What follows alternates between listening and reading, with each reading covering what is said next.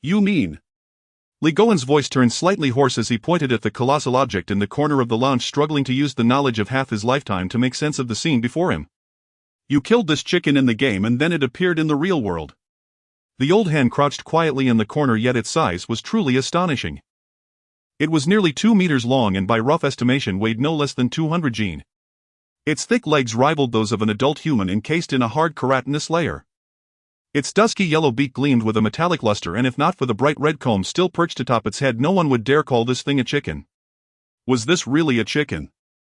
In his more than 50 years of life, Li Goen had handled no fewer than dozens of bizarre cases, yet none could even be mentioned in the same breath as what he now faced. This had already transcended the bounds of common sense and stepped into the realm of myth. Chen Yu gazed at the composed middle-aged man before him, acutely aware that this person was his only hope for the moment. He nodded heavily, his expression utterly earnest. Yes, Director Li. Every word is true. He had to make the other party believe him. Because of that game he no longer dared to touch it. Actually, that chicken was pretty hard to kill. Chen Yu added in a low voice, a trace of lingering fear and grumbling in his tone. Earlier that morning, while tidying his room, he had discovered a strange bracelet. He had assumed it was something left behind by the previous tenant and casually slipped it onto his wrist. Then a small screen lit up on it, displaying an icon labeled Enter Game. As someone who already enjoyed gaming, he tapped it almost reflexively. There was no download, no installation, not even a registration process. The moment he tapped in, his consciousness was yanked straight into an otherworld brimming with startling realism. Welcome to the Source Realm. Beginner Guide Quest: Kill 10 Chickens in the Novice Village. At the time, Chen Yu had actually been amused. Kill chickens. Was this not the standard template of beginner quests? He felt he could complete it with his eyes closed. Reality, however, delivered him a resounding slap in the face. The chickens in the game were identical to the one before him now, huge, ferocious, a single peck shaving off a massive chunk of his health bar.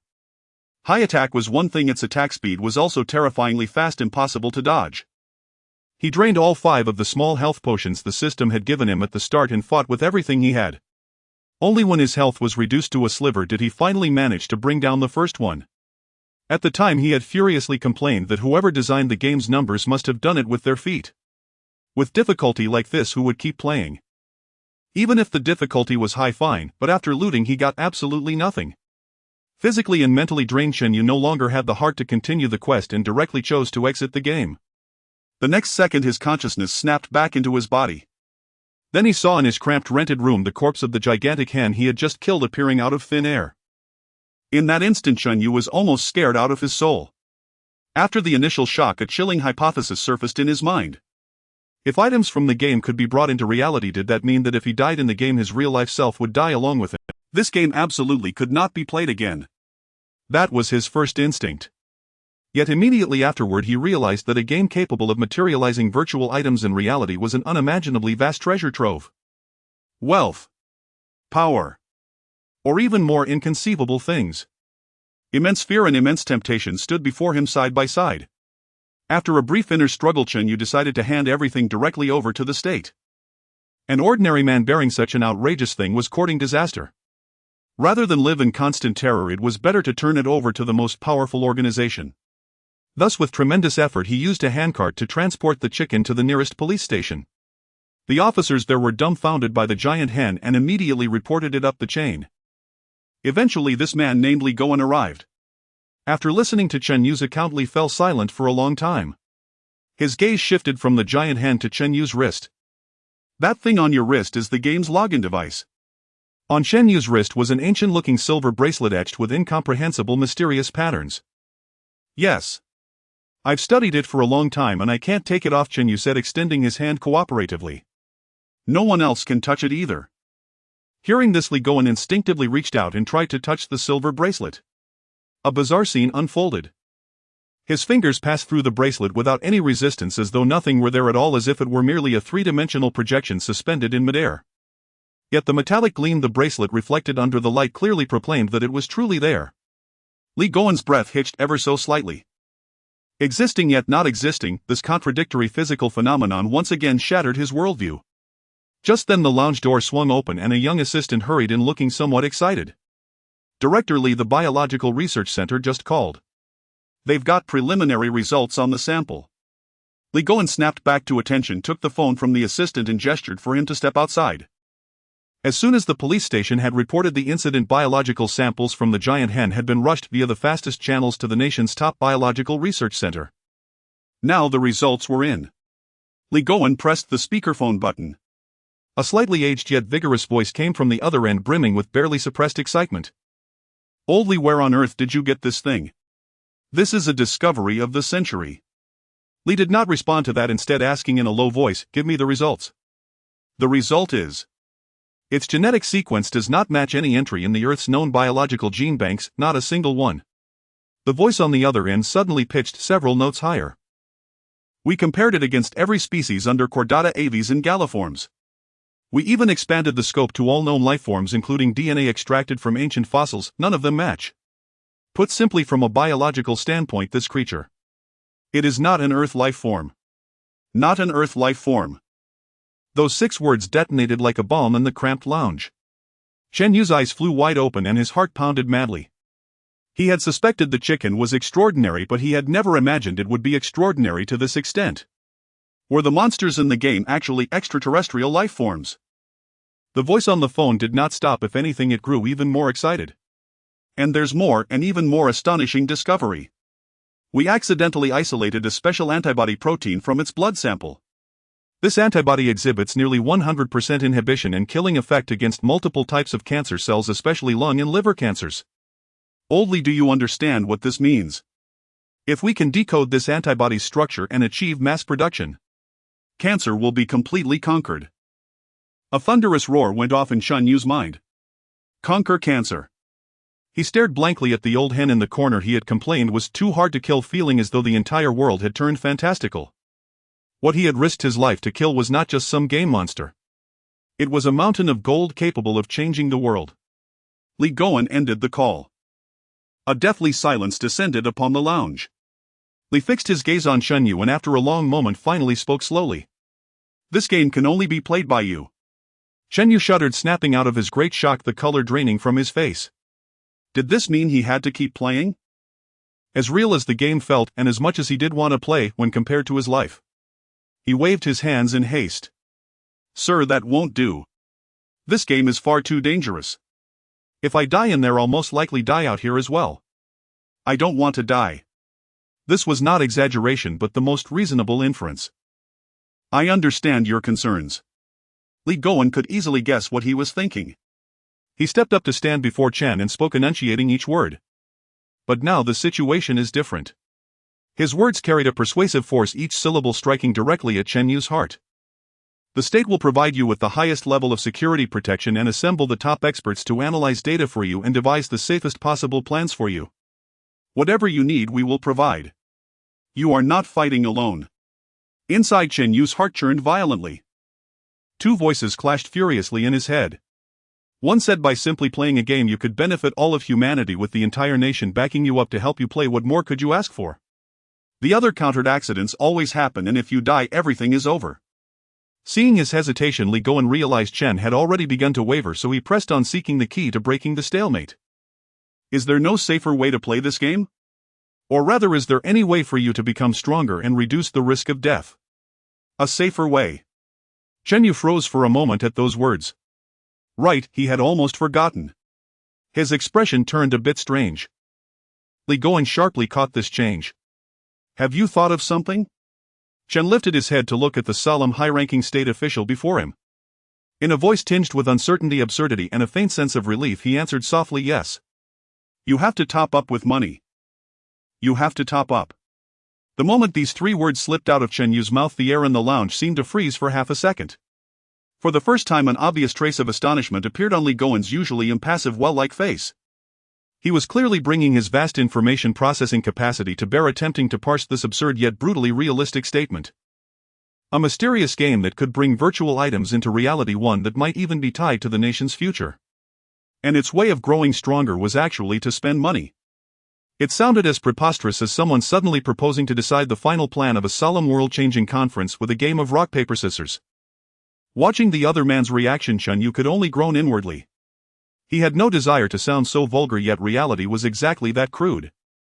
Bracing himself, he began to explain in detail the interface he had glimpsed back then. When I first entered the game, I actually saw a first top-up grand gift pack icon blazing with gaudy golden light, ostentatiously tacky. I clicked it out of curiosity and I was almost scared half to death. Chen Yu raised his hand and gestured, the lingering shock from that moment still visible on his face. The in-game currency is called gold coins. 1 gold coin costs 1 million. He paused, then emphasized the final 3 words. 1 million Huaxia yuan. At that moment Chen Yu had no idea that this exchange rate was actually tied to the developmental level of the civilization involved. Li Goen's brows twitched faintly, but he did not interrupt, merely signaling for him to go on. That first top-up gift pack required 6 gold coins. Which means... Chen Yu swallowed with difficulty. 6 million. When he first saw that price, his immediate reaction was that the game had gone insane. What kind of game dared to demand so much? Even robbery was not usually this blatant. Yet now the situation seemed to have shifted ever so slightly. He sneaked a glance at Li Goen. This man was the embodiment of the machinery of the state. A mere 6 million for a nation should not be such a big deal, right? 6 million. Li Goen repeated the number. He showed no surprise at the figure. Instead, he sank into contemplation. His fingers tapped lightly on the tabletop in a steady rhythm, the only sounds in the lounge being the dull thudding and Chen Yu's slightly ragged breathing. In Li Goen's view, though the matter was bizarre and this so-called game appeared priceless, there were still many unknown factors. First was Chen Yu's safety. If because of his instructions Chen Yu truly died inside that game, then he would be no different from a murderer. Second, and most crucial, was whether this withdrawal of virtual items into reality could be repeated. If there was only a single chance already spent on that old hen, then there was naturally no point in further investment. Should they choose to halt everything here or risk another round of verification? Chen Yu's heart climbed up into his throat. He was terrified that the other man would deem this a scam, or that the price was too high. That he might decide Chen Yu's life simply was not worth such an attempt. After a full 30 seconds the tapping ceased. Li Goen lifted his head and fixed his gaze squarely on Chen Yu. Your bank card number. There was no doubt in his tone, not even any extra questioning. Ha! For a moment Chen Yu failed to react. Your bank card number, Li Goen repeated tersely. Chen Yu's mind crashed. So? He had agreed. 6 million. Just on the strength of a single sentence from him. That was far too rash. No, far too decisive. He felt as though he were dreaming. Hastily he pulled his wallet from his pocket, fished out his one and only debit card, and hands trembling recited a string of numbers. 6228XXXXXXXXXXXXX. Li Goen nodded, took out his own phone and dialed a number. The call was answered almost instantly. It's me, Li Goen. His words were concise and forceful. Execute the special level contingency plan. Immediately inject 6 base units into account 6228XXXXXXXXXXXXX. On the other end of the line there seemed to be no doubt, only a steady yes in response. Li Goen ended the call. The entire process took less than 20 seconds. Chen Yu still stood there in a daze, not understanding what special level contingency plan or base units meant. Just then his phone vibrated in his pocket. BZZ BZZ. Instinctively Chen Yu pulled out his phone and unlocked the screen. An official bank text message popped up at the very top. Dear customer, your savings account ending in XXXX received a transfer of 600000000 yuan on XXXXX month X day. Your current account balance is 6001258. 35 yuan. That long trail of zeros was like a series of heavy blows pounding against Chen Yu's retinas. He blinked hard, making sure he had not misread it. Ones, tens, hundreds, thousands, 10,000s, 100,000s. Millions. 6 million. Plus the little over 1,000 yuan of living expenses that had originally been in his account, he had now become a man with 6001258. 35 yuan in savings. A millionaire. Chen Yu felt his very breathing stall. In all his life, the most money he had ever seen was on television, watching bank staff count stacks of cash. Now a fortune he might never have earned even in an entire lifetime had slipped so casually into his account. The whole process had taken less than a minute. So this was the power of the state. He lifted his head and stared blankly at Li Goen, opening his mouth yet unable to utter a single word. Li Goen paid no heed to his loss of composure. This reaction was within his expectations. His expression remained austere, if anything more grave than before. Now go back into the game. His command yanked Chen Yu out of the shock of sudden wealth and back into reality. Enter and confirm two things. First, whether this money can actually be used inside the game. Second, and most important of all, whether after spending it you can truly complete the mission more safely. Each word was enunciated with crystal clarity. Chen Yu sobered instantly. This was not free money, it was startup capital for him to fight for his life in a game where death could come at any moment. A surge of immense fear rose again, yet this time mingled within it was a different emotion, the confidence of one holding a vast sum ready to wreak havoc in the game world. Though the money was not truly his, at least for now he could use it.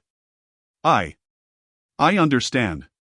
Chen Yu drew in a deep breath as though making some great resolve. He hesitated no longer. Lifting his left hand, he ran a finger lightly across the ancient-looking silver bracelet. A faint glow flared and the small screen surfaced once more, bearing a single lonely icon. Enter game. Under Li Goen's sharp gaze, Chen Yu's finger drove down firmly on the icon. The next instant his world spun wildly out of control. It felt as if his consciousness had been wrenched from his body by an invisible hand and hurled into a kaleidoscopic vortex. When his senses returned, he was already standing on a stretch of lush green grass. The sunlight was warm, the breeze gentle upon his face, the air rich with the fragrance of grass and soil. Not far away a few simple thatched huts sent up curling smoke, forming a tranquil pastoral tableau. If not for the few chickens in the distance, each the size of a calf and leisurely scratching at the ground, this would have been the perfect holiday village. Welcome back to the Source Realm. The system's chime sounded in his mind. Chen Yu did not rush to complete any mission, he immediately pulled up the game's main menu. Quests, inventory, attributes. And that same golden glittering first top-up icon. Times had changed. The last time he opened it had assumed he would never touch it again in this lifetime. Now, however, he had been thoroughly slapped by 6 million. With a heart both excited and proud, he tapped that icon. A lavish recharge interface burst into view. Recharge rate 1 Huaxia 0 yuan. 0.00001 gold coins. First top-up of 6 gold coins grants a newbie gift pack worth 888 gold coins. So he had been right. Chen Yu's heart began to hammer. He swiftly linked his bank card, then located the recharge input field and tried entering 6000000. He tapped confirm. Do you confirm recharging 6 gold coins for this game character? Yes. Chen Yu answered without the slightest hesitation in his heart. Recharge successful. You have successfully recharged 6 gold coins. Congratulations, you have unlocked the first top-up achievement. The newbie grand gift pack worth 888 gold coins has been delivered to your inventory. Please check it promptly.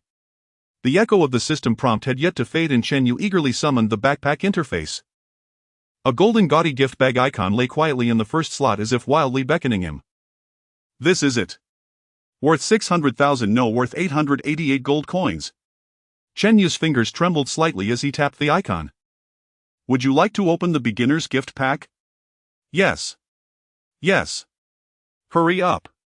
He almost roared in his heart. The gift bag icon exploded into a dazzling array of light and soon several items replaced its original position, quietly displayed in the empty slots of the backpack. Acquired beginner's iron sword. Acquired beginner's cloth robe upper. Acquired beginner's cloth pants lower. Acquired beginner's grass shoes. Acquired small bottle of life potion X10. Chen Yu's breath momentarily halted. There weren't many items and one could even say they were rudimentary. But when he opened the attribute panel of these equipments he felt revitalized. Beginner's iron sword. Quality ordinary. Attack power 10. Description: a low attack iron sword, but at least it's more effective than your fists. Beginner's cloth set. Quality ordinary. Defense power 20. Set effect 33, max HP 50. Description: a basic safeguard for newcomers, making it less painful when you get hit. Plus 20 defense. And an additional 50 health. His original attributes were only 2 attack, 3 defense and 20 health. In an instant he didn't know how many times that had increased. Chen Yu clearly remembered that before a giant chicken pecked him and his health plummeted significantly, that was definitely a breach of defense. With this 20 points of defense, wouldn't the situation be completely different? At least he should be safe now. No longer hesitating, he immediately chose to equip everything. A faint light enveloped him, and when the radiance dissipated he had donned a complete outfit. A grey cloth robe, grey trousers, a pair of seemingly flimsy grass shoes, and in his hand he held the unimpressive iron sword. Visually he looked a bit shabby, just like a naive young man who had just left the novice village. But within Chen Yu's heart an unprecedented sense of security surged. This gear was his talisman bought with 600,000. He gripped the iron sword in his hand. Although the sensation in the game was virtual, its weight felt extraordinarily real. Very well. Chen Yu raised his head and cast a cold gaze toward a giant hand that was digging the ground not far away. The chicken seemed to sense his battle intent, stopping its movements, its crimson eyes turning to lock onto this tiny human. When enemies meet, their eyes turn red. Come on, beast. Chen Yu murmured, taking the initiative to charge forward. The familiar sharp screech, its beak as fierce as a siege hammer. The giant chicken suddenly kicked off the ground, its massive body creating a gust of wind as it charged directly at Chen Yu. His heart raced. The fear of almost being obliterated last time surged back. But he did not back down, gripping the sword hilt tightly, positioning the iron sword horizontally in front of him, adopting a somewhat unrefined blocking posture. Bang! A muffled thud. The intense pain he had anticipated from being knocked away did not come. Only a moderate force transmitted from the sword to his arm. A green number appeared above his head. 1. Chen Yu was stunned. The damage was only 1 point. It felt like just a tickle. The giant chicken seemed momentarily taken aback, puzzled as to why this seemingly frail creature was so tough. It let out an angry caw, spreading its wings and pecking at him even more frantically. 1. 1. 1. A series of single-digit damages densely floated above Chen Yu's head, barely scraping off any of his health. The defense was breached, but not completely. Ha ha. Ha ha ha. Chen Yu was initially astonished, then erupted into uncontrollable laughter. Is this the power of money? Is this the strength of 600,000? So exhilarating. Now it's my turn. No longer passively defending, he sidestepped to avoid another pack and thrust the beginner's iron sword forward, plunging it deep into the giant chicken's neck. Splurt! A bright red massive critical hit number exploded above the giant chicken's head. 158. The giant chicken's movements abruptly halted, its massive frame swaying, its health bar instantly depleting, then crashing to the ground. Kill Novice Village's Chicken X1 mission progress 210. 1 strike. Instant kill. Chen Yu stood there with his sword, savoring the supreme pleasure of taking down a formidable opponent. Previously, the terrifying monster that had chased him to the ends of the earth, exhausting all his health potions before he could barely defeat it. Now it couldn't even last a single round against his sword. The dramatic contrast of strength made every pore of his body relax. It turned out that it wasn't the game's design that was flawed, it was just that he had been too poor. 8 more to go. Chen Yu's mouth curled into an exaggerated arc as he brandished his sword, actively walking toward the next target. The ensuing scene could no longer be termed as a battle, it was a one-sided slaughter. With a swift movement, the sword fell and another giant chicken fell. Charging and sweeping, 2 giant chickens met their demise. In the grassy grounds of the novice village, Chen Yu's figure moved like a phantom, each strike precise and lethal. Those monsters that once seemed like ferocious beasts to him now transformed into moving experience packets and quest items. In less than a minute. Congratulations, you have completed the novice guidance mission. Mission reward: experience 100 copper coins 10. In the real world, in the lounge of the police station. The air was oppressive and quiet.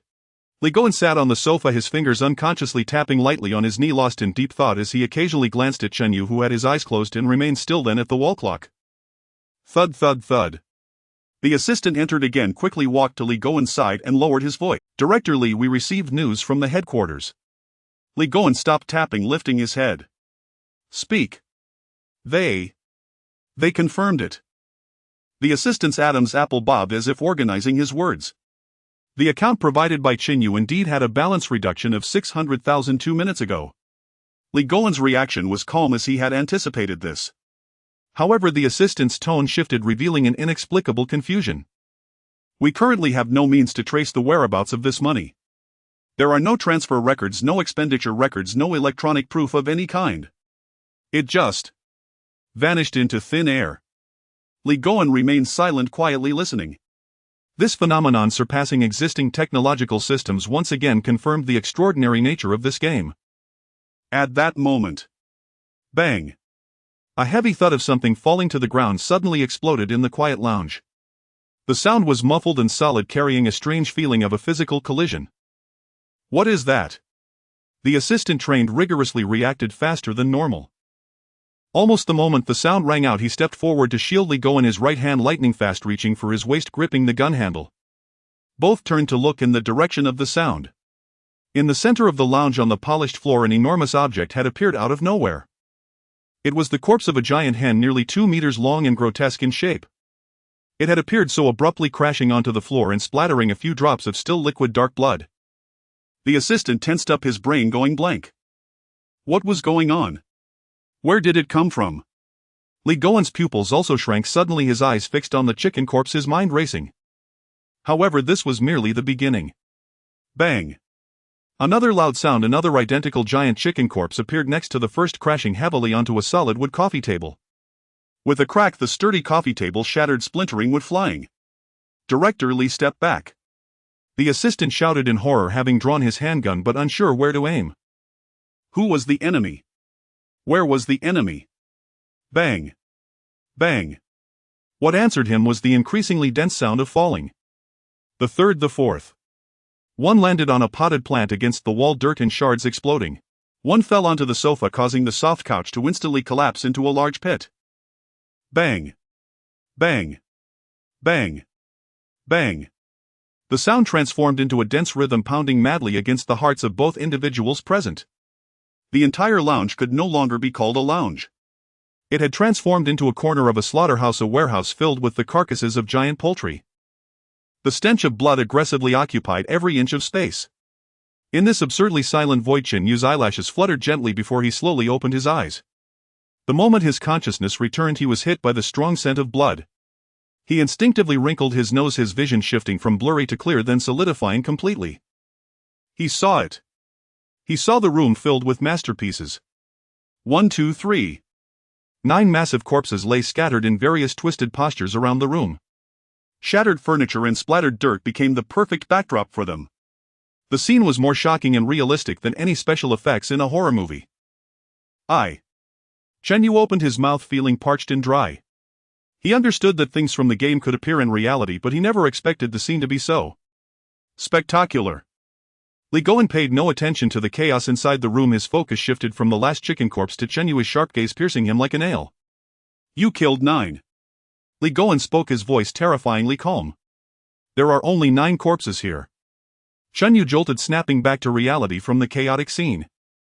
He immediately understood Li Goen's implication. The leader's observational skills and judgment were extraordinarily sharp. He quickly scanned the area and confirmed that there were indeed exactly 9 corpses. No, Chen Yu shook his head. After I killed the 10th one, I deliberately didn't touch its body and didn't select the pick-up option in the game. Pick up. A term that seemed perfectly normal to gamers, but at that moment it thundered in Li Goen and his assistant's ears. It revealed another fundamental rule of the mysterious game source realm. It is not enough to merely kill. Only after killing and picking up will the item anchor from the virtual world to the real world. I see. Li Goen murmured to himself, a glimmer of understanding flashing in his deep eyes. This explained why only the corpses appeared with no feathers or blood scattered on the ground. Because in the game rules, only the body as a whole is the loot that can be picked up. The significance of this discovery was even greater than the mere appearance of corpses. It meant it was controllable. Chen Yu had the choice. He could decide what to bring back and what to leave in that game world. Li Goen's mind was racing, countless possibilities and hypotheses clashing in his brain. If biological corpses could be retrieved, then what about your equipment? His question cut straight to the core without any preamble. Can the rewards you got from the initial recharge also be taken out in the same way? This question caught Chen Yu off guard. Right. What about the equipment? He had been so caught up in the thrill that he hadn't thought about this issue at all. If the equipment could also be taken out. Just thinking about that iron sword that could kill a giant chicken in one strike made Chen Yu's heart race uncontrollably. This was worth far more than a pile of chicken meat. He immediately raised his left hand, looking at the ancient silver bracelet on his wrist. The screen still displayed only a solitary enter game icon with no options for an inventory or warehouse. Is it impossible? Li Goen pressed, his voice tinged with a barely perceptible tension. I'll give it a try, Chen Yu replied uncertainly. He closed his eyes, forcing himself to calm down, recalling the sensations he had in the game. In that world he needed only a thought to bring up various menu interfaces. But what about in the real world? Would this bracelet as the only login device also respond to his intent? He concentrated, mentally issuing the command. Open the backpack. No response. Open the inventory. The bracelet remained motionless. Could it be that he had to enter the game to operate it? Chen Yu's heart sank. No, that wasn't right. Li Goen's fingers could pass through the bracelet, proving that the bracelet itself was not a purely physical entity. It seemed more like an interface of spirit or consciousness. Thus the means of communication might not be a simple command. Chen Yu shifted his approach. He stopped thinking about game terminologies and concentrated all his intent on the purest, most direct thought: I need my sword. He envisioned the shape of that iron sword, imagining its cold touch, picturing its weight in his hand. Suddenly a wondrous sensation of connection flowed through the bracelet from his left arm. It was as if he could see it. Deep in his mind, a virtual grid interface made of light unfolded before him. It was indeed the equipment and item menus from his game. He could really do it. A surge of ecstasy rose within Chen Yu. He almost couldn't help but open his eyes and shout. He suppressed his excitement, focusing his intent on the icon of the iron sword, and then issued a command. Retrieve. The next moment he felt a slight heaviness in his right palm, a cold, hard sensation appearing out of nowhere. Chen Yu suddenly opened his eyes. In the lounge, Li Goen and his assistant were staring at him without blinking. Under their gaze, Chen Yu slowly raised his right hand. A simple-looking iron sword gleaming with a chilling light was firmly grasped in his hand. The sword appeared dull and of poor quality, yet it emanated an aura of intrinsic perfection. The sword possessed a texture that surpassed modern earth craftsmanship. It had simply appeared. From nothing to something. Gulp. A faint sound broke the silence of the room. It was the young assistant, unable to control his swallowing. He froze, staring intently at the sword in Chen Yu's hand. As an elite trained to the highest standards, he had witnessed numerous bizarre scenes. Yet this one completely shattered the worldview he had built over the past 20 years. This was a miracle. Or perhaps magic. Li Goen did not look at his flustered subordinate. He stood upright, his normally steady eyes now stirred with turbulent waves. He stepped closer to Chen Yu, not touching the sword, just extending a finger and pausing less than a centimeter from the blade. He could sense a faint sharpness emanating from the sword's edge. This material. Li Goen's voice was somewhat hoarse as he struggled to analyze it. Doesn't seem to resemble any known alloy on Earth. Though it was only by observation, his years of experience led him to be certain that the reflectivity and density of this metal were certainly not ordinary. A beginner's iron sword had already surpassed humanity's current understanding of material science. What about a more advanced weapon?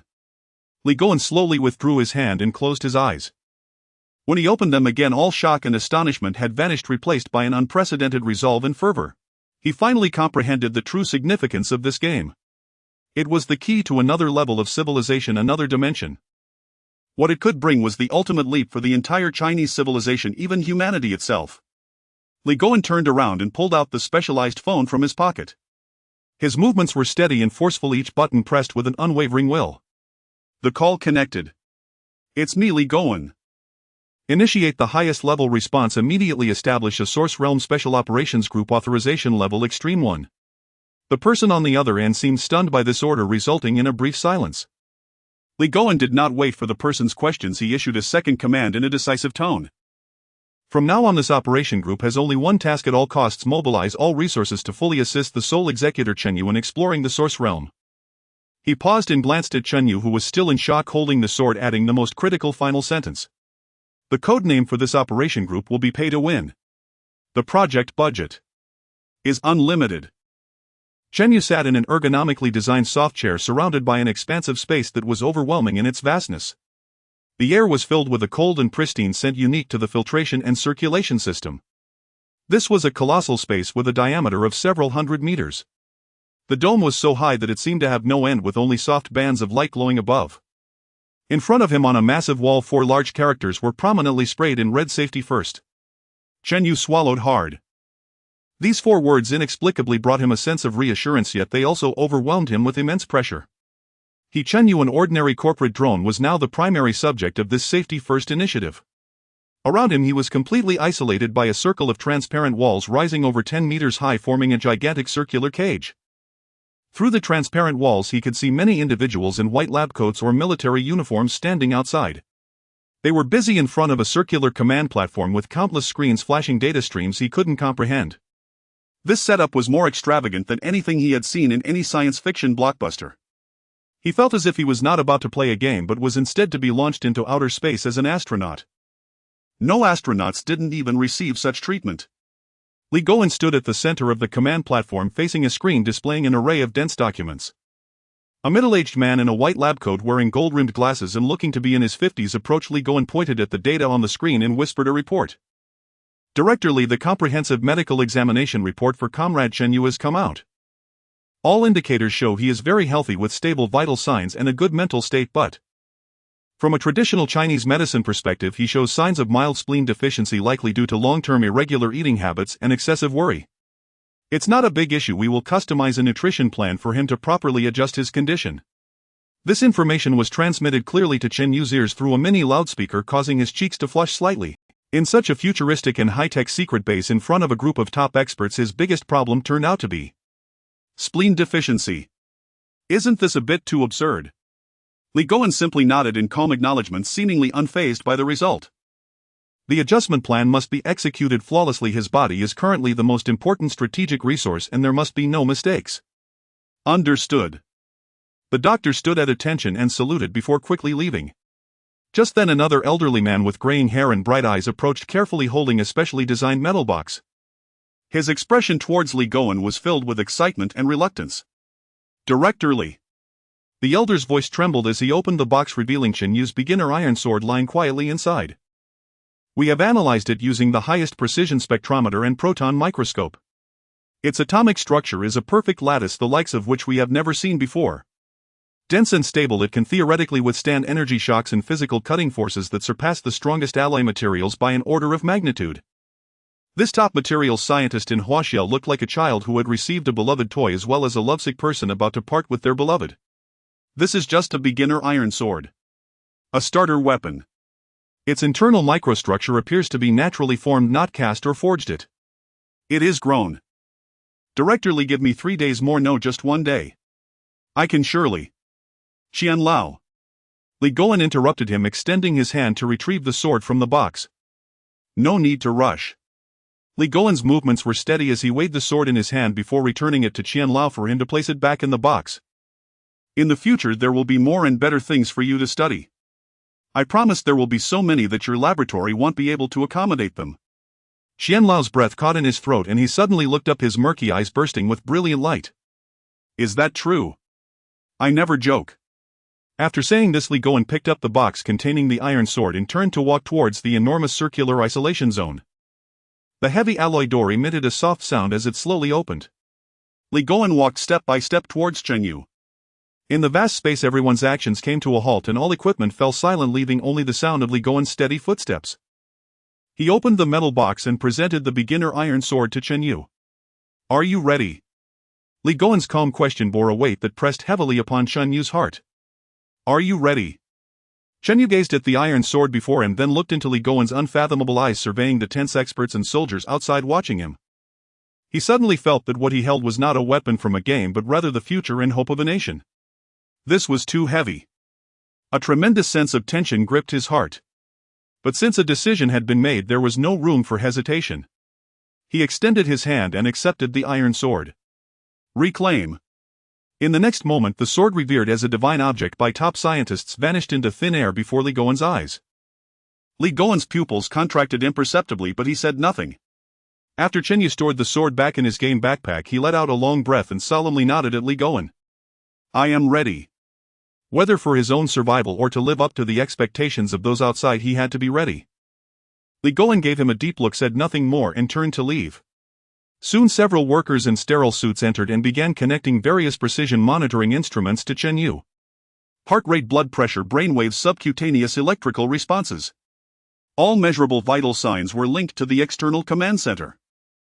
Chen Yu sat in the soft chair, allowing them to manipulate him. Although being monitored by so many instruments felt somewhat uncomfortable, it also provided him with an unprecedented sense of security. At least if anything were to happen to him in the game, the nation's top medical team would be there to rescue him at the first opportunity. Paying to ensure survival with the nation backing him. This was probably an unparalleled privilege in the world. The alloy door closed once more. In the entire circular arena, only Chen Yu remained. He could see Li Goen had returned to the command platform, picking up a communicator. Li Goen's final voice came through the loudspeaker, resonating clearly in the empty space. Remember safety first. Your life is the highest priority. In any situation, preserving your own safety is the foremost task. You are allowed to abandon any mission and use any means necessary. We only want you to come back alive. Shen Yu's heart thudded heavily. He closed his eyes, shutting out all external distractions. The silver bracelet on his left wrist sent a slight cool sensation.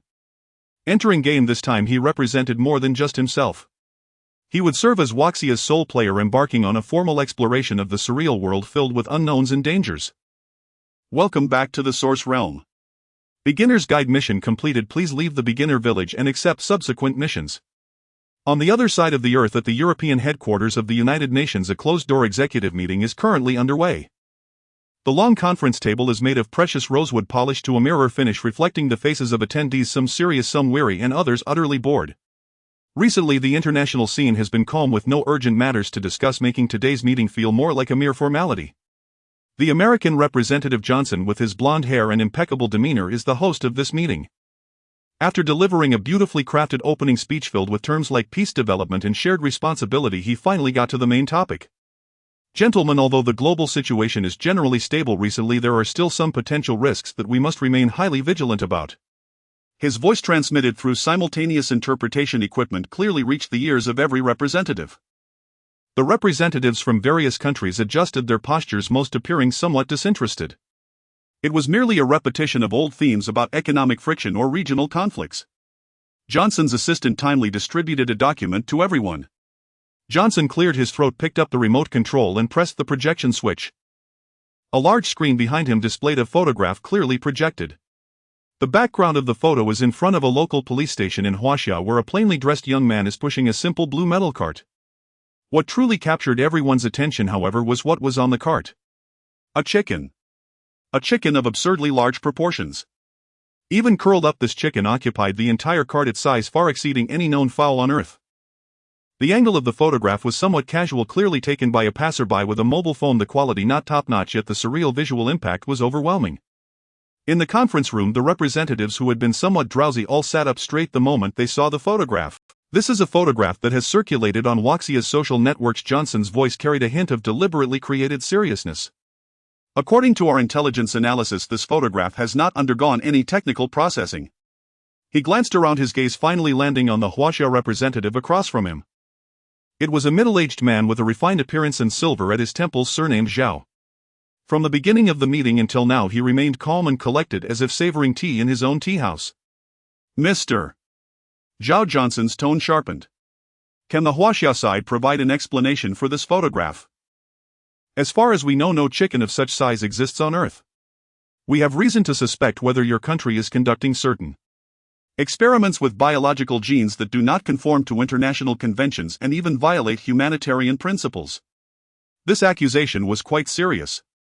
In an instant, all representatives focused their gazes on Representative Zhao, waiting for his defense or rebuttal. However, Representative Zhao leisurely picked up the blue and white porcelain teacup in front of him, gently blowing on the floating tea leaves before taking a sip. He set down the teacup and then raised his head to glance at the photograph, a hint of perfectly timed confusion appearing on his face. This photograph. To be honest, it's the first time I've seen it. He shrugged, his tone calm. With such a large population in Huaxia, there are all sorts of bizarre things happening on the internet daily. Perhaps it's just a prank created by some young person using computer technology for attention. As for what's going on with this chicken, we will investigate it after returning. But to say this is a product of biological experimentation feels a bit far-fetched. Johnson was clearly dissatisfied with this answer. He leaned slightly forward, his hands crossed on the table, adopting an oppressive posture. Mr. Zhao, we expect a more responsible response. Such a magnitude of biological mutation, once out of control, could pose an immeasurable threat to global ecology. Threat? Representative Zhao suddenly laughed, looking at Johnson and shaking his head. Mr. Johnson, you are overthinking it. Our Huaxia has always loved peace and cherished the environment. As for biological fields, we have indeed made some small breakthroughs recently, but these breakthroughs bring not threats but blessings. This remark successfully piqued everyone's curiosity. Even Johnson couldn't help but furrow his brow, feeling a hint of foreboding rising within him. He initially intended to leverage the absurd photo of the giant chicken to create a huge trouble for Huaxia to place an indelible stain upon them. However, the other party effortlessly deflected his attack and instead threw out the term blessing. What kind of trickery is this? But having already put the question out there, he could only grit his teeth and ask, what breakthrough? Representative Zhao's gaze slowly swept over everyone present. He paused for a moment, seemingly weighing his words, and then in a tone so calm it bordered on indifferent, he dropped a bombshell. We have made some significant breakthroughs in the treatment of human cancer. The conference room instantly fell silent. The air seemed to freeze. A few seconds later, when simultaneous interpretation conveyed the accurate meaning of this sentence to everyone's earpiece, the entire conference room erupted in an uproar. What? Cancer? Did I hear that correctly? Significant breakthrough. Which type of cancer? Representatives whispered to one another, the originally serious venue turning as noisy as a market. Cancer, the sword of Damocles that hangs over all of humanity. Any progress related to it is enough to shake the world. Johnson's heart sank. He realized he might have made a colossal mistake. He should not have given the other party the opportunity to say that. Amidst the din, Representative Zhao spoke again, his voice not loud but clearly cutting through all discussions. He raised a finger, adding the most crucial qualifier. It is for all cancers. Boom. If the previous message was thunder, then this sentence was like a nuclear bomb detonating in the center of the conference room. All cancers. The significance represented by this phrase is enough to overturn the entire medical landscape, economic order, and even the balance of national power. The conference room fell into a dead silence. The sound of a pin dropping could be heard. Everyone was stunned by this news, their minds blank. Their expressions became increasingly complex. Shock, ecstasy, disbelief, all eventually transformed into burning, almost scalding gazes directed at the Huaxia representative's seat. In those eyes was boundless hope. Johnson slumped completely in his large leather chair. He stared blankly at the calm Huaxia man across from him, at the chaos that had completely spiraled out of control in the conference room, feeling as if all his strength had been drained away. His original plan was to use that absurd photo of the giant chicken to create a massive trouble for Huaxia, a scandal that could never be washed away. In the end, he had unwittingly built a stage for them to shine upon. He became the one who actively handed the microphone to others, allowing them to announce a piece of news capable of changing the entire world's landscape. A clown. Representative Zhao's words against all cancers resembled a silent decree that froze the entire executive meeting room of the United Nations European headquarters. All representatives present, regardless of their country or political stance, were stripped of their diplomatic identities and reverted to their purest human forms. They were sons, daughters, husbands, and fathers. Their relatives, friends, and even themselves might be overshadowed by the specter known as cancer. In the midst of the dead silence, it was the representative from France who first broke down. He was a gentleman nearing 60, yet at this moment he could no longer maintain his elegance. He abruptly stood up from his seat, scraping his chair against the floor, producing a piercing screech.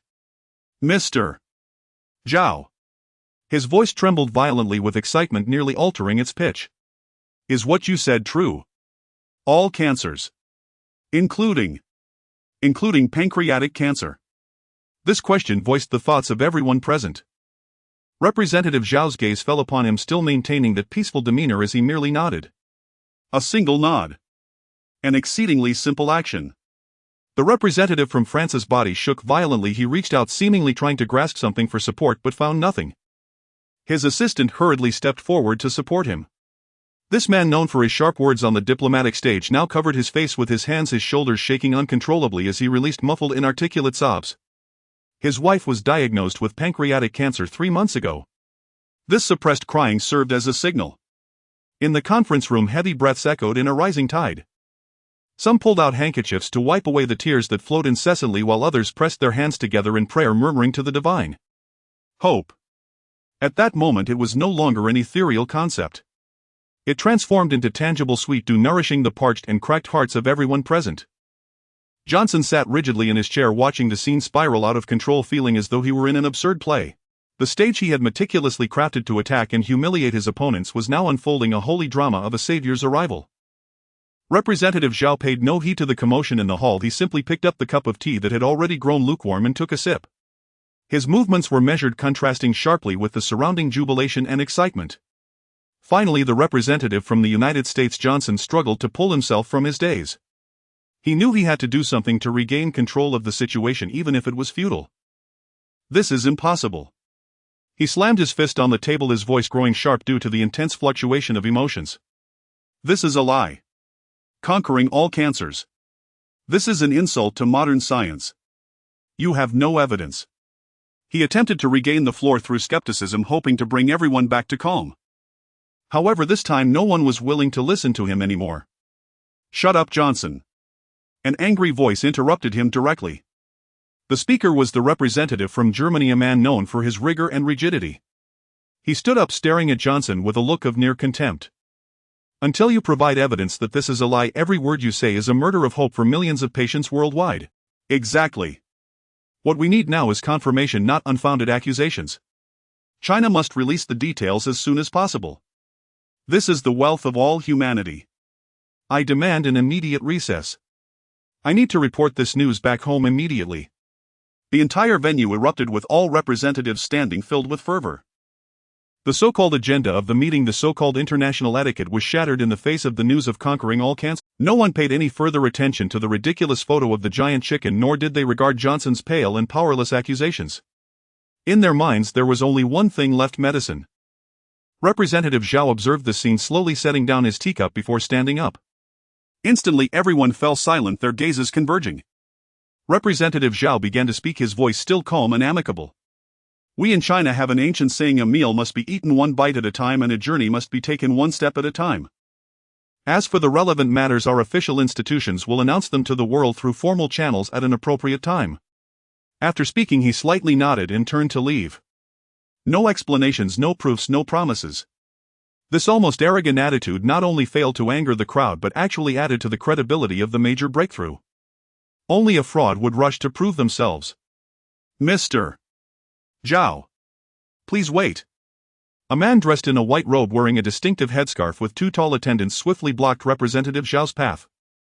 He was Prince Abdullah, the representative of the United Arab Emirates, a man whose wealth was truly beyond compare. He did not display agitation or lose composure like others, but his deep hawk-like eyes revealed an unmistakable urgency.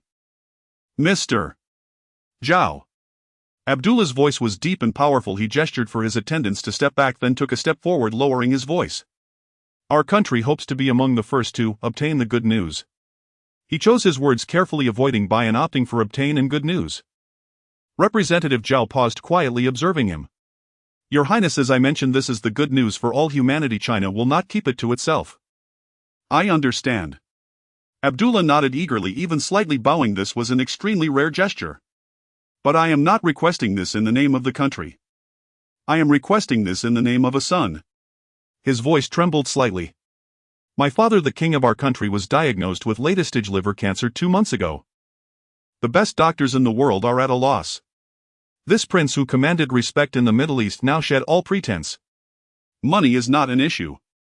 Oil, natural gas, all our investments in China, even energy supply agreements for the next 50 years we can negotiate right now. We are willing to offer an exclusive supply to your country at a 20% premium over the international crude oil prices. In the conference room, those representatives who had been eavesdropping gasped in shock. What an outrageous offer! This was no longer a commercial transaction, it was the economic lifeline of a nation being exchanged for a ticket to survival. Representative Zhao looked at him, not responding immediately. He raised his head, his gaze passing over the representative from the UAE, landing on the enormous screen not far away. The image on the screen had yet to switch. It was still that young man pushing a cart. In the photo, Chen Yu appeared simple in attire, his expression filled with a hint of confusion and anxiety, completely out of place in this resplendent and turbulent conference hall. Yet it was this utterly ordinary young man who had shifted the entire global landscape. Representative Zhao withdrew his gaze and looked back at the eagerly anticipating representative from the UAE. Your Highness, your filial piety is touching.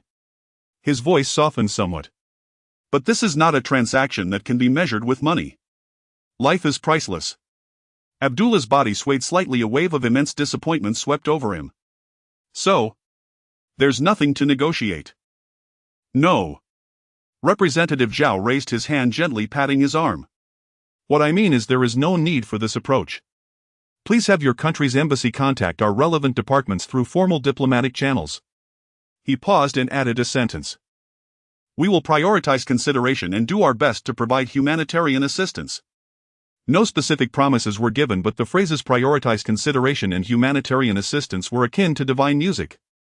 Abdullah's eyes instantly brightened. He grasped Representative Zhao's hand excitedly, repeating, "Thank you. Thank you, my friend. China will be the eternal friend of the UAE." Representative Zhao smiled and nodded, withdrawing his hand and continuing to walk away. He paused at the window at the end of the corridor. Outside the window, the lake shimmered with reflections and the distant mountains glowed with a sacred brilliance under the sunlight. Zhao gazed at the scenery outside for a long time before slowly speaking. It sounded like a monologue, yet also like an announcement. The game has just begun. Welcome back to the Origin Realm. The beginner's guide task has been completed. Please leave the novice village and accept subsequent tasks. The prompt faded from Chen Yu's consciousness and the darkness before him began to dissolve. It was still the same novice village. The low thatched cottages, the sparse crooked trees, and the distant blue sky and white clouds painted with fixed brushes, all were exactly as they had been when he first entered. He instinctively tightened his grip on the novice iron sword. The novice cloth armor set was still on him. Chen Yu glanced around. The entire village was empty and silent. The giant battle chickens he had slaughtered earlier had left not a single feather behind.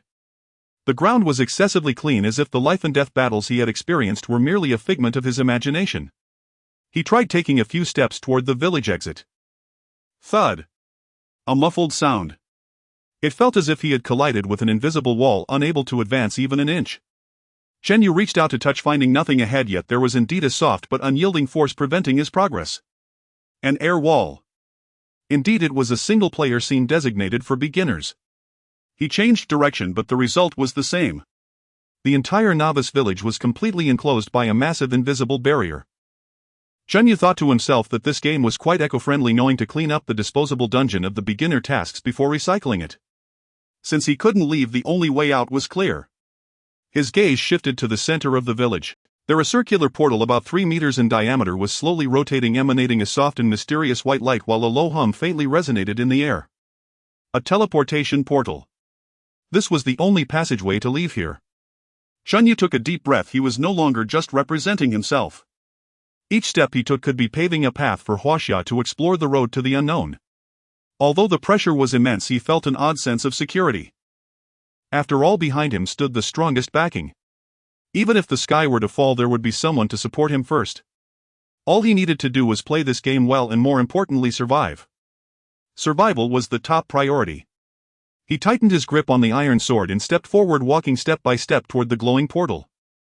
The closer he got, the clearer the hum of energy became.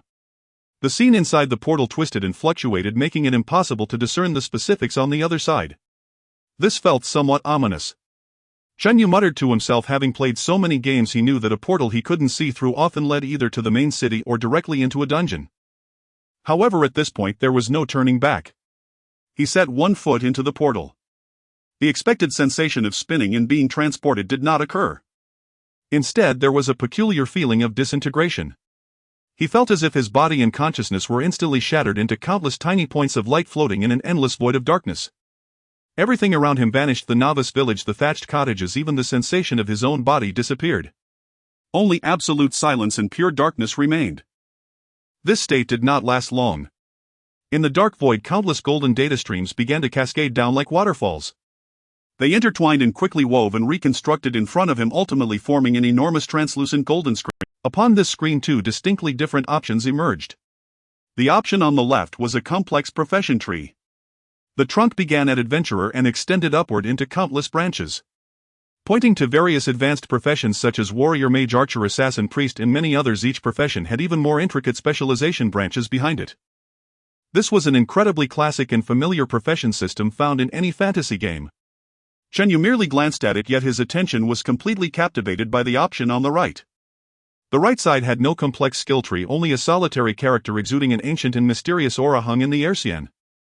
This character floated quietly, its strokes shimmering with a faint golden glow, as if it were not written but formed by some fundamental rules of nature. Chen Yu's eyes nearly popped out. This style was unusual. On the left were standard fantasy professions, so why did Xian suddenly appear on the right with a completely different style? Did the game company have an internal conflict when planning the version? His thoughts just focused on the character Xian. A new line of prompt text emerged slowly at the bottom of the screen, carrying a solemn and dignified tone. New civilization power detected. Database update successful. Unlocking exclusive civilization cultivation system Xiaoxian. Warning: once the inheritance path is chosen, it cannot be changed. Chen Yu's mind buzzed. His first reaction was not excitement but a chilling shock. This game, it recognized its own civilization. It was not a fixed program, it was detecting, matching, and even unlocking new content for him. What did this mean? This meant that the Origin Realm game might never have had a so-called complete version from the start. It was more like a living, ever-learning, and evolving super system. The Xiaoxian system should not have been included in the game but was activated or even created because of his entry. After the immense shock, an uncontrollable ecstasy surged within him. He recalled the many online games he had played. What were the new professions called with each version update? Version Child. The emergence of a new profession was designed to attract players, and the game company always made it extremely powerful, even unbalancing the game. While the old professions played the game, the new profession played against the old ones. And now what lay before him was a unique new profession tailored just for him and his civilization. This was no longer a version child, this was treatment at the developer's favorite level. Chen Yu's breathing became somewhat rapid. Countless thoughts raced through his mind. Choose the standard profession on the left. Safe and secure. There are countless game experiences to draw from for how to play a warrior or allocate points for a mage. But that also means I would have to use a familiar set of rules to confront an entirely unknown world. That's too passive. But if I choose the right side? Xiaoxian. This is not an unknown territory for me. This is something inscribed in our cultural genes. Flying with a sword, summoning soldiers with beans, calling the wind and rain, if this could be realized, he could hardly dare to think further.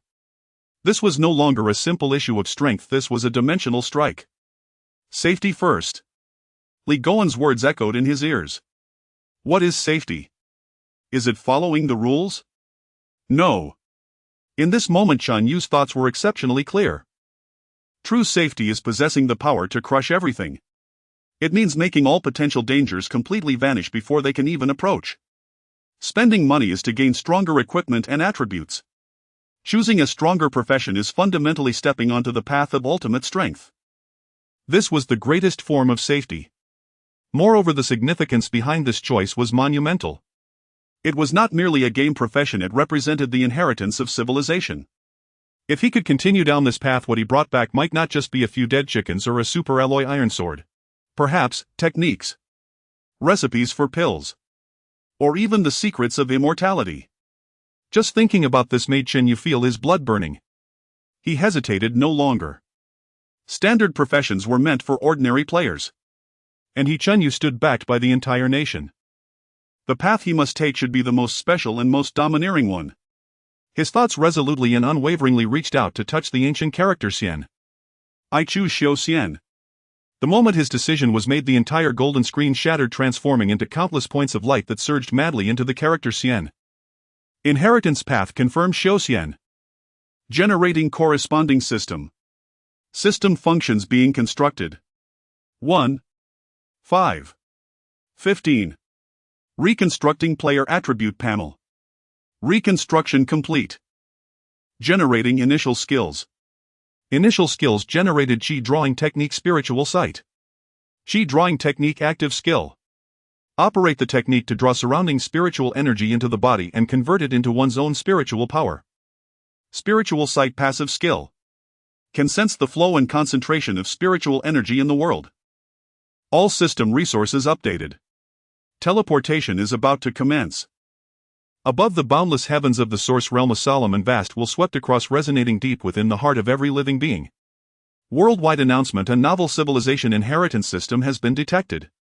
The system has completed its expansion. New archetype unlocked: immortal.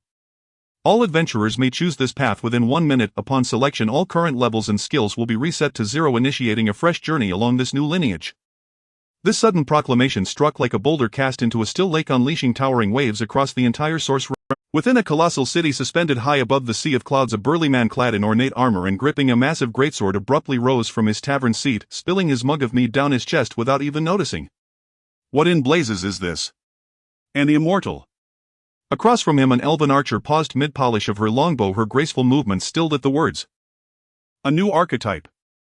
It's been centuries since such a thing occurred. But resetting everything. Preposterous. My entire set of immortal rank gear and my Temple Knight abilities painstakingly leveled to 180 white. The man roared, drawing the attention of every adventurer in the tavern. In a shadowed corner, a cloaked assassin murmured softly, "A new civilization. Which world's coordinates has the source realm just captured?" Meanwhile, in the churning magma depths of the abyssal dominion, a demon lord, crowned with twin horns and bearing leathery bat-like wings, halted his brutal lashing of underlings and lifted his gaze toward the blood-hued sky. An immortal. Sounds frail, powerless. Yet if the source realm itself has carved out an entire archetype for it, this newly arrived civilization bears intrigue. His crimson tongue flicked across his lips, eyes gleaming with cruel fascination. To change paths. To abandon millennia of accumulated abyssal power.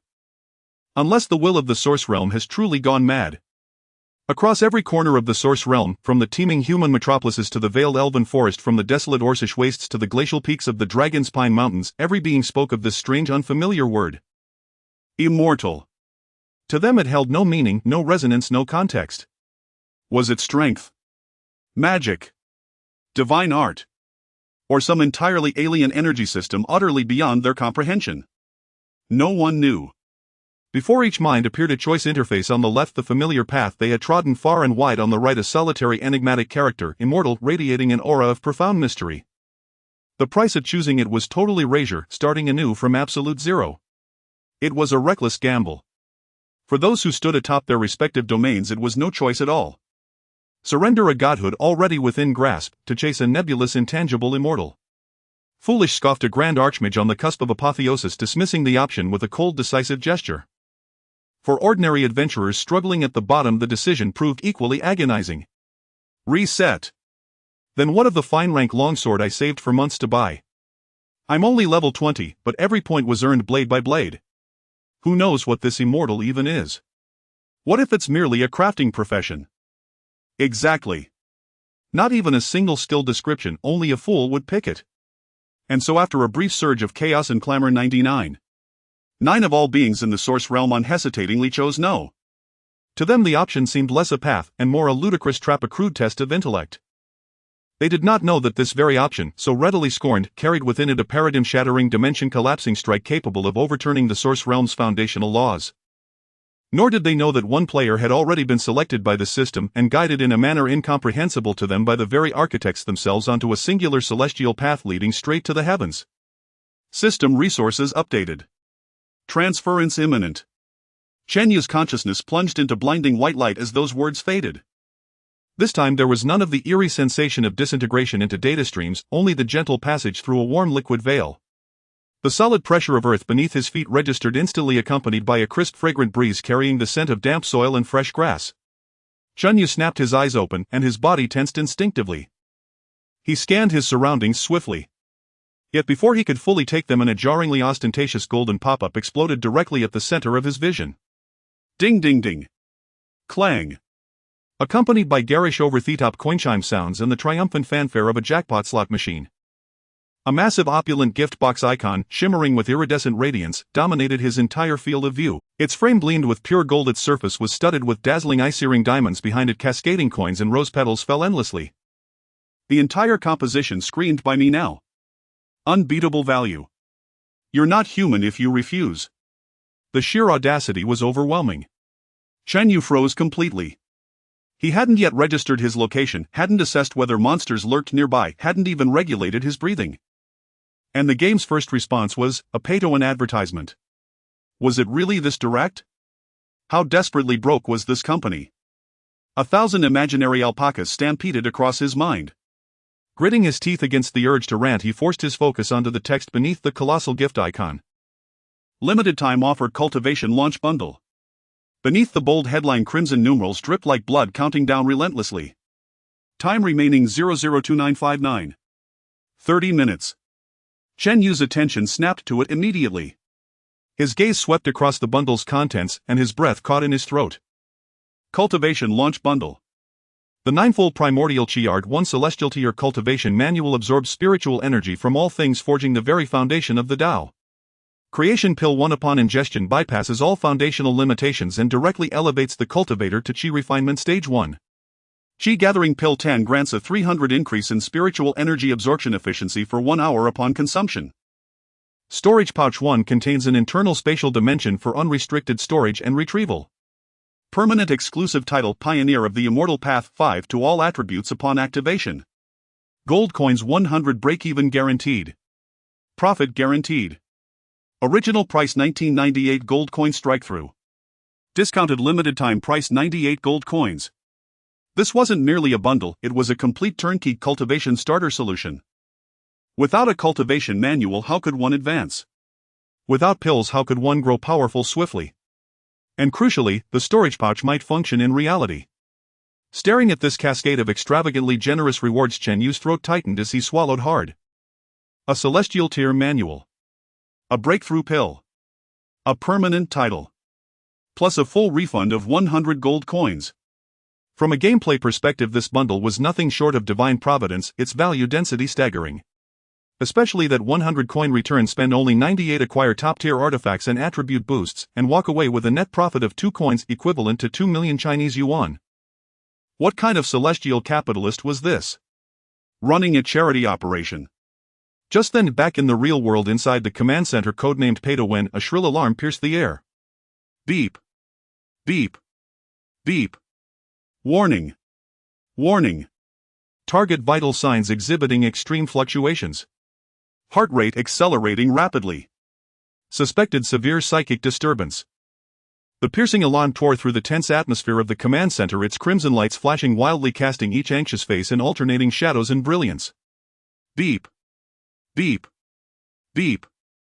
Warning. Warning. The cold electronic synthesized voice repeatedly struck at everyone's hearts. What is happening? Li Goen pushed aside several researchers gathered around the screen and rushed to the recliner connected by countless wires. On the screen, Chen Yu's physiological data curves were fluctuating wildly, resembling a roller coaster. What could have happened in the game? Chen Yu. Chen Yu. Can you hear me? Li Goen leaned down, disregarding any operational protocols, grabbing Chen Yu's shoulders and shaking him vigorously. The situation is critical. Immediately execute the awakening protocol. 3-2. Just as the assistant's finger was about to press the red emergency button, Chen Yu on the recliner suddenly trembled, his eyes snapping wide open. Ah! Chen Yu sprang up from the recliner, beads of cold sweat dotting his forehead. He stared blankly at the enlarged faces around him, filled with anxiety and terror, along with the flashing red alarm lights, momentarily at a loss. Huff! Huff! Seeing Chen Yu awaken, Li Goen's heart, which had been in his throat, finally felt a bit of relief. He released his grip and stepped back slightly, but his clenched fists revealed his lingering fear. Immediately report the situation. What did you encounter in the game? Was it intense combat or a mental assault? Li Goen's voice suppressed a tremor, his sharp gaze locked onto Chen Yu, trying to catch any clues from his face. I'm fine. Chen Yu wiped the sweat from his face, still a bit dazed. He had just confirmed the contents of the gift pack and logged out of the game, only to open his eyes to this apocalyptic scene, the stark contrast leaving him in a daze. Fine. The head of the medical team beside him was trembling with anxiety. Comrade Chen Yu, your botus reaction just now does not seem like you are fine. Everyone was encountering this phenomenon of spiritual entry into another world for the first time, and no one knew what the botus reaction should be in case of trouble. They had to be cautious. Ah. Chen Yu looked down at the bracelet on his wrist. He then raised his head to see the tense expressions of those around him, realizing that his body was too honest. It was just because he was excited to see the gift pack he hadn't expected to cause such a misunderstanding. Director Li. Chen Yu licked his lips, seemingly pondering his words. Li Goen's expression was extremely serious as he fixed his gaze on Chen Yu and asked in a deep voice, "Speak. Was the difficulty of the task in the game beyond our expectations? Report immediately. Not a single word can be omitted." In his view, the only possibility that could cause such a physiological reaction in Chen Yu was encountering a terrifying enemy far surpassing the giant battle chicken.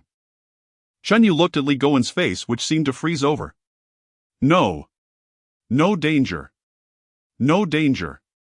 Li Goen's voice suddenly escalated as he stepped forward, nearly in Chen Yu's face. Comrade Chen Yu, I need you to understand, this is not a joke. Your every heartbeat is tied to the survival of our entire plan. Really, there's no danger. Chen Yu was startled by the shout and quickly explained it's just a gift pack that popped up in the game. A gift pack? Li Goen was taken aback. The entire command center fell into a dead silence in an instant. The piercing alarm had stopped at some point, leaving only the faint hum of operating instruments. Everyone's eyes widened in disbelief, doubting their ears. Gift pack. Just for a game gift pack, you nearly scared yourself into a high heartbeat and set off the entire base's alarm system. Li Goen stared at Chun Yu, momentarily at a loss as well. On his face, which had weathered countless storms, a rare look of confusion and cracking appeared. Say that again. Because of what? A premium gift pack. Chen Yu's voice was even softer. The starting journey to immortality gift pack, limited time only. Li Goen took a deep breath and exhaled slowly. He closed his eyes, massaging his throbbing temples, seemingly trying to digest this absurd information. Inside the command center, the atmosphere became incredibly strange. Just minutes ago it had been a tense rescue operation, now it was filled with an awkwardness of wanting to laugh yet not daring to. Time. How much is left? Li Goen opened his eyes again, having regained his usual calm. As long as Chun Yu was fine, everything could be managed. Chun Yu immediately raised his wrist, concentrating his thoughts on the bracelet, and that dazzling golden interface reappeared in his mind. There are 26 minutes and 15 seconds left. Fortunately, the time is not too urgent. Contents of the gift pack. Li Goen's tone was unyielding. Chen Yu hurriedly recounted the contents of the gift pack rapidly. 9 transformations of primordial chaos, a heavenly grade technique said to lead directly to the foundation of the Tao. 1 creation pill can directly break through to the first level of the Qi refining stage. 10 Qi gathering pills, 3 times the training speed. 1 storage bag and a permanent title that increases all attributes by 5%. Finally, 100 gold coins will be refunded. As he listed each item, the breathing in the command center grew heavier. By the time he finished the last sentence, the room was so silent that one could hear a pin drop. Especially the material scientists and biologists, the light in their eyes was brighter than the earlier alarm lights. Heavenly grade technique. Creation pill. These terms were akin to summoning a Qilin out of thin air in a physics laboratory for them. Price. Li Goen's voice was somewhat hoarse. 98 gold coins. Chen Yu answered honestly. 98 million huaxia coins. Close to 100 million. Li Goen did not continue to ask further. The atmosphere in the command center grew heavy again with his silence. 98 million was an astronomical figure for an ordinary person. But Li Goen was not considering the amount of money, he was thinking of something further. The value of the giant mother chicken had already been validated, and the state had issued orders to fully support the premium project. To Li Goen it didn't matter how much it cost. However, for a young person just entering society, lacking experience and insight, would he overlook something if he handled too many events in one round of gameplay? What if he became too caught up in the game, neglecting some risks, and ended up perishing? This prepayment limit needed some thought. Chen Yu's heart sank. Seeing Li Goen's reaction, he thought the other party was hesitating, intimidated by the exorbitant price. Li Goen slowly raised his head, his expression strange, neither shocked nor hesitant, but rather a kind of confusion born from deep contemplation. He looked at the eager Chen Yu and asked a question that left everyone present's brains malfunctioning. Is this the only gift pack? Ah. Chen Yu's mouth dropped open, momentarily unable to comprehend the meaning of the question. Li Goen frowned slightly, seeming dissatisfied with the answer. He took a step forward, using a serious tone as if discussing an academic issue, and continued to probe. What I mean is, apart from this limited time gift pack, is there nothing else? Ha! Chen Yu's mouth formed a perfect circle as his brain completely shut down. He felt as though his cognitive system had been shattered by Li Goen's casual rhetorical questions. I almost frightened myself just now, all because of a package priced at 98 million. Yet you, old sir, not only didn't find it expensive, but you even asked me if there's anything else I could buy. What monthly card? What mall? What VIP system? How come you understand this better than I do? Chen Yu stared blankly at Li Goen, the Special Affairs Bureau chief in his 50s, whose presence exuded authority even without anger. At that moment he appeared strangely unfamiliar yet majestic in Chen Yu's eyes. The serious square face was filled with the word professional. In the command center everyone else was equally stunned. The researchers exchanged glances while the medics maintained a ready stance, each suspecting that their hearing had malfunctioned. They had imagined countless possibilities. Perhaps they were shocked by the amount of funding, cautious about the game's content, or even worried about Chen Yu's state. But no one expected that Li Goen's reaction would be to complain that the in-game purchases were too few. What? Don't you have any Li Goen looked at Chun Yu's ghostly expression and asked again. His tone was quite flat, yet it carried an undeniable seriousness. Chen Yu swallowed hard. Director Li. I haven't had time to study it in detail. He hurried to explain, fearing that this big spender would think his professional abilities were lacking. That package just now was time-limited, so I came out to report to you first. Li Goen nodded, indicating his understanding. He didn't linger on the issues of the monthly card and VIP system, instead turning to his assistant and extending his hand. Tablet. The assistant promptly handed over a military-grade rugged tablet. Li Goen took the tablet, his long fingers quickly tapping the screen a few times to bring up an encrypted transfer interface. His actions were smooth and practiced, showing he was thoroughly familiar with the process. Chen Yu watched his operation, his heart began to race uncontrollably. He had a premonition that what was about to happen might once again challenge his cardiovascular endurance. Sure enough, Li Goen turned the tablet towards him, revealing a dizzying string of numbers on the screen. 100 million Huaxia coins have just been transferred to your personal account. Just return and purchase that 98 million package. Then see what else is in that mall. Confirm the requirements and give me a number. Ha! For a moment Chun Yu's mind went blank. 100 million. Just like that. Li Goen shook his head slightly at Chun Yu's expression of disbelief. He returned the tablet to the assistant and walked up to Chen Yu, giving his shoulder a light pat. The gesture was not heavy, yet it jolted Chen Yu awake from his days of monetary dizziness. Little Chan. Li Goen's address changed, no longer the formal Comrade Chen Yu, but now with a hint of elder-like intimacy. Your physical quality and psychological endurance need training. He pointed to the life signs monitor beside him. The data had stabilized, but the shocking peak from earlier was still recorded. It's just a number, yet you reacted so strongly. That won't do. You must remember, money is the least important thing in our project. Each of your heartbeats is far more important than those numbers. I need you to adapt to this quickly. Don't let these things bind your judgment. In the source realm, your safety and growth are the only standards that matter. I instructed you to buy everything possible, not to squander, but rather to establish our greatest advantage in this unfamiliar world as quickly as possible. Do you understand? Chun Yu stared blankly at Li Goen. From the depths of his profound gaze he saw a vision of a grander perspective and determination that surpassed money. It was his own mindset that was too small. This was a wake-up call, urging him to adjust his mentality, to not be startled by every little thing and to prioritize the bigger picture. At the same time, it was a form of desensitization treatment to help him establish a new relationship with money. A warm current mixed with shame surged within Chun Yu's heart. He straightened up, suddenly nodding vigorously at Li Goen. Understood. Director Li. His voice was loud and firm, no longer the timidness and unease from before. Very good. Li Goen nodded in satisfaction. He can be taught. Although he is not yet stable when it comes to money, the advantage of youth is his strong learning ability. With just a little guidance he can catch up to the line of thought. Hurry back. Li Goen waved his hand. Remember what I said, safety first. After purchasing, get familiar with your new abilities and don't rush into exploration. Yes. Chun Yu replied, again scanning the area. Forget it, I'll talk about it later. He reclined back into the high-tech chair, closed his eyes and focused his thoughts. The mysterious bracelet on his wrist began to warm slightly. Connecting to the source realm. Connection successful. Welcome back, Immortal. Consciousness once again entered the dark void where the glaringly gaudy Immortal Cultivation Kickoff package still dominated his entire field of vision. The countdown above had changed to 2237. Chun Yu took a deep breath, striving to calm himself. He concentrated his awareness on the purchase button beneath the package. Purchasing Immortal Cultivation Kickoff package requires 98 gold coins. Confirm.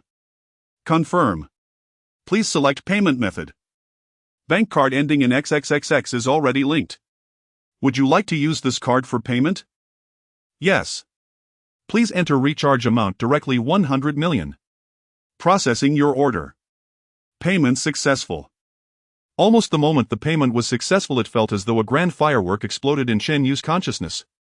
Countless colorful icons and prompt boxes popped up frantically before him. Congratulations! Successfully purchased Immortal Cultivation Kickoff package. You have received Heavenly Level Technique 9 turns Mixed Yuan Formula X1. You have received Creation Pill X1. You have received Chi Gathering Pill X10. You have received Beginner Storage Bag X1. You have received Permanent Title Immortal Path Pioneer. You have received Gold Coins X100. A series of system prompts flooded the screen, causing Chen Yu's gold coin balance to jump to 108. Chen Yu's heart raced wildly. This operation was practically free. No, it was a 200,000 profit. He hadn't yet had time to examine the contents of his package when a new system prompt suddenly appeared. Detected that you have acquired the Heavenly Level Technique 9 turns Mixed Yuan Formula. This technique conflicts with your current technique Chi Induction. Would you like to replace it? Note: after replacement, Chi Induction will be completely overwritten and cannot be restored. Nonsense, of course, replace it. Chen Yu decisively chose yes. Replacing technique. Technique replacement successful. Your technique has been changed to 9 turns Mixed Yuan Formula. First turn cultivation efficiency increased by 100. For each turn of the technique, upgraded cultivation efficiency increases by an additional 100. At the moment the technique replacement was completed, Chen Yu felt an indescribable warmth explode from deep within his dantian, instantly sweeping through his entire body. It was an ineffable feeling, as if every cell in his body was rejoicing. He could clearly see the originally blurry and scattered energy particles in the surrounding space now becoming incredibly clear and intimate, rushing eagerly towards his body. The cultivation speed had more than doubled. Detected that you possess Creation Pill. After consumption it can wash the marrow and cut the veins, allowing a direct breakthrough to the first layer of Chi refinement. Would you like to use it immediately? Chen Yu did not hesitate to choose yes. An ethereal pill exuding a sparkling light appeared in his consciousness, which then transformed into a warm current, instantly penetrating his limbs and bones. An indescribable sense of comfort spread throughout his body. He felt as if his body had been completely cleansed, with countless impurities expelled, and his 5 senses became clearer than ever. Congratulations, you have successfully broken through to the first layer of Chi refinement. Attribute panel updated. Character: Chen Yu. Occupation: Immortal Cultivator. Level 1. First layer of Chi refinement. Title: Immortal Path Pioneer. Health 210210. Spiritual Power 105105. Attack 105. Defense 52. Technique 9 turns Mixed Yuan Formula. First turn skill: Spiritual Vision. Passive: this attack and defense at level 1. That's a huge difference. The weapon from the initial recharge only added 10 points of attack, and now without equipment the attack is already over 100. A sense of unprecedented security surged within Chen Yu. Is this the power of spending money? I love it. He was just about to follow Li Gowen's instructions to search for the so-called mall and VIP system. At that moment a shrill and fierce wolf howl suddenly pierced into Chen Yu's ears without warning. The sound was filled with a bloodthirsty hunger and cruelty, instantly diminishing the safety Chen Yu had just felt. The sharp and mournful howl of a wolf pierced the void, viciously stabbing into Chen Yu's consciousness. The fleeting sense of security that had arisen from a surge of attributes was instantly torn open, and a cold fear gushed in through the fissure. He jolted suddenly, his gaze snapping towards the direction of the howl. On the distant horizon the outline of a majestic city could be faintly seen. The ancient city walls stretched into the mist, exuding an air of weariness from enduring the ravages of time. Between him and the city a dense blood-red aura surged skyward, mingled with a deathly grey lingering ominously. Amidst the aura several energy bodies emitting a faint green light were moving at high speed, each flicker closing a significant distance. They are coming for me. Chen Yu's heart contracted violently, and he immediately summoned the map interface. A crude parchment map unfolded, marked with several locations in archaic script. His current position was indicated as a light point, while the distant city was marked with the words Jiao City. From the light point to Jiao City a virtual path was marked in blood-red font with the monster information Ghost Wolf level 35. Chen Yu's scalp tingled. After his job change his level had dropped to level 1 and he was completely unarmed. The novice set from his first recharge had automatically been unequipped, lying quietly in his backpack. He quickly opened his backpack and with a thought the novice robe, novice leggings and novice grass shoes. Each piece of equipment was donned once more. Finally the novice iron sword appeared in his hand. His attributes were once again enhanced and the cool sword hilt brought a fleeting sense of false security. But Chen Yu's heart still hung in the balance. This was not an ordinary online game where one could respawn infinitely. Death here could very well mean a true end. He was currently level 1 while the enemy was at level 5, and level suppression was a universal truth in any game. Oh, another wolf howl erupted, this time significantly closer. The cruelty and hunger within the sound nearly palpable. There was no time left. Alarms blared in Chen Yu's mind as his gaze frantically scanned the interface. There. In a corner a simple merchant icon awaited quietly. Without hesitation he clicked on it with his mind. A dazzling array of goods popped up on the interface showcasing various sparkling items categorized neatly. Pills, talismans, magic tools, secret manuals. Shen Yu's gaze locked onto the pills section. Vitality pill instantly restores 500 health points, cooldown time 30 seconds. Price 1 gold coin for 10 pills. 1 gold coin equals 1 million huaxia coins. 10 healing potions. In the past, Shen Yu could have cursed the planner who designed this item to the grave. But now he felt that the price was simply reasonable. His life was at stake. What was 1 million worth? Buy. He had to buy. He continued searching, then his gaze fixed on a piece of talisman paper radiating a soft golden light. Substitute talisman, a one-time consumable that can block one fatal blow. Price 10 gold coins each. 10 million huaxia coins. A single piece of paper. Shen Yu's breath caught momentarily. He recalled Li Gowen's serious face and that powerful statement. Money is merely the least significant aspect of our project. Yes, the perspective. The perspective must be expanded. Behind me stands the entire country. What do I have to fear about the price? This is my lifeline. Shen Yu's thoughts became unprecedentedly clear at that moment, no longer wavering or feeling pained. However, just as he was about to place the order, a gust of foul wind rushed at him. He abruptly looked up, his pupils constricting. 6. A total of 6 gigantic wolves comparable in size to adult black bears had surrounded him without him noticing. Their bodies were covered in pitch black fur, yet bore a hint of ethereal transparency, as if they could dissolve into the air at any moment. In their blood-red eyes burned unmasked greed and brutality, with white fangs glistening with repulsive drool. Is this the ghost wolf? This is called a wolf. The intense visual shock and the imminent threat of death nearly froze Shen Yu's blood. He didn't even have time to buy the vitality pill. The instinct to survive drove him to frantically click on the talisman worth 10 million.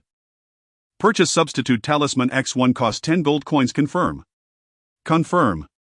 Confirm. Hurry up and confirm for me. Shen Yu roared inwardly.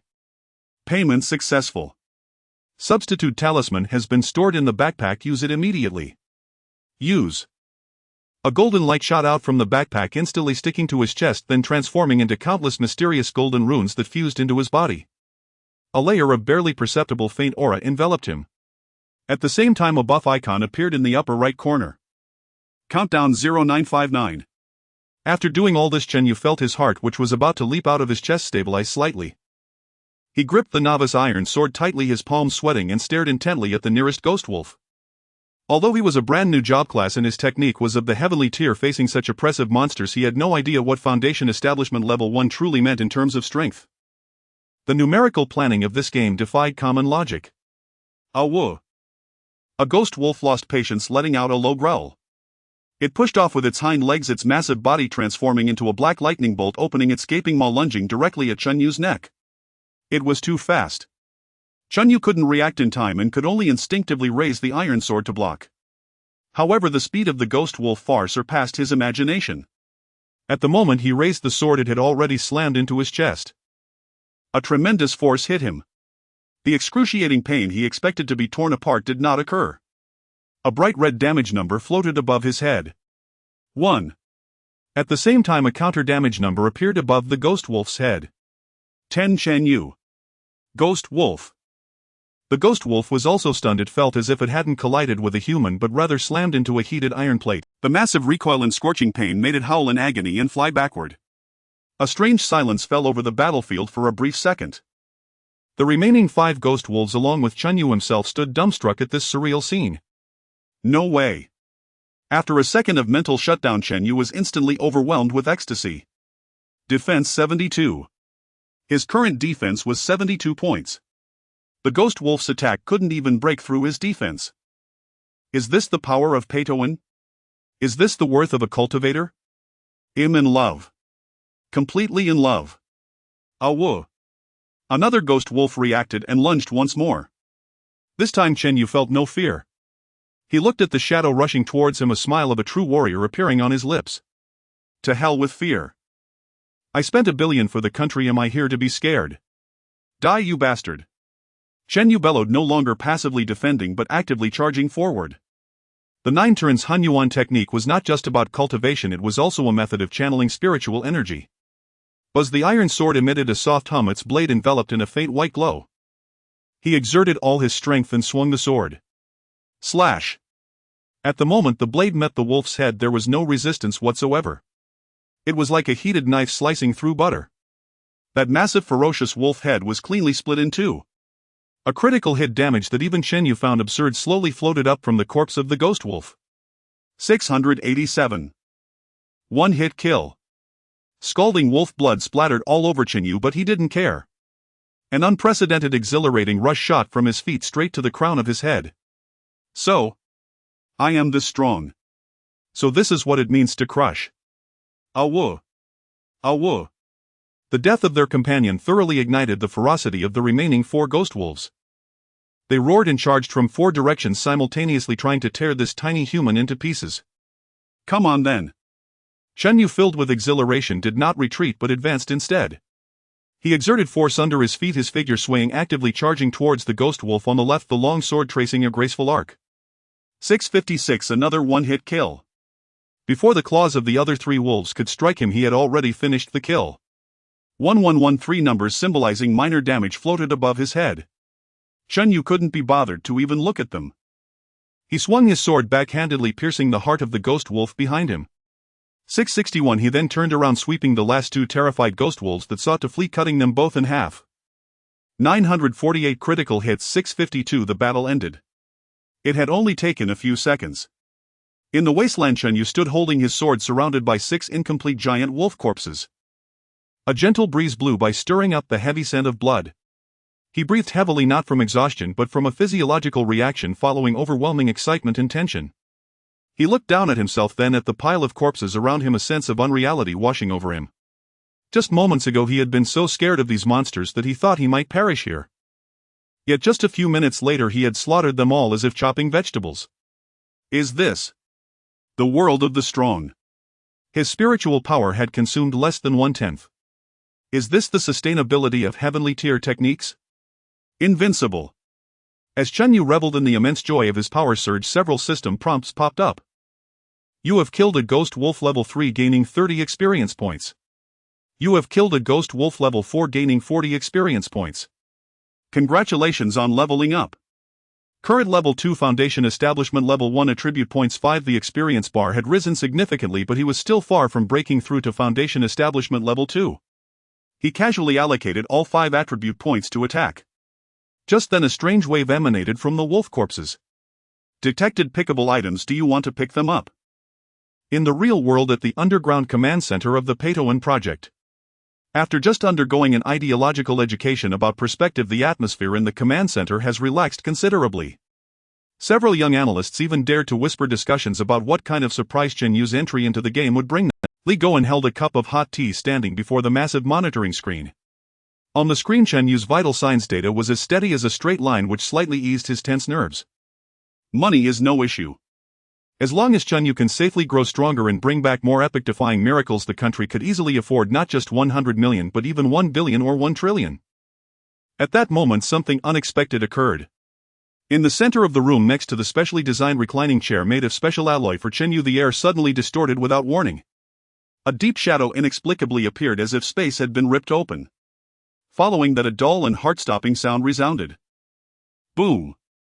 A massive black wolf comparable in size to an adult brown bear manifested from 1 meter in the air and crashed heavily onto the hard alloy floor. The impact was so great that the entire command center trembled. Alarm! Level 1 alarm. Unknown biological entity detected. Repeat. Unknown biological entity detected. The shrill alarm shattered the peaceful atmosphere in an instant. Everyone was terrified by this sudden scene, and several young analysts couldn't help but scream. However, this was just the beginning. Boom! Boom! Boom! Boom! Boom! With 5 consecutive heavy thuds, 5 identical giant wolf corpses fell one after another from the same spot, piling chaotically on top of each other under the horrified gazes of everyone. A strong stench of blood and an indescribable foul odor instantly filled the entire enclosed space. 6 massive corpses formed a small mountain, their pitch black fur stained with hot, still fresh blood, and their ivory fangs glimmered with a cruel sheen under the lights. The aura of savagery and brutality from another world rushed forth, causing everyone's breath to hitch. Silence! Li Goen shouted with undeniable authority. Though he too was shocked by this horrifying scene, his season will help him regain composure first. Emergency Response Team 3. Enter. At his command, the massive alloy door on one side of the command center slid open silently. A team of operatives already fully geared and dressed in silver fully enclosed protective suits rushed in quickly and orderly, pushing various instruments and specially designed sealed transport boxes. Clearly they had practiced this countless times. Although each person's movements were tense, there was no sign of panic. My God! Is this a wolf? An elderly and excited voice rang out. Academician Zheng Ping from the Biological Research Institute pushed aside the guard blocking his way and stumbled to the edge of the isolation zone. He leaned against the transparent bulletproof glass, his eyes shining as he stared at the pile of wolf corpses, his whole body trembling slightly. A perfect specimen. A brand new species. Hurry! Get me a sample. I want live cells. No fresh tissue slices will do. He spoke incoherently, flushed with excitement, his expression resembling that of someone who had discovered a peerless treasure rather than a terrifying monster. Beside him, another elderly professor with graying hair, Qian Zhonghua, a master in the field of material science, appeared somewhat disinterested. He merely glanced at the pile of bloody corpses before redirecting his gaze to the screen displaying Chen Yu's data, a hint of impatience flickering in his murky old eyes. Old Zhang, don't rush, those corpses will eventually be yours. Qian Zhonghua's voice was somewhat hoarse. Though he appeared calm on the surface, internally he was already anxious. Little Chen. You must bring back some hard evidence this time. On the desolate plains, Chen Yu transformed into a fleeting shadow, running. With the cultivation at the first layer of qi refinement combined with the spiritual energy operation method of the 9 turns chaos technique, his physical abilities reached an astonishing level. As he ran, only the howling wind remained in his ears while the scenery on both sides raced backwards. This speed could probably cover 100 meters in less than 5 seconds. Is this the world of cultivators? Chen Yu's heart surged with pride. However, he did not let the power cloud his mind. His focus was heightened as he maintained top speed, vigilantly scanning the surroundings. The small monsters on the road are not much of a threat, but who knows if this damned game has other pitfalls? What if there are instant kill skills that ignore defenses? What if there is mental control? What if there are traps? Chen Yu's mind raced with various possibilities. He certainly did not want to lose the life he had secured with 100 million due to a moment's carelessness. Safety first. On the distant horizon, the ancient city known as Zhao City finally revealed its complete appearance. It was an awe-inspiring city that couldn't be described in words. The city wall soared to a height of 100 meters, constructed from an unknown bluish-black giant stone covered with traces of chisel and axe bearing the mottled imprints of time. A heavy, deadly ancient aura came from afar, making Chen Yu instinctively slow his running pace. So magnificent. Compared to the city, those so-called historical cities on Earth seemed like children's building blocks. He swallowed hard, glanced at the remaining time on the substitute talisman, which was less than 3 minutes, and quickened his pace again. He must enter the city before the buff disappears. However, the closer he got, the heavier Chen Yu's heart sank. It was too quiet. A city of such scale should in theory be able to hear the sounds of people and the hustle and bustle of the marketplace even from a distance. But now he heard nothing at all. No crowing of roosters, no barking of dogs, not even the sound of a breeze passing by. The entire Zhao City was shrouded in a blanket of deathly silence. Chen Yu slowed his pace, stopping 100 meters away from the city gate, cautiously observing. The city gate was open. The 2 massive bronze gates, incredibly heavy, were ajar, leaving a gap about the width of a palm. There were no guards at the entrance. On the city walls there were no patrolling soldiers. There was nothing. Chen Yu's heart began to race, a sense of unease stronger than when facing 6 ghost wolves gripped his heart. The unknown is far more terrifying than the known dangers. He glanced at the buff in the upper right corner. 0213. The effect of the substitute talisman had only 2 minutes left. Should he go in or wait until the buff disappears to make a plan? No, he couldn't wait. Chen Yu quickly dismissed this idea. Who knows what kind of horrors lurk in this city? With the substitute talisman in hand, he at least had an extra life. If he waited for the buff to expire and encountered a one-hit kill trap, he would truly have nowhere to cry. To buy another substitute talisman would cost another 10 million. Save where you can, don't waste. Chen Yu made up his mind and stepped forward towards the ominous gap in the city gate. His right hand tightly gripped the hilt of his iron sword. 1 step, 2 steps. As he drew nearer, a faint odor mixed with dust and decay wafted out from the gap. Chen Yu stopped in front of the enormous bronze door. He listened closely. Behind the door was still a deathly silence. After hesitating for a moment, he finally gritted his teeth and reached out, pushing hard against the heavy city gate. Creak! A long and piercing screech broke the long-standing silence. The bronze door slowly opened, revealing the scene behind it to Chen Yu. A wide main street paved with bluestone, completely deserted. The shops on either side of the street had their doors and windows wide open, yet there were no figures inside. The wind swept through the long street, lifting a few dry leaves and some torn papers, creating a rustling sound that seemed exceptionally clear in this dead city. Chen Yu stood at the entrance, his whole being frozen. His gaze crossed the empty street, looking deep into the city. There a faint black mist was curling upward. Chen Yu stood at the entrance, his entire being frozen in place. It was neither smoke nor fog. It twisted and spiraled, pulsating with a lifelike rhythm, as if it were the only heartbeat of this dead city. Just as he concentrated, trying to discern what that thing was, a faint blue virtual screen suddenly popped up in front of him. Scene: battle mission has been triggered. Mission named The Rebirth of Zhao City. Mission objective: purify the core area of Zhao City, dispel the source of resentment. Mission reward. Mission hint: the city is shrouded in endless hatred, void of life. Only by dispelling the evil spirits can vitality be restored. Chen Yu's heart tightened. A scene: battle. A solo storyline dungeon. He suddenly understood. The lifeless empty city before him was not the real Zhao City, but a special level he needed to clear. Only after clearing this dungeon would the true Zhao City appear. What the hell? Chen Yu couldn't help but mutter under his breath. Is the planner of this game insane? There isn't even a preliminary task, just throwing people into this kind of hellish place without fear of scaring players to death. He felt his life was truly plagued with misfortune. Just out of the wolf's den, now into the ghost city. This gaming experience was simply terrible. That said, the mission had already been triggered and there was no choice but to engage. Chen Yu took a deep breath, forced himself to calm down and began to devise a strategy. He quickly scanned the empty long street. After the mission appeared, thin black shadows began to emerge on the originally empty street. These black shadows twisted and writhed, gradually coalescing into semi-transparent humanoid silhouettes. They lacked facial features, only hollow eye sockets exuding a chilling aura of resentment. Resentful spirit, level 5 health. Attack. Defense. Skill: resentful corrosion, continuous damage, weakens target spirit. The spiritual vision skill automatically provided the monster's information, but the string of question marks made Chen Yu's eyelids twitch. This indicated that the attributes of these resentful spirits far exceeded what he could probe at his current level. What a joke.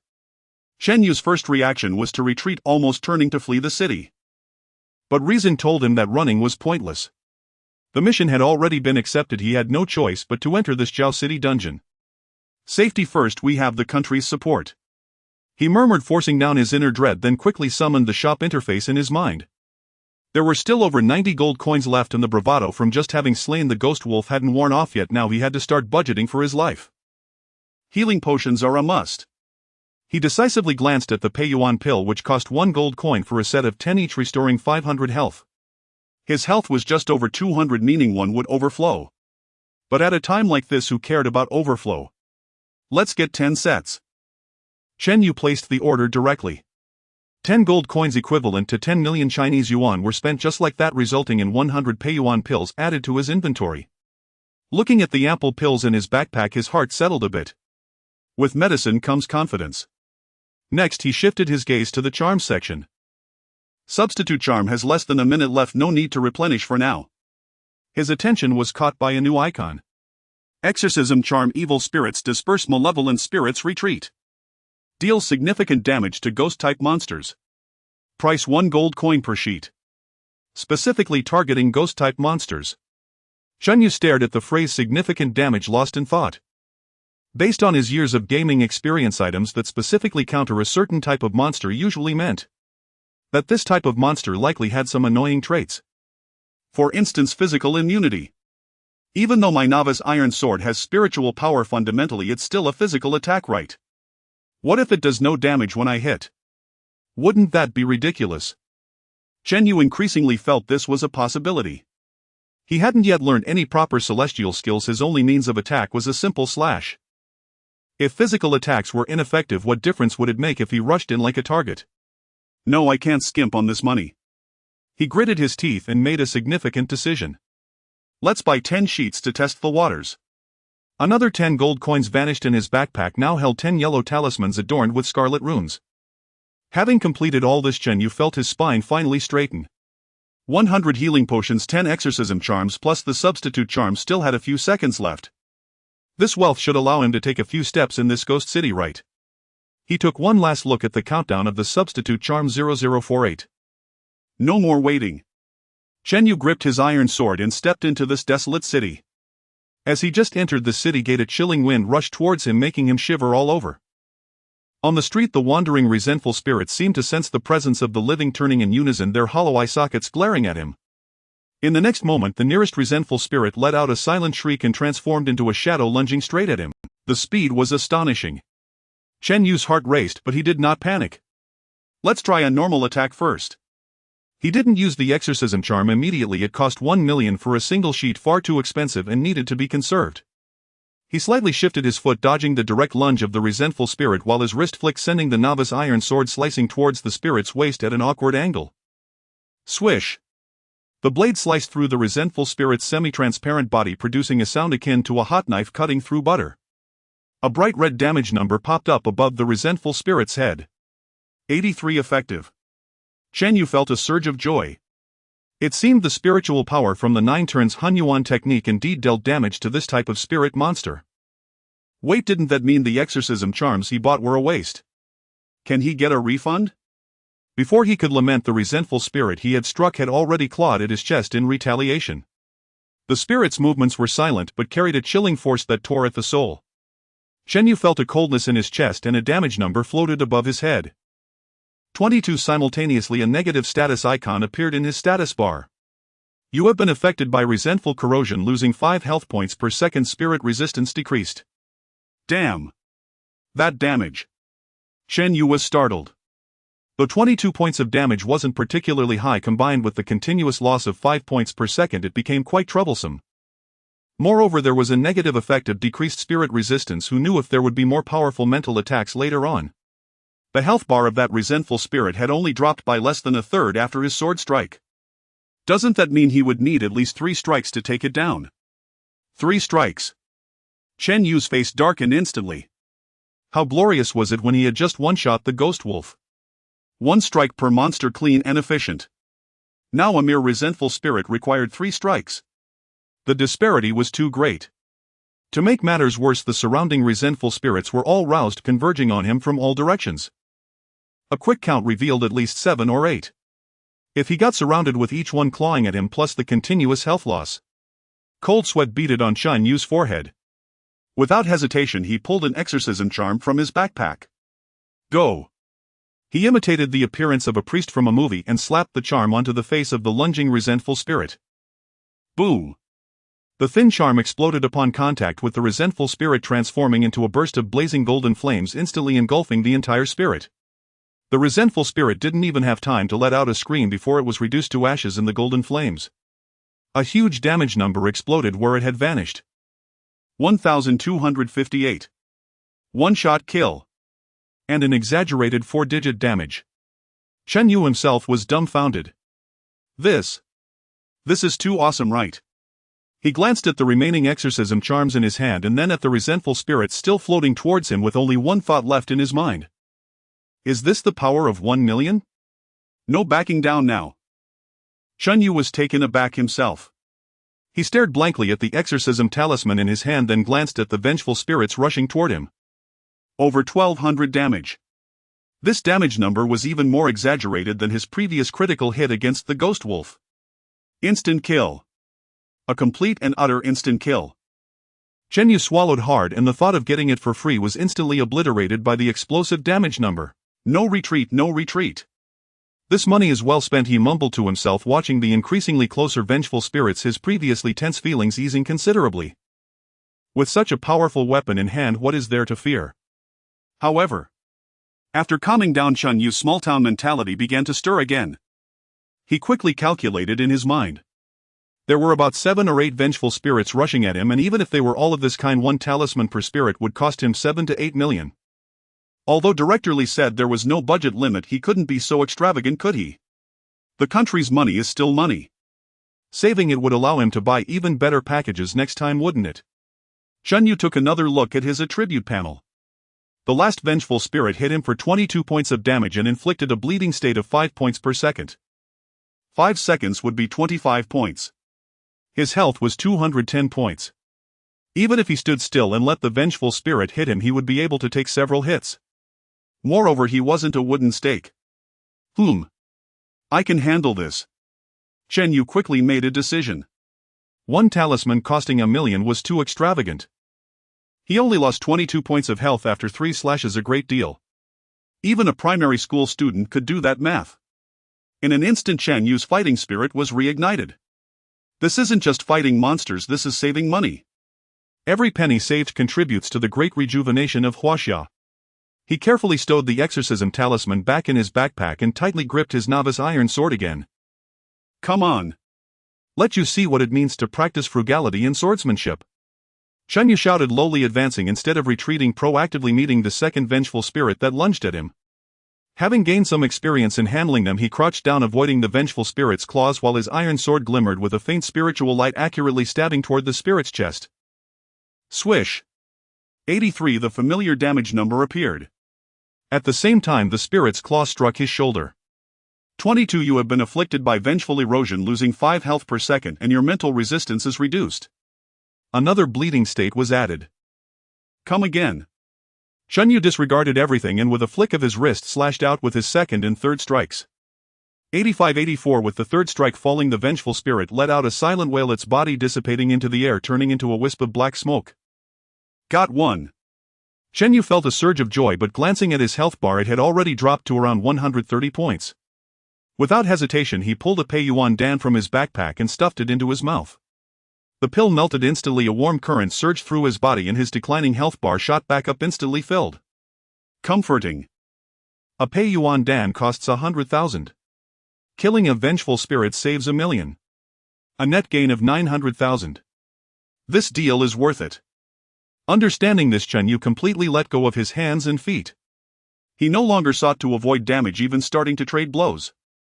As long as it wasn't a fatal attack, he was willing to take a hit to kill the vengeful spirit faster. After all, he had plenty of health potions. This is the confidence of a Peitoan player. In an instant, a bizarre battle unfolded at the quiet gate of Zhao City. A lone human surrounded by 6 or 7 vengeful spirits radiating ominous energy. He dodged at times, endured at others, and his iron sword danced up and down continuously, leaving cuts on the vengeful spirits' translucent bodies. Whenever the spirit's attack hit him, damage numbers would pop up, causing his health bar to fluctuate. But whenever his health dropped to around half, he would calmly pull something from his pocket and shove it into his mouth, causing his health bar to miraculously refill. He was like an unkillable cockroach. 5 minutes later, as the last vengeful spirit dissolved under Chen Yu's sword, the gate finally returned to calm. Chen Yu leaned on his sword, breathing heavily.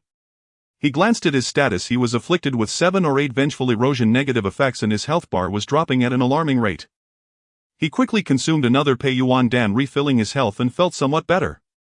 He counted his battle results. In just one fight, he had killed 8 vengeful spirits. He used 9 Pei Yuan Dan. Chen Yu grinned. Using 9 pills didn't even cost 1 million Huaxia coins. However, he saved 8 exorcism talismans. Worth 8 million. All in all, he made a profit of over 700,000. Chen Yu felt quite pleased. Even the slight stinging pain from the vengeful erosion didn't feel so unbearable. The only regret was that after these vengeful spirits were defeated, they directly turned into black smoke and vanished, leaving nothing behind. No experience, no gold, not even a corpse. Stingy game designers, not even a drop when killing a monster. Thumbs down. Chen Yu complained while preparing to step further into the city. However, before he could take a step, a terrifying aura countless times stronger than before suddenly swept in from deep down the street. That aura was cold and violent, filled with endless resentment and hatred, as if it aimed to drag all living beings into a chasm of despair. Chen Yu's body was instantly covered in goosebumps. He abruptly looked up, gazing at the source of that aura. At the end of the long street, the once faint black mist was now violently swirling, contracting and condensing. The surrounding light dimmed. A gigantic humanoid silhouette slowly began to take shape at the center of the black mist. It was several times larger than a normal vengeful spirit, almost 3 meters tall, surrounded by visibly dark lightning. It was no longer translucent but solid, like a physical entity. It was clad in a tattered set of ancient armor wielding a massive battle knife that was rusty yet exuded an astonishingly fierce aura. What was most frightening was its face. The features were all present but twisted into a blend of pain and hatred. A pair of crimson eyes locked onto Chenyu. Vengeful Spirit General BOSS level. Health. Attack. Defense. Skills. All Chenyu could see were a series of even more alarming question marks. Boss. Chenyu's throat went dry but he remained relatively calm. This was a single-player scene battle and considering the damage from the previous minor monsters this boss should not be too outrageous. If he didn't try it out he wouldn't know where his attributes stood in this game. Otherwise he wouldn't have any idea when he encountered monsters that couldn't be dealt with using items. He needed to establish a point of reference. Moreover, he couldn't just play the game by spending money, could he? Once he had come to this conclusion, Chenyu charged forward with a single leap. He swung his novice iron sword hard against the Vengeful Spirit General's thigh. Just to test the waters. Clash. The piercing sound of metal clashing rang out. Chenyu felt a massive force transmit through the sword, causing a sharp pain in his hand, pushing him back repeatedly. An astonishing damage number floated above the Vengeful Spirit General's head. 1. Health forced to deduct. Chenyu's mind buzzed, blanking out. Just as he was pushed back, the Vengeful Spirit General moved. It made no sound, simply lifted its arm. The massive battle knife drew a dark arc descending straight toward Chenyu. Its speed was at an extreme. Chenyu didn't have time to react, only able to watch as the ominous battle knife rapidly enlarged before his eyes. Thud. The battle knife struck his shoulder. A blood-red horror number exploded above Chenyu's head. 96 pain surged. Chenyu's health bar was instantly reduced by a small half. What the hell? Holy hell! Pain seared through him. An indescribable agony raced from his shoulder throughout his body as if his bones were being split by that rusted greatsword. A portion of his life bar suddenly vanished. This was nothing like the wounds from the ghost wolf or the corrosion of a malignant spirit. Those had been mere numerical losses. This was the palpable sensation of nearing death. Meanwhile, in the real world, the Padawan Project's underground command center, where a shrill alarm once more tore through the heavy air. Alarm! Alarm! The target's vital signs are exhibiting violent fluctuations. Heart rate 192. Blood pressure 200/120. Adrenaline levels 3 times the norm. Danger. The subject is in an extreme state of stress. Data streams frenetically refreshed across the giant screens, each metric stained a crimson that signified the utmost peril. Li Goen sprang from his seat and strode to the main console. He stared at the wildly leaping electrocardiogram, and for the first time his resolute features betrayed an uncontrollable panic and regret. He suddenly realized he had overlooked something. He had seen the infinite possibilities brought by UNGA and the strategic value of Chenyu as the sole player, but he had ignored a more fundamental fact. Chenyu was merely an ordinary young man in his 20s. He was not a battle-hardened warrior nor a steely-edged operative. Dumping an unprepared civilian into such an inscrutable monster-infested world was no different from asking an infant to pilot a starcruiser. Every skirmish was a terrifying brush with death for him. This was not game data, it was genuine terror, a wound that would scar the psyche. Medical team, prepare wake protocol 3 for standby. Li Goen's voice was hoarse with tension, yet he did not order an immediate wake. Whether they could force a wake was uncertain. Even if they succeeded, who knew what sort of psychological shock it would inflict on Chenyu? They would wait a little longer. In the game world, the instinct to survive trumped everything.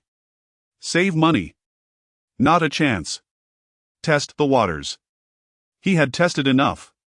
Chenyu scrambled backward, heedless of his remaining health or the restorative pill he had just swallowed. Only one thought remained in his head: use talismans.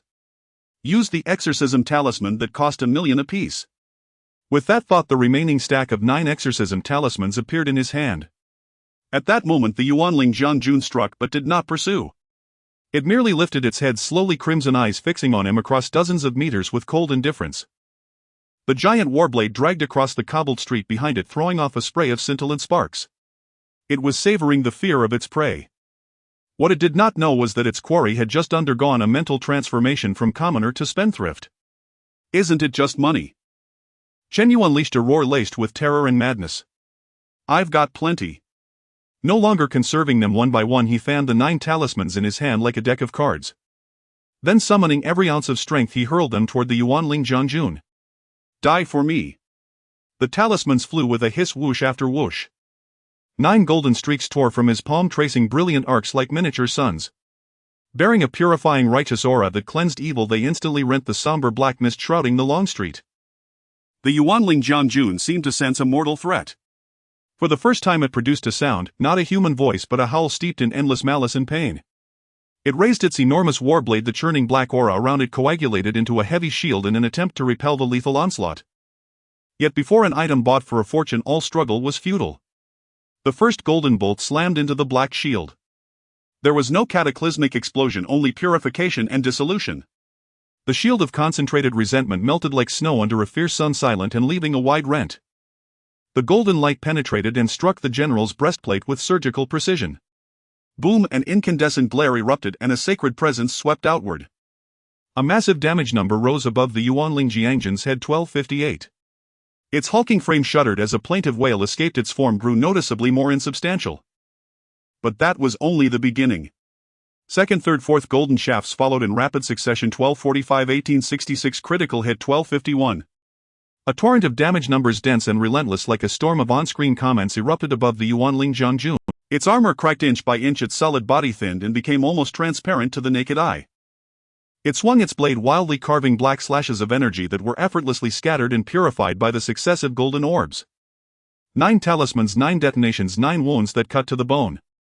When the 9th golden light faded, the Yuanling Jianjun was tottering. Its vast form flickered like a candle guttering in the wind. Yet it still did not collapse. The exorcism talismans spent. Shan Yu's mind moved in a blink. His consciousness flashed open the in-game shop. Exorcism talisman, unit price 1 gold coin. Purchase quantity 10. Confirm payment of 10 gold. At the instant his intent registered, his gold balance dipped again and a fresh stack of talismans still carrying the faint scent of ink materialized in his inventory. The whole operation flowed as smoothly as drifting clouds, utterly instantaneous. This was the raison d'etre of Peto, and money is not everything, but limitless money is. Come on, monster. It's your turn to be afraid. Shan Yu steadied himself and drew another talisman. Golden light once more bathed the dead still street. Back in the command center, report, subject's heart rate declining 185, 170, 155. Blood pressure stabilizing. The stress response is abating. Hearing the updates, everyone in the control room exhaled as one. Many only then noticed the cold sweat soaking their backs.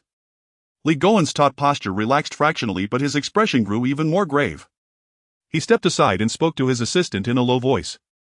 Contact the military district. Select the finest combat instructors and psychologists to form a special training unit. The deputy blinked in surprise. Director now. Now, Li Goen said with iron resolve. Once Chen Yu exits this session, we begin comprehensive special training immediately. We cannot repeat this mistake. He must learn to fight, to face crises, to master his fear. Yes. Li Goen returned his gaze to the main screen where the curve that represented Chen Yu's life had fully stabilized. He murmured with a trace of lingering dread, little Chen, make sure you come back alive. In the game, by the time the new volley of golden light fell, the outcome of the fight was no longer in doubt. The Yuanling Jianjun could not even emit a final wail, its massive body froze between 2 shafts of light. At last, with a faint sound like glass giving way, the Yuanling Jianjun's colossal form disintegrated into a storm of black specks that dissipated into nothingness. System, congratulations on killing the scene boss Yuanling Jianjun. Experience gained x 5000.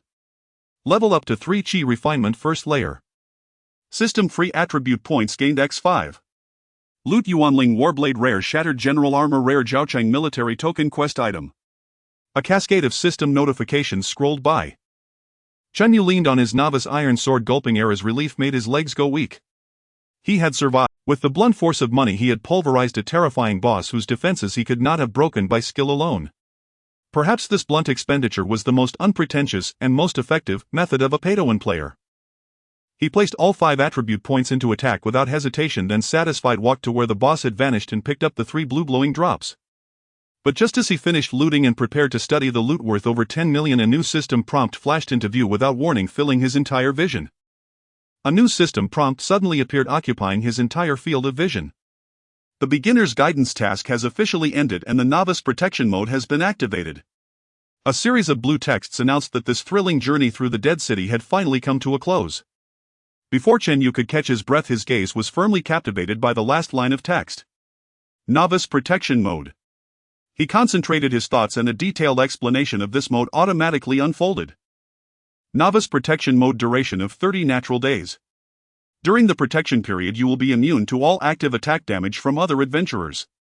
Warning: if you actively attack other adventurers, the Novice Protection Mode will immediately become invalid. Adventurers. That should be the term for players. Chen Yu's mind was racing. 30 days. An entire month of absolute safety. This meant that for the next month he wouldn't have to worry about being stabbed in the back while walking down the road, nor fear being casually killed by a high-level player. It seems that this game, aside from the numerical and plot planners, has some thoughtful system designers. His heart, which had been racing due to the boss battle, finally began to calm down. A sense of security and unprecedented feeling of safety enveloped him. However, before the joy on his face could fully blossom, another prompt box popped up. New task triggered: summons from the City Lord. Task content: the City Lord of Zhao City is waiting for your arrival at the Lord's Mansion. Please proceed as soon as possible. City Lord. Where did a City Lord come from in this dead city? Just as Chen Yu was filled with doubt, the entire world changed. Boom! A torrent of sound suddenly crashed through the silence, brutally flooding into his ears. The shouts of vendors, the conversations of passers-by, the clanging of the blacksmith's workshop, the hearty laughter coming from the tavern. Countless sounds intertwined, forming a torrent named Din, instantly drowning Chen Yu. He looked up in astonishment. The gloomy black mist that had enveloped the city had disappeared without a trace. In its place was a soft and bright light source illuminating the entire city. The once desolate and hollow streets were now lined with all sorts of stalls adorned with colorful banners. Most shocking to him was the throng of people on the streets. Those other players that previously existed only in his imagination had now transformed into real figures, jostling and flowing endlessly. Chen Yu stood dazed among the crowd, feeling as if he had suddenly stepped from a black and white silent film into an IMAX blockbuster, his brain momentarily crashing from information overload. So the previously lifeless Zhao City was just a dungeon, or perhaps a dimension of a novice task. Now had he truly entered the vast map of the Source Realm? La Ku De. A gruff voice exploded in his ear. Before Chen Yu could react, a tremendous force surged from his shoulder. He stumbled slightly, nearly falling. You have been physically collided by Adventurer Man. Lay damage 0, Novice Protection Mode in effect. He steadied himself and looked up. The one who bumped into him was an extremely burly human. The reason he called it a human was that he barely maintained a human form. But he was at least 2.5 meters tall, with muscles bulging all over, and his skin had a grayish rock-like hue. His arms were particularly long and thick, almost reaching his knees, resembling a giant ape walking upright. The ape-man player seemed somewhat surprised that he hadn't been able to knock down this seemingly weak and fragile little guy. He stopped in his tracks, turned his heavily muscled face, and glared at Chen Yu with his large copper bell-like eyes. He snorted 2 breaths of air through his nostrils and then cursed as he continued walking. Chen Yu clenched his fists. It seemed that the players in this game were not very friendly. He silently watched the back of the player named Man Lei and stopped thinking further. Now the most important thing was to survive and then grow stronger. He suppressed the discomfort in his heart and began to carefully observe this newly unfolded real world. Upon taking a look, his heart was stirred with tumultuous waves. The people on the street varied in shape and form, resembling an exhibition of bizarre alien creatures. Not far away, a vendor with a gigantic single eye in the center of his face was enthusiastically promoting various potions to passers-by, rotating his massive eyeball. A shapely female player walked past him, sporting a pair of exquisite antelope-like curved horns on her forehead, her skin glowing white. And then there was a bald headweight that wasn't a bald head, his entire skull jutted upward, forming a smooth dome, looking extraordinarily intelligent, or rather strange. Chen Yu instinctively touched his own face. Smooth, symmetrical, with complete features all in their normal positions. Suddenly he realized a horrifying fact. On this bizarre street, a plain and ordinary pure human was the most glaring oddity. There wasn't a single human here that looked like him. So it turns out, the profession of immortal is truly civilization-specific, Chen Yu muttered to himself. He finally understood the meaning of the system prompt from earlier. These oddly shaped players likely came from different civilizations, each possessing their own unique professional systems. And he was the sole representative of Huaxia civilization. Just as his mind was stirred, he noticed a previously unseen icon in one corner of the game interface. It was a pair of cross swords, sharply designed, emitting a faint red glow. Below the icon, a row of constantly jumping numbers deeply pierced his nerves. PvP protection countdown 29 days 23 hours 58 minutes 17 seconds. The safety he had just gained, which allowed him to rest easy, was instantly replaced by a strong sense of urgency. 1 month.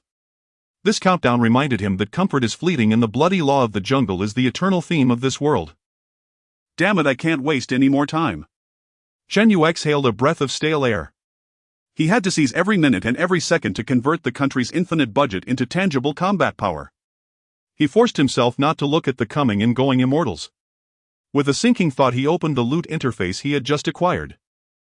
3 items lay quietly in his backpack, emanating a blue glow that represented rare quality. Cursed Spirit Battleblade, rare type, 2-handed sword, profession warrior, equipment requirement level 10, strength 80, attack power 120, special effect Curse Strike. Each of your attacks has a 15 chance to inflict the negative effect of cursed erosion on enemies. Hiss. Chen Yu gasped in astonishment. What incredible attack power! It was a whole tier higher than his novice iron sword. It even came with the cursed erosion effect that had previously caused him a headache. But the equipment requirements and profession demands were equally glaring. He wasn't a warrior and his level wasn't high enough. He shifted his gaze to the second item.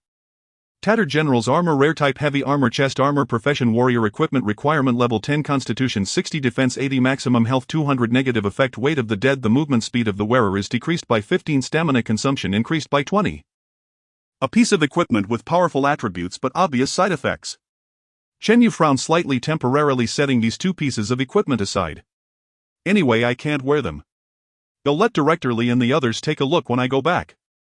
His attention shifted to the last item. It was a palm-sized bronze talisman, ancient in style, engraved with the character Zhao and seal script, cold to the touch. Zhao City Military Talisman, quest item type, token description. Holding this item will grant you the official recognition of Zhao City. This is your proof to meet the city lord. So that's how it is. Chen Yu tightly grasped this cold military talisman, raised his head and looked towards the end of the street. There, a mansion more magnificent and imposing than all the surrounding buildings stood silently. The 3 large characters City Lord's Mansion danced majestically on the plaque. Chen Yu tightly gripped the cold talisman, raising his head to gaze down the street. The City Lord's Mansion. To go or not to go? The mission prompted him to head there quickly, but after just experiencing a life-and-death battle, Chen Yu was particularly cautious. What a joke. This game is filled with the bizarre. Who knows what that so-called City Lord really is? What if some battle is triggered suddenly? What if a boss stronger than the vengeful Spirit General shows up? Is my meager possessions enough to fill the gaps? Safety first, safety first. Chen Yu repeatedly Gowen's advice in his mind. He was not fighting alone, he had the entire nation behind him. Acting recklessly step by step is an extreme irresponsibility towards national resources and trust. His life was precious. He decisively abandoned the thought of heading to the City Lord's Mansion immediately. No rush, he needed to stabilize first. Chen Yu retreated to a relatively quiet corner and pretended to organize his backpack, but in reality he began to carefully study the new icons that had appeared on the game interface. Aside from the glaring PvP countdown, he also saw familiar online game features such as guild friends and leaderboard.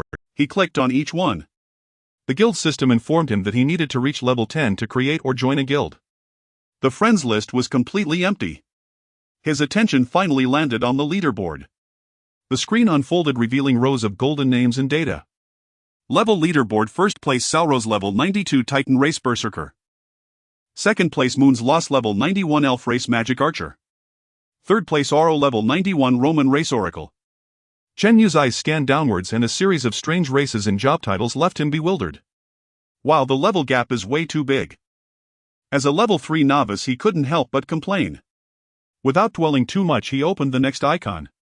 After understanding nearly all the functions, Chen Yu felt increasing pressure. This source realm was far more complex and expansive than he had imagined. It contained a myriad of civilizations, a mature social system, and a brutal set of competitive rules. It's more important to report first. Chen Yu closed the function interface. This was no longer a simple monster hunting and leveling game, it was a real battlefield of diverse civilizations. He had to bring back this vital intelligence, allowing Li Gowen and the other professionals to analyze and make decisions. His little wits were insignificant in such a grand scheme. Resolute, Chen Yu silently recited in his heart. Exit game. The bustling world before him instantly froze, then shattered into countless specks of light. The familiar sensation of weightlessness enveloped him once more. The real world. The underground command center of the Pay-to-Win project. Chen Yu suddenly opened his eyes, the bright lights making him feel somewhat uncomfortable. He sat up from the specially designed recliner, the various monitoring lines connected to him swiftly and gently detached by the medical personnel. The command center was bustling with activity but strangely maintained a quiet atmosphere. Dressed in white protective suits, the bio-researchers methodically operated robotic arms to dissect, sample and package the enormous corpses of black wolves. A faint metallic smell of blood lingered in the air. Li Goen appeared right before him, his usually serious face now bearing a hint of barely perceptible concern. "Did you encounter danger?" Li Goen's voice was not loud but clear enough for everyone around to hear. Chen Yu flexed his somewhat stiff neck, recalling the near-death experience from the Vengeful Spirit General's decisive blow, and nervously nodded. "Yeah, I almost didn't make it back." He wasn't exaggerating, that was the closest he had ever been to death. Upon hearing this, Li Goen's expression became serious. He didn't rush to inquire about details but turned to his assistant behind him and issued a solemn command. "Notify the heads of all groups, meeting room level 1 debriefing meeting start immediately." The order was quickly relayed. 5 minutes later. In a white conference room filled with futuristic technology, a large circular conference table was surrounded by people. Research personnel from different specialties, heads of medical teams, heads of tactical analysis teams. A total of over a dozen top experts from various fields all sat upright, their expressions focused. They were the core minds of the Pay-to-Win project.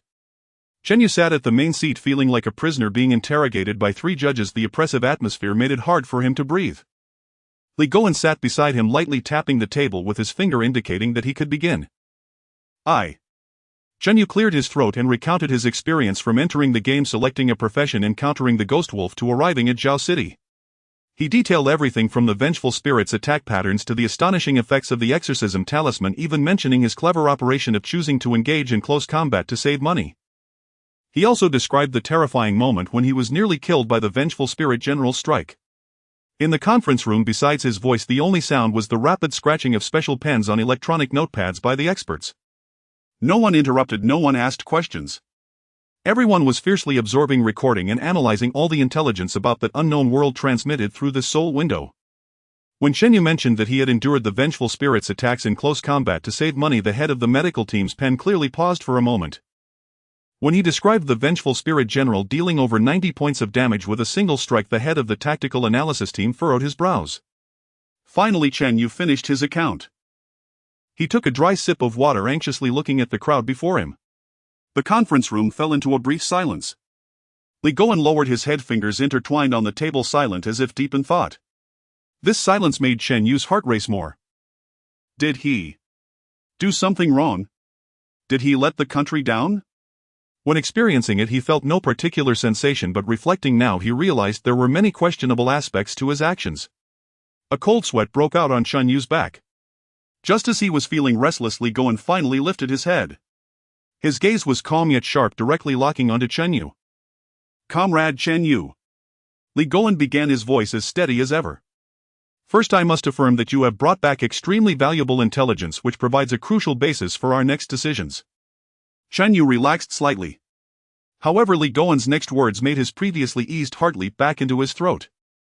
"However, from the perspective of action review, your approach has significant problems." Li Goen's tone was not heavy, but it carried an undeniable authority. "Very serious problems," he emphasized. "Especially when facing those 8 vengeful spirits." Li Goen leaned slightly forward, staring deeply into Chen Yu's eyes. "Why didn't you continue using the exorcism talismans at that time?"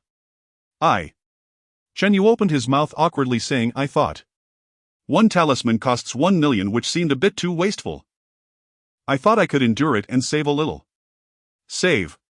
Li Goen interrupted him. "Comrade Chen Yu, have you forgotten the premise I've emphasized countless times? Safety. Your safety is the highest priority. It's the absolute premise that overrides everything." Li Goen's voice suddenly rose, his palm striking the table heavily, creating a dull sound that shocked all the experts in the conference room. 8 exorcism talismans, 8 million huaxia coins. Is that a lot? Li Goen's questioning struck at the soul. Using 8 million to ensure your 100% safety to pass through that area with 0 risk, isn't that a good deal? You chose to risk your life to save this mere 8 million. Tell me in your heart, is your life only worth this much money? Or does your significance in our country's strategic layout as the only player in Huaxia, the core of the pay-to-win project, only amount to 8 million? Every word from Li Goen's instruction used heart like a heavy hammer. His face turned pale and he shamefully lowered his head, wishing he could find a crack in the ground to hide. It was then that he truly realized how laughable and fatal his cost-saving mindset was at this level of national strategy. Li Goen looked at him, his tone slightly softened but still serious. Remember, we let you play this game not to experience the joy of fighting monsters nor to attempt any extreme maneuvers. We give you money to use the world's most powerful rules to crush everything. To eliminate all threats to your life safety. Your task is not to save money, your task is to survive. To survive at all costs. Li Goen let out a slow breath. Next time I hope to hear that you used 101,000 exorcism talismans to obliterate that city for me rather than how much money you saved. Do you understand? Do you understand? Li Goen's final voice echoed in the conference room, each word weighing heavily like 1,000 pounds. Chen Yu lowered his head even further, his ears burning. Li Goen's words, rather than a reprimand, served as a wake-up call. Saving money. Indeed, he was still playing this game with the mindset of his previous life. Little did he know, on this chessboard the value of his single piece was no longer measurable by money. I understand. Chen Yu's voice was somewhat hoarse as he nodded vigorously, raising his head to meet Li Goen's sharp, eagle-like gaze. Director, there will be no next time. Seeing that Chen Yu had finally turned around, Li Goen's expression softened slightly. He did not truly wish to chastise Chen Yu, he merely needed to use the most profound way to completely alter his mindset. This project allowed for no luck. But did he not bear responsibility himself? Li Goen sighed inwardly. He unconsciously regarded this as a game, believing that Chen Yu as the player should better understand the rules and possess greater decision-making power. Yet he overlooked that, stripping away the player identity, Chen Yu was merely a young man in his 20s, an ordinary person just stepping into society. To force him to face the bizarre and cruel world, to confront the fear of life and death, was indeed asking too much. Comprehensive training for Chen Yu must be prioritized immediately. Not only physical fitness but also the cultivation of mental resilience and fighting spirit was essential. Li Goen pulled back his thoughts, shifting his gaze from Chen Yu to the experts sitting upright around the circular conference table. All right, let's continue the review. Please share your thoughts, any ideas are welcome. The conference room fell into a brief silence once more, with all the experts swiftly digesting the earlier information and organizing their thoughts. After a moment, the leader of the data analysis group, a middle-aged man wearing gold-rimmed glasses and appearing refined, adjusted his glasses and spoke first. Director Li, I have a few preliminary observations. His voice was clear and orderly. According to Comrade Chen Yu's description, the Source Realm has independently established a Xian career system for him, or rather for our Huaxia civilization. This indicates that this vast world is not static, it possesses a highly dynamic capacity for evolution. There may even exist some will or rules that we cannot comprehend directing this. He did not dwell on the power and mystery of that unknown world, but quickly brought the topic back to the data level. Based on the changes in the attribute panel provided by Comrade Chen Yu, I have drawn a key conclusion. For the profession of Xian cultivator, the importance of realm advancement far exceeds traditional notions of level advancement. He pulled up a set of data, projecting it onto the screen at the center of the conference table. Leveling up grants 5 free attribute points. From 0 to the first layer of Qi refinement after taking the creation pill, his life, attack and defense saw a tremendous boost across the board. I roughly calculated that the comprehensive attribute benefits from this realm breakthrough are at least equivalent to a continuous elevation of over 10 levels. However, it cannot be confirmed whether this improvement is consistent at every level, the man concluded. I will immediately lead the team to attempt to construct a dedicated growth data analysis model for the Xian system. But this requires more detailed data for filling and verification, especially data from the next realm breakthrough. Li Goen nodded. After the data group leader sat down, the tall and resolute leader of the tactical analysis group stood up immediately. Director Li, from a tactical perspective, we currently face a very clear time node: 30 days. The 30-day novice protection period is the last safe development window for Comrade Chen Yu. His voice was resonant and decisive, carrying the unique firmness of a soldier. Once the PvP protection is lifted, he will be completely exposed to countless hostile adventurers in the Source Realm. According to the leaderboard data, those high-level players possess crushing advantages in levels. We must assume that the worst-case scenario will certainly occur. Therefore, I suggest that we must devise a detailed extreme enhancement plan for these 30 days down to each day. The goal is singular within a month regardless of cost to elevate Comrade Chen Yu's strength to a level sufficient for self-protection even possessing a certain degree of counteraction capability.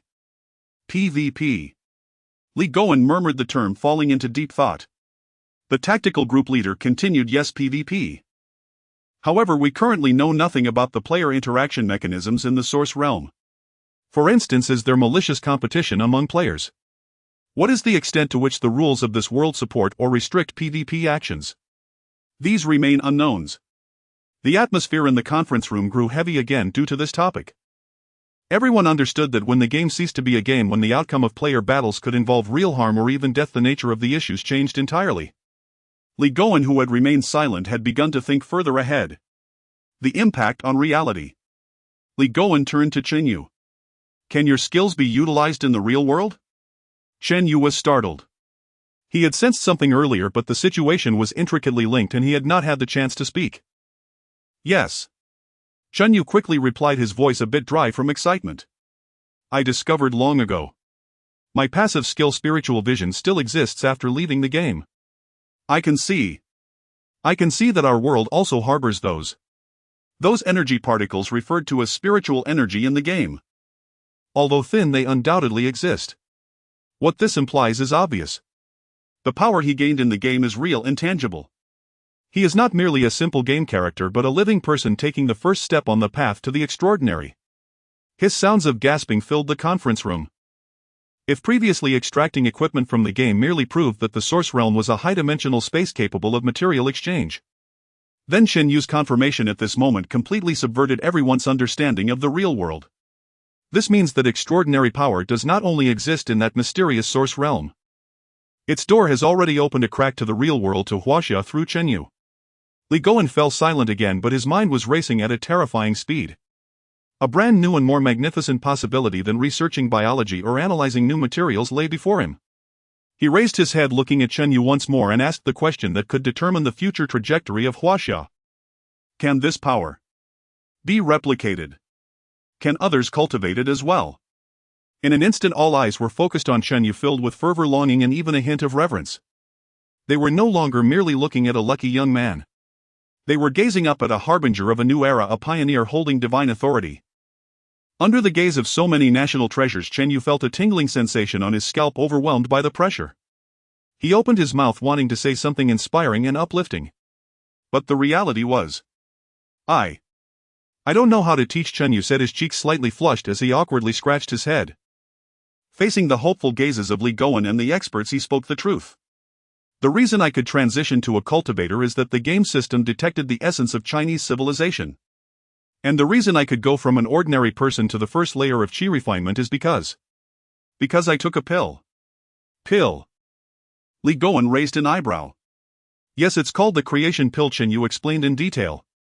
It's from that 98 million package. The cultivation method is the same. The game allowed me to learn it directly, just like installing software on a computer. Ding, and it was done. I'm not sure how to guide the qi into my body right now. This blunt truth instantly cooled the fervent atmosphere in the meeting room. The joy on everyone's faces faded, replaced by deep contemplation and a hint of unmasked disappointment. So that's how it is. The path to the extraordinary was not a broad road for everyone. It resembled a door that required a special key to unlock. Currently, the only key was the magical items from the source realm. The sole seeker of the key was Chen Yu. At this moment, Chen Yu's value surged once more. However, I believe that later on we should be able to discover some methods of imparting knowledge, Chen Yu added. After all, based on his understanding of the cultivation system, it was evident that this was not a sect limited to individuals. Whether it was teaching or other entry-level pills, they surely existed. I understand. Li Goen's reaction was unexpected for everyone. He showed no sign of disappointment but instead became even more composed. In his deep-set eyes, a brand new strategic blueprint was already taking shape. He stood up, surveyed the room, and decisively summarized. From now on, the pay-to-win project team will enter the second phase. All plans will be readjusted, focusing on 3 core objectives. His voice was not loud but carried an undeniable authority. First, Li Goen's gaze fell upon the tactical team leader Zhang Yunhai. Immediately start the reality-enhancing training for Comrade Chen Yu. Begin tonight. Ah!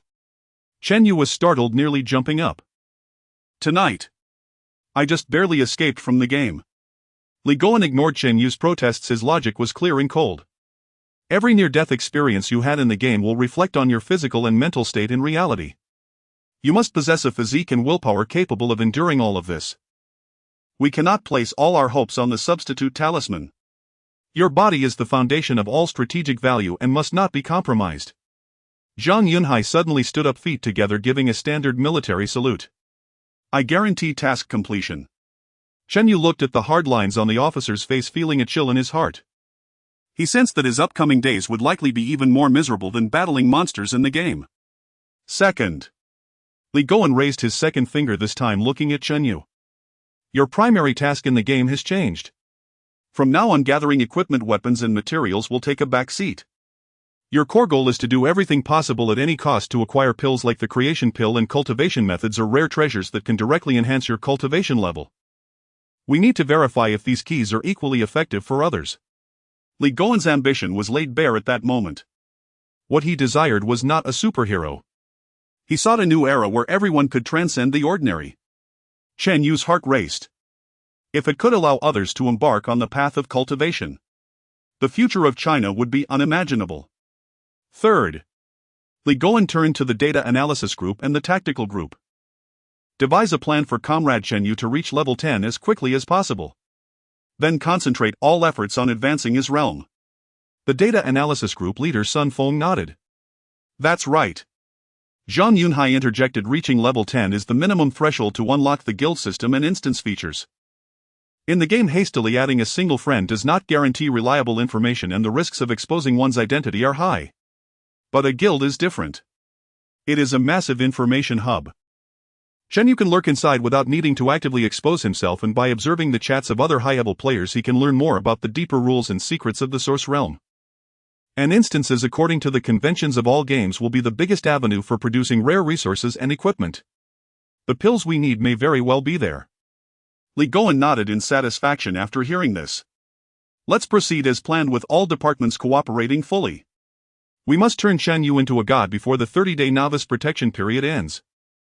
The atmosphere in the meeting room was reignited.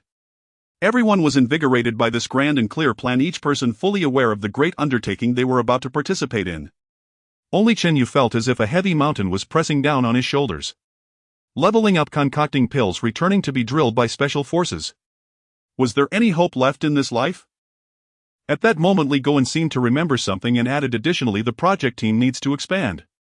Contact the Academy of Social Sciences and invite our country's top linguists and sociologists. We need someone to analyze the language systems, social structures and behavioral patterns of the different civilizations in the Source Realm. He paused and finally issued the command. The meeting is adjourned, everyone. Director, wait. Chen Yu quickly spoke up. The equipment given by the Vengeful Spirit General. I can't use it in the game, but I can take it for research. Just as he finished speaking, a slight ripple of space appeared above his outstretched palm under the astonished gazes of everyone. Swish! A menacingly designed battle knife exuding a faint black mist appeared out of thin air, landing on the conference table with a dull thud. Immediately after, a set of black armor riddled with cracks and marks from blades and axes also materialized, crashing heavily beside the knife. Vengeful Spirit Battle Knife, rare broken general armor, rare. Two pieces of rare quality equipment lay quietly there, their very existence a blatant challenge to the laws of physics. And one military talisman, Chen Yu said, attempting to retrieve the quest item. But he quickly frowned. No, I can't take this military talisman out. He shook his head at everyone. It might be because it's a quest item, so it can't be taken out of the game scene. This was the most reasonable explanation Chen Yu could think of.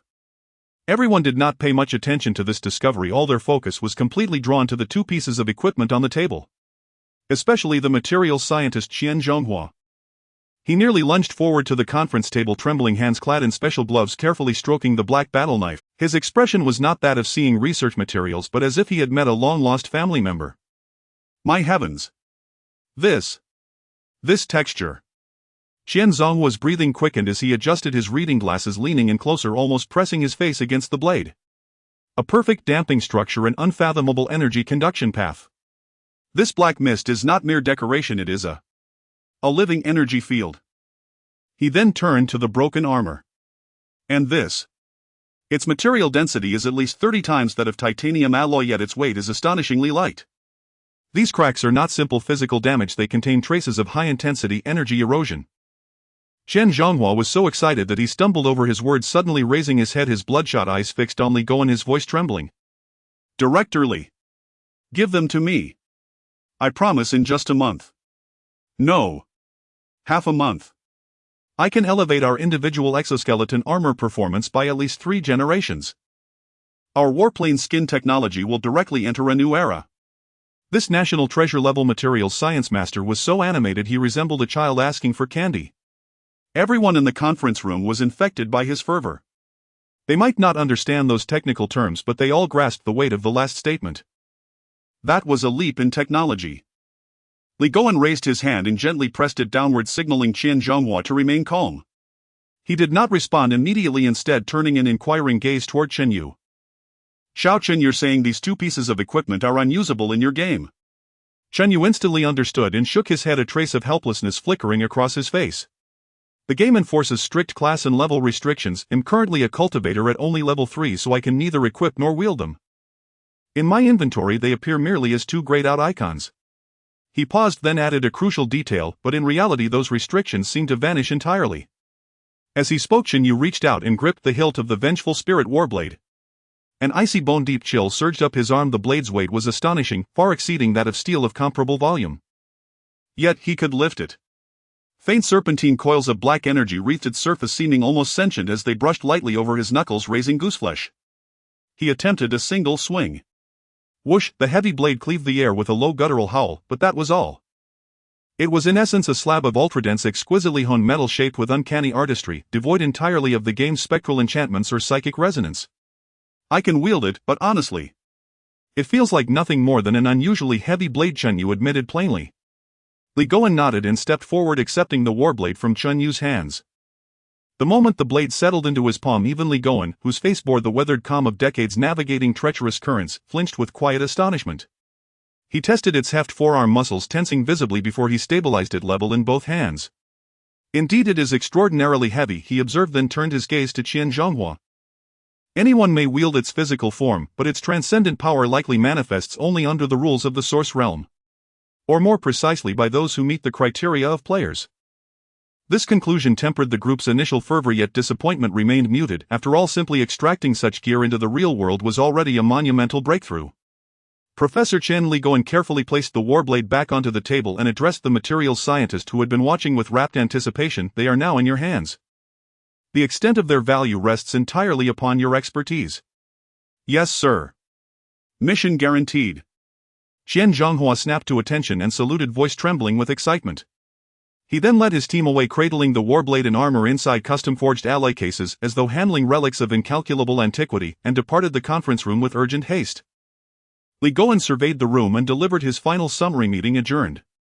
All units will commence execution immediately, aligned with the 3 core objectives established just now." Attendees rose, gradually exiting with complex emotions, exhilaration, solemn resolve, and quiet anticipation interwoven.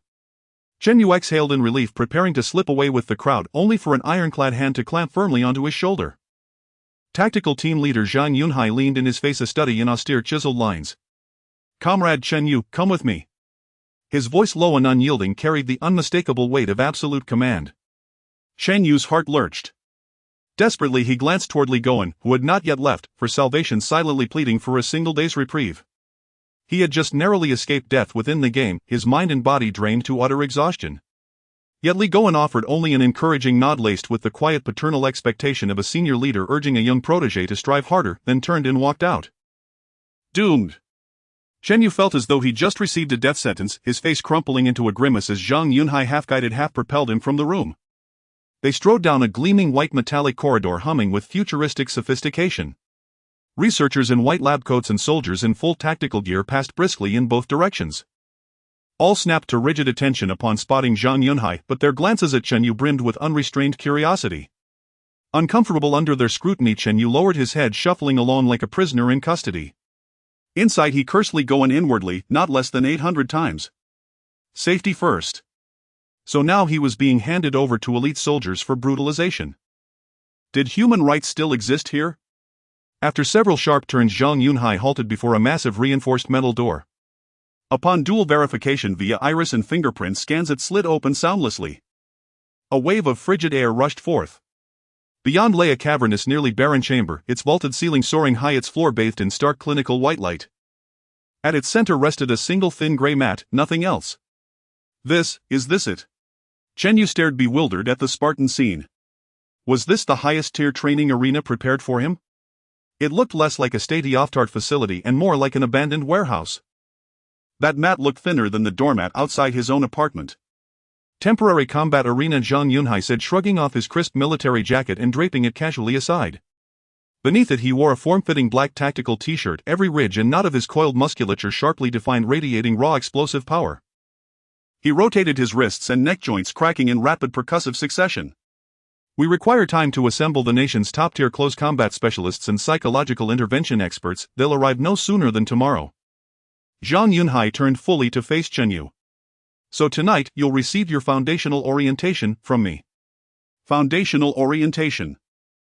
Chen Yu stared at Zhang Yunhai's biceps, thicker than his own thighs, and at the man's cold, unblinking expression, the kind that silently declared, "I don't mean to offend anyone here, I'm simply stating objective fact." His throat tightened audibly. This wasn't instruction, it was unilateral assault. See Commander Zhang. Chen Yu forced a smile so ghastly it resembled a grimace. What exactly will we be covering?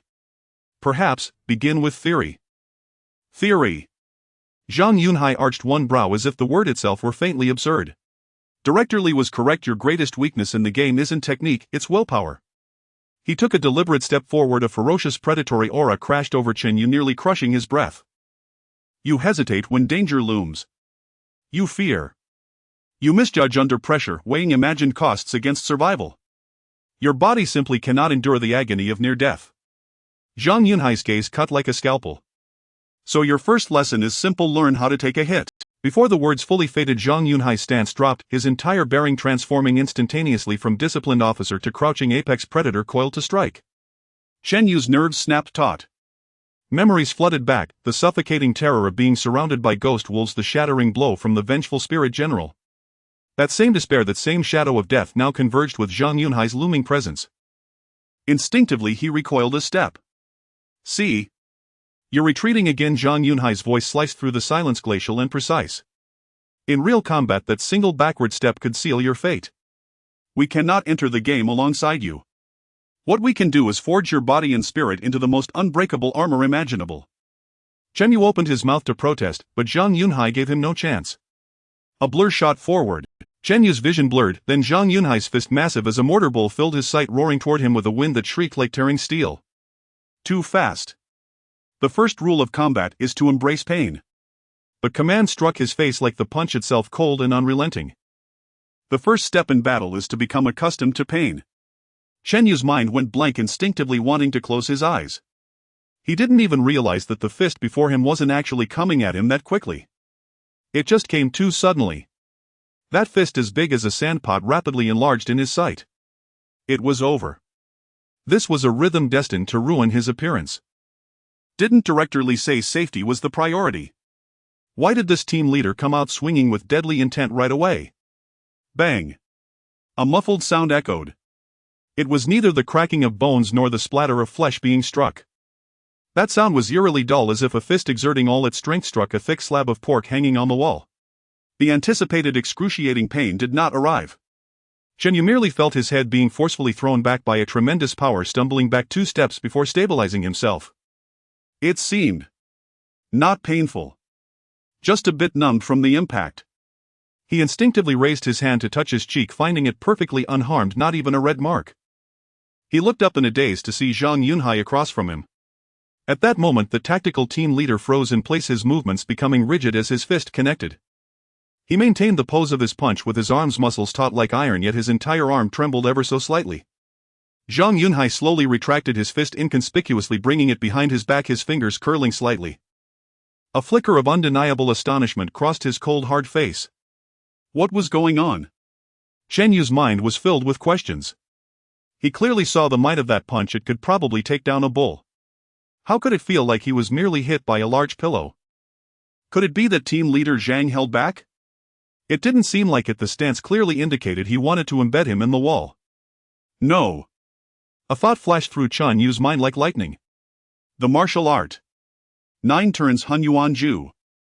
And his own identity as a cultivator. Character Chen Yu. Profession cultivator. Level 3 Qi refinement stage 1. He had always regarded the attributes in the game as mere data.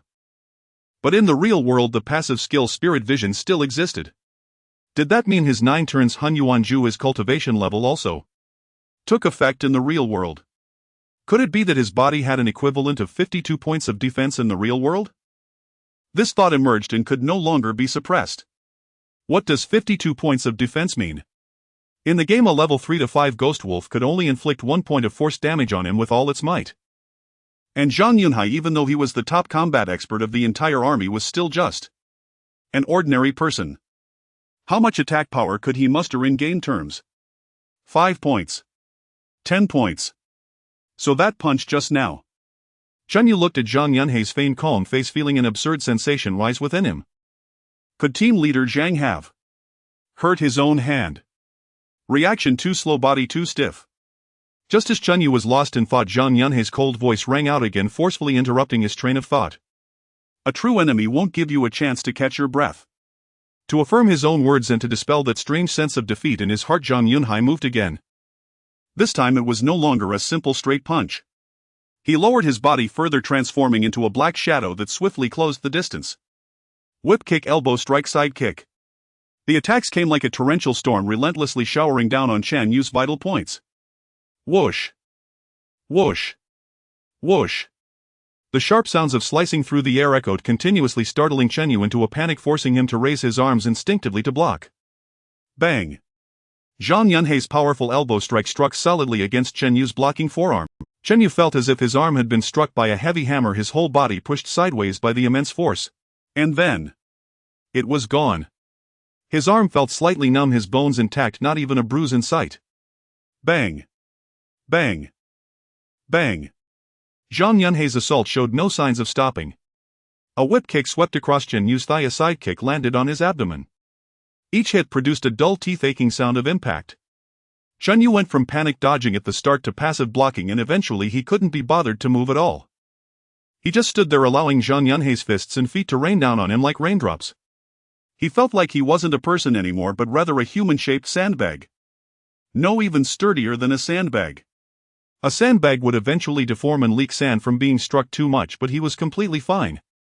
One thought kept swirling in his mind. Big brother, please stop hitting me. I feel pain just watching you. Time passed second by second. In the enormous fighting arena, only the dull sounds of impact and Zhang Yunhai's increasingly labored breathing remained. Chen Yu stood there looking innocent, even a bit bored. He began to examine his own body. So this is what a Qi refinement stage 1 cultivator's physique feels like. It was simply a humanoid Gundam. What did 210 points of health represent in reality? Did it mean he could stand still and let him hit for a day without losing much health? Meanwhile, Zhang Yunhai across from him was nearing madness. He felt as though he wasn't striking a person but rather clashing against a main battle tank with flesh and blood. With each punch and kick, the recoil made his bones tingle. At first he thought Chen Yu was wearing some sort of protective gear obtained from a game. But he could clearly feel that he was hitting pure flesh and bone. Yet beneath that flesh there seemed to be an incredible resilient power that nullified all his attacks. Sweat beaded on his forehead and his black combat t-shirt was nearly soaked through, clinging tightly to his body. His arm and calf muscles were beginning to show signs of soreness and cramping from the continuous extreme exertion. And Chen Yu, the young man he had thought he could take down with a single punch. From start to finish, aside from stumbling a few steps at the beginning, he hadn't even moved his feet afterward. That kid even looked at him with a gaze mixed with sympathy and innocence. What was this? Beginner's guidance. This was truly self-inflicted humiliation. Ha! Zhang Yunhai roared, using all his strength to twist his waist and hips, delivering a vicious high whip kick that whistled through the air toward Chen Yu's neck. This was his strongest strike. He was confident that even a granite block would crack under this kick. Chen Yu instinctively shrank his neck. Crack! A sound louder than all previous impacts exploded. Zhang Yunhai's foot solidly struck Chen Yu's shoulder. Chen Yu's body jolted, a wave of numbness surged through his shoulder, but that was all. He steadied himself, looking at Zhang Yunhai, who had landed and was now supporting himself on one leg, his forehead bulging with veins, hesitantly speaking. Team leader Zhang, are you alright? Zhang Yunhei's body froze. He slowly lowered his leg, his chest rising and falling violently, sweat dripping from his chin onto the pristine floor. The air in the fighting arena suddenly fell silent to the extreme. Awkward. Deadly awkward. After a few seconds, Zhang Yunhai suddenly stood up straight, as if the panting, nearly exhausted person just moments ago was not him at all. He raised his wrist and naturally glanced at the electronic clock on the wall. Today's beginner's guidance ends here. It's getting late, let's go to the cafeteria for a meal. After saying that, he turned and walked away, his back straight like a spear, his steps steady and powerful without a hint of stumbling. However, at the moment he turned, Shen Yu clearly saw. His right hand, which was behind his back, was shaking uncontrollably. In the United States, at the Pentagon, in the President's office. The heavy bulletproof glass completely isolates the noise from outside, and the interior is so quiet that one can hear the faint whir of the central air conditioning. The air is thick with a suffocating anxiety. Useless. A bunch of useless people. President George, slightly plump, slammed his fist onto the hard mahogany desk, causing the pens in the holder to buzz. Every muscle on his flushed cheeks expressed his anger. How long has it been? 24 hours. The Chinese have been boasting at the United Nations, while here I have no information regarding their so-called cancer miracle drug. He fixed his gaze on the head of the intelligence center, his eyes seeming to want to devour him whole. I don't even know if this news is true. What about our intelligence network in China? Hundreds of millions in funding every year, and it all goes to waste. The intelligence officer's forehead was beaded with fine cold sweat, and he swallowed hard, his voice dry. Mr. President. None of our informants at any level can access the core information. The secrecy level of China this time is the highest it has ever been. He paused for a moment, seemingly organizing his words, then added, however. We have detected an abnormal situation. China has recently reactivated an abandoned underground base codenamed Dawn. This base was built during the Cold War and should have long been abandoned. But recently the energy signals and signs of personnel activity there have been very active. What about specific information? George pressed. There is no specific information, the intelligence officer nearly cried out. The defense systems there have been fully activated with physical barriers and signal jamming. Our people can't even get within 5 kilometers of the base. We suspect this is related to their biological project. George's expression grew increasingly grim. Suspect. Isn't there any certainty at all? Even if there is one word that can be confirmed. Just then the office door was pushed open and a tall man with broad shoulders walked in. He was dressed in a sharp suit, yet his strides carried the steadiness and strength unique to a soldier. It was none other than General Holman, the Secretary of Defense. Mr. President, there's no need to worry about such trivial matters. Holman's voice was loud and confident, as if it carried a calming power. He walked straight to the desk, ignoring the trembling intelligence officer, and offered George a relaxed smile. George raised his head, still fuming. Trivial matters. Holman, media outlets around the world are cheering for China, claiming they hold the scepter of God. You tell me this is trivial? Medical breakthroughs are ultimately a boon for all humanity, aren't they? Holman shrugged dismissively, his words dripping with deep-seated arrogance. The Chinese wouldn't dare, nor could they keep such technology to themselves. Otherwise the world's spit would drown them. He paused, a hint of disdain curling at the corners of his mouth. Just wait, soon they will seek international cooperation or sell it at a high price. By then, well, simply buy it at a cost. With our top scientific research team in the U.S. getting samples and replicating it shouldn't be difficult at all. Maybe we can even do it better and at a lower cost. Hearing this, several aides in the office visibly relaxed. Yes, this is the script they were familiar with. George nodded thoughtfully. Holman's words seemed to hold some truth. General Holman noticed the president's wavering, stepped forward, lowered his voice, yet it became more penetrating. Mr. President, please remember, in the competition among great powers, the ultimate chips on the table are always military. Medicine can save lives, but aircraft carriers and nuclear bombs determine who has the right to sit at the top of this planet. His words struck hard, causing everyone in the office to instinctively straighten their backs. The pride unique to the world's foremost military power instantly dispelled the earlier gloom. We remain the world's #1 and we are far ahead. Holman scanned the room, his tone resolute. George finally revealed a hint of a smile, leaning back in his chair and exhaling deeply.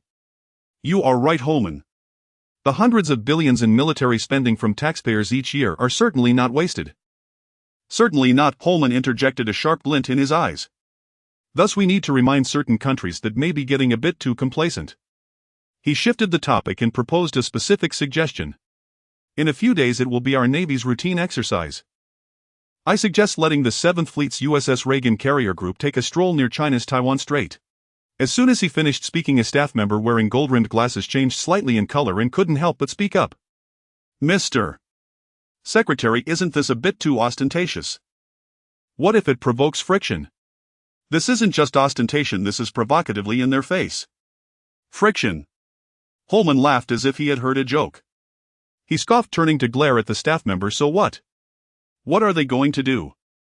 He withdrew his gaze and looked back at the president, his voice filled with undeniable dominance. We are not going to provoke, we are going to show. This is to give them a reminder. To remind them not to think that conquering a small cancer can change the world order.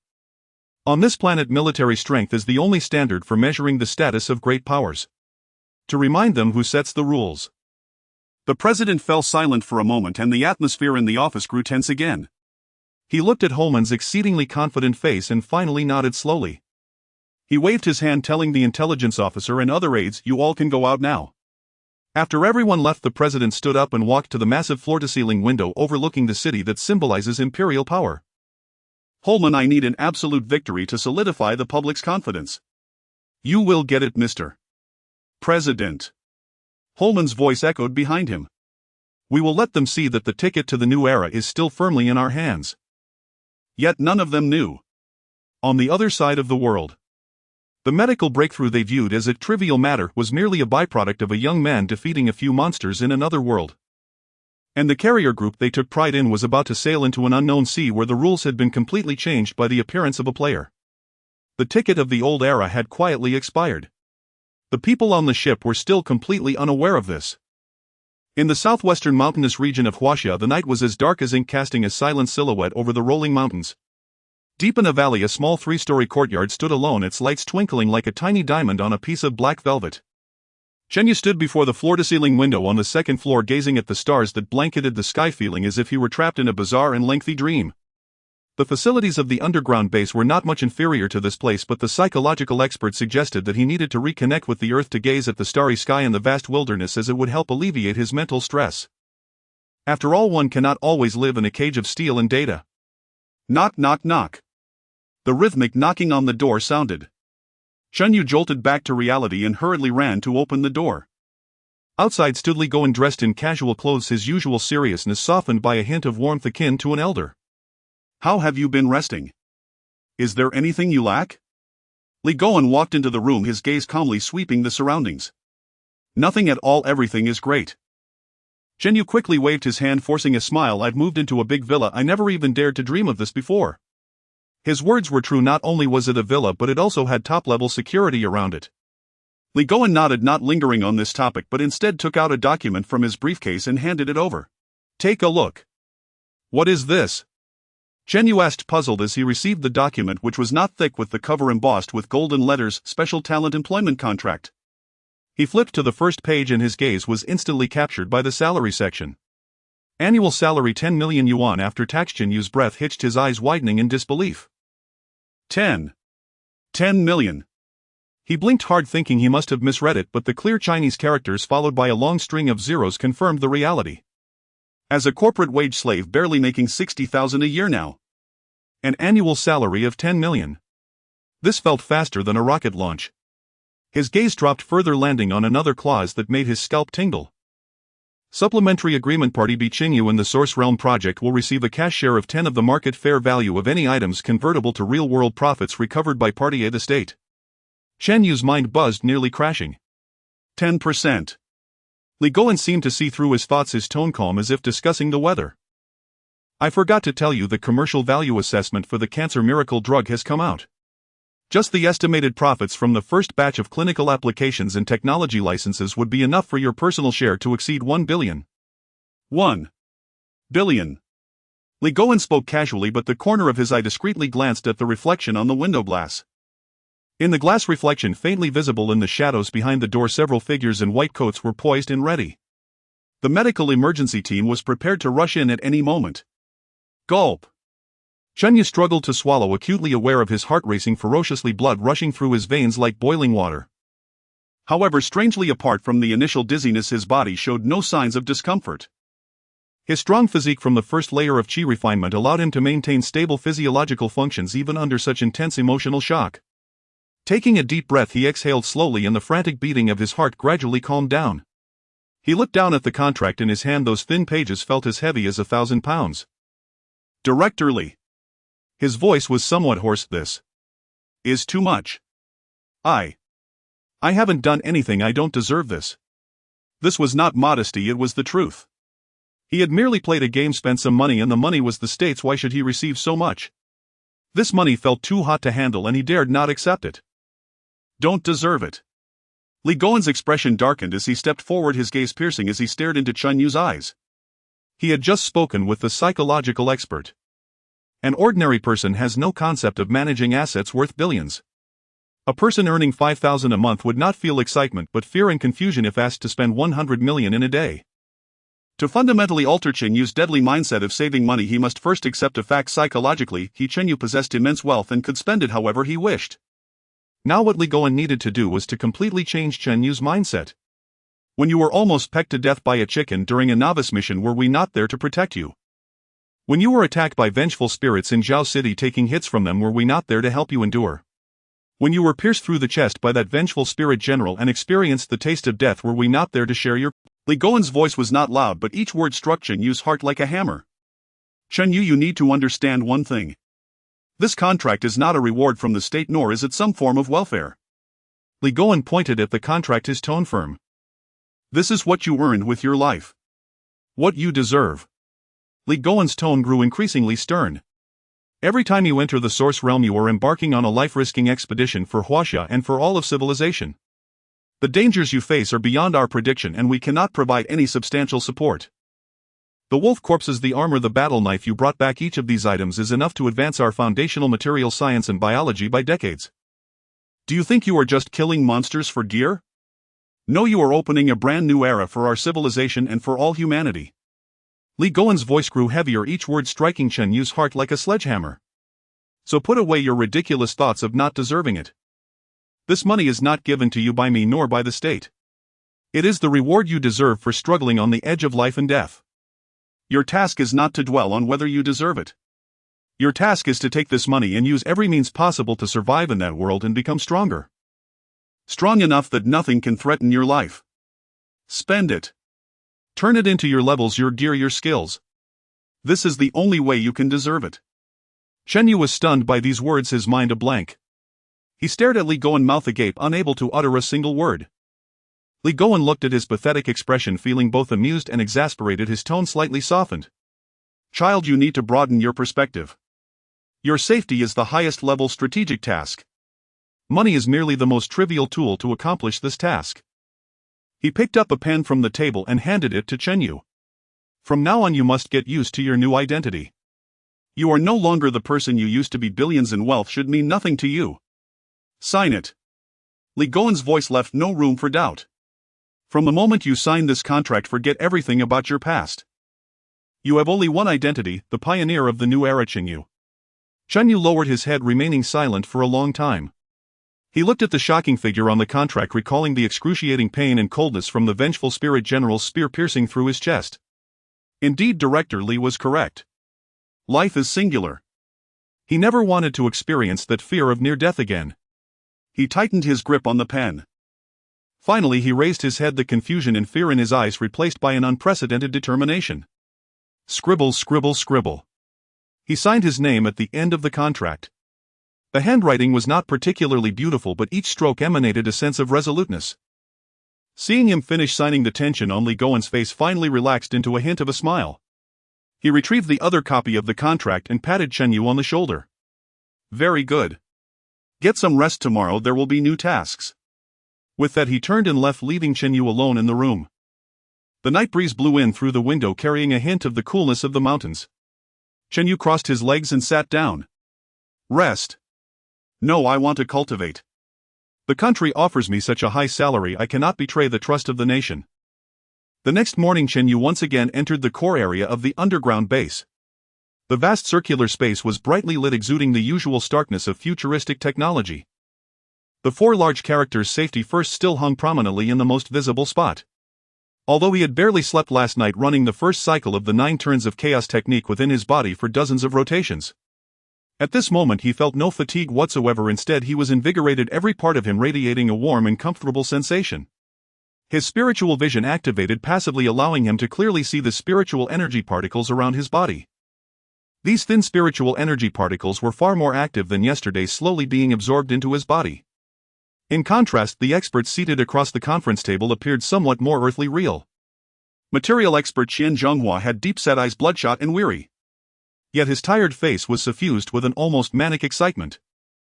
Biological expert Zheng Ping was similar, with hair disheveled like a bird's nest, his black-framed glasses slightly askew, tightly clutching a thick report. Only the tactical team leader Zhang Yunhai retained his cold mountain-like demeanor. Yet upon seeing Chen Yu, a hint of complexity unconsciously flashed in his eyes. "Let's have a short meeting." Li Goen sat at the head of the table, lightly tapping his fingers on the surface, his voice steady, pulling everyone's attention back. "Chen Yu, this is today's task plan." As soon as he finished speaking, the data team leader Sun Feng stood up, pointing to the large screen behind him. "Based on the review of your last mission process and our analysis of the rebirth of Zhao City battle scene, we believe that the task summoned by the City Lord has an extremely low probability of triggering combat, approximately 3.5. Sun Feng adjusted his glasses, his tone serious. "Zhao City has returned to normal order. When you visit the City Lord with the military token, it follows the official protocol. Therefore our recommendation is to continue following the main quest. Today's core objective is to reach level 10 and unlock the guild and battle instance system." Chen Yu nodded.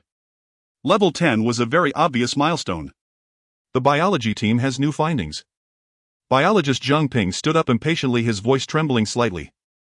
"After our team's continuous 48 hours of gene sequencing and material analysis, we discovered that the giant chicken and the phantom wolf, although one is avian and the other is mammalian, share a highly similar biological underlying logic. The trace elements contained within are almost identical." He paused, took a deep breath, and dropped a heavy bombshell. "More importantly, in addition to the special proteins in their blood that can inhibit cancer cells, we found that the flesh and blood of these two creatures, when cooked, have significant enhancing effects on human physical functions." Upon hearing this, even Li Goen's breath slightly paused. "Specific data?" he asked in a deep voice. "A standard adult male weighing 75 kilograms after consuming approximately 136 grams of cooked meat. His muscle strength, cellular vitality and nerve reaction speed all reach a peak with an overall enhancement effect of about 20. Zheng Ping excitedly waved his arms. "We conducted comparative experiments using the highest standards level special forces and the effects were equally significant. Currently we cannot determine whether this enhancement is permanent, but..." He did not finish his sentence, yet everyone present understood what it meant. It was not treatment but enhancement. It meant making an ordinary person possess physical qualities close to those of top athletes. It meant enabling a top special forces soldier to break through human physiological limits. Chen Yu's heart skipped a beat. 20.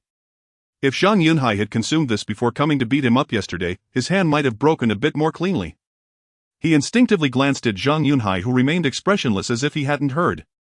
So Zheng Ping looked at Chen Yu, his gaze burning like he was staring at a moving mountain of gold. "If possible, Comrade Chen Yu, next time you encounter a new species, you don't need too much. Just bringing back a complete corpse or part of an organizational sample would be invaluable." Before anyone could fully recover from this news, materials expert Qian Zhonghua stood up abruptly. "And there's the material. Director Li, that knife."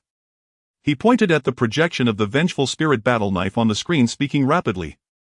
"We conducted non-destructive testing and field tests on it last night and found that its material's lattice structure is too perfect to be a natural product which we had anticipated. But the most astonishing thing is that it has a unique micro-energy field surrounding it which has a strong interference and absorption effect on electromagnetic waves. To put it simply," Li Goen frowned, "it has a natural invisibility coating. Moreover, it is a nemesis to all radar wave bands." Qian Zhonghua slammed the table. "If we can analyze the composition principles of this field, our individual exoskeleton armor and next-generation aircraft skin technology could leap forward by at least 50 years. This is more than a generation ahead of the F-22's stealth coating. I need a sample." Qian Zhonghua's gaze turned to Chen Yu, almost pleading. In the game world, any metal or regardless of its value, bring it out. We need to make material comparisons. The conference room fell into silence. Everyone was somewhat dazed by these two consecutive revelations.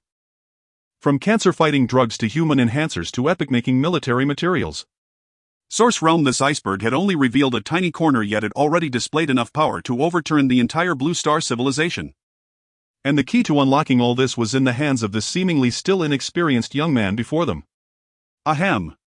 Li Goen cleared his throat, pulling everyone's thoughts back to reality. He looked at Chun Yu, his gaze deep and solemn. You understand today's task objectives. First, reaching level 10 is of utmost importance.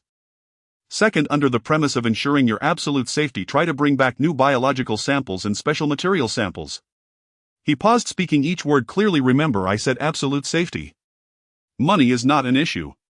If needed, you can buy all the items in the shop and wipe Zhao City off the map. Your life is more important than that city, more important than all of us. Chun Yu felt warmth in his heart and nodded seriously. I understand, Director Li. He was no longer the ordinary person who would panic at the sight of 90 million. He was now a pioneer of Chinese civilization, a billionaire, and the only cultivator. Go ahead. Li Goen waved his hand. 10 billion has been preloaded onto your card.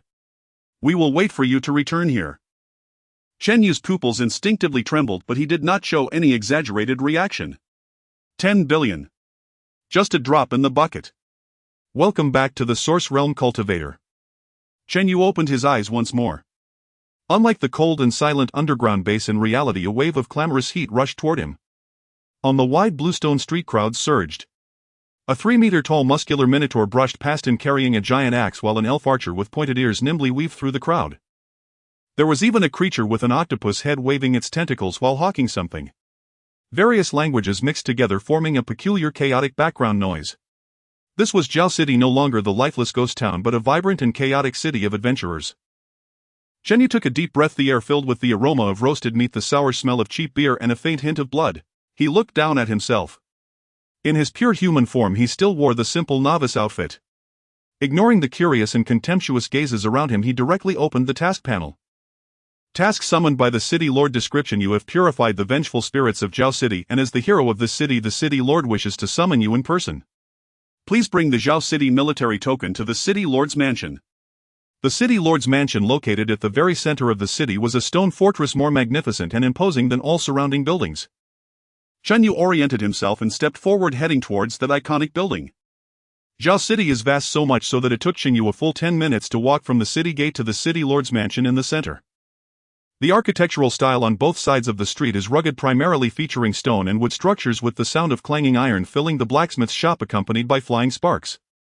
At the entrance of the tavern, a drunken orc is being supported by 2 companions mumbling incomprehensibly. Everything appears lively and full of warmth, in stark contrast to the deathly silence Chen Yu first encountered.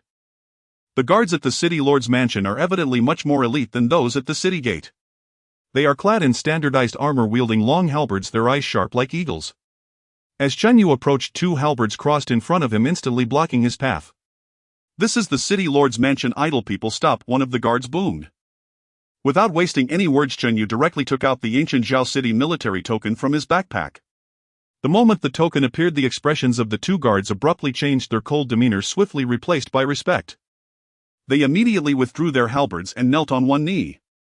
We pay our respects to the hero. The City Lord has been waiting for you for a long time. This treatment left Chun Yu somewhat flattered. It seems that the 9 demons subduing tokens. No, the 9 million spent were not in vain. Led by the guards, Chen Yu passed through the heavily guarded courtyard and entered a spacious conference hall. At the end of the hall, seated in the main position, was a middle-aged man dressed in a luxurious brocade robe. He had an elegant face, sporting a meticulously groomed goatee, and his deep-set eyes were calmly observing Chen Yu as he walked in. This must be the City Lord of Zhao City, Gauda. You are the adventurer who purified the source of the vengeful spirits. Gauda's voice was gentle, sounding more like a well-read scholar than the ruler of a frontier stronghold. Yes, that's me. Chen Yu nodded, neither overly humble nor arrogant. Very good. Gauda stood up from his seat and slowly walked down the steps, a look of approval on his face. On behalf of all the citizens of Zhao City, I thank you for everything you have done. You have not only dispelled the evil that lingered here, but have also given this city a new lease on life. Ding. You have completed the task the City Lord summons. Experience gained 3,000 points. Zhao City reputation increased to friendly. Reputation points gained 2,000. A series of system prompts popped up before Chenyu. The experience points were quite decent, directly leveling him up to level 4 Foundation Establishment first layer, and he unhesitatingly allocated 5 free attribute points to attack. He even received 2,000 reputation points, though he still didn't know what use they had. Your noble deed will be inscribed on the merit monument of Zhao City. Gao De's voice continued as he patted Chenyu on the shoulder, appearing very amiable. Our Zhao City is located in a remote area with scarce resources and limited military strength. During the last incident with the vengeful spirits, if it weren't for your intervention, the consequences would have been unimaginable. Gao De began to elaborate on Zhao City's history and its predicaments, his words full of concern for the city's future. Chenyu listened quietly, but in his heart he was comparing this to the analysis of the cash shop project team. Indeed, it was exactly as predicted by Sun Feng and the others. This was a standard official NPC dialogue process, gratitude rewards background introduction. However, just as Chenyu thought this meeting was about to conclude, Gao De suddenly shifted the topic. Hero Chenyu. His tone became more solemn. Since you possess such formidable power that can easily slay even the vengeful spirit general that my most elite warriors are helpless against, I wonder, would you be willing to guide the defense forces of Zhao City? Chenyu, who was still nodding, suddenly froze. Ha! This script isn't right. He lifted his head, meeting Gao De's eyes filled with expectation and scrutiny. In the next second, a brand new task selection box abruptly popped up before him. The City Lord's request. The City Lord Gao De deeply admires your strength and hopes you can contribute more to the defense of Zhao City. Option 1, accept. You will guide the defense soldiers through practical drills. Task reward 5,000 reputation points. Receive a special title, Friend of Zhao City. Option 2, decline. You will politely refuse the City Lord's request. Task reward none. Consequence: the City Lord Gao De's favorability towards you will significantly decrease. Chenyu's pupils contracted slightly. Here it comes. The 3-5 extremely low probability event predicted by the data team. This isn't a request, it's clearly putting him on the hot seat. Decline. Favorability drops significantly.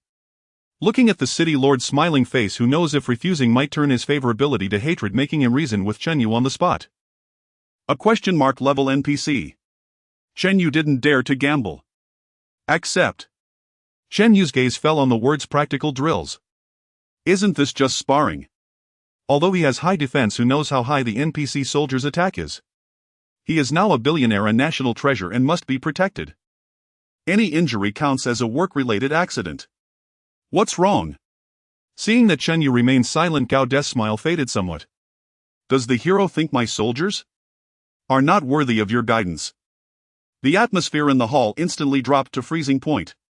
The surrounding guards, who were originally standing with arms at their sides, tightened their grips on their halberds and unfriendly glances fell upon Chenyu. An invisible pressure enveloped the room.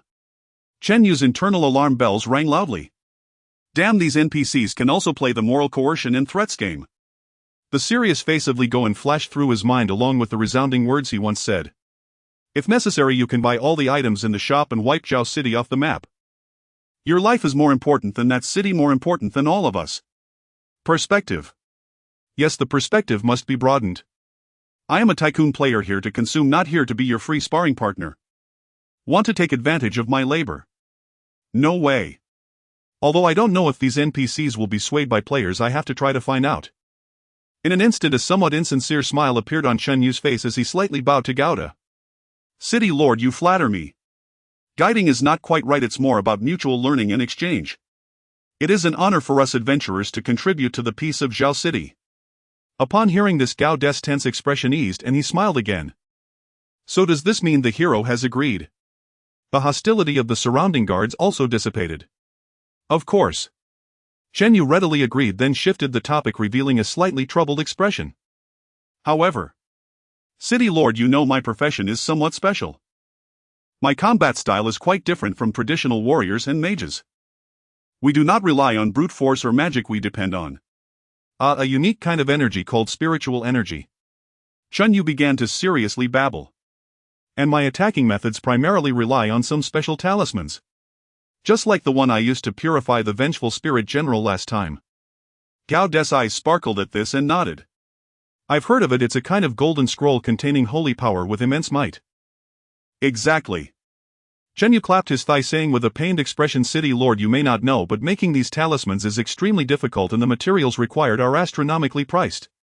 Each one embodies countless efforts and money. The last time I purified Zhao City I used up all my stock and now I'm completely out of resources. The air in the hall seemed to have solidified. At that moment the elegant face of Lord Gauda was as dark as ink. The veins on the backs of the surrounding guards' hands gripping their long spears bulged and sharp gazes pierced through Chen Yu like tangible blades. 180 gold coins. How dare he even open his mouth? This was not just a lion's demand, it was as if he wanted to swallow the whole pride. Having lived for so many years, this was the first time Gauda encountered such brazen adventurers. However, facing the almost overwhelming pressure, Chen Yu's smile became even more radiant. Was he afraid? A little. But when he thought of the cold digits in his bank account and Li Gowen's serious face, which was darker than Gao De's fear, was instantly dispelled by his confidence. Perspective. I am representing the nation now. Am I supposed to bow to you, an NPC? That would be a disgrace to Director Li. My lord, please don't look at me like that. Chen Yu spread his hands with a look of sincerity. I'm thinking of the long-term peace of Zhao City.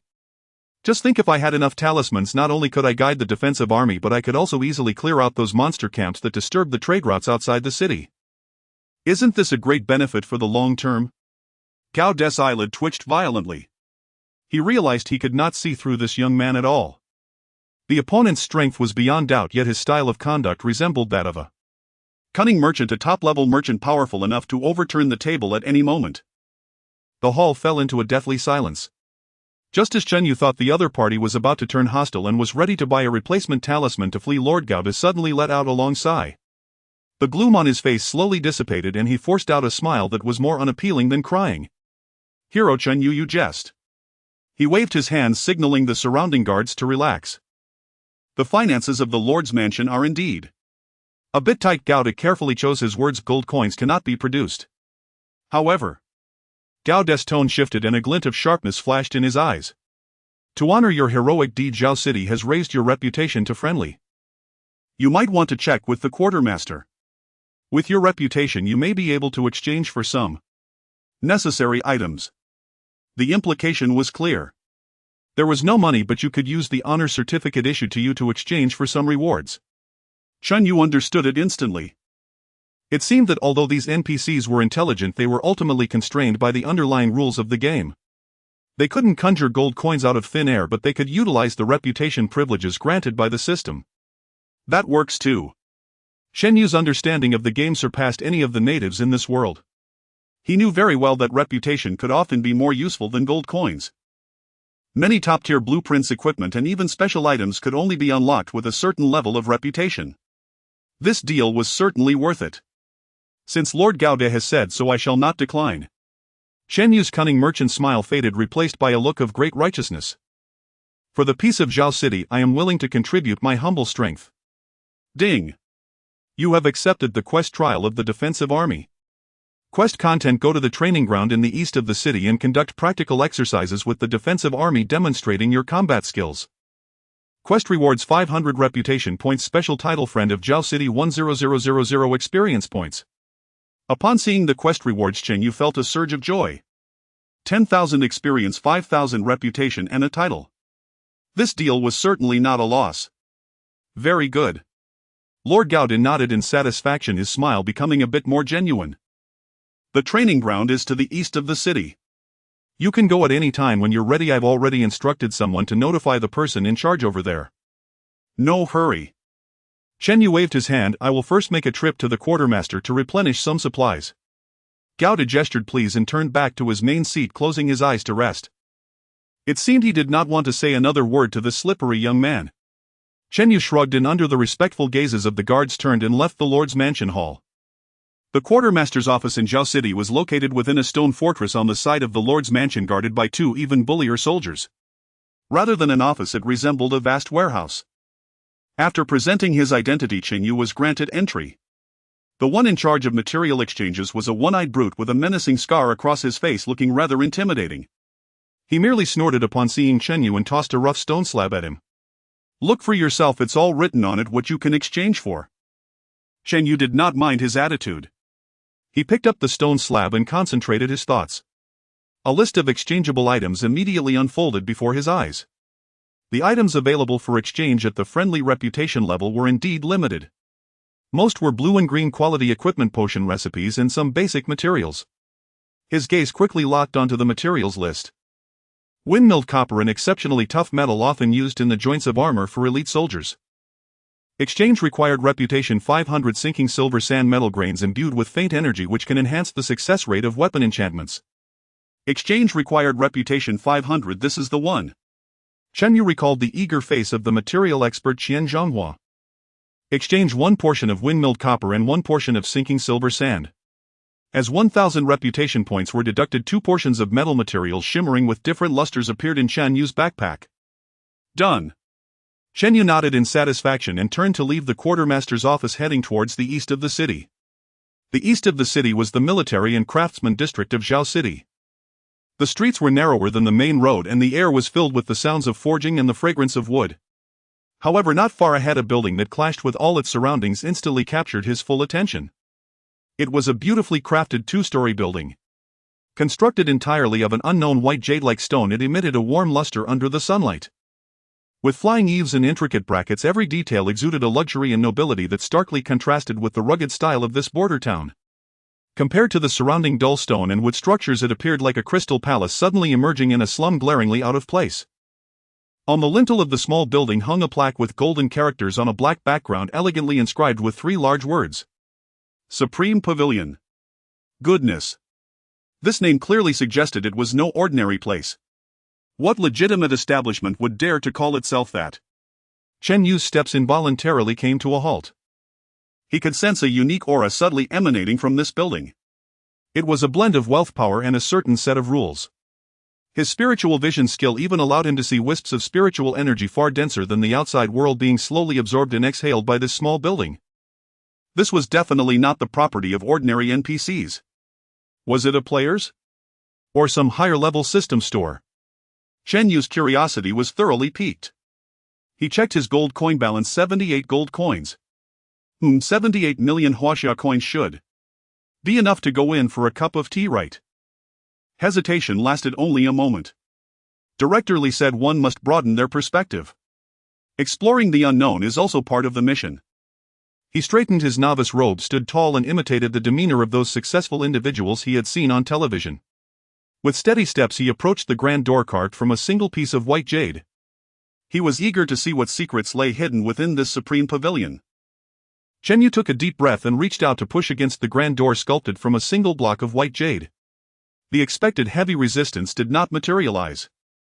As soon as his palm touched the cool, smooth jade door, it silently slid open inward as if it had been waiting for his arrival. Inside the door there was not a gaudy display of gold and jade, but a spacious and elegant hall, its floor paved with profound black obsidian reflecting light like a mirror. The soft glow from the ceiling was not from lamps but from pearls suspended in the air, emitting a gentle luminescence.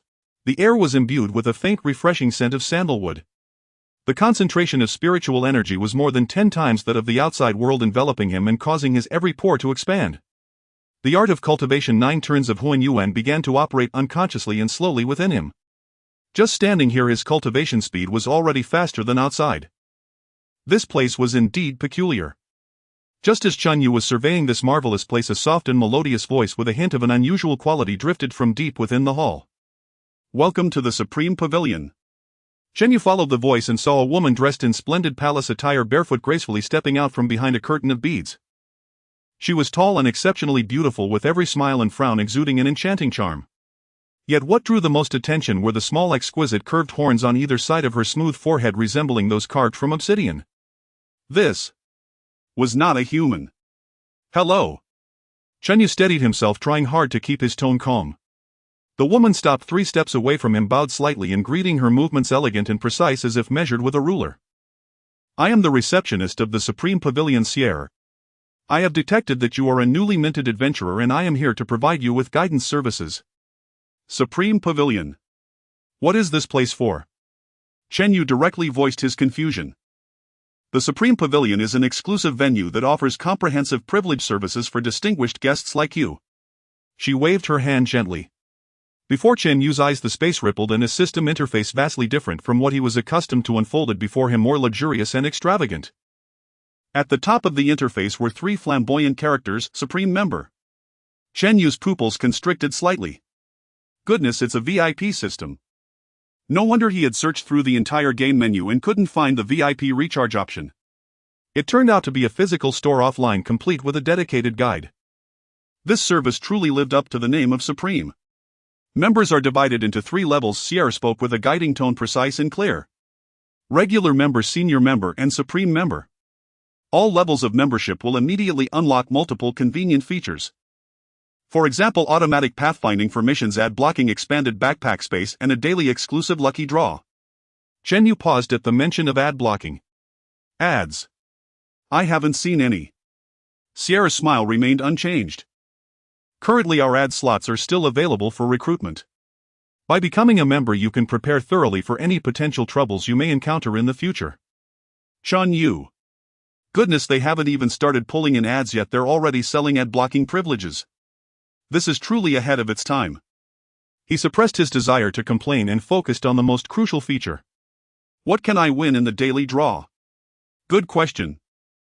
Sierra flashed a hint of approval in her eyes. This is precisely the core distinction among the 3 levels of membership. She waved her hand again and the content on the interface changed, displaying 3 distinct massive spinning wheels. Regular members can win items of up to Xian grade in the daily draw. Senior members can access an enhanced prize pool with items up to D grade.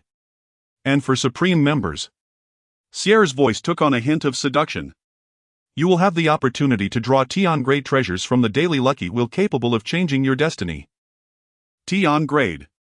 Chen Yu's heart skipped a beat. His cultivation method, 9 turns of Huan Yuan, was at the Tian grade. He had spent nearly $1 billion to acquire it. Now a member's draw could actually yield an item of the same grade. His breath quickened and the stern face of Li Goen and his admonition about expanding one's horizons flashed in his mind. Become stronger. At all costs become stronger. I must get this membership. He gazed intently at Sierra, his eyes ablaze. How do I sign up? Seeing Chen Yu so eager, Sierra's smile became even more sincere and her obsidian-like horns seemed to shine brighter under the light. Membership operates on a monthly subscription model. Regular membership is 100 gold coins per month. Senior membership is 500 gold coins per month. As for supreme membership, she paused and announced a number that made Chen Yu's eyelids twitch. 1,000 gold coins per month. Hiss, Chen Yu gasped. 1,000 gold coins. At a ratio of 1 to 1 million, that's 10 billion huaxia coins. In a month.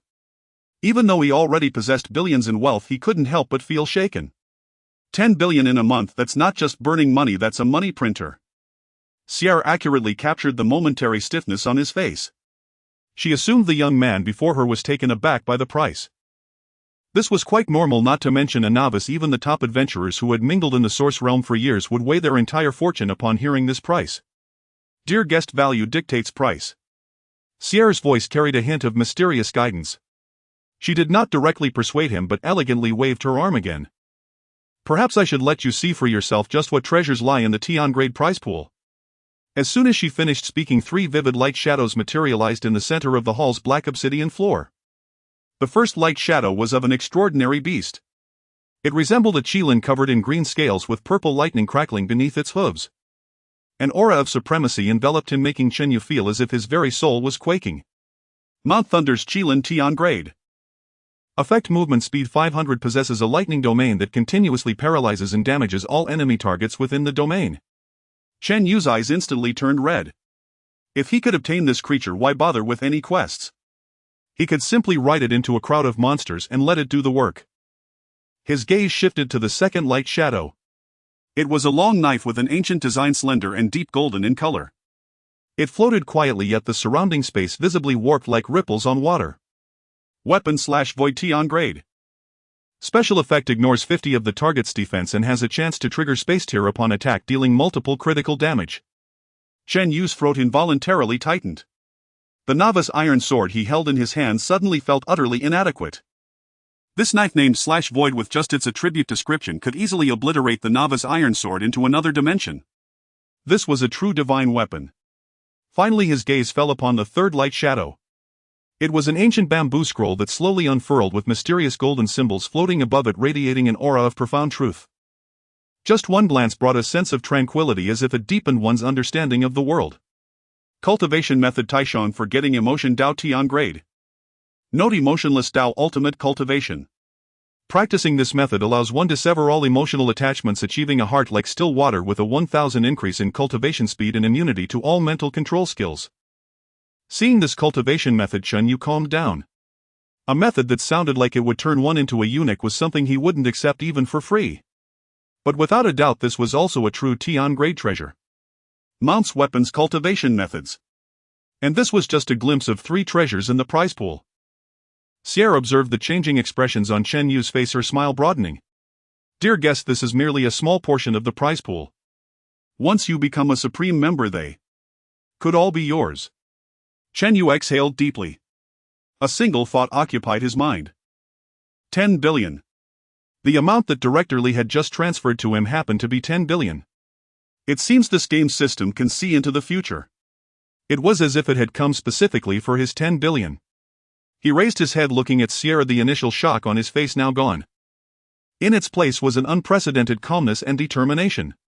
Sounds good to me, he said slowly. Sierra smiled, preparing to hear his choice, guessing that he might first try out the regular membership. However, the words Chen Yu uttered next caused her professional smile to momentarily freeze for the first time. Sign me up for the Supreme Membership. Chen Yu suddenly felt a pang of regret. He regretted why he had been so cautious yesterday and had not ventured directly into the city to take a look at the Supreme Tower. If he had come yesterday and activated this so-called Supreme Membership, wouldn't he already be holding a heavenly treasure today? Caution truly can lead to missed opportunities. Chen Yu lamented inwardly, yet maintained a calm demeanor on his face as he gazed at the enormous lucky wheel slowly materializing before him, rubbing his hands together. Eagerly he said to Sierra, the lottery. Right now. He had spent 1 billion for this very moment. Just before the draw, Chen Yu suddenly recalled the ritual he always performed before drawing cards in his past life. Clearing his throat, he seriously made a request to Sierra. Could you play a song called Good Luck as background music? A trace of slight stiffness appeared in Sierra's otherwise flawless professional smile. A flicker of confusion which no data stream could conceal passed through her azure eyes. Dear guest, are you referring to some kind of spell or melody that can enhance luck? She inquired with graceful poise and utmost seriousness. Seeing her earnest expression, Shen Yu instantly lost his train of thought. After all, it was a bit unreasonable to expect an NPC from another world to know about Earth's divine songs. Forget it, let's pretend I didn't say anything. Chen Yu waved his hand, choosing not to dwell on it any longer. He refocused his attention on the massive luminous wheel before him.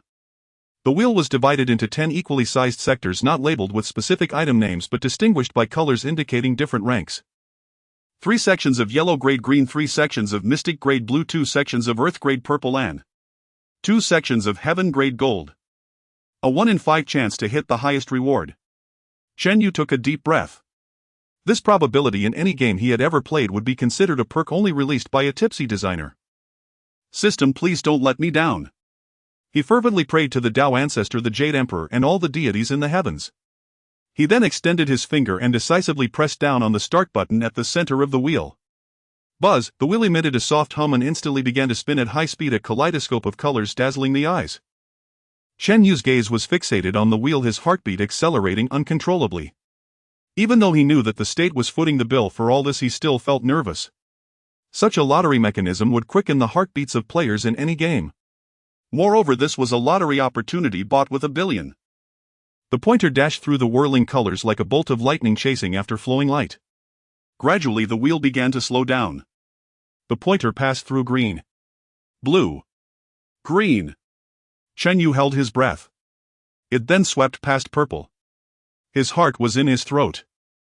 The pointer's speed continued to decrease, entering a slow-motion effect, oscillating tantalizingly between gold and purple. Gold! Gold! Gold!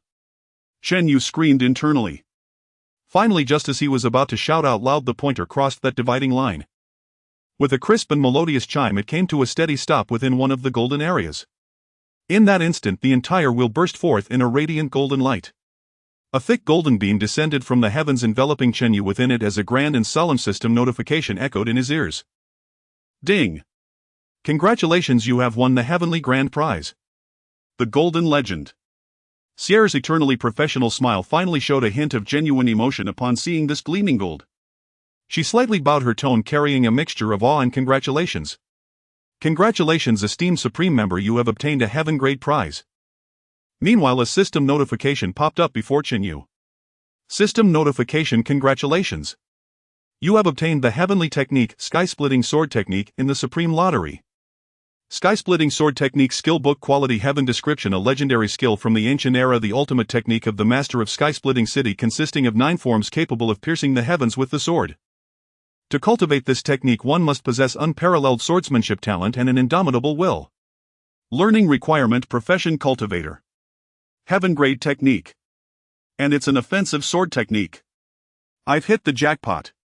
Chunyu gazed at the ancient-looking, faintly glowing golden sword technique manual, so excited he nearly jumped up. The 9 turns primordial formula is the foundation, the inner cultivation method that determines the depth of his spiritual power and cultivation speed. But before this, his only means of attack was to swing his beginner's iron sword like a novice and smash talismans.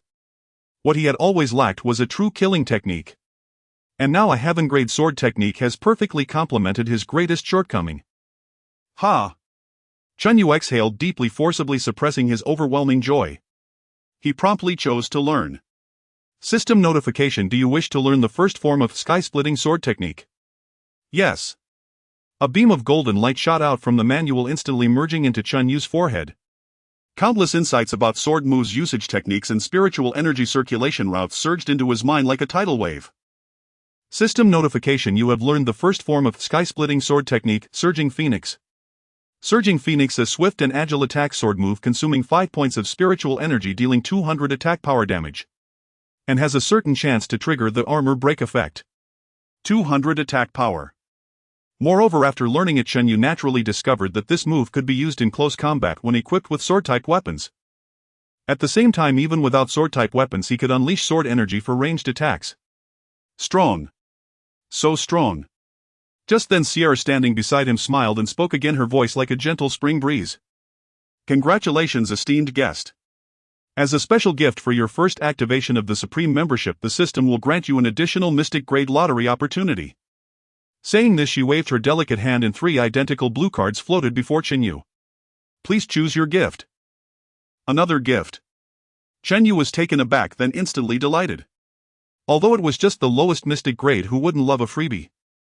He didn't think much and instinctively chose the one in the middle. The card flipped over, transforming into a blue light that entered his forehead. Ding! You have obtained a Mystic Grade skill, Gaze into the Heart of Chi. Skill: Gaze into the Heart of Chi. Quality: Mystic effect. Your eyes receive a negligible enhancement, allowing you to see through appearances and vaguely perceive the unseen anomalies. Gaze into the Heart of Chi. Chunyu smacked his lips, not quite understanding the usefulness of this skill. It seemed a bit lackluster. Whatever. After all, it was a gift, better than nothing. Chinyu quickly cast aside thoughts of this Mystic Grade skill, his attention drawn to Sierra's next words. Dear guest, the service network of the Supreme Tower extends to every corner of the Source Realm, whether you are in a bustling main city or a remote village. As long as you find the Supreme Tower, you can enjoy the same level of service. Sierra slightly bowed, her azure eyes fixed on Chinyu, her tone carrying a hint of subtle depth. At the same time, as a Supreme Member, you have the right to consult the Supreme Tower on any questions. As long as the Supreme Tower is aware, we will provide answers for you. Any questions? Chenyu's heart stirred. He instantly thought of the countdown hovering above his head. PvP protection mode, remaining time 29 days 10 hours 07 minutes. Previously in the underground base, Zhang Yunhai from the tactical team had also brought it up. This 30-day newcomer protection period was his last and only safe development window. But what would happen after the protection period ended? Would those who were casually over level 90 with race names that sounded incredibly formidable pounce on him like sharks smelling blood? What exactly is the PvP mechanism in the Source Realm? Will there be penalties for malicious kills? These questions Li Goen and the entire expert team could not answer for him. But now an answer seemed to be right in front of him. Chenyu's gaze sharpened as he asked solemnly, I want to know what changes will occur after the newcomer protection period ends. The flawless professional smile on Xier's face remained unchanged upon hearing the question. She slightly bowed, her azure eyes calmly gazing at Chenyu, her voice flowing with precision and elegance as if pre-programmed. Dear Supreme Member, the Novice Protection Mode is a fundamental guide and protective measure provided by UNGF for new adventurers. When the countdown ends, you will officially integrate into the UNGF family and can engage in deeper interactions with other adventurers. Chen Yu frowned. This was as good as saying nothing at all. It was all official jargon sounding like the FAQs on the game's official website. He stared into Xier's eyes, which revealed no emotion, pondered for a moment and rephrased his question more directly. Does the so-called deeper interaction include free attacks between players? What happens if I am killed by another adventurer in the game? Will I die in reality? This question was the core concern for him, Li Goen, and the entire pay-to-win project team. This time the smile on Xier's face finally faded a bit. Her expression turned serious, and even the dense spiritual energy around seemed to freeze for a moment. Firstly, UNJ does not encourage meaningless malicious killings. Any proactive attack behavior within major cities and safe zones will be severely punished. Secondly, regarding death. Xier paused, her azure eyes seemingly penetrating the data, looking deep into Chen Yu's soul. Your game character is deeply bound to the fortune of the civilization behind you. If you fall in the game, you personally may not perish in the real world. Chen Yu felt a wave of relief in his heart. As long as I don't die. However, Xier's next words instantly chilled his blood. But your fall will be deemed a significant loss for the civilization you belong to. As a punishment, the civilization behind you will suffer a great and unpredictable disaster. The consequences may far exceed the value of your personal life. Boom! Chen Yu's mind buzzed as if struck by an invisible hammer. He wouldn't die, but would China face disaster? What kind of ridiculous setup is this? He originally thought the worst outcome would simply be his death in reality. But now the system was telling him that his personal death could affect the entirety of Chinese civilization. What would that entail? Thousands of lives lost. A nationwide disaster. Or even more unimaginable consequences. His own life was truly bound to the fate of a country, the fate of over 1 billion people, in a way he could not comprehend. Not just a pioneer of the new era. Perhaps a destroyer as well. At that moment he felt the invisible burden on his shoulders suddenly grow 1,000-fold. I cannot die. Chen Yu subconsciously murmured to himself. Not even once. Xier quietly watched him, seemingly waiting for him to digest this information that could overturn everything. After a moment she finally spoke again, her voice regaining a touch of softness as if offering a trivial comfort. As a Supreme Member, you have basic information concealment permissions. The system will default to hide some of your key information from non-friendly units, and you can also customize your settings in the system menu. Additionally, based on your previous question, the system has opened a new PvP feature preview for you. Once the protection period ends, the ladder arenas in major cities will be open to you. Through ladder duels you can earn substantial rewards and honors, which is also an important way to rapidly enhance your strength and reputation. Ladder matching. Chen Yu felt a spark of realization. This was yet another crucial piece of information. This indicated that PvP wasn't merely chaotic slaughter in the wild, but also involved an official rule-based system. He took a deep breath to calm himself. He opened the system menu, and sure enough he found several new options added to the personal information settings page. Should your race information be hidden from non-friendly units? Supreme Member exclusive. Should your occupation information be hidden from non-friendly units? Supreme Member exclusive. Should your level information be hidden from non-friendly units? Chen Yu decisively checked yes for the first two options. As for the level, he glanced at his level 4 status and thought of those level 90 monsters on the leaderboard, feeling that whether to hide it seemed rather insignificant, so he left it untouched. After completing all this, his sense of urgency intensified. 30 days. He had less than 30 days to adapt to this cruel rule and to rapidly improve himself. Thank you. Chen Yu expressed his gratitude to Xier and turned to leave the luxurious Supreme building that resembled a temple. Stepping out of the white jade doors, the warm afternoon sun bathed him, and the bustling street was alive with voices filled with the aroma of life. He looked up towards the eastern direction of the city, dispelling the thought of immediately going to do a task. What if there were other places like the Supreme building? He couldn't afford to miss them. He walked along the main road, passing by blacksmith shops, potion shops, and leather armor shops. Various stores were vibrant with the sounds of vendors and haggling filling the air. The architectural style here was vastly different from Earth, brimming with a rough fantastical charm. Following the principle of since I'm here, Chen Yu bought various odds and ends in each shop he entered. Although he wasn't sure if they would be useful, these items were genuinely cheap and he could take them back for Qian Lao and the others to study. Soon a vast and bustling building appeared before him, the auction house. Entering the auction house, a massive trading hologram floated in midair, scrolling through various item information. Chen Yu glanced around and found that most of the items were equipment and materials with prices ranging from a few copper coins to hundreds of gold coins. Since I'm here, he bought some metallic materials. The total cost was 2 gold coins. Looking at the more than 10 slots occupied in his backpack, he nodded in satisfaction before reopening the task panel. Main quest: the trial of the guard. Quest content: go to the training ground in the east of the city and engage in practical exercises with the guard, showcasing your combat skills. Quest location: training ground in the east of the city. Click to navigate the training ground in the east of the city.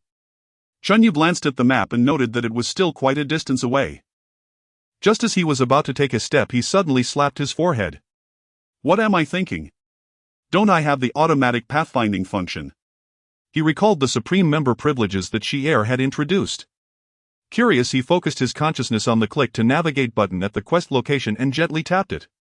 System prompt: Supreme Navigation function has been activated and your exclusive mount will be summoned in approximately 3 seconds. 3, 2, 1. At the moment the countdown ended, Chen Yu felt a sinking sensation beneath him, as if something had appeared out of thin air to lift him up. Looking down, he froze. There was no majestic steed as he had imagined, nor was there any sword flying akin to those in novels. Under him was a completely snow-white rabbit with blood-red eyes as large as a calf. A rabbit. This giant rabbit was leisurely chewing on a bright red carrot that seemed to have emerged from nowhere using its 3-part mouth. A golden bell dangled from its neck. Chen Yu's expression was quite something at that moment. An exclusive mount for a Supreme Member worth billions. Was this it? Before he could come to terms with this enormous contrast, the giant rabbit finished its carrot and suddenly kicked off the ground with its hind legs. Whoosh! Chen Yu felt a powerful force pushing him back, nearly throwing him off. The scenery in front of him rapidly retreated, accompanied by the whistling wind. East of the city, in the training ground. The howling wind whipped up dust, causing the nearby adventurers to instinctively squint their eyes. With a sudden stop, a snow-white figure came to an abrupt halt at an unreasonable speed, its 4 massive paws plowing shallow grooves into the hard ground. Finally, accompanied by a crisp sound of a golden bell, it came to a steady stop. The wind ceased and the dust settled. Only then did the crowd see that it was a giant rabbit, its size comparable to a warhorse, entirely snow-white with blood-red eyes. On the back of the giant rabbit, a young human with black hair and black eyes was gripping its neck, his face pale, looking ready to vomit at any moment. Ugh! This rabbit is more thrilling than a roller coaster. Chen Yu felt as if his internal organs were being shaken out of place by the jolting rhythm. The exclusive mount of a Supreme Member was indeed fast, but the riding experience was akin to torture. In the next instant, the giant rabbit transformed into specks of white light and vanished, leaving behind Chen Yu, whose legs were still trembling. His sudden appearance immediately attracted the attention of all the adventurers in the training ground. Where did this guy come from? That entrance is quite unique. An orc wielding a massive axe grinned broadly, his voice rough. Look, LV4, probably from some insignificant weak civilization. Beside him, a sharp-eared elven archer curled his lip, his tone laced with a barely perceptible superiority. Chen Yu couldn't understand a word of their language. It was a jumble of sounds that resembled a peculiar mixture of beast roars and bird calls. Detected unknown language. Would you like to enable the Supreme Member privilege Universal Knowledge? Upon activation, the system will automatically translate all recognizable intelligent species languages for you. Yes. Chen Yu silently thought. In an instant the world fell silent. As those strange sounds entered his ears, they transformed into meanings he could comprehend. A level 4 rookie making such a big scene, just trying to attract attention. Probably just came out of some corner, never seen the world before. Ah, they are mocking me. Chen Yu rubbed his dizzy head, thinking, I didn't want this either. Who knew the navigation would be a rabbit? However, he had no time to deal with this now. Li Goen's teachings echoed in his mind, safety first. His gaze quickly passed over the idle gossiping adventurers and focused on the center of the training ground. There stood a giant arena made of massive bluestone, over 10 meters on each side. A soldier from the Zhao City Guard, clad in standard armor and wielding a spear, stood upright on the arena, expressionless, his aura steady. As Chen Yu had guessed, the task was simply to fight. The goal was straightforward: get on stage and defeat the guard soldier. At that moment, quite a few adventurers had gathered below, clearly here for this task. Through their conversations, Chen Yu learned that the rewards for completing this task for the first time were substantial, and it could be repeated afterward. It was one of the most stable ways to earn Zhao City reputation. Next. Who's coming up? the guard soldier bellowed, his voice booming. A dwarf warrior with a full beard jumped onto the stage roaring with rage, his level marked as LV7. For the furnace and the ale. The dwarf swung his warhammer and charged bravely. However, the guard soldier simply calmly sidestepped and advanced. A standard grappling technique followed by a forceful strike from the butt of the spear to the back of the dwarf's neck. In just 10 seconds, the level 7 dwarf warrior was swiftly kicked off the stage. Failure. A wave of regretful sighs rose from the crowd. Next, an LV8 elven archer attempted to take advantage of his long-range skills, but the guard soldier was extremely fast. In just a few steps he closed the distance, and the elf didn't even have time to shoot a third arrow before being struck by a spear, similarly declaring failure. Chun Yu watched quietly from below, silently assessing. The attributes of this guard soldier clearly surpassed those of monsters of the same level. His combat skills were exceptionally refined with no wasted movements. I'll go. With a roar, the previously mentioned level 10 orc warrior jumped onto the stage. This time the battle finally became intense. The orc warrior was tough and powerful, engaging in a fierce confrontation with the guard soldier. The clashing of weapons was incessant, sparks flying. Ultimately, after sacrificing an arm that was deeply gouged by the spear, the orc warrior seized an opportunity, bracing himself against a spear thrust, and pushed in. With a single axe strike he sent the guard soldier reeling, barely achieving victory. Phew! Finally won. The orc warrior panted heavily, his face full of relief. Even a level 10 berserker had such a hard time fighting. Shen Yu's eyes, however, lit up. He recalled the data analysis conclusions provided by Sun Feng and the others in the Pay to Win project group. The attribute boost from breaking through the Qi refining stage was at least equivalent to other classes leveling up by more than 10 levels. Since that level 10 orc could win, then I should have no problem. This was a good opportunity to test my current strength.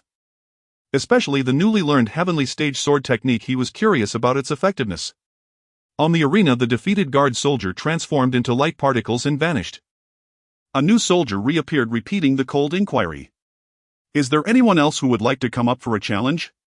The crowd fell silent, the strength of the guard soldier having made a deep impression. The recently victorious orc warrior was down below drinking potions to recover, while others lacked confidence. At that moment, Chun Yu moved. He took a step forward, walking calmly onto the arena. In an instant, all eyes focused on him once more. Ha! I can't be seeing things right. That level 4 guy went up. What does he think he's doing? Committing suicide.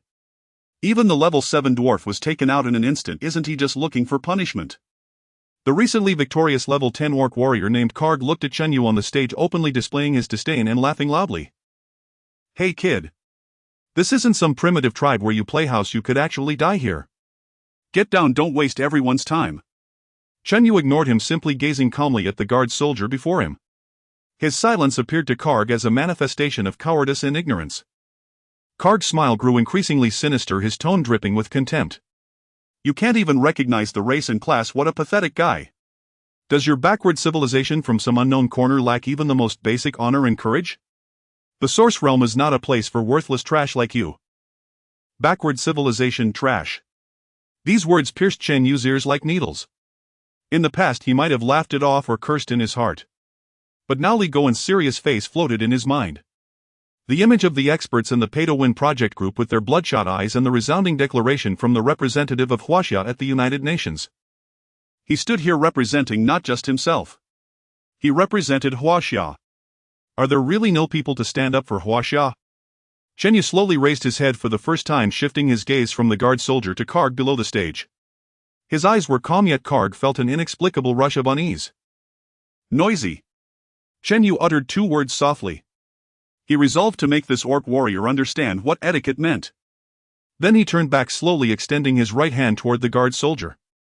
A novice iron sword appeared in his hand. The guard soldier's programming clearly did not include a weight setting. The moment Chen Yu stepped onto the stage, it had already entered battle mode. The instant Chen Yu gripped the sword hilt, it moved.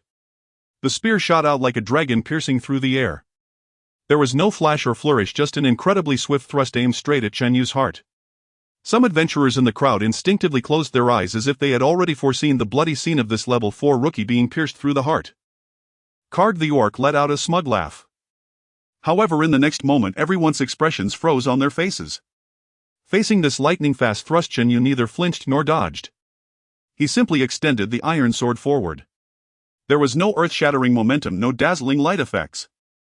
His movement even seemed somewhat slow, akin to a beginner practicing the most basic thrust.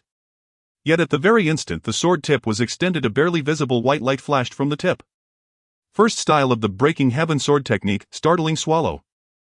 In that moment time seemed to have pressed the slow motion button. In the eyes of all the adventurers, the soldier of the garrison struck with a lightning-fast thrust accompanied by a piercing whistle of wind the tip of the spear already at Chen Yu's face. However, Chen Yu's response was so simple it bordered on perfunctory. He merely extended the novice iron sword in his hand forward. There were no flashy movements, no overwhelming bursts of spiritual energy, not even a shift of his feet. What a plain and unadorned strike! Just at the moment when the spear tip was about to collide with the sword tip, there was a soft sound almost inaudible. A faint gleam suddenly ignited at the tip of Chen Yu's sword like a firefly darting through the night, flashing past. The first move of the Breaking Heaven sword technique, Surprise Swan. Then came a scene that left everyone dumbfounded. The fierce garrison soldier along with his steel spear froze in place as if he had become a statue, solidified in an instant. The expression on his face remained cold and focused as it had been during the attack. 1 second. 2 seconds. A deathly silence. The entire training ground was so quiet that one could hear a pin drop. What's going on? Stuka elven archer muttered to himself instinctively. Before his words could finish there was a soft sound. A fine line of blood quietly appeared starting from the soldier's forehead and extending straight down. It passed through his nose and lips, reaching all the way to his chest plate. In the next moment his body along with all his armor and weapons was silently severed in two as if cut by the most precise laser. Then he transformed into countless white specks of light dispersing into the air. Ding! You have completed the task trial of the garrison soldier. Experience gained 10000 points. Reputation in Zhao City increased to friendly 500, 010000. Reputation points gained 5,000. Your level has risen to LV5 Foundation Establishment Stage 1, gaining 5 free attribute points. A total annihilation. A complete annihilation. That elite soldier who had barely managed to defeat the LV-10 orc warrior Kage at the cost of a broken arm was killed in one strike by a LV-4 human. What the hell? Someone gasped in shock, instantly igniting the whole scene. Is this fake? Am I seeing things? What just happened? What was that light? Was it a skill? But I didn't feel any energy fluctuations. LV-4. Kill the LV-10 elite monster. Who the hell is this? Is he some prince from a divine realm here to experience life? The whispers were like an oil pot boiling over, clamorous and tumultuous. All eyes turned to Chen Yu, filled with amazement, confusion, and deep trepidation. However, the center of attention, Chen Yu furrowed his brow slightly. There was no hint of joy on his face, only a clear expression of disdain. He looked down at the novice iron sword in his hand and gently shook his head. Too slow and too heavy, Chen Yu silently grumbled. After learning the Breaking Heaven sword technique, a profound insight into swordsmanship had integrated into his instincts. He could clearly sense that the Surprise Swan just executed had failed to express its true essence. This move emphasizes the sharpness of one sword breaking myriad techniques and the agility of like a swan's glance.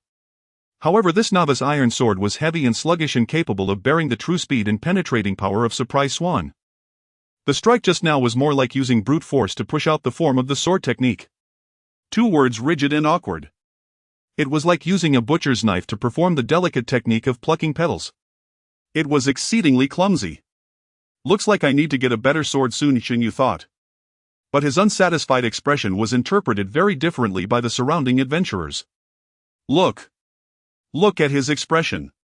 He's actually not satisfied. He killed the garrison elite in one blow and he's still shaking his head. What does that mean? Does he think he didn't kill it cleanly enough? My God, is he showing off? He must be. This arrogance is giving me goosebumps. Below the stage, the orc warrior Kage's expression was particularly vivid. His rugged beastly face turned from green to white, his large copper bell-like eyes fixed fiercely on Chen Yu as if he wanted to breathe fire. Just a moment ago he had confidently mocked Chen Yu as the waste of a backward civilization. Yet in a blink this waste had crushed his opponent, whom he had barely defeated with all his might, in a manner he could not comprehend. That slap was loud and clear. Luck. It must be luck. Kage gritted his teeth, his voice rising in a hoarse shout, but it was tinged with a hint of shaky conviction. There must have been something wrong with the source realm. I felt it glitch just now. Several followers immediately chimed in. Yes. Kage is right. It must have been a glitch in the source realm.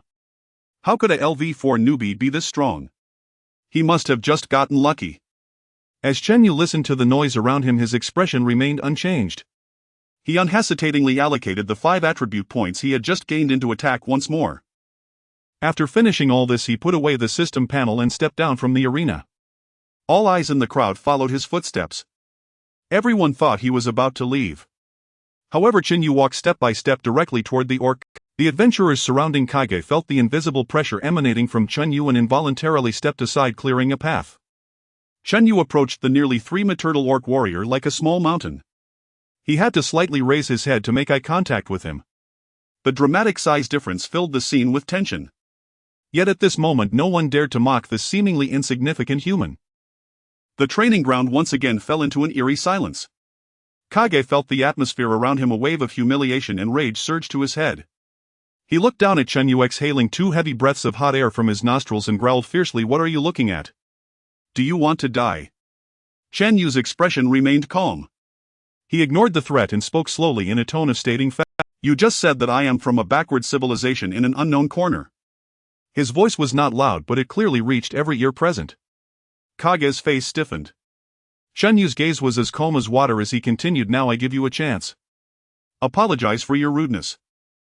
Apologize." For Kage, a LV10 orc warrior, a glorious knight of the era world, to apologize to a LV4 human. Kage seemed to hear the funniest joke in the world. He was stunned for a moment, then erupted into thunderous laughter. "Ha ha ha. Apologize. You want me to apologize to you?" He pointed at Chen Yu with his gigantic palm, laughing so hard he could barely breathe. "Kid, did you burn your brain out with that strike just now? Do you think you can challenge Kage's dignity just because of a stroke of luck?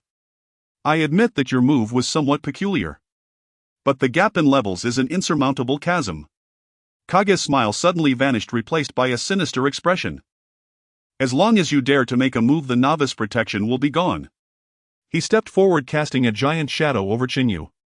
"Come and try it. I will show you what true power is." A violent aura erupted from Kage, the muscles in his uninjured arm bulging, veins popping, with fists as big as cooking pots clenched, ready to unleash a thunderous strike at any moment. The surrounding adventurers hurriedly retreated, fearing they would be caught in the crossfire. Their gazes toward Chen Yu were filled with pity. To them, this human was being incredibly unwise. Knowing when to back off is the way to go. Why provoke an orc warrior known for his brutality? Isn't that courting death? However, in the face of Kage's menacing threat and violent aura, Chen Yu's expression remained unchanged from beginning to end. He simply watched the other as if observing a jumping clown. He slowly raised his hand, not to draw his sword but to extend a finger, gently shaking it at Kage. "You seem to have misunderstood something," Chen Yu said, a faint, almost cruel smile curling on his lips. "I gave you a chance, but you are too useless." In the training ground, the air seemed to have solidified. It was a deathly silence filled with a mixture of shock, confusion, and greed.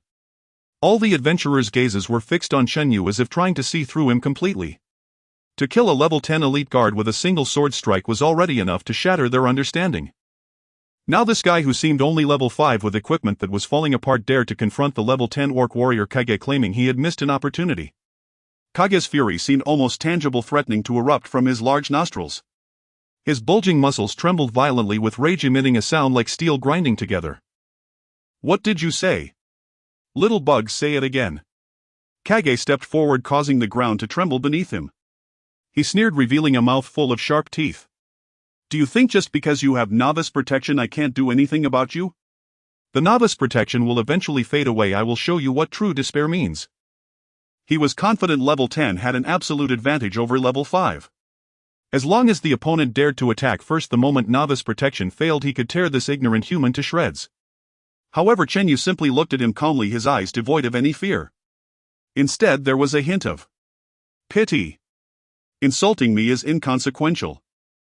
But insulting my civilization is not permissible."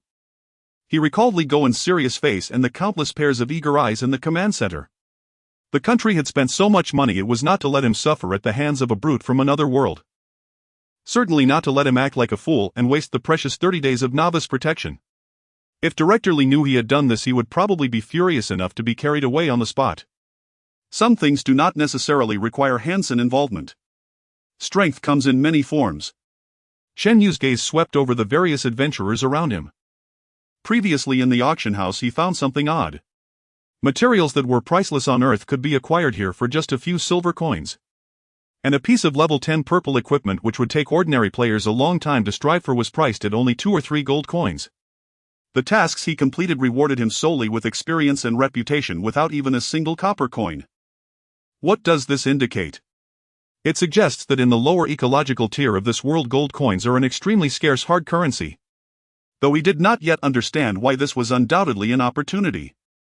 A brand new bold and crazy idea instantaneously took shape in Shen Yu's mind. He looked at the furious Kage and a cruel smile reappeared at the corner of his mouth. He slowly raised his hand not to draw his sword but to extend a single index finger towards Kage. Everyone, Shen Yu's voice rang out again, this time infused with a hint of spiritual energy, allowing it to resonate throughout the entire training ground. I am rather annoyed by this guy's mouth. Who can go up and smash it? He paused and under the breathless gazes of everyone uttered a line that would be recorded in the annals of Zhao City. I will put up 10 gold coins. With these words, the training ground fell into a sudden silence. All the adventurers seemed to be frozen in place as if under a spell. 1 second, 2 seconds, 3 seconds. Then a low hum erupted from the crowd like a stone thrown into a calm lake, instantly creating massive waves. 10 gold coins. Did I hear that correctly? 10 gold coins. My heavens. That's enough for me to get the best level 10 equipment. And there would even be some left over. Greed, shock, fervor. Various emotions intertwined on the faces of the adventurers. They looked at Kage not as a powerful level 10 warrior but as a shining walking treasury. Kage was momentarily taken aback, and then a chill ran from the depths of his heart to the top of his head. He felt the sudden change in the gazes of the surrounding adventurers, no longer filled with fear but instead raw desire. He couldn't help but feel a bit panicked, beads of sweat forming on his forehead. Do you want to go against me, the world of Era? Kage shouted loudly, trying to intimidate those whose minds were clouded by money with the power behind him. He is just a little dwarf from some backward civilization who doesn't even know where he comes from. He can't possibly produce 10 gold coins. Kage's roar did not have the desired effect. The adventurer's thirst for gold coins had not diminished, but due to his doubts a hint of hesitation did arise. After all, 10 gold coins is no small sum. If it turned out to be a worthless check, no one wanted to offend a level 10 orc warrior for nothing. Shen Yu observed Kage's desperate demeanor and a more pronounced cold smile appeared on his lips. Oh. You think I can't produce gold coins? He asked softly, his tone laced with amusement. He didn't waste time with unnecessary words, nor did he feel the need to argue. Shen Yu's mind shifted and a system interface that only he could see instantaneously unfolded before his eyes. I remember something in social. Shen Yu murmured to himself, lightly tapping his finger. My bounty. The interface quickly transitioned to display his personal bounty panel. Post bounty. He clicked again. After editing, a dialog box popped up. Bounty target orc warrior Kage. Bounty content: defeat him, rendering him unable to speak, duration 1 hour. Bounty reward 10 gold coins. Confirm posting. Without hesitation, Shen Yu selected yes. Ding. A crisp system notification echoed suddenly above the training ground. This sound did not merely reverberate in Shen Yu's ears, it permeated the barrier of the training ground in a peculiar resonant manner, spreading throughout the entire Zhao City. Immediately after, a golden announcement materialized above Zhao City like a divine decree so grand that it seemed the entire world would hear it. Zhao City announcement. A new bounty task has been posted. Bounty target orc warrior Kage LV10. Bounty content: defeat him, rendering him unable to speak, duration 1 hour. Bounty reward 10 gold coins. The task publisher has deposited the bounty into the system's escrow account and it will be issued immediately upon task completion. This global announcement radiated outward from Zhao City in ripples, quickly reaching every corner of Zhao City. Everyone saw this golden announcement and heard this heart-shocking notification. Zhao City erupted into a frenzy due to this sudden bounty. In the training ground, all the adventurers stared blankly at the golden announcement in the sky, then turned in unison to Chen. Shock, awe, fervor, greed. Various emotions mingled together, casting Chen Yu's figure as if he were a deity. Gold coins. There really are gold coins. And it's 10 gold coins. Guaranteed by the system. Who exactly is he? Just like that he puts up 10 gold coins. Kage's complexion shifted from green to pale and then from pale to purple. His body stiffened and his eyes were filled with disbelief and terror. He never imagined that this low-level player whom he regarded as a little dwarf could so effortlessly push him toward the abyss. 10 gold coins were enough to drive countless low-level adventurers mad. Waves of fervent gazes descended upon Kage. He was no longer that proud warrior of the Arrow world but rather a massive moving piece of meat. Chunyu withdrew his gaze looking at Kage with a hint of a playful smile. Now do you still think I can't produce gold coins? His voice was soft yet it struck Kage's heart like a heavy hammer. Kage opened his mouth but found his throat too dry to produce any sound. He felt the surrounding adventurers' scorching gazes as if they would melt him, and those gazes no longer held any hesitation, only pure hunting instinct. It was over for him. At this moment Kage suddenly recalled Chenyu's earlier calm words, "I gave you a chance but you were useless." Chenyu looked at Kage's expression akin to a stray dog and snorted coldly in his heart. This was just a small shocking lesson for Kage and for all the foreign players who looked down on Huaxia civilization. A figure burst forth from the crowd like an arrow released from a bowstring. It was a lithe wolfman warrior, his eyes gleaming with fervor for gold coins. Kage. Die. Take down that orc. The bounty is mine. A dark elf wielding twin blades, a dwarf hefting a massive axe, and a lich mage chanting an arcane incantation stood ready. Almost simultaneously, and without prior coordination, they charged toward Kage. His once arrogant face was now contorted with terror and disbelief. He could not fathom how this seemingly frail level 5 dwarf had actually produced 10 gold coins. No. Wait. I apologize, I was wrong. Kage's roar drowned beneath the cacophony of clashing weapons and roaring abilities. His proud level 10 status crumbled like a fragile skiff in a tempest, overwhelmed by dozens of adventurers, many his equals, some even lower ranked. The werewolf warrior leading the assault delivered a vicious backstab deep into Kage's lower back, unleashing a colossal damage number and inflicting a bleeding effect. The dwarf's war axe followed, instantly cleaving through armor with a thunderous shriek that sent Kage staggering. From afar the lich mage's curse descended. Kage felt his limbs grow leaden, his speed and defense plummeting. I was wrong. My lord. I beg you, I'll kneel before you. Please rescind the bounty. Kage's voice cracked with desperation, barely piercing the chaos. He tried to drop to his knees, but waves of incoming attacks denied him even that simple act. Chenyu merely cast a cold, indifferent glance toward the maelstrom center, then turned away. Opportunity had been granted and withdrawn. He did not bother watching Kage's final moments. The moment the system announcement echoed, the orc's fate was sealed. Yet. Chenyu glanced at his account balance. It had dropped from 76 to 66 gold coins. TCH. A quiet twinge flickered in his chest. 10 gold coins equivalent to 10 million Chinese yuan. Just like that, spent. How would he ever explain this to Director Li? Reporting to Director Li, I spent 10 million yuan of state funds, not for intelligence, not for strategy, but to silence an in-game orc for 1 hour. No, that isn't pettiness. Chenyu swiftly rationalized within his mind. This was deterrence, demonstrating the resolve, conduct, and economic might of Chinese civilization to both native denizens and foreign players of the Source Realm. Precisely, this was strategic deterrence. With that reframing, the act suddenly acquired gravitas. He only hoped Director Li and his team would see it the same way. Shaking his head, Chenyu dismissed the matter. He strode toward a garrison officer stationed at the edge of the training ground, clad in standardized armor, bearing an austere demeanor.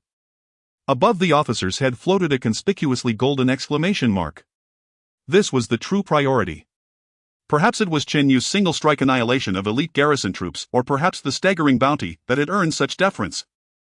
The officer's attitude surpassed any NPC Chenyu had yet encountered, marked by profound respect. Honored adventurer, your prowess commands deep admiration. The officer bowed slightly. I am Luo Yi, Centurion of the Zhaoqing garrison. We are profoundly grateful for your demonstration of peerless swordsmanship. Chenyu nodded and immediately opened the officer's quest log. 2 tasks appeared clearly before him. Daily quest: the garrison's trial quest description, spar with garrison soldiers to hone your combat acumen and earn their recognition. Objective: defeat 1 garrison soldier. 01 reward: Zhaoqing reputation 100, experience 500. Indeed, a repeatable quest. And a daily one, limited to a single completion per day. Chenyu understood instantly. 100 reputation and 500 experience were modest yet valuable when no other quests remained viable. His gaze shifted to the second quest, a main storyline mission. Quest: The Wraith's threat. Centurion Luo Yi grows deeply troubled by wraiths wandering beyond the city walls.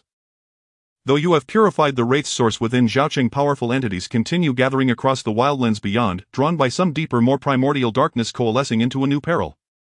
Luo Yi requests you investigate the origin of this anomaly in the Wailing Valley beyond the city. Objective: enter the Wailing Valley dungeon and defeat its final boss. Reward: experience 20000. Zhaoqing reputation 3000. Required level LV10. If the words LV10 and dungeon clarity struck you like lightning. He finally grasped why so many adventurers, level 5 through 9, had gathered at this training ground. The main questline was gated precisely at level 10. Below level 10, aside from this daily sparring task, there likely existed no efficient means of acquiring substantial experience. The sole alternative was monotonous grinding, repeatedly clearing monsters beyond the city walls, inching forward experience point by painstaking point. That process, he suspected, would consume far more time than he could afford. Many players here, already below level 10, had long since exited their newcomer protection period. Newcomer protection period.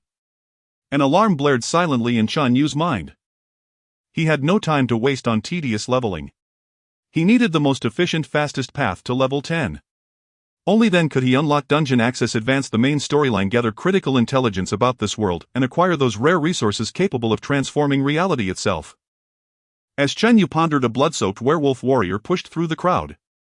One arm hung in an unnatural angle, evidence of heavy toll exacted in the recent melee. Yet his face radiated exhilaration and avarice. He approached Chen Yu bearing a set of gleaming white fangs and rumbled in a gravelly voice. "Honored sir, the orc named Kage will utter not a single word for the next hour. System alert: your bounty quest has been completed. 10 gold coins have been disbursed." Chen Yu observed the werewolf, his ID red bloodclaw level 9, one step shy of level 10. He sensed every adventurer's gaze converge upon him. Those eyes shimmered with a volatile mix of awe, greed, and faint dread, and unsettling weight. He knew he had become a target. Not because of his level 5 status, but because of the bottomless vault of gold in his account. He was a billionaire strolling unarmed through a slum, clutching a suitcase of cash. Even with the newcomer protection period active, such conspicuous wealth inevitably drew covetous glances. In the distance, more figures were already converging. "Well done." Chen Yu replied flatly, no further acknowledgement, then logged out immediately. First report to Director Li. Then devise a faster path to level 10. Less than 2 minutes after his logout, a figure riding a white tiger arrived at the training ground, a high elf clad in a resplendent moonlight robe, its silver thread patterns intricate and arcane. She bore the elven hallmarks, pointed ears, ethereal beauty, and long silvery hair cascading like liquid moonlight. Her emerald green eyes gleamed like flawless jade, deep, serene, and unfathomable. Her displayed level LV15. Her ID Yuing. Race celestial elf. At her appearance, adventurers fell utterly silent, retreating instinctively as if confronting something profoundly terrifying. Their reverence dwarfed even what they'd shown Chen Yu. Did I arrive too late? Yuing swept her gaze across the field, murmuring softly to herself. In the command center of the Peitawan project, the conference room, located hundreds of meters underground, was brightly lit as if it were day. Chen Yu sat at the head of the long conference table, recounting in detail his experiences in the game this morning. From entering the City Lord's mansion to the membership system of the Supreme Building. From the Heavenly Sword technique won from the lucky draw to the one-hit kills and gold coin bounties in the training ground. As he spoke, he quietly observed Li Gowen's expression. The director with graying hair at the temples maintained a calm demeanor, rhythmically tapping his fingers on the table, producing a soft sound that left others guessing his thoughts. By the time Chen Yu finished speaking, he still couldn't determine whether his impulsive behavior of spending lavishly was right or wrong. After all, from a rational perspective, there was no need to provoke conflict. However, even if he was scolded, Chen Yu did not regret it. Anyone who dared to insult Huaxiao would find it ineffective. Li Gowen listened quietly, his deep gaze sweeping over everyone present. After a moment of contemplation, he finally spoke. Using gold coins as a bounty to have others take action for you is a good approach. This is both a deterrent and a declaration. It declares our Huaxia civilization's way of doing things, welcoming friends with fine wine while facing wolves with shotguns. However, Li Gowen's tone shifted, his gaze sharp as a knife. Next time, do not make such a big deal out of it. A tree that stands out will be blown down by the wind. Our financial power is a trump card, do not expose it unless necessary. Understood. Chen Yu nodded heavily. The malicious gazes he felt before logging off had already proven this point. Now let's all share our opinions. Li Goen's gaze swept over the expert group present. The tactical group leader Zhang Yunhai stood up first. Director, based on previous intelligence, I have 3 preliminary judgments. First, the financial level of the low-tier players in the Source Realm is far below our expectations. 10 gold coins is a substantial amount that could drive them to desperation. This leads to the second question: do they lack money to spend or lack channels to spend money? 1 gold coin equals 1 million huaxia coins. This threshold is extremely high for ordinary people in any country. I tend to think that players from other civilizations have no access to the real currency system. Chen Yu is the only exception. Thirdly, and most importantly, Zhang Yunhai's tone grew serious. Considering the task intensity of the giant chicken in the novice village, the novice guidance in the Source Realm is likely based on an average physical quality across multiple civilizations. Our initial physical quality as humans is below this average level. This is why Chen Yu found the difficulty extremely high before spending any money. He paused and looked at Chen Yu. Chen Yu, how did you find the orc Kege you encountered in the game? What was his strength and physique like? He was very strong, his muscles felt like stone. If it was before entering the chi refinement stage, I felt like 10 of me would not be a match for him. But after entering the first layer of chi refinement, Data Group Leader Sun Feng immediately interjected. I completely agree with the leader's speculation.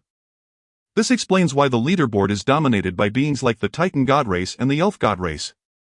Different civilized races likely have vastly different initial attributes and growth templates. We humans may be at a severe disadvantage in terms of initial templates. You all have made excellent points. Li Goen nodded, interrupting their analysis. However, these speculations do not provide substantial help for our current predicament. He looked around at everyone and stated firmly, our current primary task is singular: leveling up. Leveling up at any cost. Before the 30-day novice protection period ends, Chen Yu must possess enough power for self-preservation even to retaliate. Li Goen's voice suddenly turned cold.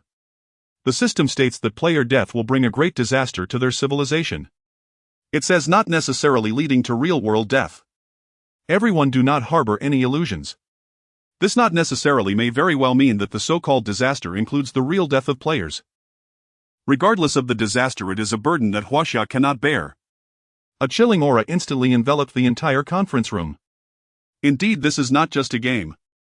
This is a war that stakes the fate of the nation.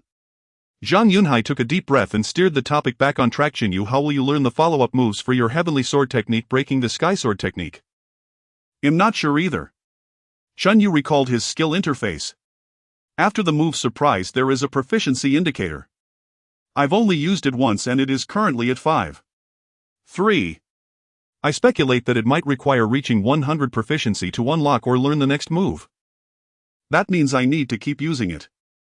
Zhang Yunhai pondered. It seems that grinding monsters is an unavoidable route. Biological expert Zheng Ping quietly chimed in. I also think we should grind monsters. His eyes were filled with a desire for new biological samples, and everyone understood without needing to respond. Li Goen seemed to think of something. His deep gaze turned back to Chen Yu. That gaze was calm but carried an examination that could penetrate the heart, causing Chen Yu's previously relaxed heart to tighten again. Xiao Chen. Li Goen's voice was not loud, but it made the entire conference room fall silent. You just mentioned that the Supreme Building also provides consulting services. Yes, that's right. Chen Yu nodded. The Guide Hill said that Supreme members have the right to consult the Supreme Building on any questions. Li Goen leaned slightly forward. Then why didn't you ask? Why didn't you ask how to level up the fastest? Boom. Chen Yu's mind buzzed, going blank. He froze, mouth agape, unable to say a word. Indeed. Why didn't I ask? I forgot right after I left. That seemingly inconspicuous consulting service had never caught his attention. Seeing Chen Yu's expression of regret and daze, the sharpness in Li Goen's eyes gradually softened into a hint of helplessness. Xiao Chen, you must remember. He tapped the table, his voice heavy. You are not playing a game now, you are paving an unprecedented path. On this road, any piece of information could determine our survival or failure. Your techniques are merely temporary. And information is what will make you stronger. Finding the most efficient leveling path every second saved could become your capital for survival after 30 days. Li Goen's words struck deeply. Chen Yu felt a flush of shame and lowered his head. I understand, Director. Next time. There is no next time. Li Goen interrupted him directly. Go right now. He turned to his assistant behind him, his tone leaving no room for doubt. Transfer another 1 billion to Chen Yu's account. What? This time not only Chen Yu gasped in shock, even biological expert Zheng Ping and materials expert Qian Zhenghua were taken aback. 1 billion. That was not game currency, it was real Huaxia currency. Chen Yu was momentarily stunned. Although he had become somewhat accustomed to transactions in the hundreds of millions. But to suddenly transfer 10 billion still caught him off guard. Li Gowen's gaze returned to Chen Yu, his tone unnervingly serious. Perhaps there are other methods, but they will cost money. Once you enter, go straight to the Supreme Building. Ask clearly about all issues that can be solved with money. First, how to level up to level 10 most efficiently and unlock dungeon features. Second, what are the specific rules for PvP after the novice protection period ends? Aside from the ladder arena, what are the penalties for outdoor revenge? Thirdly, Li Gowen paused, a trace of profound light flickering in his eyes. If possible, try to ask some deeper questions. Ask it who created the Source Realm. What is its ultimate purpose? Isn't that question a bit too outlandish? In the conference room, tactical team leader Zhang Yunhai furrowed his brow, a trace of unease on his face. To probe the ultimate purpose of the Source Realm is tantamount to questioning its intent. If it provokes those behind it and they expel Chen Yu, our losses would be incalculable. Li Gowen's deep gaze swept the room, his tone was calm yet unassailable. A world where even questions cannot be asked is rather too narrow in scope. If it comes to that, it only proves this path was wrong from the outset. Chen Yu looked at Li Gowen and spoke cautiously. Director Li, to be prudent, could we rephrase? For example, ask what the level cap of this world is. What happens after reaching the maximum level? Or if one defeats the so-called final boss, does the game end? A flicker of surprise passed through Li Gowen's eyes. He had always thought Chen Yu was still young, lacking in experience, his ideas somewhat deficient, more like an operator tasked with executing the pay-to-win project's arrangements. But now he suddenly felt he had been presumptuous. Chen Yu in fact had his own insights, and they were more dependable than he had imagined. You are quite right, that phrasing is safer. Hearing Li Gowen's backing, Chen Yu could not help but grin and nodded emphatically. As the meeting neared its end, Chen Yu seemed to remember something and slapped his thigh. Oh, Director Li, I haven't taken out what I bought this morning. No sooner had he spoken than he willed it. A clatter of metal and a faint perfume filled the air as a pile of ores shimmering in myriad hues and unknown gems materialized atop the vast conference table, instantly heaping into a small mountain. The pale azure halo of Feng Ma Tong and the brilliant silver gleam of Chen Yinsha interplayed. My treasures! Materials expert Qian Zhenghua exclaimed, eyes alight. Almost lunging forward, he picked up a nugget as if caressing a peerless treasure. Beside him, biologist Zheng Ping stared at the hoard of materials with envy, nearly making him salivate. All right, everyone get to work. Li Gowen waved a hand, watching the experts descend into frenzy, shaking his head in resignation before turning to Chen Yu. Remember safety first. With a flash of white light, Chen Yu reappeared at the training ground in Zhaochang. The adventurers around him had rotated. No one noticed this low-level human who had materialized from thin air. Just as he was about to move, a series of crisp system chimes sounded. Chen Yu opened the system interface. A flashing envelope icon stood out conspicuously. Opening it revealed a long list of friend requests, nearly overflowing the screen. Player Shuazhua requests to add you as a friend. Player Feng Yujie requests to add you as a friend. Player Shi Quan requests to add you as a friend. Chen Yu tugged at the corner of his mouth. No need to guess, this was the doing of those 10 gold coins. Trying to latch onto me? No way. He unhesitatingly clicked reject all. The world instantly quieted. To save time, Chen Yu reactivated the Zhizuan navigation function.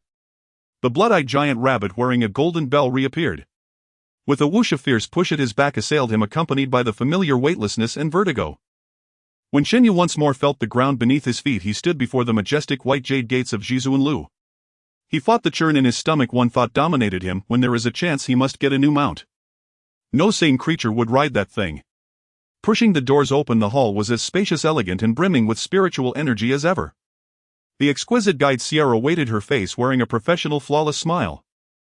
Honored guest, welcome back. Sierra stands ready to serve. I have some questions.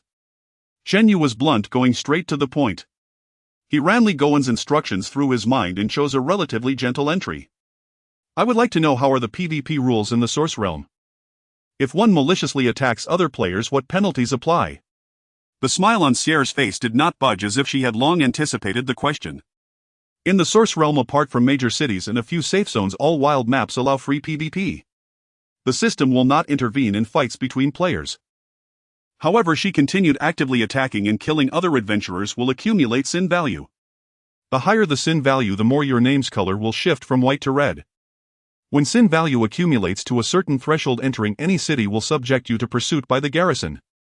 Once captured, you will be imprisoned until your sin value is reduced to 0 to regain freedom. Chunyu understood this red name mechanism was not novel. He inhaled deeply and posed the core question. What is the terminus of the source realm? Or put another way, will there ever be a day this world is completed? Hearing this, Sierra's smile stiffened for the first time. A complex, fleeting expression crossed her star-like eyes. Honored guest, the source realm is simply itself. It exists as an end in itself and has no terminus.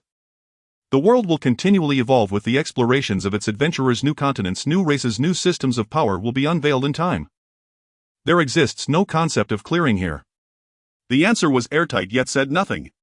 Chenyu frowned slightly and phrased it differently. Then what is the purpose of this world or this game? To exist is its meaning, came the curt reply. Sierra bowed slightly. Her tone remained deferential but carried a finality that brooked no argument.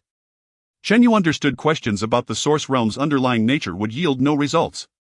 The other's authority, or the source realm itself, simply did not permit such fundamental logic to be probed. If so, he would ask about practical matters. Are there any pieces of equipment without level restrictions yet sufficiently powerful? How might one obtain them? At this, Sierra's perfect smile stiffened again. She seemed to ponder how to answer this somewhat demanding question. Honored guest, an item's power is intimately tied to the adventurer who wields it. Powerful gear typically carries strict level or attribute prerequisites. You can obtain equipment by clearing dungeons, exchanging reputation at the quartermaster, or searching the auction house for items other adventurers sell.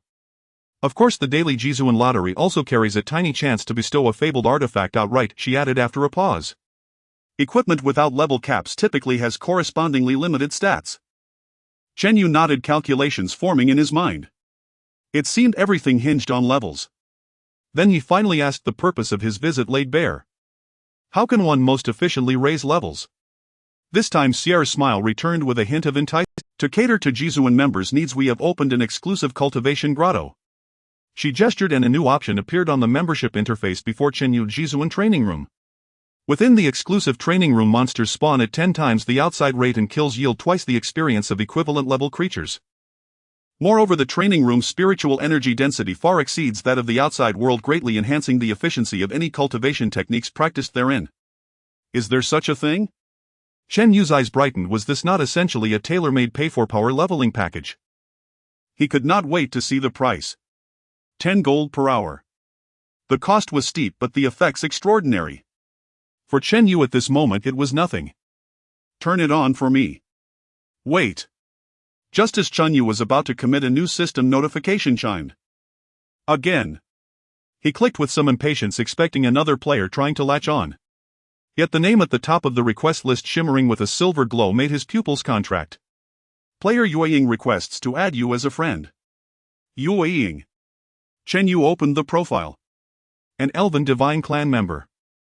One of the 3 great divine races on the leaderboard. A member of a top divine clan reaching out to a mere level 5 novice like him. Alarm bells rang in Chen Yu's mind. He reflexively wanted to click refuse. But his finger hung in midair and he hesitated. Perhaps this was an opportunity. Maybe she could bring unexpected information. After all, a brief chat could do no harm. After a moment's thought, Chen Yu pressed accept. In Zhao City, at the residence of the Moonlight Guild, in a refined private room on the 2nd floor, a beautiful elven woman dressed in an elegant moonlight robe sat gracefully. She is Yu Ying. As the newly appointed leader of the Moonlight Guild in Zhao City, her primary task is to expand the guild's revenue. And Chen Yu, this suddenly emerged mysterious wealthy player, is undoubtedly the most perfect target in her eyes. Throwing out a reward of 10 gold coins for dealing with a level 10 orc. Although she didn't know where he got such financial power, one thing is certain. Isn't he just the foolish son of a landlord? What she didn't know was that this foolish son of a landlord had taken down a soldier of the guard with a single sword strike. She hadn't even thought to investigate. In Yu Ying's eyes, aside from the 3 great divine clans, all other races were mere weeds by the roadside. When she saw the system prompt that the other party has accepted your friend request, a hint of a confident smile curved at the corners of Yu Ying's cold lips. Very good, the fish has taken the bait. Her slender fingers danced elegantly across the communication interface, sending a carefully worded message. Hello, Mr. Shan Yu. I am Yu Ying from the Moonlight Guild. Just now in the training ground, your display of wealth truly deserves admiration. I wonder if you have time now to discuss the topic of efficiency. She didn't directly mention training but used the term efficiency. For a wealthy player like him, time is their most precious asset. The leap from level 5 to level 10 is a widely recognized threshold. For ordinary lone players, even with decent equipment, grinding alone without rest would take at least 10 days to half a month. This is under the premise that they can ensure leveling up by defeating monsters of higher levels without dying. But teaming up is completely different. With a 5-person team, 4 experts above level 15 leading one boss into a higher level monster zone, utilizing class synergy to create a grinding loop, their efficiency is over 10 times that of a lone player. More importantly, the boss can go idle the entire time and level up passively. In the Source Realm, many guilds offer such training and grinding services. As a top guild, we, the Moonlight Guild, can be summed up in 4 words: professional team. Our guild has the most skilled fighters, the best equipment, and the most refined monster grinding route. Yu Ying is absolutely confident that she can secure this big spender. Know this financial backer firmly in her grasp. Once she secures this deal, will there be any lack of future orders? Grinding dungeons, gaining reputation, every aspect is a business opportunity.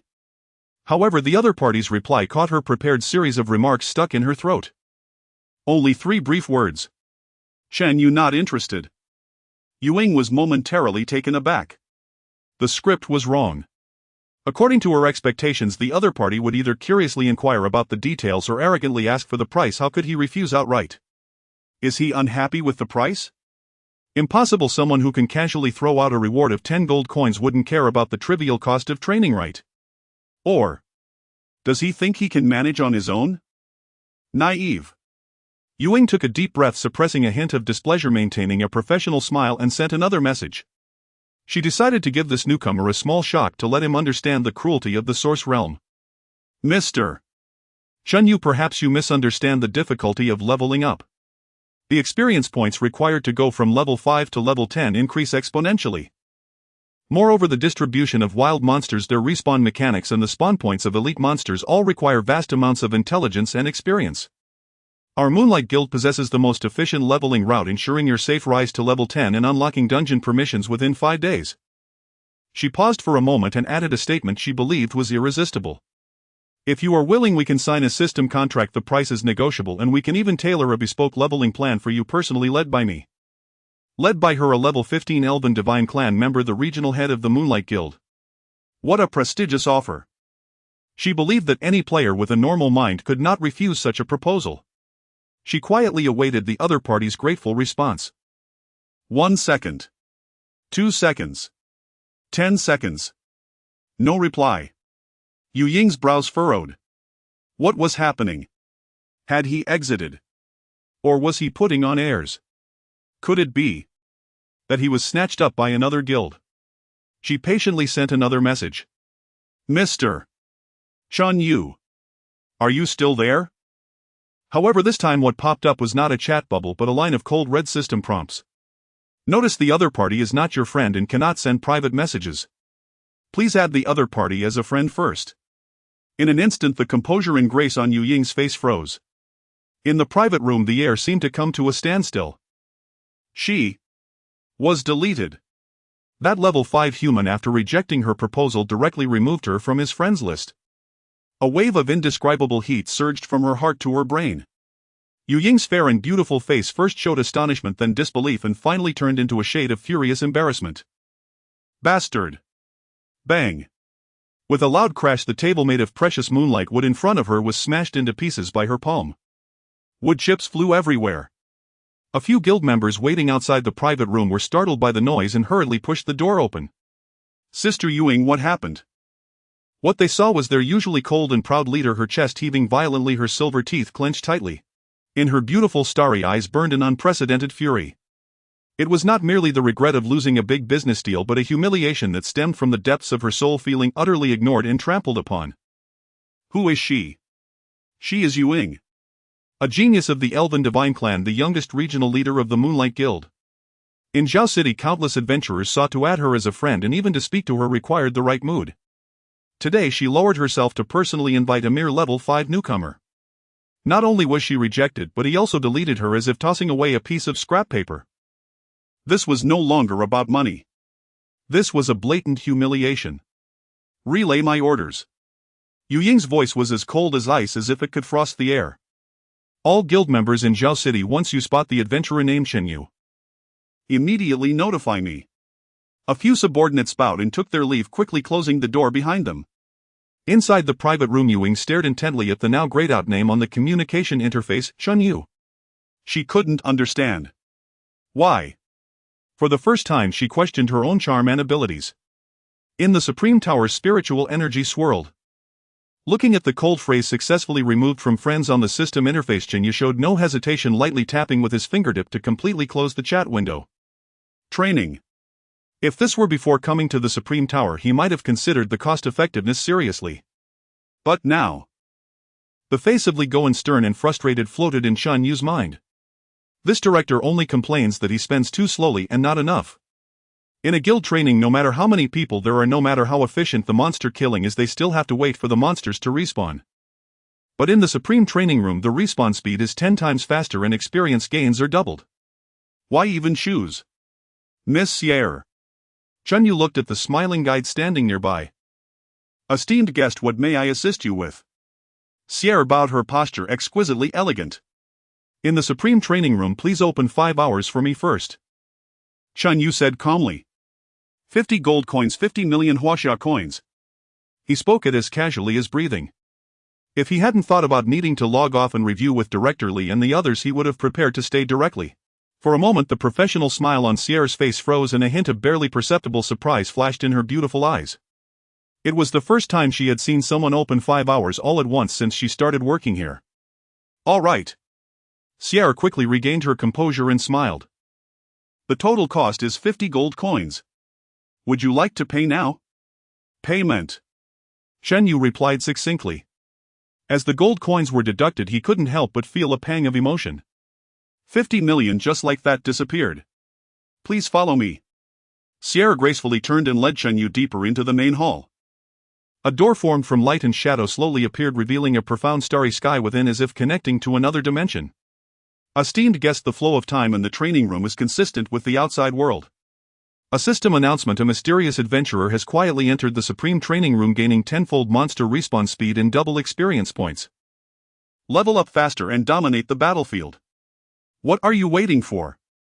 Head to the Supreme Tower, the next legend could be you. A golden banner reminiscent of an online game advertisement rolled across the vision of all players in the Source Realm 3 times. In an instant the entire Zhao City fell silent.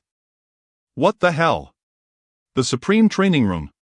The one that costs 10 gold coins per hour. Which rich guy is so wasteful? With that money he could buy several rare equipment pieces, right? Could it be the top player again? Didn't he just go in half a month ago? Various speculations flooded the regional channel, but soon everyone's gaze drifted vaguely towards the same direction, the Supreme Tower. Zhao City, the base of the Moonlight Radiance Guild. Yu Ying looked at the golden announcement before her fingers holding the teacup momentarily stiffening. Is it a coincidence? No. Rationality told her it was that rude guy named Shen Yu. The one who casually threw out a bounty of 10 gold coins and repeatedly rejected her, the elf of the Divine Clan. The Supreme Training Room. Yu Ying murmured, a trace of disbelief appearing on her stunning face. As the regional leader of the Moonlight Radiance Guild, she understood better than anyone what 10 gold coins per hour meant. Even the top-ranked solos would only splurge to stay for 1 or 2 hours when breaking through critical bottlenecks. And this Shen Yu, a level 5 newbie, just went in like that. How much money does he have? Where did he get so many gold coins? Yu Ying took a deep breath, suppressing the shock within her. Wasteful child, she finally spat out coldly. To her this was the most foolish and inefficient display of wealth. A level 5 player with extremely limited attack power and skills, how long could his spiritual energy and stamina last in such an intense training room? Half an hour. At most. Even with a backpack full of potions, 1 hour would definitely be the limit. Come here, Yu Ying said lightly. President A. Elven Archer appeared silently. Stay at the entrance of the Supreme Tower, and after 1 hour. Yu Ying frowned. Forget it, it'll go personally in a bit. To her the previous failure was due to not communicating face to face. Once the other party sees her, their attitude would surely change.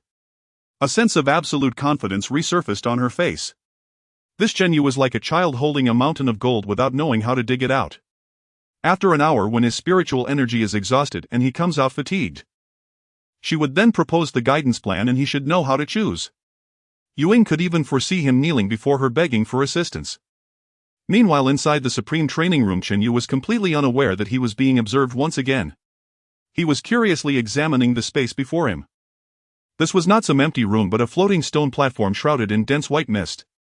The air was filled with spiritual energy that was almost tangible, and just breathing it in made him feel invigorated. Even the recovery speed of his spiritual energy felt subtly enhanced. 10 gold coins for 1 hour, truly worth the price, Chenyu thought to himself as he began setting up on the virtual panel before him. Please select monster respawn level LV1 LV20. Please select monster type random specified level 10 random. Chenyu made his choice without hesitation.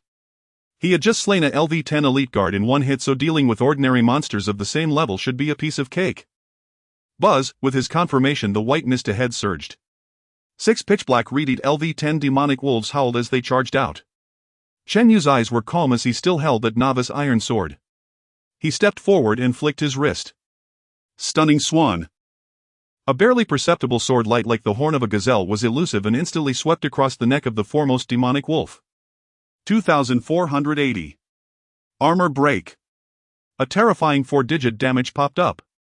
The LV10 demonic wolf with a health pool of 2000 didn't even have time to howl before its body exploded into countless light particles.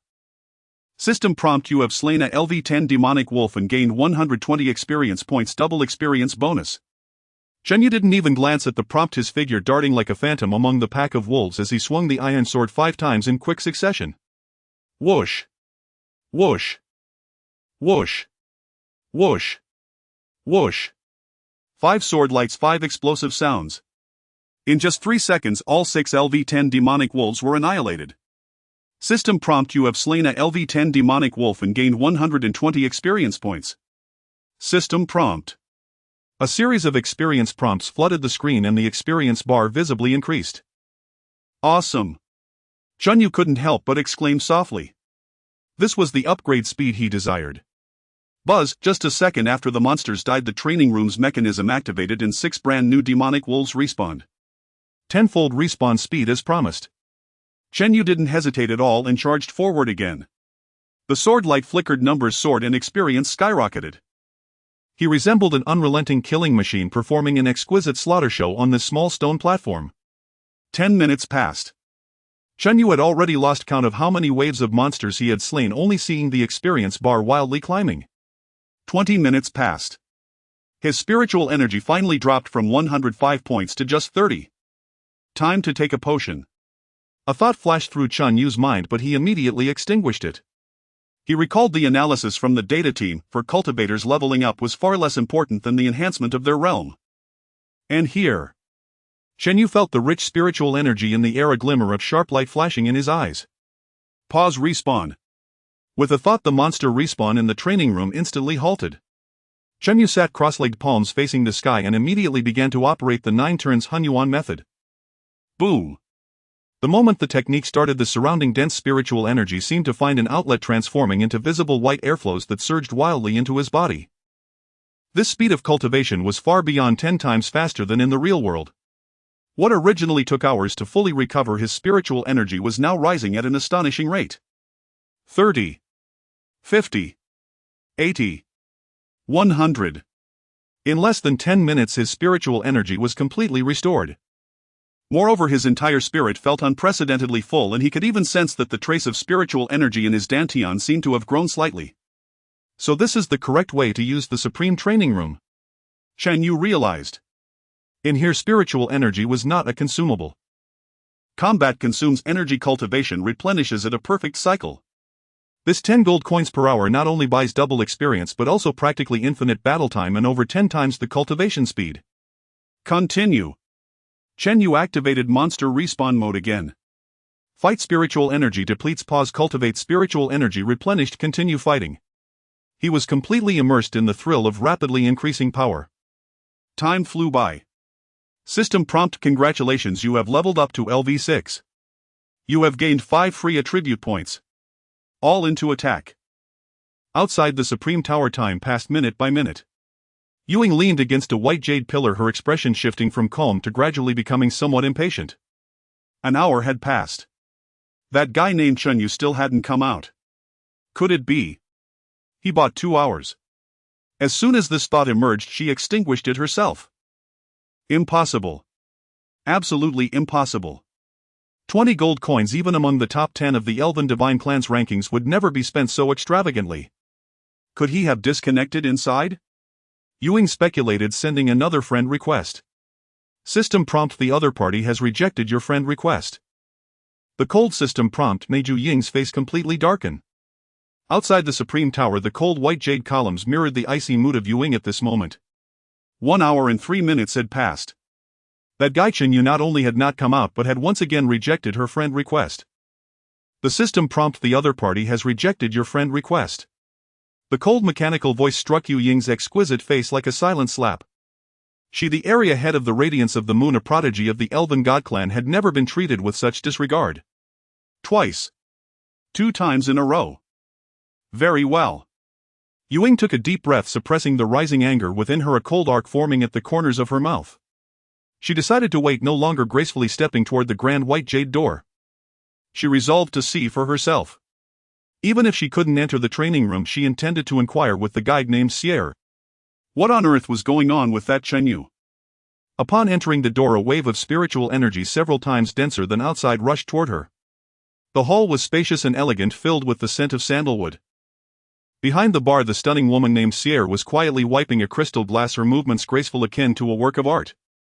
Hearing the footsteps, Sierre looked up, and upon seeing Ewing, a perfectly professional smile appeared on her face. Welcome to the Supreme Tower, how may I assist you? Ewing did not respond but slowly advanced. She wore no badges indicating her rank or identity, yet the innate pride and powerful magical aura emanating from her were enough to intimidate any adventurer. She lightly placed her fair fingers on the bar, fixing her gaze on Sierre, her voice cold. I am looking for Chenyu. I'm sorry. Sierra's smile remained unchanged. The information of Supreme members is protected by the highest rules and cannot be queried. I am not asking to query him. I demand to enter the training room and speak to him directly. I'm sorry, Sierra continued to smile, her tone devoid of any emotion. The Supreme training room is exclusive to Supreme members, non-members cannot enter. Ewing was momentarily speechless, a surge of anger rising to her head. She was used to solving problems with status and strength. But in the Supreme Tower, all of that lost its meaning in the face of absolute rules. I am Ewing of the Radiance of the Moon.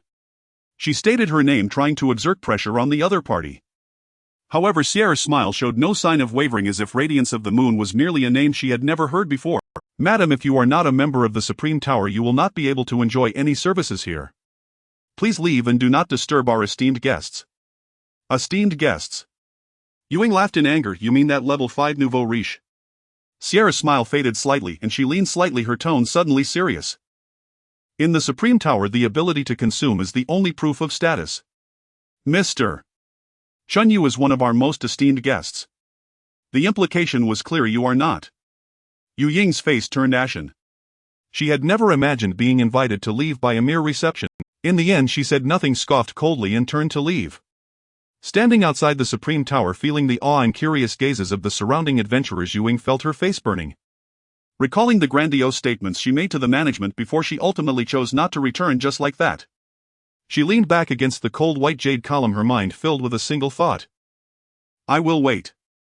I refuse to believe you can stay in there for a lifetime. She was determined that when Chenyu came out, he must pay for today's rudeness. Time flew rapidly in Yu Ying's torment. An hour and a half. 2 hours. Inside the Supreme Training Room. System prompt: congratulations, you have reached LV6. You have gained 5 free attribute points. All in attack. Chenyu did not lift his head. System prompt: congratulations, you have reached LV7. You have gained 5 free attribute points. Attack. He was completely immersed in this extreme efficiency. Killing monsters, spiritual energy depleted. Sitting cross-legged, operating the technique, spiritual energy surged in like tidal waves, replenishing within 10 minutes. Rising, he continued to slay monsters. A perfect cycle. In less than 2 hours he had leveled up twice. When he again sat cross-legged operating the 9 turns primordial technique, a sudden change occurred. Boom! A thread of spiritual energy in his dantian trembled violently under the influx of massive spiritual energy. An unprecedented suction erupted from within him, and the surrounding concentrated spiritual energy, nearly turning tangible, instantly formed a visible vortex frantically rushing into his body. 9 turns primordial technique, it is about to break through. Chen Yu felt a surge of joy as he prepared to guide this immense force to collide with the bottleneck. At that moment, a scarlet warning box suddenly popped up without warning. Warning: a breakthrough in your technique has been detected. This process may trigger violent phenomena in the world. To ensure spatial stability, you will be forcibly teleported out of the Supreme Training Room in 10 seconds. 10. 9. 8. Chen Yu's expression of joy instantly froze. What the hell? Forced exit. He was completely baffled.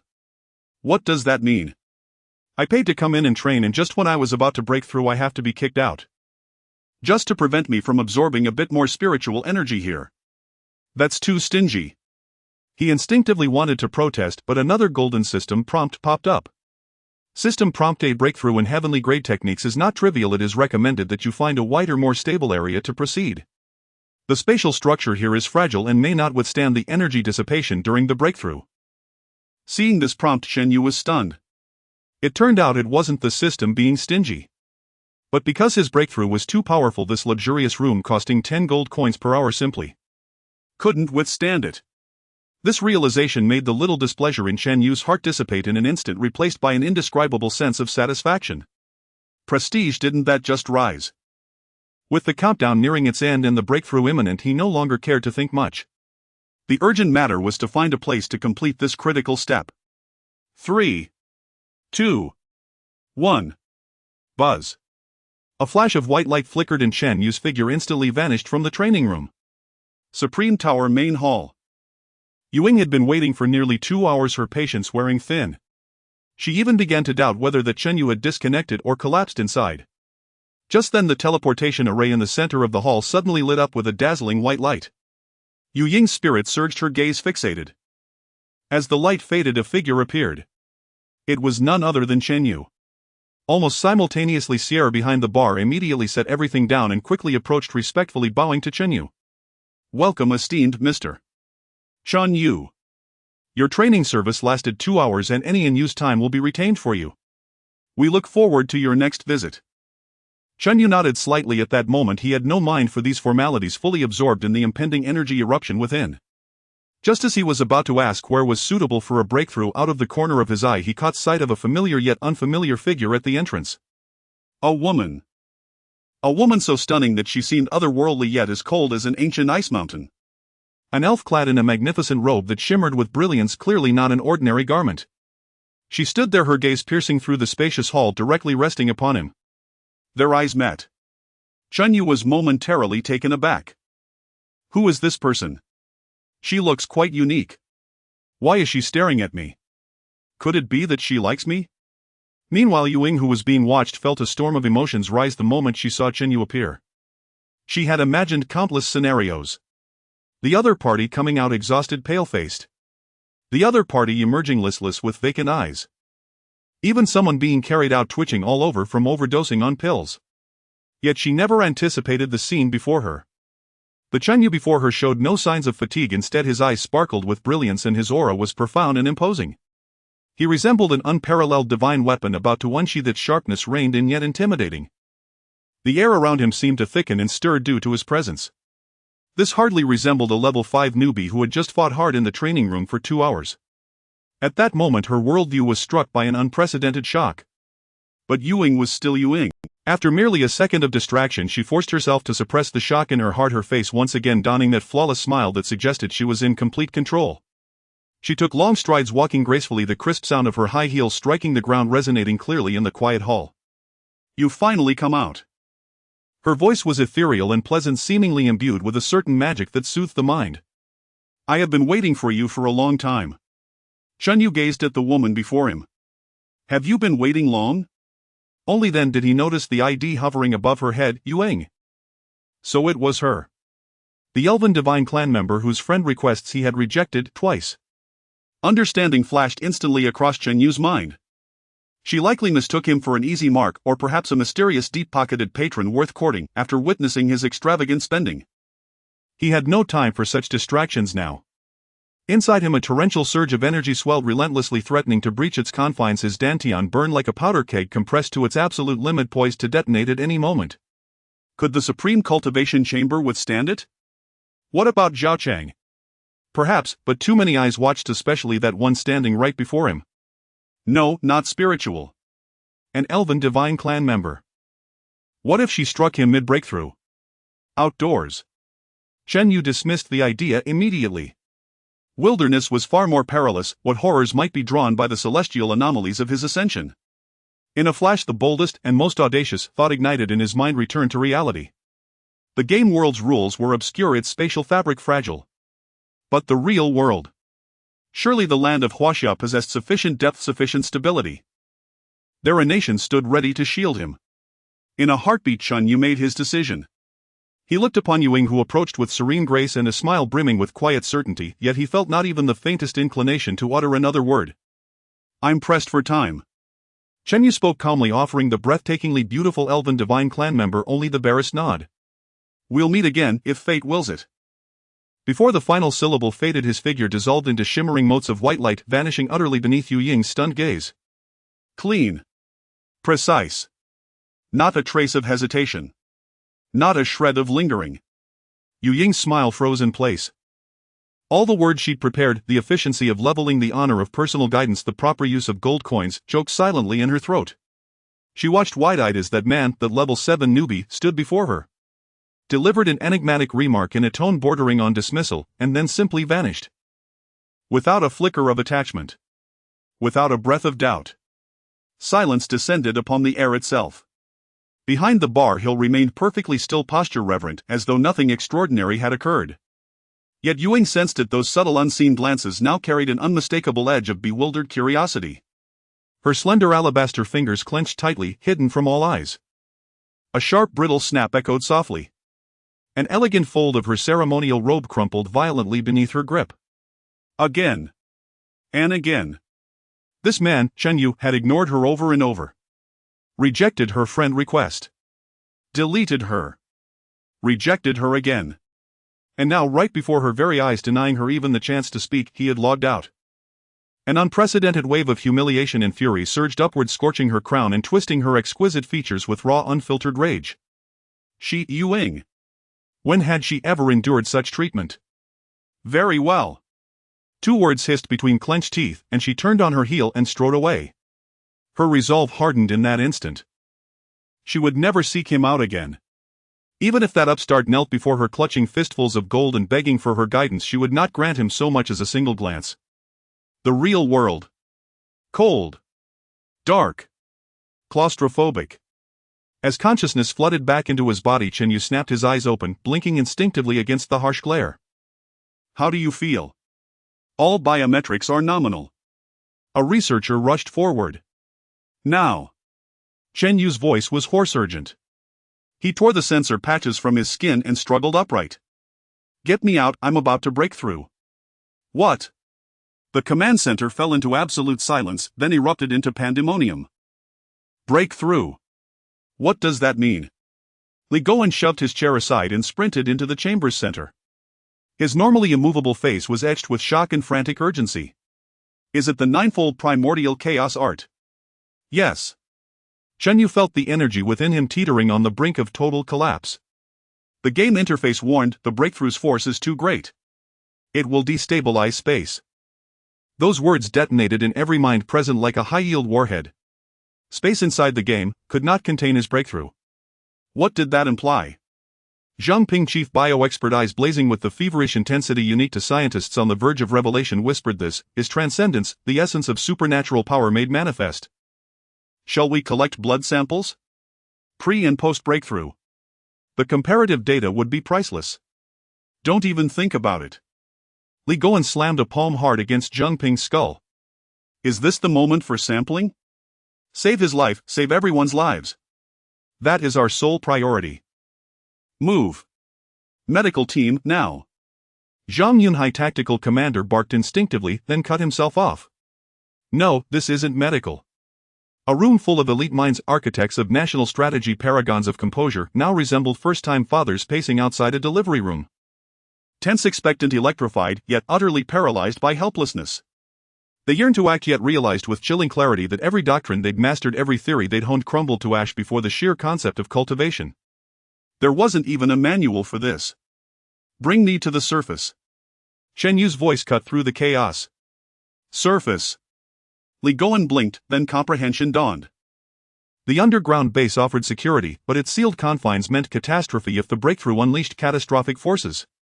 The entire Krypton project could be obliterated in one stroke. The surface open. Vast. Safe. Alert Security Division.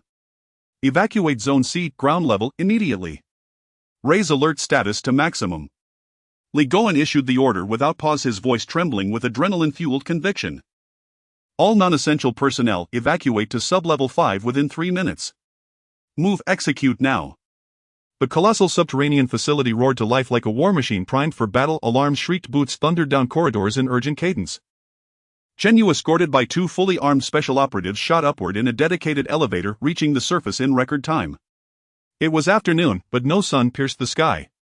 Dense leaden clouds hung low, thick with the hush before a storm. A cool wind swept across his face, carrying the scent of damp earth and fresh grass. Not far away stood the secluded cottage where Chen Yu lived. The entire area had been cleared. Hundreds of meters out, a defensive cordon, armored vehicles and hastily erected barricades had already taken shape. Countless eyes trained through high-magnification optics locked unblinkingly onto the center of the field. Report. Target is in position. Drones 1, 2, 3, launch now. Initiate full-spectrum scan. Professor Zhang, are your instruments fully deployed? Not a single particle, no energy, no matter, not even a speck of dust, must escape detection. In the observation chamber, Li Goen gripped the comm unit so tightly his palms streamed with sweat. His gaze remained fixed on the monitor, on that lone slender figure seated cross-legged in the center. His own heart hammered faster than Chen Yu's. This was humanity's first time. First time ever observing the breakthrough of a cultivator in the real world. It was not merely about Chen Yu's survival, it heralded the dawn of an entirely new epoch. Chen Yu settled into lotus position, closed his eyes and drew his breath steady, his spirit sinking deep into the dantian. At that instant the ninefold primordial chaos art stirred, not as mere text but as living wolf spinning wildly into motion. Hum. At first only the faintest tremor. Through his spirit vision the sparse motes of spiritual energy, previously drifting aimlessly, began converging toward him, drawn by an invisible summons. One thread. Then 2. Swiftly they coalesced into a rushing stream. Report. Energy readings spiking around target. It's spiritual energy. Concentration rising exponentially. Sun Feng Data Chief breathed in disbelief. Whoosh. A gale erupted from stillness. Centered on Chen Yu, a visible vortex spiraled upward, lifting leaves, swirling dust, churning the very air. For the first time in history the real world trembled, not from earthquake or storm, but from the awakening of transcendent power. Every soul in the observation chamber held their breath. Li Goen stared at the screen, his heart hammering so fiercely he feared it would burst from his chest. The 9 turns Hun Yuan art, each turn a new heavenly realm, each turn a life or death experience. Breaking it means vast skies and boundless horizons. Failing it means death of the body and dissolution of the Tao. A visible transparent vortex suddenly formed around Chen Yu. A fierce wind whipped up the sandstones and grass on the ground, swirling and howling, growing faster and larger. 1 meter in diameter. 5 meters. 10 meters. In the command room everyone stood up, holding their breath, fixated on the scene on the main screen that resembled the descent of a wind speed 30 meters per second. It's still increasing. The atmospheric pressure in the target area is plummeting. The temperature has risen by 5 degrees Celsius. Is he creating a cyclone center out of thin air? Biologist Zheng Ping murmured to himself, his eyes sparkling with fervent light. This had completely surpassed the realm of physics he could comprehend. This was not energy, it was a rule. A higher power forcefully distorting the rules of reality. Li Goen tightly grasped the armrest, the veins on the back of his hand bulging. He understood better than anyone that this was just the beginning. Boom. Above the sky the already thick clouds seemed to be pulled by gravity, beginning to spin wildly, forming a massive cloud vortex covering several kilometers. In the center of the clouds, pitch black as ink, electric serpents danced wildly. Daylight turned into night in an instant. An indescribable sense of terror descended from the sky, enveloping the entire base. My God! A young researcher looked at the apocalyptic scene outside, his legs buckled, collapsing directly to the ground. Stay steady.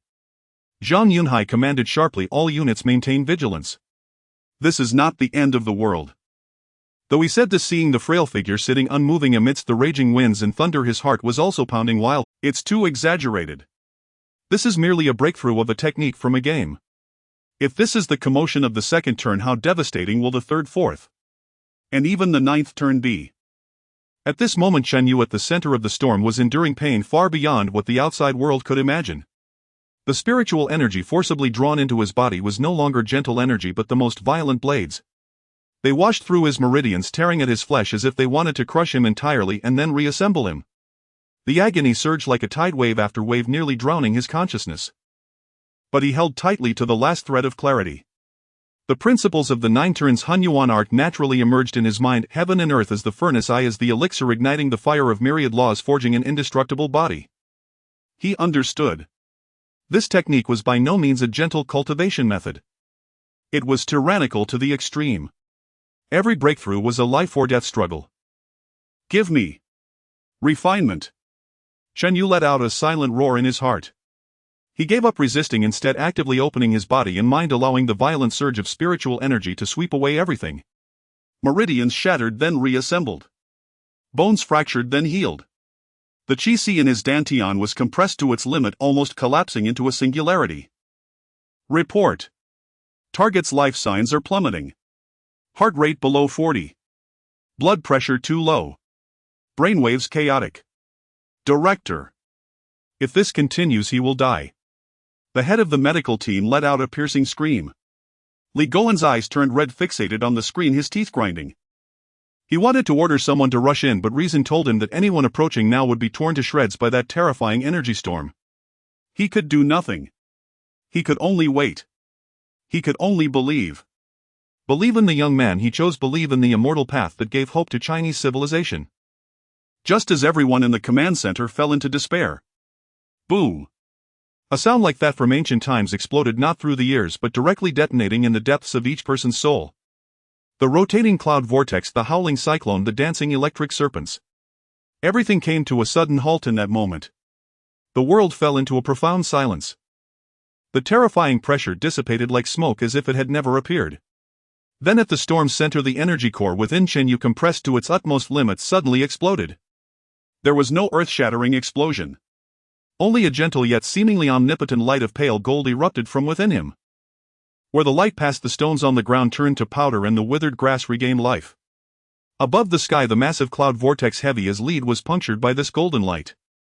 A beam of radiant afternoon sunlight pierced through the cloud hole like a sacred spotlight, precisely casting upon Shen Yu, who sat cross-legged. He slowly opened his eyes. The world was clearer than ever before.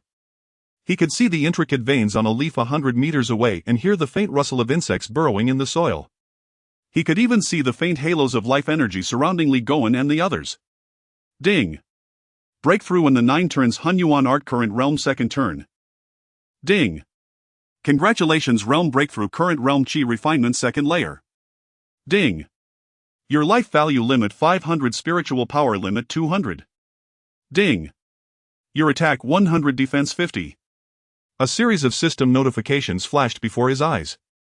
Shen Yu felt the spiritual power within him had become several times thicker than before, feeling the explosive strength surging through his limbs and bones.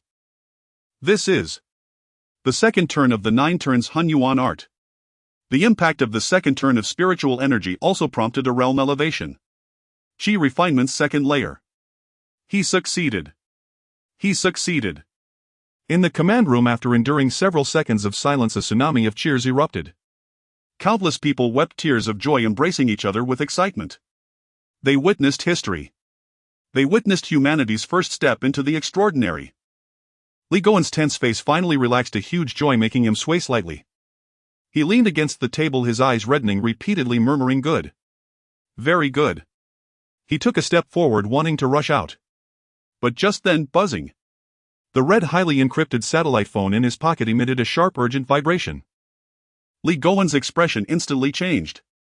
No more than 5 people knew this number. And the only place that could use the highest emergency authority to call was one. He took a deep breath, answered the phone, his voice returning to its usual calm. It's me. On the other end of the line, a dignified and urgent voice came through, every word like a heavy hammer. Go in, you need to explain this to me immediately. In southwestern China just 3 minutes ago, military satellites from all over the world detected an energy explosion far exceeding our theoretical limits. There is no nuclear radiation, no shockwave, yet the energy reaction is comparable to strategic nuclear weapons. Now the Pentagon's call has reached the command center, and Defense Secretary Holman is personally questioning whether we are secretly testing a brand new clean nuclear weapon. Europe, all eyes are on us. You have 1 minute to provide an explanation. Tell me what exactly happened there. Li Goen, holding the phone, slowly turned around, his gaze passing through the observation window. It landed on that young man bathing in sunlight who had just completed the first breakthrough of cultivation in human history. Li Goen held the satellite phone, listening to the overwhelming questioning from the other end, yet his expression remained remarkably calm. He did not look at the screen, his gaze still fixed on the young man in the distance, bathed in sunlight, speaking in a tone as steady as if he were reporting on a routine drill. That is not what one would call a clean nuclear weapon. The other end fell silent for a moment, clearly waiting for more. Li Goen slowly began to speak, each word crystal clear. That is our Krypton project achieving a trivial milestone result. In those 10 seconds the command center was so quiet one could hear a pin drop. Everyone held their breath, their hearts racing.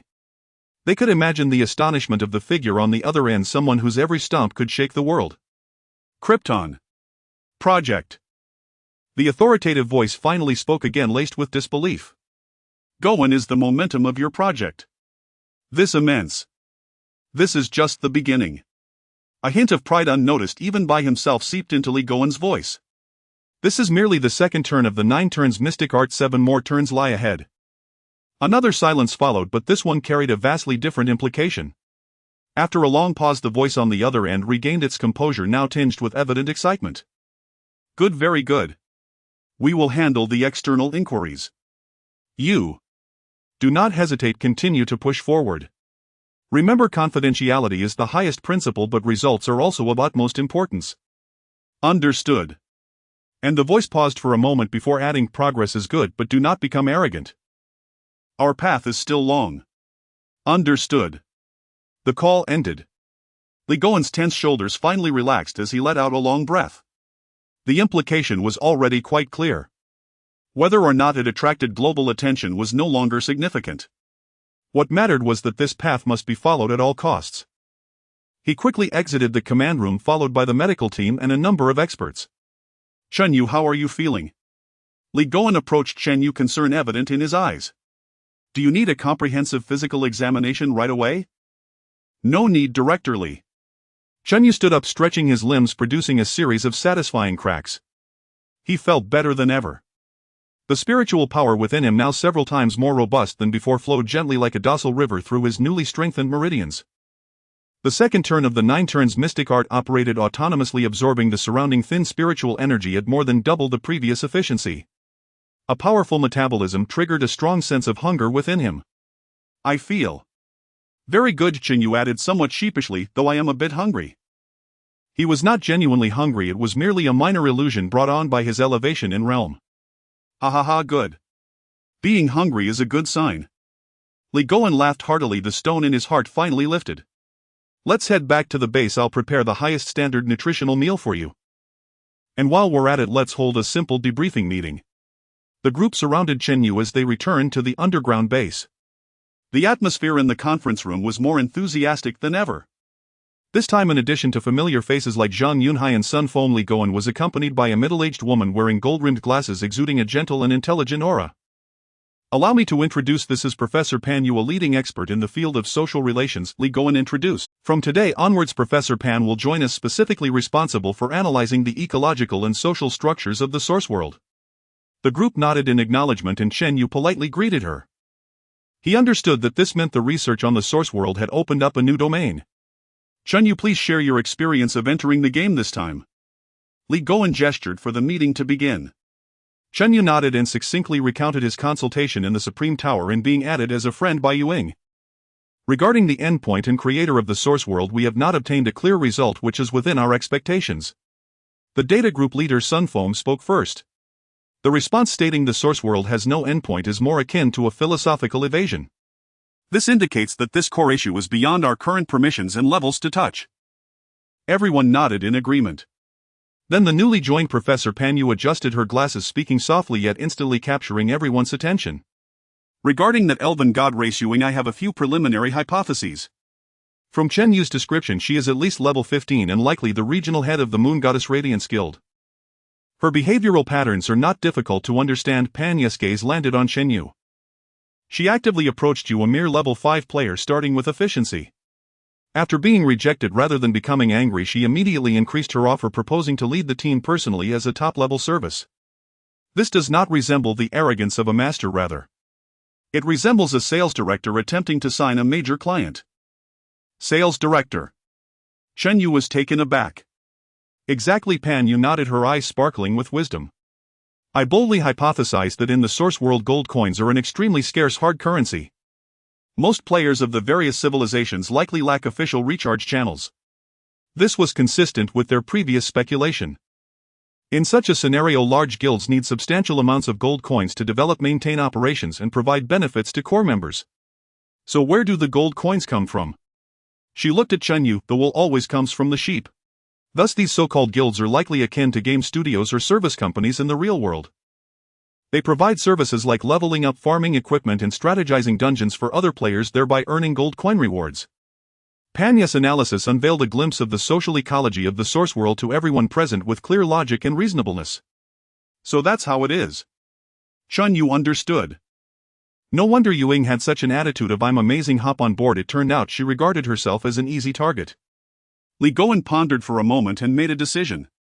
Professor Pan's analysis is quite valuable. However, we currently do not need to engage too much with these guilds.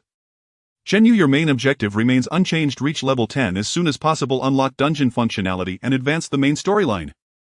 Understood, Chen Yu nodded. Additionally, Li Goen shifted his tone, recalling something. Just now Academician Shen Zhonghua called me reporting a breakthrough in the research on the Spirit Vengeful Blade. The special energy field on the blade's surface has a direct relationship with a material you brought back known as Lingjing Sha powder. He needs more samples, the more the better. Lingjing Sha. Chen Yu immediately recalled that he had bought a bunch of assorted mineral materials at the auction house in Zhao City to bring back some samples, one of which was this. Understood. Chen Yu nodded in response. This was hardly a big deal. Anything that could be bought directly was as good as free. The meeting concluded, and after supplementing with a significant amount of high-energy food, Chen Yu re-entered the game. Welcome back to the Source World, Cultivator. Upon seeing Chen Yu suddenly appear, Sierra immediately displayed a professional smile. Chen Yu ignored her, intending to head to the auction house to make purchases. However, before he could make a move, ding! A crisp and melodious system notification echoed explosively in his mind. Immediately after, a gigantic, magnificent, and dazzling golden gift pack domineeringly occupied his entire field of vision. The gift pack was embedded with gems surrounded by virtual images of dragons and phoenixes with effects maxed out, exuding a strong hint of "come click me." A line of gilded characters slowly appeared above the gift pack. Congratulations to the pioneer of the immortal path, Chen Yu, for successfully completing the first realm breakthrough and stepping onto the extraordinary road. To celebrate this historic moment, the Source World presents you with limited-time exclusive Ascension Assistance gift, 99 gold coins, equivalent to 99 million Chinese yuan. Looking at the golden package that occupied his entire field of vision with effects almost spilling out of the screen, Chen Yu felt no waves in his heart, even wanting to laugh a little. Saving money. The only consequence of saving money is being pressed by Director Li in the conference room, giving a political education lesson in front of a group of national treasure-level experts. That kind of experience was enough after just one time. Purchase. Chen Yu moved his mind, too lazy to even look at what was inside the package.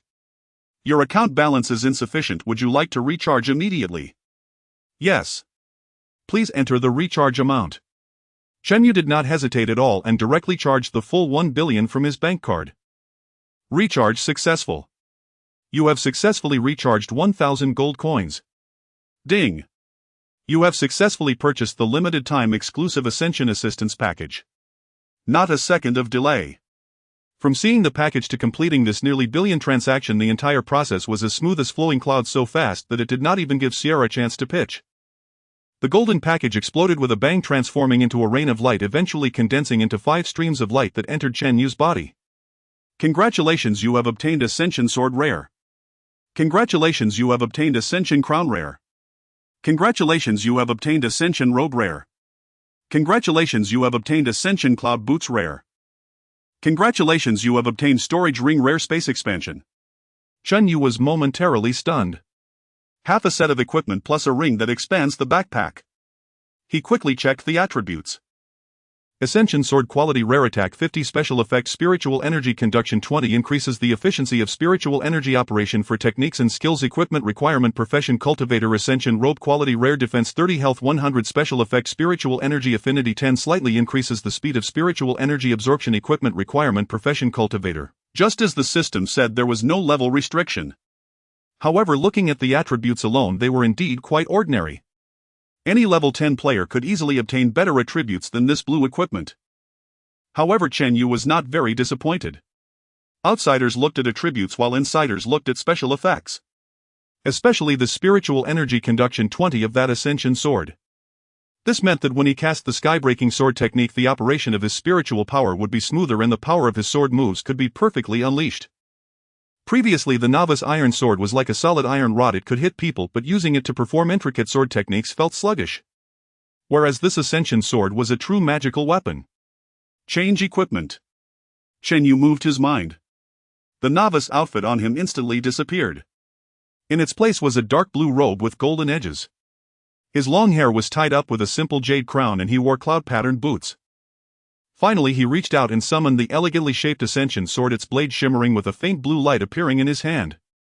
In an instant, his aura transformed from that of a mere novice just emerging from the beginner village into that of a transcendental cultivator exuding a restrained presence. Although it was just a basic model. Not bad. Chen Yu nodded in satisfaction, casually performing a flourish with the sword. The blade emitted a clear humming sound, resonating wonderfully with the spiritual power within him.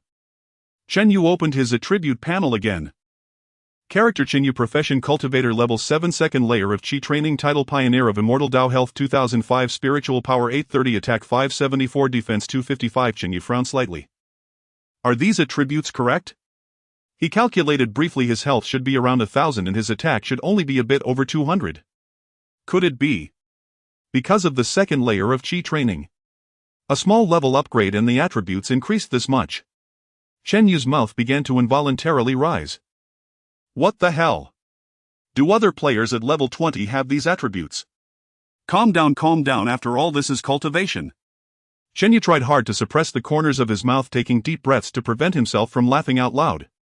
Beside him, Sierra still wore a professional smile, but now there was a hint of confusion. Esteemed Supreme Member, do you need any assistance? No problem. Chen Yu waved his hand immediately and walked towards the exit of the Supreme Building. Business matters are urgent, first go shopping. Navigation, proceed to the auction house. The familiar giant white rabbit reappeared carrying the rejuvenated Chen Yu, transforming into a white shadow, disappearing at the entrance of the Supreme Building. Zhao City Auction House. This is one of the most chaotic and lively places in Zhao City. Besides system consignment, it is also an excellent spot for many people to set up stalls. Adventurers from various civilizations and races gathered here, loudly selling the spoils they obtained.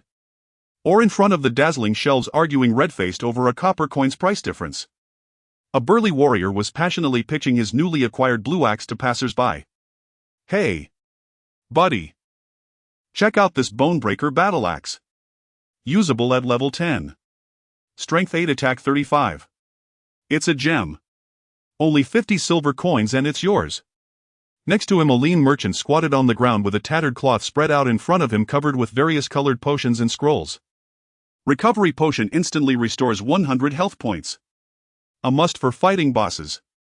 3 silver coins per bottle, discounts for bulk purchases. Amidst the noise, a white shadow dashed to the entrance of the auction house, making a stylish stop and standing firmly. Chen Yu got off the rabbit's back and the rabbit immediately transformed into light particles and vanished. His distinct Xianxia-style appearance, along with that eye-catching exclusive mount, instantly attracted the attention of all players at the entrance. Wow, who is this person? This outfit is quite handsome. Where did they get it? I don't know, I've never seen them. Looking at their level, only 7, probably a newcomer from some big guild. No way. Look at their name, doesn't it look a bit familiar? A werewolf player squinted, then suddenly slapped his thigh. It's him. That ruthless person with a bounty of 10 gold coins. Hiss, a chorus of gasps echoed around. The title Godly Rich Guy had long spread throughout Zhao City with that golden system announcement. In an instant all gazes directed at Chen Yu changed. There was awe, greed, curiosity, but none of the previous disdain. After all, this was someone who could casually pull out 10 gold coins just to shut you up for an hour. Moreover, he was still under novice protection. No one dared to act recklessly. Ignoring the surrounding gazes, Chen Yu seemed to have grown accustomed to the pace of the mount, now showing no extreme reactions. He walked straight into the auction house and directly opened the system consignment interface. Ignoring the dazzling equipment and skill books, he switched to the materials category and typed 3 words in the search box. Spirit Sand Swish. A line of product listings instantly refreshed. Spirit Sand X10 price 1 silver coin and 50 copper coins. Spirit Sand X35 price 5 silver coins. Spirit Sand X22 price 3 silver coins and 80 copper coins. This is a grayish sandy mineral with a description that simply states a type of sand containing weak spiritual power, seemingly used as auxiliary material for certain alchemy or forging. With a decent yield, the price is extremely cheap. In the eyes of other players, this is a type of tasteless and regrettable junk material. Only those mining players would casually list it, hoping to exchange it for some money to repair equipment. Chen Yu looked at the pages full of spirit sand. A smile appeared at the corner of his mouth. He did not click on each one individually. Instead, he directly checked the bulk purchase option, then selected all in the quantity field. Confirm purchase.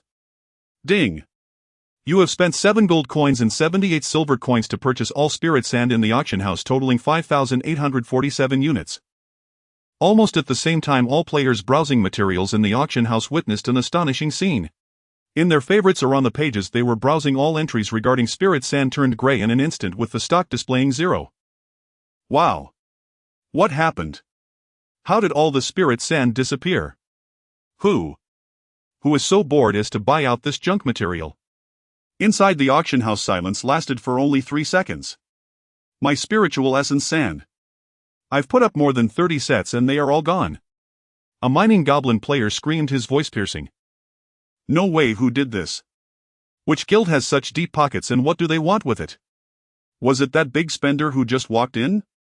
A weak voice rang out, instantly silencing the bustling hall.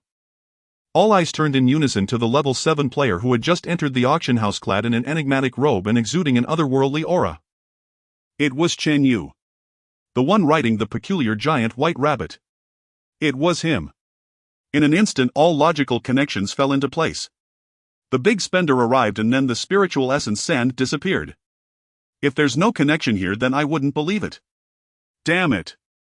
The burly warrior who had been enthusiastically promoting axes suddenly slammed his thigh, his gaze towards Chen Yu shifting instantly.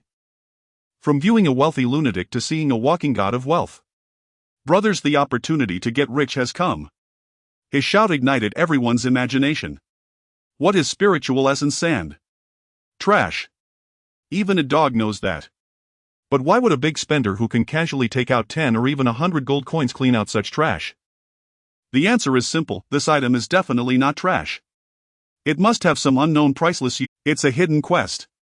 It must be a starting item for some epic quest that requires a massive amount of spiritual essence sand to trigger. A self-righteous mage player proclaimed loudly as if having uncovered a great secret. Bullshit. A rogue nearby immediately retorted. I see it as market manipulation. The big spender is driving up the prices waiting for us to mine, and then he'll sell it back to us at a high price. This is business acumen. Isn't it, for that set of equipment on him? You guys see that gear? It's something we haven't encountered before.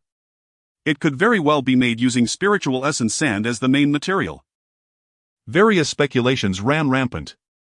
Countless gazes focused on Chen Yu, burning with heat, greed, and curiosity. If looks could kill, Chen Yu would have been executed countless times by now. However, Chen Yu simply stood there calmly. He didn't even glance at the system interface again, but turned and walked towards the exit of the auction house. His nonchalant demeanor, as if brushing off a completed task, further solidified his inscrutable image in the eyes of the crowd. He's leaving. Hurry, follow him. Let's see where he's going. Don't be foolish, it's still the newbie protection period. Are you going to mess with him? A wolfman warrior stood at the edge of the crowd, not participating in the discussion. His cold eyes were fixed on Chen Yu's back muscles tense. He sensed something different about this man. It wasn't the strength of power but rather a kind of indifference beyond rules. As if everything here was merely a game he could manipulate at will.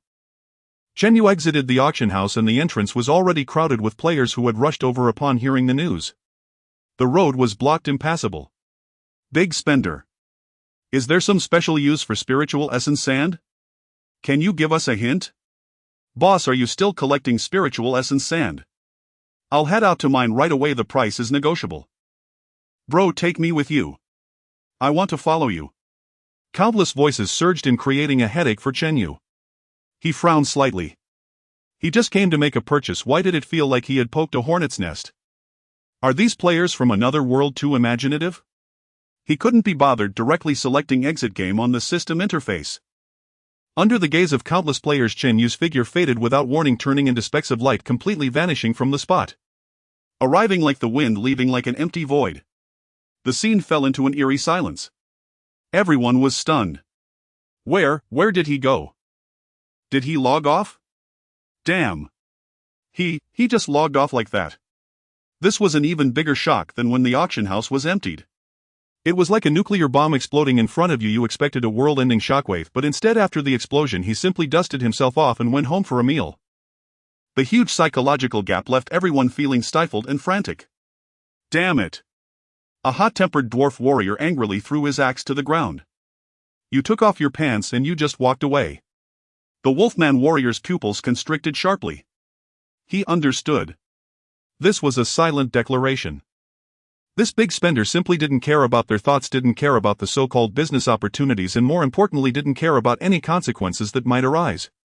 He did what he wanted to do and then left. Simple, pure, and utterly domineering. What are you still doing standing there? The Wolfman warrior suddenly let out a roar, shouting at the several Wolfman subordinates behind him. Everyone leave the city. Head to the Blackstone mine. Occupy every place that produces spiritual essence sand. Mine. Give it your all to mine. This shout like thunder on a clear day awakened all the players who were still in a daze. Right. The big spender has left, but the business opportunity remains. Since he emptied the market, it means he has demand for this item. Now the entire Zhao City, no, possibly the entire newbie zone, has zero stock of spiritual essence sand. Whoever mines first will control the pricing power. Hurry! Go to the chaotic stone slope in the west of the city. There are elemental stone monsters that drop spiritual essence sand. Our guild will head to the northern mine. Move fast. Damn, don't push. I got to the teleportation array first. The players who were once crowded at the entrance of the auction house the next second surged towards the city gate and the teleportation array like a burst beehive. The once bustling Zhao City auction house became somewhat desolate in just a few minutes. A gold rush for something called spiritual essence sand swept through Zhao City in a way that no one had anticipated. Countless adventurers poured out of the city, crazily hunting monsters and mining for that gray sand they had once considered trash. Some shrewd merchant players had already begun to pre-purchase at high prices in the World Channel. The price skyrocketed from just a few copper coins per set to dozens of silver coins and was still climbing. A massive storm ignited inadvertently by Chen Yu was escalating. Meanwhile, at the Spending Money Project Command Center underground base, Chen Yu opened his eyes and let out a long breath. Back already? Li Goen and several experts had been waiting nearby. Yes, I bought the items. As Chen Yu spoke, he focused his mind. With a whoosh, a gray torrent poured out from the air as if a concrete mixer was dumping, instantly forming a small mountain on the solid alloy floor. Nearly 6,000 portions of spiritual essence sand suddenly appeared in the spacious circular venue. A faint scent mixed with earth and strange energy filled the air. Everyone in the conference room was stunned. Even the well-informed Li Goen couldn't help but twitch at the corner of his mouth. This is spiritual essence sand. He pointed at the sand dune, his tone somewhat uncertain. Yes, everything that could be bought in the auction house is right here. Chen Yu brushed off the dust on his hands, looking relaxed as if he had just made a big grocery run. Pan Yu looked at the small mountain of spiritual essence sand and couldn't help but ask, did you buy all the spiritual essence sand on the market? Pan Yu gazed at the small hill formed from gray sand, adjusting her glasses, her eyes sharp as a blade beneath the lenses. She paid little attention to the sand and instead turned to Chen Yu, posing a crucial question. Did you buy all the Lingjing sand on the market? Chen Yu nodded, speaking honestly, everything available in the auction house is here. Pan Yu took a deep breath, a hint of gravity in her tone. Your actions have completely ignited the economy of Zhao City and even the entire beginners area. What do you mean? Shen Yu was taken aback. To you it seems like stocking up. But to other players, a wealthy individual who can casually offer a bounty of 10 gold has suddenly cleared out a material deemed worthless by all. This act itself is the most valuable intelligence. Pan Yu spoke rapidly, her logic clear. I dare say from the moment you logged out, the price of Lingjing Sand has already begun to skyrocket. All players, whether solo or in guilds, will rush to every location that produces this sand. A gold rush like no other has likely already been ignited by you. She paused, looking at Li Goen. Director, this means that if we wish to acquire Lingjing Sand in large quantities later, the cost will be tenfold or even 100-fold compared to now. From Pan Yu's perspective, to sustainably and massively acquire Lingjing Sand, one should not clear the shelves in such a crude manner. Li Goen stated that the more the better, and Shen Yu had made no mistake in buying everything. She merely felt some regret for not foreseeing this situation and offering advice in advance. However, she did not know that the energy density of this material was sufficient to disguise a state-of-the-art aircraft with just one unit. Li Goen's expression remained unchanged as he waved his hand nonchalantly. This is enough. Previously, Chen Zhonghua indicated that a few hundred units would suffice. Here, with over 5,000 units, even discarding one would be more than sufficient. Even if more were to be purchased, 100-fold price was not astronomical. His gaze turned to Chen Yu, his voice steady and powerful. Xiao Chen, let's put the material issue on hold for now. Now your core task is just one level up. According to the original plan, reach level 10 as soon as possible to unlock the dungeon feature. Understood. Chen Yu, who thought he had made another mistake, came back to his senses and quickly nodded. He glanced at the time and estimated, I will be in the Supreme Training Room until I reach level 10. Previously it took less than half an hour to go from level 5 to 6, nearly 2 hours from level 6 to 7, and the time required to level up will double for each subsequent level. Conservatively estimated, it might require over 20 hours of continuous combat. Hearing this number, even Li Goen frowned slightly. Can your body handle it? If you're tired, take a break, don't push yourself. Chen Yu smiled faintly, feeling the continuous flow of spiritual power within him. Director, don't worry, he said. If it were before, not to mention 20 hours, even 10 hours of high-intensity gaming would bring a person to ruin. But now it's different. The constitution of a cultivator has long surpassed that of ordinary people. Moreover, his monster farming cycle in the training room is a perfect blend of combat consumption and skill cultivation, inherently a form of work and rest combined. I will head in first. Shen Yu did not linger, nodding to everyone before re-entering the game. Source Realm, Zhao City. Moon God's Radiance Guild Residence. It was an elegant courtyard with trickling water and exotic flowers emitting a faint glow throughout the garden. Yuing, draped in a magnificent moon-white robe, stood beneath an ancient tree adorned with blue flowers. In her sapphire-like eyes a rare hint of agitation flickered. In her mind, the indifferent gaze of that level 7 human player echoed repeatedly, along with the system prompts of being rejected and deleted from friends. Shame. Throughout her life as a prodigy of the Elven Divine Clan, wherever she went she was the center of attention. When had she ever experienced such cold treatment? She told herself not to think about that rude fellow anymore, but that figure lingered like a curse she could not shake off.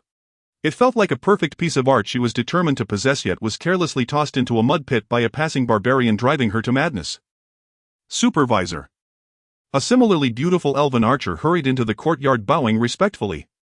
Speak, Yuing replied without turning her voice cold. The Chen Yu you asked us to keep an eye on has just appeared again. Yu Ying's finger paused slightly. He went to the auction house. The elven subordinate reported. Then he cleared out all the Lingjing Sand from the auction house, leaving none behind. Lingjing Sand. Yuing finally turned around, her brows slightly furrowed. That kind of worthless material that occupies space. Yes, the elven subordinate nodded, confusion on his face. According to our statistics, he purchased nearly 6,000 sets at once, spending possibly less than 8 gold coins.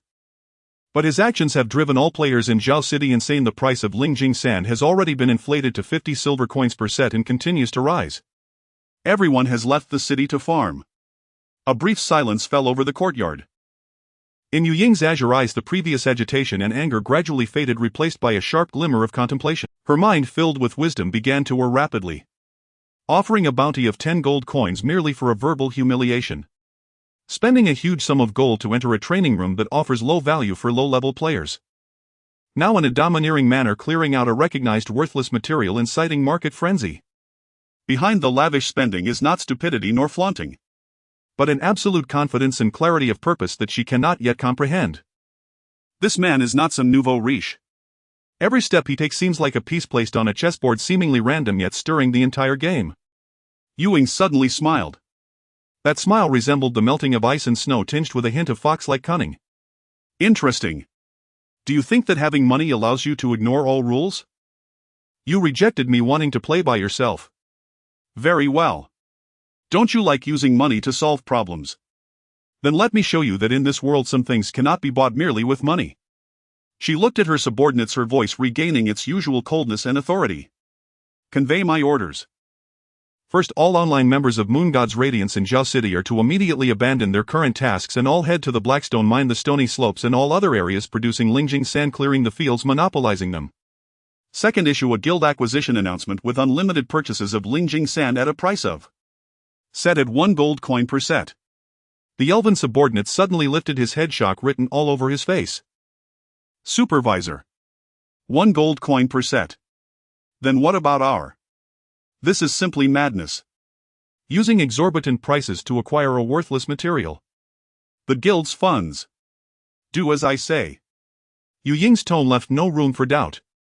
I want everyone to know that from now on Lingjing sand is controlled by us Moon God's Radiance. Yes. The elven subordinate dared not ask further, immediately taking his leave. Ewing slowly raised her hand, her gaze directed towards the Supreme Tower, a faint smile gracing her lips. If you want to play, I will accompany you. If you want this sand, you can. Come and beg me. Ewing watched the departing figure of the elf underling, her smile growing increasingly confident. She could already envision that guy named Chinyu after searching desperately. He would find that the price of what he wanted had skyrocketed and was entirely monopolized by a huge entity.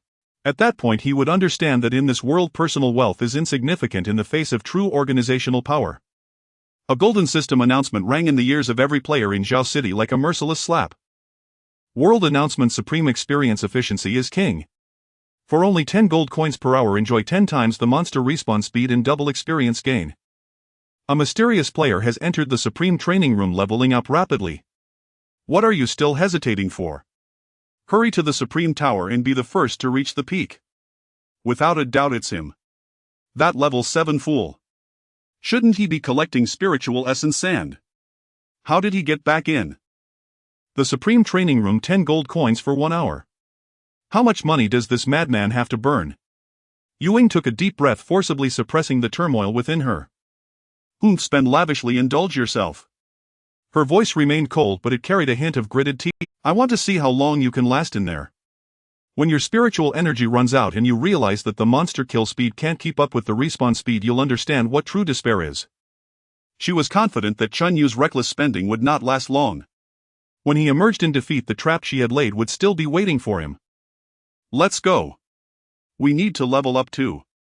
Ewing regained her proud demeanor and turned to lead a group of elite guild members towards the high-level training area outside the city. Meanwhile, in the Source Realm's central continent, Titan City. Unlike Zhao City, a remote beginner town, this is the true center of civilization. Magnificent buildings hundreds of meters high pierced the clouds, and enormous floating stones moved along fixed paths serving as public transport. The streets were filled with powerful adventurers, and those below level 50 even felt embarrassed to speak loudly here. In the center of the city, at the top of the highest temple, a towering figure over 5 meters tall sat upon a throne carved from a single block of obsidian. He was Salos, the Titan barbarian, ranked first at level 92. His muscles bulged and his skin had a bronze hue as if forged from the hardest rock. Simply by sitting there, a wild and domineering aura enveloped the entire temple. Buzz. World announcement: supreme experience efficiency is king. For top players like them, the Supreme Service, especially the Supreme Training Room, was also a killer tool for quickly widening the gap. Yet even he would not use it so frequently.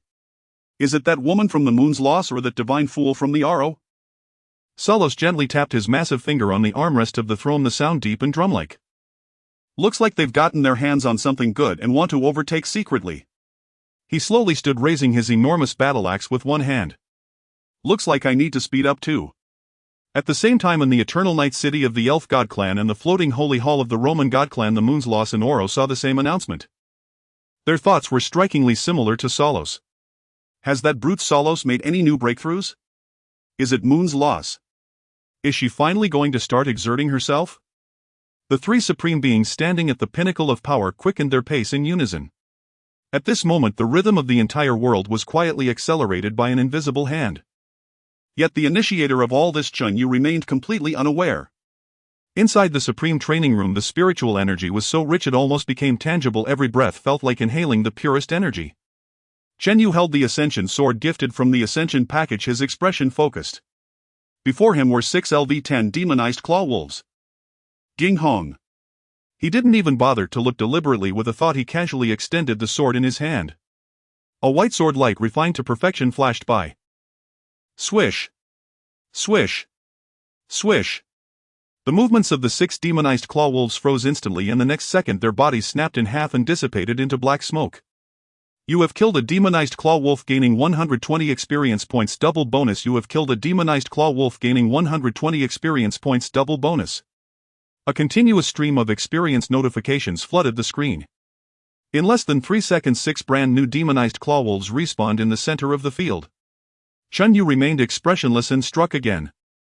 This cycle continued. After nearly an hour his spiritual energy declared exhaustion. Chen Yu remained unperturbed and thought. Pause. Respawn. He sat cross-legged and immediately began to operate the 9 turns mixed yuan art. After over 10 minutes the flowing spiritual energy filled his dried dantian even more pure and robust than before. Continue. Chen Yu opened his eyes and restarted the monster respawn. Combat, consumption, cultivation, replenishment, and combat again. This was a perfect closed loop. Here monster grinding was no longer a tedious repetition but the most efficient form of cultivation. Each process of exhausting and replenishing spiritual energy was a tempering of the 9 turns mixed yuan art, solidifying and enhancing his chi, refining second layer realm. Time flew swiftly in this cycle. 5 hours later. Congratulations, you have reached LV8. You have gained 5 free attribute points. Chen Yu unhesitatingly allocated all points to attack. He could clearly feel that when he executed Jinghong the sword light was even more condensed and powerful. 12 hours later. Congratulations, you have reached LV9. You have gained 5 free attribute points. Continue, allocate all to attack. At this moment he was completely immersed in the pleasure of rapidly increasing power. The world's changing winds Yu Ying schemes the frantic competition among top players. None of it mattered to him. In his world there were only 3 things left. Draw the sword. Kill monsters. Cultivate. Finally, after a continuous 26 hours. When Chen Yu once again swung his sword, mechanically slaying the latest 6 demonized claw wolves. An unprecedented radiant golden light like a river of the heavens pouring down suddenly cascaded from above him, enveloping him entirely. The long-awaited system notification carrying a solemn rhythm exploded in his ears. Congratulations, you have reached LV10. You have gained 5 free attribute points. Level 10 achieved. The guild system has been unlocked. You can now create or join a guild. Level 10 achieved. The dungeon system has been unlocked. You can challenge dungeons located around the world. Level 10 achieved. The friend limit has increased to 500 people. Main quest has been updated. Finally. It has arrived. Chen Yu felt a surge of joy within. Grinding for over 20 hours was all for this moment. In the supreme training room the golden light that pierced through the heavens and the earth gradually faded away. Chen Yu stood tall, feeling the ceaseless flow of spiritual energy within his body as well as the glaring LV10 on his attribute panel. After 26 hours of intense battle he finally reached a new starting point. The guild and dungeons. The doors to a whole new world had swung open. But he did not act immediately. Chen Yu exited the training room and directly sought out Hill. Hill, introduced me to the guild system. As Hill explained, Chen Yu's brow furrowed deeper and deeper. The joy of reaching level 10 instantly dissipated. Once everything was clarified, Chen Yu showed no hesitation and exited the game. In the real world in Huaxia, at the underground base of the Peidoan project. The conference room was already bright as day. As Chen Yu pushed the door open, all eyes instantly focused on him. Li Going, Zhang Yunhai, Sun Feng, Pan Yu. The core members of the project team were all present, each face brimming with barely concealed excitement and anticipation. Finally, it's here, level 10. Sun Feng, the head of the data team, spoke with a tremor in his voice. Great. Xiao Chen, you've worked hard.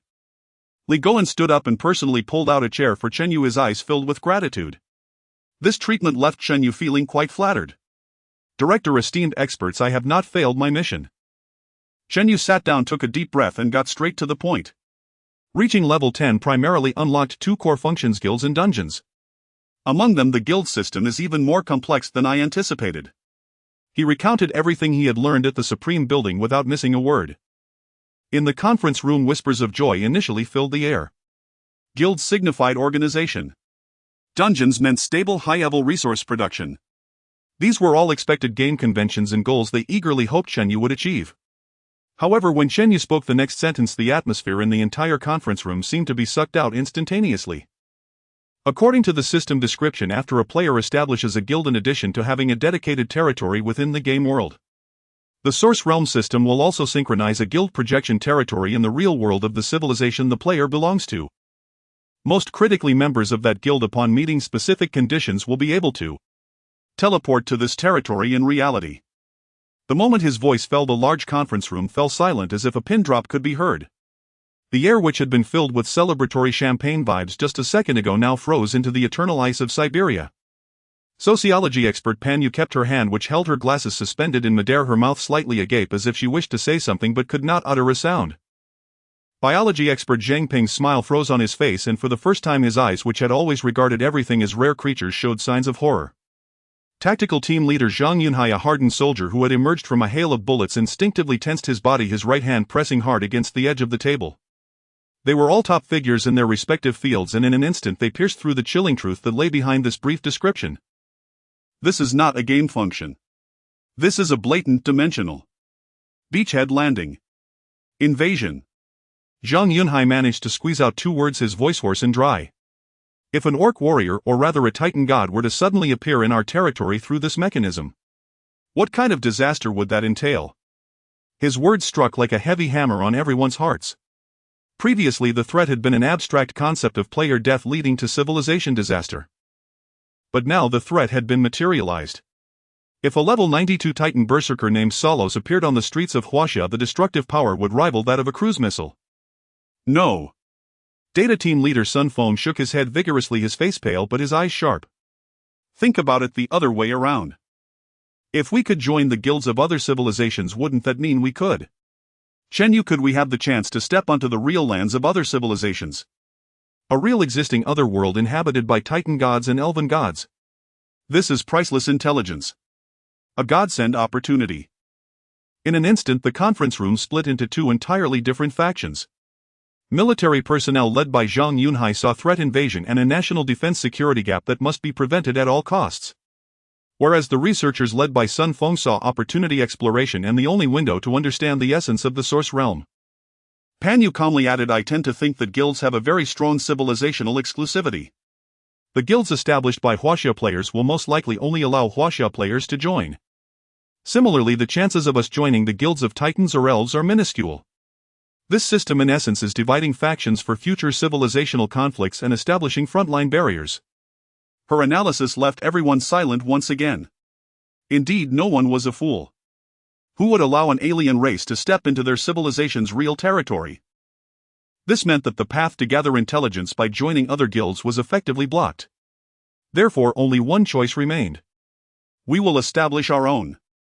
Li Goen, who had been listening in silence, finally spoke up, his voice steady and deliberate. We have no other choice. We must establish our own guild in Huaxia. Director, where should we locate the guild? Zhang Yunhai immediately posed the most practical question. That guild projection territory is a tangible entity.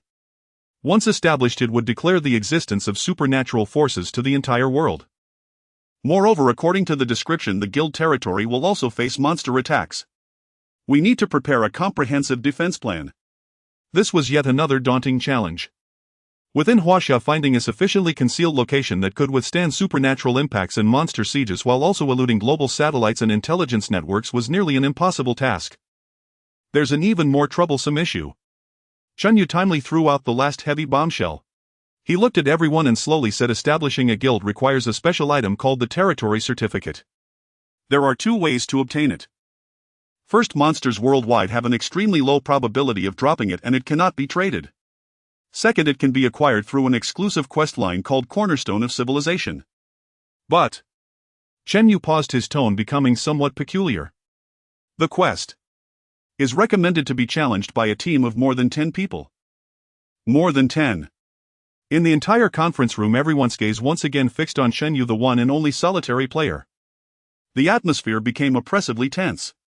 There was a strategic need to establish a guild in front, but the task threshold was impossible to meet. It seemed like a deadlock. Chen Yu could even feel the breathing of several experts becoming heavier. They racked their brains, unable to conceive how a single player could complete a 10-person high-difficulty task. He. Suddenly a light laugh broke the silence. It was Li Goen. He leaned back in his chair, a smile not of despair but rather one filled with the spirit of challenge. A 10-person task. He extended a finger and gently shook it. Who said we only have one person? Li Goen's laugh was not loud, yet it struck the frozen air of the conference room like a stone thrown into a still lake, shattering the silence at once. Everyone looked up with expressions mixed of bewilderment, astonishment, and a last flicker of hope. A 10-person mission, a 1-person challenge. That was the deadlock written into the UNGS system's rules. Director, you mean? Zhang Yunhai, the head of tactics, frowned. He could not conceive any way out. Li Goen's gaze swept over each person present. From the taut-faced soldier to the pale research experts, it finally and steadily settled on Chen Yu. Little Chen, tell them what stands behind you. The sudden question left Chen Yu momentarily stunned. He recovered quickly, straightened his spine, faced them, and spoke each word with weight. It is the whole Huaxia. The phrase, a little melodramatic in ordinary times, now carried an unquestionable gravity. Li Goen nodded with satisfaction and tapped the tabletop with his finger. Did you all hear that? Who said we only have one person? His voice rose, charged with an enlivening force. The UNGS system recommends a 10-person team for this mission. Did it stipulate that those 10 must all be players? Did it forbid those 10 from including the world's top tactical analysts, data modelers, and social behavior experts? Li Goen stood, hands pressed to the table, leaning forward with a fiery gaze. Chen Yu is our sole executor inside UNGAR Fist. But he is not fighting alone. Sun Feng's data team are his eyes. They can perceive every datum and chart the optimal path. Zhang Yunhai's tactical team is his brain. They can draft flawless contingency plans and avoid every risk. Xian Zhonghui, Zhangping, and the other experts are his logistical backbone. Everything he brings back will be turned into strength in our real world. And there is me and the entire state. Li Goen pronounced each word with authority. He is our wallet, an unlimited wallet. A single player backed by the finest minds of a civilization. Tell me, is that not a team? The conference room fell deathly silent. Then heavy breaths began to fill the air. Behind Sun Feng's glasses a feverish light flashed. Pan Yu, the sociologist, could not help the faint upward twitch of his mouth. Even the austere, stern Zhang Yunhai seemed to loosen the corners of his lips a little. Yes. Thought had reached a blind alley. Who decreed that a team must be 10 players fighting shoulder to shoulder? A single soldier charging the front line is backed by the command, intelligence, and logistics of an entire modern army. Can he still be called alone? He is the spearhead of the war machine. I understand. Sun Feng murmured. The system only prescribes the form of the mission. It does not constrain the ways we may complete it. Our advantage has never been the in-game avatars, but the nation that stands beyond the game. Besides, we can pour resources into it. Pan Yu added softly, eyes alight. Employing the wisdom of a nation to solve a game task is itself a supreme high-dimensional tactical strike. The dark cloud that had hung over everyone was rent to pieces by Li Goen's words, and the room's mood shifted from oppressive to exultant. Therefore, the Wenning de Jishur task need not be rushed for now. Li Goen sat back, regaining composure. It requires more meticulous preparation. He turned to Chen Yu. I will personally report and select the site for the guild territory, choosing the most suitable location nationwide. I will also draw from the nation's top architects and engineers to join the project team and pre-plan the construction of the guild's projected territory. Very well, Director. Chen Yu nodded. For now, your assignment is that dungeon, Ihao Shangu, the Wailing Valley. Li Goen's eyes shifted to Zhang Yunhai. Zhang Yunhai straightened and pulled up the files. Report, Director. According to the intelligence, Chen Yu returned with Ihao Shangu is a level 10 access dungeon dominated by resented spirits. Given that we know nothing of the number distribution skills or whether a boss exists, I recommend Chen Yu's first entry be reconnaissance focused. Once sufficient intelligence is gathered, our tactical team will conduct overnight simulations and risk assessments to devise the safest assault plan, then execute the formal operation. This protocol is the standard for special forces undertaking high-risk missions, exceedingly cautious. Yet Chen Yu shook his head gently. Captain Zhang experts, the situation may be different. He tapped the tablet before him and quickly refreshed the data team's game statistics. Character Chen Yu. Profession Xiaoxian Practitioner. Level 10 Lianqi Second Layer. Title Xian Dao Xianxu. Health 2130. Spiritual Energy 862. Attack 591. Defense 268. When they saw Lianqi Second Layer and the leap in attributes, everyone drew a cold breath.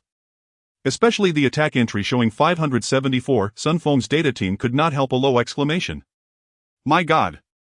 These stats exceed our level 10 template by more than double. Is this the amplification after breaking through a heavenly grade cultivation method? Terrifying. Chen Yu felt a measure of pride beneath the astonished stares, yet he explained calmly, I not only advanced in realm, I also received a full set of rare equipment from the Feixing Jili Dalabao, the Ascension 8 pack. Moreover, my core attack skill Jinghong deals base damage equal to 200% of attack. He paused and offered his assessment, so I feel I might be able to solo this dungeon. No. Zhang Yunhai blurted, voice as definite as a blade. Comrade Chen Yu, I appreciate your improvement. But a dungeon is an unknown environment, accidents can happen at any moment. Your safety is the first priority, we cannot take risks. He regarded Chen Yu sternly. I still insist on my recommendation, recon first then assault, even if it costs several more days. We must be certain. Chen Yu felt helpless. He knew Zhang Yunhai's caution came from care, but he also knew that every second of the 30-day newbie protection was precious. And he truly wanted to test the limit of his newfound strength. The conference room fell somewhat quiet again over the small disagreement. On one side an overconfident ace, on the other a rocksteady strategist. At that moment Li Gowen, who had been silent, spoke once more. He first nodded in agreement to Zhang Yunhai. Comrade Yunhai is right, safety always comes first. Little Chen, remember your life matters more than the entire project. Chen Yu felt warmed and nodded. Li Gowen's tone shifted, his brow knitting as if recalling something, his eyes swept the room. However, I am puzzled. Have we fallen into another cognitive trap? He looked at Chen Yu, then at Zhang Yunhai. One of you wants to solo, the other wants recon and contingencies. Why? What monsters are in the Wailing Valley? Sun Feng answered at once, report director, resented spirits. Li Gowen slammed the table. Exactly, resented spirits. I remember there is an item in the mall specifically designed to counter these creatures, is there not? Everyone in the room froze. In Shan Yu's mind something flashed, Chu Mo Fu. He had once saved it and not used it, and was later mauled by 8 ghost wolves and thoroughly rebuked by Li Gowen. Li Gowen's mouth curled with a cold smile that implied with some amusement, you clever fools. If there is a special weapon, why not use it? Why send our ace to risk reconnaissance? Why make the tactics team toil through the night? He rose. His voice was low, but it made every ear ring. My demand is simple. Go in and with Chu Mofu exorcism talismans flatten the entire valley. 1 resentful spirit or 100, whether there is a boss or not. If 1 talisman cannot do it, use 10. If 10 are insufficient, use 100. 1,000. Li Gowen turned to Chen Yu, his gaze burning. I do not want process, I do not want limit plays, I do not want tactical chess. I want a result, the fastest, safest, most crushing way to clear it. Money is not the issue. He delivered that final sentence with casual calm that nevertheless carried an undeniable lordly force. The conference room was utterly still. All the experts, Zhang Yunhai among them, stared at Li Gowen with open mouths. An image formed in their minds. Chen Yu walks into the bleak, fearsome Wailing Valley and faces a surging horde of resented spirits. Unfazed, he reaches into his pack and draws hundreds or thousands of talismans that glitter like scattered gold petals, flinging them forth. Boom! Boom! Boom! The world falls quiet. Is this even a dungeon strategy? This is like sending a strategic bomber to obliterate a novice village. The atmosphere in the conference room grew somewhat delicate due to Li Gowen's decision. A novice dungeon to be tackled alone, and he still needed to bring 1,000 talismans. Zhang Yunhai, the leader of the tactics team, opened his mouth but ultimately could not find the words. This was no longer strategy, this was a bombardment. Li Gowen's gaze swept across everyone, his tone leaving no room for doubt. For a dungeon, the number of monsters will not be small. Conservatively estimate by 1,000 first. He looked at Chen Yu, his eyes sharp as a blade. I will arrange for the finance department to transfer you another 1 billion immediately. Comrade Chen, do you know what to do now? 1 billion. 1,000 gold coins. Chen Yu felt no waves in his heart, even wanting to laugh a little. Once he almost lost his life just to save a talisman worth 1 million. Now Director Li didn't even blink, directly giving another billion just to let him clear a novice dungeon. This feeling was simply exhilarating. Understood. Chen Yu nodded firmly, his voice steady and powerful. Go ahead. Li Goen glanced at the clock on the wall, the hands nearing 3 in the afternoon. After clearing this dungeon, come out and take a break. He spoke of the task, yet a hint of concern flickered in his eyes. Chen Yu had been battling intensely in the game for 26 hours. Even though a cultivator's body could withstand it, the mental fatigue was certainly not small. Yes, Director. Chen Yu felt warmth in his heart and nodded earnestly again. Welcome back to the Source Realm, Cultivator. Chen Yu reappeared in the Supreme Tower lobby of Zhao City. He did not pause for a moment, heading straight out, activating Supreme Navigation, targeting the training ground to the east of the city. The giant white-eyed rabbit appeared once more, carrying Chen Yu in its Taoist robe, transforming into a streak of white lightning racing towards the destination. The training ground to the east of the city was still bustling with voices. When the highly recognizable giant rabbit carrying Chen Yu appeared, it instantly attracted everyone's attention. What the hell? It's that wealthy player. Wasn't he collecting spirit essence sand? Why is he here again? Wait. Look at his level. A sharp-eyed player pointed at the top of Chen Yu's head, his voice changing pitch. Chen Yu level 10 class. At this, the surrounding adventurers all focused their gaze on Chen Yu's level. Level 10. The entire training ground fell silent in an instant. Everyone clearly remembered that just 2 days ago in this very place the man named Chen Yu was still LV5. At that time he casually threw out 10 gold coins as a bounty for the Orc Kage, shocking the whole city. But that was merely financial power. Level is the most authentic hard power in this world. From level 5 to level 10, even the fastest normal player would need to grind for at least 10 days to half a month without interruption. This is if they have a stable team and sufficient potions. But him. 2 days.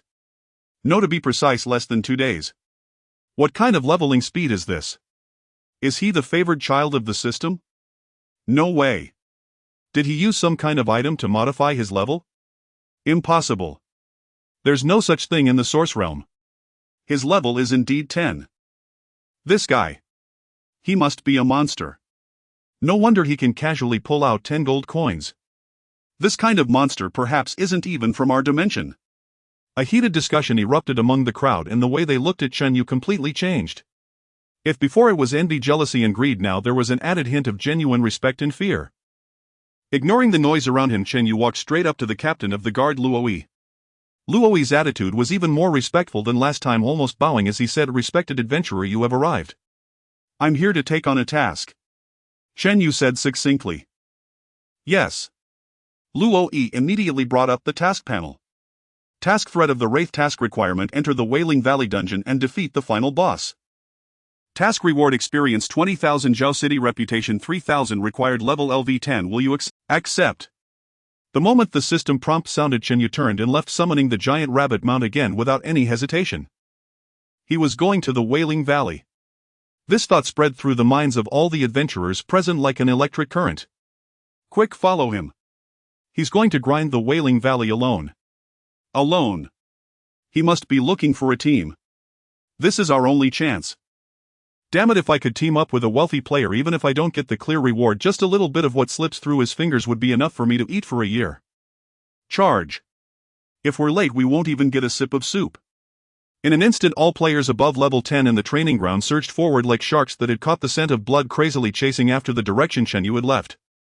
They firmly believed that no matter how strong this wealthy player was, it was impossible for him to solo a 5-man difficulty dungeon. He must be going to the dungeon entrance to find teammates. This was a tremendous opportunity. A large group of players below level 10 with the mentality of missing out on this fun would be a loss flocked after them. Meanwhile, at the western gate of Zhao City, a stunning figure had just finished several hours of tedious monster grinding and returned to the city. It was Yuing, the leader of the Moonlight Radiance Guild in Zhao City. She rubbed her somewhat tired brow. Although the process was dull, the gains were decent, bringing her closer to level 16. But as soon as she arrived at the city center, she witnessed an extremely spectacular scene. Hundreds of adventurers were rushing from the city center towards the city gate. That momentum seemed to indicate that something earth-shattering had occurred. "What's going on?" Ewing frowned slightly, signaling to a guild member beside her. The elven member understood and quickly stopped a panting werewolf, slipping him 2 copper coins and quietly asking a few questions. Moments later he returned to Yu Ying's side, his expression extremely peculiar. "Reporting director," they said. "That human player named Chen Yu is going to grind the Wailing Valley." "Oh." Ewing raised an eyebrow, a knowing smile forming on her lips. "Has he finally decided to leave the dungeon? It seems he couldn't withstand the pressure of leveling up and is preparing to find someone to assist him. Good, let him experience our moonlight radiance." Her words trailed off suddenly. She saw the expression of her elven subordinate, which was not only peculiar but also carried a hint of horror. Going to grind the Wailing Valley meant what? Yu Ying's heart sank and she uncertainly asked again. The elven member swallowed hard, his voice dry as he said, "Director. That Chun Yu, he is already level 10.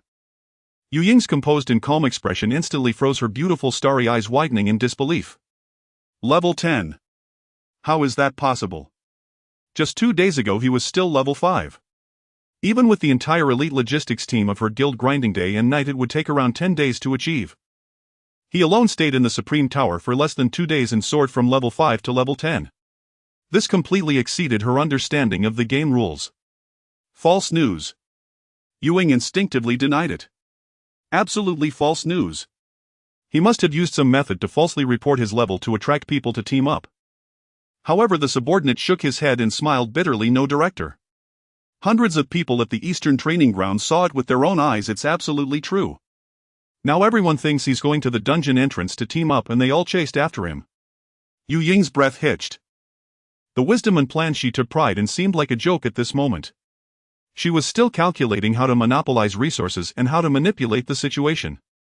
But the other party had already soared to the clouds using a method she couldn't understand or imagine. "Go to the Wailing Valley." Yu Ying's voice was cold as ice. She waved her hand fiercely, mounting her white tiger mount, and galloped towards the city gates. She did not believe it. She had to see it with her own eyes. Southwest of Zhao City, 10 miles away. The terrain suddenly sinks here, forming a narrow and eerie gorge. It is shrouded in gray-black mist all year round, making it difficult for even the midday sun to penetrate.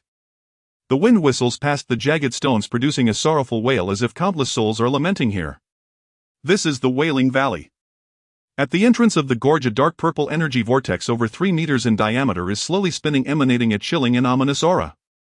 This is the entrance to the instance. At this moment 20 to 30 adventurers are gathered in the clearing before the entrance. Most of them are players between levels 10 and 15, clustered in groups of 3 or 5, either sitting on the ground polishing their weapons or loudly hawking materials and equipment dropped from the instance. Speedrun team for Wailing Valley, looking for a powerful warrior over level 12, send me your gear. Selling cursed spirit bracers, blue quality, 20 silver coins, fixed price. Is there a kind-hearted big brother or sister to take this level 10 newbie alone? I can shout 666 and act cute. The noisy environment paints a typical picture of the entrance to an online game instance. At that moment a cheerful jingling sound approached, breaking the established rhythm here. Everyone turned to look, only to see a gigantic rabbit with snow-white fur and blood-red eyes. It was carrying a man in a robe, dashing over in a wildly uncoordinated manner. Whoosh! The giant rabbit made a sharp turn and came to a steady stop at the edge of the clearing. Chen Yu jumped down from the rabbit's back. The ascension robe from his package fluttered without wind, radiating an aura of immortality. He stood out starkly among the adventurers clad in leather and chain armor. In an instant he became the focus of attention. Wow, what mount is that? What breed? Can a rabbit grow this big? Look at his outfit, is that fashion? He must be a young master from some big family spoiled by money from home. Tisk all that gear, but who knows how skilled he is. Amid whispers there was no hiding the envy and disdain. In this world, while gear is undoubtedly important, skill and teamwork are the true keys to clearing instances. An inexperienced newbie with nothing but gear is merely seen as a walking wallet by seasoned players. Chen Yu seemed oblivious to these gazes, his attention drawn to an old wooden sign standing beside the entrance. It appeared to have some ancient inscriptions carved on it. He stepped closer. By the sign, a burly Tauron warrior carrying a massive axe was leaning against it, resting. Seeing Chen Yu approach, he assumed the newcomer was looking to team up. Not even lifting his eyelids, he waved his hand impatiently. No vacancies, not taking newbies. Just then a slender cat-like assassin wielding dual daggers nearby perked up, approaching with a smile full of business intent. Brother, this is your first time at Wailing Valley, right? Your gear looks good, you must have money to spare. How about this? For 10 gold coins our Shark Blade team guarantees you clear it, and you can choose an item from the drops first.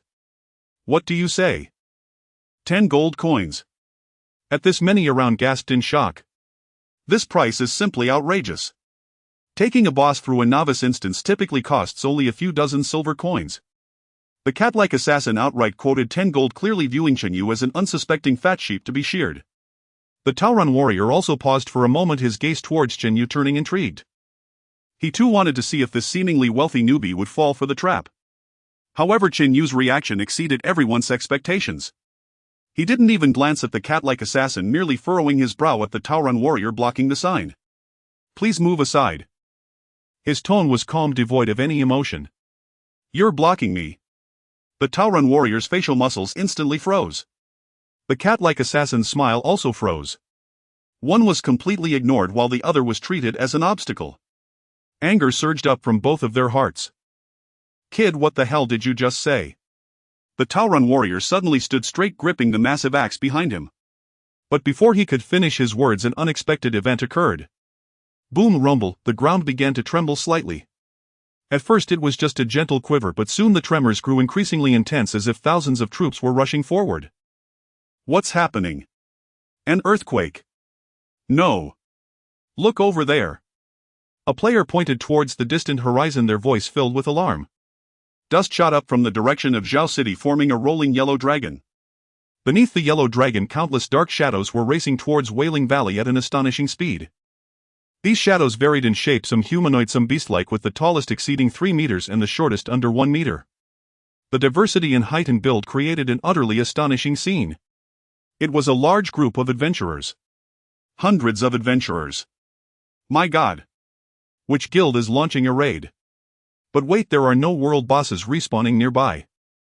The dozens of players at the instance entrance were all stunned, staring blankly at the tide of incoming players. Before they could react, the torrent had already surged close. Boom! The leading werewolf and bear warriors showed no signs of slowing down, crashing directly into the crowd at the instance entrance. The Taoran warrior, who had just been so imperious, and the cat-like assassin had no chance to react. They were like two small stones in front of a flood, instantly swept away by the crowd. They drew two awkward parabolas in the air, crashing down dozens of meters away, taking a long time to get back up. Meanwhile, the 100 adventurers, having dispersed the natives, turned their focus entirely on encircling Chen Yu. Surrounded tightly, layer upon layer. Then came the thunderous shouts. Big spender. It's me. Bloodclaw from the training ground to the east of the city. Looking for a team. Big shot. I'm a level 14 holy light priest with massive healing. Take me along, I want ask for money, just want to join you in the instance. Chen Yu daddy. Look at me. I'm a level 15 guardian knight, top 10 in defense in Zhao City. I am willing to offer my shield to you. Get lost. You smelly men. Big spender, look at me, I'm a kitsune, I can do everything. The entire scene instantly transformed from the entrance of a game instance into a frenzied fan gathering. The local players who had previously mocked Chen Yu as a newbie were now dumbfounded, their minds blank. A big spender. Level 10. This man, exuding an aura of immortality, is the one who has been spending lavishly in town. Chen Yu stood in the center of the crowd, also stunned for 2 seconds by this sudden commotion. He had only wanted to see what was written on that wooden sign. Why were these people preventing him from looking? He silently complained in his heart, could it be that this broken sign recorded some earth-shattering secret or a clue to a hidden quest? At the peak of this chaos, a clear tiger roar rang out, overpowering all the noise. The crowd automatically parted to create a path.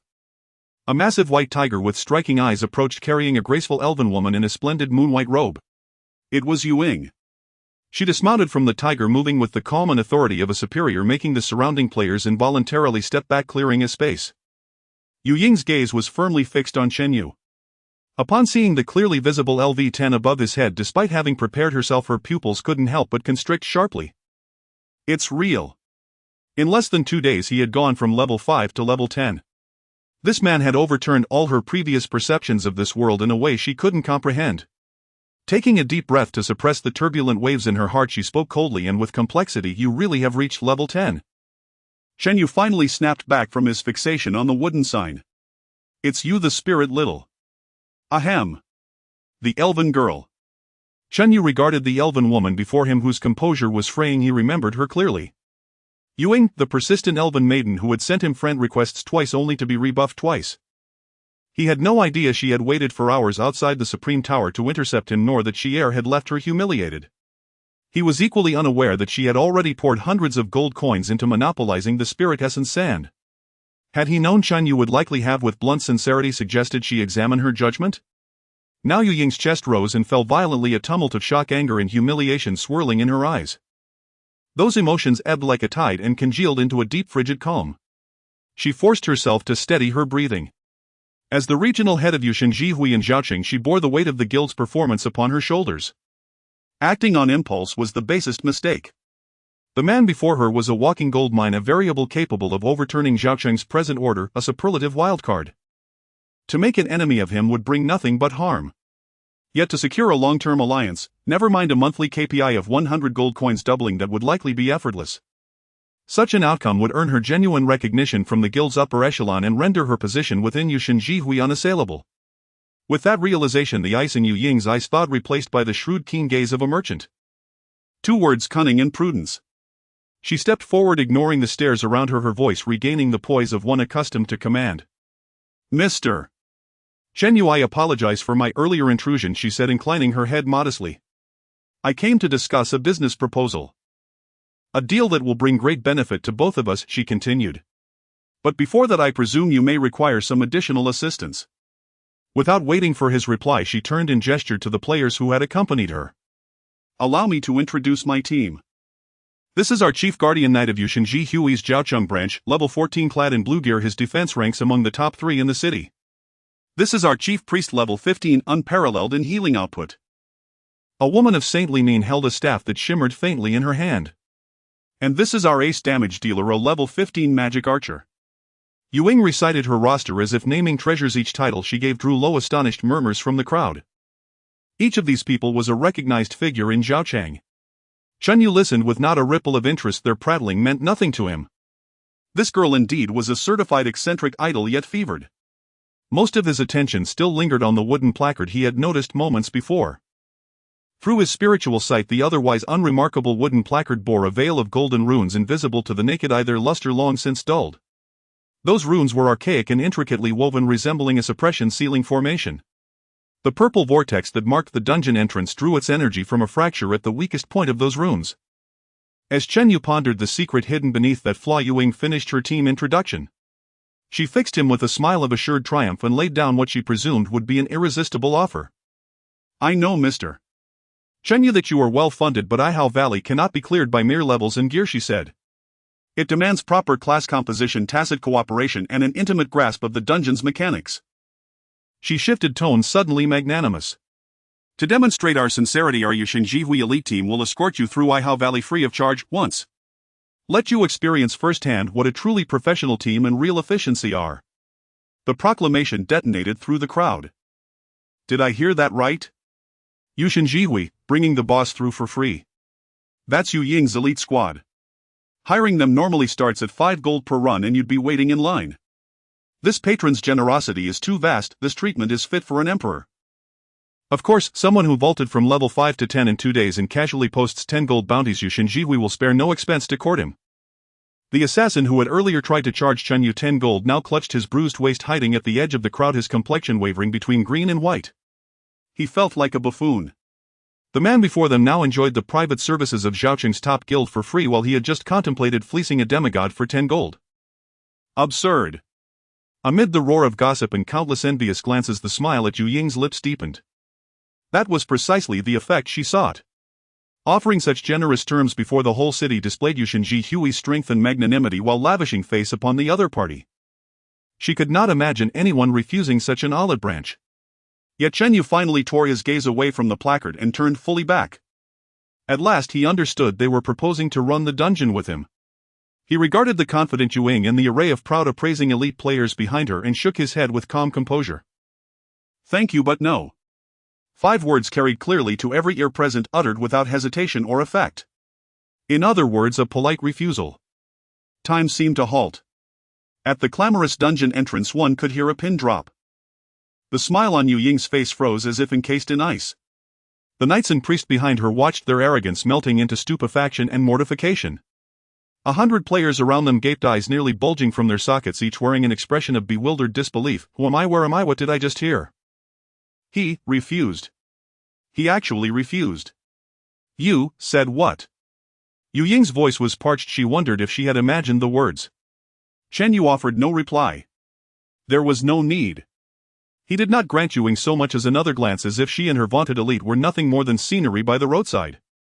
Under the dazed gazes of all, he stepped forward and walked straight toward the ominous dark purple vortex. What is he trying to do? Madness. He's gone mad. He plans to enter the dungeon alone. He's only just hit level 10, even with fine gear, soloing a dungeon. Isn't that courting death? He's a rich fool. Money has ruined his mind. A chorus of incredulous shouts erupted from the crowd. Yu Ying snapped back to herself. Watching Chen Yu's lone silhouette stride toward the dungeon, she first felt stunned, then an indelible sting of humiliation rose in her chest. Ignored again. He would rather march in alone to meet death than accept her assistance. This was no mere refusal, it was an insult. A scion of the Elven divine clan, she was accustomed to being preeminent in looks, bearing, and ability. In Zhaocheng she allowed for no second place. Yet this man behaved as if even a cursory glance at her amounted to excess. Stop. Yu Ying could not help crying out sharply. Who do you think you are? Without a team you can't even get past the first wave. Chen Yu's steps faltered at the vortex's threshold. Yu Ying's heart fluttered with the hope that her words had taken effect. But Chen Yu merely tilted his head and regarded the stunned Yu Ying with an expression of amused contempt. A faint smile curved his lips, a smile that pricked like nettles. Who told you I intended to fight the monsters? The entrance of the Wailing Valley. All eyes were focused on the man in the Taoist robe, exuding an otherworldly aura. Chen Yu. Amidst countless gazes of admiration, jealousy, and suspicion, Chen Yu finally made his move. He paid no attention to anyone else and calmly walked towards the dungeon entrance. Do you wish to enter the dungeon Wailing Valley? Yes. In a flash of light, Chen Yu's figure vanished from the eyes of the crowd. He went in. He really entered alone. Is he crazy? Does he really think he is invincible just because he has money? Quick, who has the items to observe the internal situation of the dungeon? I want to watch the live broadcast. The crowd erupted in chaos. Yu Ying took a deep breath and pulled out an ancient silver mirror from her storage space. Moon God's mirror rare can glimpse certain scenes of specified players within the dungeon once a day, lasting 10 minutes. This is one of the treasures of the Moon God's Radiance Guild. The mirror shimmered and soon a clear image emerged. It was cold and damp. The moment Chen Yu stepped into the Wailing Valley, he felt a wave of malice wash over him. The surrounding air seemed to thicken and the wails of the tormented echoed in his ears, trying to invade his mind and disturb his spirit. Ding! You are affected by resentful energy corruption. Your mental state is gradually declining. Chen Yu didn't even furrow his brow. The 9 turns primordial art automatically activated. A warm stream of spiritual energy flowed throughout his body, instantly dispelling that cold discomfort. At the same time, he slapped a substitute talisman onto himself. Safety first. A sharp hiss sounded as a translucent shadow suddenly lunged out from the side of the stone wall. It was at LV10 Valley, Vengeful Spirit. Its entire body was ethereal, with only a pair of crimson eyes burning with frenzied hatred. It had no physical form, and ordinary swords and blades could not harm it in the slightest. Players outside the entrance watching the live broadcast gasped in astonishment. It's here. The first monster. So fast. If he reacts slowly, he would be immediately hit by a mental shock. Yu Ying clenched her fists, fully aware of the threat this vengeful spirit posed to solo players. Once close under mental disorientation, subsequent monsters would instantly tear you apart. She wanted to see how Chen Yu would respond. Would he use some powerful spell? Or perhaps a special class weapon? However, Chen Yu's actions exceeded everyone's expectations. Facing the rapidly approaching vengeful spirit, he didn't even draw his ascension sword. He simply, leisurely took out a yellow talisman. Then he flicked his fingers. That seemingly ordinary talisman burst forth with dazzling golden light the moment it left his hand. Sizzle, the golden light shone like a small sun, instantly illuminating the entire dark passage as a sacred aura of utmost brightness surged forth. The fierce vengeful spirit let out a cry that never fully formed, only producing a harsh burning sound amidst the golden light. In an instant it turned to ash, leaving not even a trace of black mist. Ding! You have slain the LV-10 Valley Vengeful Spirit, earning 200 experience points.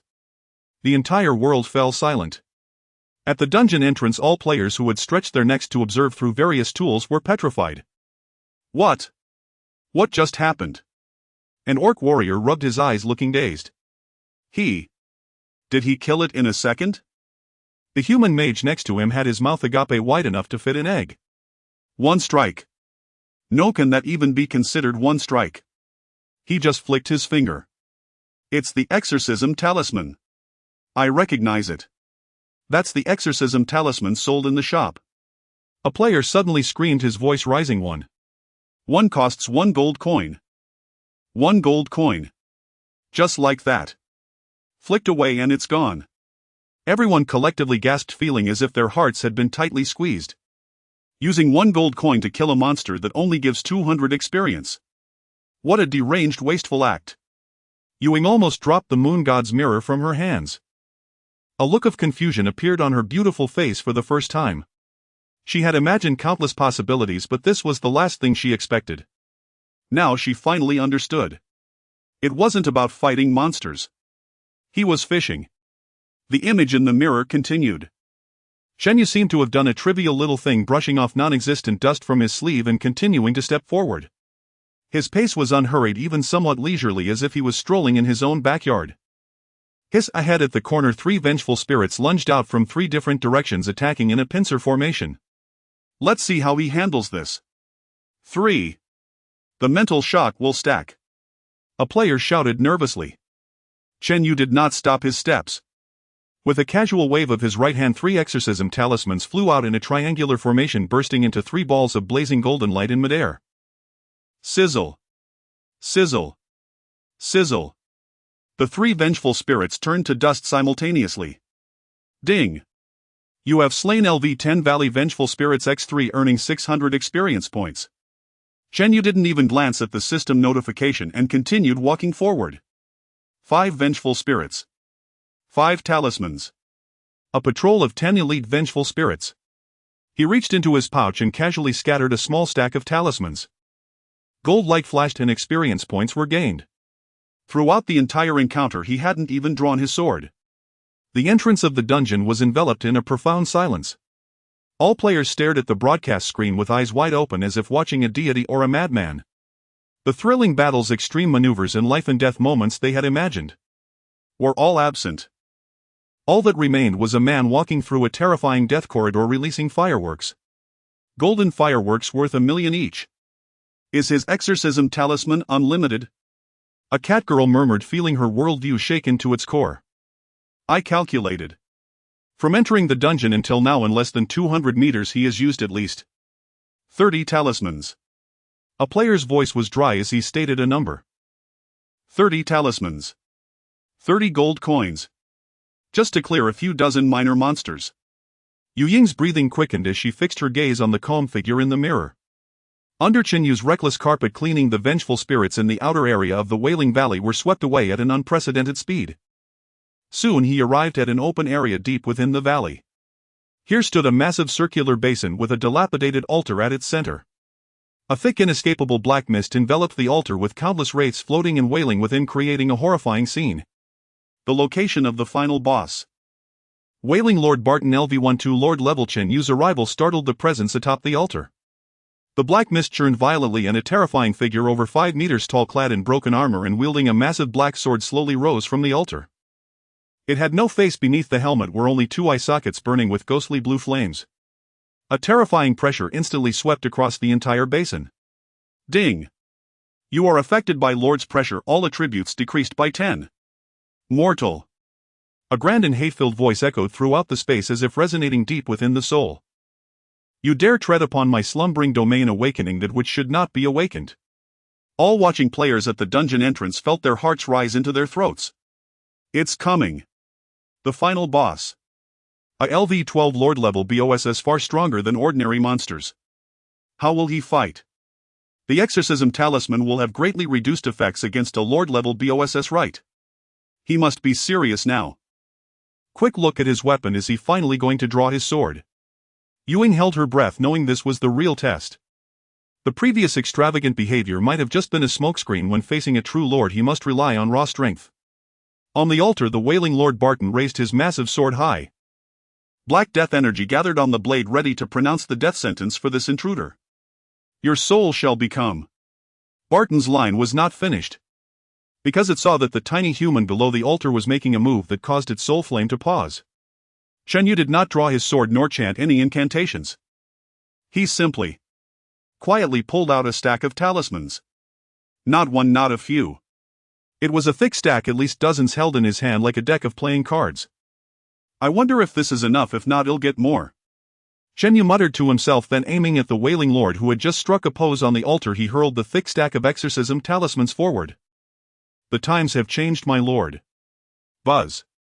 Dozens of exorcism talismans detonated in midair simultaneously. In that instant, the entire Wailing Valley vanished. In everyone's view, there remained only a pure, dazzling, and unviewable golden ocean. There was no earth-shattering explosion, only the ultimate light and heat purifying all darkness and evil. The grand line of the Wailing Lord Barton was forever lodged in its throat. Its massive body could not withstand even a second under the wash of the golden ocean. It could only let out a short, nearly indistinguishable cry mixed with terror, astonishment, and incomprehensible shrieks. And with it, the altar beneath it, along with all the black mist in the basin, was thoroughly, completely, and cleanly evaporated. Ding! You have slain the LV-12 Lord-level boss Wailing Lord Barton. Ding! You have successfully cleared the dungeon Wailing Valley. Ding! You have achieved the first solo clear achievement. Ding! You have achieved the no damage clear achievement for Wailing Valley. Ding! You have achieved the fastest clear achievement for Wailing Valley. Ding! The destruction conditions for Wailing Valley have been met. The entrance to the Wailing Valley dungeon. Silence. All players, whether they were just frantically seeking a team or elite members of the Moonlight Radiance Guild, or those who were merely there to watch the commotion, were all frozen as if under a spell. They stared wide-eyed, mouths slightly agape, their expressions frozen on their faces. Their gazes were fixated tightly on the ancient wooden plaque at the dungeon entrance. 6 minutes. A level 10 dungeon, one that was widely recognized as requiring a well-coordinated elite team of 5, which typically took at least 20 minutes to clear. He alone had done it in just 6 minutes. 6 minutes. Has it really been 6 minutes? A werewolf warrior rubbed his eyes, his voice hoarse. Gulp. The Tauron warrior beside him struggled to swallow, his enormous eyes filled with horror. It should take about that long to walk from the entrance to the deepest part of the boss room, right? He's not fighting monsters, he's taking a stroll. My heavens, how many exorcism charms must that cost? 100. 200. Not just that. There are at least 100 vengeful spirits in Wailing Valley, plus elite monsters and the final boss who has an enormous amount of health. To wipe them all out in 6 minutes, I estimate it would cost no less than 300 to 500 gold coins. 300 to 500 gold coins. This number hit the crowd like a boulder, causing gasps of shock. Just to clear a beginner's dungeon. What does that even mean? This was no longer just being wealthy, this was like burning money as if it were worthless paper. In an instant, all gazes directed at the dungeon entrance changed. It was no longer about seeing a wealthy newbie or a lucky upstart. Instead, it was about gazing up at an incomprehensible being from another dimension. Indeed, wealth could grant one boundless freedom. At this moment, Shen Yu, who was inside the dungeon space, was unaware of the storm of shock he had stirred outside. He was frowning, looking at the system prompt before him. Ding! Wailing Valley destruction conditions have been met. Congratulations, you have successfully cleared the dungeon Wailing Valley. Experience gain 2000, Zhao City reputation gain 3000, destruction mode. Chen Yu fell into deep thought. This must be something akin to a hidden challenge or difficulty mode. Higher risks, higher rewards. He glanced at the few items in his bag that he deemed too time-consuming to even break down, curling his lips in disdain. The drops from normal mode were indeed not worth anticipating. It seemed that to obtain good items he would need to rely on this destruction mode. However, When in doubt, ask Hill, Chen Yu muttered to himself. By the way, he hadn't drawn from the supreme lottery yet today.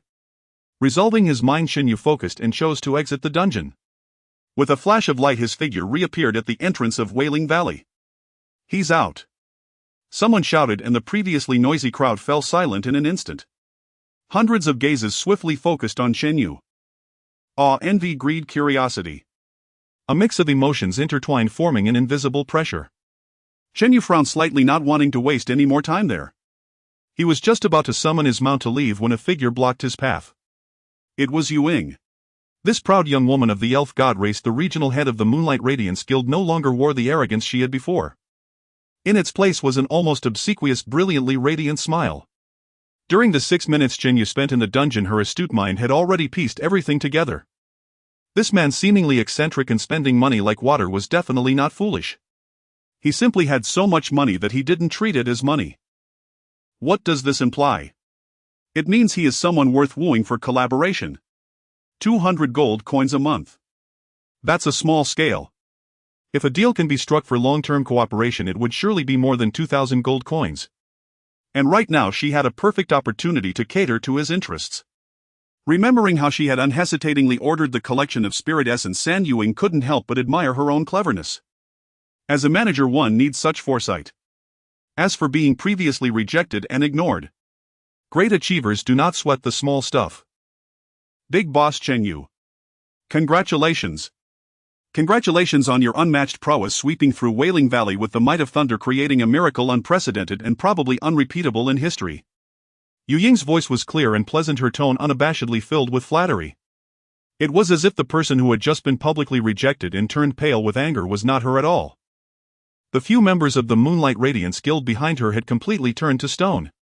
What had they just witnessed? That ice-cold goddess of their race, who usually looked down on all male beings, actually smiled at a man. And smiled so flatteringly. Has the world gone mad? Chen Yu was also taken aback. He looked at the girl whose attitude had flipped 180 degrees and was momentarily at a loss for words. As the saying goes, you should not strike someone who extends a hand with a smile. With the other party lowering her posture so much, addressing him as Big Boss and Miracle, even Chen Yu felt a bit embarrassed. He waved his hand and asked in a neutral tone, "Is there something?" "Of course there is. A huge matter." Yu Ying, seeing that Chen Yu had spoken, her smile became even more sincere. She stepped forward half a step, lowering her voice as if sharing an earth-shattering secret, and said, "Big Boss, I know you have been collecting a material called Spirit Essence Sand, right?" Yu Ying looked at Chen Yu with eyes full of admiration, as if saying, "I understand you, and we are kindred spirits." Chen Yu glanced at her, expression of everything is under control, and felt a bit strange. Spirit Essence Sand. He did indeed need some before, but that was to take back to the real world for the researchers like old Chen. He remained nonchalant and replied with a quiet "Hmm." Receiving his affirmative response, the light in Yu Ying's eyes grew brighter. She puffed out her chest, her tone carrying a hint of just the right amount of self-satisfaction and pride. "To be honest, after you swept through the auction house, I immediately realized the extraordinary value of this material. I have dispatched all the main forces of the guild and monopolized all the production sites of Spirit Essence Sand outside Jiao City. Now the Spirit Essence Sand circulating in the market, apart from what you have in your hands, the rest is all with me.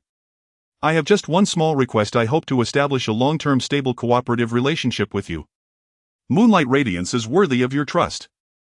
Upon finishing, she looked at Chen Yu with an expression full of anticipation, waiting for his ecstatic reaction. In her view, her operation was like a timely rain, a genius-level business maneuver. It not only showcased her value but also offered a monumental favor while paving the way for future cooperation. Perfect. The surrounding players also overheard this conversation, instantly erupting in an uproar. My goodness, what a bold move. She actually monopolized Spirit Essence Sand. Is she trying to bind herself deeply to that wealthy player? Impressive. Simply impressive. This is the vision of a top-tier player. Amidst the crowd's astonishment and Yu Ying's determined gaze, Chen Yu finally spoke. He looked at Yu Ying, his eyes carrying a hint of confusion, as if observing a performance artist. He shook his head. No need. Just those simple 3 words, light and airy, devoid of any emotion. Yet they struck Yu Ying's head like 3 profound thunderbolts. What? Yu Ying's smile instantly froze. She doubted she had heard wrong. She had exhausted her wisdom, gambled a large amount of guild resources, and tailored a monumental gift for him, and he actually said, "No need." This defied logic. "Big boss, you. Did you not hear clearly?" Yu Ying's voice trembled slightly. "I mean, I have all the spirit essence sand on the market and I can sell it to you at a low price." "I heard you clearly." Shen Yu interrupted her, his tone still flat. "I said no need." "Why?" Yu Ying finally could not maintain her composure and exclaimed. "You clearly need this material so much." Shen Yu looked at her, face twisted with shock and confusion, and suddenly found it somewhat amusing.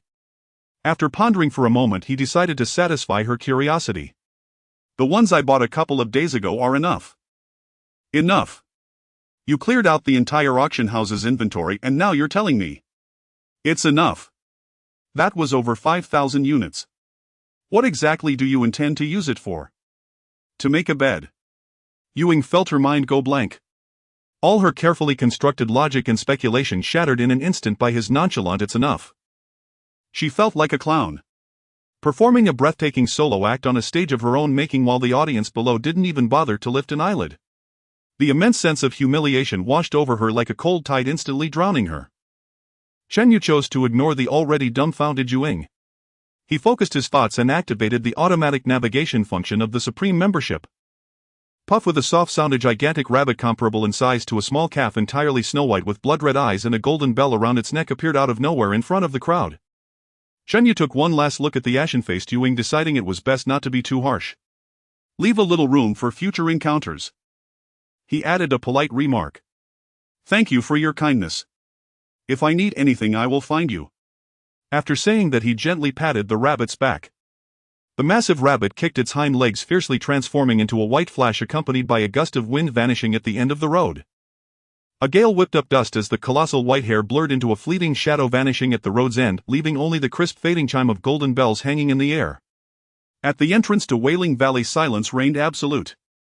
Over 100 players withdrew their gazes from the distant road and fixed them instead upon the elven divine maiden standing motionless where she was, her face drained of color.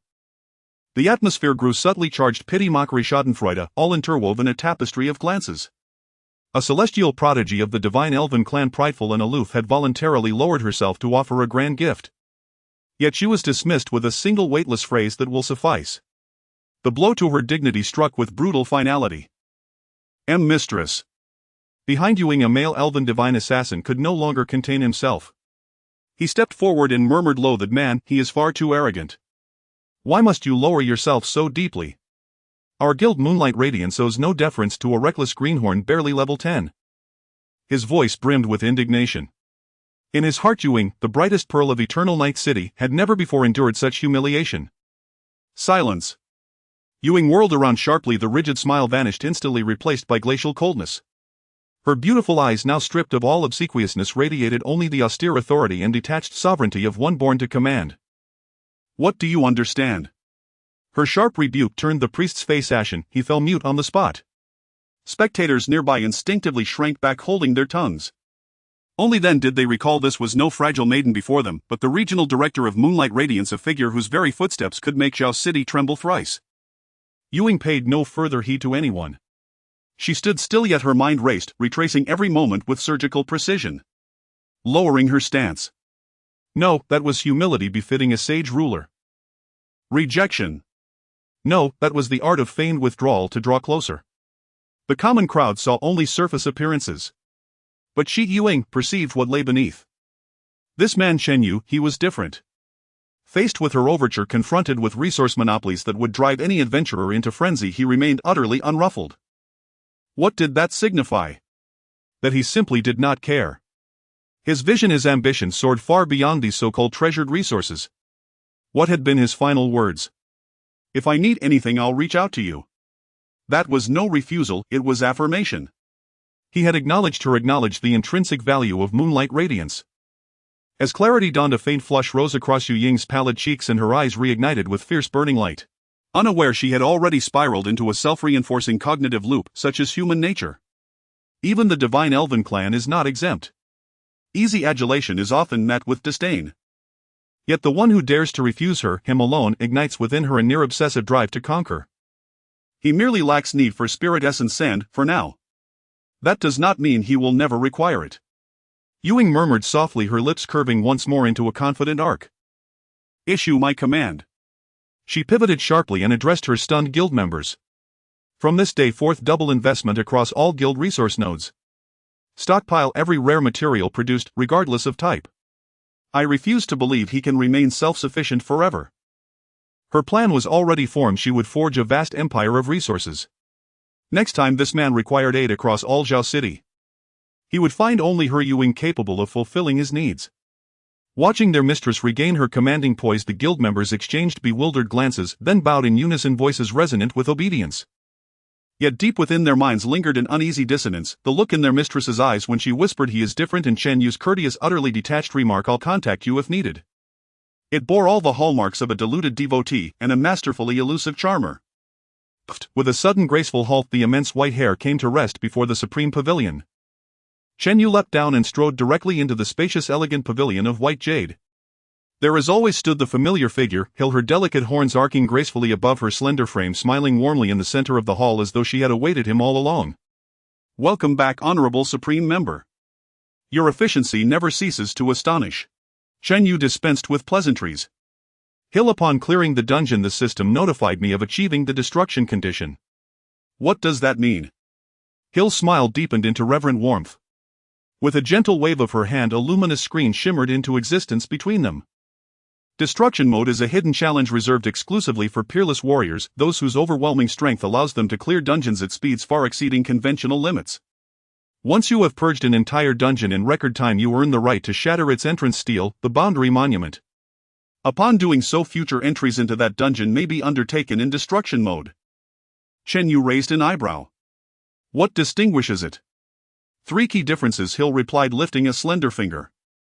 First, all monsters within the dungeon experience dramatic increases in level numbers and combat prowess, and unlock potent new abilities previously inaccessible. Difficulty escalates far beyond standard mode. Moreover, destruction mode permits only one successful run per day. Chen Yu nodded, his intuition had been correct. Heightened difficulty strictly limited attempts. Second, commensurate with its peril, destruction mode vastly amplifies rewards, experience points, reputation gains, and drop rates for equipment and materials alike. In short, greater returns. Third. Hill paused, her voice lowering into a whisper laced with enigmatic allure. The loot table expands significantly. Artifacts deemed impossible in standard mode, true legendary treasures, now hold a chance to appear among the final boss's spoils. For instance. Chen Yu pressed. For instance. Hill's crimson lips parted, releasing two words that made Chen Yu's pulse skip. Cultivation manuals. Chen Yu's pupils contracted sharply. Manuals, his transformation under the ninefold primordial scripture and the heaven-shattering sword art was proof enough for him. It's only a chance, not guaranteed. Chen Yu asked, mastering his excitement with discipline. Indeed, Hill smiled gently. All things abide by fate in flux. Even supreme treasures lie veiled, awaiting those destined to unveil them. And destiny, alas, cannot be forced. Chen Yu fell silent. He understood now destruction mode was not merely an optional challenge, it was one of the dungeon system's true core mechanics. Standard grinding and leveling existed solely for ordinary players. For warriors like him, the path forward demanded relentless boundary pushing, unlocking destruction mode again and again. To seize that 1 in 10,000 chance, to claim treasures capable of rewriting destiny itself. "I understand," Chen Yu resolved, inwardly etching the insight into memory. "Destruction mode for Wailing Valley must be activated. But first, I haven't drawn today's supreme lottery yet." Hill's smile blossomed radiant and anticipatory, as if this were the moment she had most eagerly awaited. "As you wish." With effortless grace she gestured. A low resonant hum filled the air, and a magnificent ornate will materialized at the hall's center. Divided evenly into 10 sectors, ancient runes pulsed along its rim, radiating palpable, awe-inspiring energy.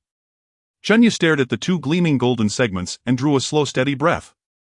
His last draw, the heaven-shattering sword art, had revolutionized his offensive power. What marvels awaited him today? Without hesitation he extended a finger and tapped the wheel's ethereal center. "Begin." Instantly the wheel spun with dizzying velocity, blending emerald, sapphire, violet, and gold into a dazzling, swirling sea of light. The needle streaked across the luminous vortex, emitting crisp, rhythmic beat tones that tugged at the soul. In that instant the entire supreme pavilion fell into profound, breathless silence. The pointer danced wildly on the roulette like a streak of flowing light. Green, blue, purple, gold. The four colors interwoven formed a dazzling ocean that captivated the senses. Chen Yu's breath instinctively slowed.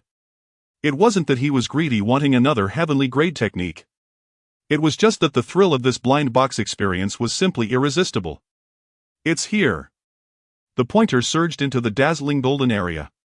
Chen Yu's breath paused slightly. Another heavenly grade. However, just as the pointer was about to stabilize, it seemed to expend its last bit of energy and wobbled slightly. Tick-tock. With a soft sound, the pointer crossed the boundary between gold and purple, coming to rest steadily atop the deep, mysterious purple sector. Not gold. A faint sense of disappointment flashed through Chen Yu's mind, but it was quickly replaced by curiosity. Purple represents the Earth grade. A treasure just below the heavenly grade. Buzz, the roulette dissipated and a purple orb of light floated in midair, its radiance subdued yet imbued with an ancient and profound aura. As the light faded, an ancient book bound with threads floated quietly. The cover was a dark purple made of an unknown material, warm to the touch, with 4 large characters written in an archaic font: 7 scenes of the Purple Heart. Congratulations, esteemed Supreme Member. Hill's voice sounded at the perfect moment, carrying a hint of appropriate astonishment. You have acquired an Earth-grade top-tier cultivation technique, 7 scenes of the Purple Heart. A cultivation technique. Chen Yu's eyes instantly sharpened. It wasn't a skill but a fundamental method that could elevate his realm and increase his spiritual power, just like the 9 turns primordial art. He immediately opened his backpack, focusing his intent on the ancient book. Item 7 Scenes of the Purple Heart, Grade Earth, Grade Top Tier Type Technique, Manual Requirement, None, Description and Introductory Heart Method of the Ancient Purple Heart Sect. Cultivating this method allows one to open 7 chi seas in the Dantian, far exceeding the spiritual power capacity of the same grade. Cultivating it to perfection, the Purple Heart stabilizes and all methods cannot invade. The introduction was simple, yet the information was vast. Opening 7 chi seas. The spiritual power capacity far exceeds the same grade. This is simply a super blue bar tailor-made for the master. Chen Yu didn't hesitate, silently thinking, learn. Yet. 1 second passed. 2 seconds passed. The system showed no response. The book 7 Scenes of the Purple Heart still lay quietly in his storage ring, not merging into his body like the sky-breaking sword technique. Chen Yu furrowed his brows and tried again. Still a failure. What's going on? He looked at Hill. Why can't I learn this technique? Esteemed Supreme Member, Hill slightly bowed, his smile still perfect. You have already cultivated a more powerful heavenly grade technique, the 9 turns primordial art. Switching to another similar technique may cause unexpected conflicts. So that's it. Chen Yu realized it was due to technique conflict. But wait. A flash of insight struck his mind, revealing a detail he had overlooked. When he initially learned the 9 turns primordial art, the system had prompted him to choose whether to replace it. Yet just now, when he checked the description of 7 Scenes of the Purple Heart, there was no such option. This indicates that even if he had not cultivated the 9 turns primordial art, he might not be able to learn this manual through the system. Why? A thought exploded in his mind like thunder. The 9 turns primordial art directly infused by the system was more like a bound career skill. Whereas this 7 Scenes of the Purple Heart is a tangible item. Something that can be held, that can be flipped through. A physical entity. Chen Yu's heart tightened abruptly and a wild and bold guess surged to the forefront of his mind. Director Li Goen had once mentioned the idea to let a second person, a third person. Thousands and thousands of Huaxia people embark on the path of cultivation. But because he couldn't teach by example, he had to abandon that thought. What they lacked was simply a stepping stone. A technique that can truly be read, comprehended and cultivated by people. This 7 Scenes of the Purple Heart. Could it be that stepping stone? Once this thought appeared, it could no longer be restrained. He abruptly raised his head, the flames in his eyes nearly bursting forth. There was plenty of time to deal with the destruction mode. The immediate priority was to bring this back. If his guess was true, the value of this thin booklet in his hands would far surpass that of heavenly grade equipment. Chen Yu didn't even glance at Hill, directly pulling up the system interface and selecting Exit Game. Reality. In Huaxia, in the money-grabbing project, the underground base. In the center of the enormous circular isolation field, Chen Yu suddenly opened his eyes. In front of him was the familiar cold glimmering dome and rows of precision instruments flashing with indicator lights. He took a deep breath, savoring the familiar scent in the air, quickly standing up from the specially made reclining chair and striding towards the command platform outside the isolation zone. At the command platform, Li Goen stood with his hands behind his back, his expression as serious as ever, though his brows were slightly furrowed. Seeing Chen Yu come out, he raised his wrist to check his watch and said in a deep voice, "You were faster than I expected." There was no joy in his tone, only inquiry. In his and the tactical team's simulations, even if Chen Yu used the exorcism talisman to push through from entering the instance to coming out, including the time spent running and handing over tasks, it couldn't possibly be this fast. An unusual occurrence must have its mystery. What happened? Li Goen asked. Report Director Li, nothing unexpected happened.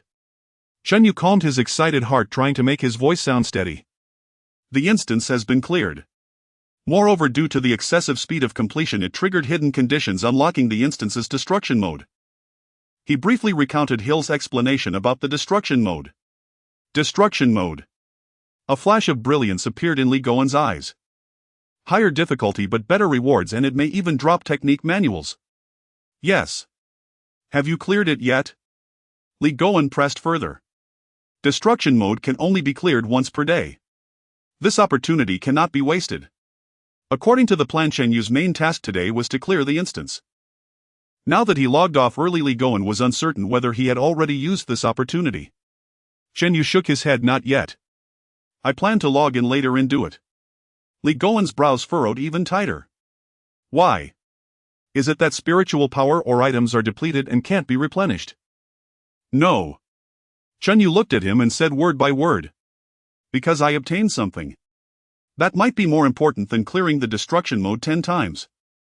The entire command platform fell silent in an instant. Sun Feng, the head of data analysis, the social science expert Pan Yu, all eyes focused squarely on Chen Yu. More important than the destruction mode dropping technique manuals. What could that be? Under the breathless gaze of everyone, Chen Yu slowly raised his right hand.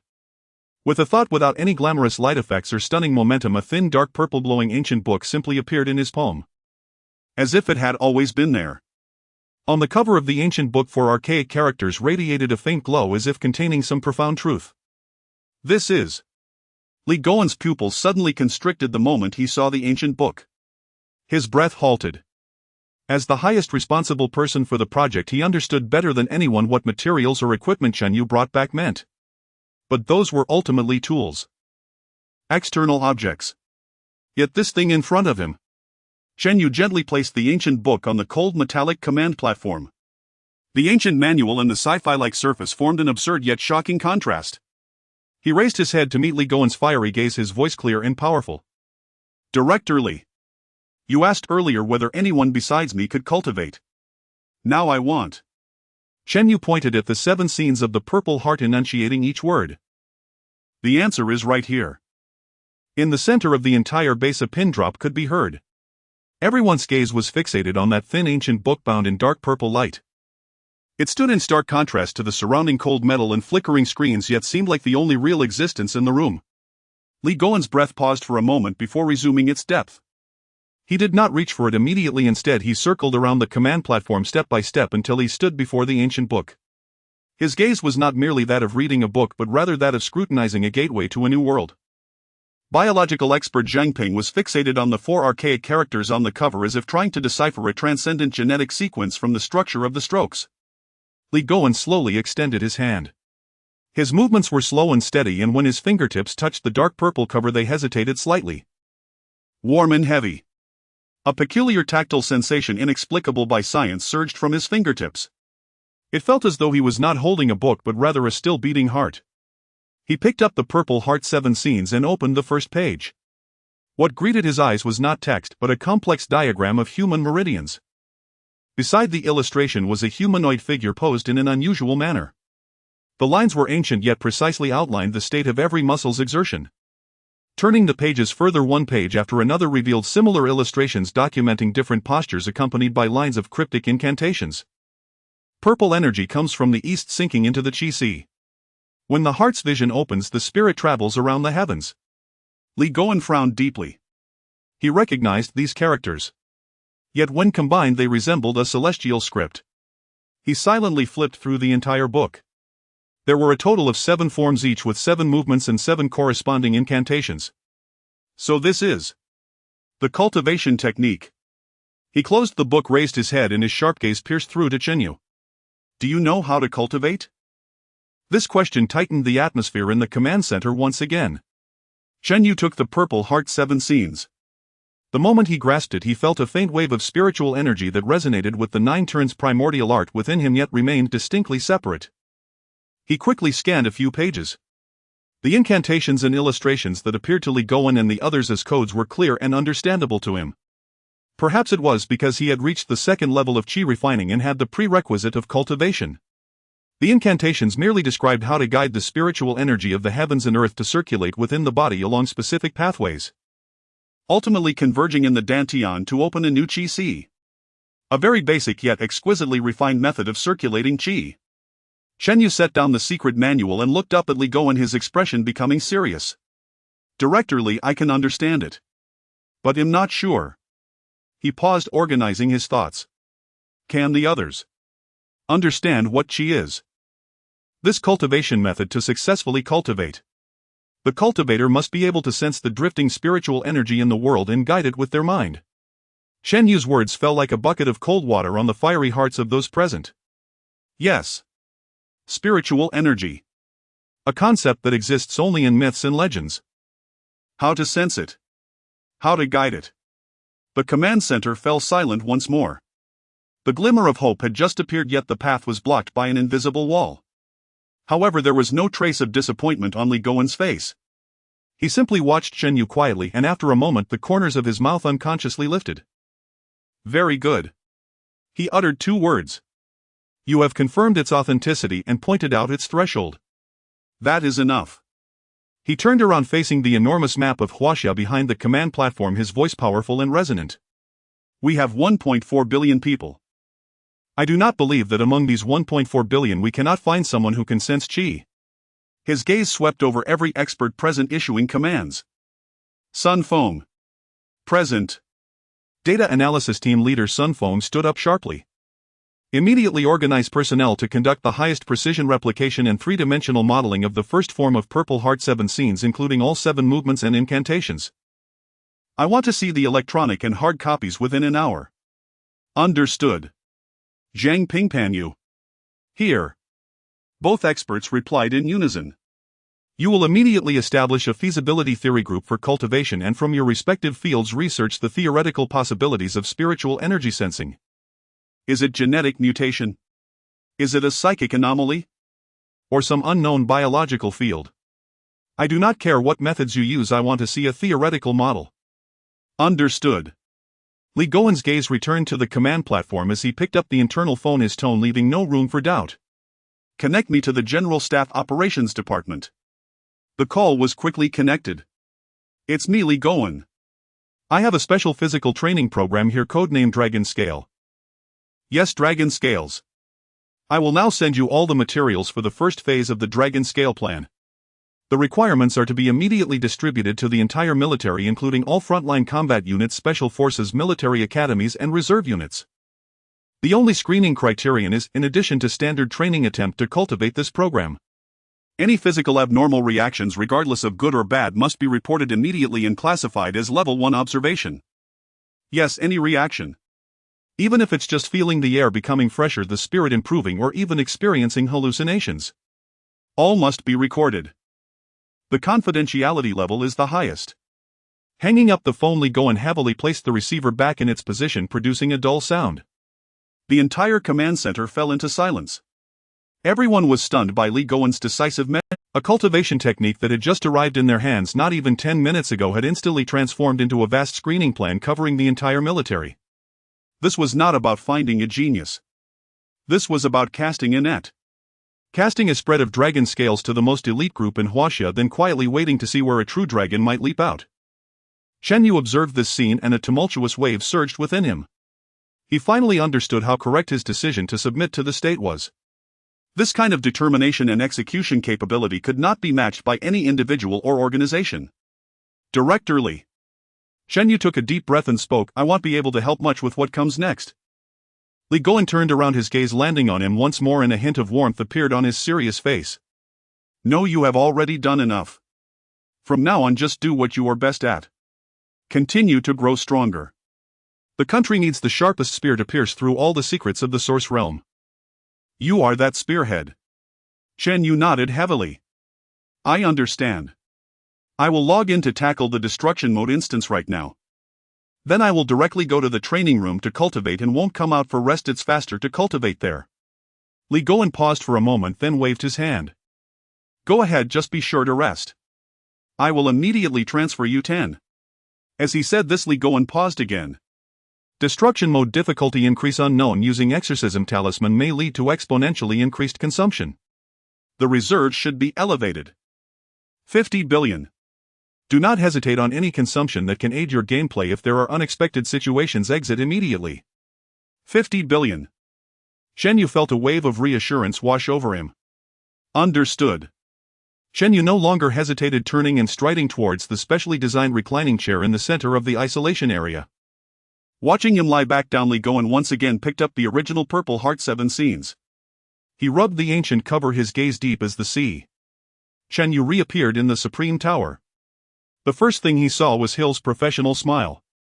Without a moment's hesitation, he walked straight out, mounted his steed, and vanished into the distance. The destruction mode of the Source Realm, which had never been discovered, is about to be sensationally unveiled for him. The entrance to the Wailing Valley.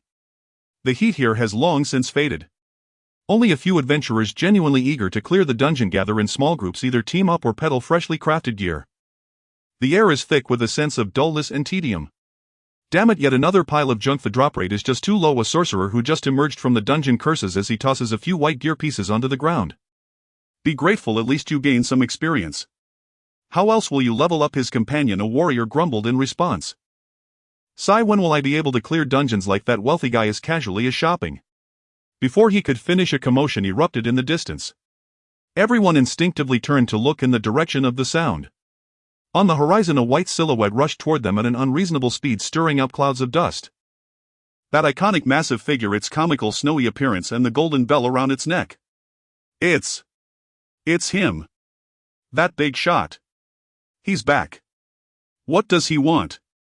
Does he still need anything from a normal mode dungeon? The scene fell silent in an instant. All eyes filled with awe, curiosity, greed, and confusion were focused on that figure.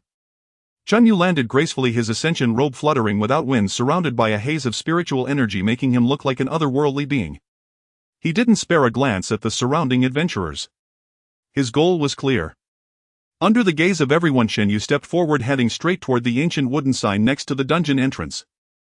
This time there was no one blocking his path. The sign bore the introduction to the dungeon: Wailing Valley LV10 LV15 introduction, once an ancient battlefield where the grievances of countless soldiers converge, forming terrifying, vengeful spirits. The players were utterly bewildered. What is he looking at the sign for? Is there a hidden quest on it? No way, I've even licked it and nothing happened. A goblin player whispered anxiously. Among the crowd, an elite player from the Moonlight Radiance Guild immediately reported to Yuing, who was far away in the city. Chief, he's back. He's looking at the dungeon sign and his behavior is quite strange. Just as everyone thought Shen Yu was about to discover some earth-shattering secret, he made a move. Clang, a clear sound of a sword being drawn. Shen Yu unsheathed the Dao sword. As the sword emerged, its blade shimmered like a pool of autumn water, reflecting a cold glow under the dim sky of the Wailing Valley. The runes inscribed on the ascension robe flickered with faint light, resonating with the Dao sword, making him appear as a luminescent figure. The surrounding players felt their breath catch. He's drawing his sword.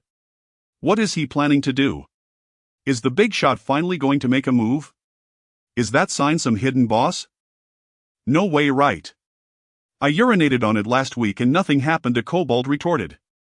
The goblin player who claimed to have licked the sign widened his little green eyes, staring at the kobold. At the back of the crowd, the elite player from Moonlight Radiance had already relayed everything he saw to Yuing in Zhao City. Yuing sat in her luxurious chair, her eyebrows furrowed tightly. Looking at the sign. Drawing his sword. She could not comprehend Shen Yu's logic. Just when everyone's confusion and speculation reached a peak, Shen Yu moved. There was no grand gesture, no complex swordplay. Just the simplest, most direct action. He swung the sword, slashing down. The Dao sword in his hand sliced through the air, creating a visible white shockwave. With a sharp, piercing whistle, it struck fiercely against the ancient wooden sign, weathered by time. Crack! A crisp sound echoed. Under the astonished gazes of everyone, the dungeon sign that had stood there for countless years shattered on impact. Wood chips flew everywhere. What the hell? He just chopped the dungeon sign. Is he crazy? Destroying public property. What does he want to do? The group of adventurers erupted in chaos. There was shock, there was anger, but more importantly a sense of absurd bewilderment. Can it be played this way? However, in the next moment all voices caught in their throats. The sky changed. The once overcast sky above the Wailing Valley suddenly swirled with gathering winds. Thick black clouds rolled like boiling ink, crazily swirling and gathering, forming a massive, slowly rotating vortex. In the center of the vortex, dark red lightning wriggled like dragons and snakes, emitting a terrifying crackling sound. A suffocating pressure descended from the sky, enveloping the entire valley entrance. All players, regardless of level, felt a soul-deep shudder beneath this heavenly might, their legs weakened, nearly collapsing to the ground.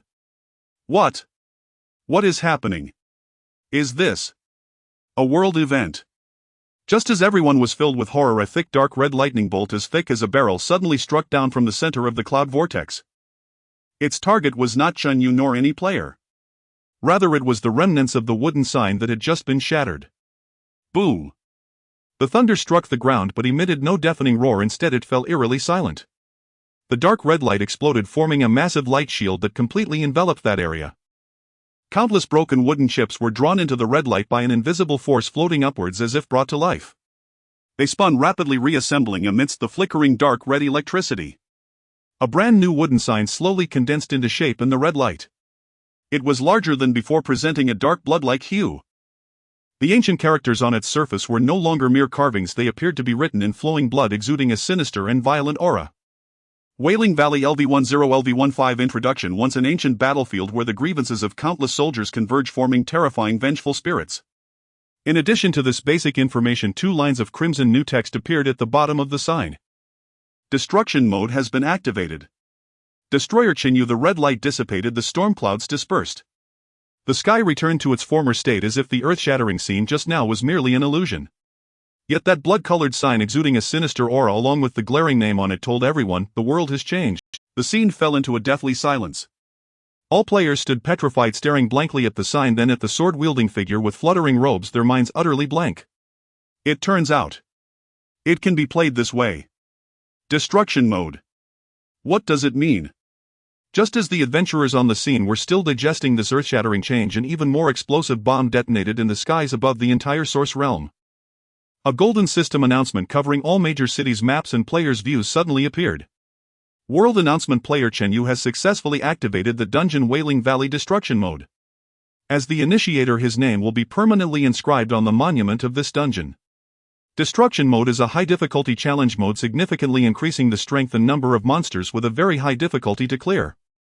However, the rewards for drops are exceptionally rich, with a very low chance of yielding special items. This mode can only be challenged once per day, and all players can form teams to enter. That golden world announcement was like a nuclear bomb dropped into a tranquil lake, stirring up monstrous waves throughout the source realm. No matter where they were or what they were doing, all players found their vision dominated by the overwhelmingly authoritative golden text. Destruction mode. What is this? A new secret realm instance. Inscribed upon the instance's monument. What an honor. Damn it, I just came back from Wailing Valley, how could I not know about this thing? After a brief silence, chaos and uproar swept across the entire world. Countless guild intelligence systems operated frantically at that moment, with countless eyes fixated on the keywords Wailing Valley and Chun Yu. Soon the news spread from the players on site at Wailing Valley as if it had sprouted wings, rapidly disseminating to every corner of the world. What? You can unlock it by chopping the instance plaque. Is it that simple? This news struck everyone as absurd, yet it was soon followed by uncontrollable fervor and impulsiveness. In an instant, scenes of absurdity unfolded at the entrances of instances across the source realm. Wind and Snow Divine Mountain Instance Entrance.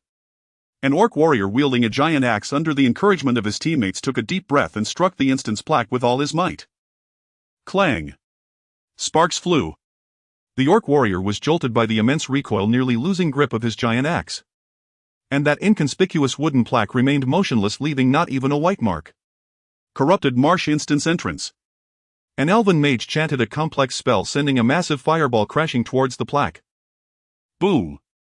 As the flames dissipated, the plaque still stood intact. Useless. It has invulnerability protection.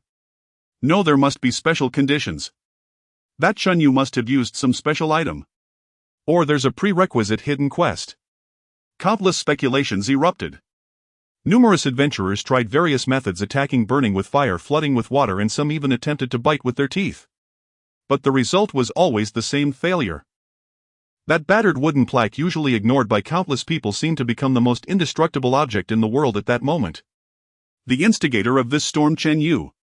Completely ignoring the adventurers behind him who had become dazed and not glancing at the continuous friend requests popping up, he approached the instance entrance where a new system selection box appeared before him. Please select entry mode. 1. Normal mode.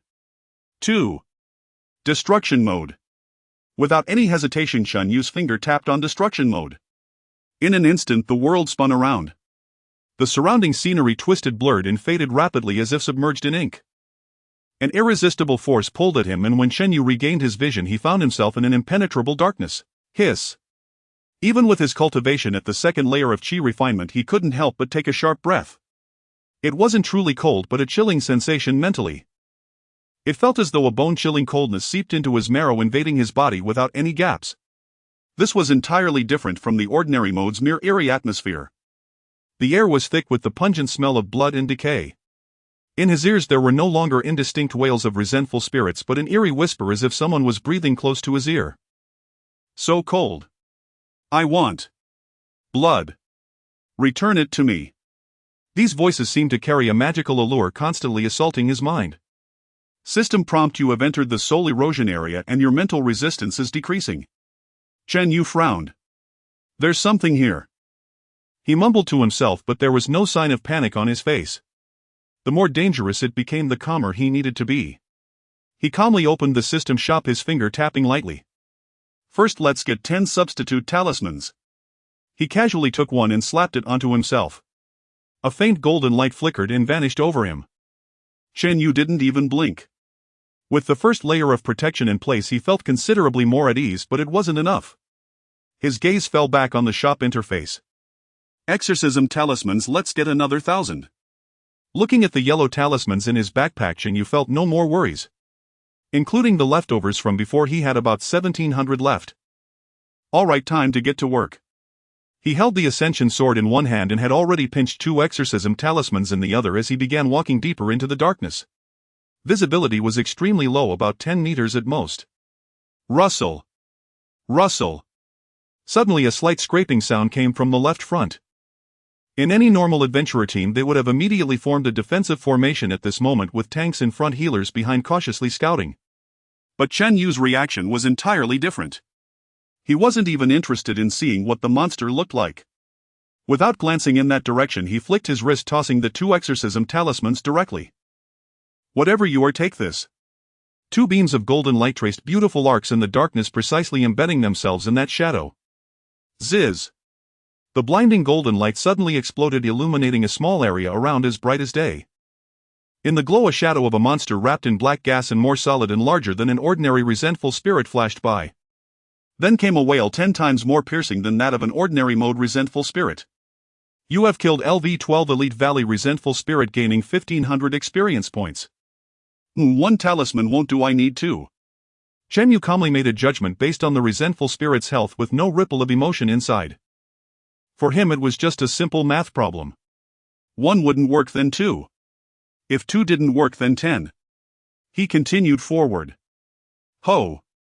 A heavy breathing sound came from the rear right. Chen Yu didn't turn his head, flipping 2 more exorcism talismans and tossing them over.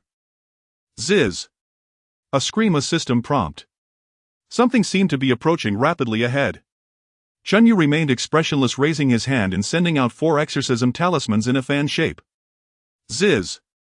2 screens echoed simultaneously, experience points 3,000. Thus Chen Yu strolled leisurely through this destruction mode instance, which could make even a level 10 elite team tremble with fear. He was like an emotionless sowing machine. Wherever he went, he scattered the golden seeds. Any dark creature attempting to approach him would instantly evaporate under this unreasonable purifying power the moment they entered his perception range. The entire process was marked by monotony, tedium, and expense.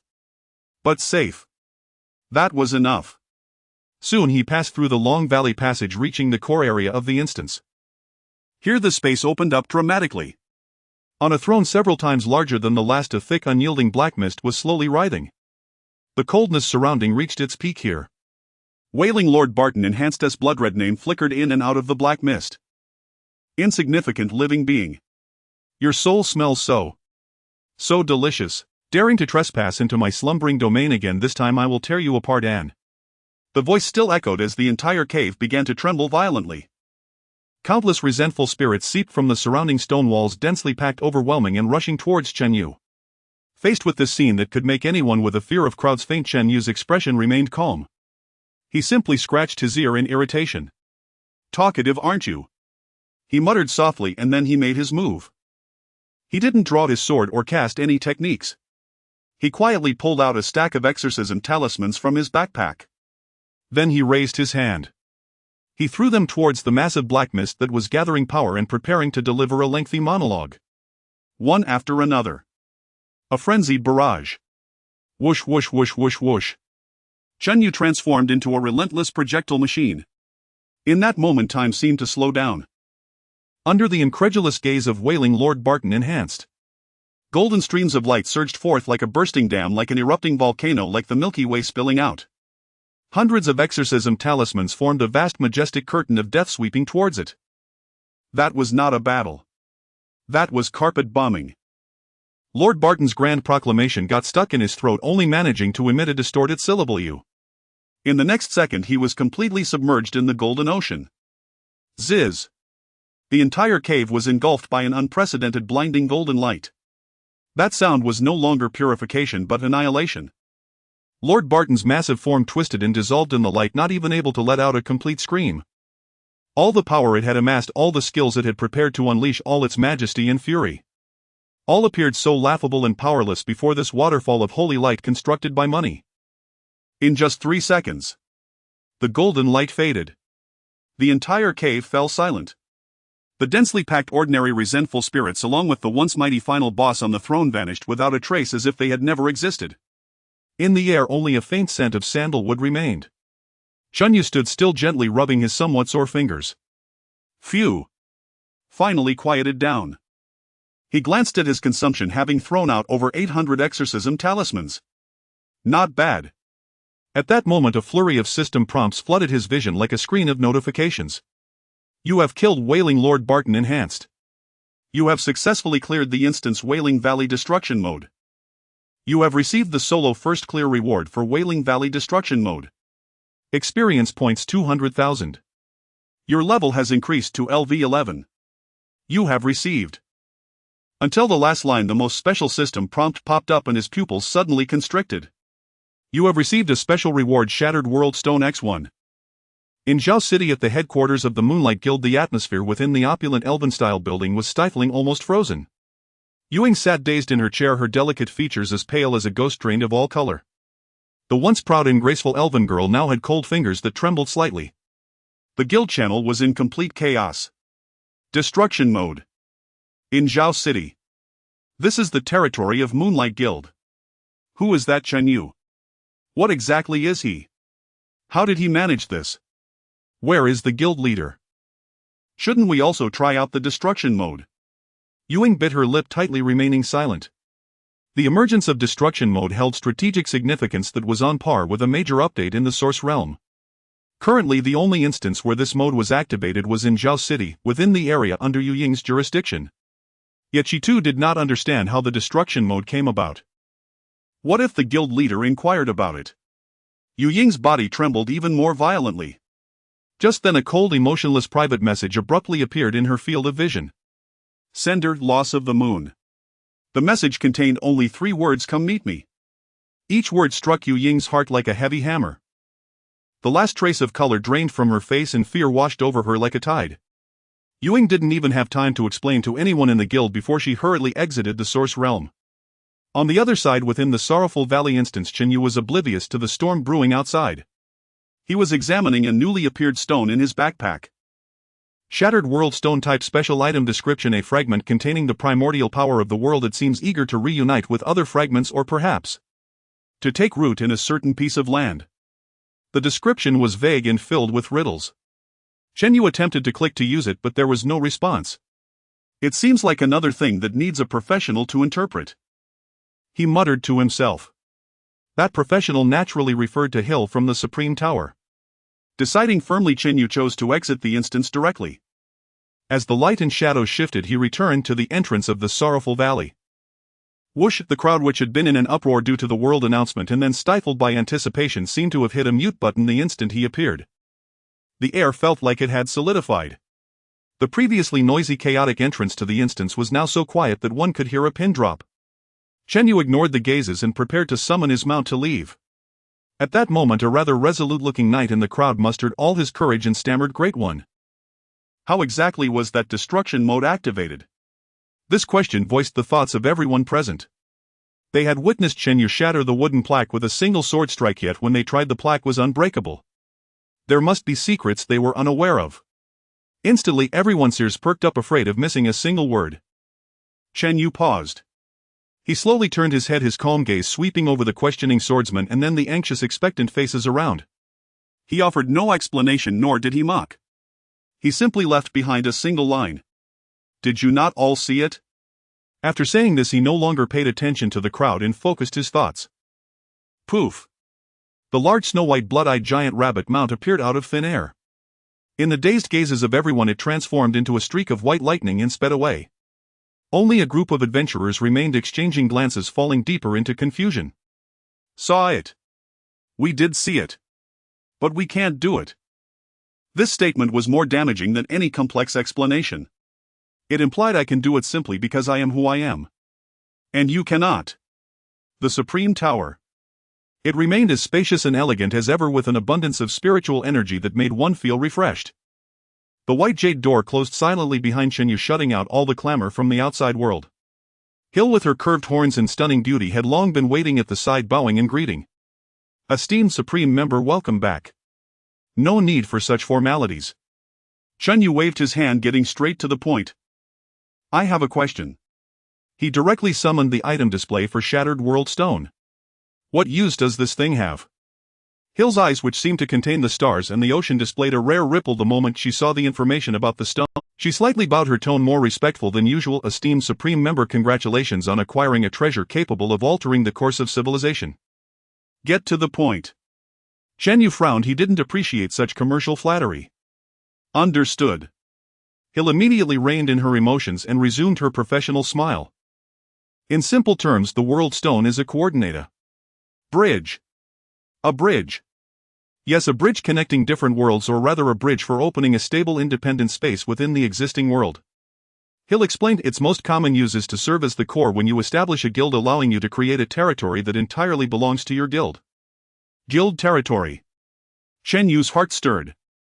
From what he had learned earlier, establishing a guild would project the guild territory into the real world. What special effects does using it to construct a territory have? Chen Yu pressed further. The state invested so much not just for him to play a simulation game. The guild territory will have certain enhancement effects, such as increased spiritual energy density. Chen Yu watched Hill, waiting for her to elaborate. However, Hill seemed interrupted by something, becoming momentarily awkward. Chen Yu couldn't help but furrow his brows. "Is that all?" Hill's face once again displayed that signature sweet yet mysterious smile, as if refreshed. She gently shook her head. "I sincerely apologize, esteemed Supreme Member. The effects of the World Stone cannot be described in words. It will generate unique changes based on the user's will, the environment, and the fortune of the civilization to which the user belongs." She paused and added a sentence full of temptation. "When you use it, you will naturally know.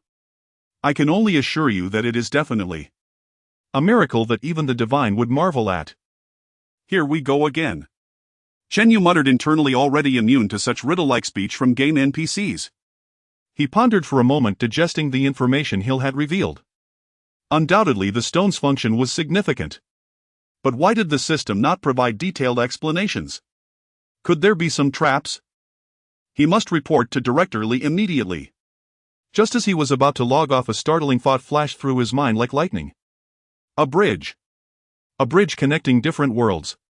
His breath hitched and his eyes locked onto Hill as he asked a question that even made his own heart race. "One more question. You said it is a bridge.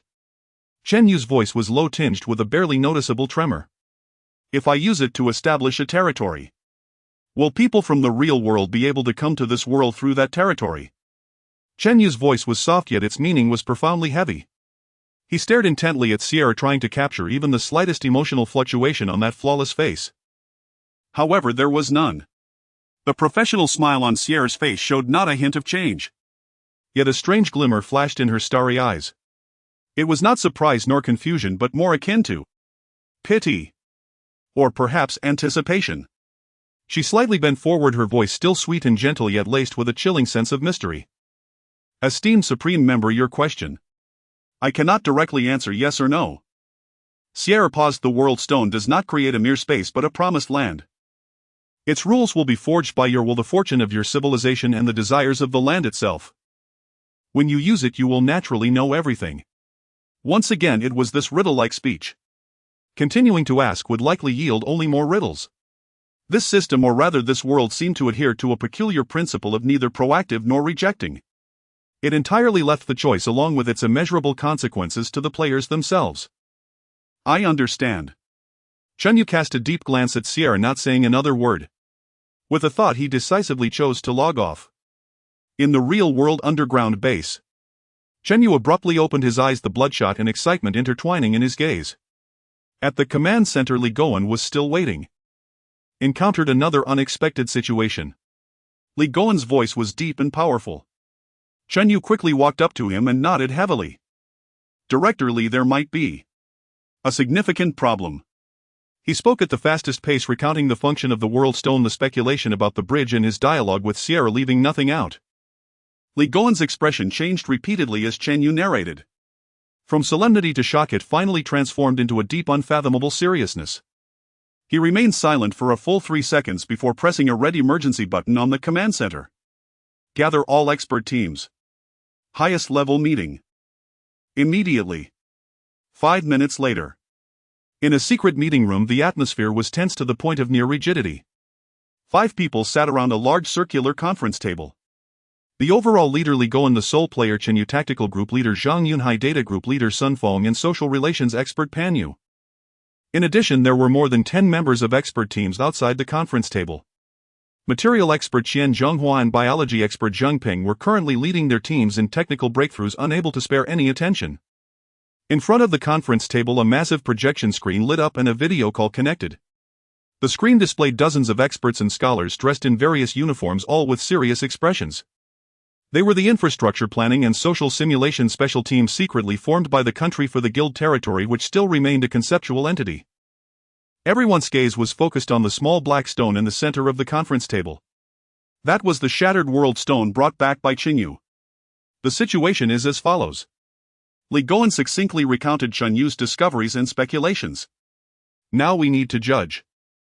Is this an unprecedented opportunity or a carefully designed trap? Tactical group leader Zhang Yunhai spoke first, his words as direct as himself. I believe the possibility of it being a trap is extremely high. He pointed at the stone. The system, or rather the existence behind it, deliberately concealed the most critical functional information of this item. It is vague and ambiguous. It is highly likely that they are worried we would discover its drawbacks and choose not to use this thing. Zhang Yunhai's words caused the temperature in the conference room to drop a few degrees. I have a different opinion. Pan Yu adjusted his glasses and calmly countered. Zhang, group leader's concerns are quite reasonable, but perhaps we can look at the problem from a different angle. If the other party really wanted to set a trap, then enticing would be the best approach. Draw an incredibly large pie, making us jump in without hesitation. Whereas this riddle-like guidance seems more like a selection, or rather, a test. It is testing our determination and courage. Pan Yu's gaze swept over the crowd. It hands us the power of yes or no, meaning we must also bear the full responsibility of making a choice. This rather indicates that the autonomy of this world stone is quite high, and its ultimate effect may depend on the user's own will and investment. I agree with Professor Pan's assessment. Data group leader Sun Feng added. Based on our analysis of all dialogue data with NPC Sierra, she has exhibited similar behavioral patterns towards items or information capable of influencing world processes, only providing direction, not conclusions. This is a typical characteristic of a high-ranking existence. It follows certain underlying rules and does not directly interfere with the civilization's own choices. In the conference room, two viewpoints clashed fiercely. One was the absolute Safidi-centric threat theory, while the other was the test theory that embraced both opportunity and risk. Everyone looked to Li Goen at the head of the table, awaiting his final decision. Li Goen remained silent, his index finger and thumb lightly rubbing together. After a long while he stopped the motion, raised his head, his gaze intense. "I tend to believe that the benefits outweigh the drawbacks." He did not say who he agreed or disagreed with, but directly gave a conclusion. "Risks do exist and they are significant. But the potential benefits could be a leap for our entire civilization." His voice was not loud, yet every word carried weight. Moreover, Li Goen's gaze fell once again on the stone, his expression turning profound.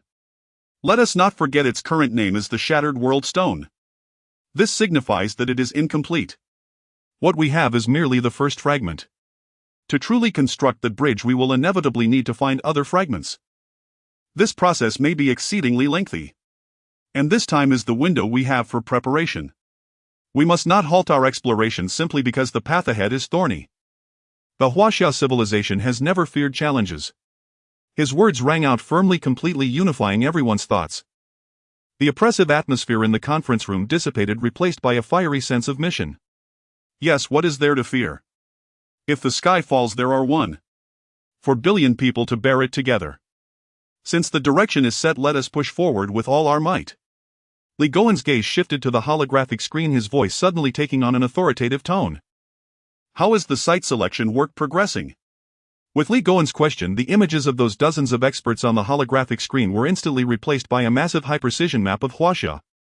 An elderly man dressed in an engineering academy uniform stood up, his voice resonant as he reported. "Report, Director Li. We have synthesized over 300 data indicators including geological stability, strategic security, resource allocation, convenience, environmental isolation, and future development potential. Using the Xingqiang No. 6 supercomputer for continuous modeling and simulation, we have ultimately shortlisted 3 top-level candidates." The map rapidly changed, countless light points igniting and extinguishing across the Huaxia map. Finally, the image suddenly froze and zoomed in. Everyone's gaze was drawn to the area marked by a red circle on the map. Everyone's breath stopped at that moment. Eyes were fixated on the enormous map of China, where 3 areas marked by bright red circles pierced the hearts of everyone present like nails. Northwest, Southwest, Qinling. "The northwest site is located in the heart of the Taklamakan Desert," said the old academician from the Engineering Academy with a steady voice. "The advantages are vast land with sparse population, immense strategic depth, and a naturally isolated environment, making it convenient for the highest level of physical lockdown.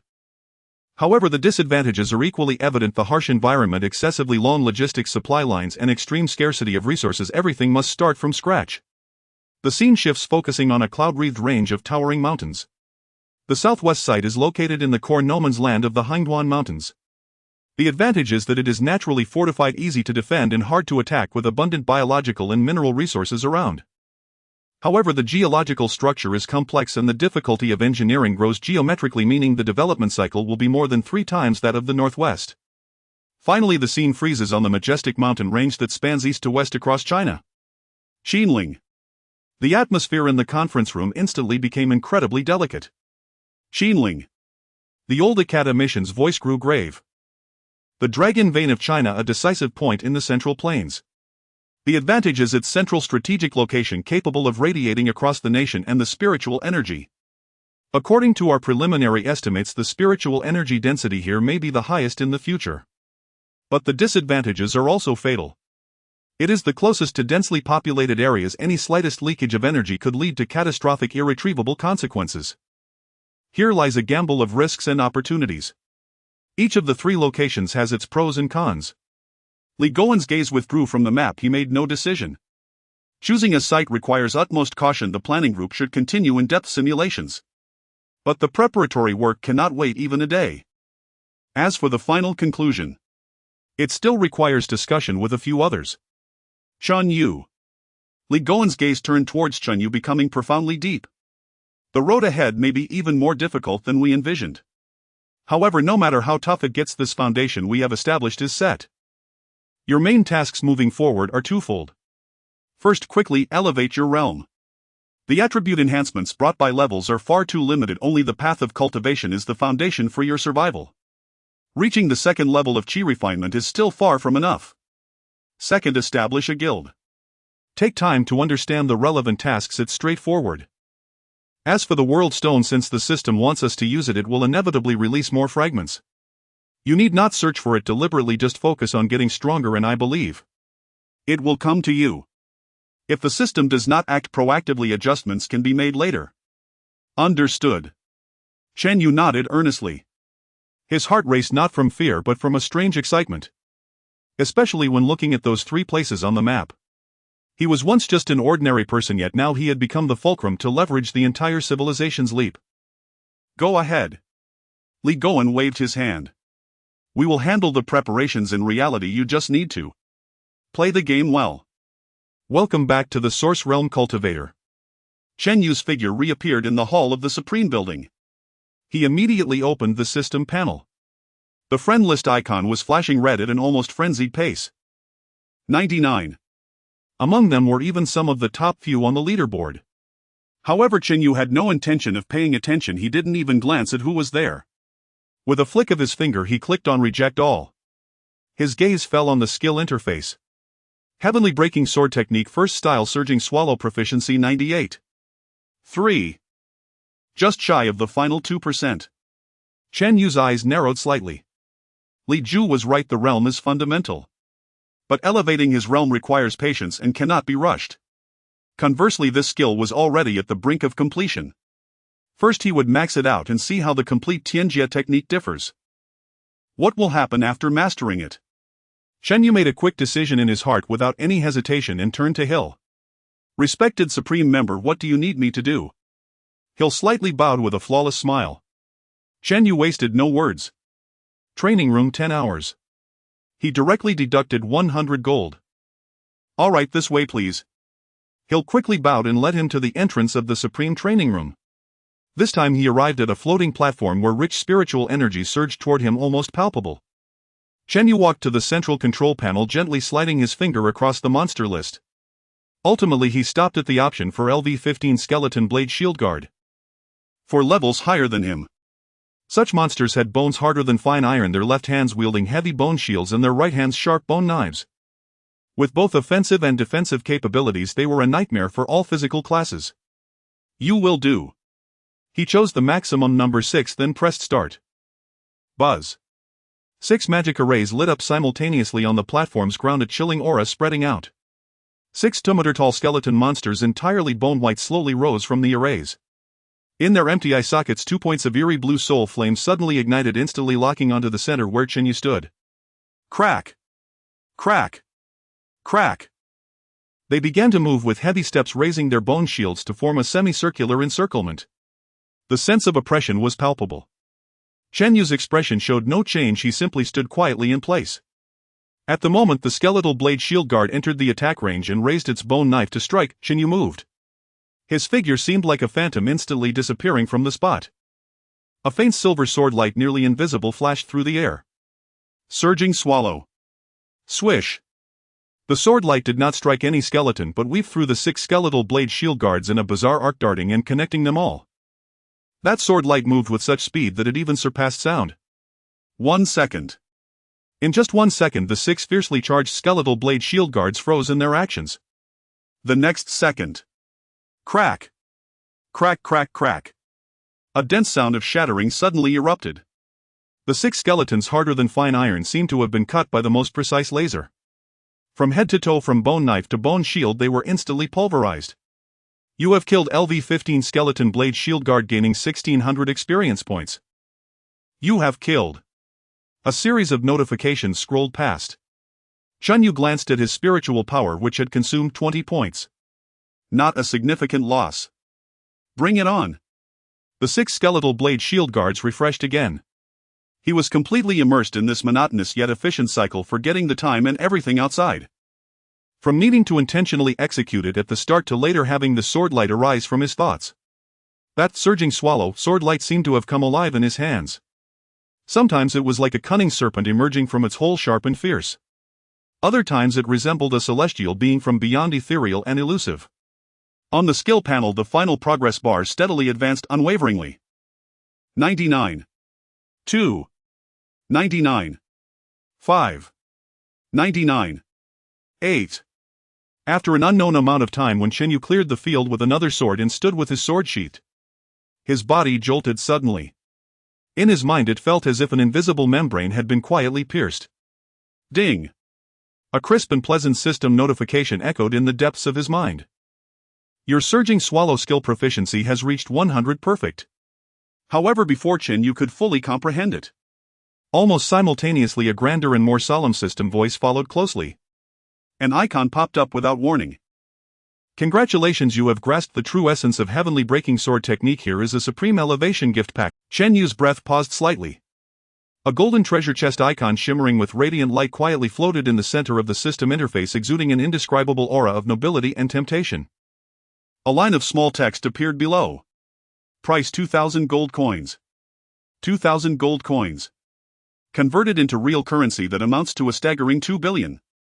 Enough to buy a top-tier riverside mansion in any first-tier city in China. Yet Chen Yu's gaze remained completely unfazed. Not buying would be a loss. Without the slightest hesitation, his fingertip gently tapped on the purchase option. You have spent 2,000 gold coins, successfully purchased the Extreme Realm Ascension gift pack. You have obtained Chi Gathering Pill X5. You have obtained Breaking Sky Sword Technique Second Style Chaotic Stars Not Comprehended. You have obtained Chapter of the Extreme Realm Stunning Swan. In an instant, icons for the 3 items appeared in his backpack. Chen Yu's gaze immediately fell upon the sword move icon resembling a page from a book. Breaking Sky Sword Technique Second Style Chaotic Stars Type Skill Book Description. After use you can comprehend the second style chaotic stars of the Breaking Sky Sword Technique. Goodness, after reaching full proficiency, isn't it supposed to directly comprehend the subsequent moves? What a waste of money. Chen Yu couldn't help but complain. He had thought that through hard practice of Stunning Swan the second style would come naturally. If I don't spend money, will I forever only know the first style? Or do I have to rely on my own insights to explore the second style? Chen Yu muttered to himself. However, this could also be considered good news. The subsequent moves would likely follow this pattern, so there was no need to worry about hitting a dead end. Without hesitation, Chen Yu directly chose to use the skill book. Buzz. The sword move icon transformed into a streak of flowing light and instantly merged into his forehead. Countless insights about how sword energy intertwines and how to draw upon spiritual power to form intricate attack trajectories surged into his mind like a tide. On his skill interface beneath Breaking Sky Sword Technique, a new entry quietly appeared. Second Style Chaotic Stars Proficiency 0 effect. Instantly unleash 7 sword energies for indiscriminate attacks in the nearby area. Each sword energy deals 100 attack damage and has a chance to trigger the Star Chaos effect, short-term blindness and disorientation. Group attack skill. And it also has control. Chen Yu's eyes suddenly lit up. Although Stunning Swan was powerful, it ultimately only pierced a single target or a small area. This move, Chaotic Stars, perfectly compensated for his lack of efficient crowd control methods when facing multiple enemies. Spending this 2 billion was truly worth it. Suppressing the excitement within, Chen Yu's gaze shifted to another item in the gift pack. Chapter of the Extreme Realm Stunning Swan Type Rare Object Description contains the spiritual imprint of the creator of the Breaking Sky Sword Technique practicing the first style Stunning Swan, allowing repeated observation to grasp the true meaning of the sword technique. True meaning. Chen Yu felt somewhat confused. His proficiency in Stunning Swan was already at 100. What further improvement could there be? With a hint of curiosity, he activated this item resembling a crystal prism. The scene before him suddenly shifted. The floating platform of the Supreme Training Room vanished. In its place was an expansive ancient battlefield. The sky was a dark crimson and the ground was littered with broken weapons, while in the distance stood the silhouette of a crumbling giant city. A sense of desolation, solitude, and unmatched dominance struck him. At the center of this battlefield stood a blurry figure. Its features, attire, and even whether it was male or female were indistinguishable. Its existence seemed to embody a sword. A sword poised to unsheath, ready to pierce the heavens. In the next moment, that figure moved. There were no unnecessary actions, simply a graceful lift of the hand, a swing of the sword. A beam of sword light ignited. At first glance, this sword light seemed no different from the Stunning Swan Chen Yu himself executed, both unbelievably swift and ethereal. But Chen Yu's pupils suddenly constricted. It was different. Completely different. His own Stunning Swan was merely speed, relying on the attributes and skill effects granted by the system to condense spiritual power into sword energy and slay enemies with maximum efficiency. This was a form of art. Yet the sword light before him was not just fast. At the moment it ignited, it seemed to resonate with the surrounding space in a wondrous harmony. Wherever the sword light passed, a peculiar ripple and folding appeared in the space. It was not passing through the air but commanding the space to make way for it. This sword light contained a will. An overbearing will of wherever I point nothing can withstand. This was the Tao. Chen Yu stood dumbfounded as if thunder had exploded in his mind. He finally understood. The 100 proficiency on the system panel merely represented that you had mastered the form of this martial art to perfection. But this was merely the threshold. It was the qualification to glimpse the Tao. To truly unleash the power of a heavenly tier martial art, to transition from art to the realm of Tao. Ultimately it still depended on the individual. On one's own insights. And this chapter of the extreme realm was a top-tier master's understanding of the Tao dissected and fed directly to you. So that's what it means. Chen Yu exhaled a long breath, his eyes shining brighter than ever. This path was deeper and more intriguing than he had imagined. He exited the observation space, calming his thoughts. Comprehending the true meaning was not a task to be accomplished in a day. His gaze fell upon the 15 chi-gathering pills in his backpack. The 10 pills previously obtained from the gift pack had yet to be used, as he had been busy leveling up and completing dungeons. Now was the perfect time. His primary task at present was cultivation. Chi-gathering pills could enhance the speed of cultivation. Moreover, this item wasn't even sold in the shop and would undoubtedly have exceptional effects. Chen Yu sat cross-legged, took out a chi-gathering pill and swallowed it directly. The pill melted in his mouth and a gentle yet pure flow of spiritual energy rushed into his dantian, slowly circulating along the meridians of the 9 turns primordial art. He felt a tingling sensation throughout his body, as if countless tiny streams were surging within him, nourishing his limbs and bones.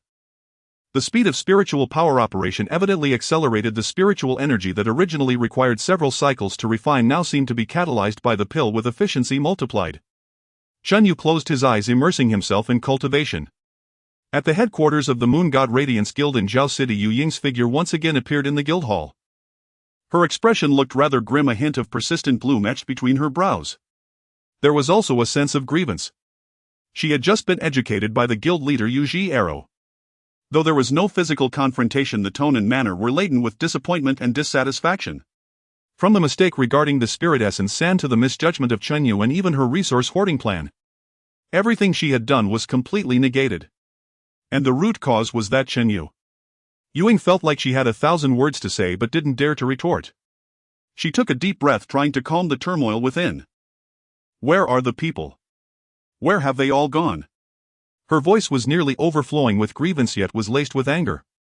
A few guild members timidly walked in. Supervisor, what are your orders? I'm asking you. Ying abruptly turned her head, her gaze sharp as a knife. Is there any trace of Chen Yu? Replying to the supervisor, Chen Yu has not been seen since he returned from the Wailing Valley yesterday. Yu Ying's expression darkened further. Training room. He must be in the training room of the Supreme Building. Her gaze swept over the people present, carrying an undeniable authority. Keep a close watch. Surround the outer area of the Supreme Building and rotate the shifts. The moment you see Chen Yu, notify me immediately. In the Source Realm there is also a distinction between day and night. In the Supreme Training Room, Chen Yu sat cross-legged, surrounded by a haze of spiritual energy swirling like a thin mist. The 9 turns primordial art was in operation, but deep within his consciousness an expansive illusion of an ancient battlefield flickered intermittently, with blurred figures constantly wielding swords. That domineering will, wherever my intention points, nothing can withstand it, continuously echoed in his mind. Outside the Supreme Tower the night was as dark as ink. Members of the Moon God's Radiance braved the night wind, yawning with a sense of helplessness. The lights of the Supreme Tower appeared particularly bright against the night, casting long shadows of their figures at the edges of the illumination. There were no traces of other adventurers around, and everything felt so quiet and peaceful. Supervisor Chen Yu has not come out yet. A guild member sent a message to Ying. He must still be inside. Keep a close watch on him.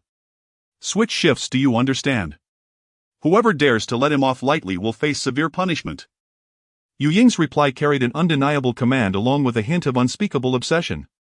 Meanwhile, in the real world, in Huaxia, night had also fallen. Li Goen rubbed his brow and glanced at Chen Yu's physical data on the monitoring screen. He briefed the on-duty personnel for a moment and then let the members of the other expert teams rest first. Keep a close watch, and if anything happens, call me directly. Ligoan's voice was steady and powerful. Deep within the base, apart from the faint flickering of instrument indicator lights, only occasional footsteps could be heard. As the night deepened in Huaxia on the other side of the Pacific Ocean in the United States at the Pentagon in the President's office, sunlight streamed through the large glass windows, illuminating the dark marble floor, casting an atmosphere of solemnity. However, this solemnity was disrupted by the slightly heavy atmosphere in the meeting room. President George sat at the head of the long table, a hint of barely perceptible fatigue between his brows. He looked at Defense Secretary Holman, his voice somewhat subdued. "Holman, how is the preparation for the fleet exercises going?" Holman, a tall figure dressed in a suit with a resolute face, wore a confident smile at this moment. That smile carried the unique pride and assurance of a soldier. He straightened his back, his voice booming.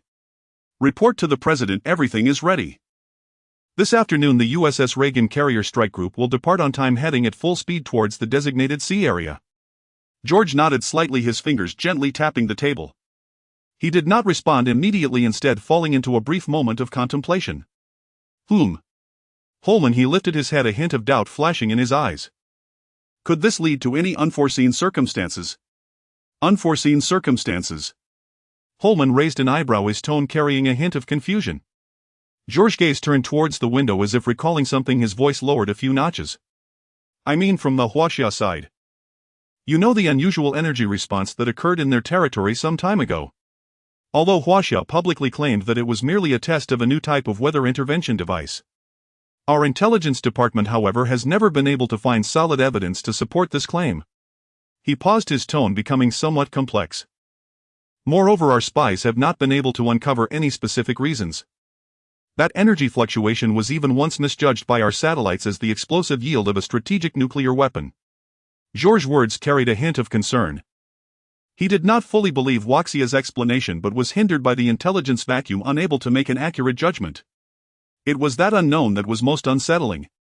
Holman, however, took it lightly, sneering slightly and retorting what unforeseen circumstances could arise. "Mr. President, you are overthinking it." He walked to the massive world map, his fingertip lightly tapping on the Pacific Ocean, his tone resolute. "Our fleet is the most powerful naval force on this planet without a doubt. The USS Reagan Carrier Strike Group is the trump card among them. Any force attempting to challenge our authority to set rules in the Pacific and even globally will understand what true strength means in the face of this steel torrent." Holman's eyes sparkled with fervent confidence as he struck his fist heavily on the map, producing a muffled sound. "As for Huaxia's unusual energy response, it's merely a trick of their own making. Mr. President, have you forgotten that their initial cancer miracle drug was also heavily publicized? But what was the result? No further news followed. Moreover, breakthroughs in the medical field ultimately amount to mere trivialities, small-scale skirmishes. True national competition ultimately returns to a contest of hard power." He turned around, staring directly at George, his gaze sharp. "Military might is the ultimate bargaining chip in the great power game. We remain the dominators of this world. Not just now, but in the future we will continue to be." Holman understood President George's concerns. Under the pressure of re-election, he did not wish to see any unforeseen events. "Mr. President, please trust me." Holman's tone softened, carrying a hint of persuasion. "Once our naval fleet completes this circle, allowing those restless nations to see the might of the United States domestically, there will certainly be jubilation. Your approval ratings will surely soar again, even breaking historic records." He painted a rosy political picture, striking precisely at George's soft spot. George's gaze gradually shifted from doubt to resolve. He was a politician well aware of the importance of public sentiment and approval ratings. Military strength was the cornerstone of maintaining national dignity and also the guarantee of his political career. He slowly rose and walked to the window overlooking the bustling streets outside the Pentagon. The sunlight was just right, with traffic bustling, presenting a scene of peace. He pondered silently. Perhaps Holman was right. Those unusual movements in Huaxia were ultimately just bluffs. A grand military exercise would be enough to intimidate the small fry and stabilize the internal situation. Holman, George's voice regained the authority befitting a president. "I hope you won't disappoint me." "Absolutely not, Mr. President." Holman was confident, as if he could already envision the fleet cutting through the seas, shaking the world. He firmly believed that in the face of absolute military power, all conspiracies and schemes would crumble. The United States would continue to dominate this world. However, he was unaware that the rules he firmly believed in had been quietly overturned in the undercurrents. The new era ticket he envisioned had long since turned into a piece of outdated scrap paper in the hands of a certain LV7 cultivator. As the sun set, the last rays of twilight painted the horizon red. Across the Pacific, a massive steel fleet was riding the winds and waves heading towards the distant east. On the bridge, the captain gazed ahead with high spirits as if he could see the dawn of victory. They were about to enter a completely new sea area. A realm where rules had already changed, even surpassing their scope of understanding. As the golden light penetrated through the glass windows of the Supreme Tower, casting a dappled glow, Chen Yu slowly opened his eyes, exhaling a long breath of turbid air. The closed-door cultivation that lasted for over 10 hours had ended, and he could distinctly feel the spiritual energy vortex in his dantian growing stronger. Only a thin layer of paper remained between him and the barrier of the third layer of qi refinement. Unfortunately, the gathering qi pills have run out. Chen Yu smacked his lips and stood up. At this rate of cultivation, in another 10 hours he was confident he could break through directly. If there were enough gathering qi pills, 3 to 4 hours would probably suffice. I need to find a way to get some new pills, he thought to himself as he exited the training room. The guide Hill still maintained a perfect professional smile, bowing slightly. Esteemed Supreme Member, your Supreme Lottery has not yet taken place today. Shall we start it now? Let's begin. Chen Yu replied succinctly. The daily opportunity for free rewards must not go to waste. Before him, a massive golden roulette reappeared, shining and spinning rapidly. Though Chen Yu still held a slight expectation, there was no longer any turbulence. One time in the heaven rank, one time in the earth rank. Luck could not possibly remain so high all the time. This time it was likely to be the mystic rank. However, as the pointer gradually slowed down, a brilliant golden beam of light descended, enveloping Chen Yu within. Chen Yu had yet to react, and before the joy of hitting the jackpot could show on his face, the system notification appeared. Congratulations! You have obtained the heavenly grade secret technique Burning Blood Burning Sky technique from the Supreme Lottery. Heavenly grade. Yet another heavenly grade. Chen Yu's breath momentarily halted and his heart began to race uncontrollably. This luck.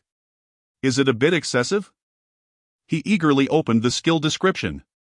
Burning Blood Burning Sky technique, heavenly grade secret technique, non-transferable. When this technique is cast, it consumes one's own life force, transforming it into endless battle intent, enhancing all attributes by 500. Cooldown 12 hours. Chen Yu's excitement washed away like the tide, replaced by a strange expression. Inflicting 1,000 damage while self-harming 800. Instantly, Li Gowen's serious face floated into his mind. Little Chen, your safety comes first. If you lack funds, just say so. Report any situation immediately. Chen Yu twitched his mouth. This skill was clearly designed for those desperate lone heroes. But do I need to fight desperately? Behind me stands an entire nation. The phrase mountain of knives and sea of fire does not exist in my dictionary. This thing feels a bit ominous, he muttered to himself. Yet the skill description stated non-transferable. Moreover, this item could not be browsed, unlike 7 scenes of the Purple Heart that could be taken to reality for study. Forget it, I'll learn it to avoid wasting space. Adhering to the principle of not wasting, Chen Yu chose to learn it. A stream of bloody light flowed into his brow and a new skill icon appeared in his skill bar. Exiting the Supreme Building, the sunlight was somewhat blinding. Chen Yu squinted his eyes and immediately noticed several gazes locking onto him. It was members of the Moon God's Radiance. Chen Yu couldn't even be bothered to lift his eyelids, directly summoning his massive snow rabbit mount. Autopathing Guild Administrator.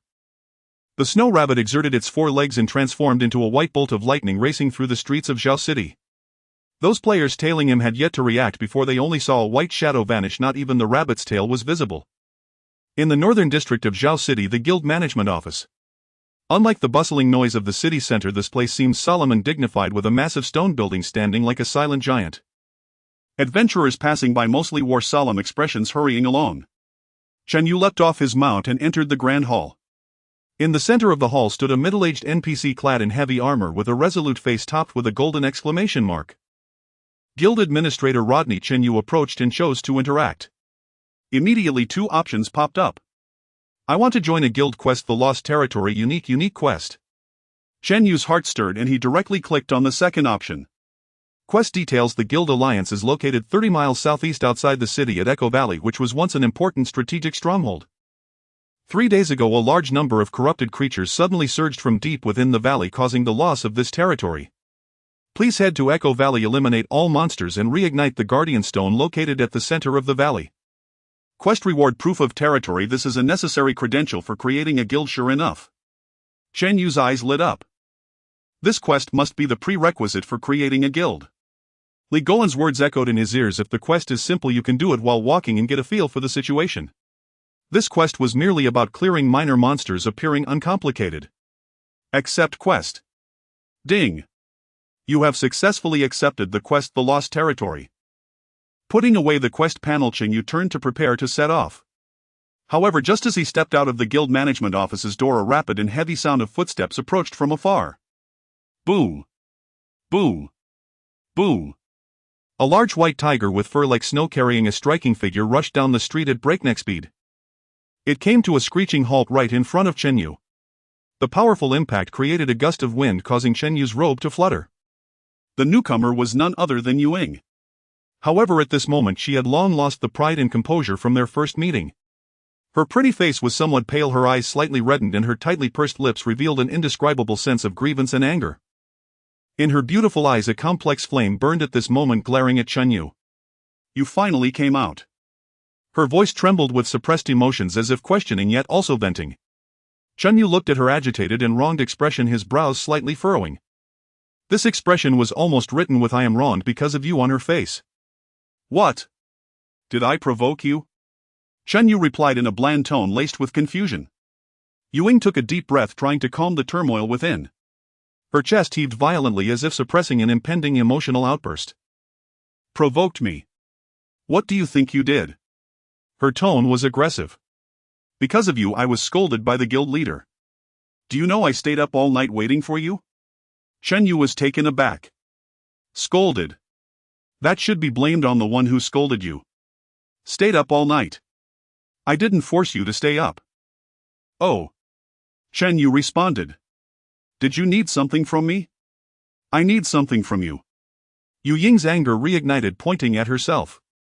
You think I want to find you? It's the guild leader. The guild leader wants to find you. The guild leader. Chen Yu raised an eyebrow. The guild leader of Moon God's Radiance, Moon's Arrow. He remembered this name. Ranked second on the leaderboard, a level 91 elven warrior archer. A true woman standing at the pinnacle of this world. So was Yu Ying's expression as if she had lost her parents because she had been scolded by her guild leader. Chen Yu looked at her, a hint of pure and unabashed confusion glinting in his eyes. What does she want from me? Yu Ying felt as if she might collapse under his gaze. She took a deep breath to keep herself from shouting.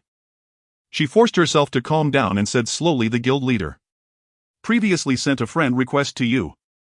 After saying this, she fixed her gaze on Chen Yu, hoping to see a flicker of shock, astonishment, or even regret on his face.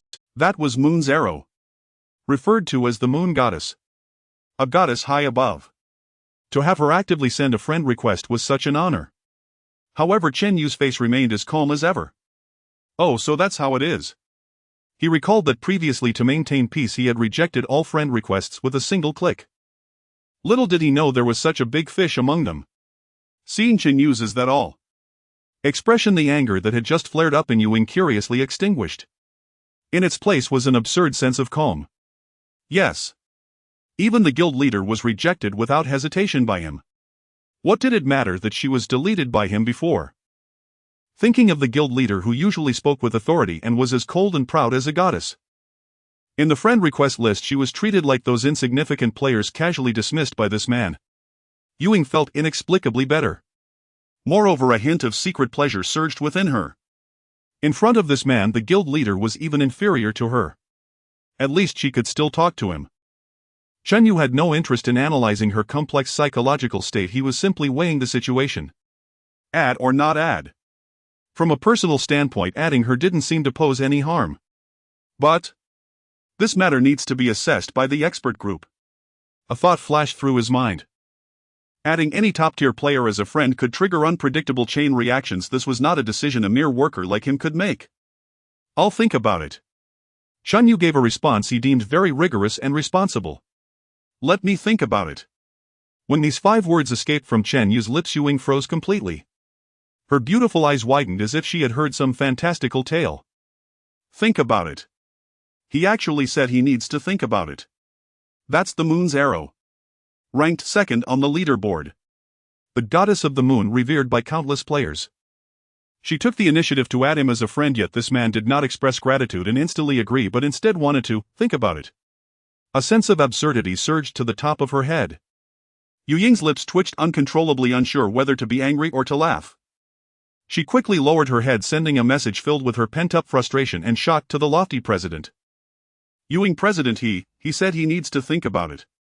After sending the message, it sank into silence.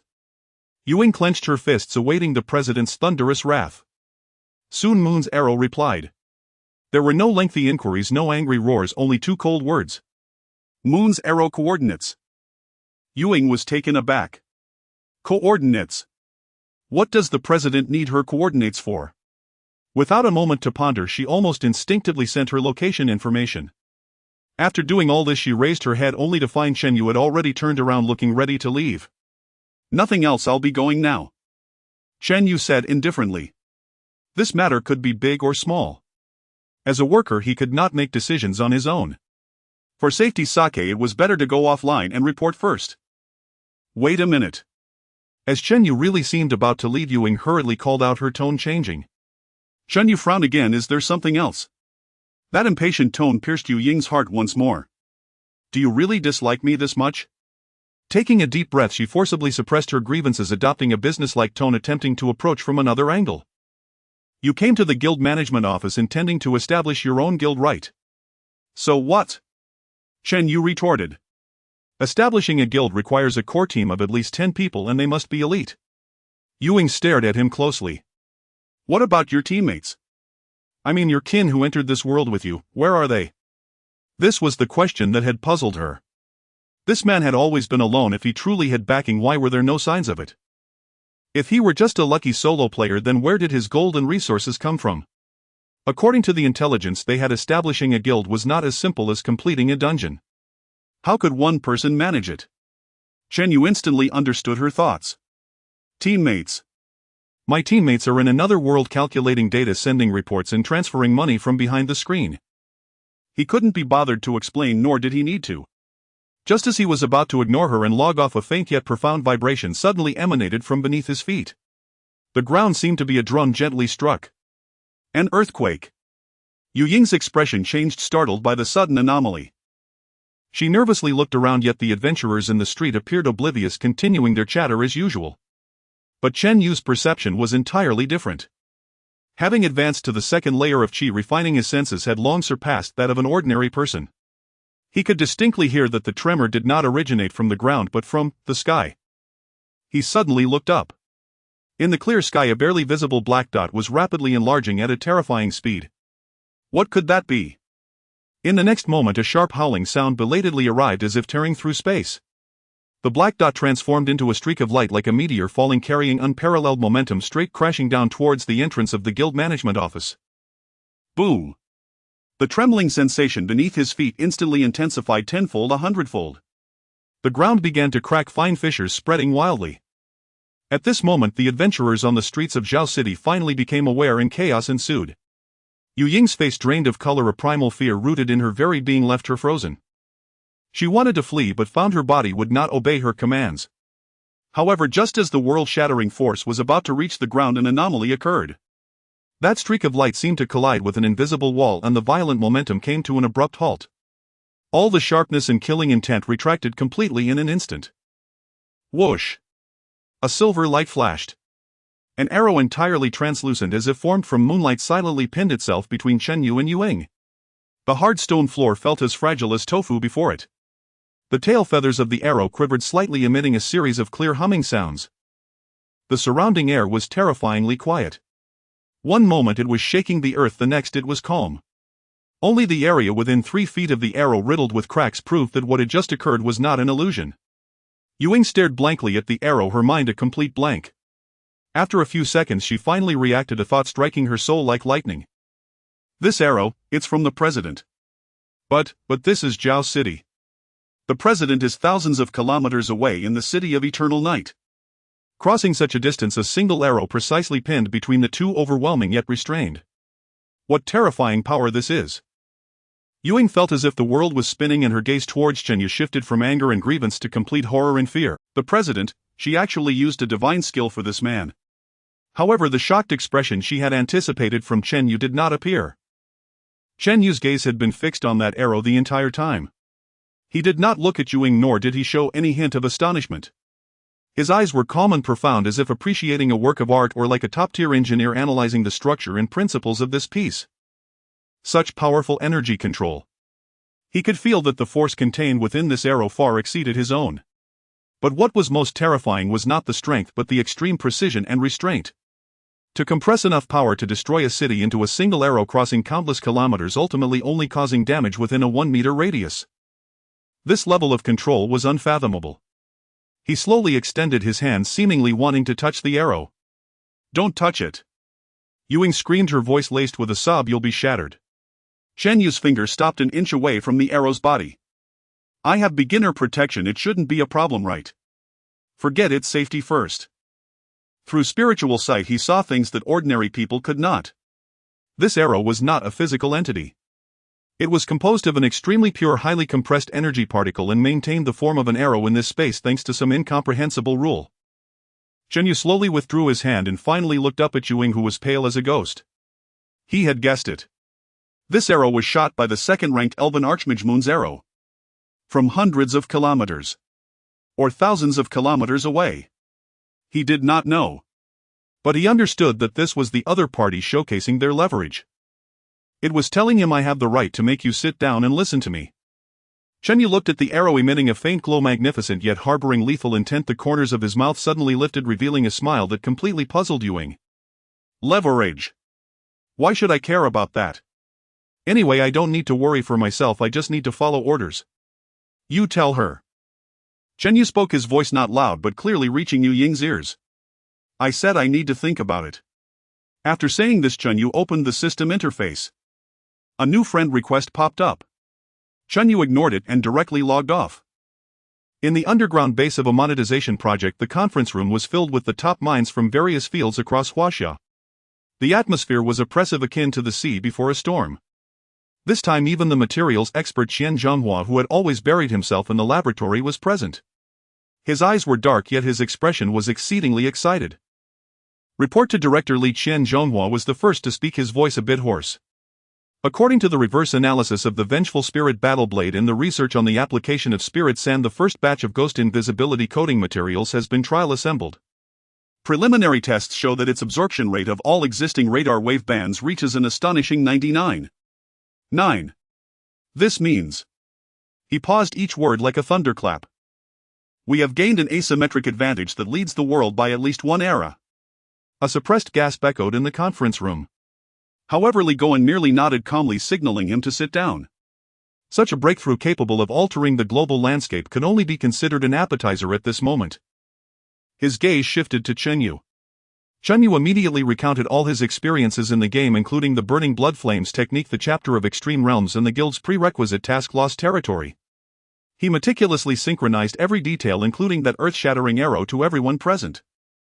When hearing that the arrow of the moon spanned thousands of kilometers, precisely pinning between two individuals, even this group of seasoned experts couldn't help but narrow their pupils. "This is the strength of the second ranked on the leaderboard." Tactical team leader Zhang Yunhai murmured, his face more serious than ever. "No, the focus is not here." Data team leader Sun Feng adjusted his glasses as two sets of data models flashed rapidly on the screen before him. "Ladies and gentlemen, please take a look." Sun Feng pointed to the dramatically fluctuating curve. "From the data submitted by Chen Yu earlier, we discovered a problem. His attributes are fixed, but the actual damage caused presents an unquantifiable amplification. At that time we speculated that this might be related to his realm.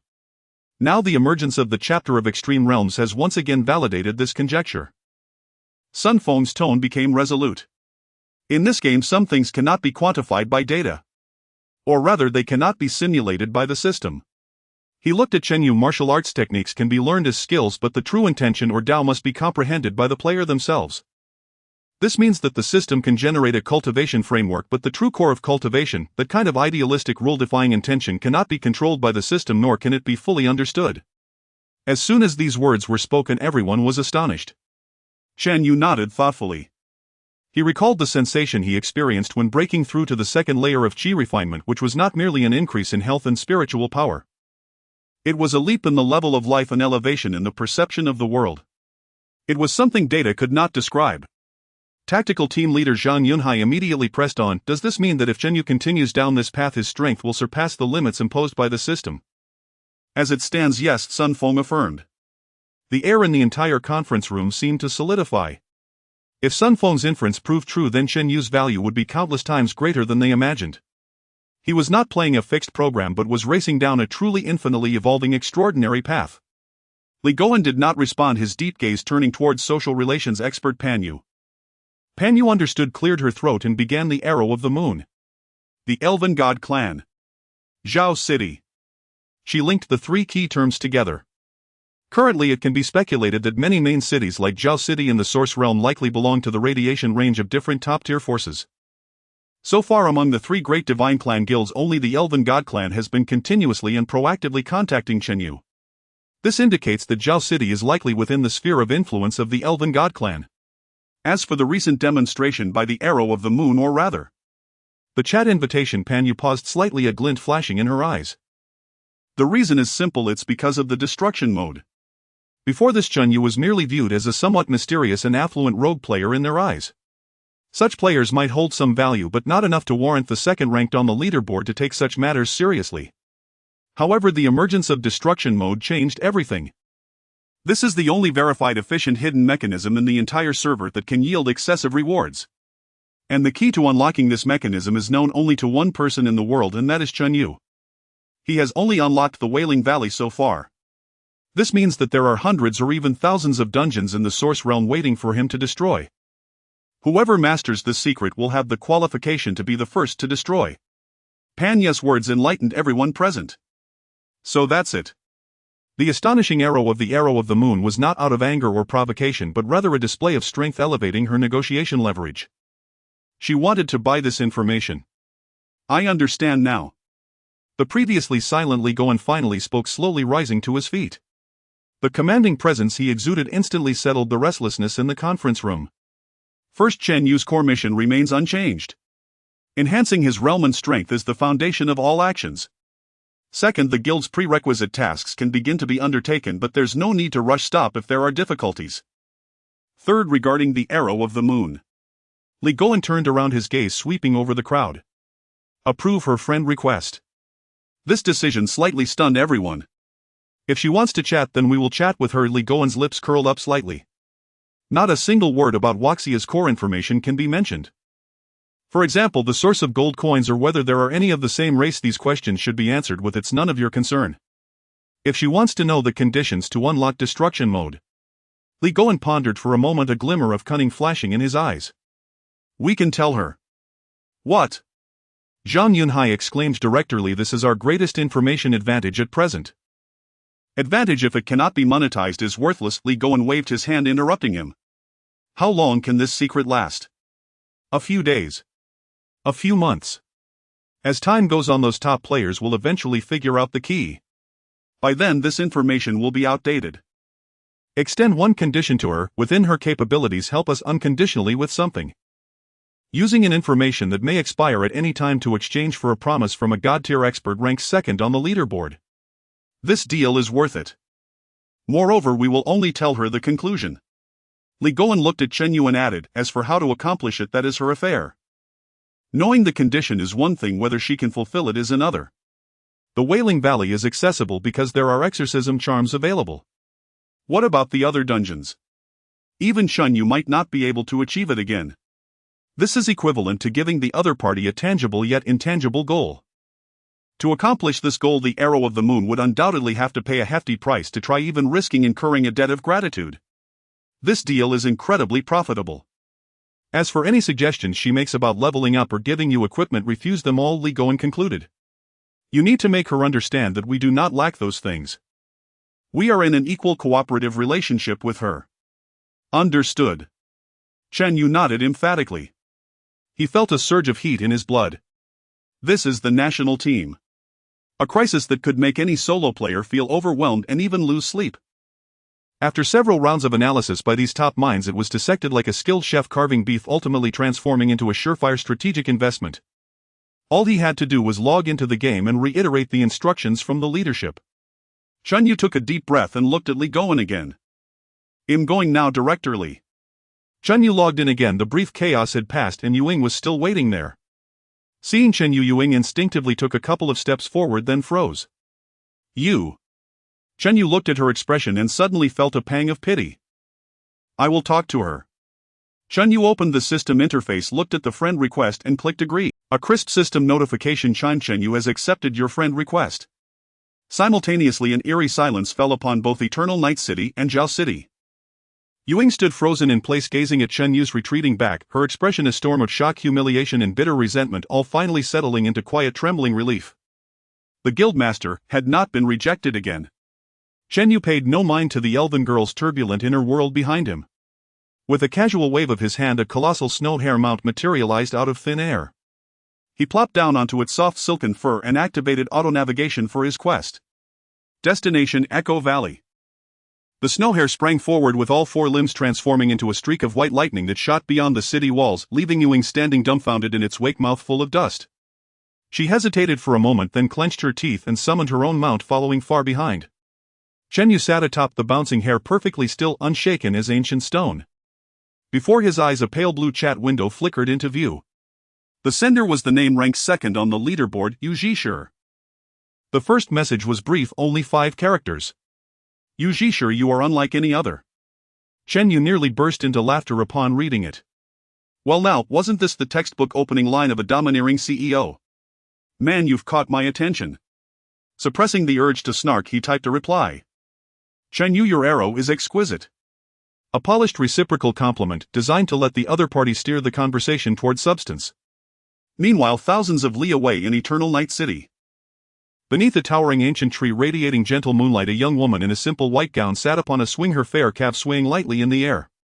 She appeared no older than 17 or 18, her long hair cascaded like a waterfall, her features delicate as ink-painted scenery, her skin luminous as jade under the lunar glow. No one would ever suspect this serene girl was the peerless rank 2 powerhouse whose single arrow had pierced across 1,000 li, striking awe into Zhao City itself. She was Yu Zhishir. Upon seeing Chen Yu's reply, she paused, gently murmuring the 6 words aloud. "Your arrow is exquisite." A faint spring water-like smile rose unbidden at the corners of her lips. Fascinating. Faced with her arrow, a strike laced with solemn warning and divine authority, he felt neither fear nor fury nor even the faintest ripple of emotion. Only a light, effortless word, exquisite. That composure spoke louder than any boastful declaration, its quiet confidence more potent than arrogance itself. Her slender fingers glided once more across the interface, sending her second message, this time laced with deeper, probing intent. "Yu Zhishir, in the Source Realm there may be none like you." Outside Zhao City, the snow hare thundered onward. Chen Yu stared at the message and instantly recalled expert Pan Yu's analysis and Director Li's instructions. Not a single word of core information, respond only with "none of your concern." Yet he paused. A blunt reply would sound jarringly rigid. Then inspiration struck, an arcane incantation drawn from the ancient internet lore of Huaxia. "Chen Yu, there are 6 others just like me. In Eternal Night City." Yu Zhishir's willow-soft brows arched, just slightly, for the first time. 6 others. She had no way of knowing this was a meme passed down from another civilization. Her immediate assumption, he was revealing intelligence about his faction. One Chen Yu alone had already shaken the heavens, rewriting the game's very rules by sheer force of will. If 6 such unfathomable beings existed, what terrifying power would that represent? In that instant, Yu Zhishir's estimation of Chen Yu soared yet another tier. She let her toes brush the ground, halting the swing. Rising gracefully, her earlier languor vanished, replaced by the sharp, calculating poise of a supreme guild sovereign. She decided to dispense with pretense. "Yu Zhishir, how do you activate destruction mode?" It had begun. Chen Yu's pulse quickened at the sight of the message. The main act had commenced. He did not reply immediately, instead holding back for nearly a full minute. A tactic taught by Li Guan, the psychology of negotiation. Whoever grows impatient first surrenders dominance. Just as Yu Zhishir prepared to ask again, his reply finally arrived. "Chen Yu, I'll tell you, but you must agree to one condition." "Yu Zhishir, what condition?" "Gear. Gold. Or rare materials." she answered without hesitation. To her, adventurers bargained only in these currencies. Yet Chun Yu's response defied her expectations once more. "Chun Yu, when I call upon you, you will aid me unconditionally." Yu Zhishir blinked, then laughed. That laugh, like ice thawing beneath early sun, held mischief, surprise, and something warmer still. This request unsettled her more than any demand for legendary gear. It meant what he sought lay beyond the measure of coin or craftsmanship. "Yu Zhishir, with your strength, why would you need help?" Chen Yu offered no further reply. After a pause, Yu Zhishir set her terms. Yu Zhishir agreed, so long as it does not endanger the interests of the Elven Divine Clan. A pledge from the second strongest warrior on the ranking board. Its value was incalculable. "Yu Zhishir, and this pact remains known only to us." That stipulation had already been anticipated by Li Guiyan. Chen Yu deal. An agreement sealed. Yu Zhishir pressed forward without delay. "Yu Zhishir, so how did you activate destruction mode in Wailing Valley?" Chen Yu's fingers hovered, then delivered 3 words. "Chen Yu, I am swift." With those 3 words sent, he closed the chat window decisively. "I am swift." In Eternal Night City, Yu Zhishir stared at the phrase, motionless, silent for a long suspended breath.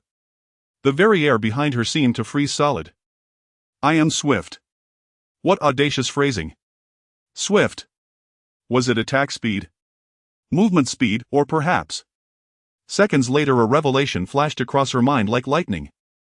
Clearing speed. The condition for activating destruction mode was unprecedented speed and completion. A solution so disarmingly simple and yet so arrogantly absolute. Wailing Valley, a standard level 10 dungeon, typically demanded at least half an hour from any party. Even Moonlight Radiance's elite squads required 20 minutes at best. Yet Chun Yu completed it solo in 6 minutes flat. He wasn't boasting. He was stating a fact. "So, that is how it is." Yu Zhishir whispered, eyes blazing with newfound intensity. She understood. Knowing the condition was one thing, but achieving swiftness was another entirely. And therein lay Chen Yu's singular, irreplaceable mastery. Chen Yu no longer spared thought for anything else. His mount had come to a halt. "System alert, you have arrived at Quest Zone Echo Valley." He lifted his gaze, the sight before him narrowed his eyes slightly. Gone was the gloom and spectral dread of Wailing Valley. This was a desolate battlefield, a shattered basin littered with broken banners planted in cracked earth, shattered armor, and rusted weapons strewn everywhere. The air hung thick with the metallic tang of rust and dry dust, a grim martial hush. At the battlefield's heart loomed a colossal mound, a grisly tumulus built from bleached bones pulsing with an ominous crimson light. Woo! A mournful horn echoed across the land. Instantly the ground trembled. Skeletal hands clawed up from the soil, then one by one hollowed soldiers clad in tattered armor rose, lances of decay clutched in bony grips, rising in endless chilling numbers. Blue flames of soulfire burned within their eye sockets, empty unblinking gazes locking in unison upon Chen Yu, the sole living presence among them. A glance revealed hundreds, no far more. Quest updated. Phase 1, purge the undead legion, destroy the bone tumulus. Faced with this tide of death swelling to fill the entire battlefield, Chen Yu felt no tension, only a spark of eager anticipation. Merely level 10 minions dared challenge him. Perfect timing. He dismounted and slowly drew the Fei Dao sword. "Good, I've mastered the second form." He murmured softly, left hand forming a sword seal as spiritual energy surged through his meridians at unprecedented velocity. Wai-ing. The Fei Dao sword sang, a clear resonant chime, as a fierce chaotic sword intent erupted skyward. Sky-shattering sword art formed 2 chaos stars. Chaos of stars. Upon a single thought, the galaxy is thrown into disarray. As Chen Yu executed the sword technique with his left hand, the spiritual power within him surged forth like a flood, breaking its dam, wildly pouring into the ascension sword. Buzz. A sound that was not the clash of metal but rather akin to the eerie sound of space being forcefully torn apart erupted from the sword body. In an instant, the air within a radius of 2 to 3 meters around Chen Yu suddenly became thick and distorted. Visible strands of sword energy as fine as starlight manifested out of thin air. They moved without pattern, without trajectory, swirling, weaving, and cutting around him frantically. This area instantly transformed into an absolute killing field. Though there were said to be 7 strands of sword energy, they resembled millions of fireflies flickering. Like a sky full of stars.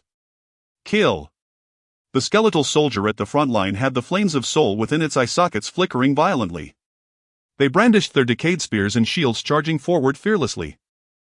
However, the moment they stepped into that field of starlight, it was as if they had stepped into a high-speed meat grinder. Crack! Crack, crack! The dense tooth-grinding sound of shattering bones merged into a single symphony. There were no screams, no resistance. Those level 10 undead soldiers, regardless of their tattered armor or their proud skeletal bodies, were instantly cut, disassembled, and crushed upon contact with those fine strands of sword energy. Not even a second could they endure the dozens of skeletal soldiers at the front line turned into clouds of flying bone fragments. 1,620. 1,710. 1,650. A series of densely packed damage numbers obscured the vision. Refreshing. This is the thrill of area attacks. Completely different from the previous surprise strike single target kill. This is cleaning up enemies, no, this is mowing grass. However, just as the smile at the corner of Chun Yu's mouth began to rise, it slightly froze. He noticed that where the skeletal soldiers had been shredded by the sword energy, wisps of ethereal blue flames of souls had not extinguished. Instead, as if drawn by some force, they began to gather anew. On the ground, the scattered bone fragments mixed with dust began to writhe violently, visibly coalescing and reshaping. In just 2 to 3 seconds, new skeletal soldiers staggeringly stood up again, raising their spears, once more locking their sights on Chen Yu. Revival. Chen Yu raised an eyebrow. So that's it, this monster has a revival ability. Every monster needs to be killed twice. For an ordinary team, this is undoubtedly a nightmare. After painstakingly taking down one, just as they turned to another target, it stood up again. This would be enough to completely drain a team's mana and morale. Interesting. Chen Yu not only did not feel annoyed, but a glimmer of excitement flashed in his eyes. Kill twice. No difference. With the thought, he maintained the Chaos of Stars sword formation, standing still without moving. The subsequent tide of skeletons surged up as if driven mad.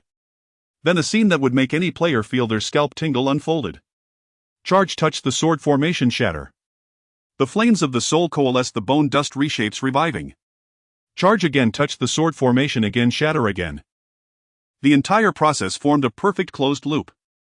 Chen Yu stood at the center of the storm, surrounded by swirling sword energy and starlight like a deity. He did not need to do anything, he merely maintained the output of spiritual energy. The undead army before him fell into an infinite loop of charge, death, revival, and death again. Just as Chen Yu reveled in the pleasure of mowing grass, a white figure riding a majestic white tiger finally rushed in from the direction of the valley mouth. It was Yu Ying.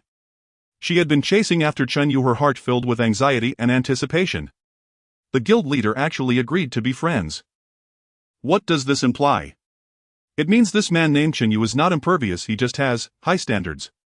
And now he is doing the guild's pre-task alone, which is the best opportunity for her to shine. However, when she circled around a massive rock and saw the scene at the center of Echo Valley's battlefield, her entire being froze on the tiger's back. What did she see? A mountain of corpses. No, it was more terrifying than that. It was a storm of death composed of sword energy. Countless skeletal soldiers charged fearlessly into that storm, then were torn into dust, only to revive in a bizarre manner and be crushed again. And at the very center of that storm stood a figure clad in a magnificent robe, quietly holding a sword, its blade shimmering with starlight. He stood there, preventing the hundreds of undead soldiers from approaching him even a fraction. It is him. Chen Yu. Yu Ying's breath nearly stopped at that moment. Her mind went blank. This is his strength. No need to maneuver, no need to block, no need for any skills, just standing there forms an absolute domain. Is this reasonable? This is completely different from the previous instance where a talisman was used to crush the boss. The shock is of an entirely different nature. While cash power is outrageous, at least it is within the realm of understanding. But the scene before her has entirely surpassed her understanding of Source World. Gulp. Yu Ying swallowed hard, forcing herself to calm down. I can't be scared. The more powerful he is, the more valuable he is for cooperation. Since he has agreed to the guild leader's friend request, it means, are we allies now? If I go up to help now, even if it is just dealing with a few stragglers on the periphery, it would still show my attitude. A friendly signal. With that thought, Yu Ying took a deep breath, leaped off the tiger's back, and shouted loudly to the figure at the center of the storm, Chen, let me help you. Her voice was clear and full of vigor. However, as soon as she finished speaking, the figure that had been standing like a statue suddenly trembled. Chen Yu, immersed in the thrill of rapidly gaining experience points, almost misaligned his sword technique upon hearing that shout. Who is speaking? He caught a glimpse from the corner of his eye of the elven girl riding the white tiger. Yu Ying. How did she follow me? In the next second, Chen Yu's hair stood on end.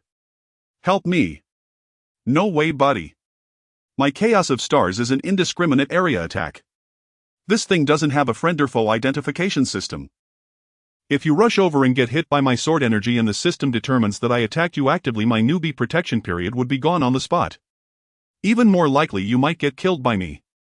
In an instant, countless thoughts flashed through Chen Yu's mind, culminating in a soul-stirring shout. Don't come over. Stop. A cold and urgent reprimand echoed from the sword energy storm, carrying an undeniable authority. Don't come over. Ying, who was about to step forward, halted abruptly, stunned. She was rejected again. And in such a, almost scolding tone. A wave of great grievance and shame surged up instantly.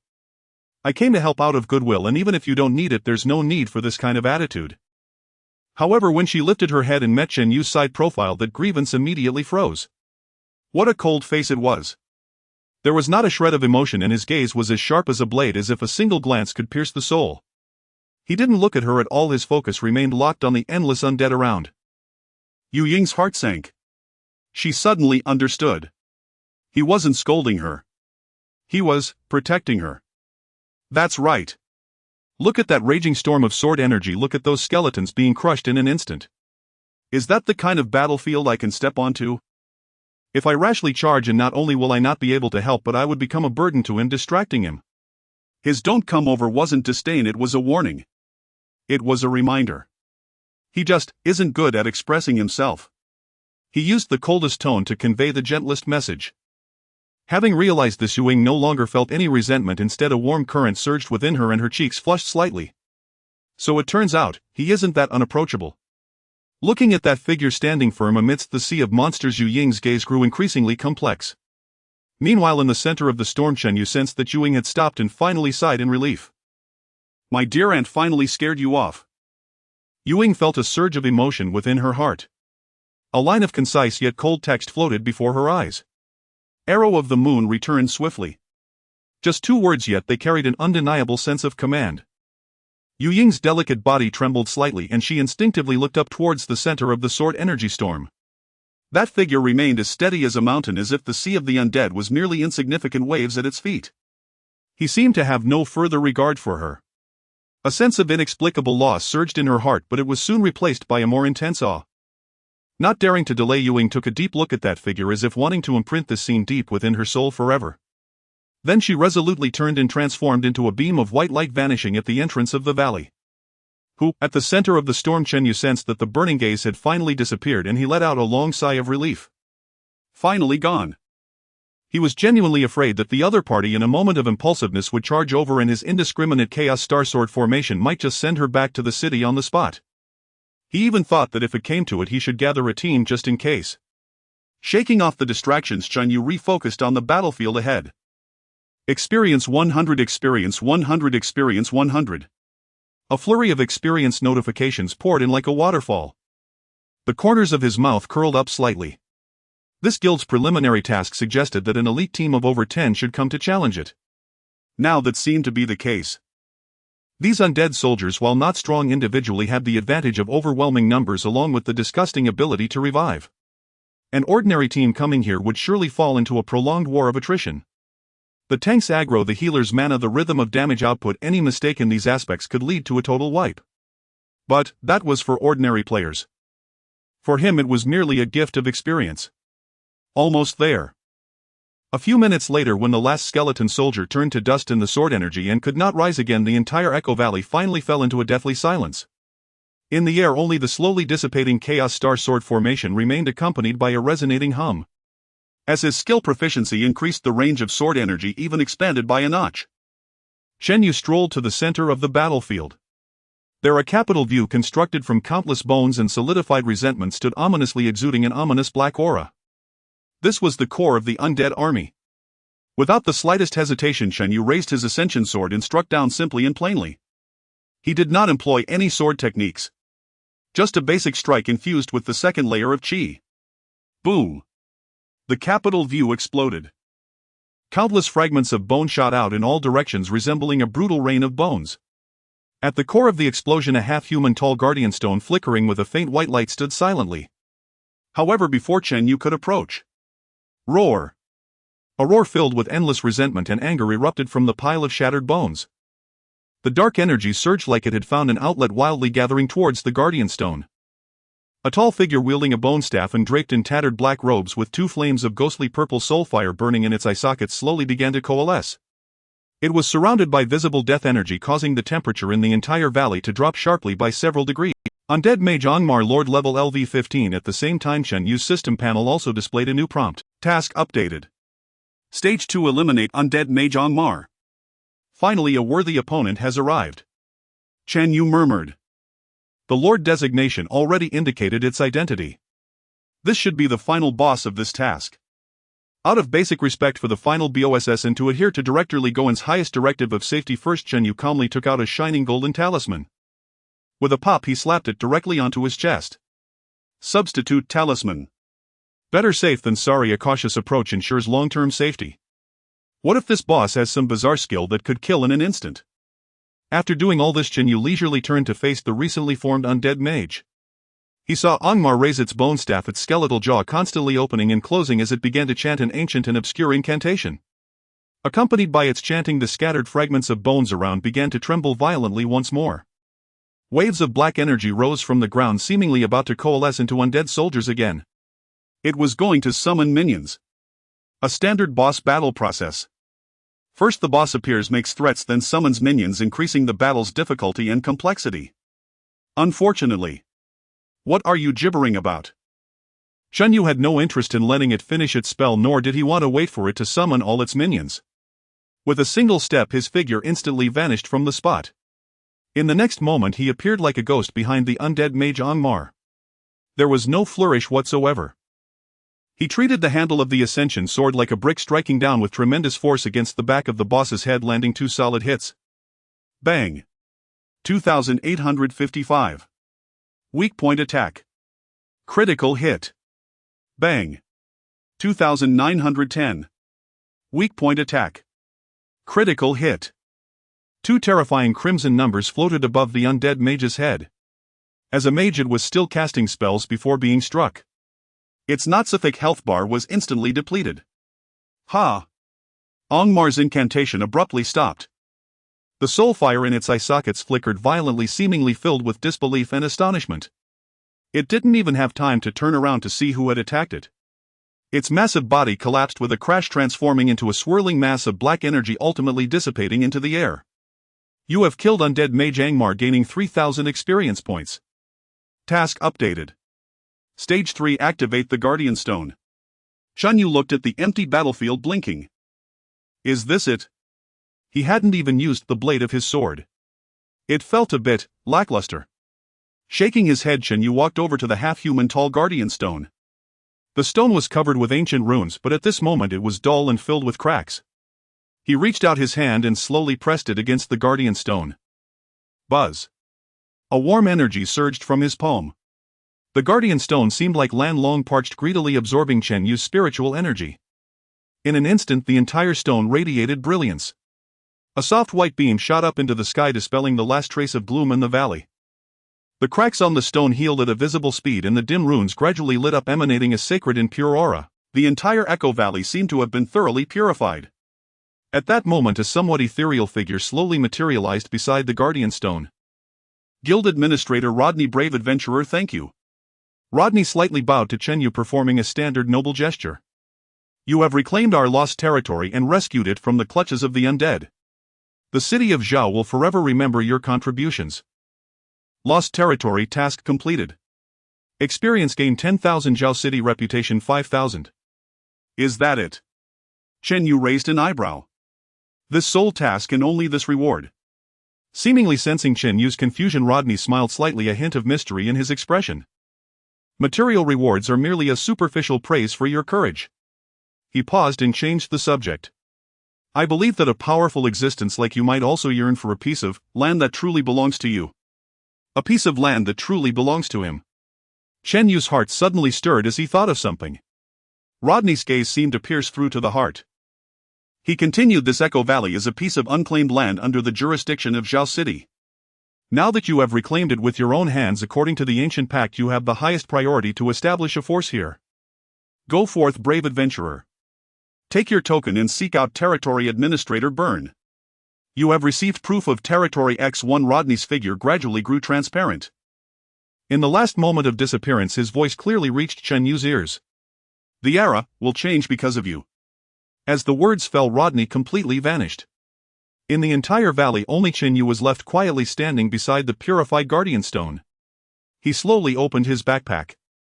Looking at the proof of territory, Chen Yu's breath quickened involuntarily. Finally was he about to take that step. The real main event. His eyes shone brighter than ever. The interdimensional infrastructure is about to begin. The wind of Echo Valley carrying the freshness of purification swept over Chen Yu's ascension robe. He took a deep breath, suppressing the turbulent thoughts within. This place is not suitable for a prolonged stay. Task completed. The next step is to go to Zhao City to find the Territory Administrator Byrne. The distance from here to Zhao City is significantly greater than that to the Wailing Valley. Just as Chen Yu was about to set his path automatically, he suddenly remembered something.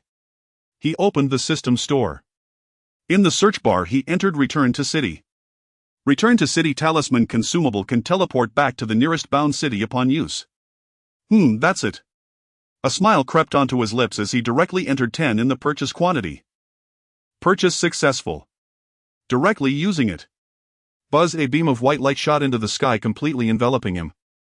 In the next moment his figure disappeared without a trace from Echo Valley. Zhao City Teleportation Square. As the light faded, Chen Yu's figure appeared in the bustling center of the square.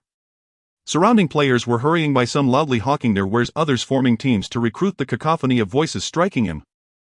Chen Yu's appearance immediately caused a small stir. His ascension robe was unmistakably recognizable. Holy cow! It's that big shot. The one who caused the destruction. How did he come out of the teleportation array? Isn't it normal for a big shot to use a Return to City talisman? You think everyone runs around like us? Where is the big shot headed? Is there a new task? Countless gazes mixed with awe, curiosity and envy focused intently on him. Chen Yu had long since grown accustomed to this, his expression as calm as a still pond, directly ignoring all the discussions around him. He summoned the big white rabbit, activated the automatic navigation and headed towards the guild management office. Chen Yu noticed that the buildings in Zhao City seemed to have been refreshed. The cracks on the ground were gone and the guild management office remained as it was. In the hall a few players were scattered about, conversing with NPCs. Chen Yu's gaze swept across the room, quickly locking onto an old man sitting at the innermost wooden table. The old man was dressed in a neat, noble outfit, his hair meticulously combed. He wore a monocle and was leisurely polishing a badge, seemingly indifferent to everything around him. Territory Administrator Byrne. Chen Yu stepped forward and stood at the oak table. Only then did Byrne slowly raise his head, his murky eyes peering through the monocle, scrutinizing the young man before him. When his gaze fell upon Chen Yu's equipment, a hint of barely perceptible surprise flashed in his eyes. Brave adventurer, he set the badge down, his voice calm and steady. How may I assist you? Without wasting words, Chen Yu directly took out the proof of territory from his backpack. Rodney sent me to find you. Upon seeing the jade pendant, the calm on Byrne's face finally broke. He abruptly stood up, slightly flustered as he adjusted his glasses, leaning in closely to examine it. This is the Guardian Token of Echo Valley. He took a deep breath, his gaze towards Chen Yu completely transformed, filled with solemnity and respect. So it's you, the one who purified the land tainted by the undead. I salute you, brave guardian. Byrne performed a standard salute, placing his hand over his chest. According to regulations, you now possess the highest priority to establish your own power in that land. Echo Valley now belongs to you. As long as you wish, you can establish your guild territory there at any time. It will become your first home in the Source Realm, completely free. Chen Yu listened quietly, not immediately expressing his stance. He knew that things could not be that simple. Byrne observed his expression, revealing a wise smile, as if he had already anticipated this. Of course, he shifted the conversation. Although Echo Valley is nice, it may not be enough for a powerhouse like you with endless potential. He pulled out 3 rolls of different colored parchment from under the table and laid them out on the table. The Source Realm is vast and filled with opportunities. Naturally, there are also some more valuable territories. These territories have an area far exceeding Echo Valley's superior geographical locations and Greater freedoms. Burns' finger first pointed to the first green scroll. Pioneer's Manor. Its area is twice that of Echo Valley. In addition to the basic guild buildings, you can also plan a small number of custom buildings within it. The usage right requires 1,000 gold coins. 1,000 gold coins, 10 billion huaxia coins. Chen Yu showed no reaction. Burns' finger did not stop sliding to the second silver scroll. Lord City. This territory is situated by mountains and water, easy to defend and hard to attack, with an area 5 times that of Echo Valley. Here you can freely plan the layout of buildings and even choose different architectural styles such as dwarven stone fortresses or elven treehouses. Its value is 5,000 gold coins. 5,000 gold coins, 50 billion huaxia coins. Chen Yu's brow slightly raised. Finally, Burns' finger landed on the most ornate scroll, which emitted a faint golden glow. His expression turned unusually serious. This last one, we call it Chosen Land. It is not a fixed piece of land but a foundation stone of the world with infinite possibilities. Its area is 10 times that of Echo Valley. Most importantly, on this land you possess godlike permissions. You can edit the terrain at will, whether to create towering mountains or dig endless abysses, all at your command. You can design unique architectural styles and even create exclusive uniforms for your guild members. It can become the most solid fortress, the most bustling metropolis, or the most mysterious sanctuary. It will be a perfect extension of your will. Burns' gaze was fixed on Chen Yu as he pronounced the price word by word. Its value is 10,000 gold coins. 10,000 gold coins. 100 billion huaxia coins. Chen Yu's eyes narrowed. He instinctively thought 10 times the area of Echo Valley. How vast would that be? Walking from one end of the territory to the other might break his legs. This land being too large might not be a good thing, even a full circle around it would be a hassle. As soon as this thought emerged, Chen Yu chuckled at himself. What Li Goen and those experts were likely considering was how many research facilities this chosen land could accommodate, how many experiments could be conducted, and what enormous strategic depth it could bring to Huaxia. His task was to bring this option back intact. I need to think it over. Chen Yu stood up, his expression returning to calm. Of course, this is a decision that could change your fate and should be taken seriously. Burn nodded with a smile, sitting back down as if confident that Chen Yu would make the right choice. Chen Yu logged off directly, feeling no attachment. In the real-world underground base for funding projects. In the isolation space, Chen Yu suddenly opened his eyes. Without any delay, he tore off the monitoring device on his body while glancing at the screen beside him, showing his stable life signs, letting out a sigh of relief. Without wasting time, he pushed the door open and walked straight towards the conference room. At this moment, a huge map of Huaxia was displayed on the large screen in the conference room. Li Goen, Sun Fengpan Yu and other experts were gathered around the map discussing something heatedly. Amidst the arguing voices, the door to the conference room was pushed open. Everyone instinctively turned their heads, and upon seeing Chen Yu they immediately fell silent. Li Goen hurried over. Shao Chun, have you finalized the deal with the Elven Divine Clan? Did everything go smoothly? Chen Yu nodded, his gaze sweeping over the huge map, especially the 3 red circles marked with high hopes. A complex smile appeared on his face. He walked to the map and looked at Li Goen, his voice clear and powerful. Director Li. It's time to buy land. It's time to buy land. When Chen Yu's clear and powerful voice echoed in the silent conference room, all the experts' gazes swiftly shifted from the enormous map of China, locking onto Chen Yu. That gaze was fervent, eager, filled with anticipation. Li Goen took a deep breath, suppressing the excitement within, and quickly walked up to Chen Yu, his voice steady. Speak, what's the situation? Chen Yu wasted no time recounting the 3 territorial options presented by the Source Realm verbatim. The first option, Pioneer's Manor, is twice the size of Echo Valley, costing 1,000 gold coins. The second option, Lord City, is 5 times the size, nestled by mountains and rivers, costing 5,000 gold coins. The third option. Chen Yu paused. Chosen Land, 10 times the size. The NPC's exact words were the cornerstone of the world, granting near-divine permissions, allowing for terrain editing and the design of unique structures. A collective gasp filled the conference room. Editing terrain. Designing buildings. This was no longer just a simple game guild residence, this was a sandbox. A customizable sandbox with limitless possibilities. What's the price? Data Group leader Sun Feng adjusted his glasses, eagerly pressing for answers. 100,000 gold coins. Chen Yu announced the figure. 100 billion huaxia coins. This number silenced the previously boisterous discussions, but only for a brief moment. Immediately the eyes of all the experts grew even more fervent. The people present were sharp, they instantly understood the immeasurable strategic value behind this chosen land. In comparison, 100 billion. Too cheap. Little Chen Li Gowen's gaze was as sharp as an eagle's. He didn't even look at others, directly fixating on Chen Yu. He pointed at a certain point in the void as if 3 scrolls of parchment were laid out there. It's that chosen land. 100,000 gold coins, we buy it. Without a hint of hesitation, without a moment's delay. This is the decisiveness of Huaxia. Great. Director Li is brilliant. The experts erupted in jubilation as if they could already see a brand new era unfolding before them. However, Li Gowen raised his hand, silencing them. The noisy conference room quieted once more. His expression turned unusually serious as his gaze swept over everyone present, finally landing on Chen Yu. Everyone from the start of the project until now, have you noticed? The Source Realm seems to be continually enticing us to spend money. His voice was not loud, yet it struck like a hammer upon everyone's heart.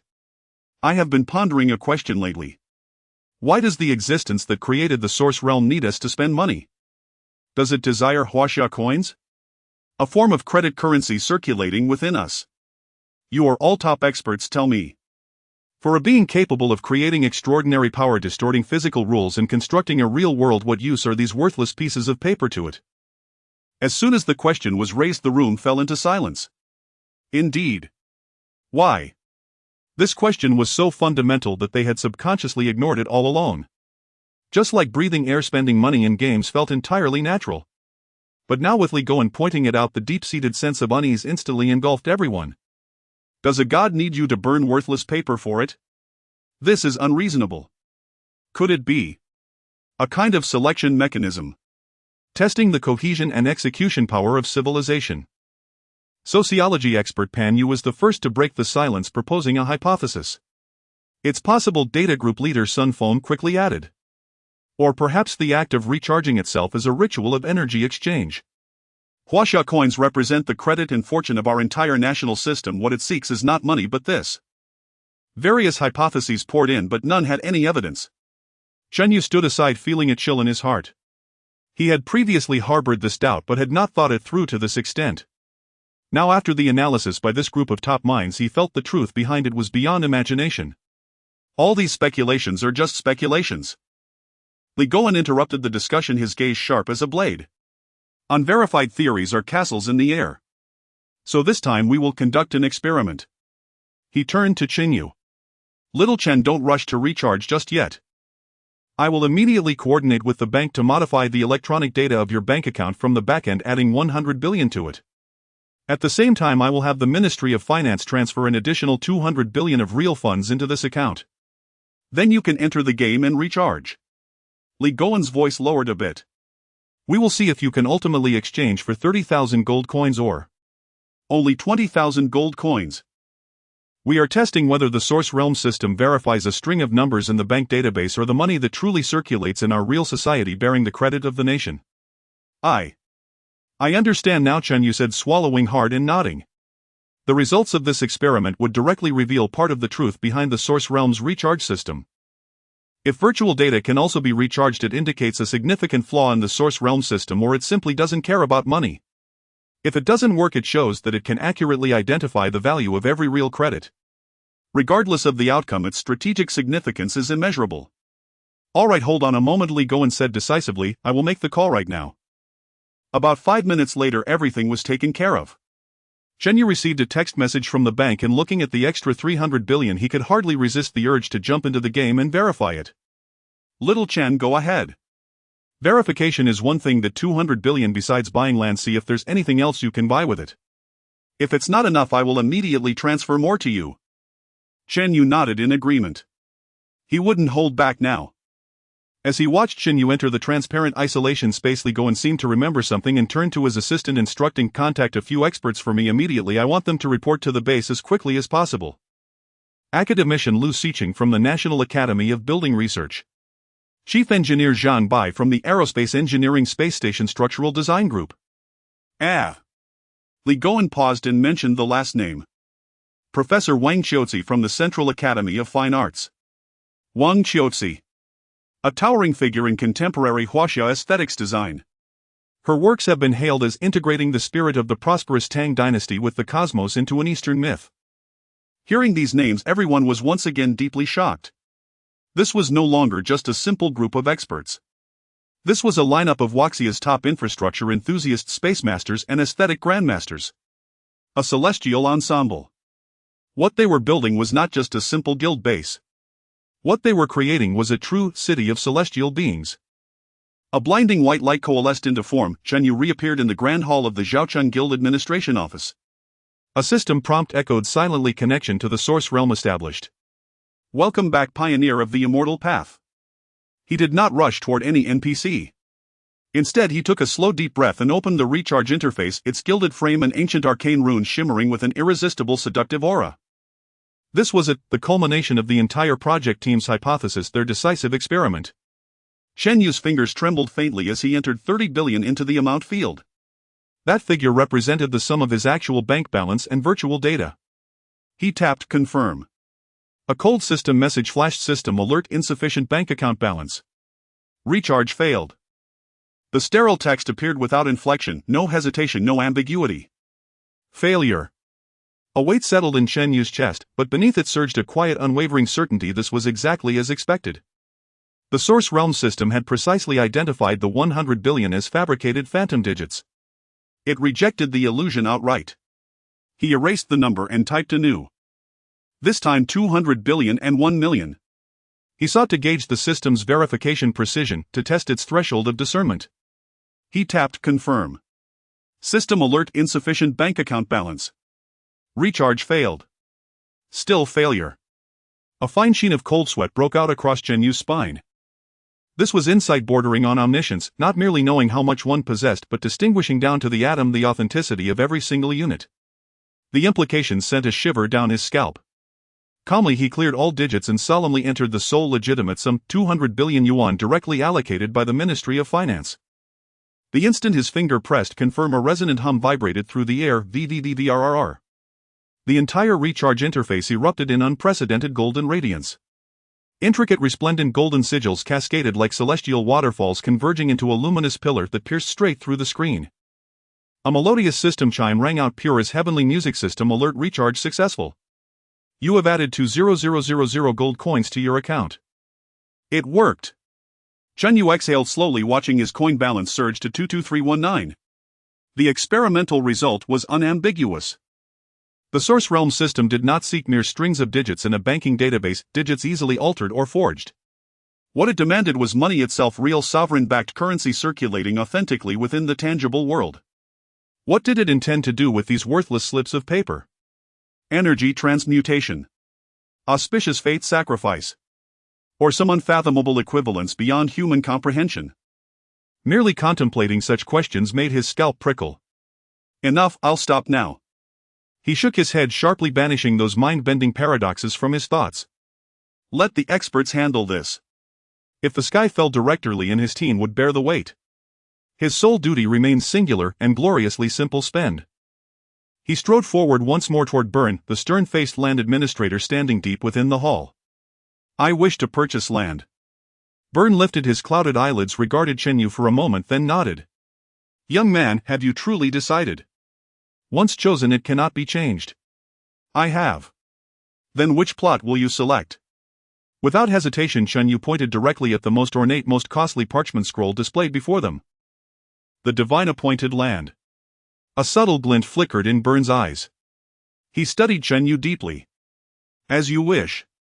With a gnarled finger he touched the scroll lightly. System alert, confirm purchase of the divine appointed land for 10000 gold coins. Yes. Gold coins 10000. Congratulations. You have acquired the divine appointed land. Contract 1. 10,000 gold coins, equivalent to 100 billion yuan, vanished instantly. A contract pulsed softly with sacred luminescence in Chen Yu's inventory. Very well, Byrne murmured, his tone carrying a faint newfound note of acknowledgement. Now this land is yours. You may shape its appearance according to your vision. Shape. A spark ignited in Chen Yu's mind. How exactly does that work? You may edit it here using my administrative authority. However, Byrne paused, his voice shifting subtly. If you possess a more refined design draft, you may deploy it directly. Design draft. The phrase stirred a distant memory. Instantly, Chen Yu opened the system marketplace and typed design draft into the search bar. There it was, exactly as he'd hoped.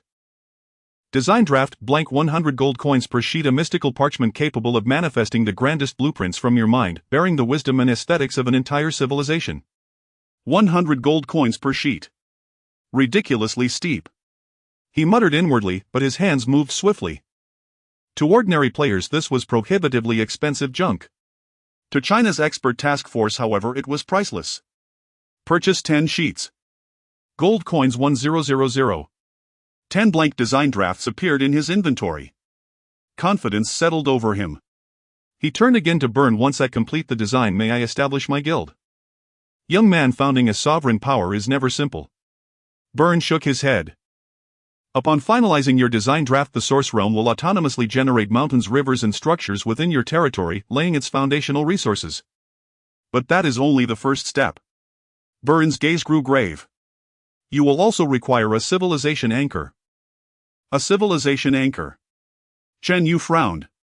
Yes, a coordinate, Byrne replied, his voice low and resonant. When your guild is founded, your territory will project, through a wondrous mechanism, into the world of your native civilization.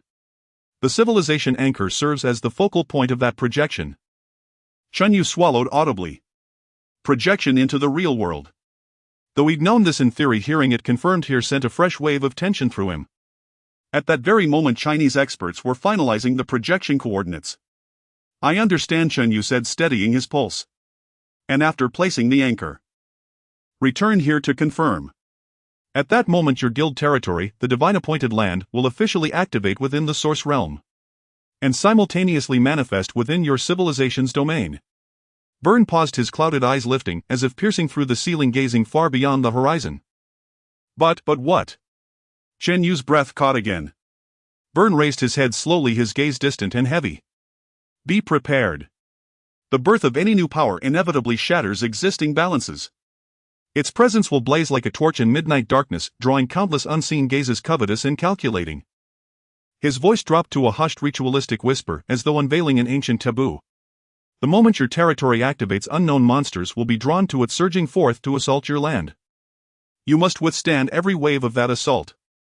Chen Yu felt a sharp, disorienting jolt in his skull. Monster siege. The emergence of any new faction inevitably invites scrutiny and covetous eyes. In an instant, he understood why the system had advised establishing a guild requires a team of at least 10 members. It wasn't because the prerequisite quest was too difficult. The true threshold lay in the very first imperative after founding a territory: defending the city. That meant. Chen Yu stared unblinkingly at Byrne's ageless, impassive face, his voice dry and taut as he asked, what happens if we fail to hold the city? Byrne's cloudy eyes shifted faintly and his lips stretched into a formulaic smile, as if reciting a preloaded response. If you fail to defend it, your faction cannot be established. All your efforts will have been in vain, and that patch of divinely chosen land will simply vanish into nothingness. 10,000 gold coins, equivalent to 100 billion Chinese yuan, gone just like that. No, that wasn't what mattered.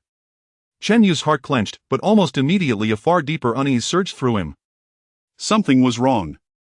But where? Founding a guild, failure itself was already the gravest penalty. What else could there possibly be? Chen Yu drew a slow, steadying breath, forcing calm upon his mind. He stepped forward, enunciating each word with deliberate weight. Is there truly nothing else? For the first time, a flicker of hesitation, like a system momentarily buffering, crossed Byrne's otherwise placid gaze. He appeared to pause in thought, then slowly shook his head. That is all I am permitted to disclose. With that, he lowered his eyelids, a silent, unmistakable dismissal. Chen Yu held his stare for several long seconds, then turned away in silence. Emerging from the guild administration office, his expression was stone dark. He was utterly certain Byrne had concealed the most critical information. He did not log out, instead he strode purposefully toward another destination, the Zenith Tower. Byrne was the executor of the rules. Hill, by contrast, served more as their guide and interpreter. She would know more. Inside the Zenith Tower, the air remained steeped in a soothing, delicate sandalwood fragrance. Hill, elegantly dressed, her smile radiant, greeted Chen Yu the moment she saw him. Honored Zenith member, how may I assist you today? Hill, Chen Yu said without preamble, his tone grave. I need to ask you a question. He recounted Burns' words verbatim, then asked, voice low and heavy, if the monster siege fails, beyond the loss of the territory and the squandered gold, is there any other consequence? Hill's professional smile faltered, just slightly, clearly surprised by the depth of his inquiry. Tilting her head, she tapped a slender finger against her chin as though accessing deeper layers of data. You are an exceptionally cautious adventurer. Administrator Burns' explanation is fundamentally accurate. Should defense fail, the guild cannot be founded and your divinely chosen land contract will be consumed. Hearing nearly the same answer as before, Chen Yu's heart plummeted. Had he overthought it? Just as he furrowed his brow in thought, Hill added something unexpected. However, Administrator Burn may have deemed this detail unnecessary for you, at least not yet, and thus omitted it. There it was. Chen Yu's focus sharpened instantly. What detail? With a graceful wave of her hand, Hill summoned two shimmering emblem projections before them, one a simple unadorned stone insignia, the other bearing a peculiar central hollow as if designed to receive an object. This is the Civilization Foundation, Hill explained. Once your territory's design is finalized, you must place such a foundation in your physical world to serve as its anchor point. Foundations come in two types, one ordinary and another capable of additionally housing your previously acquired Shattered World Stone. She gestured toward the emblem with the hollow. When the Shattered World Stone is embedded within the foundation, your territory gains extraordinary civilization attribute bonuses, its future potential vastly surpassing that of ordinary territories. Administrator Byrne will present you with both options when you prepare to install the foundation. So that was it. Clarity struck Chen Yu like lightning. The Shattered World Stone was meant for this. No. A chill sharper than before coiled through him, deepening, intensifying. He still sensed he'd overlooked something vital, like the final piece of a puzzle, plainly visible yet maddeningly elusive, refusing to settle into its rightful place. His gaze locked onto Hill's sincere, open expression, and instinctively he pressed once more, is there truly nothing else? This time Hill genuinely blinked, her beautiful sapphire eyes wide with genuine bewilderment. She couldn't fathom what further concern haunted this enigmatic magnate. All risks disclosed. All nuanced details revealed. Nothing held back. Honored Zenith member, I'm afraid I don't quite understand. What else would you wish to know? Her tone was unfailingly earnest. Studying her guileless expression, Chen Yu fell silent, lost in thought. Was he truly overreacting? Perhaps failure's cost truly was only 100 billion yuan. Failure. Chen Yu murmured, tasting the word. Hill, you said the penalties apply solely to the guild and the territory, correct? Yes. Hill nodded reflexively. There is absolutely no penalty imposed upon the player himself. Chen Yu's voice trembled faintly. None whatsoever, Hill affirmed even more firmly. To reassure this invaluable client, she offered an example. Even upon failure you suffer no loss of attributes or levels, please rest assured on that count. Reassured? Not in the slightest. He paced back and forth, mind racing, frantically reassembling every fragment of information. Divinely chosen land, monster siege, real-world projection, civilization foundation. Wait. Real-world projection. Foundation. Just as Chen Yu neared surrender, preparing to log out and report to Li Guiyan, a flash of insight, blinding and instantaneous, tore through the fog in his mind. He whirled around, eyes blazing crimson, locking onto Hill with terrifying intensity. Then with deliberate, hammering precision, he voiced the single fatal question he'd failed to recall until now. What if, just suppose. What if the monster siege fails, and the territory vanishes from the source realm? His voice grew hoarse, he swallowed hard, struggling to utter the unthinkable. Then, what becomes of its projection in the real world, or rather the foundation itself? Does it vanish along with it? The moment the final syllable left his lips, Hill's professional radiant, soothing smile froze, inch by inch, into absolute stillness. The air seemed to vanish from the room. For the first time, the gentle warmth of the customer service representative vanished from her sapphire eyes, replaced by a turbulent blend of terror, pity, and incredulous awe. She looked at Chen Yu, not as a client but as one who stands willingly at the edge of a precipice, gazing curiously downward, unaware of the abyss yawning beneath. A long suspended silence passed. Then her lips parted, soft as a sigh yet resonant as a thunderclap in Chen Yu's ears. The foundation does not vanish. Because the foundation is the target of the monster's assault? Chen Yu's mind crashed completely, leaving him in utter blankness. He guessed it, he had already guessed. The chill that surged from his heart instantly enveloped his entire body, rendering his limbs icy. His throat was dry and he exerted all his strength to ask the most straightforward question. Does that mean the monsters will invade reality through that base, right? As Chen Yu had anticipated, this time Sierra did not give him any clear answer. Her face was once again replaced by that impeccable professional smile, as if everything that had just happened was merely a figment of Chen Yu's imagination. She slightly bowed, speaking in an elegant tone laced with detachment. Dear Supreme Member, the answer you seek lies within that trial. Everything must be discovered by yourself. After saying this, she fell silent, merely standing there quietly, her smile perfect yet her gaze hollow as a deep pool. Chen Yu suddenly opened his eyes wide, the eerie smile of Sierra lingering on his retina while the cold mechanical alarm of the real world rang in his ears. His chest heaved violently, drenched in cold sweat. A remarkably calm face appeared in his line of sight. It was Li Gowen. Next to him, several doctors in white coats were frantically checking the data from the monitoring equipment, their faces filled with astonishment and doubt. Quick! Tranquilizers! Steady! Don't panic! Li Gowen barked a command, instantly suppressing all the noise. He ignored the instruments, his hawk-like eyes fixed intently on Chen Yu. Xiao Chen, what happened? Looking into Li Gowen's concerned yet grave eyes, the taut string in Chen Yu's heart finally relaxed for a moment. His lips trembled. Director Li. Something big has happened. 5 minutes later, deep within the underground base in the strategic conference room. At the massive circular conference table sat the core minds of the entire Pay-to-Win project. Tactical Team Leader Zhang Yunhai, Data Team Leader Sun Feng, Materials Expert Qian Zhenghua, Biological Expert Zheng Ping, Social Relations Expert Pan Yu. Each one was a pillar of the nation pulled from their respective fields. Yet at this moment, these usually composed experts all wore expressions of shock and seriousness. The conference room was eerily silent. Only Chen Yu's slightly trembling voice echoed in the vast space. As he finished the last sentence, the air in the entire conference room seemed to freeze heavy and cold. Compared to this news that could overturn the world, the discovery regarding the Source Realm's selection of recharge currency seemed trivial. Slap! The tactical team leader Zhang Yunhai slammed his palm on the table. This battle-hardened former Special Forces commander had veins bulging on his forehead, his eyes bloodshot. This is not a game. This is an invasion. If we fail, the consequences are unimaginable. Sociologist Pan Ye's face turned pale. She understood better than anyone else just how devastating the impact on modern social order would be when the mythical monsters descended into reality. Apocalypse. This term, which existed only in movies and novels, for the first time hung palpably over everyone's heads. Should we abandon the establishment of the guild? A young advisor couldn't help but speak up, his voice trembling uncontrollably. The risk is too great. We can't afford to bet on it. Abandon. In an instant, all eyes turned to Li Gowen, seated at the head of the table. Li Gowen remained silent. He simply sat there quietly, fingers interlocked. After a long pause, he slowly spoke. Abandon.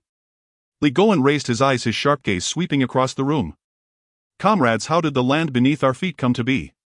Did it fall from the sky? Our ancestors faced airplanes and artillery with millet and rifles. Did they give up? We on the ruins struck out the atomic bomb with an abacus, facing the world's technology blockade and nuclear extortion. Did we give up? He posed 2 rhetorical questions in succession, each word resonating, causing those who had just entertained thoughts of retreat to lower their heads in shame. The Source Realm is a brand new world, an unprecedented opportunity, and equally an unprecedented challenge. If we shrink back in the face of difficulties and take detours when threatened, what can we talk about regarding national rejuvenation? What can we talk about concerning the future? Li Gowen's tone was resolute and unquestionable. That chosen land, that opportunity to establish a guild, do you think it's merely that? It is yet another test posed to our Huaxia civilization. Avoiding the test is itself a form of failure. Today we can give up establishing the guild out of fear, but what about tomorrow? Giving up until we have nothing left. Li Gowen took a deep breath, his tone softening but his determination even more pronounced. Difficulties are not meant to be avoided, they are meant to be overcome. He looked around the room, his eyes sparkling with incredible light, speaking each word slowly. What we must do is to face difficulties hidden. Face difficulties hidden. These 4 words seemed to carry a magical power, instantly dispelling the fear and gloom in the conference room, replaced by a sense of unyielding bravery and resolve. Yes. What is there to fear? We have the entire nation behind us. We have unlimited funds. We have the sharpest minds. Just a monster attacking a city in a game. Can it be harder than when we faced the coalition of 17 nations back then? The atmosphere shifted instantly. Data team leader Sun Feng immediately stood up, pointing at the data model displayed on the large screen, analyzing rapidly. Directorly, everyone, the situation is not as bad as we imagined. The system's suggestion is a team of more than 10. Moreover, according to Sierra, civilizations that failed to establish guilds are few and far between. This indicates that the initial monster siege should be a standardized beginner's trial, not a guaranteed fatal situation. He operated swiftly, and on the screen Shen Yu's terrifying attribute panel was magnified. Based on our comprehensive combat power evaluation model, Chen Yu currently at level 11 Foundation Establishment 2nd layer. With the 2 heavenly grade techniques 9 turns Hunyuan Ju and Breaking Heaven Sword technique alongside rare equipment, his effective combat power is at least equivalent to 30, even 50 fully equipped elite players of the same level. In other words, he alone is equivalent to several elite 10-man teams. Zhang Yunhai quickly added, his fighting spirit reignited. Everyone knew that establishing the guild as soon as possible would allow for quicker understanding of the Source Realm. With the support of guild-related resources, Chen Yu's progress in the Source Realm would also accelerate. Li Goen nodded steadily, looking at Chen Yu with trust and expectation in his eyes. But we don't gamble on probabilities, we only fight for guaranteed victories. Xiao Chen, your cultivation cannot stop. Before the territory design is completed and all preliminary preparations are ready, I need you to reach a higher realm. He extended 4 fingers. Foundation Establishment 4th layer, is that a problem? The pressure felt like a mountain weighing down on Chen Yu's shoulders. But the fear in his heart had now been ignited by the soaring passion of Li Goen and everyone present.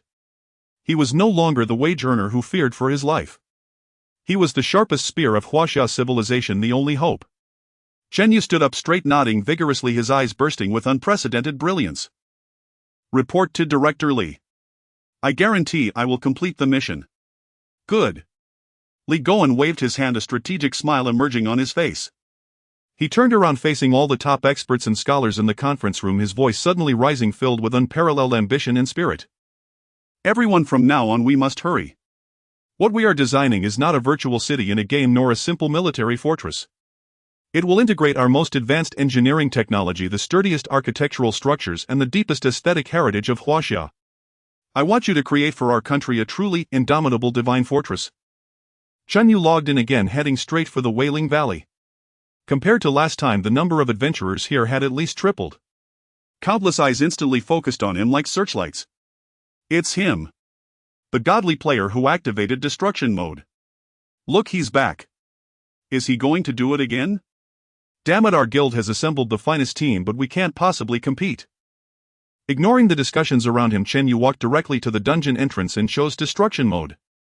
In the envious gazes of countless players, Chen Yu's figure transformed into a streak of light and vanished at the dungeon entrance. 6 minutes later, his figure reappeared, his expression calm as if he had merely taken a stroll. This time he did not obtain the Shattered World Stone. However, he did acquire a usable purple-grade leg armor and a considerable amount of experience. Chen Yu glanced at the experience bar, now significantly closer to leveling up to level 12. He paid no mind to the players around him, who were momentarily petrified with jaws dropped, and directly used a city return talisman. With a flash of white light, he disappeared from his original spot and swiftly arrived at the Supreme Tower. Sierra, let's begin training. Understood, esteemed Supreme Member. Payment entry, closed door training. Everything flowed seamlessly without wasting a single second. His goal was very clear: reach the 4th level of Qi training before the national team's design blueprint was completed. Meanwhile, a similar scene was playing out in various corners of the Source Realm continent. The radiance of the Moon Goddess among the elite teams in each outpost, they employed all sorts of methods to compress their completion time to the extreme and then unleashed their strongest attacks to chop at those dungeon door plates. The result was, without exception, the wooden plaques remained unscathed. In the real-world Eastern Sea international waters, the night enveloped everything like a pool of black water, completely merging the sea with the sky. Only the USS Reagan aircraft carrier strike group, like towering steel beasts, sliced through the frothy waves, declaring their presence. Inside the command center of the bridge, lights were bright and the atmosphere was quite relaxed. Fleet Commander Brigadier General James Williams held a steaming cup of coffee, leisurely chatting with his aide. Tom, what do you think those Chinese will look like when they see us? A playful smile lingered on Williams' lips. Will they be scared out of their wits? The aide Tom shrugged and laughed casually. Sir, I think they are likely in a panic, holding an emergency meeting on how to issue us a stern protest. Laughter filled the command center. To them, this so-called naval exercise was merely an armed crew. It was the world's #1 showcasing muscle, reaffirming the rules. Just like an adult going to a kindergarten warning a little child who has just learned to swing their fists to follow the rules. Minister Holman's judgment was correct. Military might was the only benchmark for strength in this era. However, at that moment an extremely subtle rumble not belonging to the ship's engine faintly filtered in. V-room. The sound was faint like the distant buzzing of mosquitoes on a summer night. William's smile faltered slightly as he instinctively turned his ear to listen. Quiet. He raised his hand, silencing his aide. In an instant the command center fell silent. That sound was still there. Moreover, it seemed to be growing closer and clearer. Vroom vroom vroom. It did not originate from the sea surface nor from the carrier itself. It was the piercing wail of a high-frequency engine. William's expression changed instantly. As a top commander, his sensitivity to various sounds was far beyond that of ordinary people. He almost instantly deduced that this was the sound of fighter jet engines. He dashed to the radar control panel of the ship, his eyes fixed on the dim green screen. On the screen, the blue dots representing their fleet were clearly visible. The surrounding airspace and sea area for hundreds of kilometers were as clean as a wiped glass. There were no red or yellow dots representing unknown targets. Report. Radar scan normal. Airspace safe. The radar operator reported loudly. However, William's expression did not relax at all. Instead, it grew more serious. His ears would not deceive him. The sound was growing louder. It had transformed from a mosquito buzz into the buzzing of bees, and it was nearby. Woo woo woo. The piercing air defense alarm suddenly echoed throughout the entire aircraft carrier. It was not an exercise. It was the highest level of combat alert. A soldier on lookout duty using a high-powered telescope spotted the anomaly. What's going on? Williams yelled into the communicator. Report, sir. Visual contact. Multiple unidentified flying objects are approaching at high speed. William's pupils constricted sharply. Forgetting the demeanor of a commander, he rushed out onto the deck. The cold sea breeze mixed with the scent of steel rushed toward him. He looked up abruptly, gazing at the ink-black night sky. Above the aircraft carrier strike group, just beneath the clouds, several ghostly red dots flashed by fast as meteors. Immediately after, the deafening sound of sonic booms followed. Boom! It was as if the sky had been torn open and a violent airflow swept down, causing those on the deck to struggle to stand firm. That was the trace left by supersonic flight. William's heart jolted violently as if his blood had instantaneously frozen. Before he could react, those glowing points had executed an astonishing acute turn, drastically reducing speed. Like a few elegant yet deadly owls, they began to circle above the carrier formation. The distance was too close. So close that Williams could even see the smooth, elegant lines of the aircraft's fuselage and the missiles underneath the wings, radiating a chilling aura of death. Their camouflage was so bizarre that in the night they seemed to absorb light, presenting an almost ethereal dark gray. On the wings, the bright red emblem burned like a raging flame, searing William's eyes. The Chinese Air Force. An uncontrollable chill surged from the soles of William's feet, racing up his spine to the crown of his head. How did they arrive? When did they come? This was a formation composed of the world's top radar satellites and early warning aircraft. Why did the so-called Aegis defense network, which claimed that not even a seagull could enter, have no reaction whatsoever? Fuck! Williams let out a beast-like roar. He rushed back to the command center, grabbed the radar chief by the collar, and shouted with bloodshot eyes, "Who can tell me? What the hell is going on? Why is there nothing on the radar?" The radar chief's face turned pale with fear, his voice trembling. "Sir, I don't know. Really, we can't scan anything. They are like ghosts." Ghosts? Williams let go of his hand and staggered back 2 steps. He looked at the clean airspace on the screen and listened to the clearly audible sound of engines circling outside. They could see them but couldn't lock onto them. This meant that their multi-billion-dollar so-called unsinkable sea fortress was in the eyes of the enemy just a floating target on the sea. The enemy could fire whenever they wanted. And they couldn't even find a target to counterattack. Tickets. Fuck the tickets. They didn't even need a ship, they flew right over your head in planes. Just as the command center fell into a deathly silence, everyone was suffocated by this invisible fear. A calm, clear voice devoid of any emotion, speaking in Chinese, slowly echoed on the international public channel. It was then translated into standard English. "Attention U.S. Navy Fleet. You are entering the territorial waters of the People's Republic of China. You have no permission to enter. Please turn back immediately, return home at once.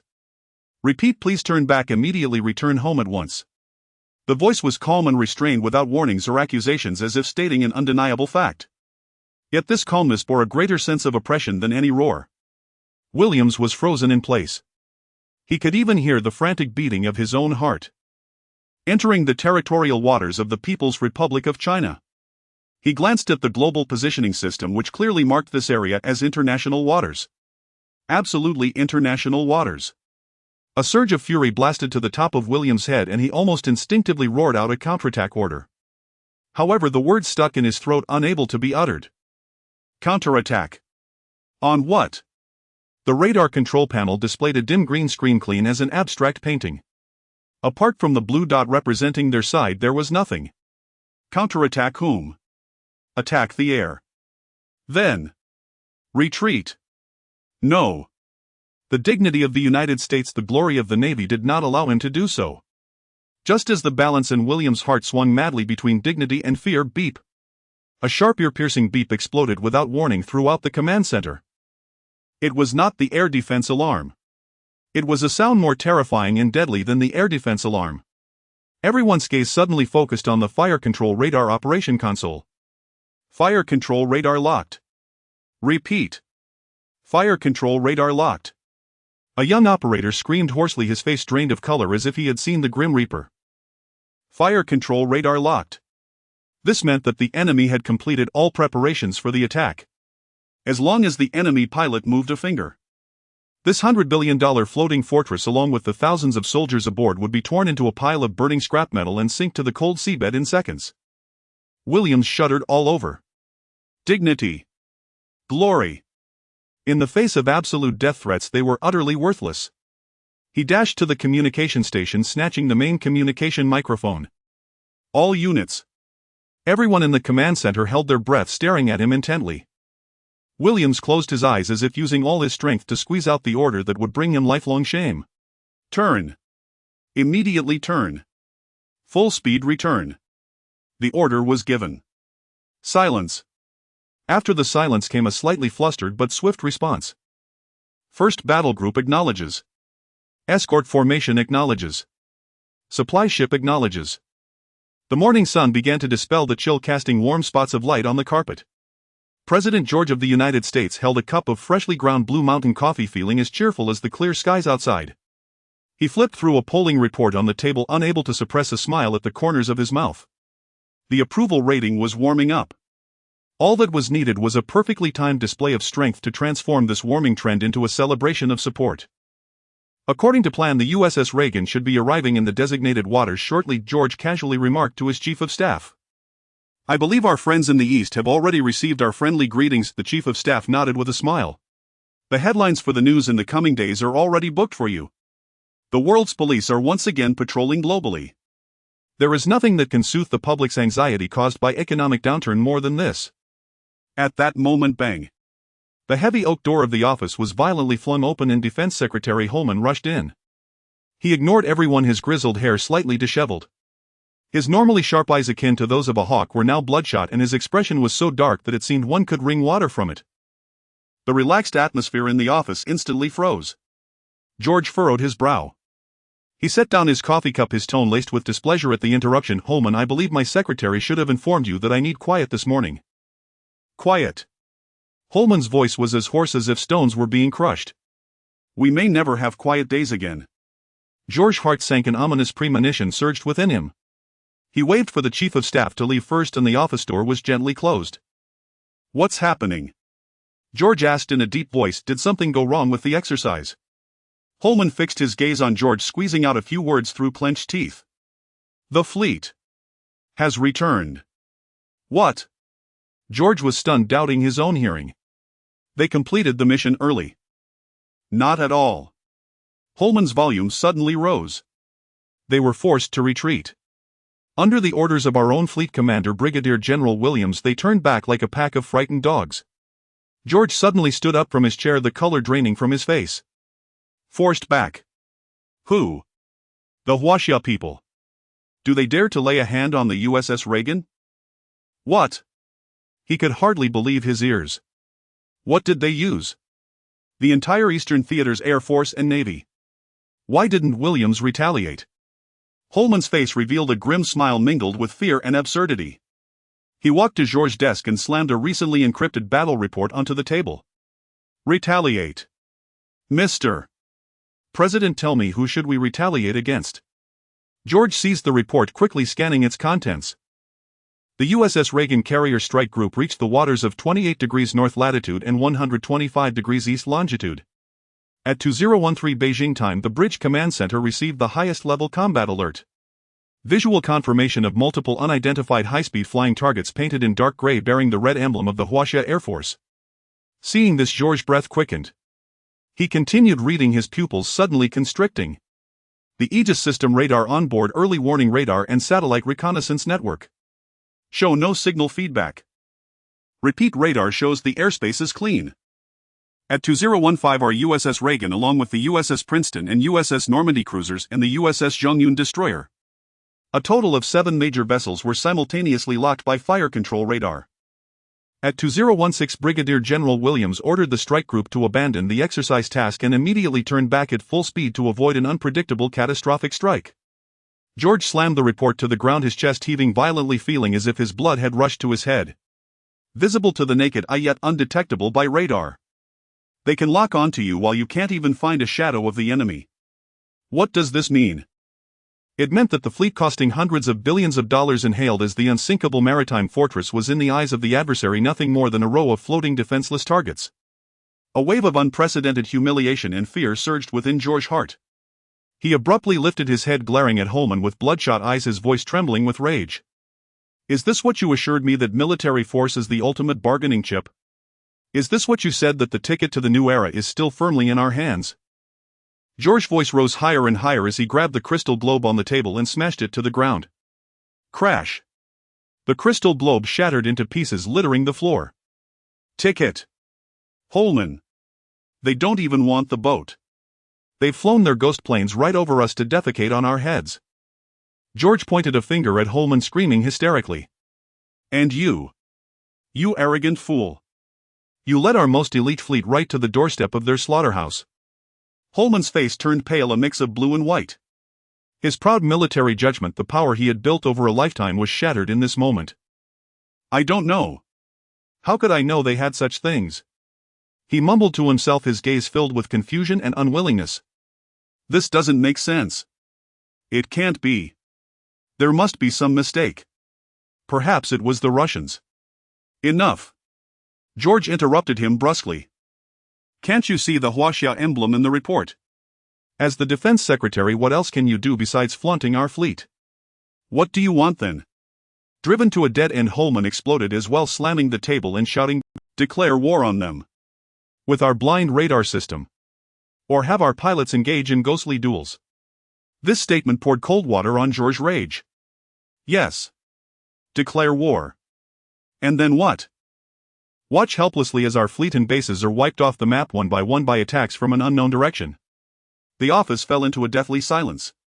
Outside the sun remained bright, but these two most powerful men in the world felt as if they were trapped in a cold night. For the first time they discovered the truth they had once prided themselves on. Those aircraft carriers, nuclear missiles and military bases seemed so pale and powerless in the face of a new incomprehensible force. After a long time, Georges slumped back into his chair as if he had aged 10 years in an instant. He waved his hand, his voice tired and hoarse.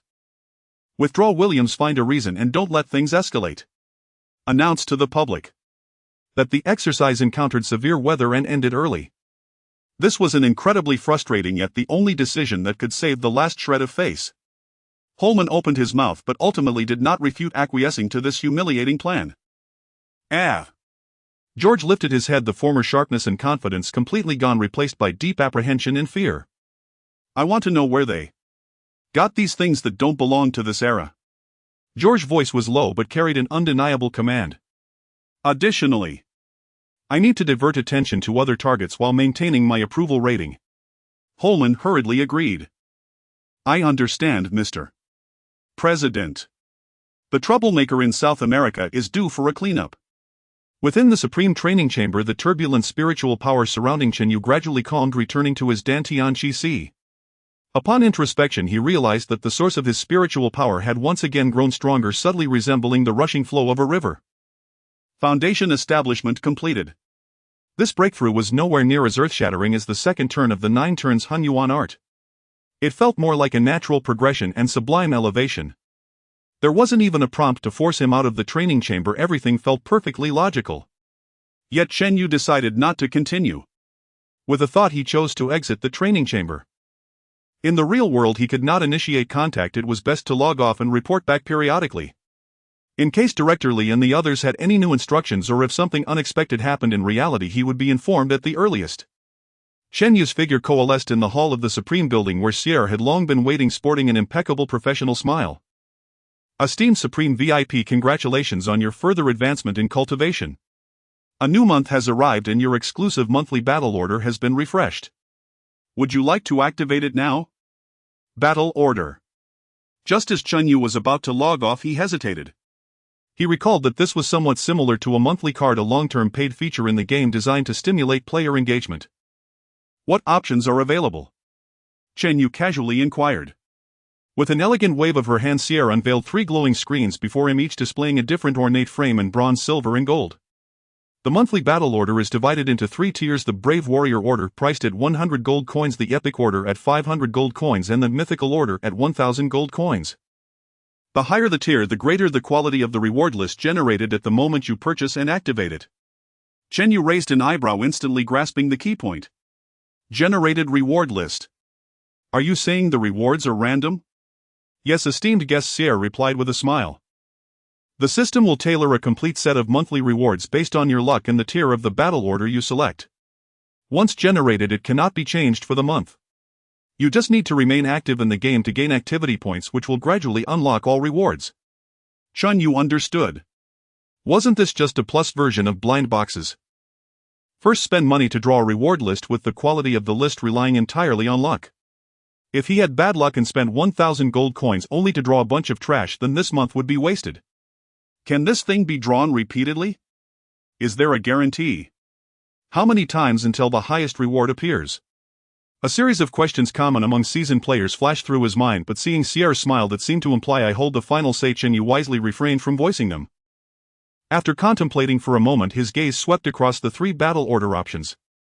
It wasn't that he was reluctant to spend money.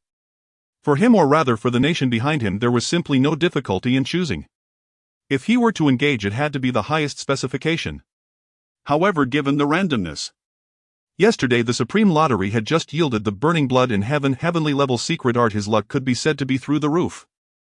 According to the law of conservation of energy, wasn't he about to become a non-lucky person next, unable to even drink water without getting a toothache? No, he had to think of a way. Suddenly Chen Yu's eyes shifted and he had an idea.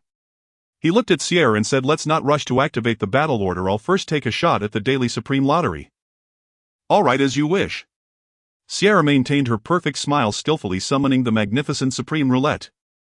Taking a deep breath, Chen Yu began to silently chant, "Come on, something trashy, anything will do, just don't let it be a golden legend, a mysterious one would be best, whiteboard is a win."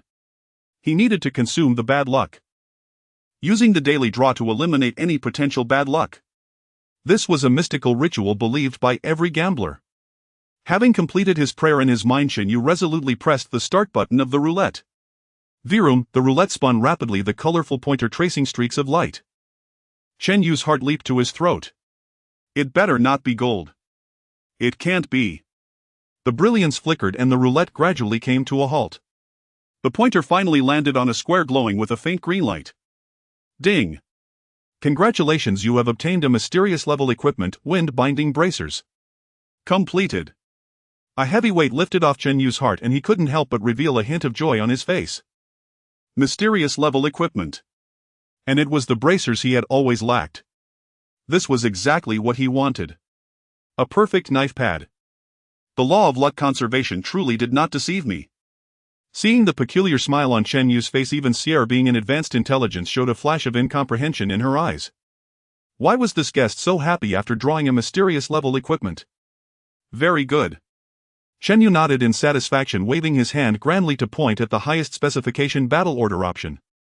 This one, the 1000 gold coin mythical order, activated for me. At your command.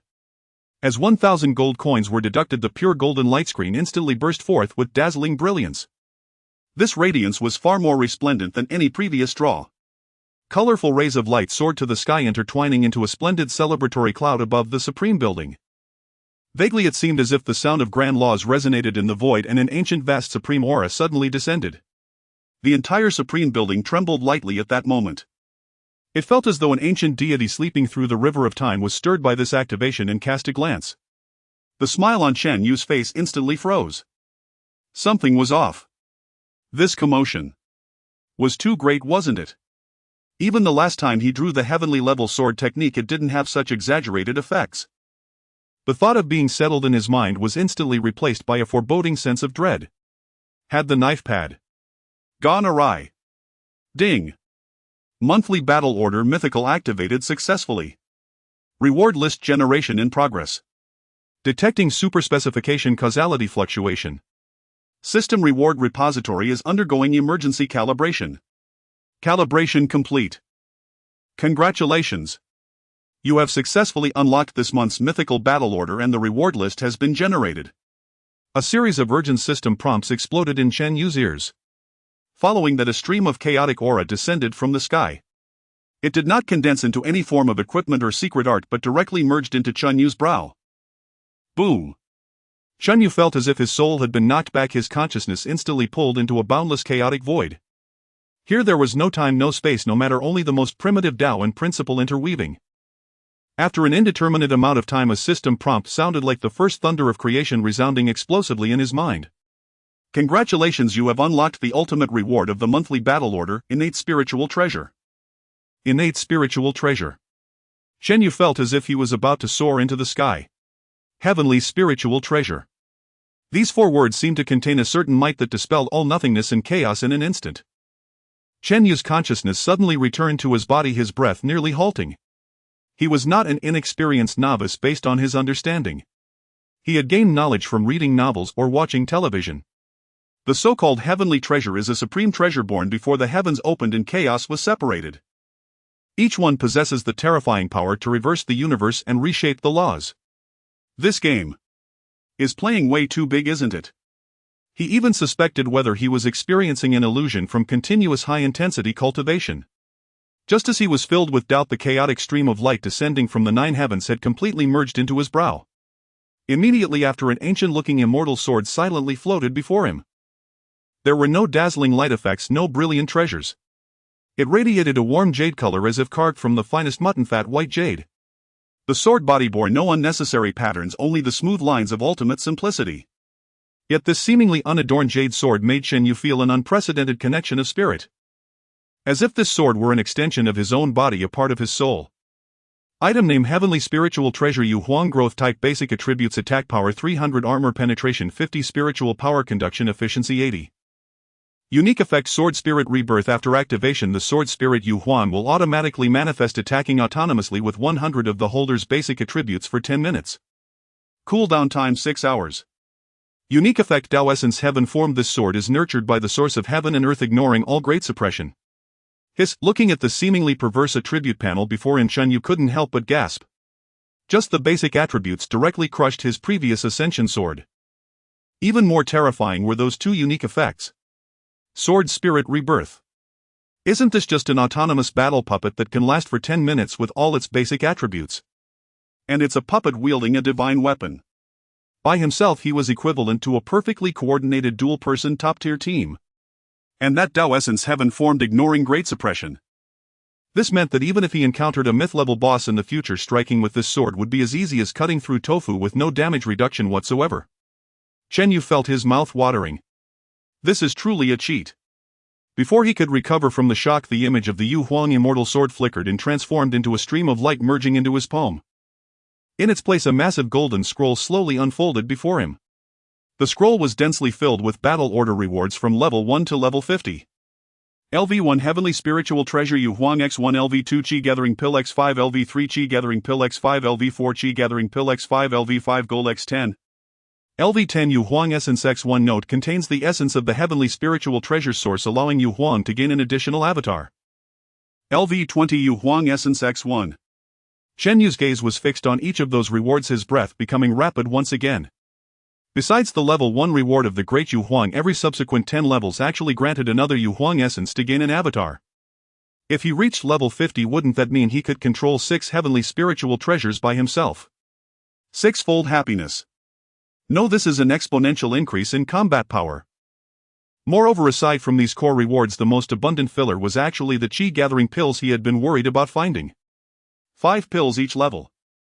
Reaching level 50 would mean nearly 250 chi-gathering pills. That should be enough for him to use pills to cultivate from the 3rd level of chi refinement all the way to foundation establishment. Goodness. Even in his dreams he wouldn't dare to imagine this. Chen Yu's eyes swiftly scanned the scroll and finally fixed on a golden button in the lower right corner. Purchase level: consume 5,000 gold coins to immediately increase battle order level by 10. 5,000 gold coins. Converted to Chinese currency, that's a full 5 billion. Not expensive at all. If possible, he would be willing to spend 100,000 gold coins to max out his battle order level. Purchase. He hesitated not at all with the thought, directly choosing to purchase. Ding. You have successfully consumed 5,000 gold coins. Battle order level increased to LV10. A series of system prompt sounds rang in his ears like firecrackers. Congratulations. You have obtained Yu Huang Essence X1 Chi Gathering Pill X35 Gold X10. Buzz. A mass of soft white light gently pulsing like a heartbeat quietly floated before Chen Yu. Without hesitation, Chen Yu reached out, pressing the Yu Huang Essence against the immortal sword mark in his palm. Merge. In an instant a brilliant light erupted from his palm. An even more magnificent and vast sword intent surged into the sky, causing the entire supreme building to gently hum beneath this sword intent. Chen Yu's thoughts stirred. Whoosh. 2 identical Yu Huang immortal swords, one in hand and one floating in front. He could feel that these 2 swords were like his own hands, easily controllable.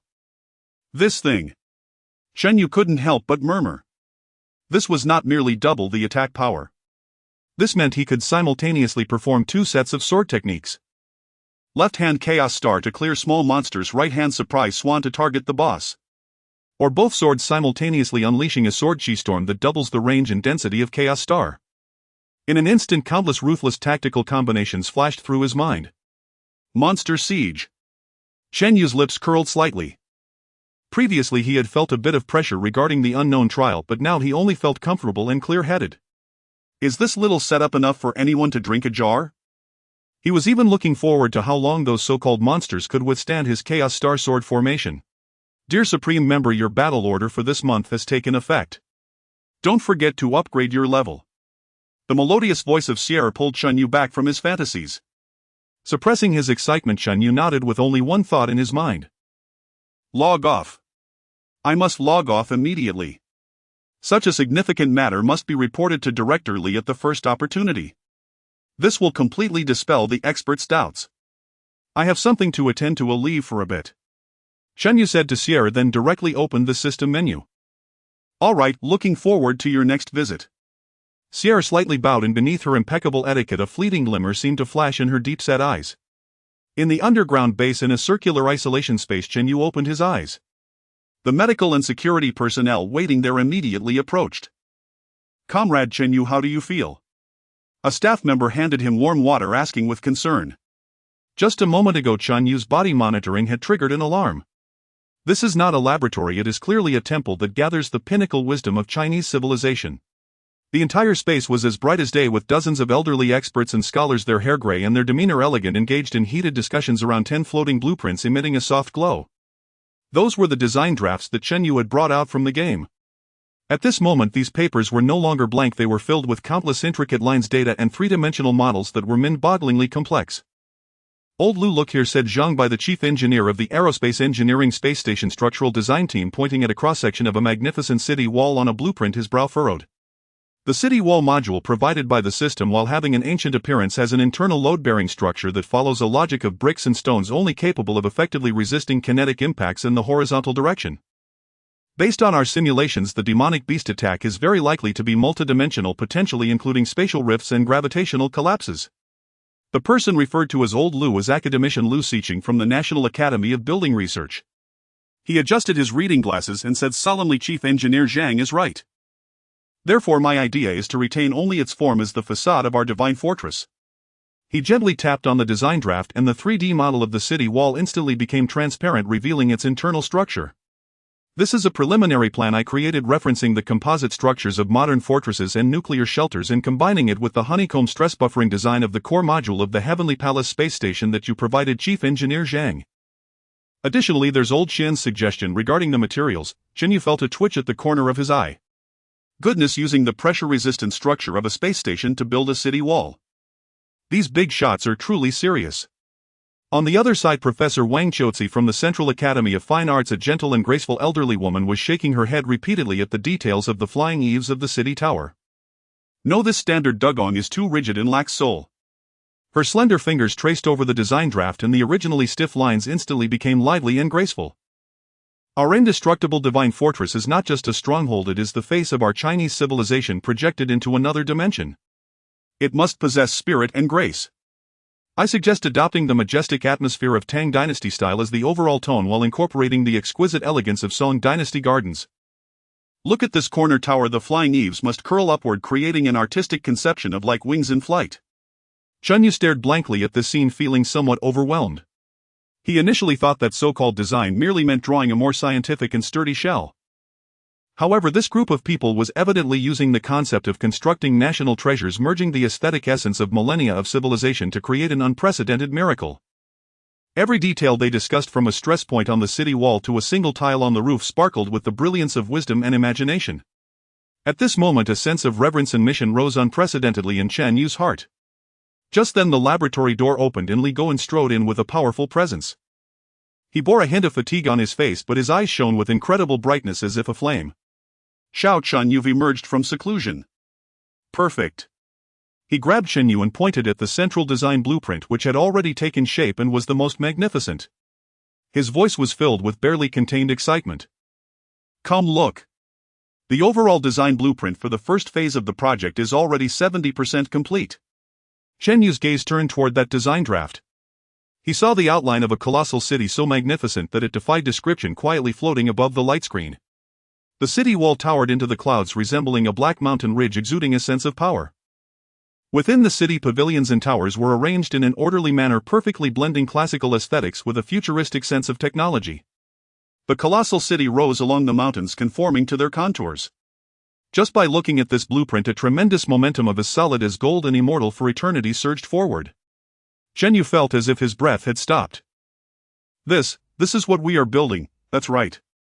Li Goen nodded emphatically. A truly indestructible city. A divine fortress that can represent our civilization and face any challenge. He paused and his expression turned serious. The site selection for the Qinling has been completed and all preparations in the real world are progressing at full speed. Li Goen's gaze was fixed intensely on Chen Yu. It is expected to be completed in 2 days. The rest depends on you. You already have 10 billion stored in your account. In 2 days can you reach the 4th level of Qi refinement? Even though Chen Yu was mentally prepared, he still felt the pressure at this moment. From the 3rd to the 4th level of Qi refinement in 2 days. Isn't that a bit too difficult? However, that thought only lasted half a second before being replaced by another image in his mind, the Qi-gathering pill radiating a brilliant light in the system's backpack. That was the pill gifted by the system when the monthly battle order reached level 10. Pressure doesn't seem so overwhelming after all. He straightened his back, met Li Goen's intense gaze and nodded firmly. I guarantee I will complete the task. In the Supreme Training Room. Time seemed to lose its meaning here. For the next 2 days Chen Yu only did 3 things besides cultivating. The first thing was to go offline once to confirm that nothing had changed.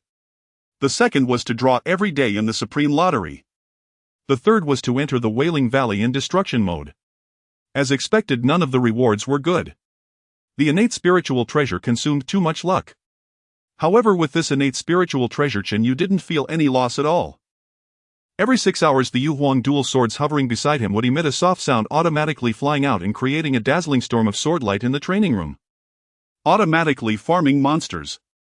After 10 minutes the sword light receded and the dual swords returned to their sheaths with experience, skill, proficiency and battle order experience steadily added to his account. As for Chen Yu himself, every hour he expressionlessly took out a crystal clear pill infused with spiritual energy and tossed it into his mouth. Qi gathering pill.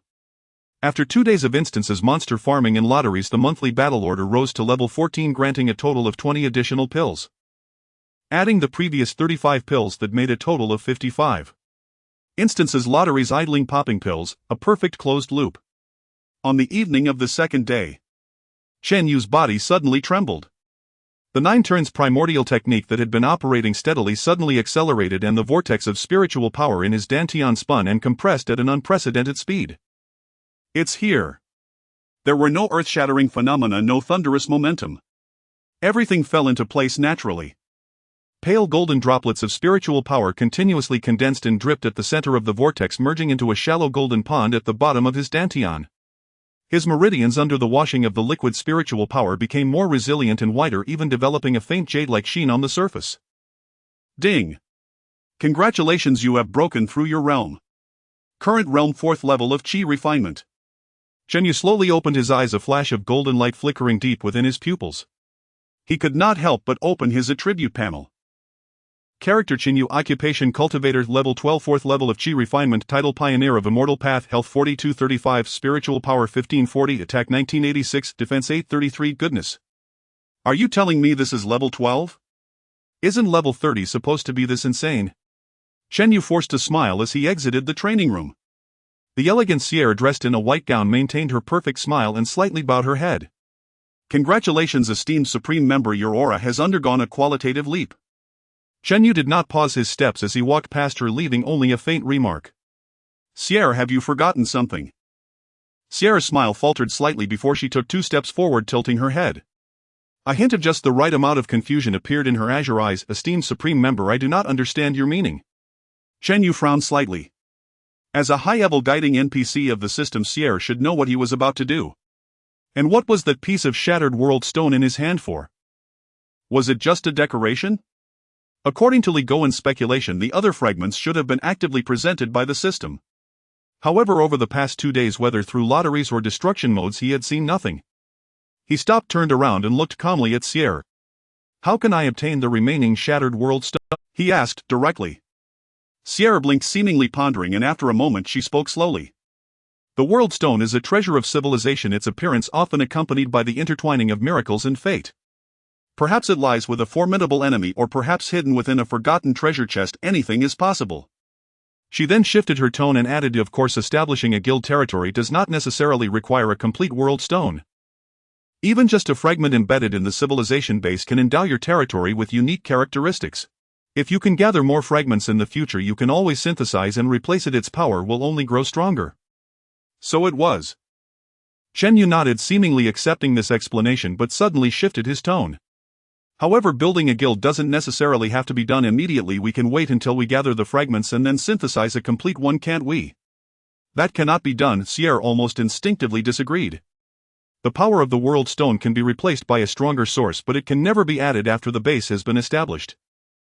The moment of creation is eternal. Chen Yu gazed at Sierra. He feigned annoyance and waved his hand. Sounds too troublesome. Why don't we just skip it and casually build a guild for fun? Having said that, he pretended to turn around to leave. Please wait. Sierra's voice called out. Chen Yu halted, turning back with a look of confusion. Sierra's eternally perfect smile showed a hint of slight rigidity. In her deep-set eyes, an unmistakable flash of panic flickered. Though it was only for a brief moment, it spoke volumes. The system, or rather the will represented by Sierra, was very eager for him to use the world stone to establish a guild. Esteemed adventurer, Sierra's voice regained its calm but became more hurried.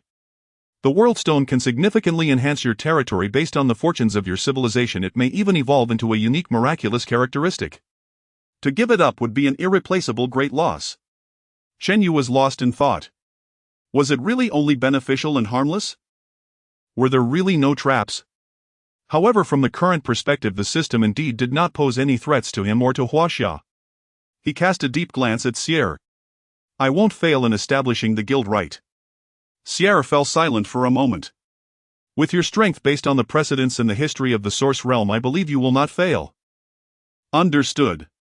Chen Yu no longer asked further and directly chose to log off. In the underground base, Chen Yu opened his eyes. Li Gowen and several core experts had long been waiting here. Seeing Li Gowen's inquiring gaze, Chen Yu nodded solemnly. Good. Li Goen couldn't help but laugh heartily and then handed over an exquisite Zetan wooden box. Little Chen, this is the blueprint. Chen Yu opened the wooden box to find 10 white scrolls bound with golden silk thread lying quietly inside, exactly the 10 blank design drafts he had brought out. However, at this moment they were no longer blank. Though it was said to be 10 scrolls, when Chen Yu touched the first one a vast stream of data surged into his mind. These were far more than just 10 blueprints. Each scroll, once unfurled, contained hundreds of three-dimensional modeling blueprints and a massive amount of data. From the stress structure of the foundation to the material ratios of the city walls.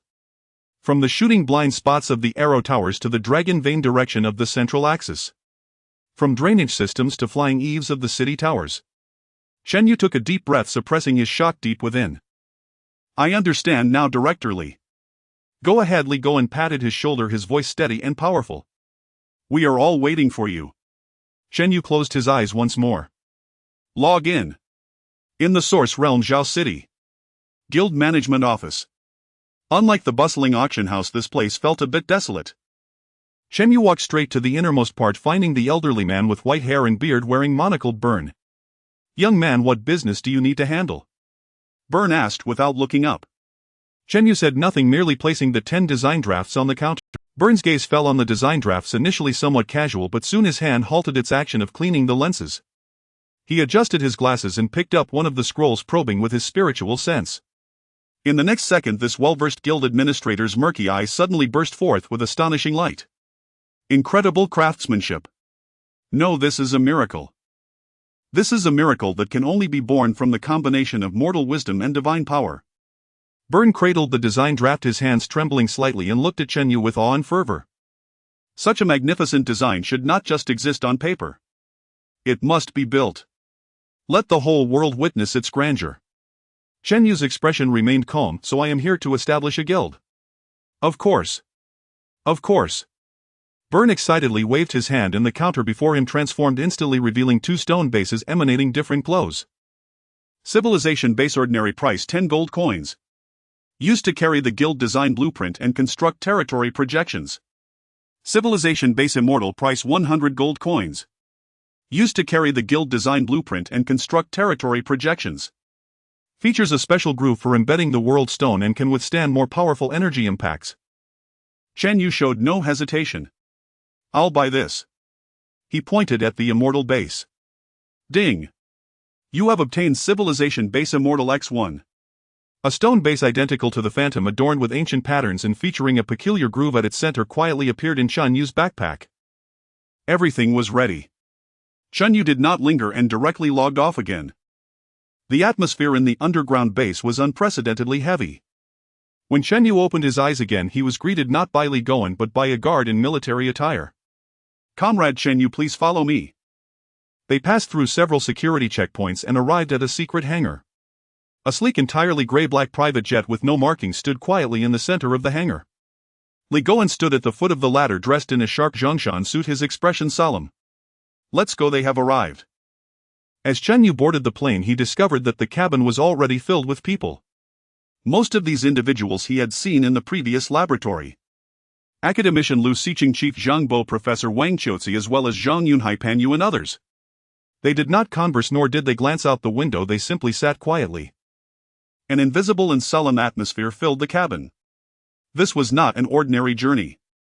This was a civilization's expedition. The airplane landed smoothly. The cabin door opened and a biting mountain wind surged in, carrying the unique scents of grass and rocks from deep within the Qinling Mountains. The sun had begun to set in the west, casting a golden glow that adorned the undulating mountain ridges with a magnificent frame. This used to be a winding mountain road built for tourism development but was later closed and abandoned for environmental protection. However, at this moment this forgotten road was bustling with activity. Beside the road, a spacious parking lot at a scenic viewpoint had transformed into a temporary frontline command center. Hundreds of personnel in various work uniforms were busy with numerous thick cables weaving across various intricate instruments like a web. In the air, aside from the sound of the wind, there was only the low hum of the instruments operating and the rapid exchange of instructions among the personnel. As Chen Yu and his group just disembarked, a middle-aged man with a safety helmet and a dark complexion quickly approached. Director Li, all experts are ready. He was Zhou Jiangwo, the overall supervisor of this ground project. Li Goen nodded, his gaze sweeping over this busy and orderly sight, finally landing on Chenyu. Xiao Chen, where's the item? With a thought, Chenyu took out the civilization base immortal. Buzz, with a faint muffled sound, a dark golden stone base nearly a meter square and covered with ancient mysterious patterns appeared out of thin air on the ground, stirring up a visible cloud of dust. The scene fell into instant silence. Everyone's gaze was captivated by this violation of the laws of physics and the base that emanated a profound sense of history. Good heavens! Chief Engineer Zhou Jiangwo couldn't help but exclaim. He quickly stepped forward and cautiously touched the edge of the base with his gloved hand, feeling its cold and hard texture. He tried to push it, but the base remained unmoved. This weight! I estimate at least several hundred pounds. A spark of brilliance erupted in Zhou Jiangwo's eyes as he turned to look at Chenyu as if he were gazing at a monster. He immediately picked up the intercom, his voice trembling with excitement. Attention all units. The Tianyuan installation item has been positioned. Repeat, the Tianyuan installation item has been positioned. Hoisting team prepare. Received. Received. Responses echoed back from the intercom. Not far away, the boom of a heavy tracked crane began to slowly pivot. Tianyuan is the code name given by the expert group for this civilization base's location, derived from Go, meaning the center of the board.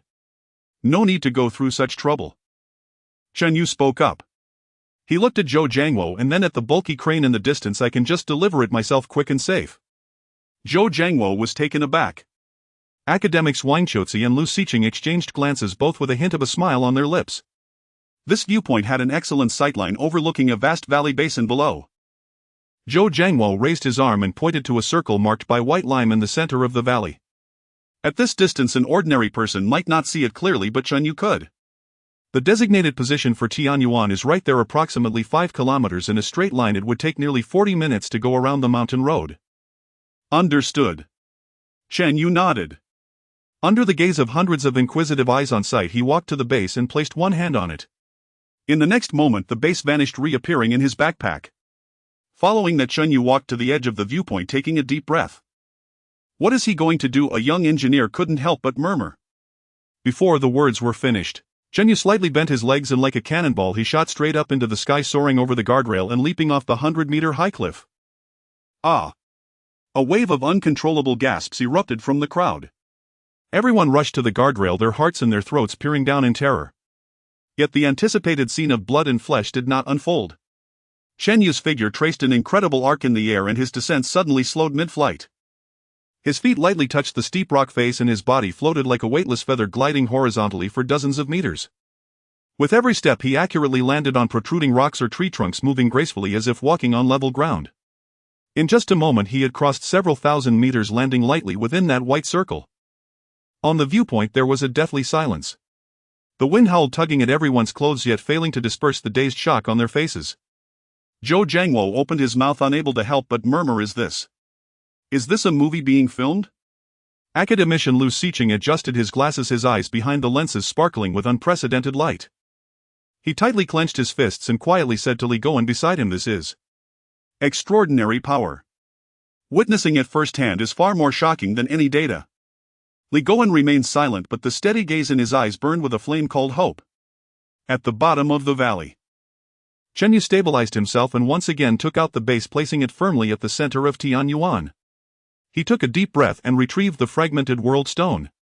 The stone was small, only the size of a palm, and irregularly hexagonal. Chenyu aimed it at the peculiar recess at the center of the base and slowly lowered it. Click! A faint sound. The fragmented world stone fit perfectly with the immortal base.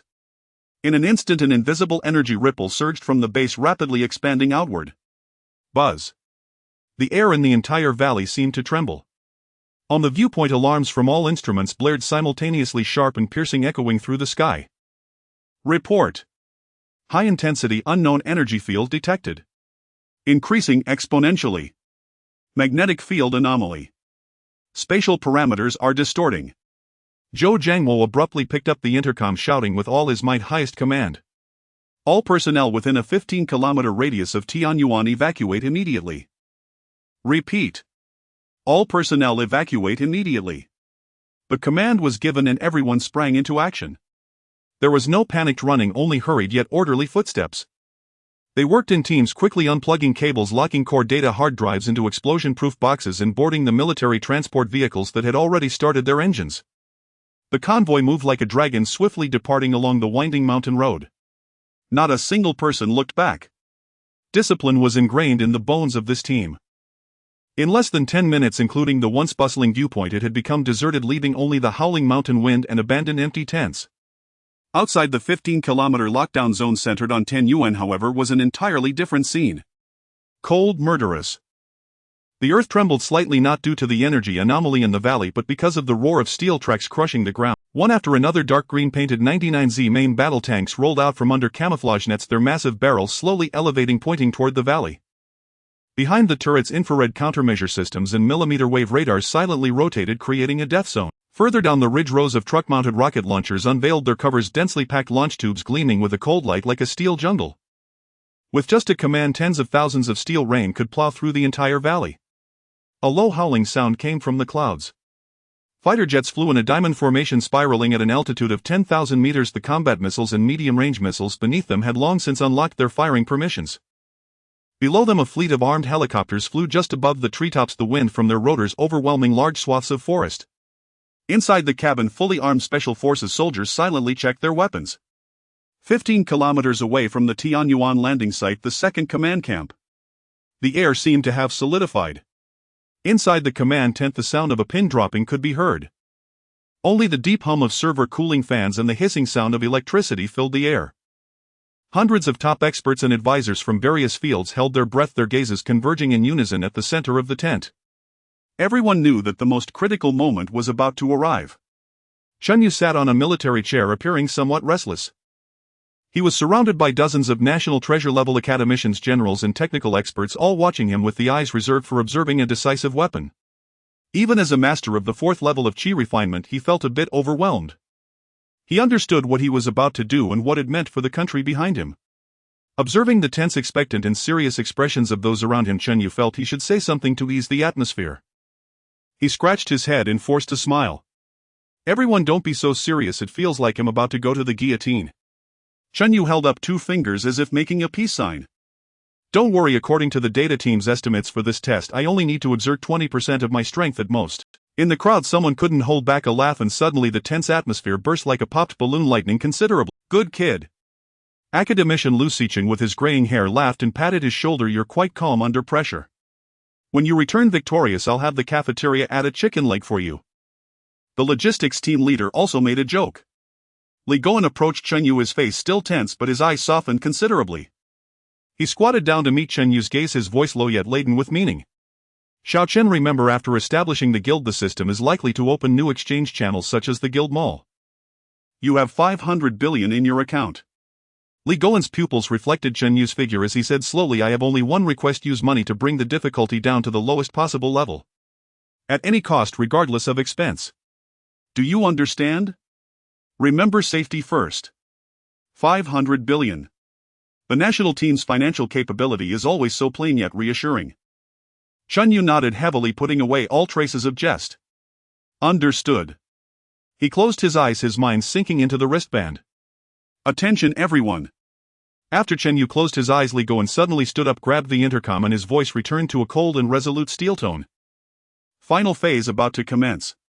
All units enter Level 1 combat readiness. Repeat. Level 1 combat readiness." Buzz. In the command tent, all eyes abruptly shifted from Chunyu, fixated on the enormous splicing screen occupying an entire wall. On the screen, dozens of high-definition surveillance images from different angles were live-streaming the valley where Tianyuan was located.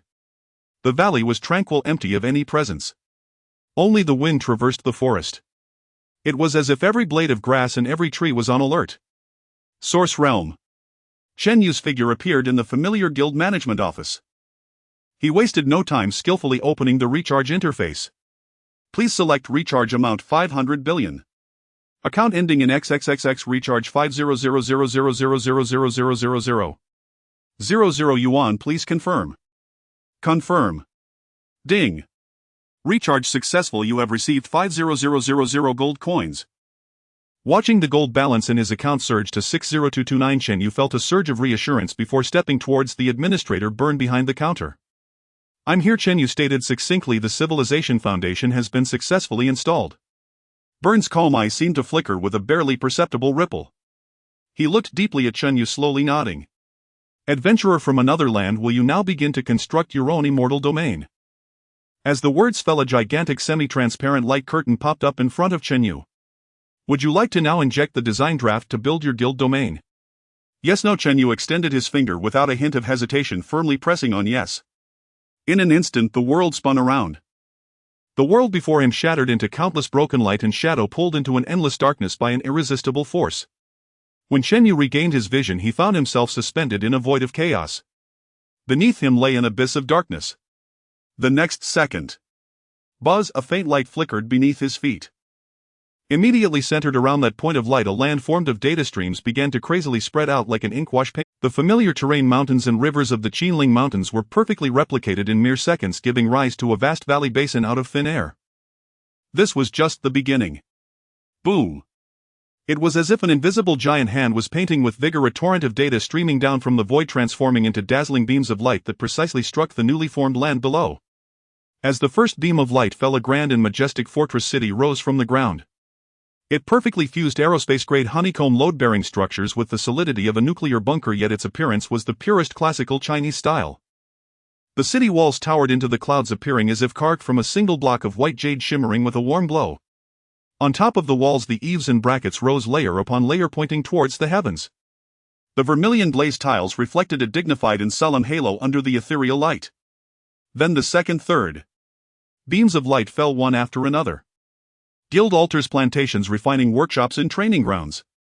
One after another, buildings with unified styles yet distinct functions sprouted and took shape from the ground like bamboo shoots after the rain. The overall architecture was dominated by a sacred white, complemented by solemn vermilion adorned with brilliant gold. As far as the eye could see, pavilions and towers stood in succession with intricately carved beams and painted rafters. Amidst the swirling clouds and fog, it seemed as if celestial cranes hovered and spirit deer paused in admiration. Chen Yu stared in awe at all this, at the miracle constructed from countless lines, data and light and shadow. A word from his memories uncontrollably surfaced in his mind.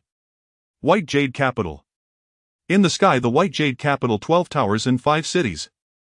Celestials caressing my head, granting me longevity. These experts truly dare to dream and truly dare to build. Chen Yu couldn't help but murmur quietly. This was no longer a simple guild domain. This was a city, a dream city forged from the pinnacle of a civilization's wisdom and imagination, built in another world. Ding! A crisp system notification sound pulled Chen Yu from his shock. The initial construction of the chosen land is complete. You may choose. 1. Activate the current design scheme. 2. Abandon the current scheme and choose the system's default domain template. 3. Abandon the current scheme and resubmit the design draft. Do I even need to choose? Chen Yu's gaze swept over the White Jade Capital like celestial city before him, a surge of unprecedented ambition swelling within him. He took a deep breath, extended his finger, and resolutely pressed the first option. I choose to activate the current design scheme. Ding! Design scheme confirmed. Chosen land begins synchronizing projection. The moment Chen Yu pressed the confirmation button, the White Jade Capital floating in the chaos seemed to be infused with a soul. Boom! A thunderous sound emanated from the depths of the soul, and the entire celestial city suddenly burst forth with billions of rays of light. The void chaos was thoroughly dispelled, replaced by a rapidly expanding realm of reality. The mountains and rivers beneath his feet were no longer mere data streams, but solid and weighty soil and rocks.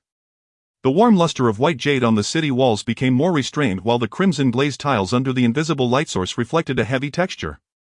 Within the city, the blue stone slabs of the training ground were vividly visible, and the chimney of the artifact forging workshop even began to emit wisps of blue smoke, while in the plantation tender green shoots broke through the earth. Everything came to life.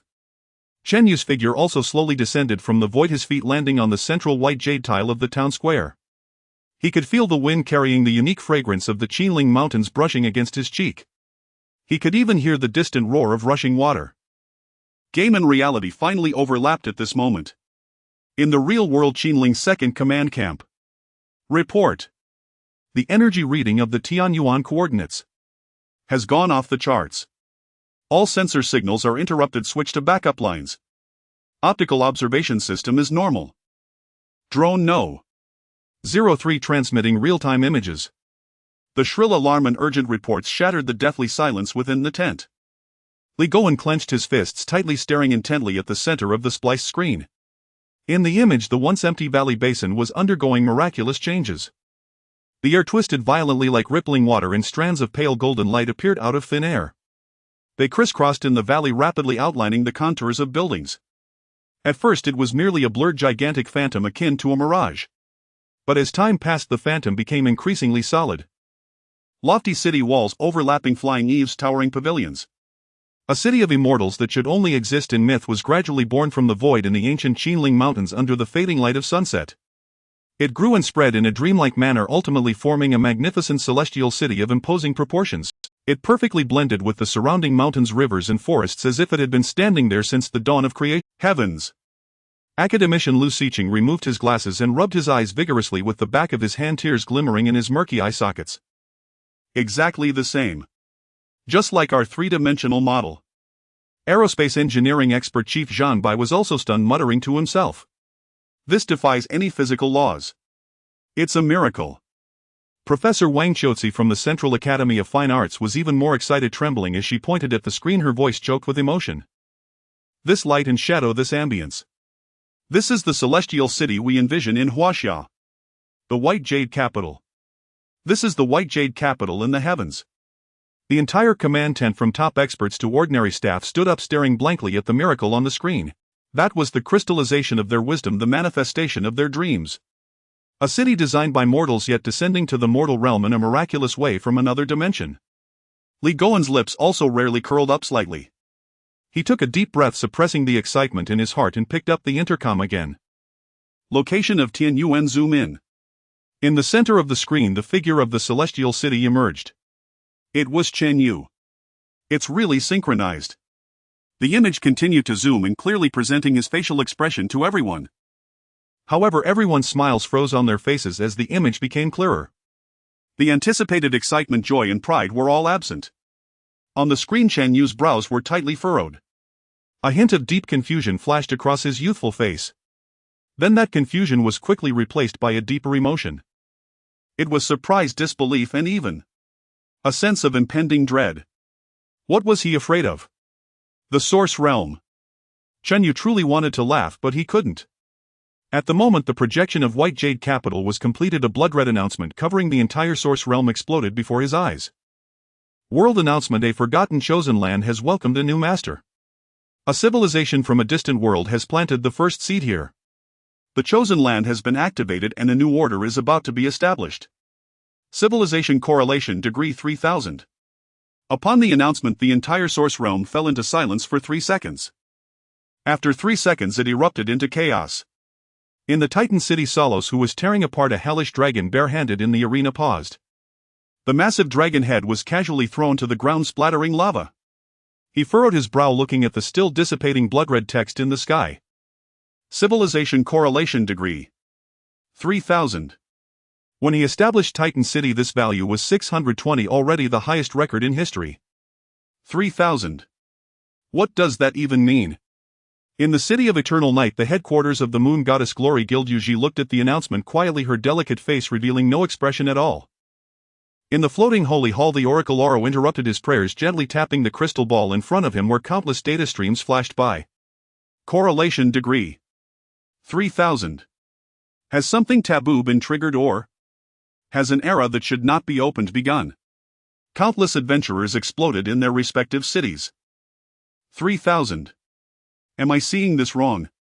The Moon Goddess Glory built the city with only over 500 points, didn't they? Which civilization is this? Is this a cheat?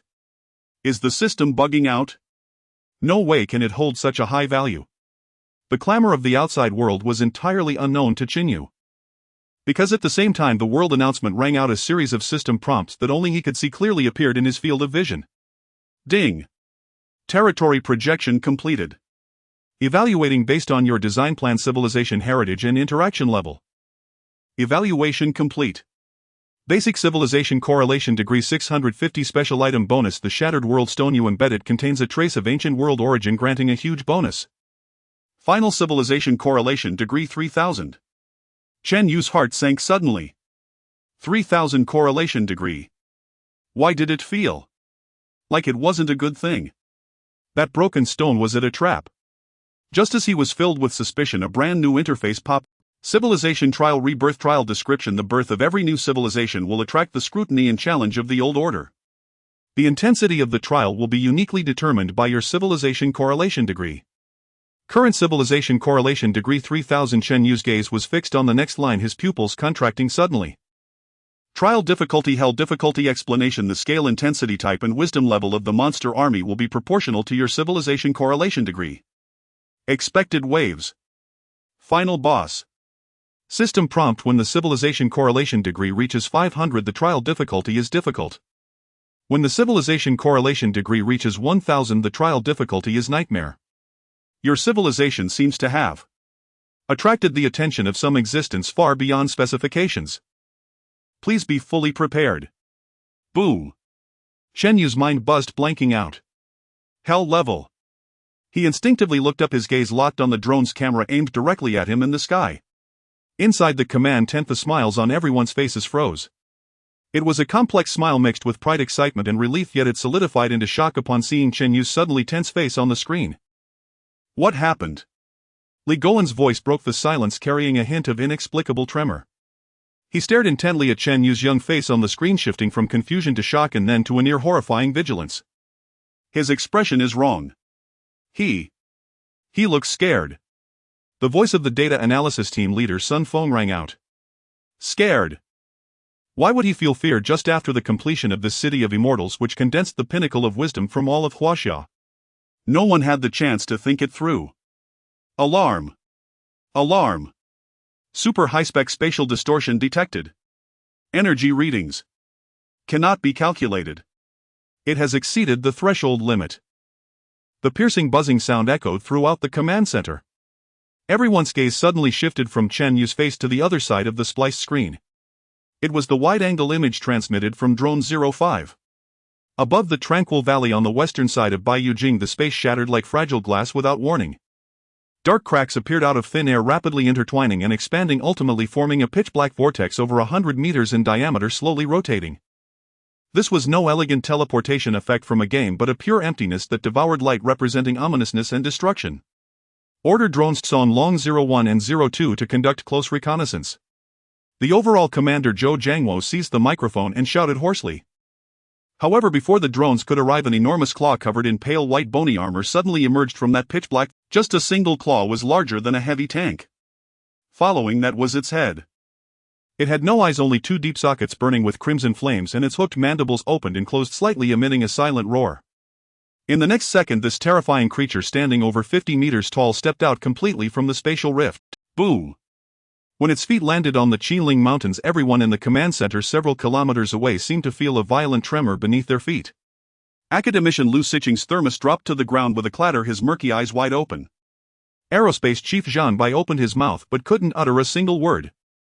Professor Wang Qiuzi turned pale, instinctively taking a step back and colliding with the equipment cabinet behind him. Just a moment ago they had been moved to tears by the arrival of their designed Baiyu Jing. In this moment, the harbinger of hell tore through space before their creation, arriving with ferocity. Is this the siege monster? Li Goen muttered to himself, his face ashen. He finally understood why Chen Yu had such a tense expression, as if facing a formidable enemy. This was not an exaggeration but the most truthful portrayal. All personnel to level 1 combat readiness. Li Goen snapped back to reality and roared into the intercom. This is not a drill. Repeat, this is not a drill. Order all peripheral fire units to target the monster and prepare for a saturation attack at any time. In the source realm, Chen Yu felt his blood freeze. His hands and feet were icy. He didn't even have time to ponder just how difficult the purgatory challenge would be, as a terrifying pressure was already crushing from the western horizon. He suddenly looked up. Using his spiritual vision, the monster that stepped out from the dark void was clearly visible in his sight. A line of blood-red text was seared onto his retina like a brand. Abyss Ripper Elite Lord, level 30 health. Attack. Defense. Skills: Abyss Grasp, Rending Roar. Description: a low-tier lord from the abyss, attracted by the aura of the new world, yearning for slaughter and destruction. Level 30. Elite. And a lord. Chen Yu's mind buzzed, blanking out. Was this a test designed for level 10 players? Forget a 10-man team, even 100 level 10 players would be mere appetizers in front of this thing. The system clearly had no intention of letting anyone survive. Run. That thought only crossed his mind for an instant before he extinguished it. Once the city fell, the foundation of civilization would become the coordinates for the monster's invasion into reality. If he ran, what would happen to the Qinling behind him, to Huaxia? Damn it. A surge of determination stemming from his survival instincts erupted from the depths of Chen Yu's heart. System Mall. He swiftly opened the mall interface, his eyes scanning like lightning. Guild Mall. Sure enough, an additional option page appeared. Chen Yu didn't hesitate to click in. Basic supply, spirit plant cultivation. Building blueprints. This is it. Chen Yu directly opened building blueprints. Disposable defense arrow tower, limited 20, deals minor damage to units below level 30. Price 100 gold coins per unit. Disposable frost watchtower, limited 20, deals frost damage and slows down units in the target area. Price 100 gold coins per unit. Disposable shot bunker, limited 20, deals continuous area damage and stuns ground units. Price 100 gold coins per unit. Disposable immortal throne civilization exclusive, limited 20, randomly summons the spirit of a legendary immortal simulation. Price 500 gold coins per unit. Fortress level city defense crossbow blueprint. Chen Yu's gaze passed over the subsequent blueprints. Distant water won't quench immediate thirst. His gaze was firmly locked on the words disposable and limited in front of those items. Bought. All bought. 2,000 gold coins, 2,000 gold coins, 2,000 gold coins, 10,000 gold coins. In an instant, 16,000 gold coins evaporated. Chen Yu didn't even blink. This amount of money was nothing. Ding. Building sequence generated. Please select deployment area. Expected construction time 10 minutes. Effective duration 60 minutes. 10 minutes. Chen Yu looked up at the distance. Apart from the creature named Abyss Ripper, countless smaller monsters had also appeared. Countless demonic beings charged towards the territory. The earth trembled in response. At this rate, in less than 2 minutes they would be at the city gates. A virtual overhead map unfolded before Chen Yu. He enclosed all building coordinates around the Tianyuan position, forming a circular defensive position. This was the safest choice and would prevent monsters from spawning in other directions. Deployment confirmed. Buzz. In the central square, giant golden phantoms rose from the ground and began to rapidly solidify. Meanwhile, in the command center report, monitoring detected new energy reactions from Tianyuan. Generating. Building model. On the screen, everyone saw the golden phantoms rising from the ground. To the west, the monsters were getting closer to the city walls. Chen Yu arrived at the west gate, standing atop the towering city wall. Behind him was the newly born city of immortals, a culmination of countless hearts' efforts. Before him was the relentless monster army bringing death and destruction. He was the first and currently the only line of defense for this city. He slowly drew out the Yu Huang sword, its blade reflecting a cold and dazzling light under the setting sun. "Come on, beast." He growled softly, his eyes filled with unprecedented determination. In the real world, on the outer defense line of the Qinling Mountains, whether it was missile positions or fighter jets circling in the air, all the soldiers who saw that gigantic creature were stunned. They finally realized what they were facing. But in just a moment, a surge of fighting spirit surged uncontrollably. The will to fight to the death was unwavering. They were the first line of defense in the real world. If these monsters wanted to break out, they could only do so over their corpses. In the second command center, the atmosphere was as solid as iron. On the large screen, the gigantic creature, resembling a small mountain, was leading an endless tide of monsters towards the solitary Jade City. The earth was wailing and the sky was stained a foreboding dark red. The aura of destruction was so palpable that even through the cold screen one could feel a shiver. The development of the situation exceeded everyone's expectations. Can Chen Yu hold it back? The voice of Sun Feng, the data analysis team leader, was dry as he stared intently at the small figure standing on the city wall.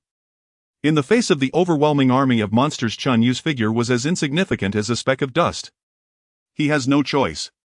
Li Goen clenched his fists tightly, his bloodshot eyes filled with complex emotions. There was worry, hope, and a gamble that placed the fate of the entire nation on one person. He must hold it back. As soon as the words fell, Chen Yu moved on the screen. He did not retreat, nor did he hesitate for a moment. He deftly pulled out a gleaming talisman from his chest and slapped it against his heart. Substitute talisman. Immune to a single fatal injury.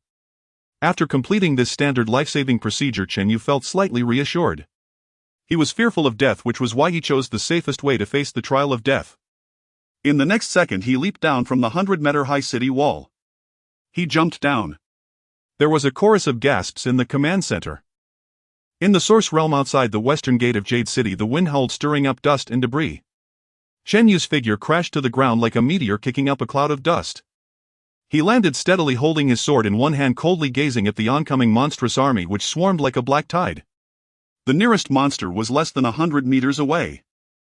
They were hundreds, thousands of various monsters gathered together, ranging from level 25 to 28, with blood-red eyes filled with a bloodthirsty madness. Behind them were even larger and more powerful monsters wielding gigantic bone blades, their levels unmistakably reaching 30. At the very center of the horde stood the elite Lord Abyss Ripper, towering at 50 meters, making devastating strides closer and closer. Gulp!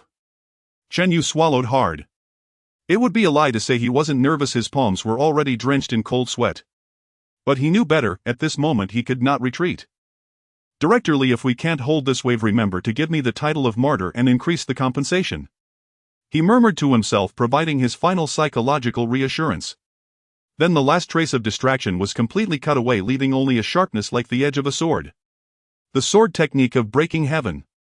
He formed a sword gesture with his left hand, and the spiritual power within him surged forth without reservation. Another Yu Huang sword appeared beside him. Second style. Buzz. The two identical innate spiritual treasures emitted a high-pitched sword cry, brilliant golden light shooting skyward as if igniting two small suns before the city wall. Chaos stars. With a low shout, Chen Yu pointed forward fiercely. Whoosh! Whoosh! The two Yu Huang swords instantly vanished from their original spots, transforming into two golden streaks of light that tore through the air, intersecting as they shot into the surging tide of monsters. In the next moment, a terrifying scene unfolded. Those two golden streaks of light did not pass through. Instead, upon entering the mass of monsters, they suddenly erupted with unparalleled speed. They began a frenzied, chaotic, high-speed traversal, cutting and swirling. Wherever the sword light reached, severed limbs and broken bodies flew through the air.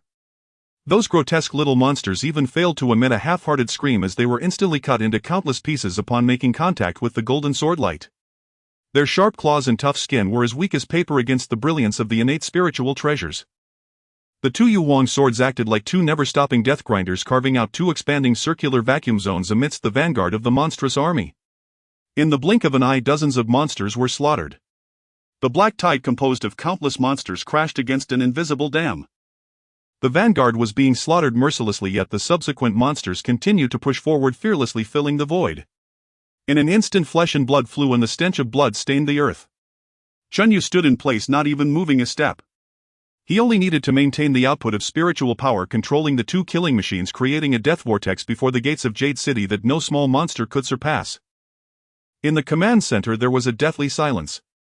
Everyone had their mouths agape, staring blankly at the screen, witnessing a massacre that could only be described as fantastical. Just a moment ago they were still anxious about Chen Yu's safety. At this moment they felt that their worldview had been shaken like never before. What is this sword technique?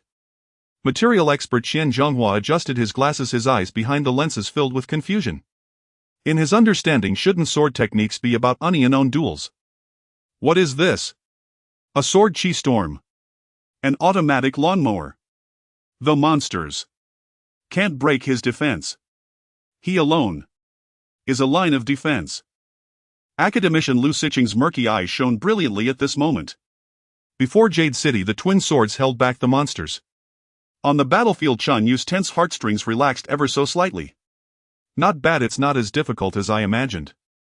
He muttered to himself. These level 25 to 30 little monsters, although numerous, were merely delivering food in the face of his perverse attributes at the fourth level of Qi refinement, the innate spiritual treasures, disregard for tear suppression, and the area effect slaughter of the heavenly level sword technique Chaos Stars. At this rate, forget about holding for 10 minutes, even half an hour would be more than enough. Once the defense tower was built, it would be even more secure. Thinking of this, he even had the leisure to glance at the giant elite lord in the distance. The Abyss Ripper seemed in no hurry to attack it, merely coldly watched the slaughter as if enjoying an interesting drama. What a pretentious display of expert demeanor! Once the turret is up, will be the first to blow you away. Chen Yu scoffed. However, just as this thought crossed his mind, a sudden change occurred. The far-off Abyss Ripper slowly raised its claw larger than a tank. There was no gathering of earth-shattering energy nor any flashy casting gestures. It merely made a gentle grasp in Chen Yu's direction. Buzz. An indescribable eerie wave instantly crossed thousands of meters, descending upon Chen Yu. This was neither a physical attack nor an energy impact. Rather, it was a deeper direct effect upon the rules. Annihilation. Chen Yu felt an intense tightness all over his body as if gripped by an invisible hand. Immediately after, the substitute talisman on his chest, which had been radiating a faint glow, suddenly dimmed. Like a candle blown out by the wind, it burst into a shower of golden ash, dissipating into the air. System prompt: your substitute talisman effect has been dispelled by Abyssal Gaze. Chen Yu's pupils suddenly contracted to the size of pinpricks. The substitute talisman was dispelled. How could this be possible? This was a rule-type item from the system shop. How could it be dispelled by a skill? This was not what was promised. A bone-chilling cold surged from his feet to the crown of his head. Before he could react from the shock, the Abyss Ripper, with its mouth full of hooks, slowly opened wide. This time it was no longer a silent roar. Instead, it was a scream that seemed capable of tearing souls apart. Roar! A visible dark red sound wave spread out like a shockwave. This wasn't aimed at his body. This was a mental attack. Chen Yu's head buzzed as if struck hard by an invisible hammer. The world spun. Everything before his eyes began to twist and blur. A severe pain surged from deep within his soul, nearly causing him to faint. System prompt: you have suffered an attack from Rending Roar and have fallen into a 2-second dizzy state. System prompt: your skill Chaos Stars has been interrupted. As the prompt sounded, the two Yuwang swords, which had been madly slaughtering within the monster horde, dimmed, let out a mournful cry, lost control, and fell to the ground. The defense line has been breached. In the Qinling Mountains, the second command center, time seemed to stand still. On the big screen, the two dazzling golden divine swords fell, their brilliance dimming. It was as if a myth had come to an end. The indestructible defense line formed by the swordlight collapsed in an instant. An endless torrent of black demonic creatures lost their final barrier, like a flood breaching a dam, instantly submerging that lone figure. It's over. Sun Feng mumbled to himself, his face pale. Li Goen stared at the screen, his muscles taut to the limit. Is it really over? China had poured all its national strength into this gamble for the future. Is it to end in such an absurd manner, declaring failure within just a few minutes of the beginning? In the Source Realm. Dizziness. This was the only thought in Chen Yu's mind. The world spun around him, the ear-piercing shrieks of countless demons echoed, and a tearing sensation from deep within his soul made him nearly vomit. He lost control of his body and the connection to the two Yuwang swords. Out of the corner of his eye, he caught a glimpse of a hideous claw covered in bone spurs, carrying a foul wind, clawing fiercely towards his face. There was no way to dodge. Chen Yu's heart sank to the depths. Damn it, I haven't killed enough yet. This was his last thought. Puff. The claw landed precisely on his chest. However, the anticipated agony of being torn apart did not come. Instead, he felt a dull sensation as if struck lightly by a blunt object on his chest. A bright red number slowly floated up from above his head. 1. The entire battlefield seemed to have been muted at this moment. The level 25 red-eyed raider that struck with its claws appeared to show a hint of confusion in its crimson eyes. It glanced at its own claws, then at this human who hadn't even broken skin, as if questioning its beastly existence. At the same time, Chen Yu's body automatically activated the 9 turns primal art. A refreshing aura spread through his limbs, instantly dispersing the dizziness in his mind. That 2-second forced control was surprisingly compressed to less than a second by his fierce soul and technique. Chen Yu's consciousness instantly awakened. He looked down at the shallow white mark on his chest, then at the highly insulting number above his head. He was stunned. Even that monster was taken aback. What the hell? A voice from the depths of his soul exploded within Chen Yu. Is this the 4th layer of Qi refinement? Is this over 700 in defense? A level 25 monster can't even break through my defenses. The frozen atmosphere in the command center was shattered by a gasp. He's fine. Data team leader Sun Feng almost shouted. He suddenly stood up, pointing at the big screen as if he had witnessed an incredible miracle. Everyone, including Li Goen, stared at Chen Yu intently. Hell in 1 second, paradise in the next. This extreme contrast nearly made the seasoned expert's heart stop. His base attributes have completely crushed those ordinary monsters. Sun Feng's voice trembled with excitement. All of our previous calculations were too conservative. Too conservative. On the battlefield, after a brief stupor, a more frenzied wave arose. If one monster couldn't break through, then 100,000 would. Roar. Countless monsters surged forward, claws, fangs, bone blades, pouring down on Shen Yu like a torrential storm. Clanging. The sounds were dense like rain hitting banana leaves. A series of bright red numbers rushed out from above Chen Yu's head. 1. 1. 1. His health was beginning to drop at an extremely slow yet steady pace. However, while physical damage could be ignored, the overwhelming physical force was very real. Chen Yu felt a tremendous power coming from all directions, pushing him backward. Capture the leader first. Chen Yu's eyes flashed with determination. He couldn't be trapped here. That big guy's skills were the real threat. The substitute talisman could be disrupted. This was beyond the norm of the game, a complete obliteration of the rules. He had to take it down before its skills cooled down.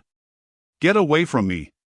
A roar erupted as Chen Yu's spiritual energy erupted without reserve. Boom. A golden shockwave erupted from him, instantly sending the mountain of monsters surrounding him flying, clearing a small space. With a thought, the two Yu Wang swords that had fallen to the ground emitted a joyful cry, transforming into two streaks of light that flew back to his side. Chen Yu's gaze turned razor-sharp. Defense. Defense is just waiting to die. He would take the offensive. Heaven-splitting sword technique. Chen Yu formed a sword gesture with his left hand, his eyes like lightning staring at the elite Lord Abyss Ripper, standing like a mountain a kilometer away.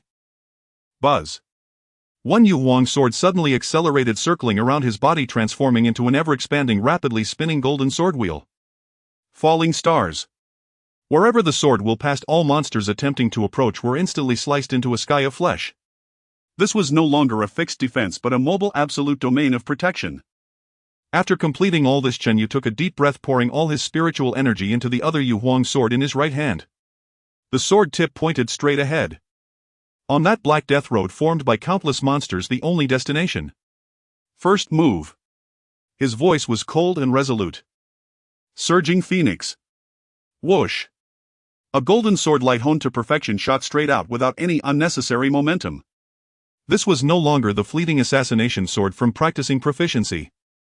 Instead, it was a continuous, unstoppable spear of destruction. The sword light pierced into the black wave of monsters like a red-hot iron brand. All monsters standing in front of the sword light, regardless of level or type, were evaporated and gasified upon contact, leaving not even a whole piece of shattered bone. A straight destruction-made vacuum channel was forcefully opened. Now is the time. Chen Yu moved. His figure instantly transformed into an afterimage, rushing forward with the path-clearing sword light into the heart of the monster army, launching a desperate charge. One man, one sword, one ray of light. In the black sea of despair, he traced a golden trajectory that pierced the heavens. In the command center, everyone stood up, holding their breath, witnessing this miraculous scene. He is charging. He is single-handedly charging toward the center of thousands of monsters. Crazy. He's gone mad. No, this is the only way to survive.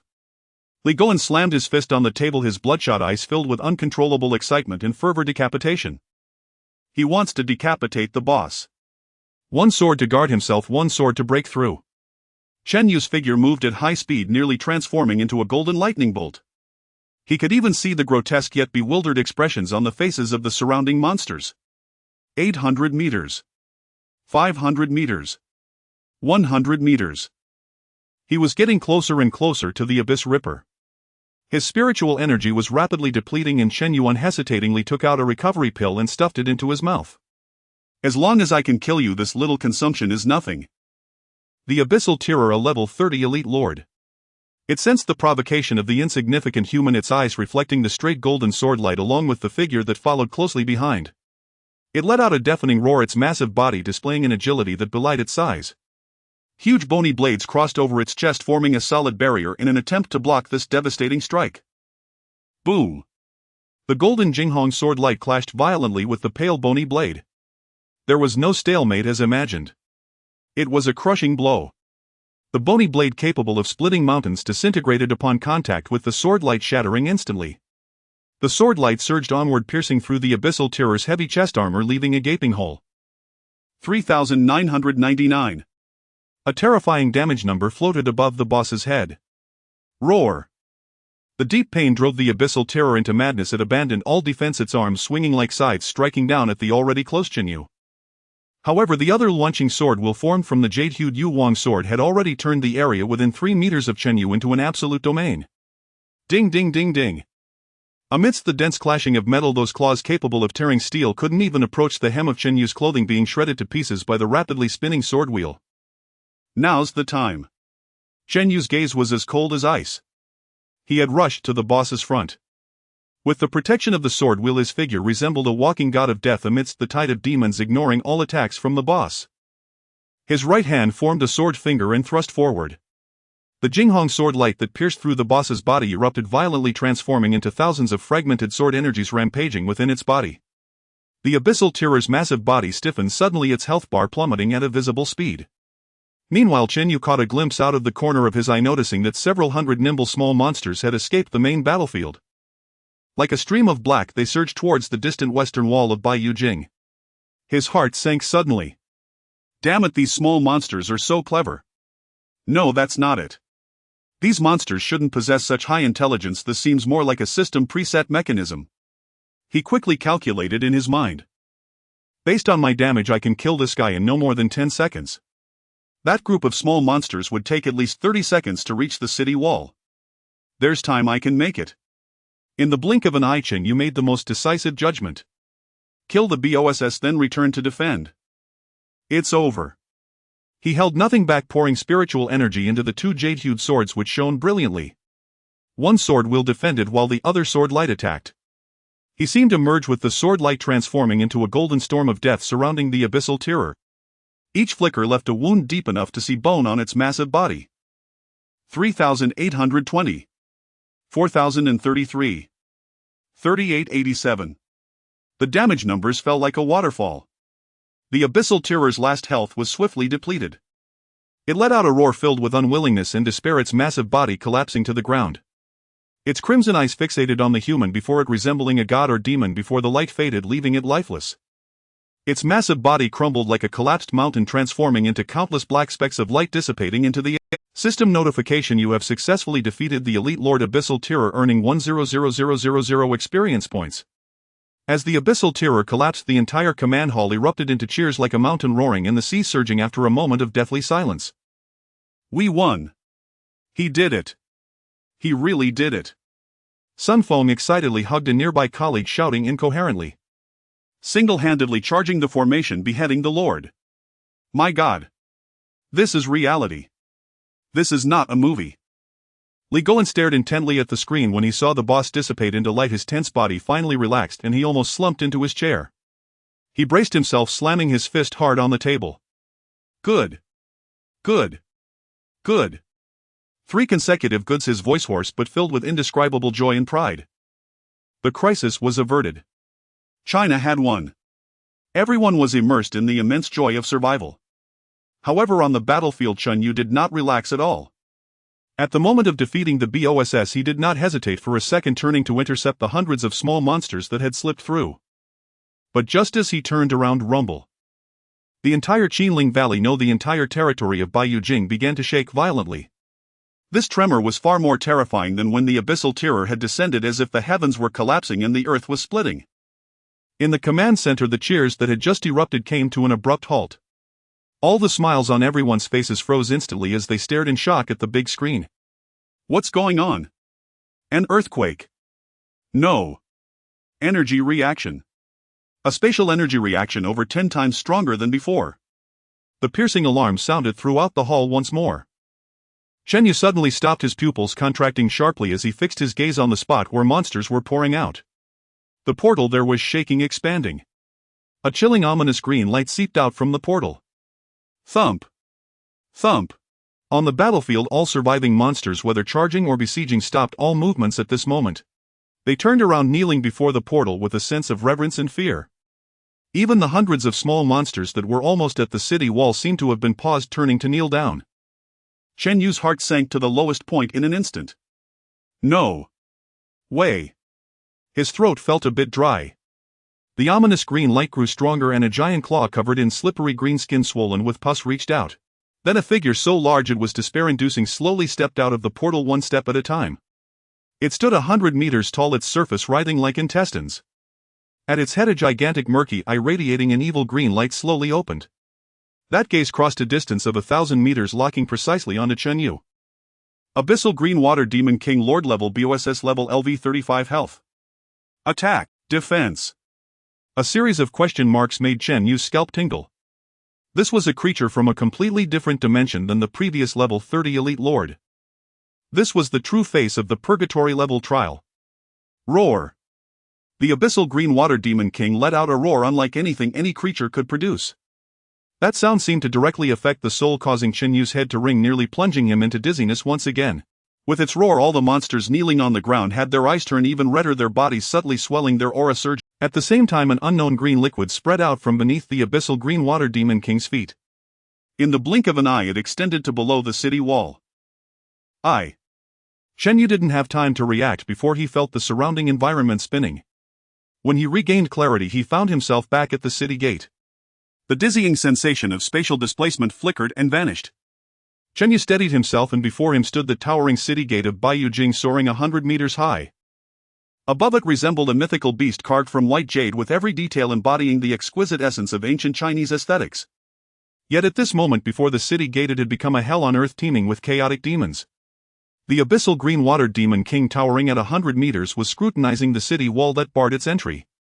Its gigantic murky singular eye slowly turned, revealing a hint of human-like confusion.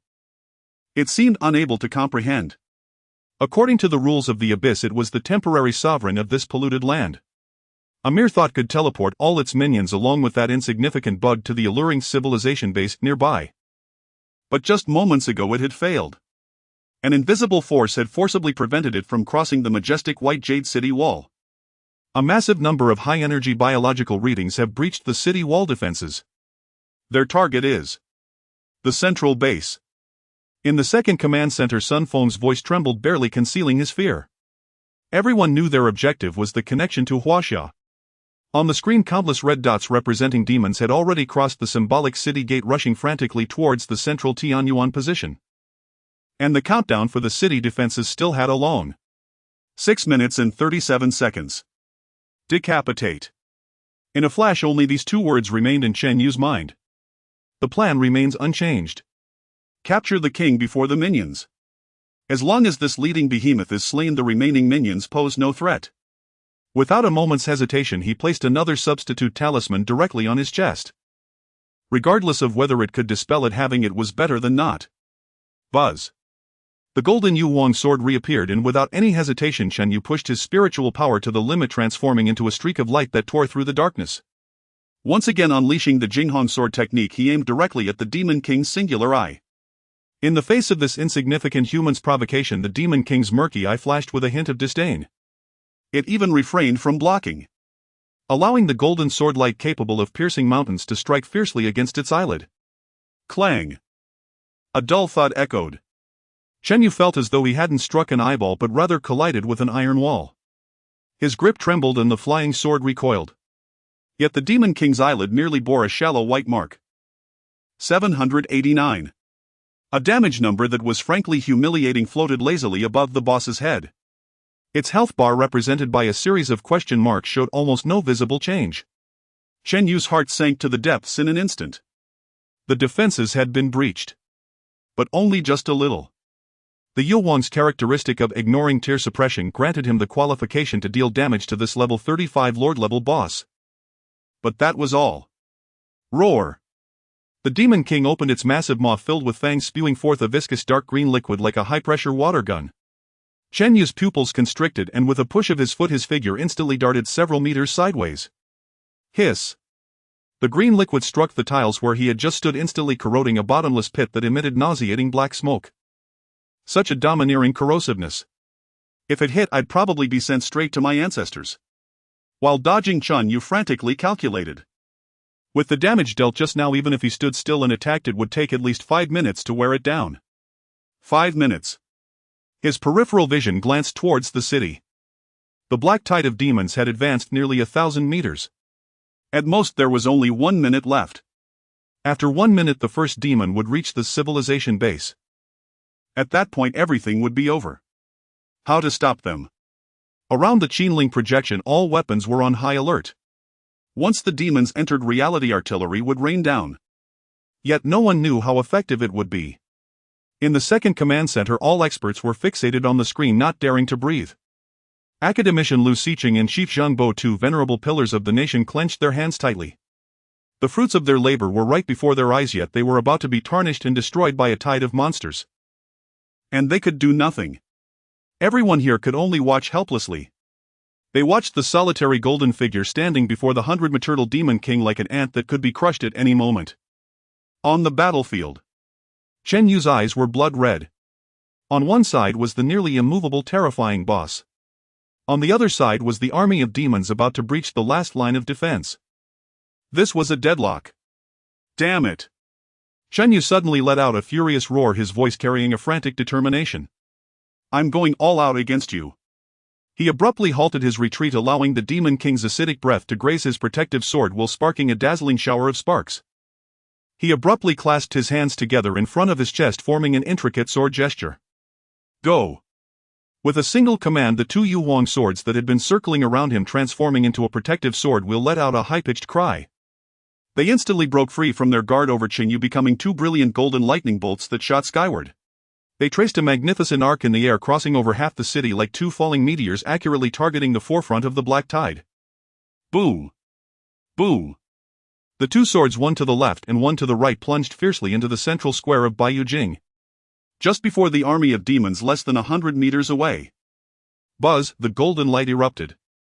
Under everyone's gaze, the blades of the two Yuhuang swords began to turn ethereal and elongated.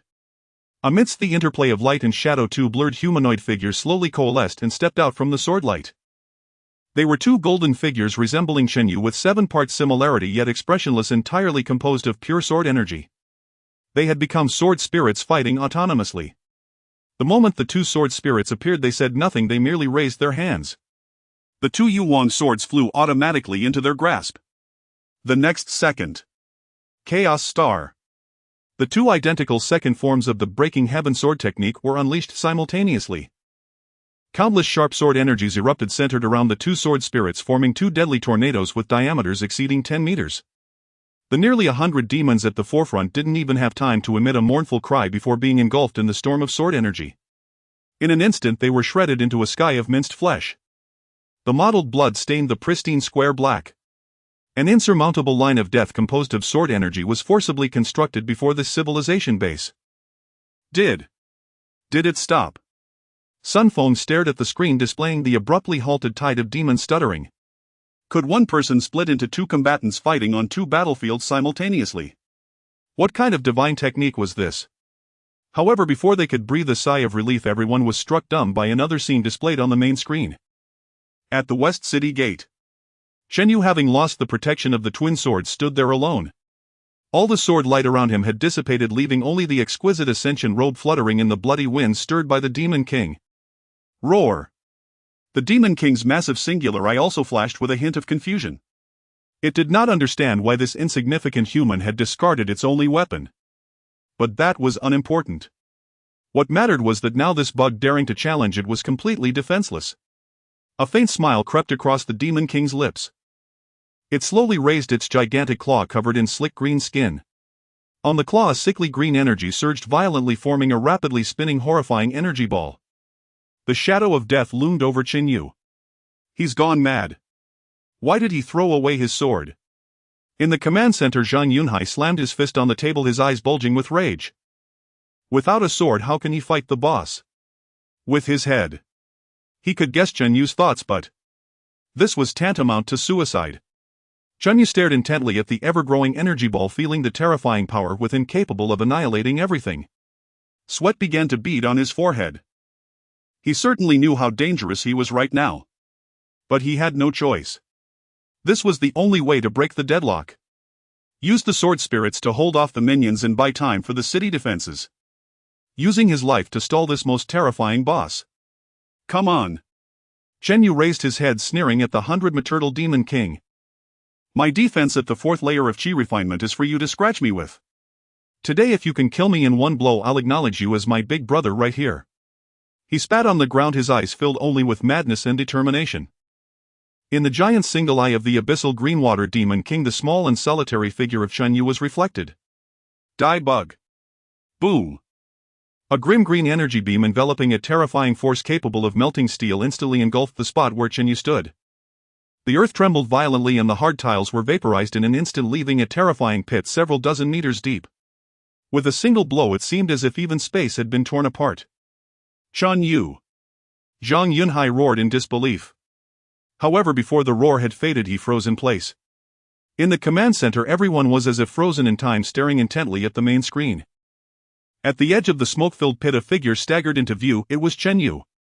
His ascension robe remained intact though it was stained with some dust and he gasped violently, his chest heaving. He actually dodged. Roar. The abyssal greenwater demon king towering 100 meters high also let out a sound of surprise. Its battle instincts clearly informed it that the previous attack had locked onto the opponent's aura, leaving no chance for a miss. However, just at the moment before the energy exploded, that bug's figure had shifted sideways like a phantom, narrowly avoiding the fatal core area. Huff. Huff. Chun Yu panted heavily, his heart racing. He knew the pattern of this type of attack. Charging and locking on happened simultaneously. Moving in advance was pointless, it could even give the opponent space to predict. Only by dodging at the moment the attack was released could he have a chance to evade. Even so, the dispersing energy at the edge still caused him to lose over 100 health points. He raised his head, wiped the cold sweat from his forehead and forced a smile that was more grotesque than crying. Hey! His voice was somewhat hoarse, yet it clearly resonated across the battlefield. Haven't you eaten? Is this all the strength you have? With the words spoken he made a gripping motion with his right hand. Buzz. A simple sword light flashed and a primitive-looking Qingfeng long sword appeared in his hand. It was the rare weapon he had used before, the Ascension Sword. Although he had acquired a congenital spiritual treasure, he had never been willing to throw away this sword. The abyssal greenwater demon king was evidently enraged. Roar! Another roar erupted and the giant body of the demon moved. It abandoned its charged attack and its enormous claws stirred up a bloody wind as it swiped down at Chun Yu. That claw seemed as if it was going to tear the sky apart. Chun Yu's gaze sharpened. Instead of retreating he advanced. He kicked off the ground heavily, his figure shooting towards the demon like an arrow. He dared not create distance. The two sword chi whirlwinds formed by the sword spirits were highly efficient in killing, but the number of monsters was simply too many. Even with two swords the coverage area was limited, requiring constant positional changes. Once he distanced himself too far from the BOSS he would exit its hate range. Heaven knows whether this big guy would simply go help his minions break through the sword spirit defense line. By then the sword spirit line would undoubtedly collapse. He must drag it here. The shadow of the claw loomed down and Chun Yu's figure darted within, moving so fast it appeared as nothing more than a golden afterimage. Narrowly avoiding the claw strike he flicked his wrist and the Ascension Sword emitted a clear ringing sound. Surprising swan. Though made of common iron, the sword technique was genuinely a heavenly tier sword art.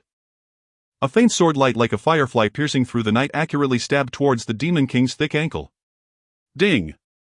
A crisp sound rang out like a needle piercing steel. A bright red number lazily floated up from the boss's head. 21. The air seemed to freeze at that moment. It was really just a scratch. Chun Yu immediately retreated, a provocative smile on his face. Did you see that? I broke through your defense. Your skin isn't that impressive. Roar. Great humiliation. The abyssal greenwater demon king was utterly enraged, its murky single eye instantly turning crimson. The ground beneath it suddenly rippled with large patches of grim green. Countless viscous green liquids seeped from the folds of its skin, rapidly spreading out. It transformed the square in front of the city gate into a swamp exhaling poisonous gas. Not good. Chun Yu felt his feet sink, a tremendous suction pulling at him, instantly reducing his movement speed by more than 30%. At that moment the Demon King's other claw, carrying a tearing shriek through the air, swept towards him. It was too fast. Under the influence of the deceleration field, Chun Yu simply couldn't dodge completely. He could only momentarily infuse spiritual energy into the sword while desperately leaning backward. PSHHH. The sword simply couldn't withstand it. The claw's sharp tip grazed past him. A deep wound visible to the bone extended down from his left shoulder. 897. A shocking damage number floated up from Chen Yu's head. Ugh! Excruciating pain. The searing agony instantly spread throughout his body as if his soul was being torn apart. Chen Yu let out a muffled groan, his entire being flying backward like a kite with a severed string crashing heavily onto the ground 10 meters away. He could even clearly feel the warm blood gushing out from the wound, instantly soaking the ascension robe on his chest. In the second command center, no one spoke anymore. Li Goen picked up the walkie-talkie, then set it down. The outcome seemed already evident. Everyone's heart sank to the bottom. However, Chen Yu on the battlefield showed no signs of despair. Struggling to half-kneel on the ground, he didn't even look at the wound on his chest. His left hand had already pulled out a Peiyuan pill, unhesitatingly shoving it into his mouth. Then he downed a large healing potion. The Peiyuan pill provided an instant recovery of 500 health, while the large potion offered a continuous healing of 100 per second. 500,100,100. A series of green recovery numbers began to pop up incessantly above his head. Ha! He. While coughing up blood, Chen Yu began to laugh softly. He raised his head, looking at the colossal creature before him with a gaze of disdain. Is this it? Are you giving me a massage? The pain still stimulated every nerve in his body, but his expression became increasingly maniacal. He knew he couldn't stop. He must hold on to its hate. The countdown for the construction of the city defense was still 3 minutes and 8 seconds. He had to endure. Come on. Keep going. Chen Yu roared again, charging forward with his sword. The next 3 minutes were the longest and most agonizing moments for everyone watching. On the screen, that blood-soaked golden figure was knocked away again and again. His ascension robe had long become tattered, every inch soaked in blood, making him appear utterly unrecognizable. Each time he was hit, the terrifying damage made everyone's hearts skip a beat. Yet every time he relied on pills to stubbornly pull his health back from the brink of death. He was like an unkillable cockroach, using the most ragged posture and the most tenacious will to hold back that world-destroying Demon King. 30 seconds left. On the battlefield, Chen Yu's movements had grown slower and slower. Blood loss, excruciating pain, and the tremendous strain on his mind began to blur his consciousness.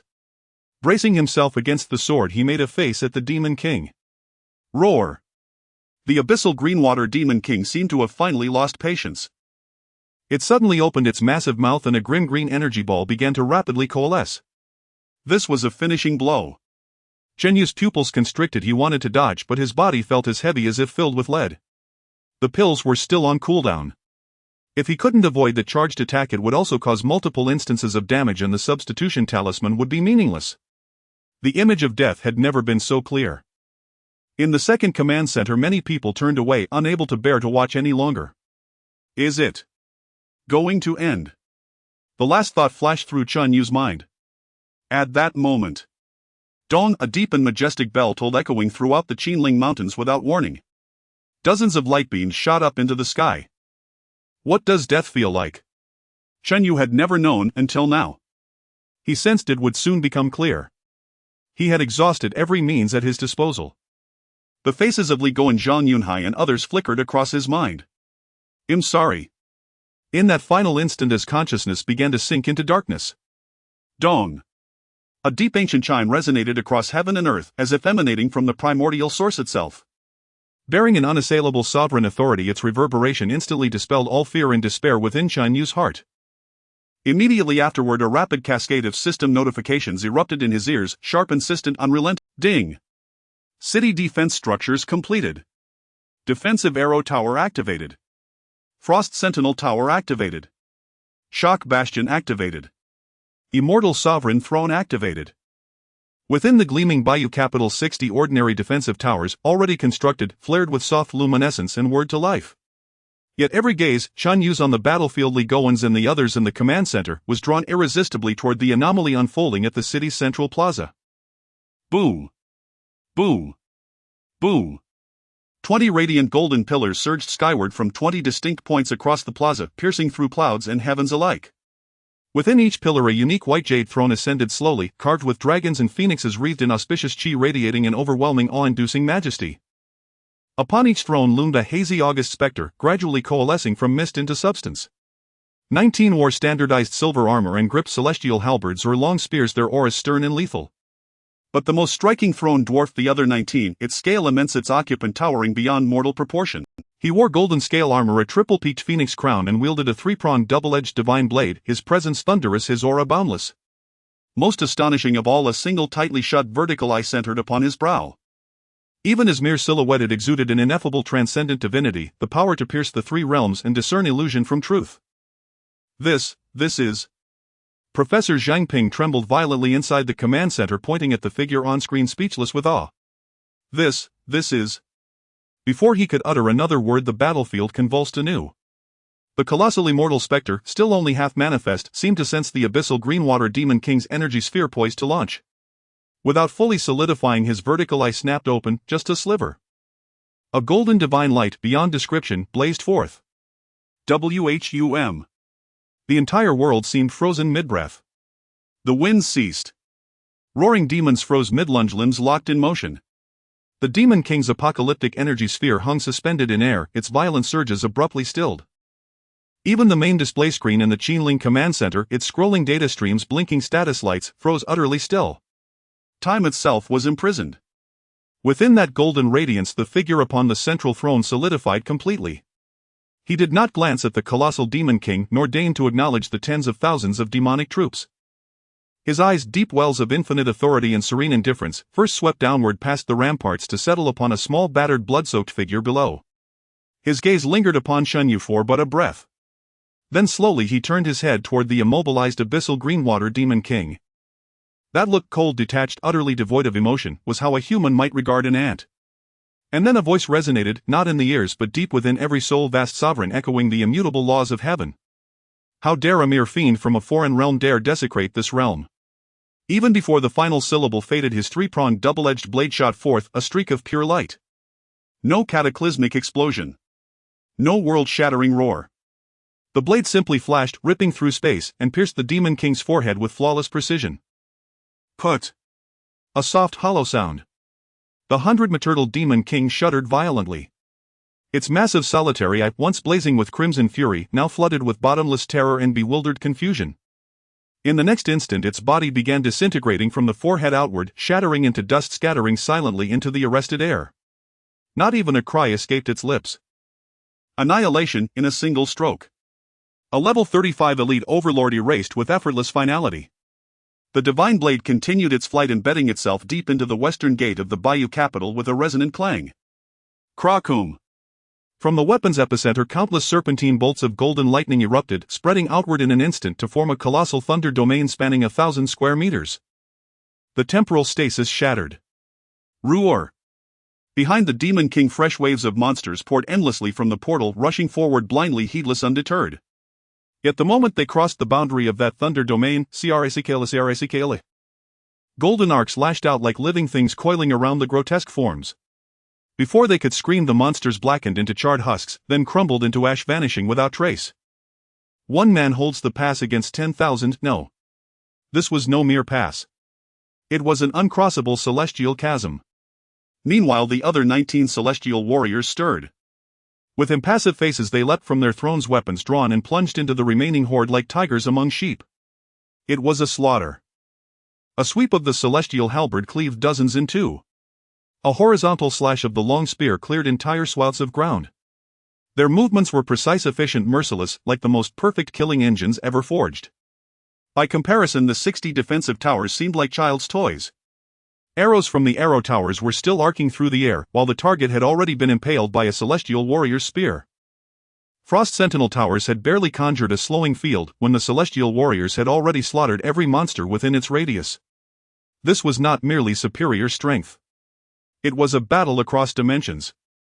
Silence reigned absolute in the command center. Every mouth hung agape, every mind blanked, staring numbly at the one-sided carnage unfolding on screen. After a long stunned pause, Li Goen whispered, voice trembling, "Sun Feng, just now, did the boss's health bar vanish instantly?" Sun Feng, head of data analysis, stared rigidly at his recovered terminal. On screen, the energy monitoring curve had spiked far beyond the graph's upper limit. He swallowed hard. Report to Director Li. That single strike's damage may be incalculable, even the system cannot quantify it. Incalculable. Li Goen sank back into his chair, drained of all strength, then burst into laughter. Ha ha ha, excellent. Truly excellent, incalculable. On the battlefield, Chun Yu gasped ragged breaths, gazing at the surreal spectacle before him, his entire worldview shattered beyond repair. Damn! These immortals are absolutely absurd. One celestial warrior alone could end this war instantly. And yet, he costs only 500 gold coins. Let us state it plainly, with such power there is only one response: shut up and take my money. The battle lasted scarcely minutes. Under the relentless, merciless onslaught of the 20 celestial warriors, the remnants of the demonic host were eradicated in under 3 minutes. The western gate's portal sealed shut. As the last demon dissolved into ash, 19 celestial warriors blazed upward, returning to their thrones, reverting once more to silent statues. Yet the warrior who wielded the 3-pronged double-edged blade remained motionless. Slowly he turned, his all-perceiving gaze falling once again upon Chun Yu. The blade embedded in the earth hummed softly, then shot back into his hand as a streak of gold. Holding the divine weapon, he stood in quiet stillness, watching Chun Yu as if awaiting something. Chun Yu felt a chill crawl up his spine beneath that gaze. What did this supreme being want? Was he here to collect payment for services rendered? Chun Yu stood beneath the ruins of the city wall, his body drenched in blood. Fortunately, as it was a game world, his wounds were automatically healing as his health replenished. In the sky before him, a robust immortal wielding a trident dagger emanated an unparalleled majesty that suppressed the heavens and the earth without doing anything. The eyes, filled with indifference and authority, were fixed upon him. Pressure. An unprecedented pressure. It was not out of fear, but the oppressive aura from this great immortal was 1,000 times stronger than that of the previous demon lord. Chun Yu felt as though his soul was frozen under that gaze. What on earth did this big shot want? An absurd thought flashed through Chun Yu's mind. He had purchased the immortal king's throne from the shop, and this immortal could be considered a henchman summoned by the throne. Now that the job was done, shouldn't he settle the balance? Money was not an issue, but could he sign a long-term contract? Tentatively he spoke softly with a hint of reverence. True monarch. He was unsure how to address him, but with the attire, the trident dagger, and the vertical eye on his forehead, he could think of no other immortal except the legendary Qing Yuan Myoda, true monarch. The immortal finally moved. Instead of walking towards Chun Yu, he slightly raised his head as if his gaze pierced through the heavens of the source realm, looking towards an unknown dimension. He gently shook his head, letting out an almost inaudible sigh. Immediately after, a grand and majestic voice that resonated directly in the soul echoed once more. Your karma. Take care of yourself. The voice seemed to carry a warning, a hint of complexity, and an indescribable sense of desolation. Or silence. Karma. What karma?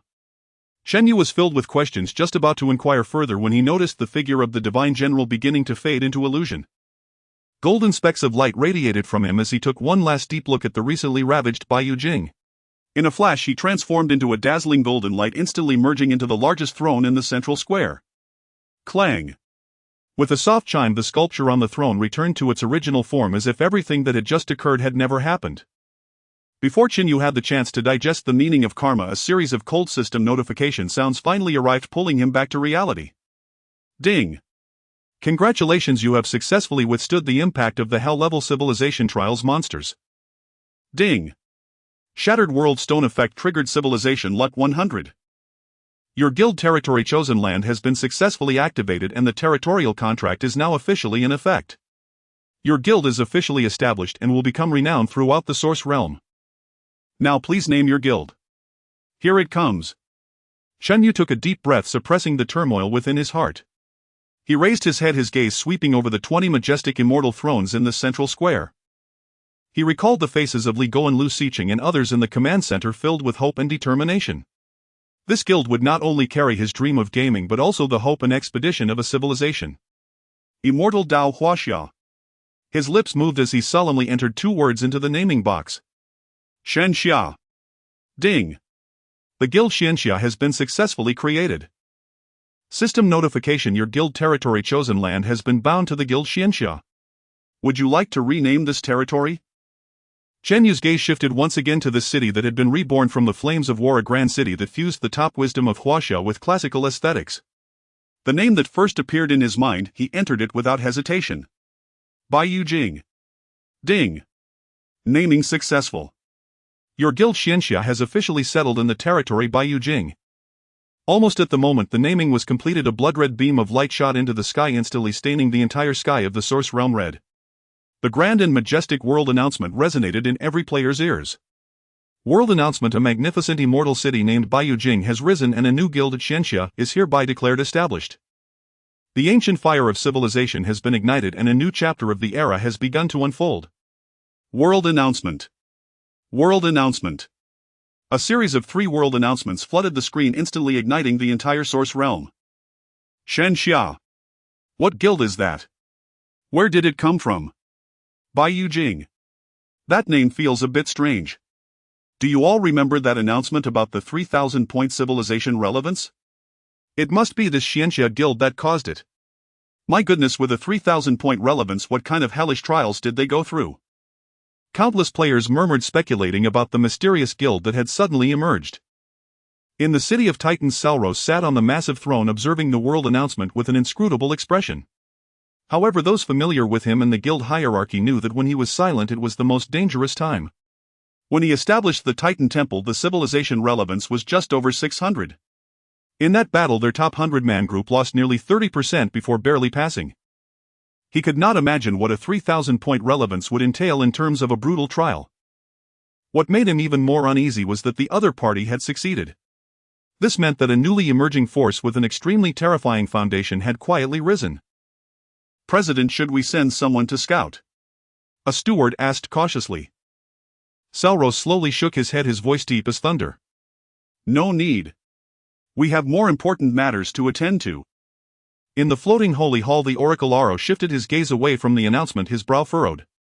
He looked down at the Knight Captain and asked, "How is the progress of the new dungeon breaking Heaven City going?" The Knight Captain knelt on one knee, bowing his head in shame. "Report, Lord Oracle, we are still stuck at the boss in the first area. Its charging skill carries too strong a damage reduction effect and our main tank cannot withstand it." Oro sighed. He hesitated, wondering whether he should personally lead the team to explore. Exploring meant unknown danger. Even he did not have 100% certainty. At his level, if he were to fall, the impact would be incalculable. Every step had to be taken with utmost caution. In the city of eternal night, the moon's arrow's star-like eyes flashed with a strange light. She ignored the commotion in the guild channel and quietly opened the guild list. At the bottom of the list, a brand new guild name radiating a faint golden light caught her eye. Xianxia. She hesitated for a moment and with her slender fingers gently tapped it. At Baiyujing, the western city gate, Shen Yu's injuries were visibly recovering at an astonishing speed. Xinling's second command center. No one spoke. Everyone's gaze was fixed on the main screen. On the screen, a figure covered in blood stood alone at the city gate. Beneath the swirling dust and towering city walls, he appeared so small yet majestic, like a deity. Did we win? Although the monstrous army had turned to ashes and the terrifying Demon King had vanished, was it really over? Would new monsters appear? No one knew. Everyone was waiting. Waiting for a definite signal. Time seemed to stretch at that moment. 1 second, 2 seconds. Finally, the figure of Chen Yu on the screen moved. He lifted his head as if he could see through the drone's lens and into the anxious eyes behind the screen. He opened his mouth, revealing a brilliant yet slightly weary smile. Then he raised his right hand high, making an incredibly ordinary yet immensely uplifting yay. Boom! The suppressed emotions exploded at that moment. We won! We won! The first shout came from an unknown person and the entire command center instantly transformed into a sea of joy. Someone slammed their fist on the table, feeling no pain at all. Others even covered their faces in tears, their suppressed sobs standing out clearly amid the thunderous cheers. From the initial concept of the indestructible divine past to the final completion of Bayou Capital. From the worry of the hellish trial to the despair of guarding the city alone. Finally to the dust settling at this moment. This brief experience of just over 10 minutes felt like a journey between hell and heaven for each of them. The immense pressure and the joy of success intertwined, moving everyone. Li Goen stood in the center of the crowd, watching the boiling crowd, unable to suppress a long sigh of relief. He forcefully held back the moisture in his eyes, picked up the intercom on the table and did his best to keep his voice steady. Attention everyone! Stand down, execute Plan 1. Technical Exploration Team, Material Analysis Team, Biological Research Team set off immediately. Boom! The massive rotors stirred the airflow as several military helicopters swiftly landed on the flat ground outside the western gate of Bayou Capital. The cabin door opened, led by academician Lu Siqing along with Professor Wang Qiuzi, Qian Zhenghua Zhengping and other top experts. Accompanied by security personnel, they hurried toward the grand city that had just endured the baptism of war. Chen Yu still stood at the city gate. He watched as people in reality approached this Source Realm city, an unprecedented sense of surrealism flooding his heart. At that moment the two worlds seemed to truly overlap. The bluestone road beneath his feet was so real, and the lingering scent of blood and charred remains in the air was unmistakably clear. Professor Wang Qiuzi, a master from the Central Academy of Fine Arts, almost jogged to the edge of the city wall.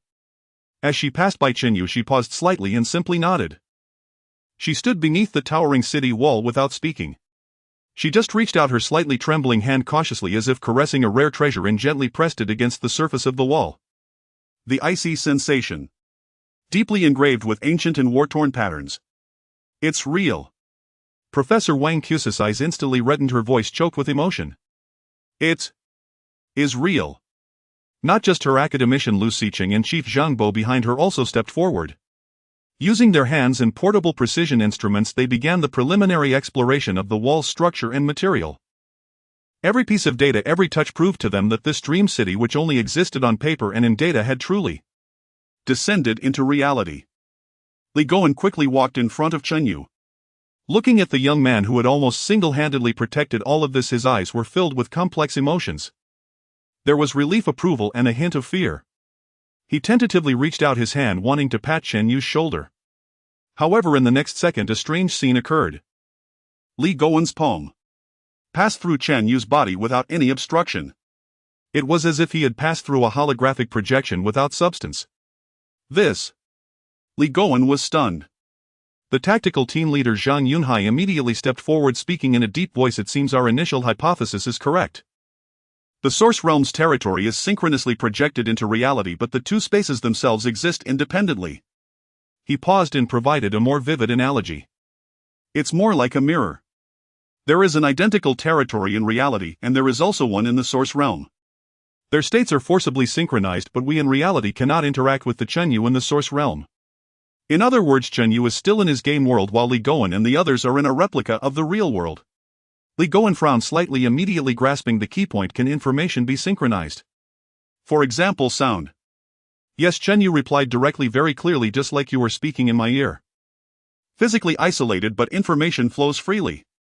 This discovery made everyone's eyes light up. Good. Li Goen decisively said. You log off first. We'll discuss the specifics in the command center. Understood. Chen Yu responded, preparing to open the system interface to exit the game.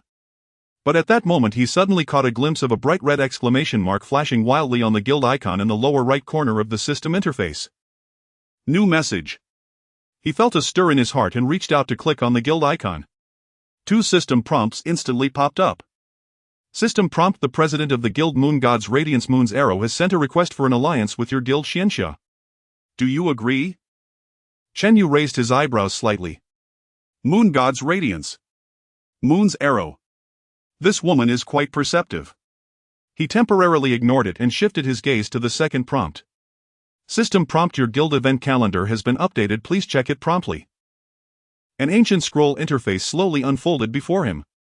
The scroll clearly marked 3 special days: 8th Guild Conquest Battle, 18th Guild Territory Boss Battle, 28th Guild Defense Battle every month. Chen Yu's gaze fell on the first event. Guild Conquest Battle. He instinctively glanced at the date on the system panel. Source Realm Time Year 2215 Day 3. Today. It is already the 3rd. Only 5 days left until the Guild Conquest Battle on the 8th. Chen Yu's smile gradually faded, replaced by a serious expression. He was well aware of the significance of such events. This is a higher level GVG than PvP, the ultimate test of a guild's overall strength. Likewise, it also signifies unparalleled rewards and supreme honor within the server. The timing is just too perfect. Chen Yu couldn't help but sigh inwardly. He didn't log off directly but decided to ask Sierra first. What exactly is this guild battle about? In the Qinling Mountains at the second command center. When Chen Yu opened his eyes, Li Goen and others were already waiting nearby. He immediately spotted Li Goen standing in front of him. The iron-willed director had more bloodshot eyes than him, yet his spirit was exceptionally high. Good lad. Without any superfluous words, Li Goen's large hand came down heavily on Chen Yu's shoulder. This time it was real. Thank you for your hard work. Just 3 simple words, yet they carried more weight than any praise. Chen Yu hurriedly got up, but the feeling of pain seemed not to have completely faded, causing his mouth to twitch. He stood up straight, grinning. I did not fail my mission. He then added, it's mainly because Director Yu paid generously. This joke eased the heavy atmosphere in the tent. Li Goen led him to the main seat at the conference table, gesturing for him to sit down. Chen Yu paused for a moment but ultimately sat down heavily. Everyone present was familiar faces: Zhang Yunhai, Sun Feng, Pan Yu. Each of them wore expressions of joy and admiration. Everyone, let's summarize briefly. Li Goen scanned the room, his voice steady and powerful. The establishment of the guild has been successful. But the process encountered unimaginable surprises. He looked at Chen Yu, his gaze filled with unabashed approval. It was Comrade Chen Yu who single-handedly held this door for us and spared Huaxia from unimaginable disasters. Applause erupted, heartfelt and sincere. Everyone understood well what kind of scene would unfold if those monstrous beings invaded reality. Chen Yu's face flushed and he waved his hand. He knew very well that he was merely the one responsible for pressing buttons and swiping cards, and that the real support came from the people behind him and the entire country. However, Li Goen's tone shifted and everyone's expressions turned serious again. This trial at the hellish level has sounded an alarm for us. The source realm, or rather the existence behind it, is far more complex than we imagine. It has its own ulterior motives. Tactical Group Leader Zhang Yunhai immediately spoke up, his voice devoid of any fluctuations. From the current known information, Sierra from the Supreme Tower or the system behind her deliberately concealed the most crucial information of civilization correlation. Their behavioral logic has only one: an extreme desire for us to use the Shattered World Stone to establish a guild. If they weren't afraid of us discovering the truth and abandoning the mission, there would be no reason to hide. Zhang Yunhai's gaze swept over everyone. Therefore, it can be inferred that the source realm or the system seemingly does not wish for us to successfully establish a guild. It has set a trap from which we almost could not escape. The atmosphere in the conference room instantly dropped to freezing point. If the system's intention was to let Huaxia fail and allow the monsters to descend into reality, then the malice hidden behind this was truly chilling. I only agree with half of this inference. Data Analysis Group Leader Sun Feng adjusted his glasses and stood up. A complex terrain energy distribution map immediately popped up on the screen behind him. Zhang's logic is sound, but the conclusion may be biased. If the source realm truly wished for our failure, specifically for destruction, then why would it provide us with additional benefits? He pointed to the pale green energy area radiating outward from Baiyu Jing on the screen. This is the data we obtained from real-time monitoring of the environment around Qinling since the completion of Baiyu Jing. Centered around Baiyu Jing within a radius of several dozen kilometers, we detected a previously unseen weak high-energy particle fluctuation. According to preliminary analysis, this energy fluctuation is beneficial and harmless to the environment and living beings. It is transforming our world. Sun Feng's words sent a shock through everyone's hearts. Chen Yu immediately nodded, adding, what Group Leader Sun said is correct. I can clearly feel that the concentration of spiritual energy in reality's Baiyu Jing has increased at least threefold compared to before the guild's establishment. In fact, it is already not inferior to those so-called main city areas in the source realm. He paused, presenting his speculation. This is likely one of the effects brought about by the Shattered World Stone. If the system wanted you dead, why then grant you a stronger source of power? This is illogical. The conference room fell into a brief silence as everyone was left disturbed by this contradictory information. Perhaps. Li Goen slowly began breaking the silence. His fingers lightly tapped on the table, his gaze as deep as the sea. It does not wish for our failure. It simply wants to confirm whether we have the qualifications to bear this gift. These words, like the ringing of a morning bell, enlightened everyone present. This is not merely a trap nor a simple act of goodwill. This is an interview. An examination of Huaxia civilization's qualifications from a higher dimensional civilization. Do you wish for this gift that can change your fate? You can. First, prove to me that you have the ability to obtain it. The hellish trial is not for destruction but for selection. Having understood this point, everyone felt a chill rise up their spine. But soon after came an overwhelming feeling of recognition and challenge. This gift is quite hot to handle. Li Goen's lips curled up slightly, but we Huaxia have never feared challenges. He looked at Chen Yu, his gaze becoming sharp once again. There may be even more brutal tests awaiting us. Shen Yu paused, then exhibited an expression of "You are correct." Director Li, the next trial could be in 5 days. Li Gowen's expression darkened. What is it? The guild competition. Hiss, these 5 words changed the atmosphere in the conference room once more. Having just experienced the city defense battle, everyone felt the arduousness of establishing a guild even more. The guild competition is in 5 days. Does that mean the guild we worked so hard to build might be gone? Zhang Yunhei's hands clenched unconsciously. Is there specific information? I asked Sierra. Shen Yu recalled for a moment, organizing his thoughts before speaking. First, the guild competition will not affect the newbie protection period. This means that even if you attack other players during the competition, the newbie protection period will not disappear. Secondly, newly established guilds that have been around for less than a month can choose not to participate in their first guild competition. Not participating means temporary safety. But it also means missing out on rewards. Such a server-wide GVG event will undoubtedly have rewards beyond imagination. Finally, if we fail in the competition. Shen Yu paused again. The primary impact is on guild rankings, and guild rankings will affect the fortune of our civilization. Zhang Yunhai caught the key point and couldn't help but ask, what position are we currently in? Shen Yu revealed a meaningful smile. We just established, so we are defaulted to the last position. Upon hearing this, everyone couldn't help but laugh. The implication is that if we lose nothing. The only thing to do is for Shen Yu to keep himself alive. The guild competition, to participate or not to participate? This is hardly a question. Winning means a great profit, losing means no loss, so why even think about it? Not even a dog would. Go. We must go. Li Gowen looked at Shen Yu as if he had pondered deeply. Tomorrow spend some time studying the guild's functions to see if there are any hidden traps within. Shen Yu nodded and added, before I logged off I received an alliance request from the Moonlight Guild. Moonlight Guild? Pan Yu immediately raised her eyebrows. Isn't that the elf divine clan that said they would provide you with rare materials? Yes, that's them. Shen Yu nodded. He then turned to Li Gowen at the head of the table and presented his thoughts. Director Li, the Moonlight Guild is one of the 3 great clan guilds of the Source Realm. Their understanding of the Source Realm must far exceed ours. Perhaps we can confirm with them and see if there are any key pieces of information that the system is still hiding. Li Gowen did not answer immediately. His fingers rhythmically tapped lightly on the cold metal table. An alliance means a potential ally in the unfamiliar Source Realm. But it could also mean being drawn into unnecessary disputes and encountering many unknown enemies. The entire conference room was silent, all eyes focused on this iron-willed director waiting for his decision. After a long moment, the tapping stopped. Li Gowen raised his eyes, his gaze sweeping over Shen Yu as he calmly but firmly spoke. All right. We can discuss the alliance, we can request information. However, there are 2 bottom lines. First, we cannot leak a single word of our true information. Second, the initiative must remain in our hands. Li Gowen looked at Shen Yu, his eyes deep. They want to ally with us, likely because they see the potential displayed by Xianxia. What you need to do is to maintain this aura of mystery and strength, making them feel that being able to ally with us is their honor. Shen Yu felt a chill in his heart. Understood. Good. Li Gowen nodded, looking around the room as his voice regained its steadiness. Let's proceed to the next item on the agenda. Regarding the subsequent utilization of Bai Yujing.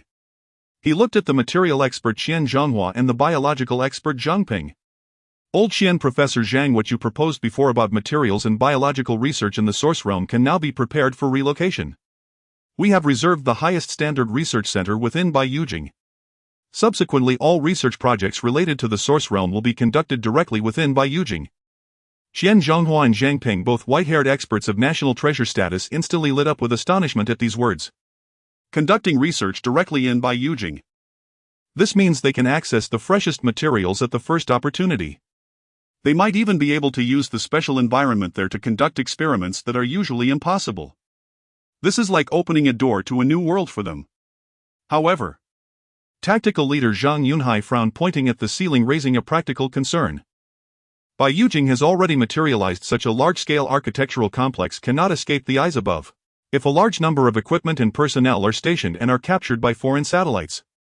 This question brought the previously excited atmosphere back to a calm. Li Gowen, upon hearing this question, wore a contemptuous expression. Leaning back in his chair, he crossed his hands in front of him and spoke lightly. So what if they see it? So what if they capture it? He snorted lightly, his voice not loud, yet it stirred great waves in everyone's hearts. Let them guess. Let them guess whether we have truly made contact with the divine. Let them guess if we have indeed found the way to the fairy realm. The higher-ups have already declared that if we want to spend we can do so as we please. Li Goen's gaze became as sharp as a knife, sweeping over everyone present, a mighty confidence and pride filling the entire tent. The times have changed. Now it is their turn to feel anxious. His words struck with conviction. Everyone present, from scientific experts to combat team members, felt a surge of blood rushing from their chests to the top of their heads. Indeed, the times have changed. This is the absolute confidence stemming from national strength. Even if it becomes public, the higher-ups have already prepared various contingency plans. As the meeting concluded, the vast national machinery began to operate at high speed once again. Elite research teams and batches of the most precise instruments started converging toward the fairy city named by Yujing deep in the Qinling Mountains. In the Source Realm by Yujing, Chen Yu's figure materialized within the Supreme Building. Without any hesitation, he immediately opened the guild panel and clicked agree on the alliance request from the Moonlight Guild. System notification: Xianxia has formed an alliance with Moonlight Guild. Almost simultaneously, a private message popped up. The sender was the ID ranked second on the leaderboard. Moon's Arrow. Congratulations, President Chen Yu. Chen Yu smiled, thinking, aren't you a bit of an internet addict? Always online all day. Chen Yu: thank you, President Moon's Arrow. It was merely a stroke of luck. I believe it wasn't easy when the Moonlight Guild was established, right? His words seemed courteous, yet he subtly threw out his first question without a trace. The information was replied to quickly. Moon's Arrow indeed. Every change in the Source Realm has advanced over the corpses of many. Moon's Arrow. Back then, to establish the guild, most of our elite members were still at level 12 or 13. Moon's Arrow facing monsters that were at least level 15 and the final 20 level BOSS. That battle was chaotic. Seeing this information, Chen Yu's pupils constricted sharply. Level 15. Level 20. The terrifying figure of the Abyssal Ripper, which was a staggering level 30, flashed through his mind. Is the gap really this significant? He suppressed the turbulent waves in his heart and continued typing. Chen Yu, a level 20 boss is indeed quite challenging. That monster must be quite troublesome, right? Moon's Arrow: it's more than just troublesome. It's a fallen bipedal dragon, not only tough-skinned but also capable of wide-range fiery breath. Moon's Arrow, our elite team of nearly 100, filled 30% of their health just to exhaust its hit points. Nearly 100 elite members. 30% of their health. Chen Yu's eyelid twitched. He recalled facing infinite elite monsters, all at least level 30. A level 30 elite lord. And the last one, a level 35 abyssal greenwater demon king who resembled both a god and a devil, whose mere presence compelled countless monsters to submit. Is this even comparable? Chen Yu looked at the message sent by Yu Zhishi in the chat box, falling silent. He quietly recalled his purgatory level trial. This is not even on the same level.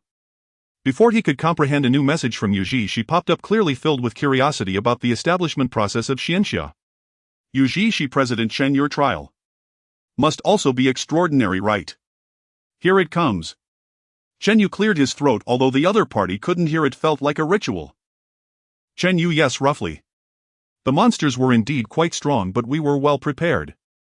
After sending this, he paused slightly as if recalling a grueling battle. Then he leisurely typed out the next sentence. Chen Yu: including me, there are a total of 7 of us. The City of Eternal Night. Moonlight cascaded like a waterfall, illuminating an elven courtyard suspended in the night sky. Yu Zhishi, dressed in a silver gown, sat barefoot on a swing, gently swaying. Upon seeing the words "a total of 7 people," her crystalline purple eyes suddenly froze. The hand gripping the vine swing unconsciously tightened. 7 people. A storm of data flashed through her mind. When the moon god's radiance was established, they faced monsters of level 15-20. And Xianxia, with a civilization correlation of 3,000 points, the trial difficulty would certainly be higher. It is boldly speculated that even the small monsters might be level 20. The boss is even more likely to be close to level 30. You're telling me 7 people? 7 gods. Yu Zhishi looked at the chat box, imagining the fierce battlefield waiting for the next message. And Chen Yu began his performance. He envisioned the people in the premium project team starting to embellish their roles. Chen Yu: that battle was indeed fierce. We had 2 brothers specialized in defense who bravely withstood the first wave of attacks and perished on the spot. Zhang Yunhai: son Feng, brother, you have too much faith in me. Chen Yu, then a mage skilled in thunder magic, summoned heavenly lightning to clear a space but exhausted his spiritual energy and was overwhelmed by the monsters. Material expert Qian Zhonghua adjusted his glasses. How come I didn't know I could use thunder magic? Chen Yu, in the end only I and a few teammates were left. The four of us were also bloodthirsty, fighting to the death. Chen Yu, we fought from the West City Gate to East Street, breaking 3 weapons in 3 days before slaying that Demon King. Chen Yu spoke more fluently as if he himself believed it. He shaped the experts from the command center into valiant warriors who faced death fearlessly. Sacrificing their lives, they battled the army of monsters until the last moment. Finally, he let out a sigh filled with narrative depth. Chen Yu, in short, it can only be said that it was a tragic victory. Out of the 7 brothers, about half were sent away. After sending this, Chen Yu felt a bit embarrassed. What a load of nonsense. However, his humble remarks stirred up a tremendous wave in Yu Zhishi's eyes. A tragic victory. Half of them survived. What terrifying combat power. Their Moon God's Radiance group of 100 suffered a 30% loss even against a level 20 boss. Facing a level 30 Demon King with 7 people, they could still have half survive. This person. No, this guild is far more terrifying than she imagined. Yu Zhishi took a deep breath of the cool air, her chest slightly rising and falling. She began to feel immensely grateful that her first reaction was to ally. After a long while, she managed to calm her emotions and typed 2 words in the chat box. Yu Zhishi, impressive. These 2 simple words represented the heartfelt recognition from the pinnacle of the Source World's pyramid. Yu Zhishi, will President Chen participate in this month's guild competition? Chen Yu, I haven't decided yet, let's see when the time comes. Chen Yu's reply was ambiguous. He indeed hadn't decided and had to listen to Li Jia's arrangements. Yu Zhishi, if you need help, Moon God's Radiance can provide support. Yu Zhishi, although there are restrictions on numbers and levels for aiding in the competition, our elven race's combat power can handle 10 by 1. In Yu Zhishi's view, Xianxia had just been established and their guild ranking would certainly be the lowest. According to the matching rules, the opponents they encountered should not be strong. Her statement was both a gesture of goodwill and a display of confidence. However, Chen Yu caught new information from it. Support is still possible. Restrictions on numbers and levels. This point Sierra hadn't mentioned. Chen Yu, thank you for your kindness. I will contact you if needed. Yu Zhishi, speaking of which, I also have a question I would like to ask President Chen. Chen Yu, please go ahead. Finally it has come. Chen Yu knew the other party's true purpose was about to be unveiled. Yu Zhishi, regarding the destruction mode. What are the conditions for activation exactly? Yu Zhishi, our guild's elite group has tried countless times using various methods to compress the clearing time but have been unable to succeed. Seeing this question, Chen Yu's lips curled slightly. He didn't explain or say much. He simply typed a number lightly in the chat box. Chen Yu 6. After sending this word, he didn't even wait for the other party's reply and directly closed the chat box. On the other side, Yu Zhishi stared at the lonely 6, falling into a long stupor. 6. 6 what? 6 hours. Impossible, that's too slow. 6 people. No, Chen Yu was soloing. Suddenly a thought struck her mind like lightning. 6 minutes. 6 minutes. Their fastest record in all the dungeons they could clear was 11 minutes and 24 seconds, far from 6 minutes. What a pity. Yu Zhishi shook her head. The only dungeon that could be sped through using the exorcism talisman, the Wailing Valley, had already been destroyed. Perhaps I shouldn't be too obsessed with this. In order to destroy it, a significant amount of manpower and time was wasted. The distance to that record, however, was still far. Yu Zhishi gazed into the distance. What kind of existence is this, Chen Yu? She didn't know how long it had been until she snapped back to reality. Then she sent a message to Yuing. Come see me, I have something to ask you. Chen Yu closed the chat, feeling relaxed.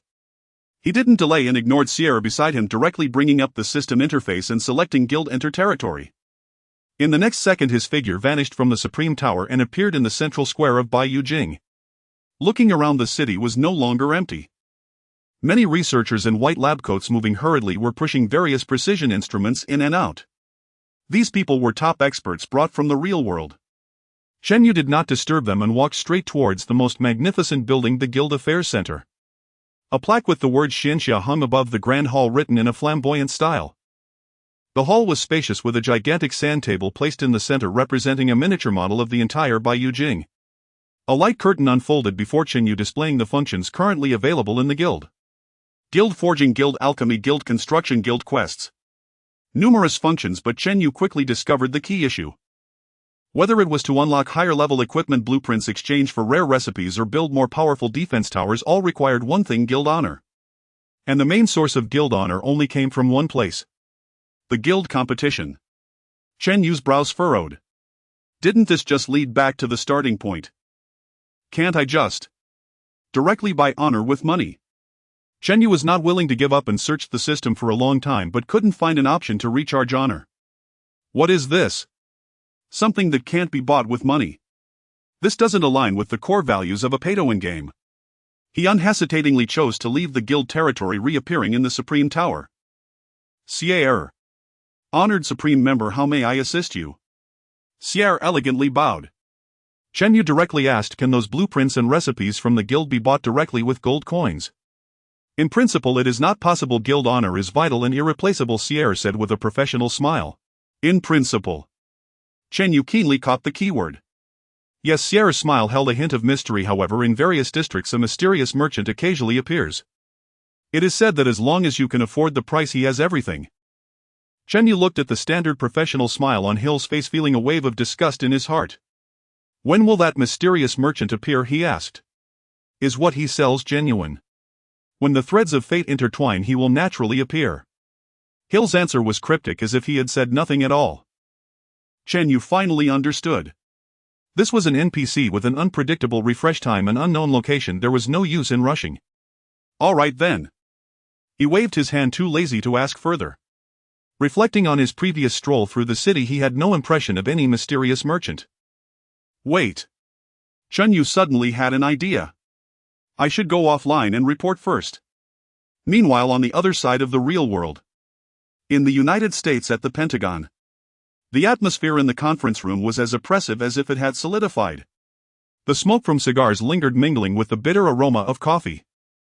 President George stood with his back to everyone, hands braced against the massive arched floor-to-ceiling window, gazing at the distant obelisk, his figure appearing particularly desolate.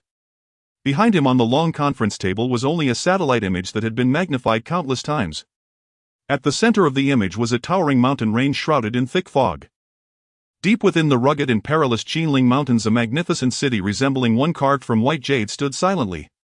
The city walls soared into the clouds, with pavilions and towers exuding an ethereal aura filled with the essence of ancient Eastern mythology. Ladies and gentlemen, George finally turned around, his deep-set eyes shadowed by dark circles, his voice hoarse and weary. Can anyone tell me what exactly this is? A dead silence enveloped the conference room.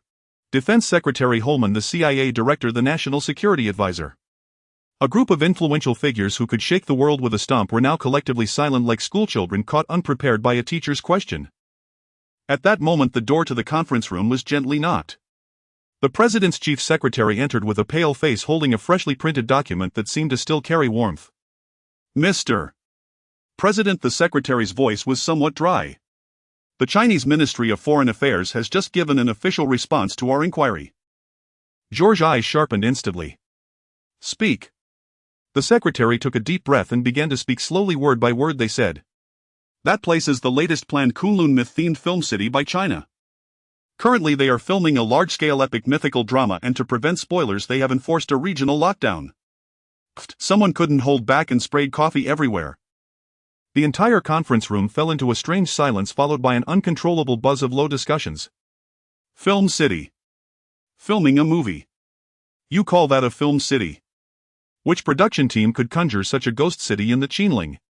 A god's production team. This was simply rubbing their intelligence in the dirt repeatedly. Ha! Ha ha!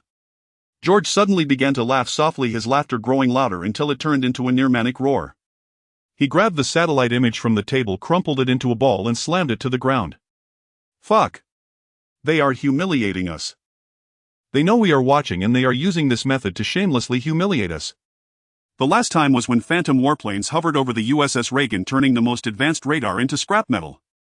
This time it was the mythical city emerging from the depths of the Qinling, accompanied by a contemptuous reply, we are filming a movie.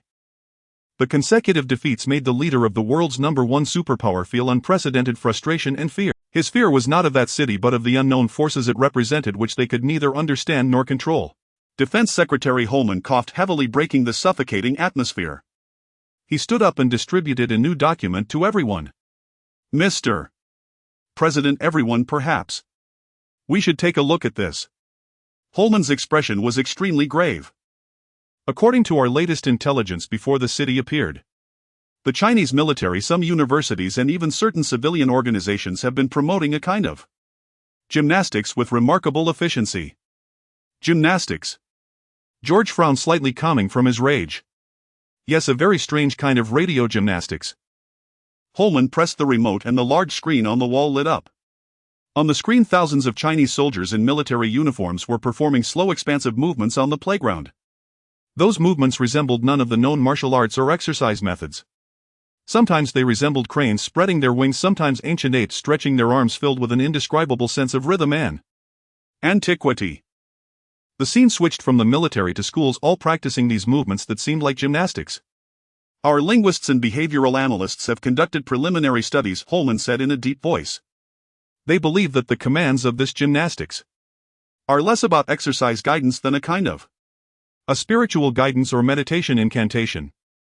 Focus on the dantian, chi sinks to the bubbling spring, circulate the energy around. Holman recited several translated terms and the people in the conference room exchanged bewildered glances, their faces filled with confusion. What on earth is this? The CIA's psychological assessment report suggests that this is a collectivist spiritual therapy adopted by the Chinese authorities under significant external pressure, aimed at enhancing national cohesion and self-confidence, an intelligence officer added. Bullshit. George slammed the table and shouted. Spiritual therapy. I think we are the ones who need spiritual therapy. He stared intently at the slow movements on the screen, then glanced at the crumpled satellite image on the floor. An absurd yet chilling thought uncontrollably emerged. Could these two matters be related? A fairy tale city rising from reality. A mysterious gymnastics being promoted among millions. Is there some causative relationship between them that they cannot understand? George's voice was hoarse as he pointed at the screen. I want to know everything about this gymnastics. The details of every movement, the original pronunciation of each command. I want our biological laboratory to immediately organize live subjects for imitation, monitoring all physiological data without interruption for 24 hours. He turned to the CIA director. Send our top agents, no matter the cost, to infiltrate that area of the Qinling. I want live people standing under the walls of that film city to tell me what it really is. Mr. President, their defense level. I don't care. This is a top priority command. If conventional methods fail, then resort to unconventional means. I must know what cards they are holding. The atmosphere in the conference room dropped to freezing point again. Everyone understood the president's meaning. A secret war surrounding the White Jade capital and the mysterious gymnastics was about to ignite. George sat back in his chair in despair, his hands buried in his graying hair, his eyes bloodshot. Gentlemen, he muttered to himself, as if asking himself, were all those present? Have they found a way to converse with the divine? This question went unanswered. In the Qinling Mountains at the Second Command Center, Chen Yu synchronized the problem of needing guild honor to upgrade the guild in the source realm, which could not be directly topped up. No way to top up. Tactical team leader Zhang Yunhai furrowed his brow, seemingly unable to comprehend. To the national team, shouldn't the source realm allow for everything to be purchased? It is possible to purchase items exchanged for guild honor from an NPC called Mysterious Merchant using gold coins, Chen Yu added. Randomly refresh time and location uncertain. Data team leader Sun Feng immediately pointed out the key issue. Issuing a bounty on your own is too inefficient, and it's hard to discern the truth from the information. Pan Yu spoke up. So I want to issue another bounty. Pan Yu shook his head directly. With your rich persona, offering a bounty to an NPC will geometrically increase the number of onlookers and false information, leading to high filtering costs. We are not short on money, but there's no need to waste time on such matters. Chen Yu nodded, thinking it was indeed likely. So? Chen Yu looked at Li Goen, who was seated at the head. Li Goen's calm voice rang out. Therefore, find the Moonlight Guild. As one of the three great guilds, their intelligence network is far beyond that of casual players. Let them filter the information, we only need the results. Right. I almost forgot this ally. Then. How much? Chen Yu asked the most concerning question. Li Goen extended a finger, his tone calm. 1,000 gold coins. 1,000. Chen Yu paused. Isn't that a bit much for just buying information? Even for the national team, spending such a sum for an NPC's coordinates seemed overly extravagant. It's meant to be incomprehensible to them. Li Gowen's gaze was profound. This style of action, which cannot be assessed by common sense, is a form of deterrence in itself. He paused and added, additionally, randomly refreshing means the merchant may also appear in other main cities. Your current main quest is still stuck in Zhao City. Although you can run through the map, subsequent fast travel between cities may not be unlocked. Ask how long it takes to clear the main quest. If it's not long, let's do it first. Having the exploration rights for another main city doubles the chances of finding the merchant. Understood. Chen Yu instantly grasped the higher-ups' thinking. A dual approach would maximize efficiency. In the Source Realm at the City of Eternal Night. Unlike the newly completed and vibrant White Jade capital, the Moonlight Elves' main city was currently shrouded in a stifling atmosphere. In the Moonlight Guild's hall on the cold and smooth obsidian throne, the Arrow of the Moon listened quietly to the Elder's disputes below her bare feet, as white as jade. A rare hint of annoyance appeared on her usually calm face. The attempts at destruction mode must be suspended. In these past 2 days we have already invested over 1,000 elites. But there hasn't been a hint of success. Exactly. We've even put the exploration of the new dungeon on hold. Is this worth it? But the outside world is watching us laugh. As one of the 3 major guilds, if we are the first to back down the guild's reputation. Can reputation put food on the table? Don't forget, the guild war is coming soon. The arguments were incessant, buzzing like countless flies in her ears. The Arrow of the Moon felt a wave of exhaustion. Since that man named Chen Yu had appeared, everything she knew seemed to be spiraling out of control. Even the rules of dungeons had been forcibly rewritten by him, and her proud guild couldn't even touch the new mode's threshold. This feeling of helplessness made her, the leader of the Moonlight Guild, experience self-doubt for the first time. Ding! At that moment a crisp notification sound rang in her ear, interrupting the noise of the hall. It was a private message from a friend. The Arrow of the Moon subconsciously clicked open, and upon seeing that familiar yet complex name, her pupils involuntarily shrank slightly. Chen Yu. What does he want with me? A sense of anticipation inexplicably arose in the Arrow of the Moon's heart as she opened the chat box. Chen Yu, President Jue, are you busy? I have a small deal I'd like to discuss with you. Small deal? What kind of business could he be referring to as a deal? The Arrow of the Moon waved her hand, signaling for silence in the hall, then her slender fingers tapped lightly in the air. The Arrow of the Moon, President Chen, please go ahead. Chen Yu, I offer 1,000 gold coins to buy the location of an NPC. You should know about the mysterious merchant, right? The Arrow of the Moon looked at this message and fell silent. 1,000 gold coins. Buying the location of an NPC. She even doubted whether she had misread the number. The elders in the hall noticed the president's unusual expression and stopped their arguments, casting inquiring glances at her. The Arrow of the Moon ignored them as her brain raced. This man. Does he really have a normal person's concept of money? No matter how rich he is, this isn't how one squanders it, right? This was no longer mere extravagance, it was a realm she couldn't comprehend. No. This is not the point. As the helm of the Moonlight Guild, her vision was not narrow. A thought flashed through her mind like lightning. Right, why should I insist on imitating him, on chasing after him? Why can't I just ride in his car directly? In a flash, the Arrow of the Moon had made up her mind. She looked at the words 1,000 gold coins with unprecedented brightness in her eyes. Gold coins. 1,000 gold coins is indeed extravagant, but compared to that there are even more important matters worth choosing. Her fingertips tapped lightly on the light screen. The Arrow of the Moon, President Chen, is joking. It's just finding an NPC discussing money would hurt our feelings. Do we have feelings? This is not asking for money. Helping for free. Is there such a good thing in the world? He instinctively thought of Panya's warning, beware of all attempts to substitute favors for transactions. Sure enough, the next message from the other party followed closely.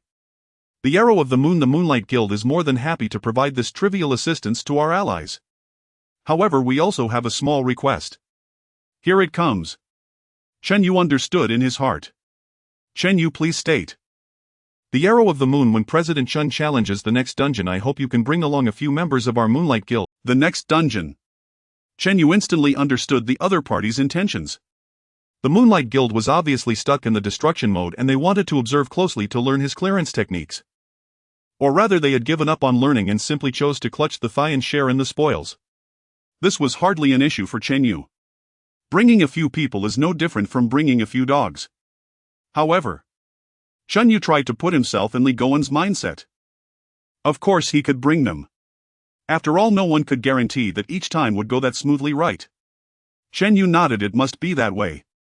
After all, he was quite capable of acting. Moreover, he still didn't know what the next dungeon was or where it would be. Exchanging an ethereal promise for the full operation of a top-tier guild's intelligence network was a deal. Not a loss. Chen Yu deal. Upon seeing these two words, the Arrow of the Moon let out a long breath, feeling her mood lift instantly. She immediately ordered the elder beside her send the order down to all guild members. Mobilize our spies in all main cities to find an NPC called Mysterious Merchant. Yes, with the command issued, the massive elf divine clan began to operate frantically for Chen Yu's small deal. With the big issue resolved, Chen Yu felt quite good. He recalled another instruction from Li Gowen and casually asked Chen Yu, by the way, President Zhuai, may I ask a question? Once the main quest in Zhao City is fully completed, how long will it take to qualify for the next main city? The message was sent. Far away in the city of eternal night, the Arrow of the Moon, who had just relaxed her heart due to the cooperation, suddenly tightened again upon seeing this message. Clearing the main quest. Going to the next main city. Why is he asking this? The next main city. The fingertips of Yu Jia instinctively curled up. As one of the novice main cities, Zhao City offers quest lines that guide players toward two different secondary main cities after reaching a certain stage: Shenguang City, which falls under the influence of the Roman God Clan, and Baiji City, belonging to the realm of the Elven God Clan. She certainly hoped Chen Yu would go to Baiji City. As long as he remained within the influence of the Elven God Clan, whether searching for mysterious merchants or future in-depth collaborations, it would guarantee absolute initiative.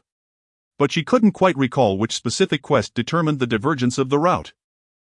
For someone like her, a top-tier player who had long left the novice stage, those tedious low-level quests were akin to stones by the roadside, who would take the time to remember their appearance. No, she couldn't let him explore on his own.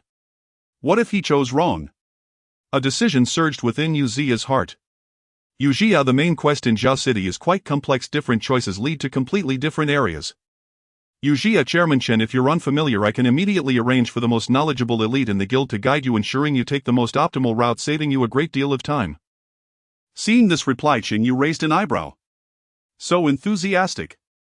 The serious face of social relations expert Pan Yu flashed in his mind. Was this optimal route perhaps the best route of the moon god's radiance? Chen Yu thought to himself, but didn't say it out loud. Chen Yu, thank you for your kind offer, but am not in a hurry for now. I'll take a look myself first. After sending this message, he directly closed the chat box. On the other end, Yu Jia was momentarily taken aback by the polite yet distant reply. Her long eyelashes trembled slightly, wanting to say something more. In the end, she still closed the chat box. Inside the Supreme Tower, Chen Yu didn't take Yu Jia's little scheme to heart at all. For professional matters, one should consult the most professional person. He turned to the ever-smiling, dedicated customer service representative Xier. Xier, I've completed the exploration of the Wailing Valley. What is the next main quest? How long until I can enter the next main city? Xier's azure eyes flashed briefly with data, seemingly retrieving his quest status. Honored Supreme Member, your efficiency is unparalleled. She slightly bowed, her tone respectful. You only need to head to the Eastern Training Ground and report to the Centurion Luo Yi to initiate the subsequent tasks. You will only need to complete 2 more main quests to enter the next main city. 2 quests. That was quick. Chen Yu had a clear idea. Understood. He nodded and left the Supreme Tower. Zhao City Eastern Training Ground. This was still one of the liveliest places in the main city, with countless novice players battling the defense troops, sweating profusely. The sounds of clashing weapons echoed endlessly. Chen Yu's appearance inevitably sparked a commotion. Look! It's that big shot. Hiss. It's really him. The one who activated destruction mode. What is he doing at the training ground? Does he have a hidden quest? Facing the awe and curiosity of the surrounding players, Chen Yu remained unfazed, walking directly through the crowd to the edge of the training ground. Centurion Luo Yi was supervising the training of the recruits with a long knife in hand. Upon seeing Chen Yu, he immediately set aside his tasks and strode over, his face displaying evident respect. Lord Chen Yu. You have returned. Chen Yu replied succinctly, the wraiths of Wailing Valley have been eradicated. That's wonderful. Luo Yi exclaimed in delight, swinging his fist vigorously. The dark clouds hovering over Zhao City have finally dissipated. Your achievements will surely be remembered by all. Ding. Main quest thread of the wraiths has been completed. Gained XP x 20,000, Zhao City reputation x 3,000. The familiar system notification sound rang out and the experience bar increased slightly. The joy on Luoyi's face was soon replaced by a solemn and weighty expression. My lord, your strength is beyond doubt. Now that the valley affair has been resolved, there are 2 new matters that require your assistance. As he spoke, 2 brand new quest options popped up before Chen Yu. Hero's Orphan main quest. A few days ago, Centurion Meng Tu sacrificed himself to prevent the spread of the wraiths, sealing himself with them. Now that the valley has been purified, the hero can finally rest. Please deliver this news along with his relic, the white feather emblem, to his daughter Meng Xiao in the old district. She has waited too long. The new Storm main quest scouts have detected highly unstable energy fluctuations at the edge of the fallen marsh in the south, indicating that new evil forces are awakening. Please head there to investigate and uncover the truth.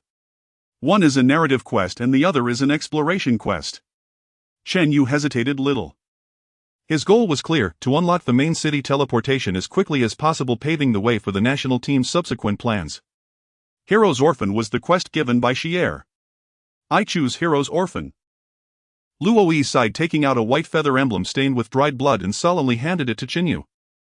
Heroes should not be forgotten, their families must not be let down. I entrust you with this, my lord.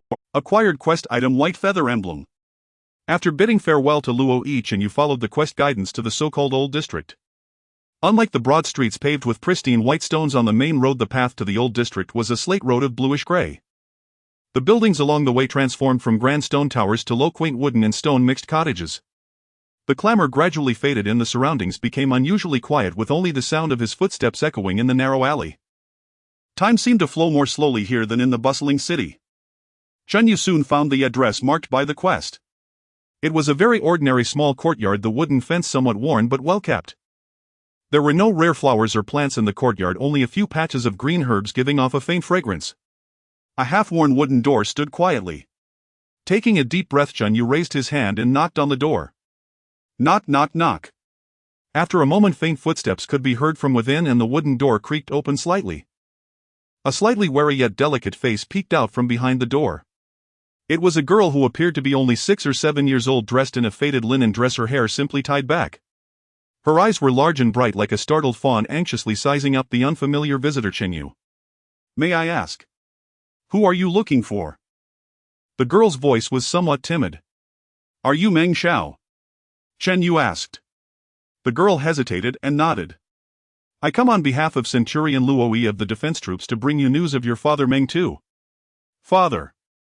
Upon hearing these 2 words, the girl's body trembled violently, the wariness in her clear eyes instantly replaced by a fervent anticipation that was almost boiling.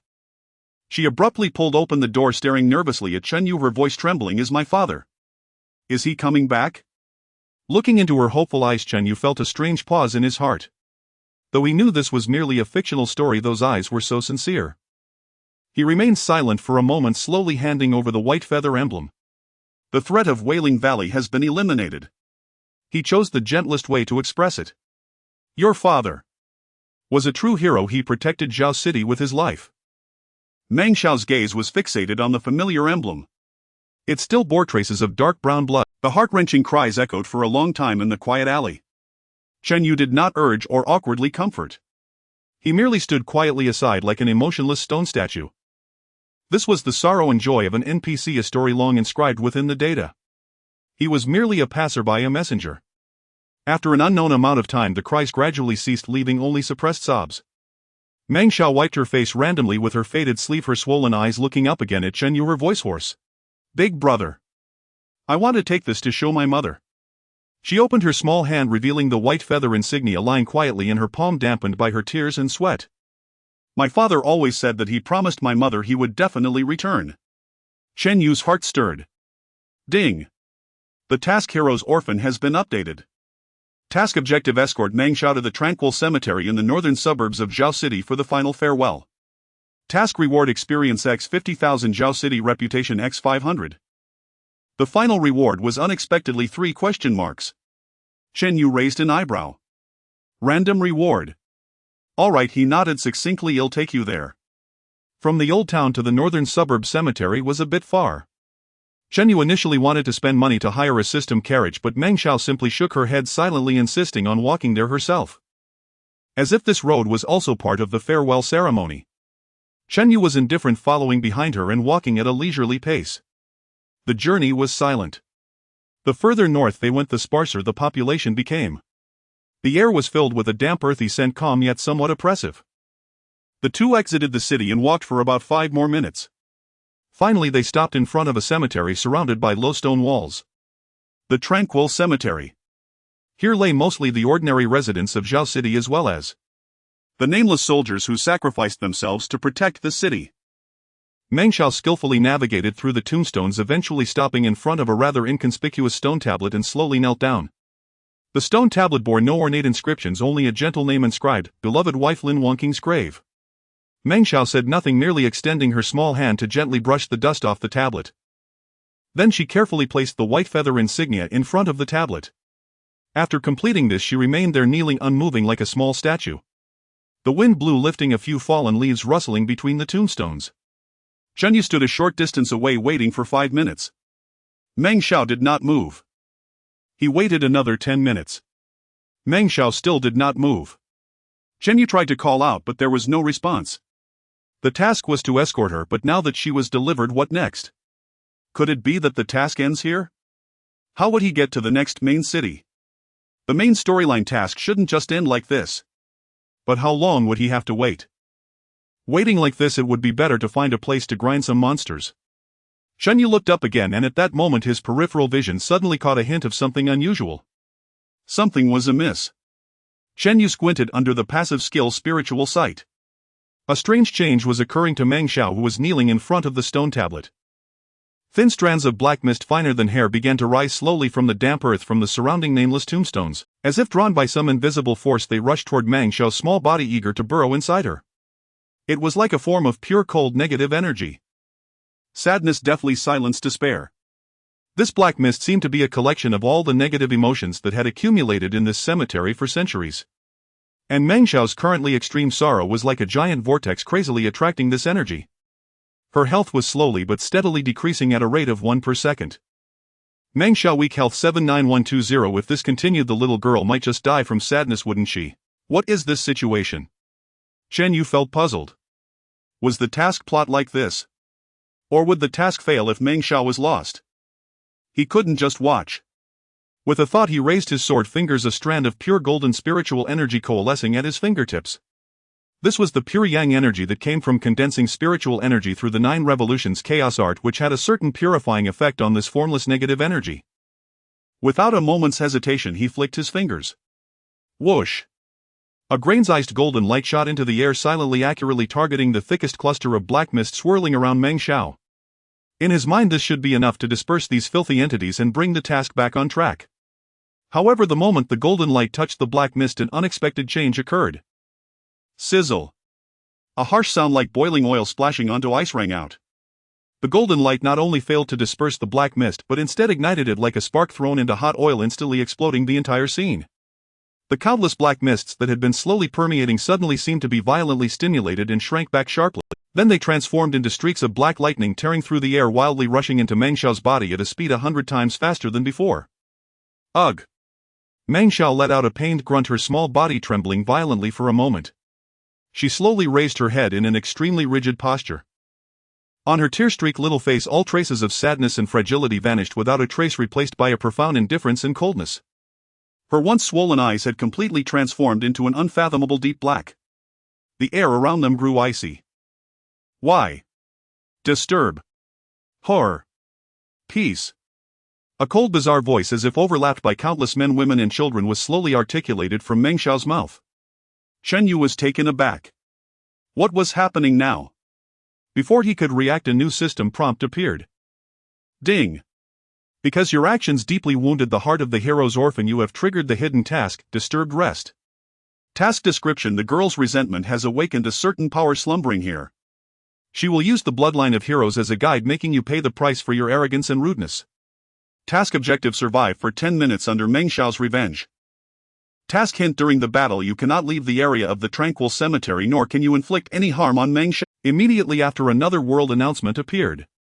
World announcement: Zhao City area. A hidden public task in Zhao City has been triggered.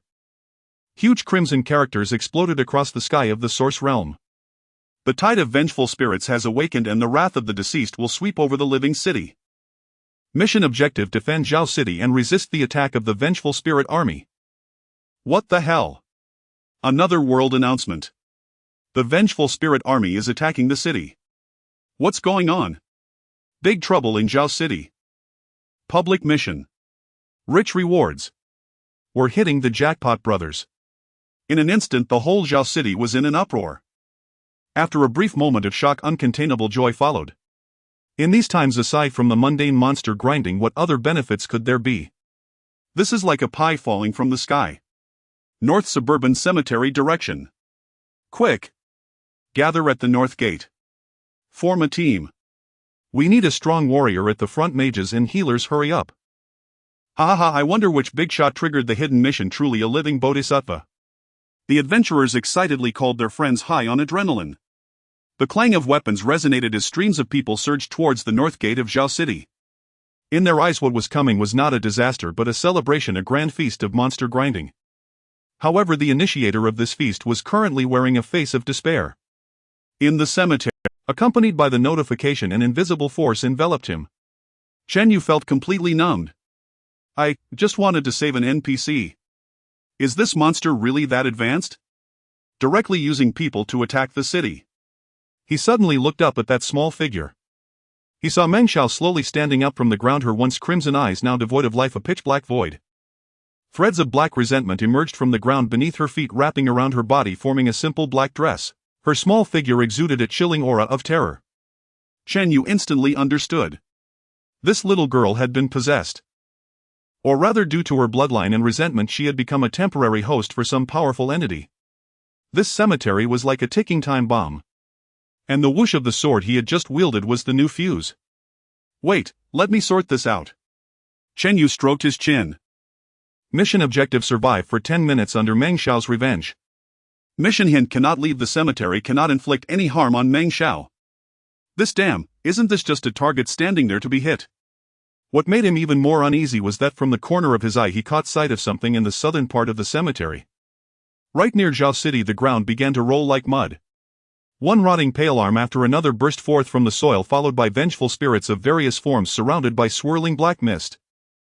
They emitted silent screams, their hollow eye sockets all turning towards Zhao City, dense and endless. The Vengeful Spirit Army had respawned. Moreover, their target was not himself but Zhao City. What the hell? Chen Yu finally understood. This hidden mission of mine is the trigger. The real lethal move is that public mission given to all players in the city. Meng Xiao is just meant to hold me back. The real Vengeful Spirit Army is attacking the city. Just thinking about those players who treat the city siege as a reward rushing to the city gate excitedly made Chen Yu feel a toothache. No, I need to find a way. Am I just supposed to watch this massive experience fly by? With a thought he pointed his hand. Yu Huang. Go. The narrow innate spiritual treasure Yu Huang emitted a clear sword cry, transforming into a streak of light soaring into the sky. It tried to surpass the cemetery's walls to intercept the endless Vengeful Spirit Army. However, just as Yu Huan was about to fly out of the cemetery's range, buzz! A layer of invisible transparent barrier suddenly lit up like an impenetrable wall of air. Clang! With a loud noise, Yu Huan was violently bounced back, flipping several times in the air before hovering next to Chen Yu, its blade continuously emitting a disgruntled hum. Chen Yu's heart sank along with it. Completely restricted. He and his sword were tightly locked in this prison named Quiet Cemetery. Big brother, a hoarse, cold and eerie call mixed with the voices of countless men, women and children came from ahead. Chen Yu looked up and saw Meng Xiao slowly walking towards him, her steps heavy and oppressive as if stepping on a person's heart. Those pure black eyes were fixed firmly on Chen Yu, swirling with the resentment and hatred of countless souls. You awakened us? Chen Yu's mouth twitched. He really wanted to rush up and wake this little girl. But reason told him it was useless. The figure before him was no longer the pitiful little girl who had lost her father. This was an invincible humanoid task monster manipulated by an amalgamation of hatred specifically designed to punish him. 10 minutes. He had to face an enemy that couldn't be killed in this small space and survive for an entire 10 minutes. Though based on the mission's level this task monster probably couldn't break through his defense. But only taking hits is too unreasonable. Wait. Cannot attack Meng Xiao. So what? The system never said I can't attack what's possessing her. Exorcism talismans. Specifically targeting spirit monsters. Perhaps it could directly purify the vengeful spirit possessing Meng Xiao. Let's give it a try. As Meng Xiao approached him closer less than 20 meters away, Chen Yu no longer hesitated, flipping his wrist to reveal an exorcism talisman. With a flick of his finger a beam of golden light shot towards Meng Xiao. Meng Xiao instinctively raised her hand to shield her eyes and stopped in her tracks. However, the golden light flashed by without causing her any harm. She slowly raised her head and on her youthful face the black mist surged wildly. In the end her mouth twisted into a terrifying arc. You shall die. With a sharp screech she suddenly raised her right hand. In an instant the resentment of the entire cemetery surged like a tide summoned to her palm, quickly condensing into a tunterlong black scythe. That was not a physical entity but an energy weapon formed from the purest hatred and death aura. Warning. Boss embodiment of resentment Meng Xiao has entered battle stance. Skill Resentful Harvest is charging. Meanwhile at Zhao City's north gate. Countless players had already crowded the city walls, each one craning their necks excitedly gazing into the distance. It's coming. It's coming. I see it. A sea of black. My god, this number must be thousands if not tens of thousands. We're really hitting the jackpot this time. At the northern gate of Zhao City the setting sun casts a golden red hue over the towering city walls while a chilling breeze stirs up dust, making the Zhao banner atop the walls flutter fiercely. On the city walls the place was already packed with people.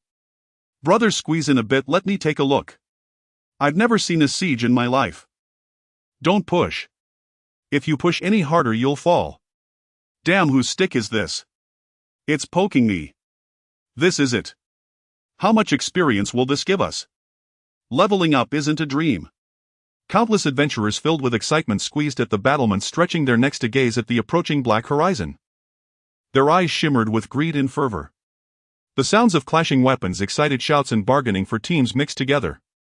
The battlefield, which should have been solemn, had transformed into a bustling marketplace.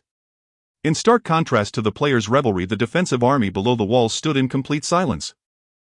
Hundreds of heavily armored NPC soldiers lined up in strict formation, their faces tense beneath cold helmets. Their eyes showed no turbulence, only a resolute acceptance of death.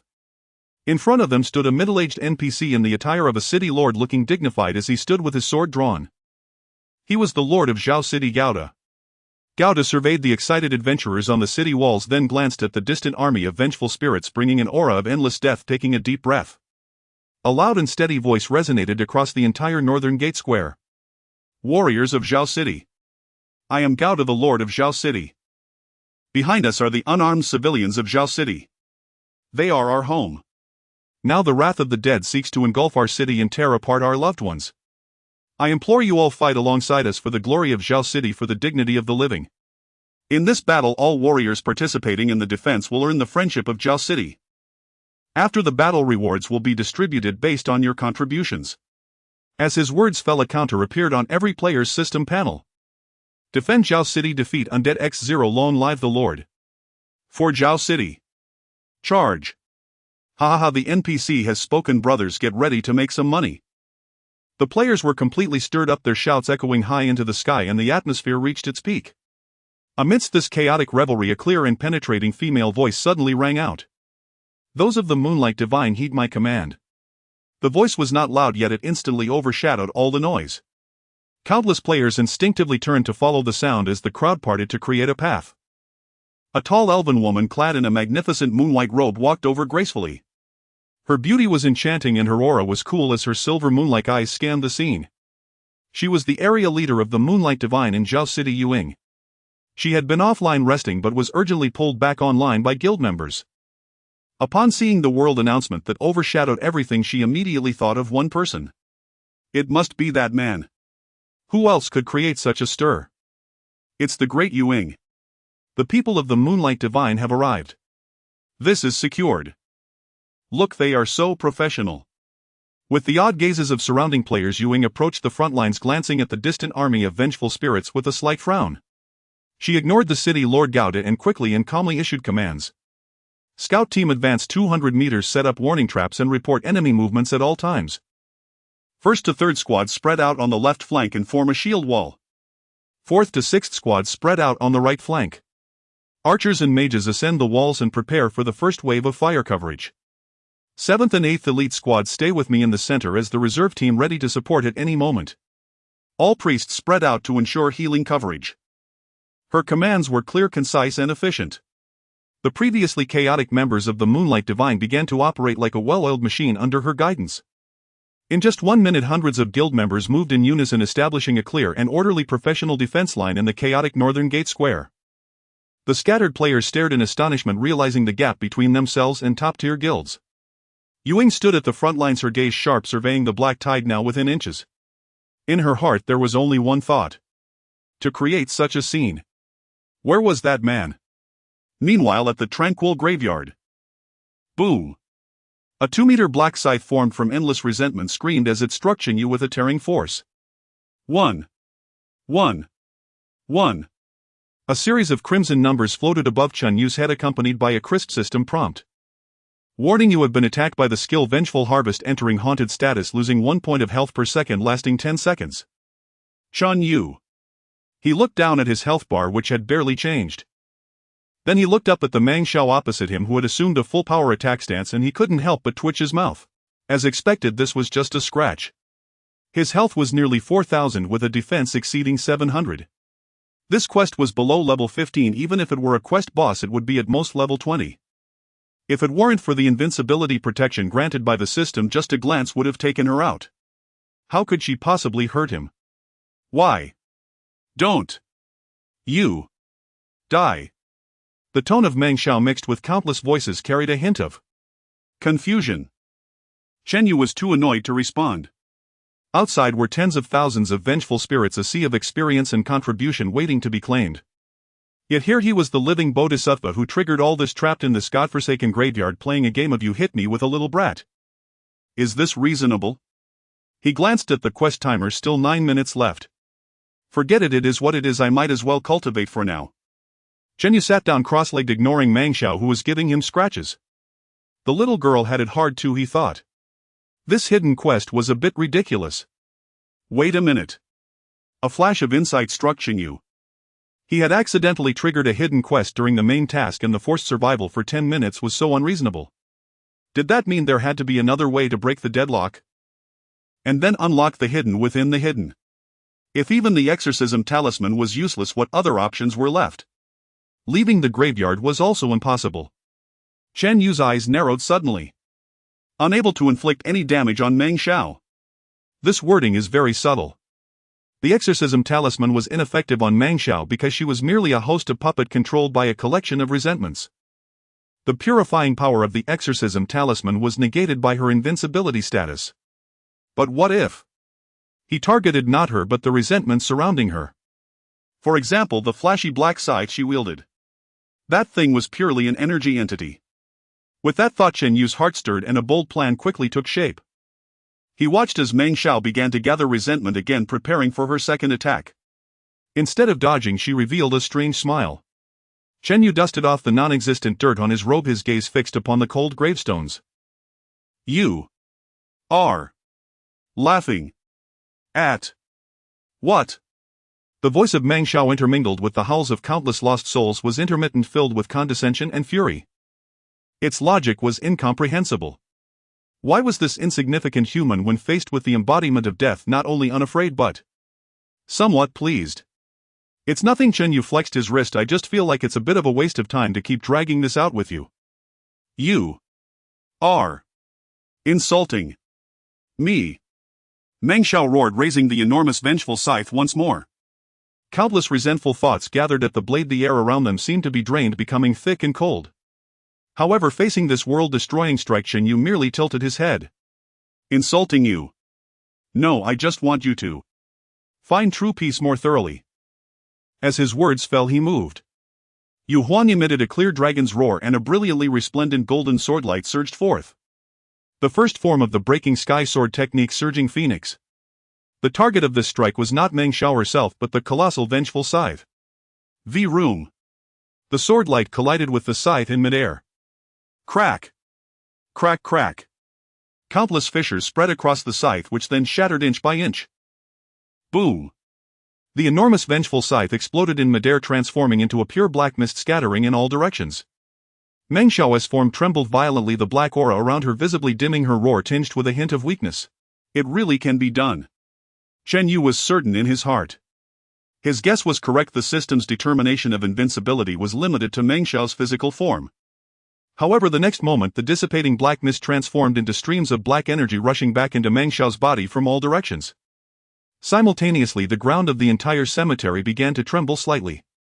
Threads of black mist rose from the earth, continuously flowing into her body. In just 2 seconds, the dim black aura on Meng Xiao intensified once more. In her hands, a scythe even larger and more solid than before began to coalesce at an accelerated rate. It's useless. Here. I am immortal. Indestructible. Chen Yu observed this scene, his expression unchanged. He didn't expect this to end the situation. This was merely a verification. He Shitu Huang abandoning all defensive stances, standing quietly in place. Meng Xiao was momentarily stunned, seemingly not understanding why this human suddenly ceased to resist. But she thought little of it, her pent-up rage transformed into the most lethal strike. Die. The enormous vengeful scythe wielding the power to judge all living beings came crashing down towards the top of Chen Yu's head. Familiar damage notifications appeared again. Chen Yu didn't even glance, he simply raised his hand slowly. Whoosh. Whoosh. Whoosh. Layer after layer, every 10 sheets, yellow talismans glowing faintly with golden light appeared before him. In an instant, hundreds of exorcism talismans floated before Chen Yu. Meng Xiao's movements halted. She could sense that the energy emanating from those yellow talismans was enough to vaporize her 1,000 times over. A primal fear emerged in her consciousness for the first time. What are you going to do? What am I going to do? Chen Yu smiled. It's simple. Since your power comes from this cemetery. He extended his hand and gently waved it. Then I will simply destroy your source of power and the problem will be solved, right? The moment his words fell, hundreds of exorcism talismans transformed into a vast golden torrent soaring into the sky. They did not fly towards Meng Xiao but instead spread out like a grand golden meteor shower, covering every inch of the tranquil cemetery. Boom! There was no process. The instant the first exorcism talisman hit the ground, the entire world fell silent. All players, whether they were fighting bloodily at the North Gate as members of the Moon God's Radiance or those excitedly hunting for kills, paused in unison and looked towards the north. In that direction, a golden light abruptly rose from the horizon. The radiance was so intense, so overwhelming that it quickly overshadowed the setting sun, dyeing half the sky in pure gold. What the hell? What's going on? What is that? A map cannon. Where did it come from? At the center of the storm, the tranquil cemetery. Endless golden holy fire erupted from every inch of land, incinerating all filth, hatred, and evil. The cold gravestones were transformed in the golden light, the black mist entwined upon them dissipating, instantly restoring the stones to their original color. Deep underground, the vengeful spirits that had been lurking for who knows how long could not even let out a howl before receiving eternal peace under this unmatched purifying power. The resentment of the entire cemetery was swept away in just 3 seconds. Ah! Losing the source of her power, Meng Xiao let out her final mournful scream. The black aura surrounding her rapidly dissipated like a receding tide, and the embodiment of hatred formed from countless vengeful spirits collapsed in the golden light. Finally, the light faded. The black mist dissipating, Meng Xiao transformed back into that simple, slender girl. Her eyes tightly closed, she fell backward. Chen Yu stepped forward and gently caught her before she hit the ground. At that moment, the invisible barrier binding the entire cemetery shattered with a sharp crack. The long-lost system notification finally rang in Chen Yu's ears. Ding! Congratulations, you have completed the hidden task, Disturbed Rest. Task evaluation.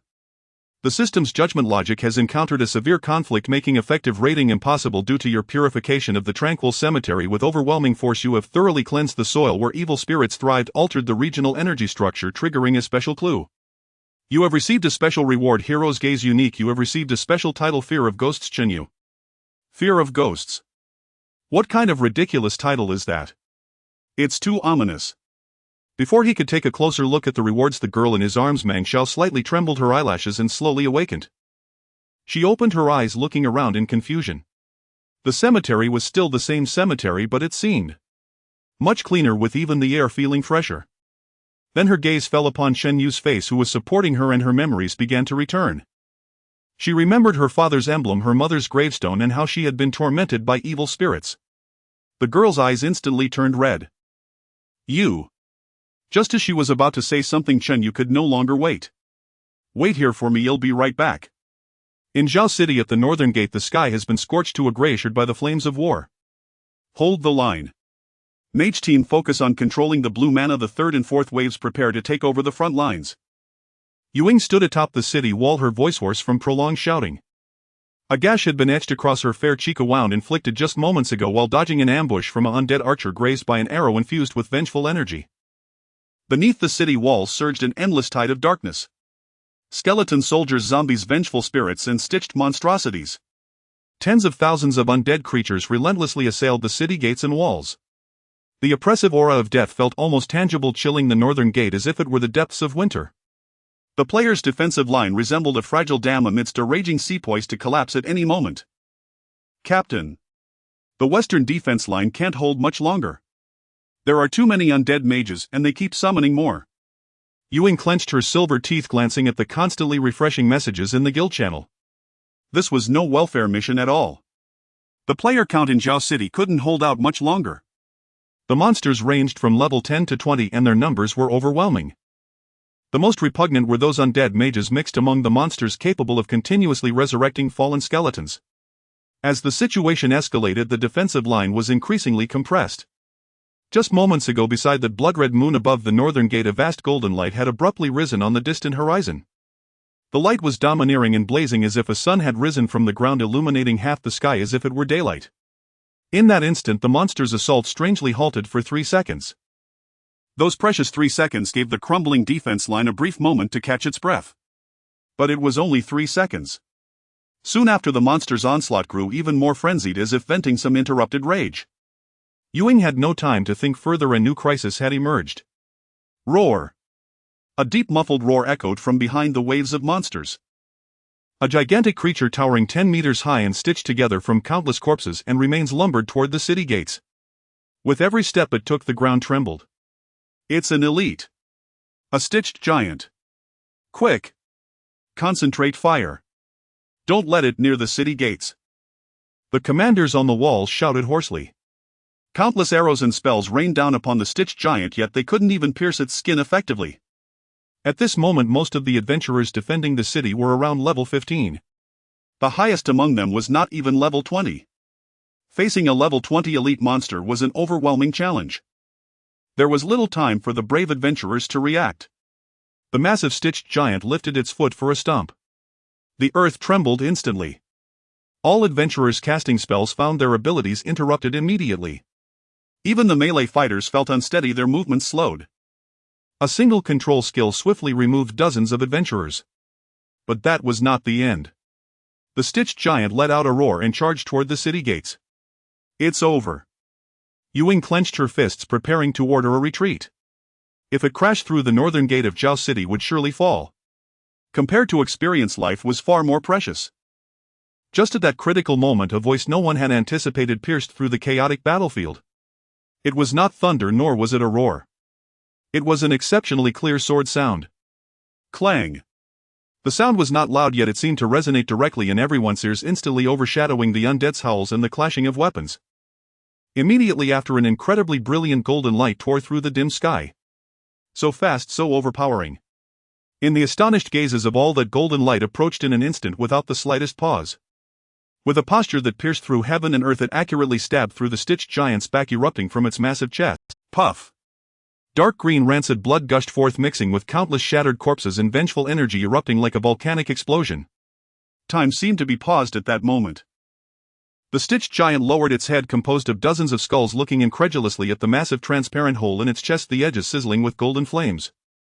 Its twisted maw opened slightly, seemingly wanting to let out a final roar, but only a cloud of black smoke escaped. Then its enormous body suddenly knelt, crumbling apart into countless ashes, dissipating into the air. One strike. Instant kill. The level 20 elite that had just left thousands of players helpless and on the brink of despair was gone just like that. A profound silence fell upon the city walls. Everyone forgot the battle, forgot to breathe, and collectively looked up toward the direction from which the golden light had come. Beneath the gray-shirted sky a figure stood atop an ancient blue flying sword suspended in midair. Dressed in a finely crafted black robe, his black hair fluttered slightly in the fierce winds of death, his expression indifferent. It was as if that earth-shattering sword strike had simply brushed away a speck of dust. Beside him, the golden Yu Huang sword that had just obliterated the stitched giant buzzed with power, radiating an intimidating aura. It's him. Ewing let out a long sigh of relief. She instinctively felt that with that man present there would be no problem at all. Holy crap! He can fly. Is that a skill players can have? Just now. That sword strike had killed an elite boss. Brothers, I feel like it's about to ignite. After a brief silence, the city walls erupted with thunderous awe and discussion. In countless players' eyes, despair transformed into fervor. Even the steady NPC commander Gao ceased his shouting at that moment. He gazed at Chen Yu in the sky, his eyes filled with shock far beyond that of ordinary players. Chen Yu paid no attention to the commotion on the city wall. The reason he flew on his sword was not to show off but to better survey the battlefield. In terms of speed, flying on a sword was actually quite similar to riding a rabbit. This was his first experience flying on a sword, so he had deliberately chosen a wider sword for the Ascension sword. His calm gaze swept over the undead army below, resembling a black ocean. These were all experiences. Standing atop the blue flying sword, Chen Yu simply flicked his fingers forward. Buzz. The golden Yu Huang sword hovering beside him let out a cheerful sword sound, instantly splitting into two identical divine swords. Then Chen Yu poured his spiritual energy into them without reservation. Second form of the breaking heaven sword technique, Starry Chaos. In an instant, the two Yu Huang swords transformed into two golden tornadoes of death with a terrifying howl that tore through space, charging left and right into the densely packed undead army below. That was not a battle. It was a massacre. It was a harvest. Two golden tornadoes made of countless sword lights surged forward like super meat grinders that had just been switched on. In a wild and unreasonable manner, they rampaged through the sea of undead. Wherever the sword light passed, whether it was a hard skeleton soldier or a slow-moving zombie, they were cut into the most primal fragments upon contact with that golden sword light, then completely evaporated by the spiritual energy attached to the sword. Creak! Creak! The sound of shattering bones resonated, sending chills down one's spine. The wails of the undead in their final moments couldn't even escape, utterly obliterated by the violent sword energy storm. The players stared in shock at the breathtaking scene below the city. Then they looked up at the figure floating in the sky. This is too cool. A young adventurer murmured, unaware that his weapon had slipped from his hands and fallen to the ground. The clamor on the city wall and the roars from below felt incredibly distant at that moment. Everyone's vision was consumed by the two golden tornadoes rampaging through the sea of the undead. That was not a skill. That was a calamity. Ewing stood atop the city wall, no longer knowing how to control her expression. The guild members beside her, those self-proclaimed elite players, looked like novices entering the source realm for the first time, mouths agape, faces blank. Is this how the game is played? Ewing gazed at the figure hovering in midair. He merely stood there without any unnecessary actions. Meanwhile, the battlefield below had transformed into a one-sided slaughterhouse. All the undead, regardless of their level or type, were instantly disintegrated and vaporized the moment they came into contact with the swordlight, not even able to let out a single wail. Supervisor. A warrior swallowed hard, his voice hoarse. Should we continue? Ewing shot a glare at the warrior and snorted lightly. What should we continue for? Don't be ridiculous. Just the movement speed and coverage of those two golden tornadoes. If we adventurers rushed down, we might be torn to pieces by the terrifying remnants of sword energy before we even got close. Everyone stay in position. Ewing took a deep breath. Healing team, tend to the wounded. Others, recover your states. She knew this war was already over. It had ended the moment that man appeared. Chen Yu, standing in the air and overlooking the entire scene, was only thinking about one thing. The only thing he needed to pay attention to was controlling the range of the chaotic star sword formation. He mustn't accidentally suck in the onlookers nearby. If he caused any accidental injuries leading to the premature end of his newbie protection period, it would be a huge loss. As for the undead rushing forth beneath him, Chen Yu's gaze showed no sign of fluctuation. Kill the Valley Wraith experience 160, kill the Skeletal Warrior experience 220, kill the Undead Archer experience 200. This was not a monster. This was experience. As the two Jade Blades transformed into a death tornado and weaved through the monster tide for several rounds, the once boundless Black Sea visibly thinned. Thousands of undead could not hold out for long under such bulldozer-like efficiency. 3 minutes later, when the last-stitched monster was torn apart by the sword light turning into a sky full of black ashes, and eerie silence fell beyond the northern gate of Zhao City.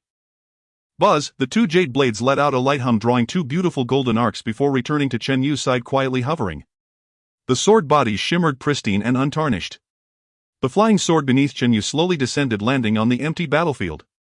Looking around, the brutal scene of corpses strewn everywhere did not appear.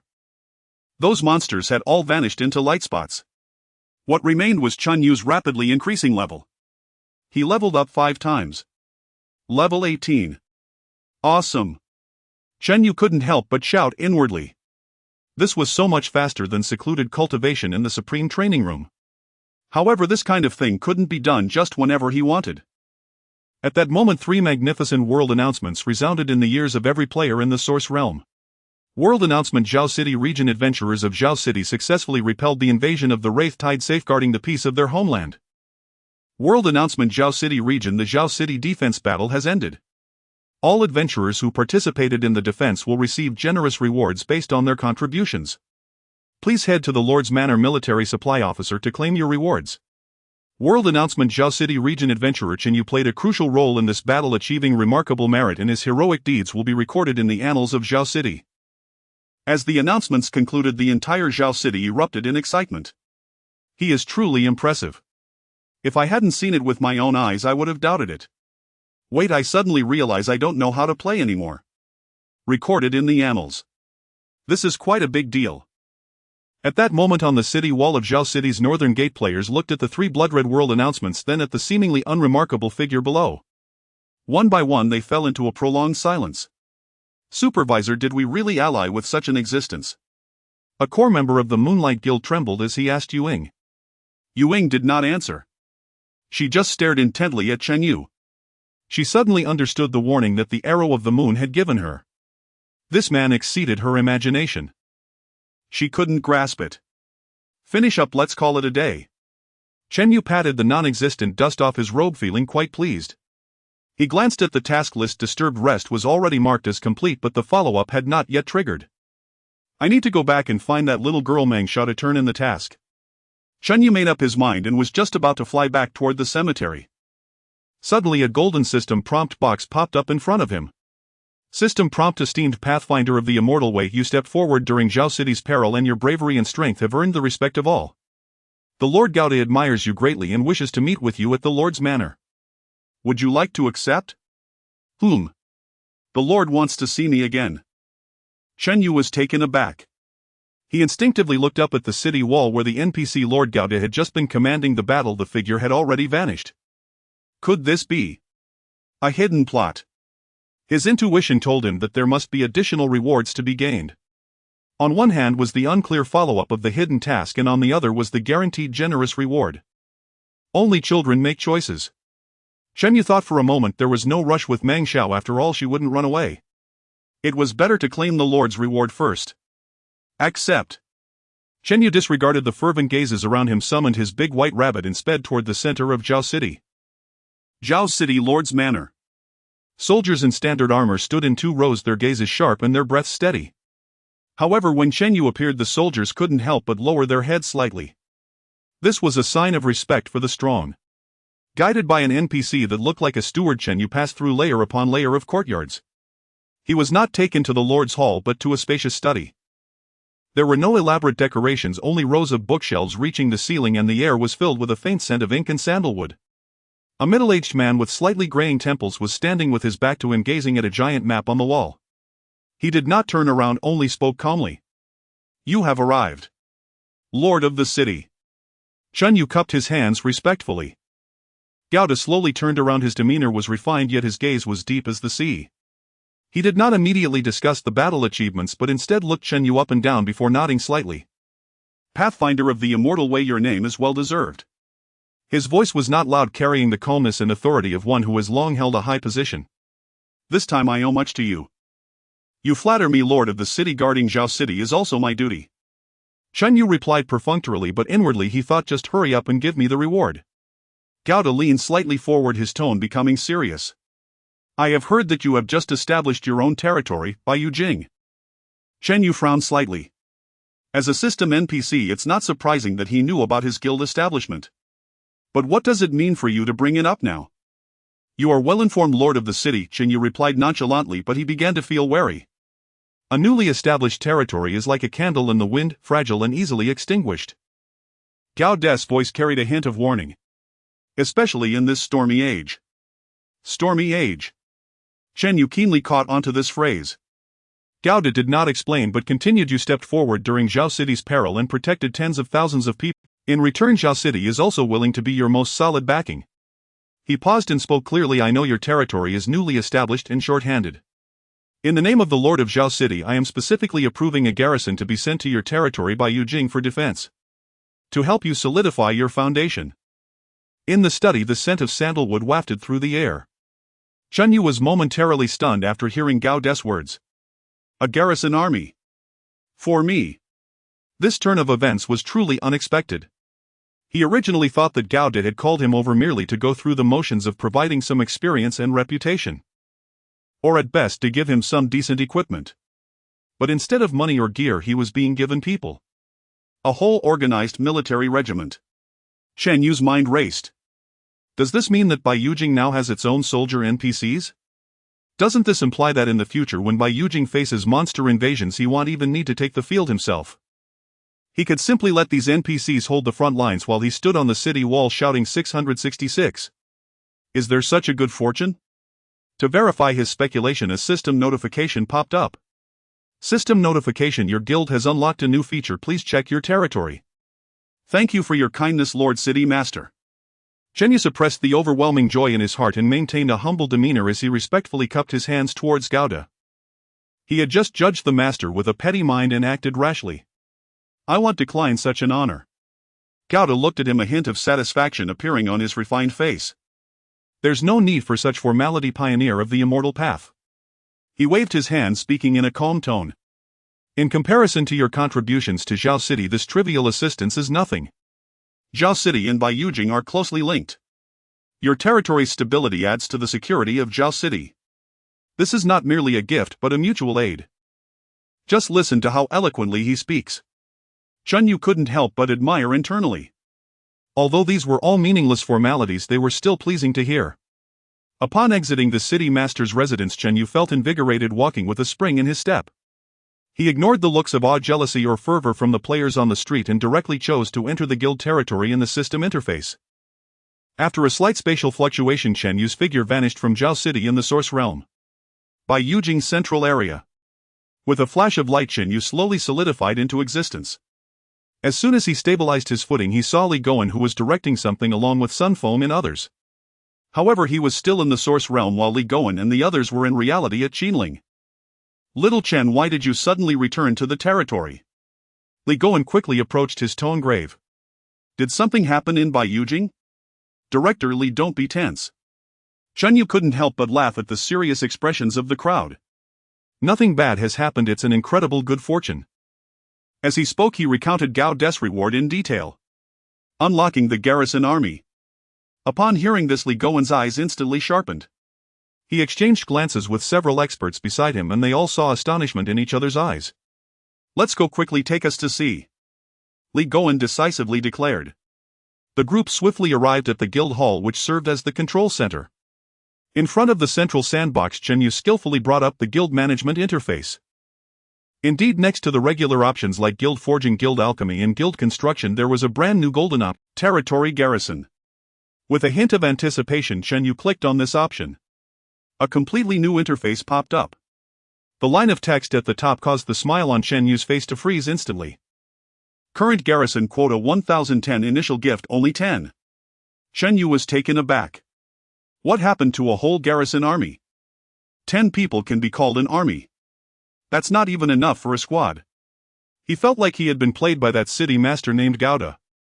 Beneath that line of text there was an even more eye-catching button: expand garrison quota. Chen Yu's eyelids twitched. He took a deep breath and clicked on that button. A confirmation box popped up promptly. Notice each additional garrison quota requires the expenditure of 100 gold coins. The quota is permanently bound and non-refundable. Do you confirm the expansion? Chen Yu stared at the number 100 gold coins, speechless for a long time. Good grief. I knew it. There's no such thing as a free lunch in this broken game. 100 gold coins each. This is highway robbery. Do these soldiers need to be made of gold, or do they pilot star destroyers? Chen Yu's inner voice was raging with complaints. This is different from enhancing one's own strength. If it can make oneself stronger, then the cost is irrelevant. But whether this garrison exists or not doesn't really affect him. What's wrong? Li Goen noticed the change in Chen Yu's expression and asked in a deep voice, is the price very high? Director Li. Chen Yu twitched his mouth and replied, they say it's 100 gold coins each. The entire hall fell into a brief silence. Li Goen did not show much surprise, still maintaining a composed expression. He asked the most crucial question. What's their strength? What potential do they have? Money is merely a number for Huaxia, especially in this project. He was more concerned about what this money could yield in return. Prompted by Li Goen, Chen Yu reacted quickly. He hurriedly clicked on the detailed information of the 10 soldiers. Soon a stat panel appeared before everyone. Reserve Army level 15 can be upgraded. Health 5000, spiritual power, mana 1000, attack 1100, defense 600, skill guard. Active skill attracts targets aggro and gains 30 damage reduction for 10 seconds. Formation sturdy, passive skill forms a formation with more than 10 people, increasing all members' defense by 10. Formation sharp, passive skill forms a formation with more than 10 people, increasing all members' attack by 10. Promotion can be promoted to higher tier units by consuming guild honor and special materials. After seeing these stats, Chen Yu was astonished. These attributes are not necessarily weaker than those of level 15 players. Particularly the health and defense, they're practically tanks. Moreover, this is just the most basic form. Not only can their level grow, but they can also be promoted. Director, this soldier is very strong. Chen Yu's tone became serious. The base attributes almost crush those of ordinary monsters of the same level, and they come with formation effects that make them more powerful with more numbers. The most crucial part is that they can grow and be promoted, and they exist permanently. Li Goen listened quietly, his eyes growing brighter. Promotion means what? He saw a future. He envisioned a steel defense line composed of countless powerful NPCs steadfastly guarding the future of this stronghold. Without further ado, Li Goen had already made a decision in his heart. He turned around, his gaze sweeping over Chen Yu and all the experts present, his voice steady and powerful. Since we are going to do this, we should not make small moves. 10 soldiers won't make any difference, they can't even handle sentinel tasks. He paused, his deep gaze finally landing on Chen Yu as he issued the command. Start with 10 battalions. Build up the basic defensive framework for Bai Yujing. 10 battalions. Chen Yu's breath momentarily halted. How many people are in a battalion? According to the existing structure, a battalion is close to 500 people. 10 battalions mean 5,000 people. That is 500,000 gold coins. Chen Yu felt his blood inexplicably begin to boil. He had initially thought he was getting a free army from the NPCs, but how did it suddenly turn into a multi-billion super military procurement order? He looked at the calm Li Goen and then at the experts around him who had already started frantically calculating and planning. In that moment he understood more deeply what it meant to have a national team. Damn it! Chen Yu cursed inwardly, a surge of mixed shock and heroism rushing to his head. I'm starting to feel sympathy for the opponents in the guild wars. Li Goen wasted no time and made a call. The conversation was extremely brief, his tone as calm as if discussing what to have for dinner. The project requires 500 billion. Yes, right now. A moment later. Good. The call ended.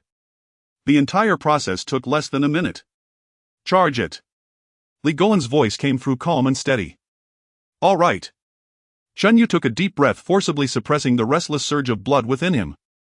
He opened the recharge interface and exchanged the entire sum for the game currency. Ding! Recharge successful.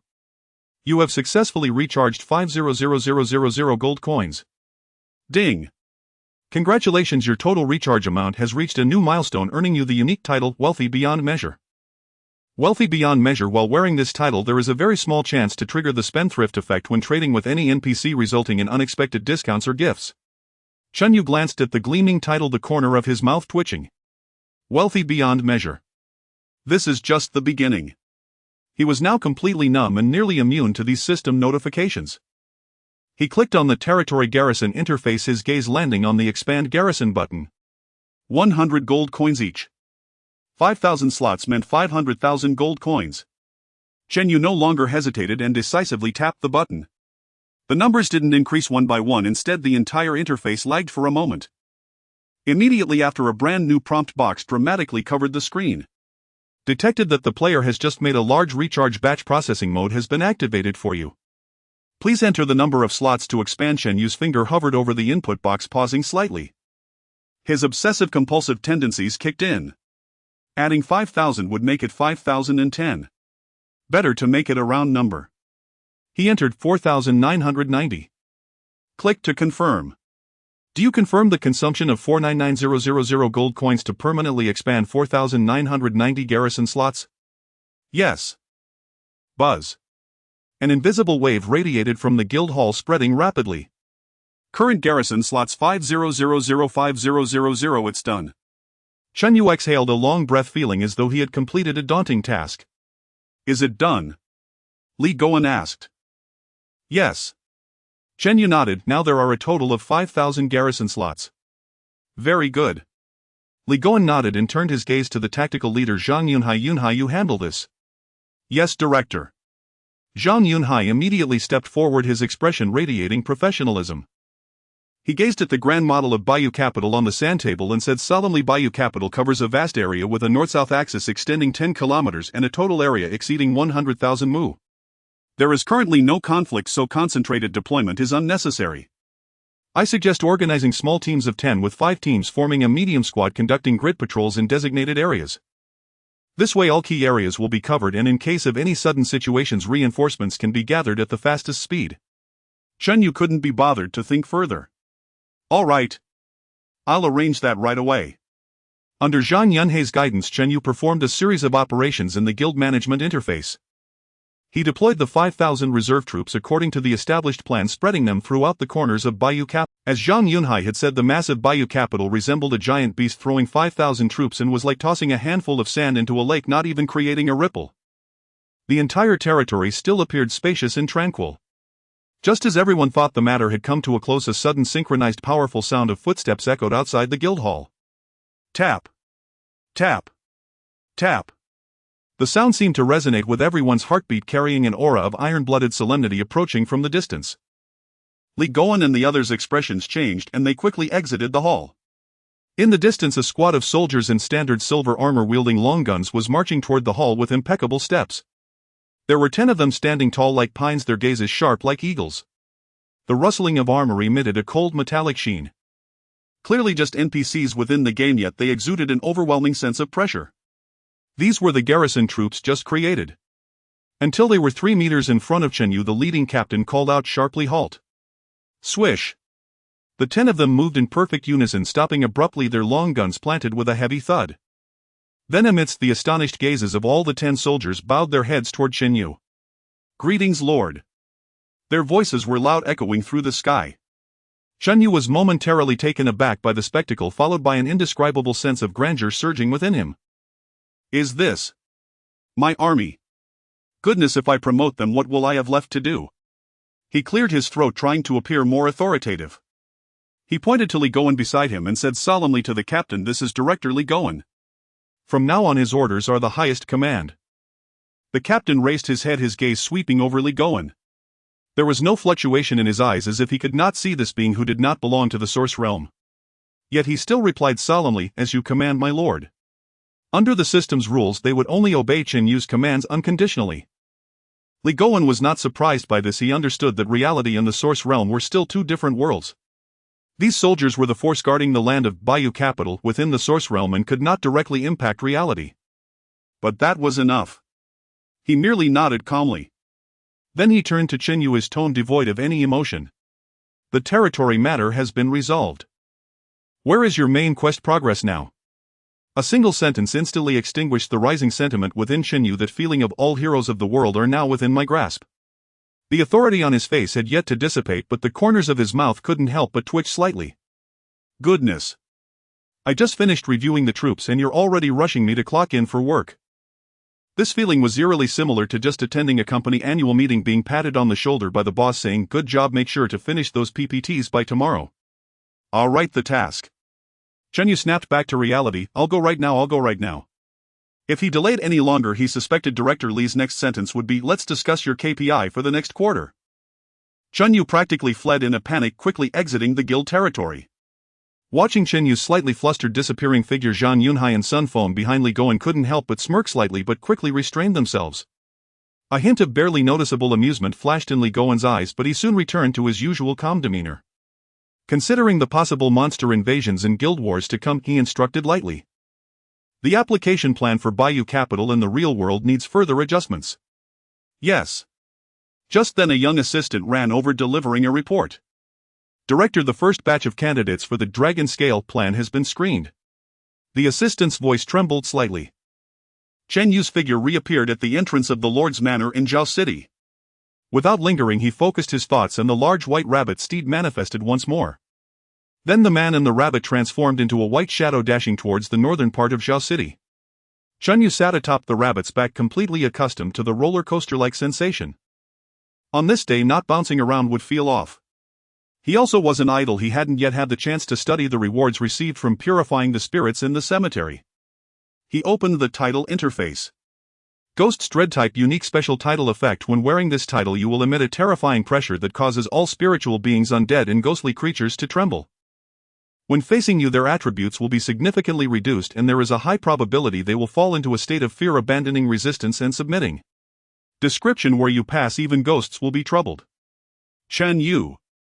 Goodness, this description is straightforward. Submit. Does this mean that in the future when I encounter ghosts I won't even need to lift a finger? Just unleash my domineering aura and they'll kneel and bow to me. What's the difference between this and being a ghost king? He scratched his head, an odd thought emerging in his mind. If I encounter a dungeon like the Wailing Valley again, can I just enter and recruit all the vengeful spirits, creating an undead army? He opened his backpack again, his gaze landing on another reward. It appeared to be an ancient box, palm-sized, made of an unknown metal. The surface was engraved with incomprehensible patterns, and at the center was a relief of a winged emblem identical to the one he had given to Meng Xiao earlier. Gaze of the hero type, special quest item effect, unknown description. Someone is gazing at you from somewhere, waiting for you. Whom? Chen Yu raised an eyebrow. This description seems rather mysterious. Gazing at me. He instinctively looked up at the sky and then around. Aside from the howling wind and the wilderness, there was nothing. He tried to open the box but found it unyielding, with no system prompts either. Another riddle item. Chen Yu pouted temporarily, setting it aside.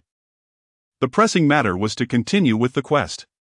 When Chen Yu arrived at the tranquil cemetery again, the sunset had already vanished. The sky was left with a dark yellow hue, about to be engulfed by darkness. After the purification by the exorcism talisman, the entire cemetery no longer had a hint of eeriness, instead radiating a peculiar cleanliness and serenity. Chen Yu spotted the solitary figure at a glance.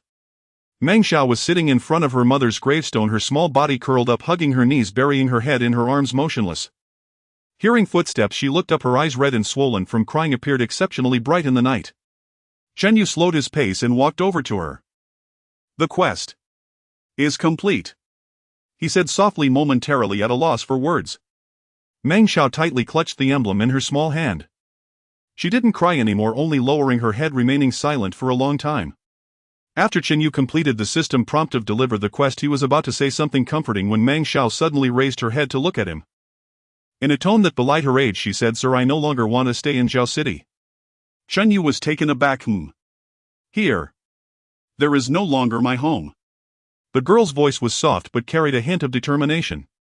I heard from my father that I have an uncle in Xianguang City and I want to find him. As soon as she finished speaking, a brand new quest prompt popped up in front of Chen Yu. Ding!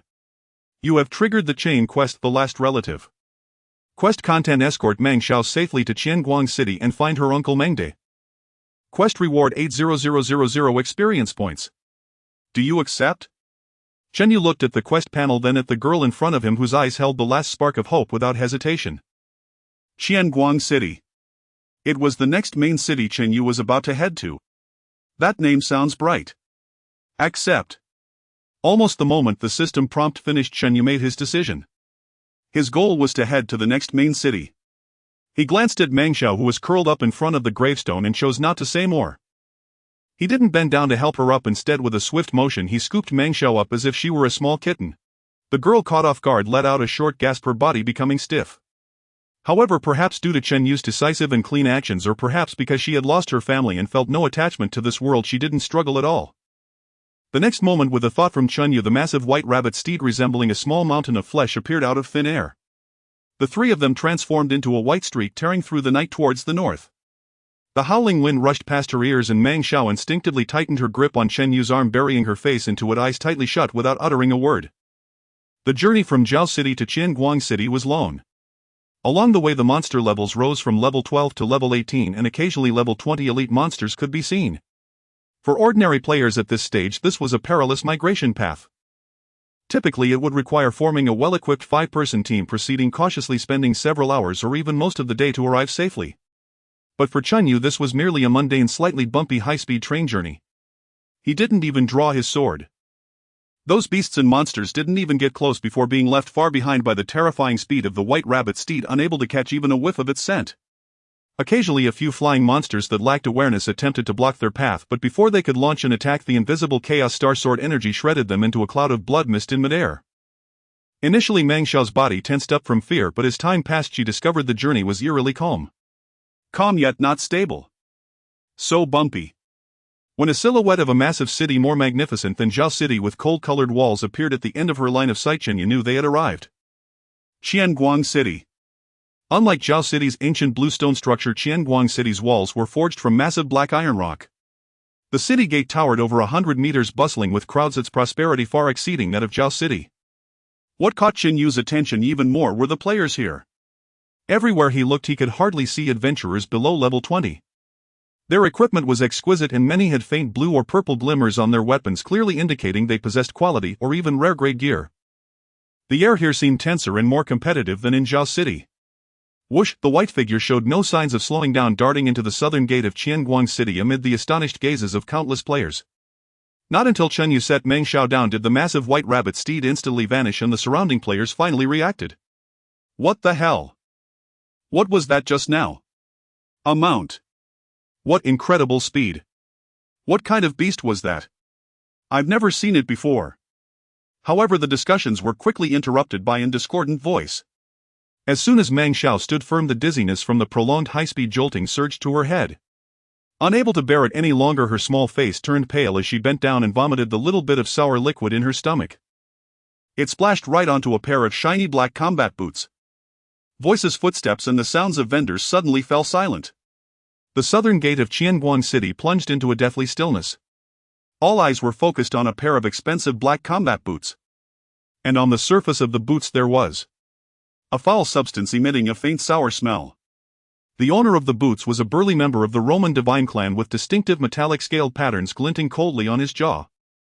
He was clad in a complete set of black iron armor, the surface shimmering with a dark radiance, unmistakably a rare artifact. He slowly lowered his head, shifting his gaze from his own boots to the pale, trembling little girl beside him. As he noticed the green name above Meng Xiao's head indicating her NPC status, a hint of barely detectable irritation flashed in his eyes. Friendly unit cannot attack.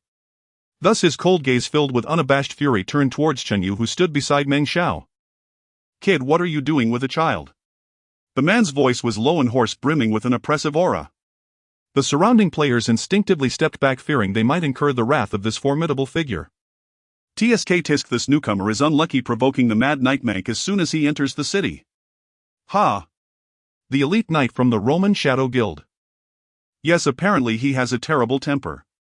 Last week a casual player accidentally stole a monster from him and ended up being camped by him and his crew for a whole day.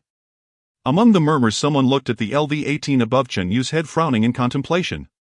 Chen Yu. That name sounds somewhat familiar. I can't quite recall. Probably just some small fry from a guild. Mank clearly did not give Chen Yu much time to react. He stepped forward, the heavy metal boot hitting the cobblestones with a dull. He looked down at Chen Yu from his elevated position, not even bothering to check what the other's ID was. He merely pointed at his own boots. "I don't care who you are, now you clean it off for me." With this statement he was all about arrogance. It was extremely humiliating. This was no longer a matter that could be resolved with an apology, it was a blatant attempt to trample the other's dignity underfoot.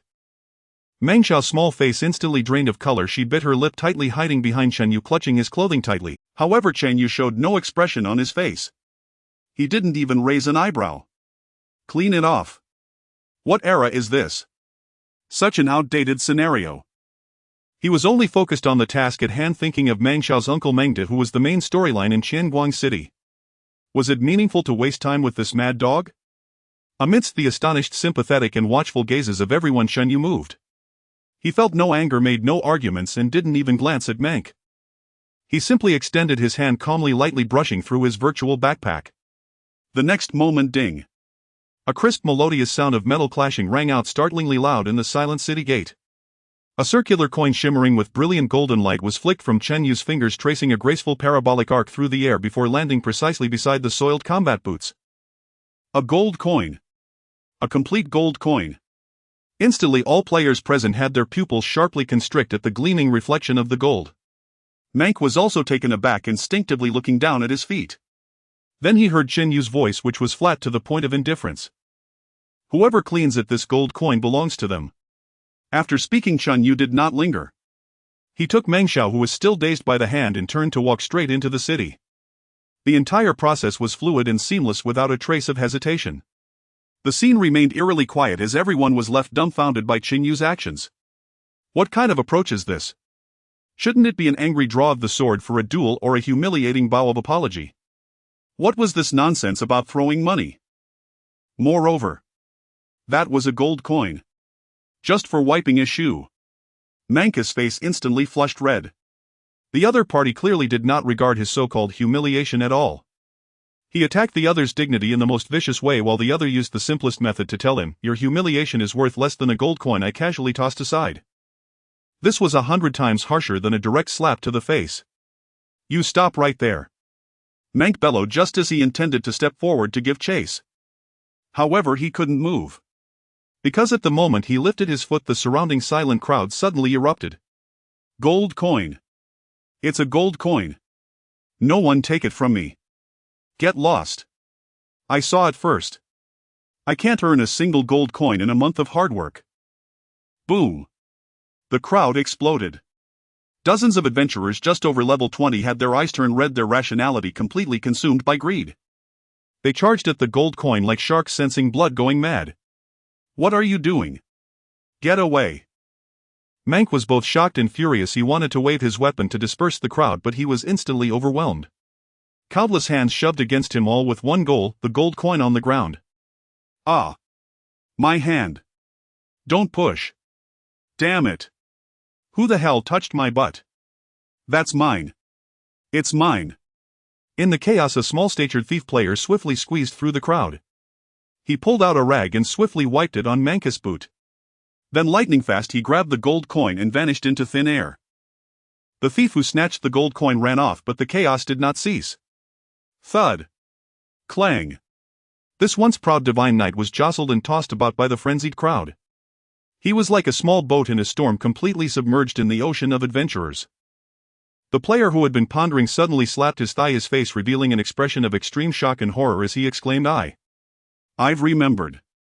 It's him. It's him. The one who activated destruction mode in Weeping Valley. The one who caused a world announcement. That Chun Yu. This exclamation was like thunder on a clear day. It caused all the players still caught in the chaos to freeze momentarily. When they turned to look again, there was no trace of Chun Yu. Master, I'm sorry I got you into trouble. Once they had distanced themselves from the commotion at the city gate, Meng Xiao finally came back to her senses from the shock, her head lowered as she apologized softly. It's not your fault. Chun Yu's tone remained flat as he glanced at the little girl. People like that are not worth your concern. To him, what had just happened was merely an annoyance during his journey, akin to swatting away a fly. He was now more focused on the task. Opening the quest panel, there was no navigation address nor any indication of where to find Mengde. This girl Meng Xiao didn't know either. Chen Yu stopped a passing player and politely asked, "Hello, do you know who Mengde is?" The player had initially been somewhat impatient, but when he caught sight of the ID above Chen Yu's head, his attitude instantly did a complete turnaround, becoming exceedingly respectful and enthusiastic. Chen Yu. Mengde, right. 3 No. The Lord of Qianguang City. The Lord of Qianguang City. Chen Yu glanced at the little girl beside him, who was tightly clutching his clothing and had a face full of anxiety. This task was indeed designed with many twists and turns. He silently complained about the game designer in his heart, then took Meng Xiao's hand and under the odd gaze of the player headed towards the Lord's mansion. "My lord, my uncle is the city lord." Meng Xiao's voice trembled with disbelief. Chen Yu replied succinctly, "Don't be afraid, I will take you there." The night of Qianguang City was even more bustling than Zhao City, with the architectural style on both sides of the street being grander. This was evidently a stage of a higher level. The two did not ride mounts as Meng Xiao's short legs could not keep up. By the time they arrived at the city lord's mansion, the night had deepened. Chen Yu naturally wanted to find a path automatically, but Meng Xiao saw a rabbit and immediately hid far away. There was no choice but to settle for the NPC. In front of the city lord's residence, 2 rows of heavily armored guards stood solemnly, all at LV-25, their eyes sharp as hawks. "Halt!" The leading guard captain stepped forward and blocked Chen Yu's path. Chen Yu stated succinctly, "I am Chen Yu, an adventurer from Zhao City, escorting the daughter of the hero Meng Xiao to seek refuge with her uncle Lord Mengde." The guard captain scrutinized Chen Yu for a moment, then turned his gaze to Meng Xiao, his brow slightly furrowing. He seemed to recall the name Meng Tu, but ultimately maintained a professional indifference. "Wait here." He turned to enter the mansion to report, leaving Chen Yu and Meng Xiao to wait under the cold moonlight. After a long while, the guard captain returned and made a gesture to Chen Yu, his tone lacking warmth. "The city lord is in the back courtyard, follow me." Passing through layers of corridors, the luxury and majesty of the mansion were on full display. But the further they went in, the colder the air became. Even the flowers and trees were trimmed to sharp edges, exuding a sense of forbidding. The back courtyard was extremely spacious, its ground paved with large slabs of dark blue black stone. In the center of the yard, a towering figure was moving under the moonlight. He was bare-chested, his bronze muscles bulging with explosive strength. In his hand he wielded a heavy war knife, each swing accompanied by a howl that tore through the air. The wind from the knife stirred the fallen leaves on the ground, instantly reducing them to powder. The movements were grand and expansive, yet extremely precise, filled with the aura of iron and blood. Mengde, Lord of Qianguang City level. Health. A series of question marks displayed the vast difference in levels between them. The guard captain brought Chen Yu and Meng Xiao to the side of the field, then bowed and withdrew, not daring to disturb. Mengde seemed not to notice them, still practicing his knife techniques. After finishing a set of knife techniques, he slowly ceased his movements, driving the war knife into the weapon rack with a clang. He picked up a towel nearby to wipe his sweat and then cast a cold gaze over. "What is it?" His voice was as cold and hard as his knife techniques, devoid of any emotion. Chen Yu gently nudged Meng Xiao forward and calmly spoke, "Lord Mengde, this is Meng Xiao, the daughter of your younger brother Meng Tu." Meng Xiao timidly raised her head and softly called out, "Uncle." "Uncle." Mengde's gaze lingered on Meng Xiao for less than a second. In his eyes there was no joy of a family reunion, but rather a fleeting hint of irritation and disgust. It was as if the girl before him was not his blood-related niece, but rather a tremendous inconvenience. "My foolish brother always likes to do things he thinks are clever." Mengde's tone was laced with disdain. "He died fighting for a city that has nothing to do with us. That was his choice. What does it have to do with me?" He didn't even spare Meng Xiao another glance and directly instructed a servant in the corner, "Go to the treasury and bring 10 silver coins to reward this adventurer." The servant bowed and accepted the order, quickly returning with a bag containing 10 silver coins.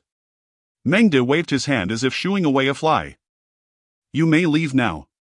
He then pointed at the terrified Meng Xiao, instructing the servant, "As for this child, find a servant's room in the back courtyard to place her and don't let her come out to disturb me." The entire process was chillingly cold. 10 silver coins. To an ordinary player it might seem like a decent income. But for Chen Yu it was far too little, even for his drug use. Moreover, this was not just about money. Chen Yu frowned slightly. He was not angry for being looked down upon, he simply felt that the plot was off. According to normal game logic, escorting the orphan of a hero to find family should be a touching and accepting moment, followed by generous rewards and the opening of the next quest chain, right? How did it turn into a dismissal of a beggar here? My lord. The pale-faced Meng Xiao trembled, her lips quivering. She looked in disbelief at the tall and indifferent figure in the yard, her blood-related uncle who felt colder than any stranger. The servant had already approached Chen Yu holding the bag of coins, slightly bowing with a professional fake smile. Chen Yu did not even look at the bag. His gaze fell on Meng Xiao, whose body shook like a leaf in the wind due to fear and sadness. The last glimmer of light in the girl's eyes had dimmed. Did the task go wrong? The first thought flashed through Chen Yu's mind. He quickly recalled every step from accepting the task to now. Zhao City Captain Luoyi Bayou emblem, the Tranquil Cemetery. Right, the cemetery. That hidden task disturbed rest which he had accidentally triggered. Could it be because of that task that the subsequent plot direction had veered off course? Game designer, you really are not following the usual path. Chen Yu silently complained in his heart, shifting his gaze from the servant's face back to Mengde. Mengde had already turned around, seemingly too lazy to spare them another glance, preparing to return indoors. Wait. Chen Yu spoke up, his voice not loud but exceptionally clear. Mengde paused in his steps, not looking back, only coldly asking, "Is it too little?" His voice already carried a hint of impatience and murderous intent. The pressure belonging to a high-level powerhouse descended upon Chen Yu. An ordinary player under this pressure would probably struggle to stand. But Chen Yu simply stood quietly as if he felt nothing. He ignored the servant still holding the bag of coins, walked over to Meng Xiao and gently patted her shoulder. Then he took something out of his backpack. It was a plain wooden box. This was the special reward he had obtained upon completing the hidden task in the cemetery, Hero's Gaze. He had tried to use this box before, but it was unusable and could not be opened. And now, the moment Chen Yu took it out, the originally unremarkable wooden box suddenly trembled slightly. A faint warm white light emerged on its surface. The glow was gentle, imbued with an aura of solemnity and sanctity that could not be desecrated. This might work. Chen Yu felt a surge of certainty, gently applying force with both hands. Click. A light sound echoed and the wooden box opened in response. The moment it opened, there was no dazzling golden light or any divine weapon as one might have imagined. Inside lay only a medallion. A medallion carved from white feathers, identical to the one Chen Yu had given to Meng Xiao. However, this one shimmered with a faint golden flow between the feather patterns. Underneath the medallion lay a piece of yellowed parchment. Chen Yu did not take the medallion but instead retrieved the letter.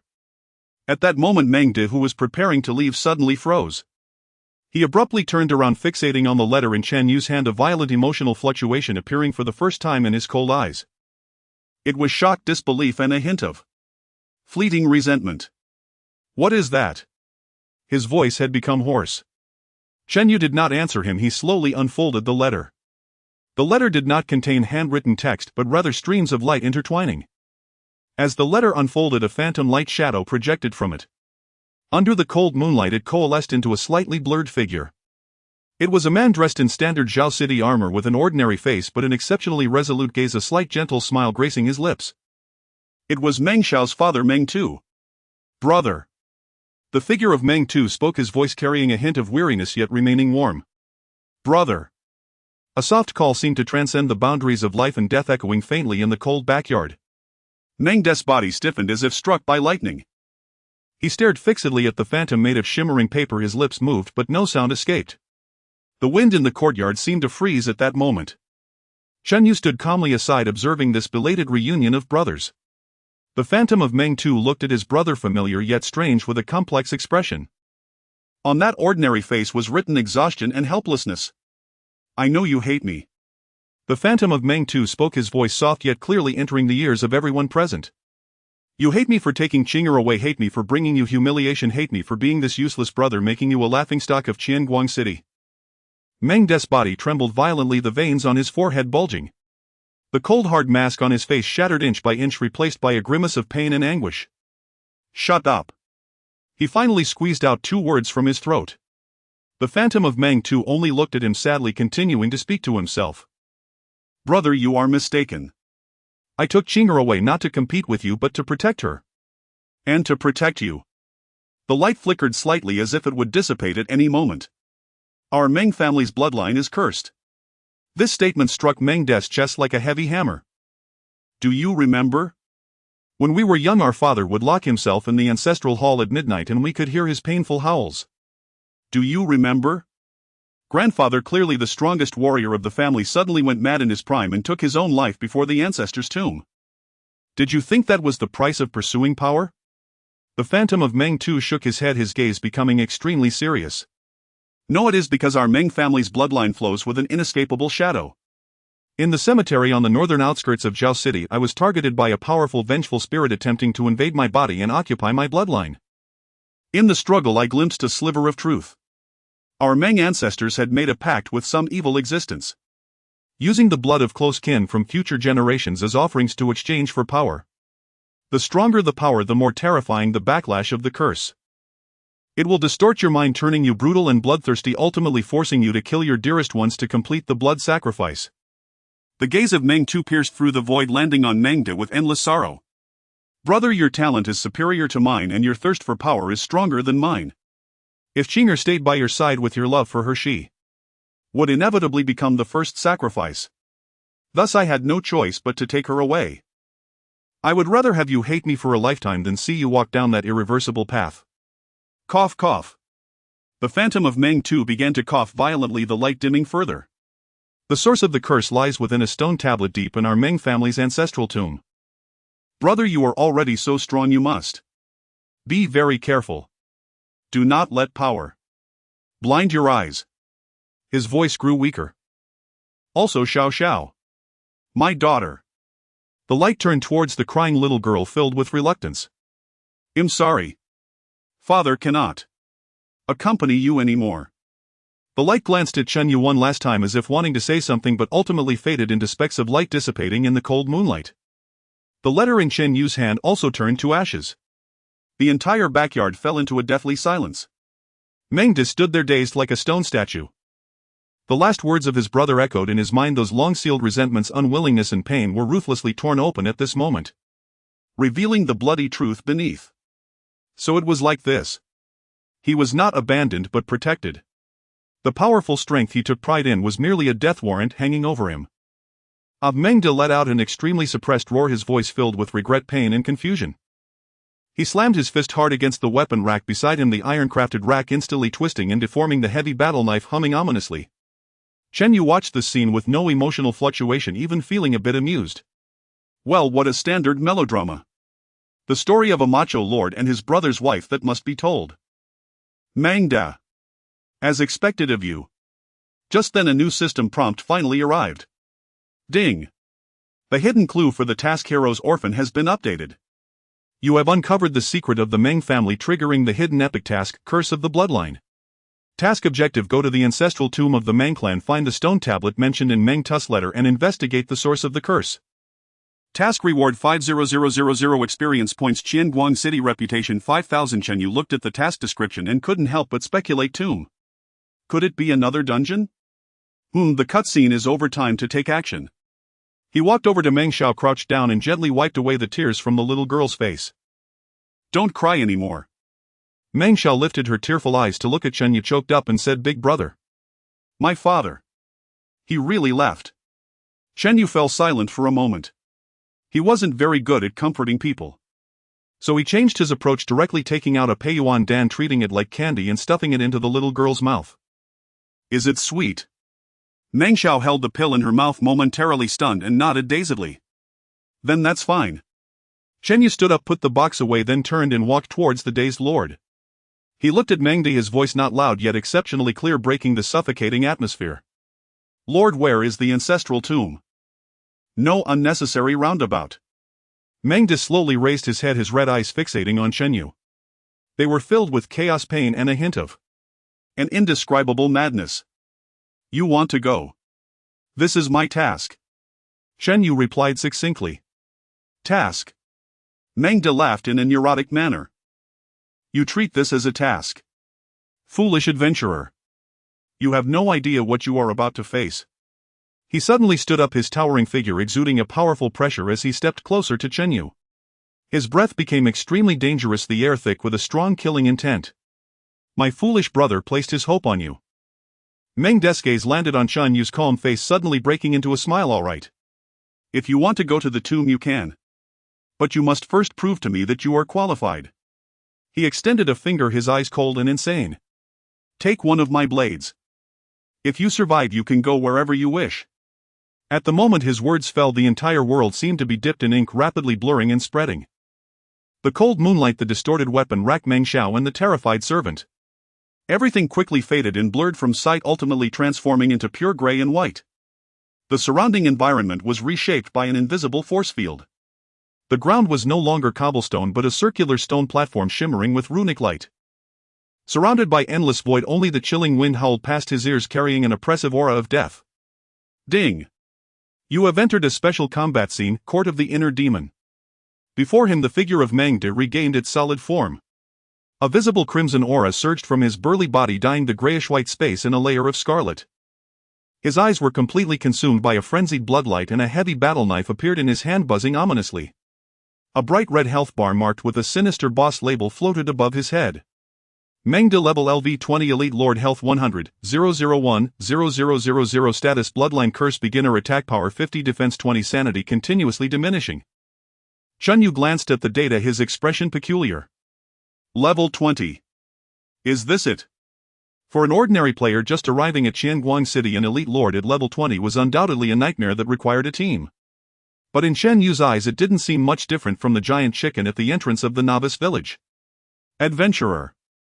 Meng De's voice became hoarse and deep, each word laden with deep-seated hatred and pain. That fool of a brother of mine. What does he understand? Power. Only absolute power can sever all misfortunes. Let me see just how much worth you have being chosen by him. Roar. With a furious roar, Meng De moved. The runestone platform beneath his feet shattered with a deafening crash, and he transformed into a blood-red shadow. The battle knife in his hand dragged out a long trail of crimson light. The air split apart with a piercing shriek. Secret technique: mountain collapse. Before the blade arrived, an overwhelming sense of pressure as heavy as a mountain bore down. This strike condensed all the pride and dignity of his position as the Lord of Qianguang City. He intended to use this blow to shred the adventurer before him who brought forth the cruel truth. The blood-colored blade loomed larger in Shen Yu's pupils, threatening to split the entire grayish-white space in two. Facing this apocalyptic strike, Shen Yu simply stood still, not even blinking. He slowly raised his right hand, pointing like a sword, lightly touching that imposing blood-colored blade. There was no earth-shattering roar. No dazzling collision occurred. A faint golden light flickered briefly from his fingertip. Buzz, a soft chime was heard. The jade-bright sword light flashed by like a golden thread. Time seemed to pause at that moment. The vicious expression on Meng De's face instantly froze, his eyes filled with utter shock and disbelief. The blade which he had poured all his effort into hung motionless in midair, less than an inch from Chun Yu's fingertip. In the next second.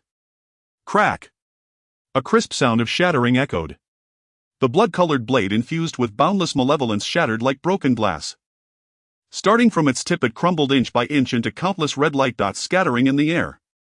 Following that was the battle knife in Meng De's hand. This steel knife, which had accompanied him for many years, let out a mournful wail, its blade covered in spiderweb-like cracks, and then with a loud bang it exploded into iron shavings.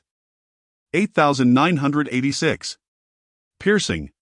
A numerical damage value flew up above Meng De's head. His health bar dropped from full to empty in an instant. Ugh!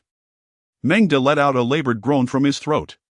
He looked down in disbelief at his empty hands, then raised his gaze to that man who had remained calm all along.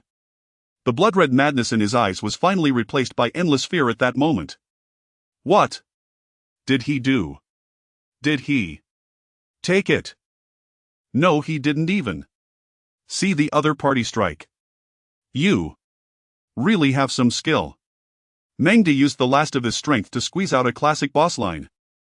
However, in the face of true power, you are still too weak. As his words fell, a denser black mist erupted from his burly body. Within that black mist it seemed as if countless faces in pain were screaming and howling. An evil aura several times stronger than before surged across the entire inner demon court. Ding! Meng De triggered the second stage of the bloodline curse, vengeful spirit possession. All attributes increased by 100. Health fully restored. Gain skills: cursed grasp and vengeful spirit howl. His health bar instantly filled up. A layer of black chitinous armor rapidly spread across his body, and two twisted tentacles made of pure resentment sprouted from his back. This is... Meng De's voice became even more eerie, as if overlapping with countless voices. True power. He felt an unprecedented surge of power within him and a look of intoxicated madness spread across his face. He raised his head ready to enjoy the terror and despair that should be on the adventurer's face. However, all he saw was a pair of eyes, looking at him like an idiot. Chunyu looked at him expressionlessly, his heart undisturbed. Oh, the second stage. There's invulnerability during transition, quite professional. He waited quietly for 2 seconds. At the moment the invulnerability light on Meng De vanished. Chunyu raised his hand once more. Still the same action, pointing like a sword, lightly touching. Even the golden light flickering at his fingertip was exactly the same as before. Sizzle. The jade bright light flashed by. Just having transformed and posed without even a line of dialogue, Meng De's movements froze again. The surging black resentment on him melted away like snow under a scorching sun. The health bar that had just been filled emptied once more. 10,253. Critical hit. Meng De opened his mouth. The twisted and powerful new form rapidly deflated like a leaking balloon. The madness, intoxication and resentment in his eyes faded completely, leaving only a dead silence of confusion. Who am I? Where am I? What happened? Ding! You have successfully defeated the guardian of the inner demon court. As the system notification echoed, the grayish-white world receded like a tide. As the light and shadows flowed, Chunyu found himself back in that chilly backyard. The moonlight was still there, the weapon rack still twisted in Meng Xiao, and the steward remained standing in place. It was as if everything that had just transpired had only lasted a fleeting moment. The only difference was that the once imposing Lord Meng De was now kneeling on the ground, lost and lifeless like a stone statue devoid of a soul. The malevolent aura and curse that had surrounded him had vanished without a trace, replaced by a dead silence. Cough. Meng De coughed up a mouthful of blood and slowly raised his head. He looked at Chunyu. His lips moved for a long time before he spoke in a nearly exhausted voice, hoarsely saying, "You took my blade. Consider yourself qualified. If you wish to go to the tomb, then go." Chunyu stood silently watching this scene and silently scoffed in his heart. "Are you sure it was me who took your blade?" Looking at the system prompt that said mission location updated, he no longer thought much of it. Just as he was about to leave, Chunyu's gaze fell on the still weeping little girl. Meng Xiao's shoulders trembled, tears soaking her chest, looking utterly pathetic. An extremely bold, even outrageous thought suddenly popped into Chunyu's mind. This cliched plot seems like it can be salvaged. Or rather, make it even more cliched. What if it triggers some unexpected hidden event? Hitting a child on a rainy day, since there's nothing else to do. After all, the Lord looks rather unstable now. Why not add some fuel to the fire? With that thought, a meaningful smile appeared at the corner of Chunyu's mouth. He turned around and looked back at the exhausted Lord, who was about to turn and leave. "Lord, please wait." Meng De paused, turned his head and looked at him with a complicated expression. "What else is there?" Chunyu did not respond immediately but walked slowly to Meng Xiao's side. "Regarding Meng Tu's relics, there's something else I think you would want to know." Meng De frowned, a sense of foreboding rising in his heart. Chunyu paused, giving him enough time to react, then slowly said in a factual tone, "Back then your brother Meng Tu took away more than just the woman you loved. He also took your bloodline." Meng De's pupils suddenly constricted. "What do you mean?" His voice instantly turned hoarse. Chunyu's gaze fell on the little girl nearby, who was tearful and bewildered. His voice was not loud, but in this quiet backyard it stirred up a tremendous wave. "Meng Xiao. Actually, she is your daughter." The air in the backyard suddenly froze. Chunyu's words, "Meng Xiao, she is actually your daughter," did not stir up waves but rather induced an eerie silence that could halt time itself. Meng Xiao ceased, her weeping, tears glistening on her small face as she looked at Chunyu in confusion, then at her uncle. The servant stood frozen pale as a ghost, wishing to bury himself in the ground on the spot. Only Meng De, a man who had just experienced profound sorrow and was mentally shattered slowly inch by inch, raised his head. His gaze did not reflect the shock, ecstasy, or deeper pain that Chunyu anticipated. Instead, it was a mix of extreme fatigue, absurdity, and a hint of pity, as if looking at a fool. "Ha!" A hoarse chuckle escaped from Meng De's throat, tinged with a metallic taste. "My daughter." He looked at Chunyu, his eyes seemingly asking, "I acknowledge your strength, but is there something wrong with your head?" Chunyu furrowed his brow, an ominous premonition rising within him. The script was off. According to the usual melodramatic routine, Meng De should have rushed over to embrace Meng Xiao, recognizing their father-daughter bond and weeping profusely. Then wouldn't he issue himself a generous hidden quest? The pioneer of Immortal Path, Mengde's voice was weak yet exceptionally clear. My brother Meng too has been away from Qianguang City for 15 years. He paused here, shifting his gaze to the frail little girl. And Mengde's gaze fell on Meng Xiao, his tone carrying an indescribable complexity, should only be 7 years old this year. The composed expression on Chen Yu's face gradually cracked. 15 years. 7 years. This was hasty. Chen Yu felt his cheeks heating up at a visible rate, a wave of warmth surging from his soles to the crown of his head. He wished he could instantly use a technique like chaotic stars to shred himself into pieces, avoiding this publicly humiliating situation. Damn. This melodramatic plot is not following the script. Where are the earth-shattering secrets? Where is the mystery of lineage? When did it become so rigorous? The key is, why didn't you tell me earlier that Meng too had been gone for 15 years? Watching the dramatic change in Chen Yu's expression from "I have everything under control" to "who am I and where am I?" Mengde's pity deepened. It seemed he understood something. A long sigh escaped from the chest of this city lord, as if taking away his last bit of strength. But I get your point now. Mengde struggled to stand, his robust figure still upright, yet his back was filled with desolation. He approached Meng Xiao, crouching down, and awkwardly wiped the tear marks from the little girl's face with his rough large hand. You are worried that I will mistreat her, right? Don't worry, she is the only bloodline of my brother. From now on she will be the daughter of Mengde. Whoever wants to harm her must first step over my dead body. His voice was not loud, but carried the determination and promise of a city lord. Meng Xiao trembled in fear at this towering man, yet as she felt the warmth of his palm, so different from her father's but equally comforting, her cries gradually subsided. Ding! The Hidden Quest Heroes Orphan has been updated. Quest location: Qianguang Tomb. The system notification pulled Chen Yu back from the brink of social death. He glanced at the scene of fatherly love and filial piety before him, then at his updated quest panel. He felt he could not remain in this backyard for even a second longer. Ahem. Since that's the case, I'll take my leave. Chen Yu cupped his hands, his tone stiff as he began to make his exit. Mengde did not turn around, merely responding with a faint mem. Chen, the emotional drama director, you almost fled from the backyard of the city lord's mansion. As long as I am not awkward, the awkwardness belongs to others. No, this time the awkwardness belongs to me. While mentally cursing, he sprinted at the fastest speed of his life to the street outside the city lord's mansion. As the night breeze blew, his burning cheeks began to cool down slightly. Damn it, I will never meddle in other people's affairs again. Chen Yu muttered under his breath. What hidden plot? Go to hell. Whoosh. A flash of white light appeared and the familiar big white rabbit reappeared. Auto navigation: Qianguang Tomb. The giant rabbit transformed into a white lightning bolt, racing down the wide streets of Qianguang City, leaving the onlookers in a daze. What the hell? What kind of mount is that? A rabbit.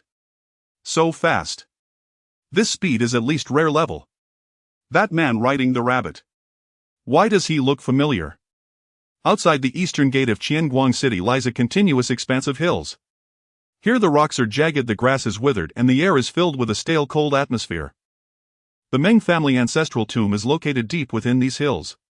At this moment, the large natural stone platform at the entrance of the tomb is already crowded with people. Roughly speaking, the number of players gathered here is several times that of the initial Wailing Valley, at least 400 to 500. Some teams are seated together intensely discussing something. Some guilds have even set up caution tape, looking quite unapproachable. No way, the small monsters at the entrance are too insane. Level 20 tanks drop in 3 seconds, it's simply unbearable. The damage output isn't enough, that thing heals too fast. Our team has been stuck here for 2 days and we haven't even made it through the main gate, damn it. The murmurs and complaints echoed one after another. As a level 20 dungeon, the difficulty of Qianguang Tomb clearly exceeds the general capabilities of level 20 players. Typically, to clear it, one would need at least level 25. Just then a sharp wind sound approached rapidly from afar. A white phantom leaped among the hills and drew closer from the distant skyline before everyone's eyes. What is that? A keen-eyed archer player was the first to notice the anomaly. Everyone turned to look. A gigantic white rabbit landed with a thunderous crash, completely at odds with its cute appearance. Boom! A loud noise shook the ground, raising clouds of dust. The stone platform fell silent as all eyes were drawn to this unexpected guest. As the dust slowly settled, a man dressed in a black robe gracefully jumped down from the back of the giant rabbit.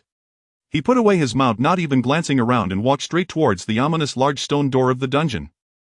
The crowd first fell into dead silence. Then, like a drop of water hitting a hot oil pan, it exploded. Damn! It's him! A player's voice turned sharp with excitement. Who? A nearby companion looked confused. That man. Which man? Shan Yu. The one who single-handedly carved a path through the Wailing Valley, initiating destruction mode all by himself. Hiss, the sound of people gasping echoed in the crowd, forming a chorus. He is the embodiment of mystery. He is the embodiment of strength. He is even more so. The embodiment of wealth. What is he doing here?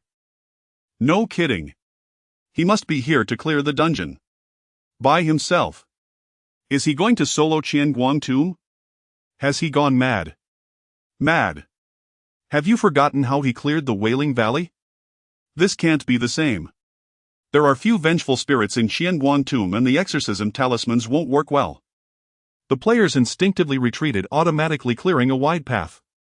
All eyes converged on him. There was awe, curiosity, jealousy, and greed. But no one dared to approach him. Shen Yu was deaf to the gazes and discussions around him at this moment. All his attention was focused on the dungeon entrance ahead.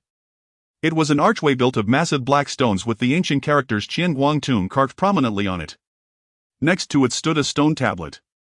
Unlike the dilapidated wooden sign of the Wailing Valley, this stone tablet appeared much more solid. Shen Yu walked up to the archway and stopped. Under the gaze of hundreds of eyes, he slowly raised his right hand. Everyone held their breath. Here it comes, here it comes. He is about to strike. Can it really be destroyed? Countless players' hearts raced, preparing to witness a historic reenactment. They anticipated that earth-shattering sword strike. They expected another explosive world announcement. However, the hand Shen Yu raised did not draw a sword. He merely extended his index finger, paused in midair, and then with an extremely natural motion scratched his cheek. Puff! The fervor, awe, and excitement on the faces of hundreds of players instantly froze, then shattered. What? What did he just say? How embarrassing. What is this? We had our pants down and this is what you show us. We were looking forward to witnessing history, anticipating a world announcement and expecting the heavens to crumble, yet you linger here reminiscing. Shen Yu was naturally unaware of the rich inner turmoil of the people around him. After scratching his cheek, he directed his gaze towards the massive stone tablet beside the dungeon entrance. The stone tablet stood about 2 meters high, entirely polished from obsidian. Ancient characters were inscribed upon it, chronicling the great achievements of the ancestors of the Meng family, how they established Qianguang City in the desolation, how they repelled monsters and protected the land. Seeing this, the players perked up again. Look! He's starting to study the stone tablet. Exactly. The Wailing Valley had a wooden sign, and here we have a stone tablet. The materials are different, so the methods of destruction must also differ. He must be searching for the structural weaknesses of the stone tablet or the nodes of the formations inscribed upon it. As expected of the great Shen Yu, seemingly casual, yet every step is laden with meaning. The recently collapsed image was reimagined by the players, reconstructed to be even more profound than before. However, in Shen Yu's vision, the stone tablet inscribed with ancient epics was merely a high-definition background. Before his eyes, a translucent interface radiating a faint golden light hovered in front of the stone tablet, visible only to him. A dazzling array of goods was slowly scrolling before him. The last time he was in the Wailing Valley, he was live-streamed by outside players, though he didn't carefully go and did. During the post-battle review meeting, the data team leader Sun Feng clearly pointed out. Maintaining mystery is one of the best disguises. The more methods you expose, the higher the risk of being targeted. The Wailing Valley was filled with vengeful spirits. There were special attack items available, and it made little difference whether he saw them or not, as he could guess anyway. But the Qianguang Tomb was different. So it's best to avoid being seen whenever possible, Shen Yu thought, quickly locking onto a new item in the shop list. It was something that had only been unlocked after he established his guild. Concealment talisman priced at 10 gold coins. Upon use, it can block any form of spying skills or items for 1 hour. Note: ineffective against entities far beyond your level. 10 gold coins. Just to hide the process of clearing the dungeon. If other players knew, they would surely call him a fool. But Shen Yu didn't hesitate and directly clicked to purchase. Almost at the moment the purchase was completed, he chose to use it. A barely noticeable flash of light slipped into his body. After completing this, he withdrew his gaze, no longer looking at the stone tablet. Turning around, he stepped toward the dungeon entrance that exuded a chilling aura. The entire process was fluid, showing no signs of hesitation. Under the gaze of hundreds of players, his figure vanished into the profound darkness. He went in. By himself. He really went in solo. The stone plaza erupted once more. A wizard player holding a crystal ball immediately shouted, "Quick! Prepare Eagle Eye and lock onto him." A rogue beside him also took out a yellowed scroll from his pocket. "My soul pursuit incantation is itching to be used." More extreme, a wealthy player directly pulled out a palm-sized, uniquely shaped bronze eye from his backpack. "Everyone step aside. Behold my rare item, Eye of True Sight. As long as it sees you, even if you run to the ends of the earth, you won't escape my surveillance." In an instant, colorful skill lights and item blows lit up the stone plaza, all surging towards the dungeon entrance. However, in the next second, what the hell? My crystal ball is blacked out. The scroll. It's ignited. Damn backlash. My mana is gone. My Eye of True Sight. Its bleeding tears. Crying and screaming echoed one after another. All players attempting to spy on the dungeon's interior failed without exception. The crowd fell into a deathly silence. They finally realized that the man had never intended to let them see anything from the very beginning. He was not here to perform nor to show off. He was merely here to get things done. You have entered the dungeon Xianguang tomb. Warning: the deceased within the tomb do not favor the presence of the living. Your life force is continuously attracting the slumbering spirits. Unlike the howling winds of the Wailing Valley, the interior of the Qianguang tomb was suffocatingly silent. It was a wide underground passageway with walls stacked from massive bluestones adorned with dried moss. Every few dozen meters, a everlasting stone embedded in the wall emitted a faint green light, casting long thin shadows that resembled phantoms. The air was filled with a strange mix of dust and decay, cold and biting. Chen Yu did not rush forward. He leisurely opened his attribute panel. His finger lightly tapped on the title section, and a title radiating ominous black energy quietly lay in the pop-it-up list. Fear of Ghosts effect: when wearing this title, you will emanate a pressure that makes all spirits, undead and ghostly beings tremble. When they face you, all attributes will be significantly reduced, with a high probability of entering a fear state, abandoning resistance and bowing down in submission. This was a special award given by the system after he used hundreds of exorcism talismans to physically transcend the entire graveyard in the Tranquil Cemetery. All along, due to the lack of suitable application scenarios, this title had been gathering dust in a corner. But today here seemed like the perfect stage for it to shine. Equip it. With a thought title equipped, Fear of Ghosts, a formless wave radiated from Chun Yu, instantly spreading outward. It was neither spiritual energy nor momentum, but a more primal, seemingly soul-derived natural enemy aura. The passage seemed to grow even colder. Crack! Crack! From the darkness not far ahead, the sound of bones grinding could be heard. A dozen skeleton soldiers, LV-20, holding rusted longswords and with 2 points of ghostly blue flames burning in their eye sockets, staggered back to their feet from the scattered bones on the ground. Their attacks might not be high, but they were numerous and fearless in death. However, when this group of skeleton soldiers turned their hollow eye sockets toward Chen Yu, the flames of souls in their eyes swayed violently without warning, like candle flames in a storm ready to extinguish at any moment. The swords in their hands clattered to the ground. Then, under Chen Yu's astonished gaze, these dozen skeleton soldiers made a move that would make all outside players want to delete their accounts on the spot. They knelt down. Not just on one knee, but prostrated fully, their entire skeletal frames lying on the cold stone tiles, skulls pressed tightly against the ground, trembling.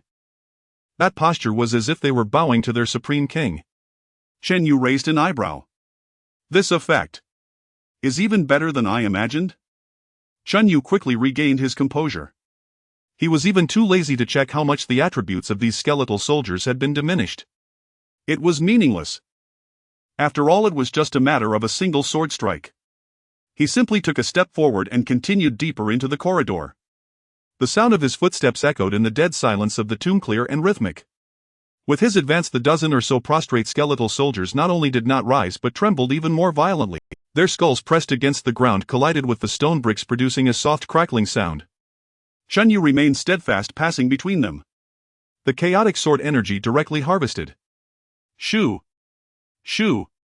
Suddenly, large amounts of dust and debris began to fall from the stone walls on either side. Immediately after, decayed and withered arms violently pierced out from the walls. They were the earthbound spirits LV-21. They were another common type of undead creature adept at launching sneak attacks from shadows and walls, catching one off guard. A total of 20 to 30 earthbound spirits almost simultaneously squeezed their upper bodies out from the walls. Their faces were twisted, silently howling, extending their claws towards the center of the corridor, the only living being. However, just as they finished their start-up animation, all movements of the earthbound spirits came to an abrupt halt. Their hollow eye sockets reflected the figure approaching slowly, as if witnessing a horror beyond comprehension and resistance at some level of existence. It was a shudder originating from the deepest part of the soul. Woo! A faint, almost inaudible lament escaped from the throat of one earthbound spirit. The next second. Thud! Thud! Thud! The 20 to 30 earthbound spirits that had just appeared fierce and menacing simultaneously dropped from the walls, collapsing onto the ground. Then they exhausted all their strength, burying their heads deep into the cold dust. Their posture mirrored that of the skeletal soldiers from before. Chen Yu's footsteps did not pause in the slightest. He didn't even glance sideways. He simply walked down the center of a carpet made of the bodies of undead creatures. They trembled, bowing in submission. They welcomed the arrival of this uninvited guest with the most humble of postures. No, it was not merely a visit. It was a dominion. This corridor leading to the depths of the tomb, under the influence of the tidal ghost sphere, transformed into an exclusive supreme VIP passage. Unimpeded. And where he passed, tranquility was completely restored. Efficiency is acceptable. Chen Yu gave a fair evaluation in his heart. Compared to using exorcism talismans in the Wailing Valley, this method was clearly more cost-effective and convenient. He didn't even have to throw anything himself. As he proceeded, he passed through 2 stone chambers. The types of monsters appearing ahead also increased in variety. The bone abomination LV-23, wielding a massive axe stitched together from countless corpses. Drifting in the air, spreading negative energy, was the wailing banshee LV-22. They surged from the darkness, crawled up from the ground, and descended from the ceiling. But without exception, the moment they saw Chen Yu, all murderous intent, brutality, and resentment dissipated in an instant. What replaced them was a fear that penetrated to the bone. Thud. Clang. Whimper. Various sounds rose and fell, merging into a bizarre symphony. Hundreds of thousands of undead monsters neatly knelt in 2 rows, completely clearing the path in the middle. The scene was grand and solemn. If other players were to witness this moment, they would probably question their life choices on the spot. Is this really just a dungeon run? This is clearly the undead lord patrolling his territory. Chen Yu's expression remained calm. After sweeping through, he arrived before a massive black iron door. On the door, intricate patterns were carved, with a grotesque demon skull relief at the center exuding an ominous aura. System prompt: ahead is the inner hall of the Tomb of Thousand Lights, occupied by powerful elite guards. Do you wish to enter? Finally, something decent has arrived.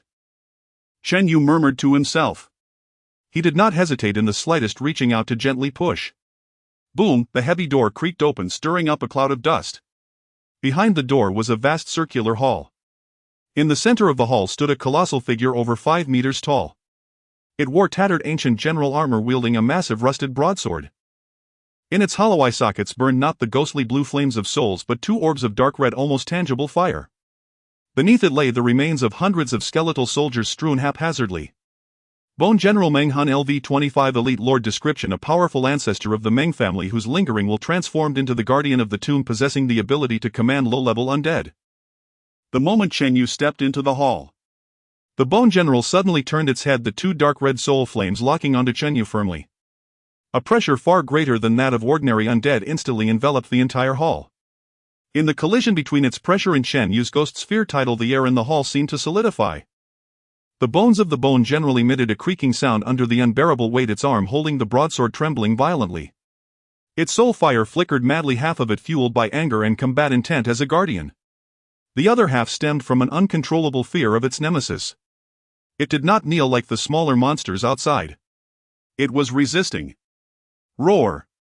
Ultimately, the dignity of a lord and the will to guard the tomb overpowered its instinctual fear.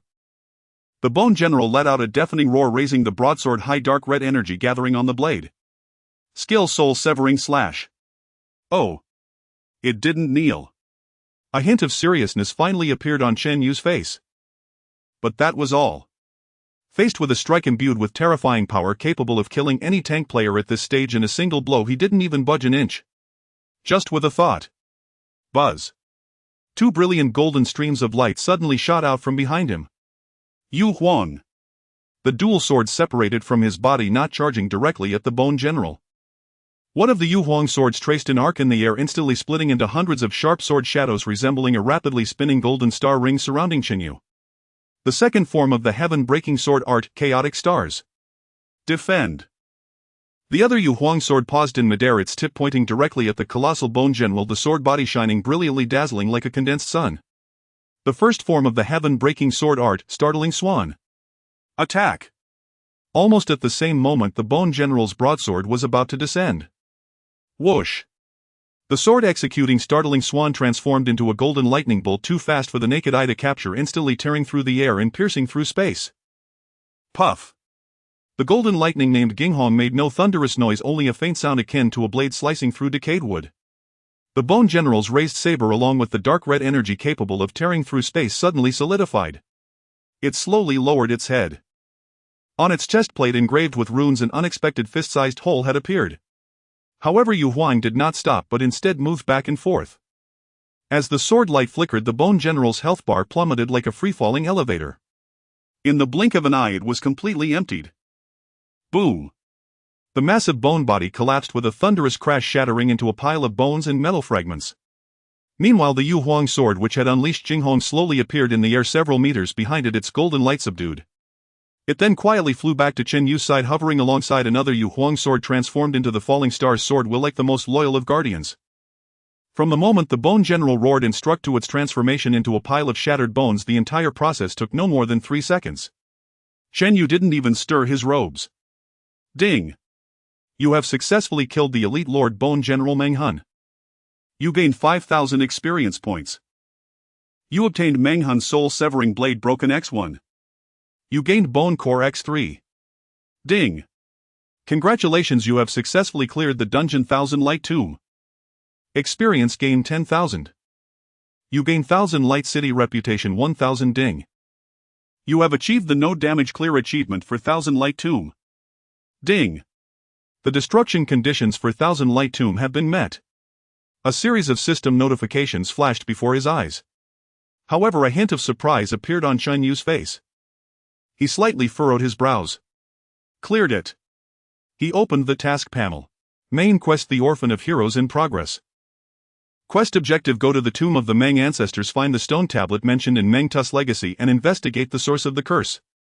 Not completed. The dungeon was cleared, yet the quest remained unfinished. This indicated that killing this so-called final boss was not the actual quest objective. As expected, Chen Yu felt no stirrings in his heart. From the very beginning, he never regarded this seemingly formidable Bone General as a threat. His gaze turned towards the deepest part of the hall. There, shrouded in dust and shadows, stood a massive stone tablet. The stone tablet stood 10 meters tall, entirely black, made of an unknown stone, its surface covered with ancient marks resembling those from chiseling and cutting. This was indeed the true objective of his journey. Chen Yu stepped forward, the 2 Yu Huang swords following closely, hovering at his sides. A desolate ancient aura mixed with endless resentment and regret surged towards him. The patterns on the stone tablet were not mere decorations, but a type of ancient script he had never seen before, twisted and sinister as if they possessed life. Just gazing at it made him feel as if his mental energy was slowly being drawn away. Chen Yu's eyes quickly scanned the stone tablet, ultimately fixing on its center. There he found a distinct, deeply embedded groove within the stone tablet. At the moment he saw this groove, a flicker of surprise finally emerged in Chen Yu's eyes. Everything aligned perfectly. With a thought, he retrieved the ancient wooden box named Hero's Gaze. Snap! The wooden box opened. The unused special white feather emblem lay quietly within. Previously, this emblem was merely a quest item showing no discernible attributes. But at this moment, as it neared the black stone tablet, the emblem itself began to tremble faintly. Its surface flickered with light, as if resonating with the ancient groove on the tablet. Chen Yu did not hesitate, reaching out to take the white feather emblem from the wooden box, slowly aligning it with the groove on the stone tablet. The size was perfect, not a fraction off. Click! A soft sound. The white feather emblem perfectly fitted into the groove as if it had always been a part of the stone tablet. At the moment the emblem settled into place. Buzz! The entire black stone tablet shook violently. A visible golden ripple erupted from the emblem, instantly sweeping across the entire tablet. The thick dust and sinister aura covering the surface of the tablet were instantly purified and stripped away by the golden ripple. The once pitch-black stone tablet revealed its true form, a deep dark golden hue that seemed to absorb all light. Immediately afterwards, the twisted and sinister ancient characters on the tablet began to glow one by one with a blood-red light. Rumbling, the entire thousand-light tomb, no, the entire underground space began to shake violently. Stones began to fall from the ceiling of the hall. Chen Yu stood steadfast like a mountain, his gaze fixed intently on the changes in the stone tablet. The speed at which those blood-red characters illuminated increased, ultimately merging together, turning the entire stone tablet into a massive blood-red crystal. A projection 100 times more solid and grand than the appearance of Meng Tu's remaining soul slowly emerged from the stone tablet. This was not a human figure. Instead, it was a scene. The backdrop of the scene was an even older, more magnificent temple. In the center of the temple, a figure clad in a black and gold priestly robe, his face shrouded in shadow, raised a dagger carved from obsidian high. Before him, a massive array composed of countless blood-red runes was operating frantically. In the center of the array, figures bound in despair were none other than the ancestors of the Meng clan. The figure in the black and gold robe chanted an ancient incantation in an otherworldly language. Using blood as a guide, using souls as a contract. Our clan shall offer our dearest beloved in exchange for the power to command darkness. This contract shall never be regretted. It was a figure taller and more imposing than Meng Hun. It was not a physical entity but a projection composed of pure dark energy, causing the surrounding space to slightly distort due to its presence. It wore a grotesque crown of black iron with no facial features, only an abyss of emptiness. A series of question marks. It looked overwhelmingly oppressive. Yet it was another spectral creature. What else was there to say? Not a hint of panic. At this moment, Chen Yu gained a deeper understanding of the saying, one move conquers all. Lowly ant. A hoarse metallic voice resonated directly in Chen Yu's mind. Dare to disturb this king's slumber, to disrupt the contract I signed with the Meng clan. Chen Yu's gaze sharpened. Contract. Meng clan. It seemed the true mastermind behind this cliché plot had finally revealed itself. The projection seemed oblivious to Chen Yu's calmness, continuing to declare in a high and mighty tone, your soul smells very special. Perfect, it can serve as my new sacrifice. As the words fell, the projection abruptly raised its arm. The dark elements of the entire main hall were instantly drained, converging in its palm, forming a high-speed spinning shadow energy sphere over 1 meter in diameter. Perish in the abyss. Boom! The shadow energy sphere shot forth, carrying a terrifying power capable of obliterating everything towards Chen Yu. Wherever it passed, the ground was plowed into a deep ravine and even the air was corroded, producing a hissing sound. The might of this strike was more than 10 times stronger than Meng Hun's earlier attack. However, in the face of this apocalyptic strike, Chen Yu's expression was merely one of impatience. You're a bit too verbose, he muttered softly. He couldn't even be bothered to use his sword. He simply raised his hand, pinching a thin piece of yellow paper inscribed with vermilion runes between his index and middle fingers. A talisman for exorcism.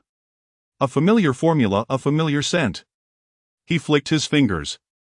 Whoosh, the seemingly fragile yellow paper transformed into an insignificant golden light heading toward the terrifying energy sphere over 1 meter in diameter.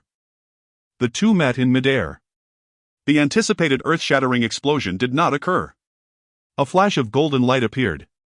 The shadow energy sphere emitted a brief rapid hissing sound and then it melted.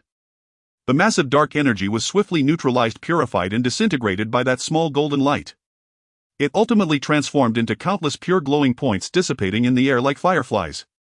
It even made the eerie main hall seem a bit warmer. Silence. That towering dark projection was frozen in place. Despite lacking facial features, Chen Yu could clearly feel an emotion named confusion wildly emanating from it. Impossible. How could a mere mortal?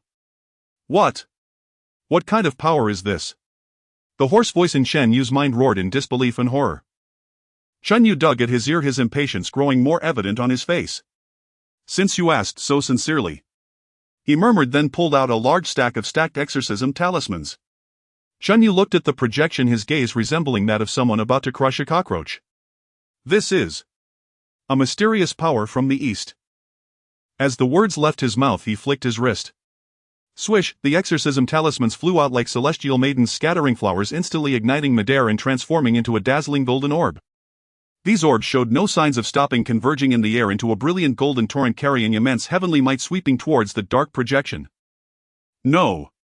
The projection boss finally sensed the soul-deep terror and let out a panicked pitch-altered This is the power of purification. Who are you? I will not let you go. Adventurer, prepare to face your fear. Its threat abruptly ceased. The golden torrent had completely submerged it. No struggle, no resistance. Before the purifying force, this projection composed of pure dark energy evaporated and dissolved with overwhelming force. Within the main hall, only its final vengeful and unwilling thought echoed. I will descend upon you. Sizzle. The last remnant of dark energy was thoroughly purified by the golden light, restoring brightness to the entire main hall. The world was cleansed. Chen Yu nodded in satisfaction. Ding. You have successfully defeated the projection. Ding. Congratulations. You have received the quest rewards Damaged Map X1 Shadow Contract Emblem X1. As the system notification sounded, 2 items quietly floated in the air at the spot where the projection had vanished, emanating a faint glow. Damaged Parchment Map, Type Quest Item, Description: An ancient map, the ink has faded. It seems to be related to the source of the Mang clan's curse as well as the resting place of the Shadow King. Shadow Contract Emblem, Type Special Item, Description: A badge forged from unknown dark metal emanating a faint cold energy. It feels like it's involved with something very serious. Chen Yu rubbed his chin and stored away the 2 items. Forget it, let's head out first. Outside the tomb in front of the stone tablet, players isolated by the shielding talisman were anxiously pacing. Do you think he might get killed by the monster inside? After all, he's soloing. Don't be ridiculous, a player who had heard of Chen Yu's exploits scoffed. Have you forgotten about that time in the Wailing Valley? This big shot style is just one of utter disregard. I guess he's currently figuring out how to scatter the boss's ashes inside. Just as everyone was discussing, buzz, the space in front of the ancient stone tablet which had been empty suddenly rippled. Following that, a figure slowly materialized. It was Chen Yu. He was neatly dressed, looking calm, not a single speck of dust clung to him, let alone any injuries. All eyes instantly focused on him. Some sharp-eyed players' pupils suddenly contracted. Holy shit. So fast. Is anyone timing? How many minutes has it been? I don't know, but it definitely hasn't been 10 minutes. What kind of efficiency is this? Gasps of astonishment arose. For a moment everyone looked at Chen Yu with a mix of awe, jealousy and confusion. However, Chen Yu completely ignored the commotion around him. He didn't even glance at the players. Under everyone's astonished gaze, he walked straight to the ancient stone tablet which served as the entrance to the dungeon and came to a halt. What? What is he going to do? Is he planning to check the quest description on the stone tablet? Didn't he just look at it? Something's off. This posture feels a bit familiar. A player muttered to himself, suddenly struck by a flash of insight. Chen Yu slowly raised his right hand. Buzz, a magnificent long sword entirely jade-like and shimmering with colors, appeared out of thin air in his hand. The sword's blade emitted a soft hum, exuding a gripping sharpness as if the surrounding air was being sliced apart. Holy shit! He took out a sword. This starting posture. No way. No way. Is he going to? All the players widened their eyes, staring intently at Chen Yu's movements. An absurd yet reasonable thought surged to mind. Chen Yu's expression was calm and a flash of golden light flickered in his eyes. The spiritual energy within him was poured into the jade-like sword without reservation, and the entire sword erupted with a golden radiance dazzling to the point of being blinding. The rewards for the normal mode are nothing, he mused. Since it's a tomb, it should hide some valuable burial items. Then, let me see what kind of surprises the destruction mode of the Tomb of Thousand Lights can bring. As the words left his mouth, he fiercely swung the long sword down at the ancient stone tablet weathered by countless years. Open for me. Boom. A terrifying explosion erupted beyond Xinguang City. Golden light blazed forth like a fallen sun. In Chen Yu's hand the jade radiance sword gleamed, where its tip pointed even the air shimmered with rippling distortion. Crack! An unnervingly crisp shattering sound pierced every onlooker's ears with crystalline clarity. Then before the stunned gazes of all players, the ancient steel, standing for untold eons and scathed by countless assaults, exploded into oblivion. Countless fragments, large and small, mixed with splintered runes, coalescing into a catastrophic energy storm that surged outward in all directions. Holy retreat! Run! Mommy, save me!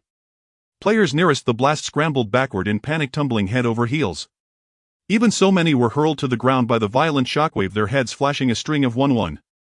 Yet no one spared a thought for such trivial damage. Every pair of eyes locked rigidly upon the dust-choked epicenter, minds utterly blank.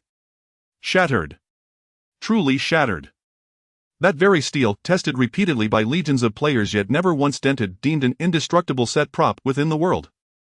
And just like that, it had been cleaved into 1,000 glittering shards by a single sword stroke. Before the dust could settle, a colossal pillar of crimson light, thick as a celestial column, surged violently upward from the steel's former site, rending the clouds and piercing the heavens. The entire Qianguang city region drowned beneath this ominous blood-red radiance. The sky itself seemed drenched in thick viscous blood. A savage, chaotic, soul-chilling aura descended from above, pressing down so heavily that every player struggled to draw breath. Hum, hum, hum. At the heart of the blood-hued pillar, the shattered remnants of the steel, drawn by some unfathomable force, began spiraling backward, reassembling at breakneck speed midair. Within mere heartbeats, a new boundary steel stood anew, taller than before, its entire surface suffused with an eerie pulsating crimson hue. It towered higher now, its surface no longer inscribed with the old dungeon description, but instead carved with writhing, tormented specters frozen mid-agony. Tendrils of obsidian mist seeped forth, radiating a terrifying pressure that made souls tremble. At the very summit of the bloodsteel, 2 lines of text, forged from fresh steaming blood, were permanently seared into its surface. Destruction mode activated. Destructor Qin Yu. In the next instant, a blood-red system announcement, visible to every player across the source realm, flashed across all interfaces. World announcement. Player Qin Yu has successfully activated destruction mode for the dungeon Tomb of Qianguang. As its initiator, his name shall be eternally engraved upon this dungeon's boundary steel.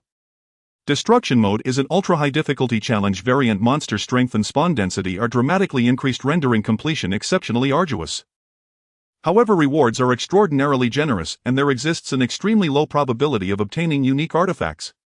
Warning: destruction mode may be attempted only once per day. Adventurers are urged to proceed with utmost caution. The world announcement flashed 3 times in succession, searing itself into every adventurer's vision. Outside the tomb, before the steel, silence fell absolute and deathly still. All players stood petrified, gazing dumbfounded at the crimson steel, then shifting their gaze to the figure who stood calmly sheathing his sword as if he'd merely brushed away dust. Their entire worldview felt crushed, then ground anew beneath an invisible heel. Did I just hallucinate? Did he really do it again? I thought the Wailing Valley incident was a fluke, but clearly this is his specialty.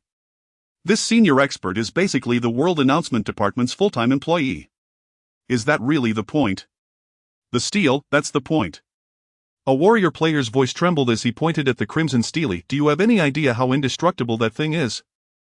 I recall last time the vice leader of the Raging Axe Guild, a level 30 berserker, unleashed his full fury in a berserk state, swung his axe with everything he had, and shattered his own forearm bone on impact. He just cut through it in one stroke. His words trailed off, but everyone understood. We'd only heard rumors before.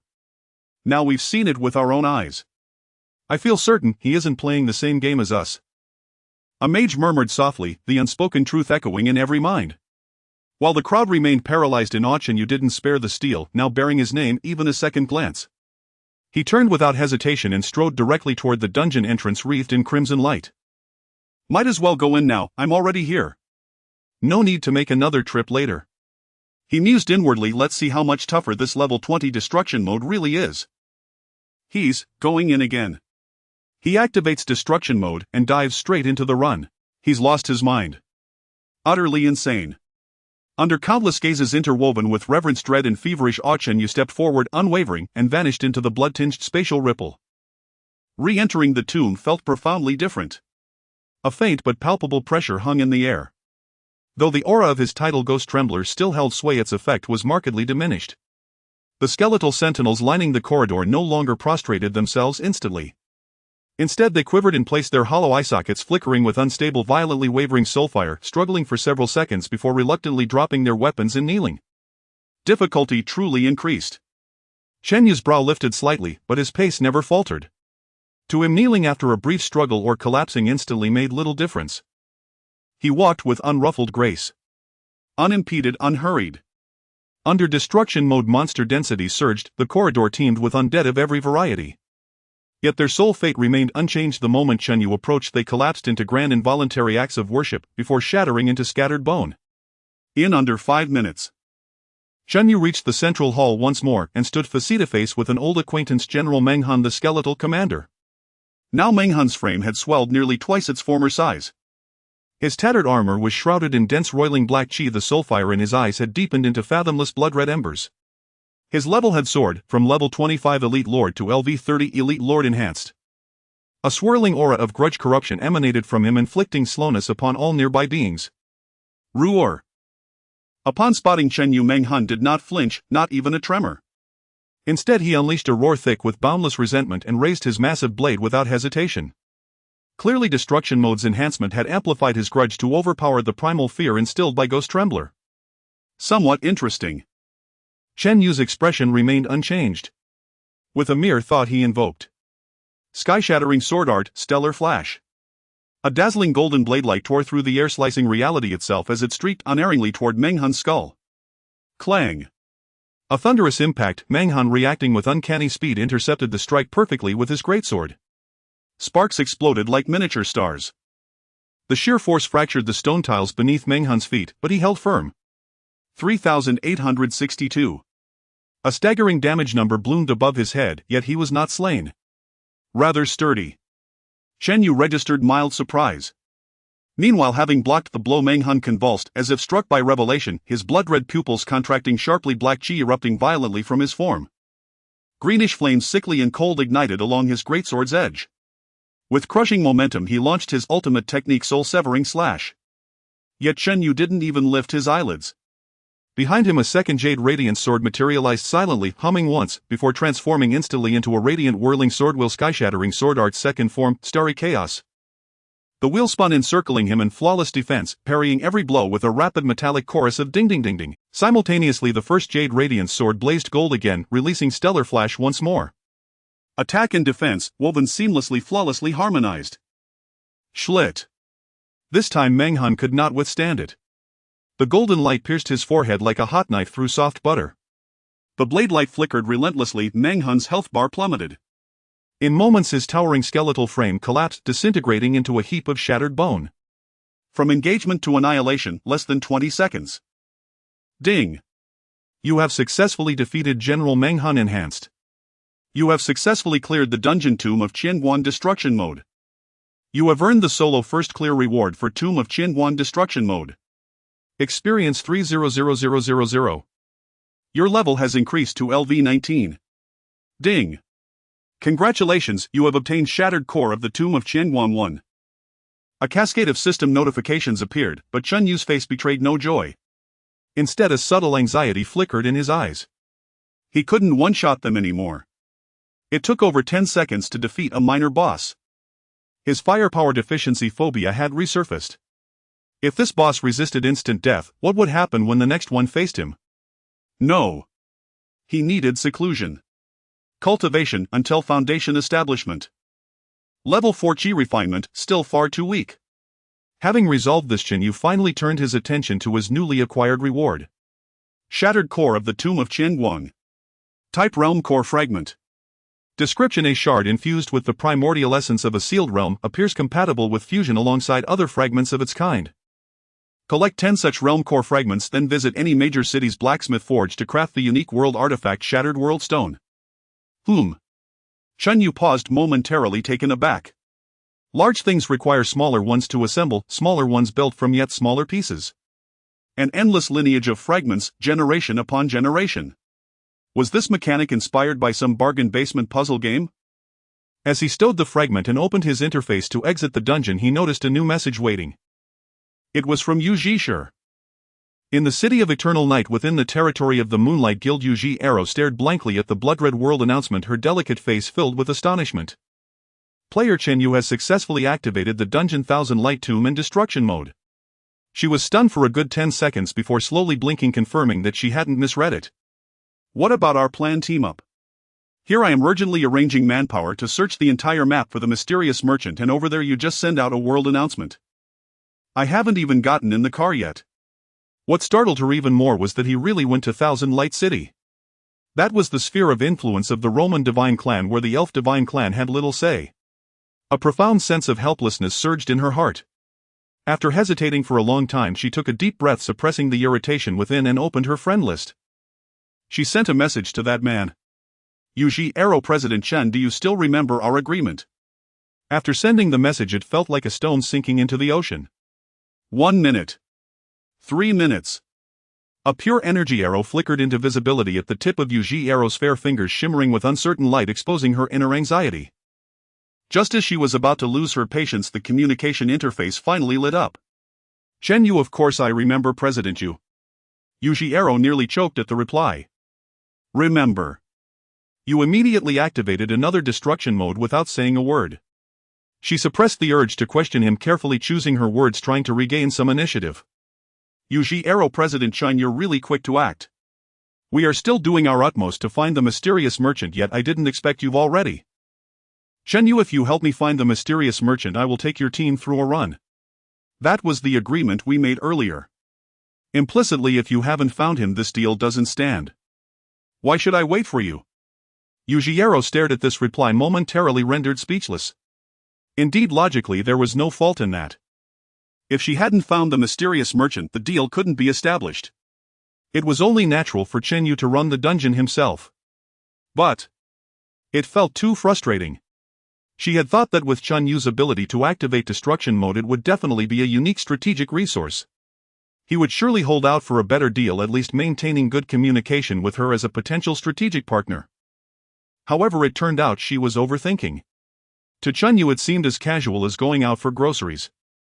Yuji Arrow, President Chen, the spawn of the mysterious merchant, is completely irregular. He might not appear for a month or even a year. Yuji Arrow, but our Moonlight Guild's intelligence network covers the entire source realm. As soon as he appears, we will definitely lock onto him the first time. This promise is long-term. Chen Yu, next time for sure. The simple and blunt 4 words felt like a kind of promise, yet also like a form of perfunctory acknowledgement. Next time, will it really be certain? Can I still get on this ride? Yuji Arrow wanted to try to regain initiative, but found that she was always in the wrong. Though passive, at least there was still a chance. In the end, she could only reply. Yuji Arrow, then it's settled. Closing the chat window, Yuji Arrow shut her eyes and began to breathe deeply. A sense of defeat mingled with confusion and fear. Why? Why could that man so easily activate destruction mode? How on earth did he manage to do that? Meanwhile, Chen Yu casually closed the chat window, his expression calm and unperturbed. For him, his mind was filled with another matter. Closed-door cultivation. He had taken down a level 30 elite in a dungeon in just a few seconds. This is a very dangerous signal. Exiting the dungeon, returning to the city, and automatically navigating to the Supreme Tower was seamless. Before the players outside Thousand Light Tomb could react, he was already standing at the entrance of the Supreme Tower in Thousand Light City. Compared to the tower in Zhao City, the Supreme Tower in Thousand Light City incorporated more elements into its architectural style. The lines were more ornate with exquisite sculptures and reliefs everywhere, yet the overall grandeur and luxury remained consistent. I'm home. Chen Yu looked at the familiar sign. A wave of warmth surged in his heart. He suddenly gained a deeper understanding of the phrase home away from home. Like a corporate worker who had been on business trips for years, suddenly spotting the familiar logo of a chain hotel from back home on the streets of a foreign land. It felt like home, yet not entirely. Just as Chen Yu stepped through the door, a soft and melodious female voice rang in his ears, carrying a hint of just the right surprise and rhythm. Esteemed Supreme Member, the clamor of the world has not obscured the starlight in your eyes. It is truly a wonderful thing to meet you again in this city-state. A woman dressed in a silver-white court gown approached gracefully. She had the same appearance as the Shi-Er from Zhao City, yet her aura was entirely different. You remind me of the most beautiful sunset in my memory. She slightly bowed and added. MHM. Chen Yu nodded. You are a bit more poetic than her. Shi-Er of Thousand Light City smiled faintly, as if she found this compliment quite pleasing. Praise is the due of wisdom. Thank you for your generosity. She gestured for Chen Yu to follow her to a secluded reception area. May I ask if your visit today is for rest or to embark on a new cultivation journey? Chen Yu did not sit down, nor did he wish to beat around the bush. Closed-door cultivation was imminent, but before that he still needed to log off and synchronize some information. I need clarification. Chen Yu stated directly, flipping his wrist to reveal 2 items appearing in his palm. One was the fragmented parchment map obtained after defeating the dark projection, its edges charred as if burned by flames. The other was the cold, ominous Shadow Pact emblem. For some reason he inexplicably felt that there was a trap waiting for him behind this task. The moment these two items appeared, the poetic and serene expression on Xier's face washed away like the tide. Her pupils subtly constricted and her previously gentle gaze instantly sharpened like a knife fixating on the emblem in Chun Yu's palm. That gaze seemed to confirm whether a certain forbidden seal had been broken. The surrounding air seemed to solidify for a moment. You went to the Thousand Light Tomb. Her voice became dry and low, filled with a repressed emotion. Not just went there. Chen Yu keenly sensed the change in her emotional state, and his premonition of there's a trap grew stronger. I also dismantled it. Xier's body almost imperceptibly swayed. She closed her eyes, took a long breath, and when she opened them again her gaze had returned to calmness. The map is meant to guide you to a certain place. Xier's voice was very low, carrying a unique frequency as if recounting a forbidden legend. And it is to guide you to find a certain existence. An existence that has been forgotten, sealed and cursed by all the laws of the world. Chen Yu furrowed his brow. No, why are you acting like this?